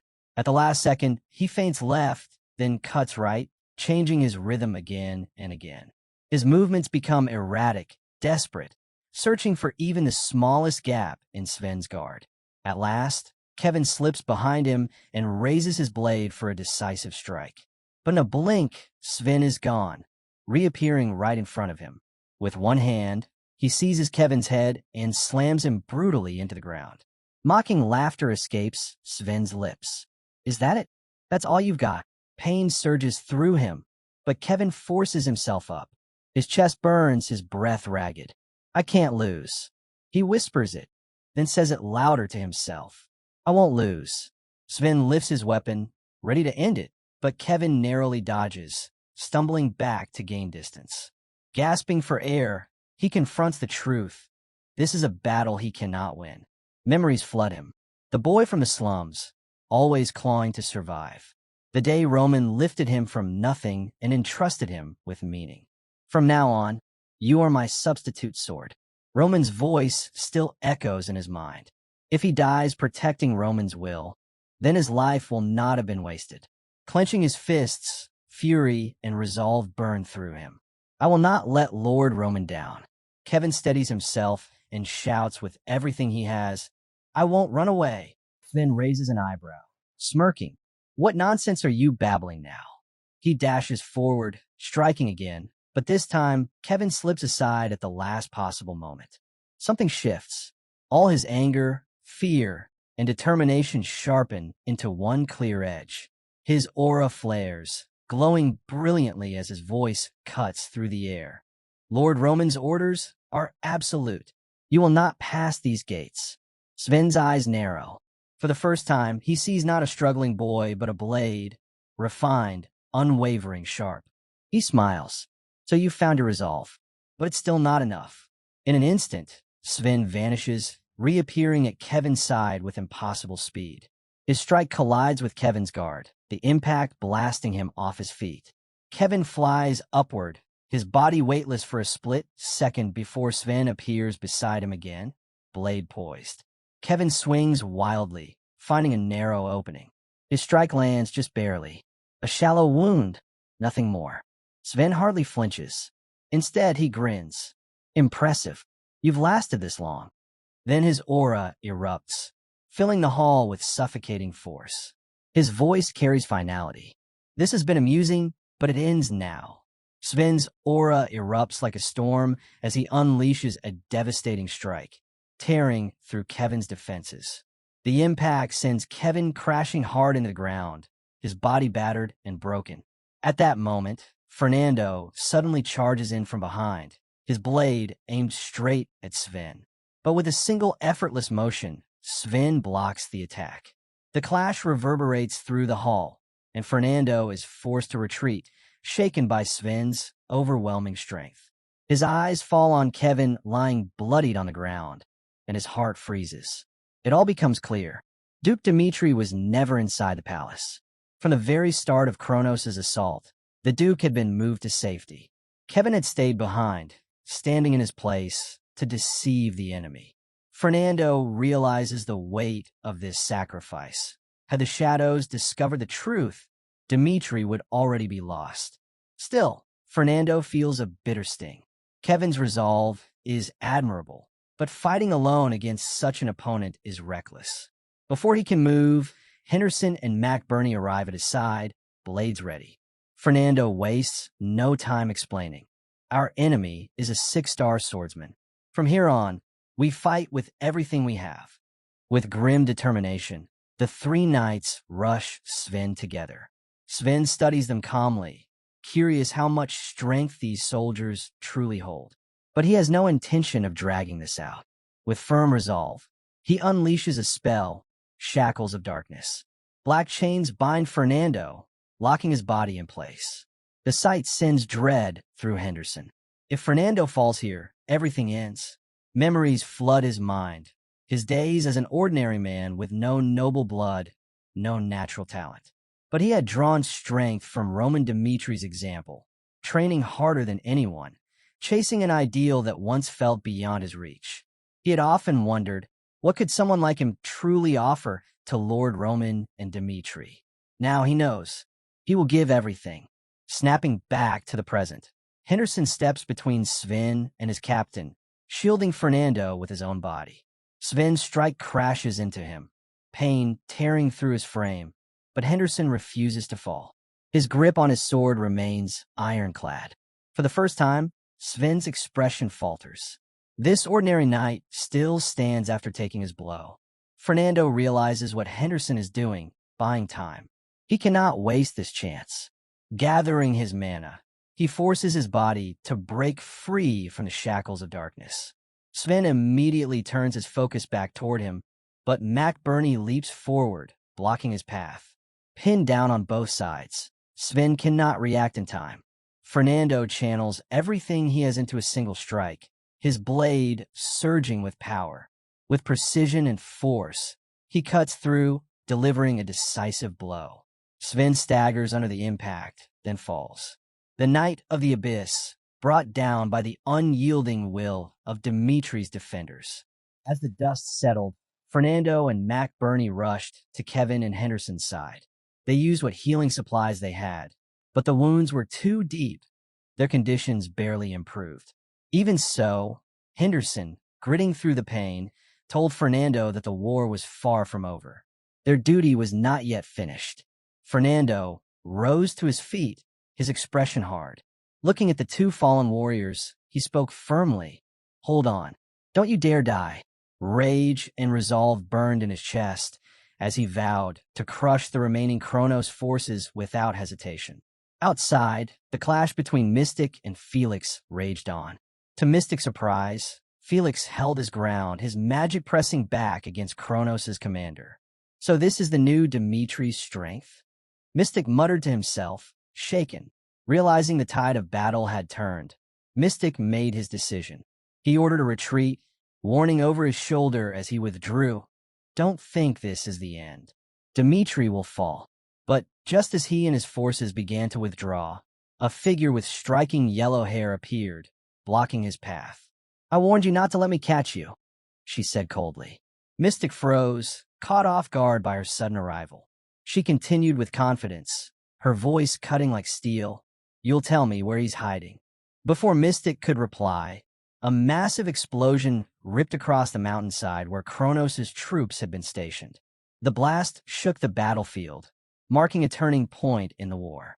Days later, after Dmitri's defenders successfully repelled the Kronos invasion and Mystic was forced to flee, the duchy began to recover.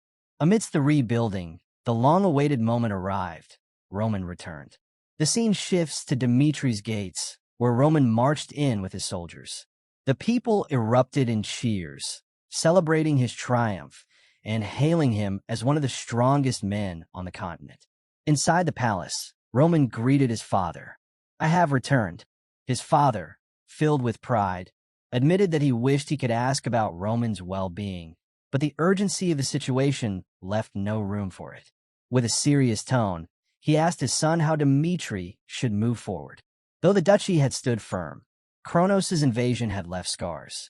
Fear and anger still lingered among the people. Roman met his father's gaze calmly and reassured him, "Don't worry, I'll handle everything." Lucas then stepped forward with reports. He detailed the heavy damage Dmitri had suffered and revealed something troubling. Kronos had somehow moved their army without using a warp gate. The news unsettled Roman. How had they achieved such a thing? Lucas promised to investigate further and uncover the truth. He also gave Roman an update on Kevin and Henderson. Both were gravely wounded in their battle against the Six-Star Swordsman. Their lives hung by a thread, with Henderson's condition being especially dire. Roman listened quietly, then asked one question. "They're still alive, aren't they?" When Lucas confirmed, Roman's eyes sharpened. "Then take me to them." When Roman arrived at their side, the doctor greeted him with grim news. Despite the finest potions and the priest's strongest healing spells, Kevin and Henderson's lives still hung by a thread. Their condition was unstable, and something unnatural lingered inside them, a strange aura that prevented their recovery. Roman stood in silence, his thoughts turning inward. So this is what it has come to. Memories surfaced. The Mad Demon, one of Baekhyun-hyuk's most loyal followers, always charging at the front, always victorious against the 9 great sections, a warrior who carved countless triumphs for the demonic sect. Baekhyun-hyuk had trusted him above all others. Yet even he had died in battle. That loss had enraged Baekhyun-hyuk, but even then, he had accepted it. Sacrifice was inevitable in a life consumed by war. Followers would fall so the leader could rise. Back in the present, Roman thought of Kevin and Henderson. Perhaps their deaths would be the logical outcome, even the best option for Dmitri's future. And yet, something inside him rejected that thought. A fire, sharp and burning, rose within. He refused to let them die. With fierce resolve, Roman commanded, "From this moment on, I will handle their treatment personally. Everyone stand back." He summoned the heavenly demon art, channeling it into the essence of life itself. Examining their bodies, he understood the natural energy within them, The life force they were born with was nearly spent. When it was gone, death would be final. So Roman made his choice. He would give them part of his own life force. It would shorten his years, drain his vitality, but hesitation never entered his mind. To save his loyal soldiers, any price was worth paying. Time passed. 2 days, then a week. During that time, Chris arrived at the Dmitri mansion, his expression heavy. He demanded to see Lord Roman, but the butler stopped him, explaining that Roman was consumed with treatment and had refused all audiences. Chris pressed on. I understand, but this cannot wait. The kingdoms of the Salamander continent have called an international conference. Dmitri must lead the alliance to hold Kronos accountable. The urgency in his voice left no room for denial. The butler reluctantly stepped aside, but urged Chris to remind Roman to care for his own health. Chris entered the room to find Roman still focused, his aura flowing steadily into Kevin and Henderson. Without looking away, Roman asked, "What is the situation?" Chris explained everything. The conference, its importance, and how Dmitri had no choice but to stand at the forefront. He admitted he had no desire to interrupt, but the matter was far too critical to ignore. Roman stayed silent after Chris's words, his expression unreadable. Seeing hesitation, Chris pressed on. I know you're doing everything to save Kevin and Henderson, but Dmitri can't afford to wait. If you don't attend the conference, the other kingdoms might pretend nothing happened. We must push them to act against Kronos. For a moment, Roman thought carefully before replying. Even if we attend, unless they are truly committed, no real revenge will be possible. Chris shook his head, unwilling to agree. To him, Roman's presence alone was essential.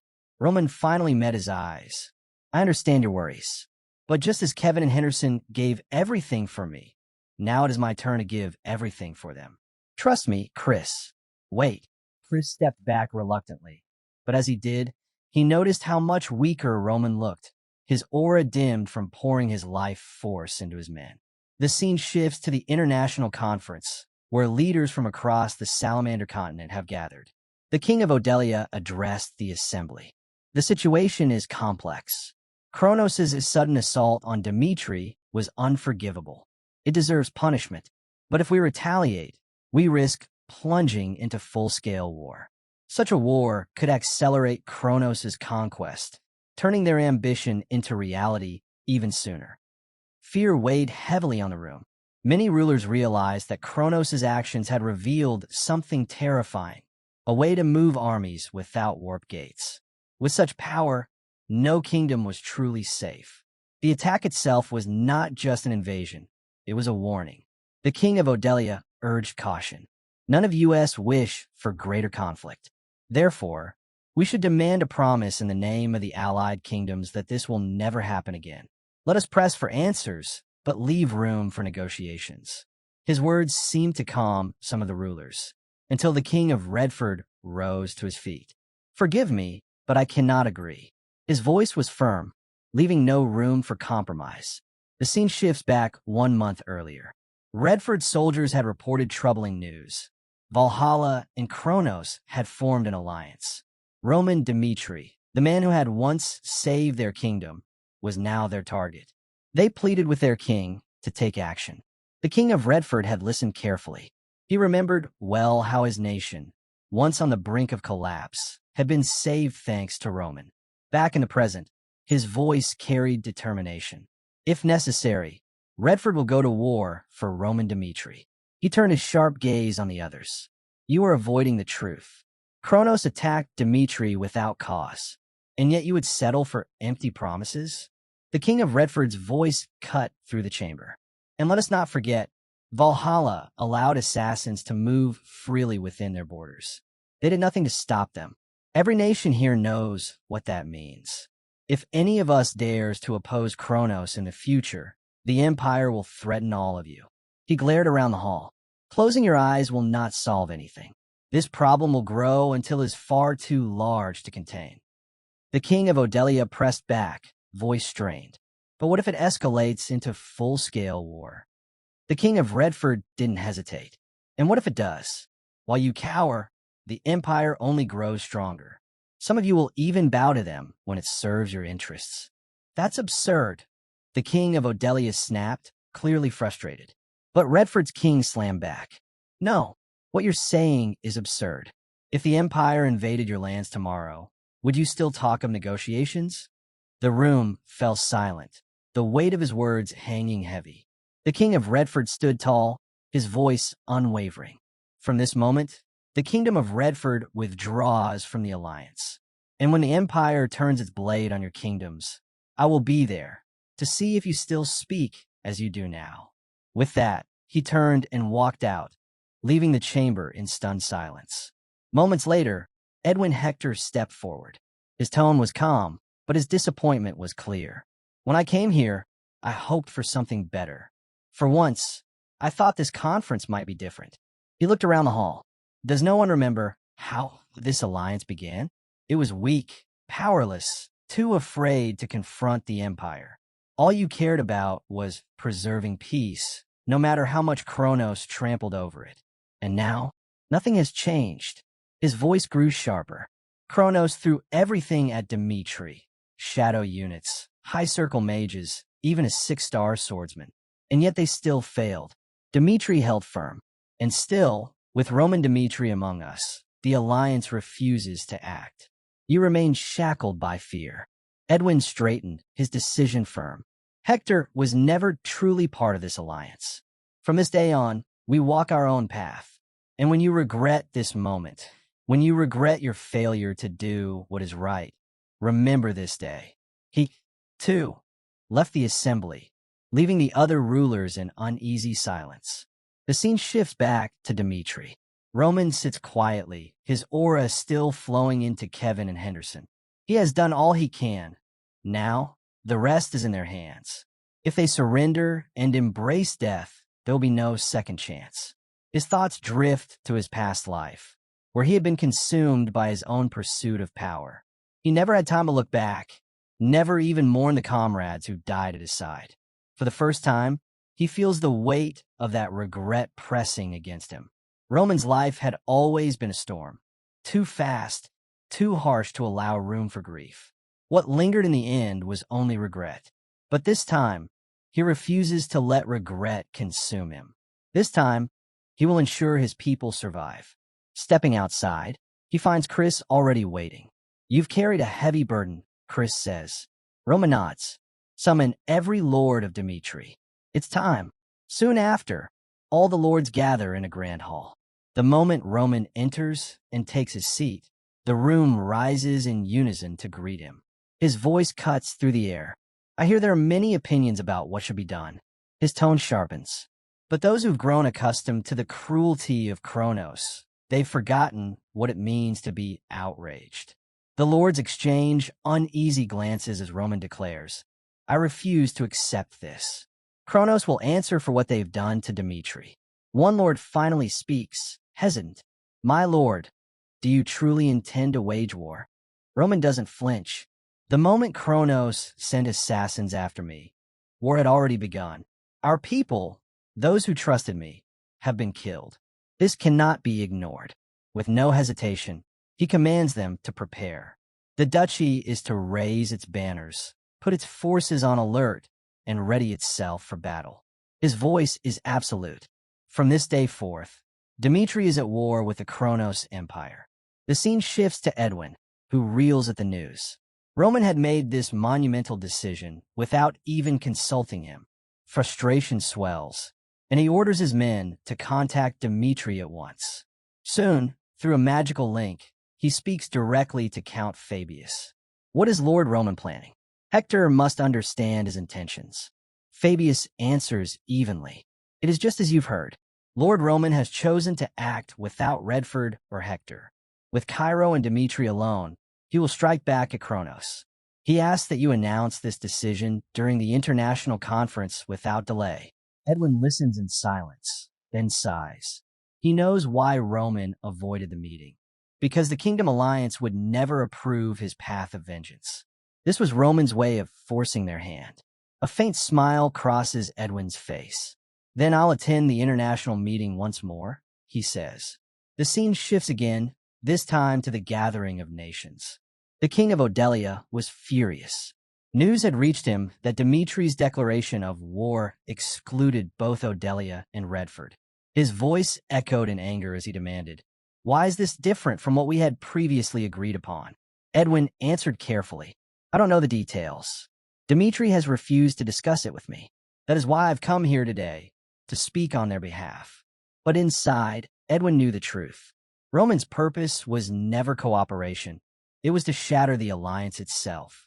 Turning to the gathered rulers, Edwin pressed on. If Cairo and Dmitri fall, the entire alliance will be endangered.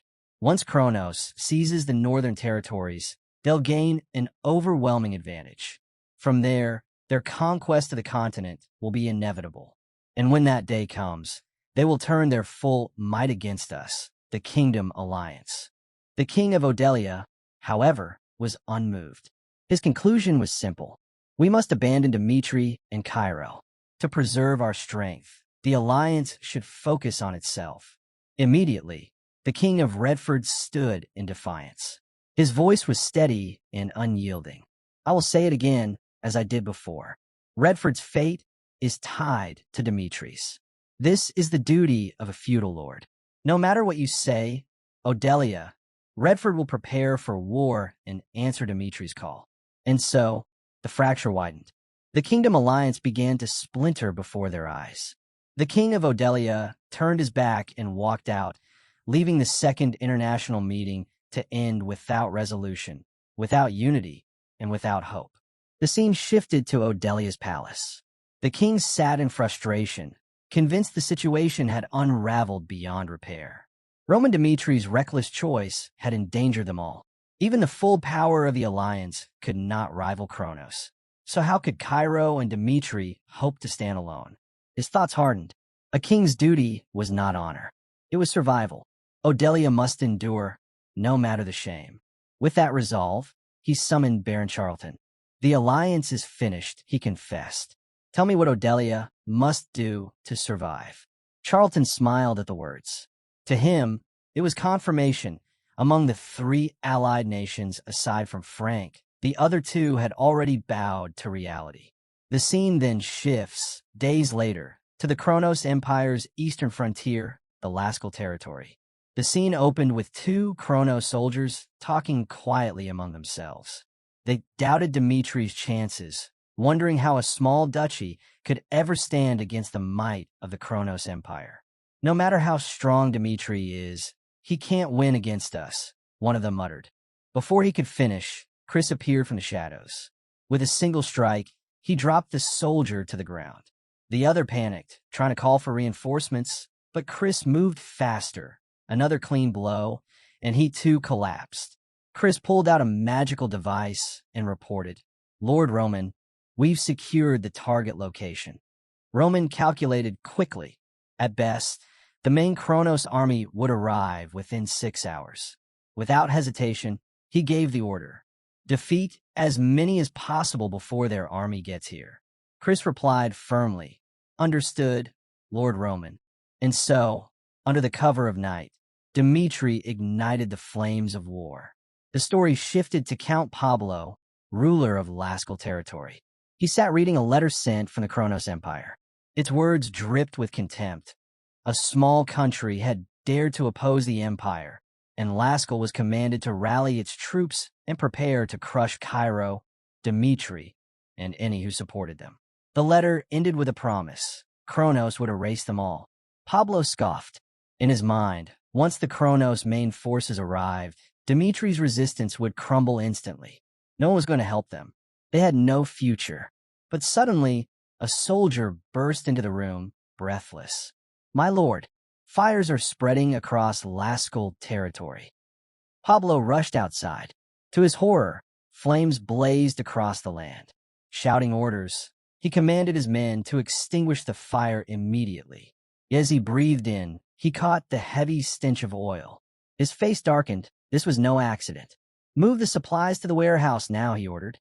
But when they reached it, his eyes widened in shock. The warehouse was already engulfed in flames. Panic spread as he barked out new orders.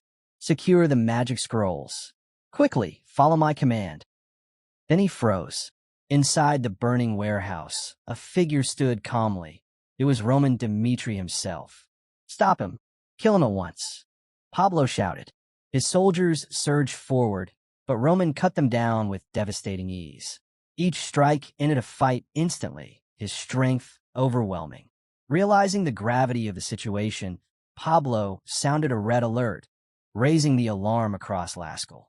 Every soldier was ordered to prepare for the worst. Not long after, the earth trembled with the arrival of reinforcements.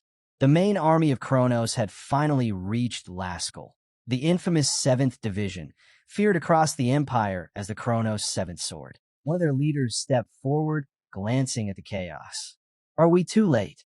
The Kronos reinforcements had arrived in force. The feared 7th Sword, commanded by Vinto, captain of the 7th Knight Order, alongside the Blue Island Mages, renowned for their mastery of water.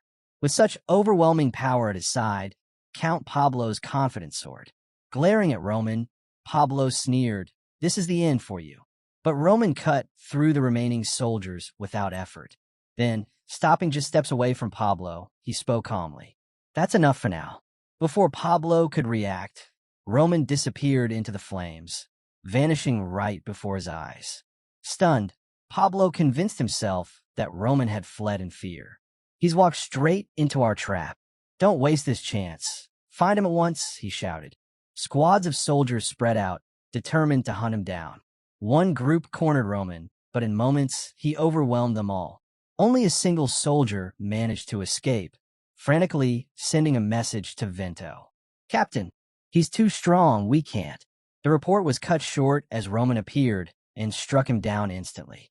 Another team pursued him, only to report that Roman had vanished into the fire again. Moments later, they too were wiped out. Then another squad, and another.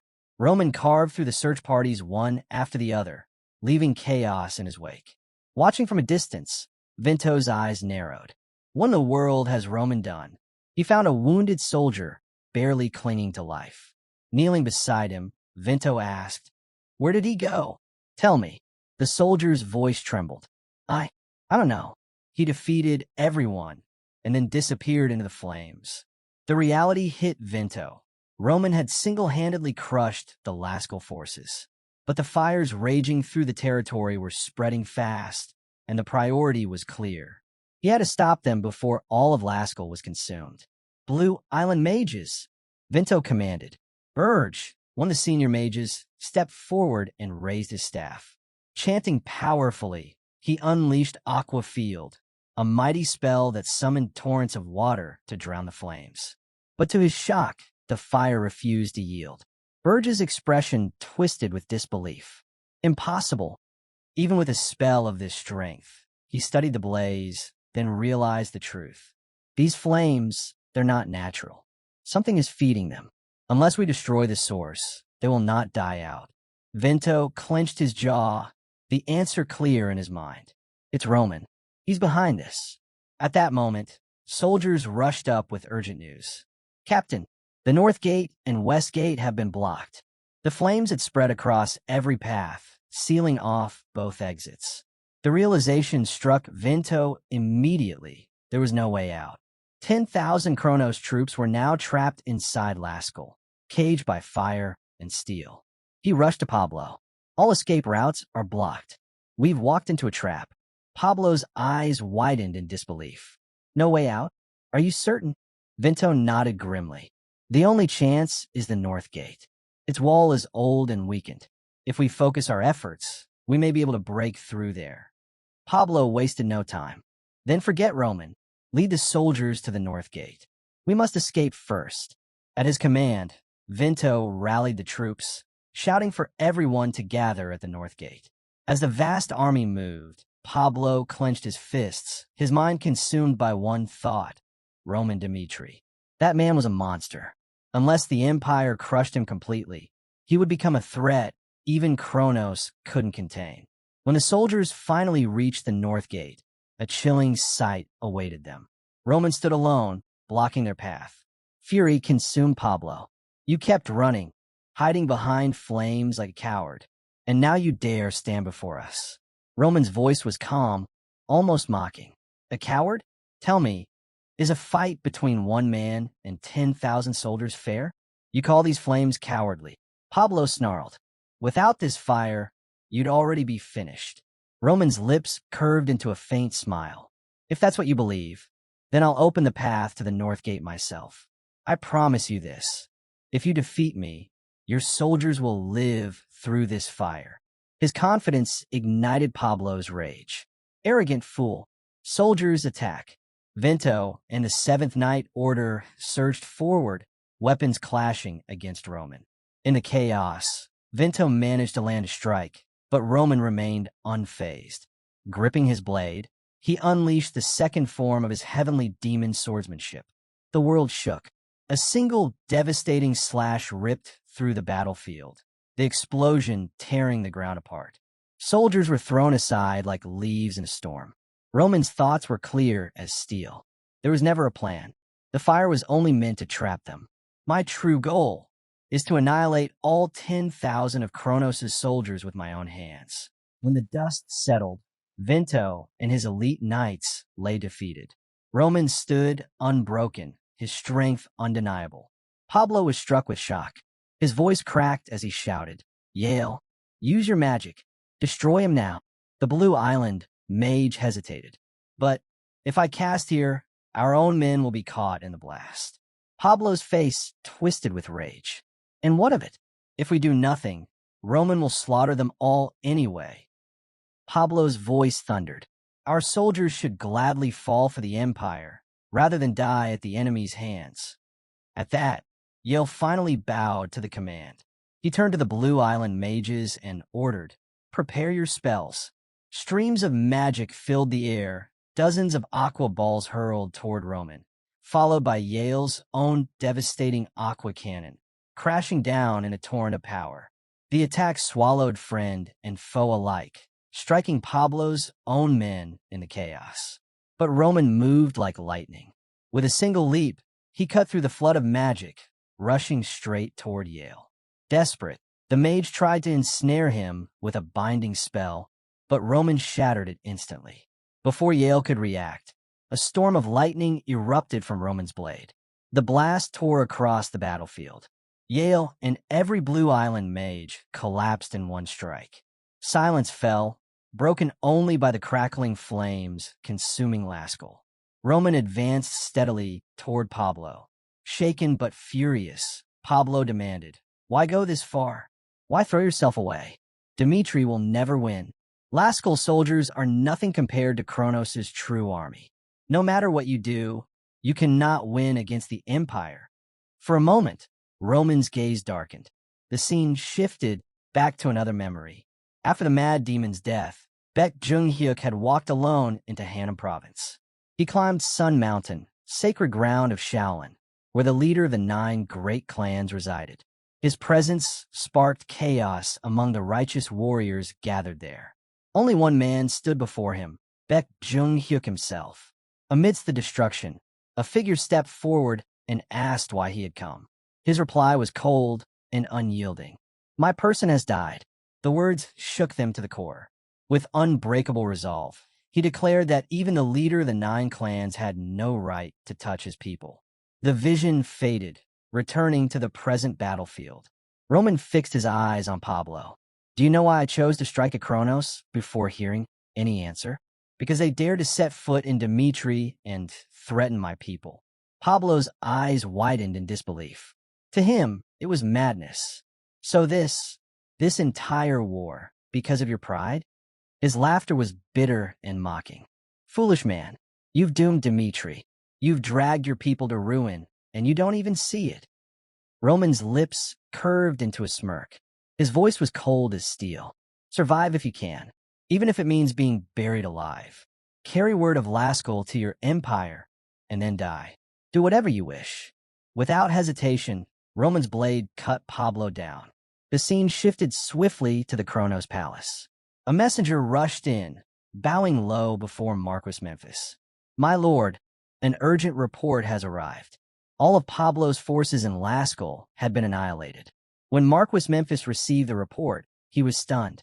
10,000 men wiped out. He immediately ordered reinforcements to be sent to Laskell, but he knew the situation was far worse than he could control alone. Without delay, he went to the imperial palace. Standing outside the emperor's chambers, he bowed deeply and spoke with grave urgency. Your Majesty, Laskell has fallen. The enemy is preparing to march on Dmitri. I never imagined 10,000 soldiers could be defeated so quickly. The fault is mine, and I accept full responsibility. For a moment, the emperor was silent. Then his voice came, calm yet heavy. Marquis Memphis, Roman Dmitri is sending us a message. He dares to claim that Kronos does not rule this continent. His attack on Laskell was his declaration. Since his rise, our empire's perfect record of victory has been broken. The emperor called for the mystic. When the hooded figure entered, he bowed and began his report. Dmitri's every move has been deliberate. They are watching Kronos closely, and the creature that appeared alongside them, it was a warning. They want us to know they cannot be underestimated. The emperor listened, then slowly smiled. Good. This is our opportunity. As before, Kronos will crush them. This time, we will make certain of it. The mystic bowed his head, a faint smile on his lips. Understand. Without hesitation, the emperor gave his commands. Spread the decree. All subjects of Dmitri will be conscripted into our army, and let it be known across the continent. Every kingdom will bend beneath the rule of Kronos. His voice grew darker as he continued. When a monster of the continent rises, war follows. Long ago, when the first door opened, cold energy spilled into this world. It froze the lands, bringing disaster without end. The prophecy speaks of one chosen by divine will, someone meant to restore balance. But if that moment is missed, the world will sink into eternal despair. He paused, his eyes narrowing. Those who carried the prophecy before failed. None could claim a continent. But this time, it will be different. The second door has opened, and with it, Kronos now holds the power to face all enemies. Their struggle will end soon. The emperor's voice rang with finality. Kronos has always had the strength to claim this continent. Now we will prove it. The emperor vowed that soon the entire world would recognize the strength of Kronos. But word spread quickly of what had happened at Laskell. The empire's stronghold, defended by 10,000 soldiers, had been utterly destroyed. In contrast, Dmitri's army hadn't lost a single man. The humiliation enraged Kronos. To cover their loss, they issued a command for every nation to rally. This led to the Third International Conference of the Allied Kingdoms. But once again, the Kingdom of Redford did not appear. The absence left King Odelia furious.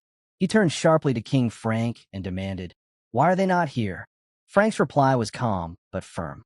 "My words must be taken seriously. I would rather cling to even the smallest chance of victory than bow and live in constant fear of Kronos. For that reason, I intend to follow Dmitri." He bowed slightly. "I must first speak with Dmitri before finalizing my decision. Forgive me." With that, King Frank left. Odelia froze in shock.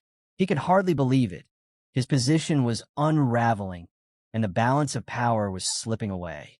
The scene shifted to Odelia alone in a chamber, standing before a glowing communication crystal. His mind raced. If Dmitri's alliance failed, Kronos would sweep across the entire continent without resistance. He knew the kingdoms had to choose a side before that moment came. Baron Charlton's voice cut into his thoughts. "Your worries are misplaced, Your Majesty. The truth is, the Emperor of Kronos is already enraged by the defeat at Laskell. Even if every allied kingdom threw its support behind Dmitri, the Empire has already issued its summons. The allied kingdoms will be destroyed regardless. But," Charlton's tone sharpened, "you still have a crucial role to play in what's to come." The scene shifted again several days later. At a defense outpost, Baron Vors greeted a guest of great importance. "It is an honor to welcome you here. Thank you for coming such a long way." The man he addressed was no ordinary commander, a veteran of countless battles, a living symbol of Kronos' military might. He had arrived with 30,000 troops under his banner. This man was Duke Vamford, commander of the Kronos Empire's army. The moment he arrived, Vanford asked curtly, "What is the situation?" Vors reported quickly. "Dmitri has joined with Cairo. Their combined forces are gathering on the Western Front. We don't yet know the full scope of their plans, but it is clear they are preparing for war." Meanwhile, Redford, Hector, and Frank openly declared their rebellion, calling their people to unite. In contrast, Odelia and Umberto appeared to remain loyal to Kronos. Hearing the reports, Duke Vanford reflected grimly. "So many kingdoms have turned against us. The world truly has changed." But his resolve did not waver. His voice rang with conviction. "This war marks the beginning of Kronos' rule over the continent. In 10 days, we will launch a grand assault on Cairo and Dmitri." A thunderous roar echoed from the soldiers, their unified shouts affirming the Duke's command. But suddenly, chaos erupted within the camp. Soldiers began collapsing without warning, stricken with fever, writhing in pain, vomiting as their bodies failed them. Panic spread quickly. Baron Vors rushed to Vanford, his face pale. "My lord, since this morning, more soldiers have been falling ill. 10,000 are already sick, and 300 have died." Vanford's eyes narrowed. "Poison. It must be Roman's doing." Without hesitation, he ordered, "Inspect every well, every source of water. Find the cause, and contact the Behemoth Magic Tower immediately." "Yes, sir." Vors hurried off. The scene shifted to the interior of the camp. Vanford now stood with the master of the Behemoth Magic Tower. His tone was sharp. "Can you save the soldiers?" Vors, clearly distressed, added desperately, "The poisoning isn't only here at the first defense post. It's spread to 7 other outposts as well. If this continues, we'll lose countless troops." "Silence," the tower master snapped. Vanford frowned inwardly. The arrogance of these behemoth mages never changes. The tower master turned to his subordinates. "We will begin neutralizing the poison immediately. First, we must understand its nature." All 32 magicians raised their hands, channeling their mana as they analyzed the corrupted energy within the 6 soldiers. Then, the tower master suddenly froze. His face turned pale with disbelief. "Impossible," he muttered. The others stared at him in confusion. "This poison, it's unlike anything I've ever seen. It would take years of research to create something like this." His voice shook as he quickly rushed to examine an afflicted soldier up close. Then he shouted to his magicians, "Stop what you're doing! Now!" They recoiled, startled. "What's happening, master?" His eyes widened as the truth sank in. He whispered, almost trembling, "There is more than one poison." Vanford stepped closer, his voice low and urgent. "Explain yourself. What exactly is going on?" The tower master inhaled deeply, steadying himself. "Give me more time. I must confirm something first." As the tower master continued his study, the truth became horrifyingly clear. Across all 8 defense posts, he had identified not one, but 32 different poisons. And worse still, not a single one of them was known on the Salamander continent. His voice was heavy with dread. "With so many poisons, there's nothing we can do. We cannot purge them in time. We cannot save the soldiers." Vanford froze in shock. Even the proud master of the Behemoth Magic Tower admits defeat. If he cannot fix this, then forcing them will change nothing. After a brief silence, Vanford gave his orders firmly. "Separate the poisoned soldiers from the others at once. Do it quietly. Panic must be avoided. And Vors, contact Dmitri immediately. By the laws of war, we'll make them pay for their use of poison." The scene shifted to Cairo's Western Command headquarters. Marquis Vandenberg gathered his officers and spoke grimly. "Kronos has requested talks with us. But after everything the Empire has done, the continental laws hardly matter anymore." Chief of Staff Baron Noel replied flatly, "That's simply how Kronos operates." Flora Lawrence stepped forward, her voice calm but firm. "Kronos is moving far faster than we expected. If Cairo wants to buy time, we must accept their request for negotiations." Vandenberg considered this in silence, then nodded. "Very well. Count Fabius will take part in the talks." A few days later, the scene moved to the Cairo border. There, Duke Vanford arrived alone to meet Count Fabius. The two men faced each other, tension heavy in the air. Vanford wasted no time. Dmitri has broken the continental law. The use of poison is forbidden. Fabius only smiled. I understand your concern, but the law is more of a guideline, isn't it? Not something binding. His smile widened into a laugh. Besides, since Kronos so often crosses borders without warning, I assumed poison wouldn't be a problem either. Vanford's jaw tightened in anger. Watch your words carefully, Fabius. Dmitri should not forget that poison is banned on the Salamander continent. Fabius's tone remained calm. And yet, there was a very important event in the past, wasn't there? Vanford's voice grew harsher. Long ago, before Kronos became an empire, when the land was divided among petty kingdoms, they fought endlessly for territory. In those wars, they used poisons that spread like disease. Entire populations were wiped out. 30% of the people in 3 nations died in that disaster. Fabius nodded slightly. Yes, I know that history well. But let's not forget, the 3 nations that perished from those poisons were later absorbed into the Kronos Empire. And didn't Kronos benefit greatly from their ruin? His tone grew sharper. If it were any other country raising this argument, perhaps it would make sense. But from Kronos? A nation that openly employs dark magic? To criticize poison as immoral? If poison is a minor evil, then dark magic is a threat to all of humanity. Vanford's eyes narrowed. Do you have any proof that Kronos uses dark magic? Fabius smirked. Proof? You send shadow assassins. You unleash dark mages against Dmitri, and you still dare to ask for evidence. Vanford's expression hardened, his silence betraying his frustration. Fabius stepped closer. If Dmitri truly wanted to destroy Kronos with poison, we would have scattered it in the heart of your empire itself.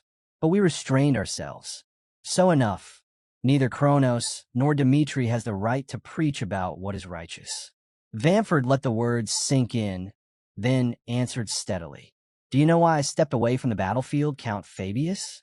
Because I know the truth of Kronos' strength. Even without me, the Empire will rule this continent. He leaned forward slightly, his voice calm but absolute. Roman Dmitri is remarkable. His achievements so far are impressive, I'll admit that. But in the face of Kronos' power, they are meaningless. Then, with the faintest smile, he added, So resist us. Fight until the very end. Because only in the face of such defiance do I feel truly alive. The scene shifted. Kevin sat in confusion, still struggling to understand why he was fighting at all. In that haze, Roman's figure appeared before him, asking firmly, Will you give up like this? What did I tell you before? The memory hit him, Roman's words ringing in his ears. Live for me. Back in the present, Kevin's eyes snapped open. Gasping, he sat upright. How much time has passed? He asked quickly. His butler, startled to see him awake, rushed to explain what had happened while he lay unconscious. Kevin absorbed the words, then suddenly leapt from the bed. I must go to the Western Front now. Master Kevin, wait. The butler called after him, but Kevin ignored it, striding toward the door. As he stepped outside, a figure blocked his path. It was Fernando. Go back inside and rest, Fernando said firmly. I know what you're feeling, but rushing there now will achieve nothing. Focus on recovering first. Kevin shook his head, determination burning in his voice. I can't. My reason for living is Lord Roman. Kevin didn't stop. As he sprinted past, he called out, If Lord Roman is on the battlefield, then I must be there too. Fernando stood frozen, watching him disappear into the distance. He sighed under his breath. How am I supposed to stop him? The scene shifted to the Cairo border. A soldier rushed forward, waving a signal. The enemy is advancing. Marquis Vandenberg stood with Flora and Baron Noel, gazing across the battlefield. His voice was grim. I thought Dmitri had bought us time with the poison, but Kronos has chosen to attack anyway. His eyes narrowed. And Vanford himself leads them. A commander of his experience must know that striking early denies Dmitri the chance to prepare. Then Vandenberg's gaze caught on a figure at the front of the Kronos army, an old man wrapped in a cloak. He frowned. Who is that? For a moment, he wondered if it was a messenger, but then dismissed the thought. If Kronos wanted peace, they would have carried a white flag, which meant the cloaked figure was likely a mage. At once, Vandenberg barked an order. Ready the great ballista. If he's a magic user, we can disrupt him with a single precise shot. The weapon was aimed, the massive arrow loaded. But before it was released, the cloaked man began weaving magic. Vandenberg shouted, now, fire. The giant arrow whistled through the sky, flying straight for the target. But the entire army gasped as the cloaked figure raised a hand and stopped the arrow midair with nothing but his magic. The weapon shattered uselessly to the ground. The display revealed everything. A warrior with 5 stars of strength equaled a 6th circle mage. A 6-star warrior could stand against 7th circle magic. The strongest warriors alive barely reached 6 stars. But most high magicians of the great towers were already at the 7th circle. And beyond that, there was power only whispered about, unseen for generations. Now, that power stood before them. The cloak fell back, revealing white hair. The man's name was Sephirir, an 8th circle mage. Sephirir lifted his staff, and in an instant, the sky split with lightning. An 8th circle spell surged forth, slamming against Cairo's defenses. The magical wall protecting the border shuddered violently, straining against the blast. Vandenberg's eyes widened in disbelief. Even he, who knew little of magic, understood that barrier had been crafted by the Phoenix Tower's finest mages. And yet, it was already on the verge of collapse. Realizing the danger, Vandenberg shouted, strengthen the wall with everything you have. We must hold them back, no matter what. The mages obeyed, pouring out the last of their strength. The barrier flared with desperate light as they forced their magic to its limits. But it was too much. Their mana drained rapidly, their bodies trembling as they struggled to maintain a shield. Vandenberg's expression hardened. This isn't 7th circle magic. Sephir's power is far beyond it. If Kronos wields strength like this in secret, then just how deep does their power run? The answer came swiftly. With a thunderous crack, Sephir's lightning pierced the wall, shattering it to pieces. The protective barrier collapsed in an instant. Advance! Vamford roared, and the Kronos soldiers surged forward. Hold the line, Vandenberg commanded. His troops rushed to meet the invaders at the breach. At the forefront, Count Nicholas stepped into the fray. With one devastating strike, he smashed through dozens of enemies, scattering them like leaves. The soldiers of Kronos gasped in shock at his raw power. Raising his voice, Nicholas bellowed, stand firm. We will not let the Western Front fall so easily. From the enemy ranks, a soldier cried out, he's only one man. Take him down together. But when they charged, Nicholas cut them down mercilessly, his sword moving without pause. Then, a new threat appeared. Several knights burst into the air, their bodies surrounded by blazing aura.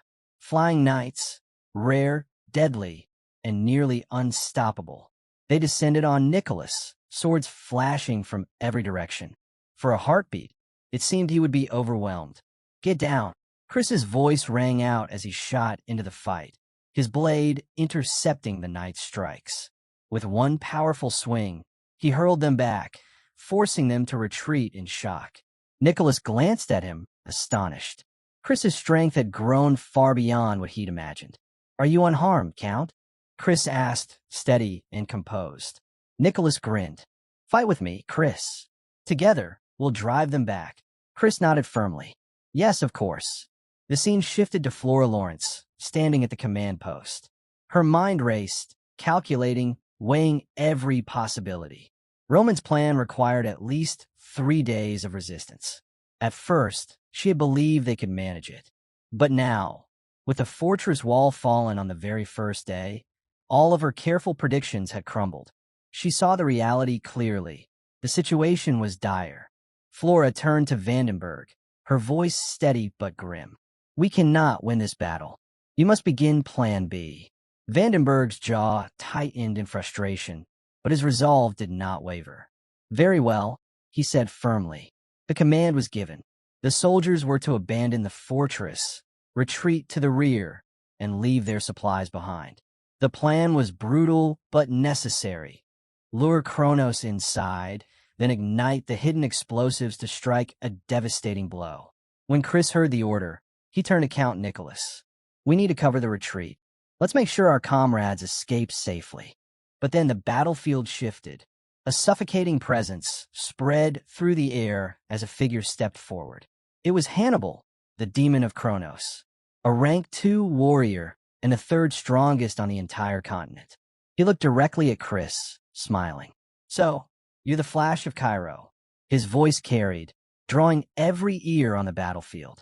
But the real mystery is your master, Roman Dmitri, stronger than the 6-star level.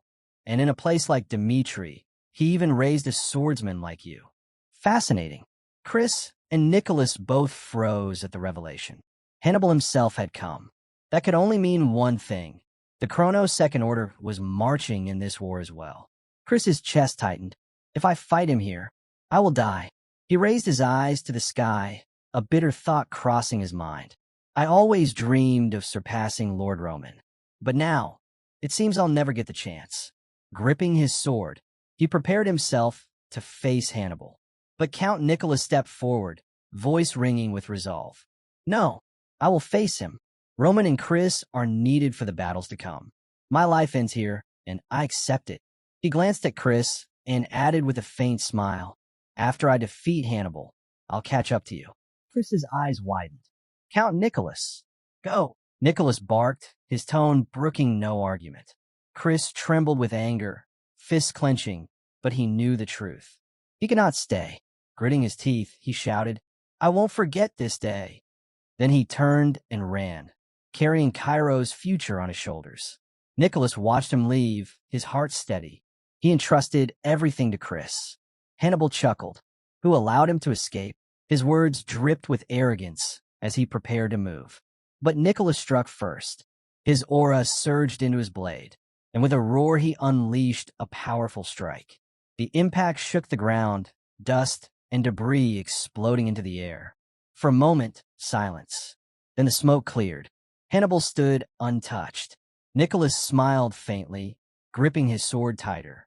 I've always longed for this, to test myself against someone as strong as you. The battle opened with Hannibal asking Nicholas what rank he held in Cairo. Nicholas proudly declared, I am the greatest swordsman in Cairo. Hannibal let out a laugh. You truly don't know your place.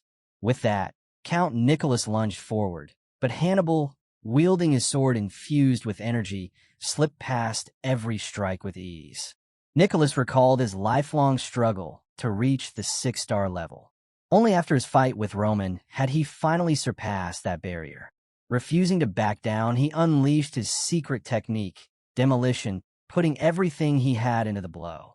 But Hannibal met the attack effortlessly, stopping it with just the tip of his blade. Smiling faintly, he mocked, so this is all Cairo's strongest can offer? In the next instant, Hannibal countered, striking Nicholas over and over. The relentless assault overwhelmed him, and Nicholas collapsed to the ground. Hannibal walked closer and spoke in a cold, threatening tone. Let me share something with you. Officially, I'm rank number 2, but in Kronos, there are many stronger than me. If you can't even stand against me, then Dmitri and Cairo never had a chance. Kronos has known about Dimitri's plan to blow up this fortress from the very beginning. Then Hannibal delivered the final strike. Count Nicholas fell. The scene shifted. Flora gave her orders, detonate the explosives on the opposite side of the fortress. But as the blasts were about to erupt, Saphir cast a powerful spell, conjuring a barrier that instantly wrapped around the charges, smothering the explosion. Flora froze in shock, unable to believe what had just happened. Watching from a distance, Vanford thought to himself, weaklings always follow the same pattern. He turned to Saphir and said aloud, Well done. Saphir answered humbly, It was nothing, seeing the tide turn in their favor. Vanford raised his voice to rally the soldiers of Kronos. The enemy is cornered. Press forward and crush Cairo. The army shouted in unison, Understood. and charged with renewed fury. Yet despite the clear advantage, Vamford's unease grew. Something didn't add up. Why would Cairo waste time defending the fortress? And why? Even with the Western Front collapsing, had Roman not appeared? Was this desperate defense only a distraction tied to Roman's absence? The scene shifted again, this time to Gordas in eastern Kronos. On a cliff overlooking the land stood Roman, with Nelson at his side. Nelson reported quietly that security across the region was extremely tight. Roman replied calmly, "From here on, I'll open the path." Without hesitation, he leapt from the cliff and sped toward the western border of Kronos. He dashed along the fortress walls effortlessly, as if the terrain posed no challenge at all. Nelson watched in disbelief, stunned by the speed and ease of Roman's movements. Suddenly, a rope dropped down from above. Nelson seized it and climbed quickly, but when he reached the top, he froze in astonishment. Roman had already wiped out every guard on his own. Roman looked back and gave a short command, "Stay close." "Follow me." Still shaken, Nelson answered quickly, "Why, yes, sir." The two advanced swiftly until they reached a locked chamber. Roman stopped, then turned to Nelson. "From here, it's your turn." Nelson steadied himself and nodded firmly. "Leave it to me." Inside was their target, the warp gate of Kronos, the key to their plan. As Nelson placed his hand on the gate, alarms suddenly blared throughout the fortress. They had been discovered. Roman showed no concern. "Focus on your task. I'll handle the enemy." The story shifted back to several days earlier at the Cairo Dmitri Allied Command meeting. The room was thrown into shock when Roman revealed his plan to seize the warp gate at Gordas. Many considered it reckless, nearly impossible.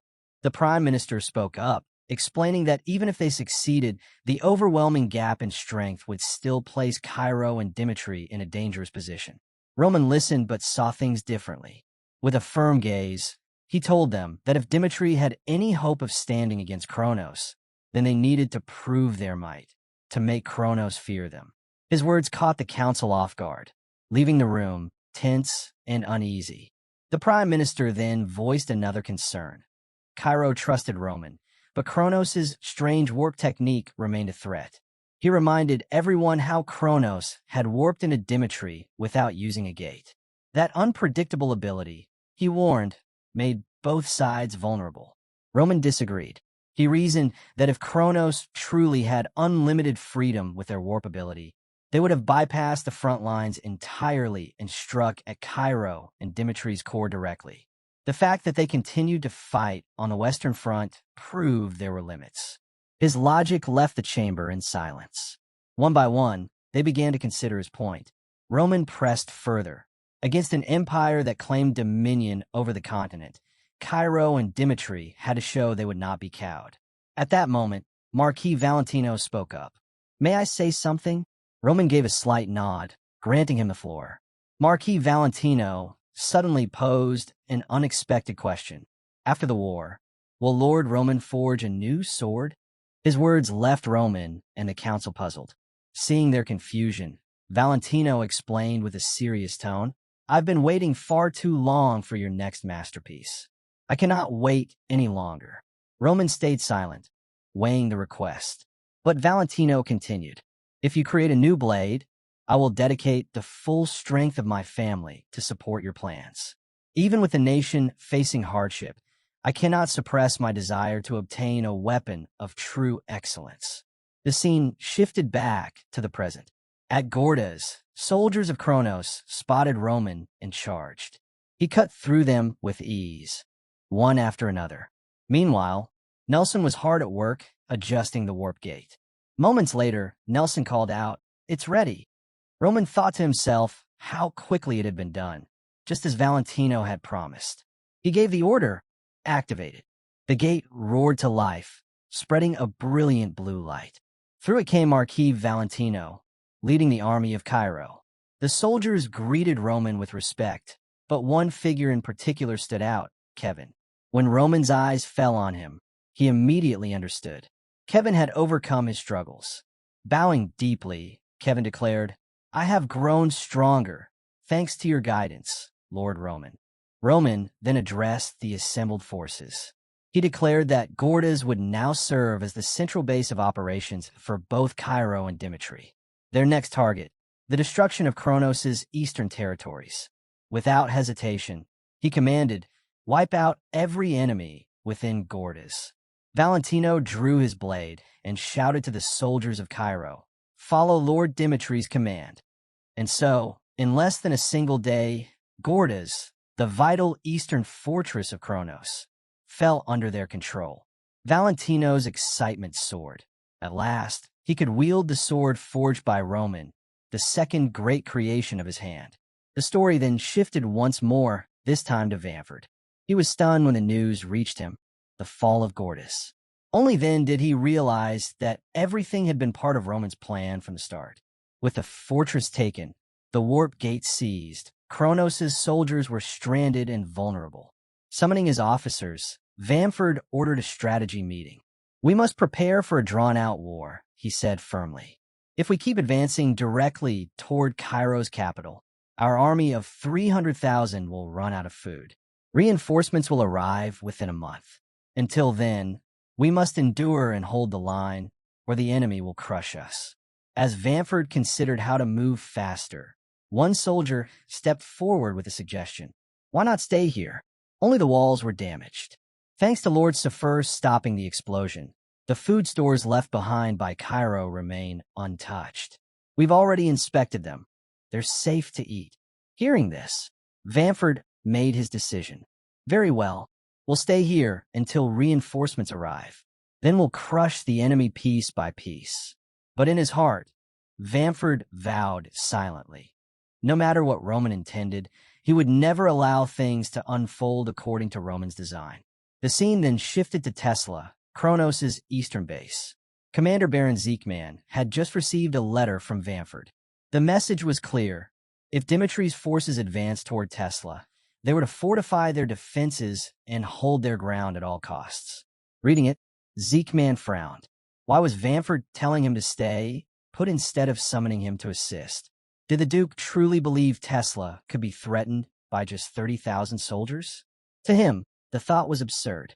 But before he could dwell on it further, movement caught his eye. From the haze in the distance, a lone figure emerged. Not a messenger. There was no white flag. When Zeekman recognized who it was, his eyes narrowed. Roman Dmitri. Quickly, he commanded his men, prepare for battle. Don't let him get near the fortress. To Zeekman, Roman's boldness was laughable. Marching straight to Tesla's gates, alone, as if he feared nothing. Roman had grown arrogant after his victory in Gordas, convinced he could topple the empire itself. Zeekman was determined to put an end to that delusion. He raised his hand, signaling the attack. Arrows rained down, blackening the sky as they flew toward Roman. But just as they closed in, Roman unleashed his technique, iron projectile. A shimmering wall of steel-like energy formed before him, deflecting every arrow with ease. His eyes sharpened. Rage burned in his movements as he drew his sword, his aura flaring violently. Since there's no warp gate here, he said coldly, I can release my full strength. With that, Roman's true power erupted, surging like a storm. The force of it stunned Baron Zeekman, who had never imagined such intensity. And yet, standing atop the fortress walls, Zeekman maintained a calm expression. These walls are fortified with countless layers of magic, he told his men confidently. They will not fall. Roman strikes seemed useless against the fortress walls, until suddenly, the air itself grew heavy and cold. Gripping his blade, he unleashed the heavenly demon sword technique. A surge of purple energy erupted, flooding the battlefield. The earth trembled violently under its power. Baron Zeekman's eyes widened in disbelief. He had braced for battle, but not for this. With a single devastating slash, Roman shattered the layers of magic defense as though they were nothing but thin paper. The walls of Tesla crumbled instantly, collapsing under his might. Silence fell. In an instant, the fortress's impenetrable defenses were gone. Soldiers froze in place or scattered in panic. unable to process what had just happened. Roman strode forward without hesitation, crossing the border as if nothing could stand in his way. Baron Zekeman dropped to his knees before him. "We surrender," he declared. Even as he bowed, his mind raced. "If they capture me alive, I'll be too valuable to kill. Guarding me will tie down their forces. Roman won't execute me. He'll want to use me in negotiations. Surrender is my best chance." But his calculations crumbled the moment Roman stopped in front of him. Without a word, Roman's cold eyes bore into him. Then, suddenly, Roman kicked him down. Zekeman fell, coughing and gasping for air. Looking up in confusion, he stammered, What are you doing?" Roman's gaze remained sharp, like a blade. "Are you the commander of this fortress?" "Yes," Zekeman answered quickly. "Yes, I am. But why are you doing this?" "I've already surrendered. Treating a man who yields like this will only cause problems." Roman's voice was steady, unshaken. "What are you talking about? I don't need anything from you." The word struck Zekeman harder than any blow. His eyes widened as fear gripped him. Roman wasn't going to spare him. "Please," he begged desperately. "Spare me. If I live, the Dmitri prisoners will be safe. You don't have to kill me." But Roman's tone remained cold, merciless. "You're mistaken. On the battlefield, I have no mercy." In one swift motion, Roman raised his sword and cut him down. Baron Zekeman fell where he knelt. The story shifted once more. In a grand hall within the kingdom of Redford, kings and nobles of the allied nations gathered. The mood was tense, the air thick with urgency. At the center of the chamber stood Edwin, calm on the surface, but with thoughts running deep. One of the kings spoke up first. "Roman has already taken Laskell and Gordas, and he continues to win every battle. Should we not send reinforcements to aid him?" Edwin slowly shook his head. "Not yet. Lord Roman wishes to prove that the house of Dmitri can triumph alone, even against the might of Kronos." King Redford leaned forward, his face marked with concern. "But Vamford is no ordinary foe. The Kronos Empire will not remain idle for long." "You're right," Edwin answered gravely.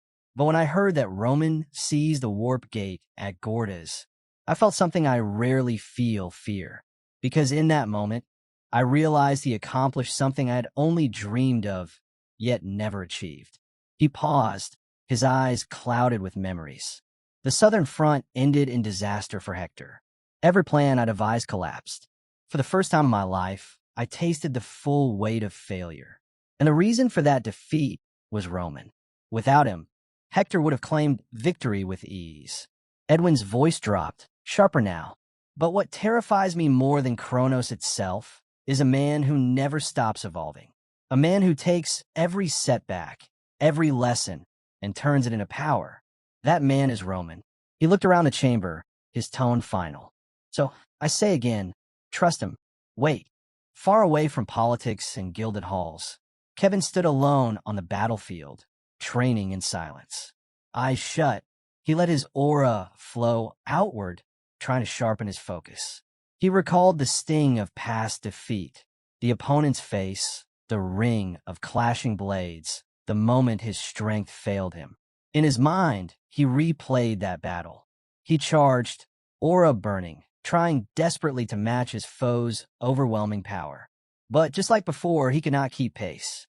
With a crushing blow, he was struck down again. The pain of loss dug deep. His eyes snapped open, his fists clenched tight. Again, I couldn't win. If I face someone like Sven once more, what then? Will Lord Roman have to bear everything alone again? Have I ever truly helped him at all? Grinding his teeth, Kevin swore to himself, I won't let it happen again. I won't stay this weak. Just then, a familiar voice called his name. "Kevin."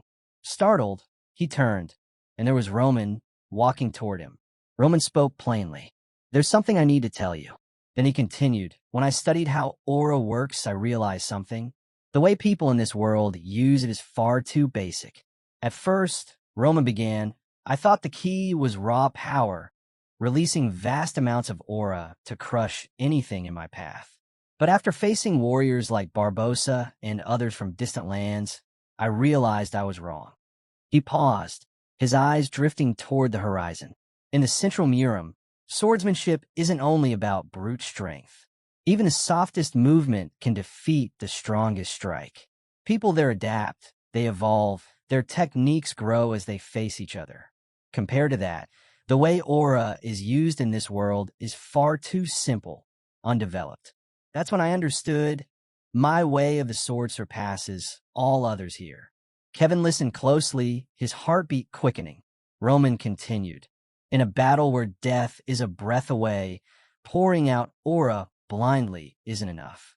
You need to grasp how it truly works, how to shape it into the strength you need to win. If you learn this, Kevin, you'll have the power to overcome even a 6-star warrior, even a master swordsman.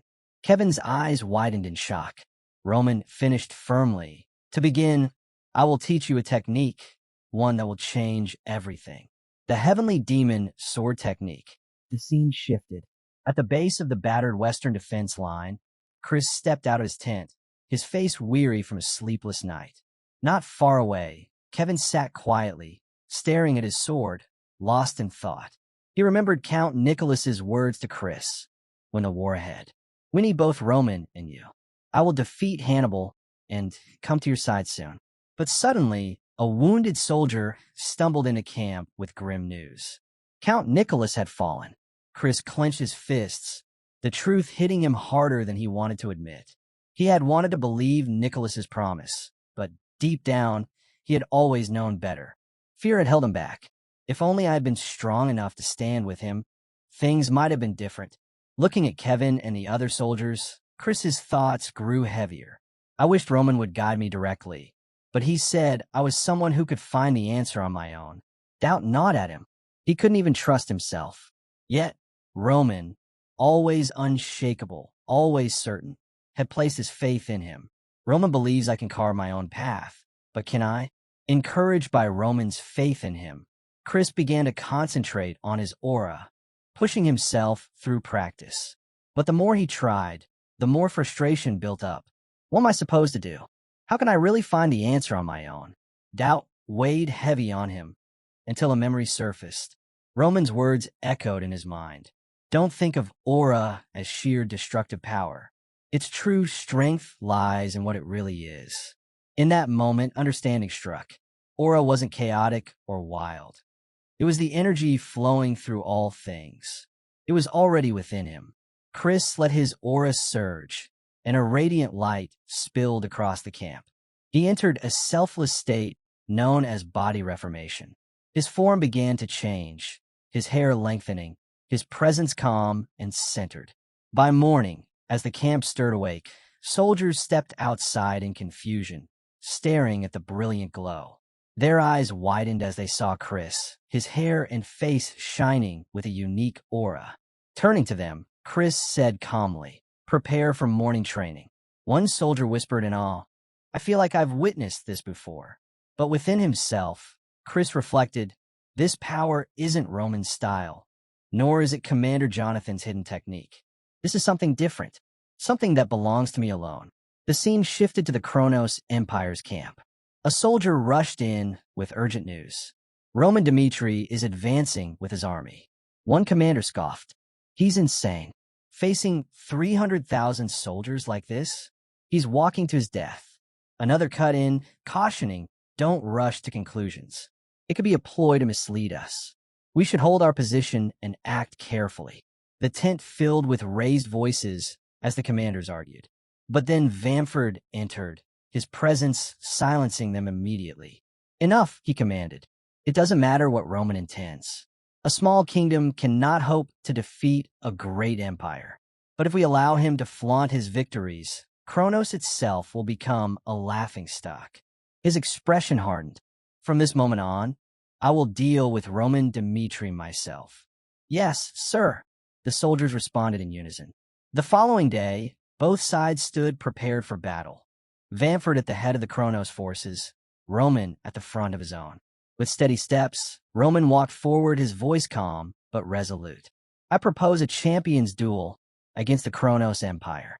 Hannibal stepped forward, eager to face Roman, but Vamford raised a hand and stopped him. I won't allow it, he said coldly. Inside, Vamford's mind turned. Does Roman truly want this fight? No, he must be hiding something. Roman smiled faintly. If you're afraid to fight me, then let's change the terms. I won't participate in the champions duel. Instead, how about a 2-on-2 battle without me? He paused before adding, and if you refuse, then there will be no duel at all. Vanford's temper flared. To him, Roman's demand was nothing but arrogance. Do you know why Kronos is the strongest empire on this continent? It's because we have countless talents. With that, he accepted the challenge. Roman turned to Chris and Kevin. As the two stepped forward, he said evenly, "From this moment, you are Dmitri's champions. If either of you feels unready, step back now." Chris and Kevin bowed deeply. "Thank you for this chance. We won't fail you. We will win." Vanford barked an order. "Diego, crush them." A man stepped out, the sixth strongest in Kronos, and ranked 12th among the continent's greatest swordsmen, one of the legendary 12 swords. Diego smirked. "I've heard tales of Dimitri's loyal warriors. I wonder, how long will Roman Dmitri bother remembering such loyalty?" Chris looked at him steadily.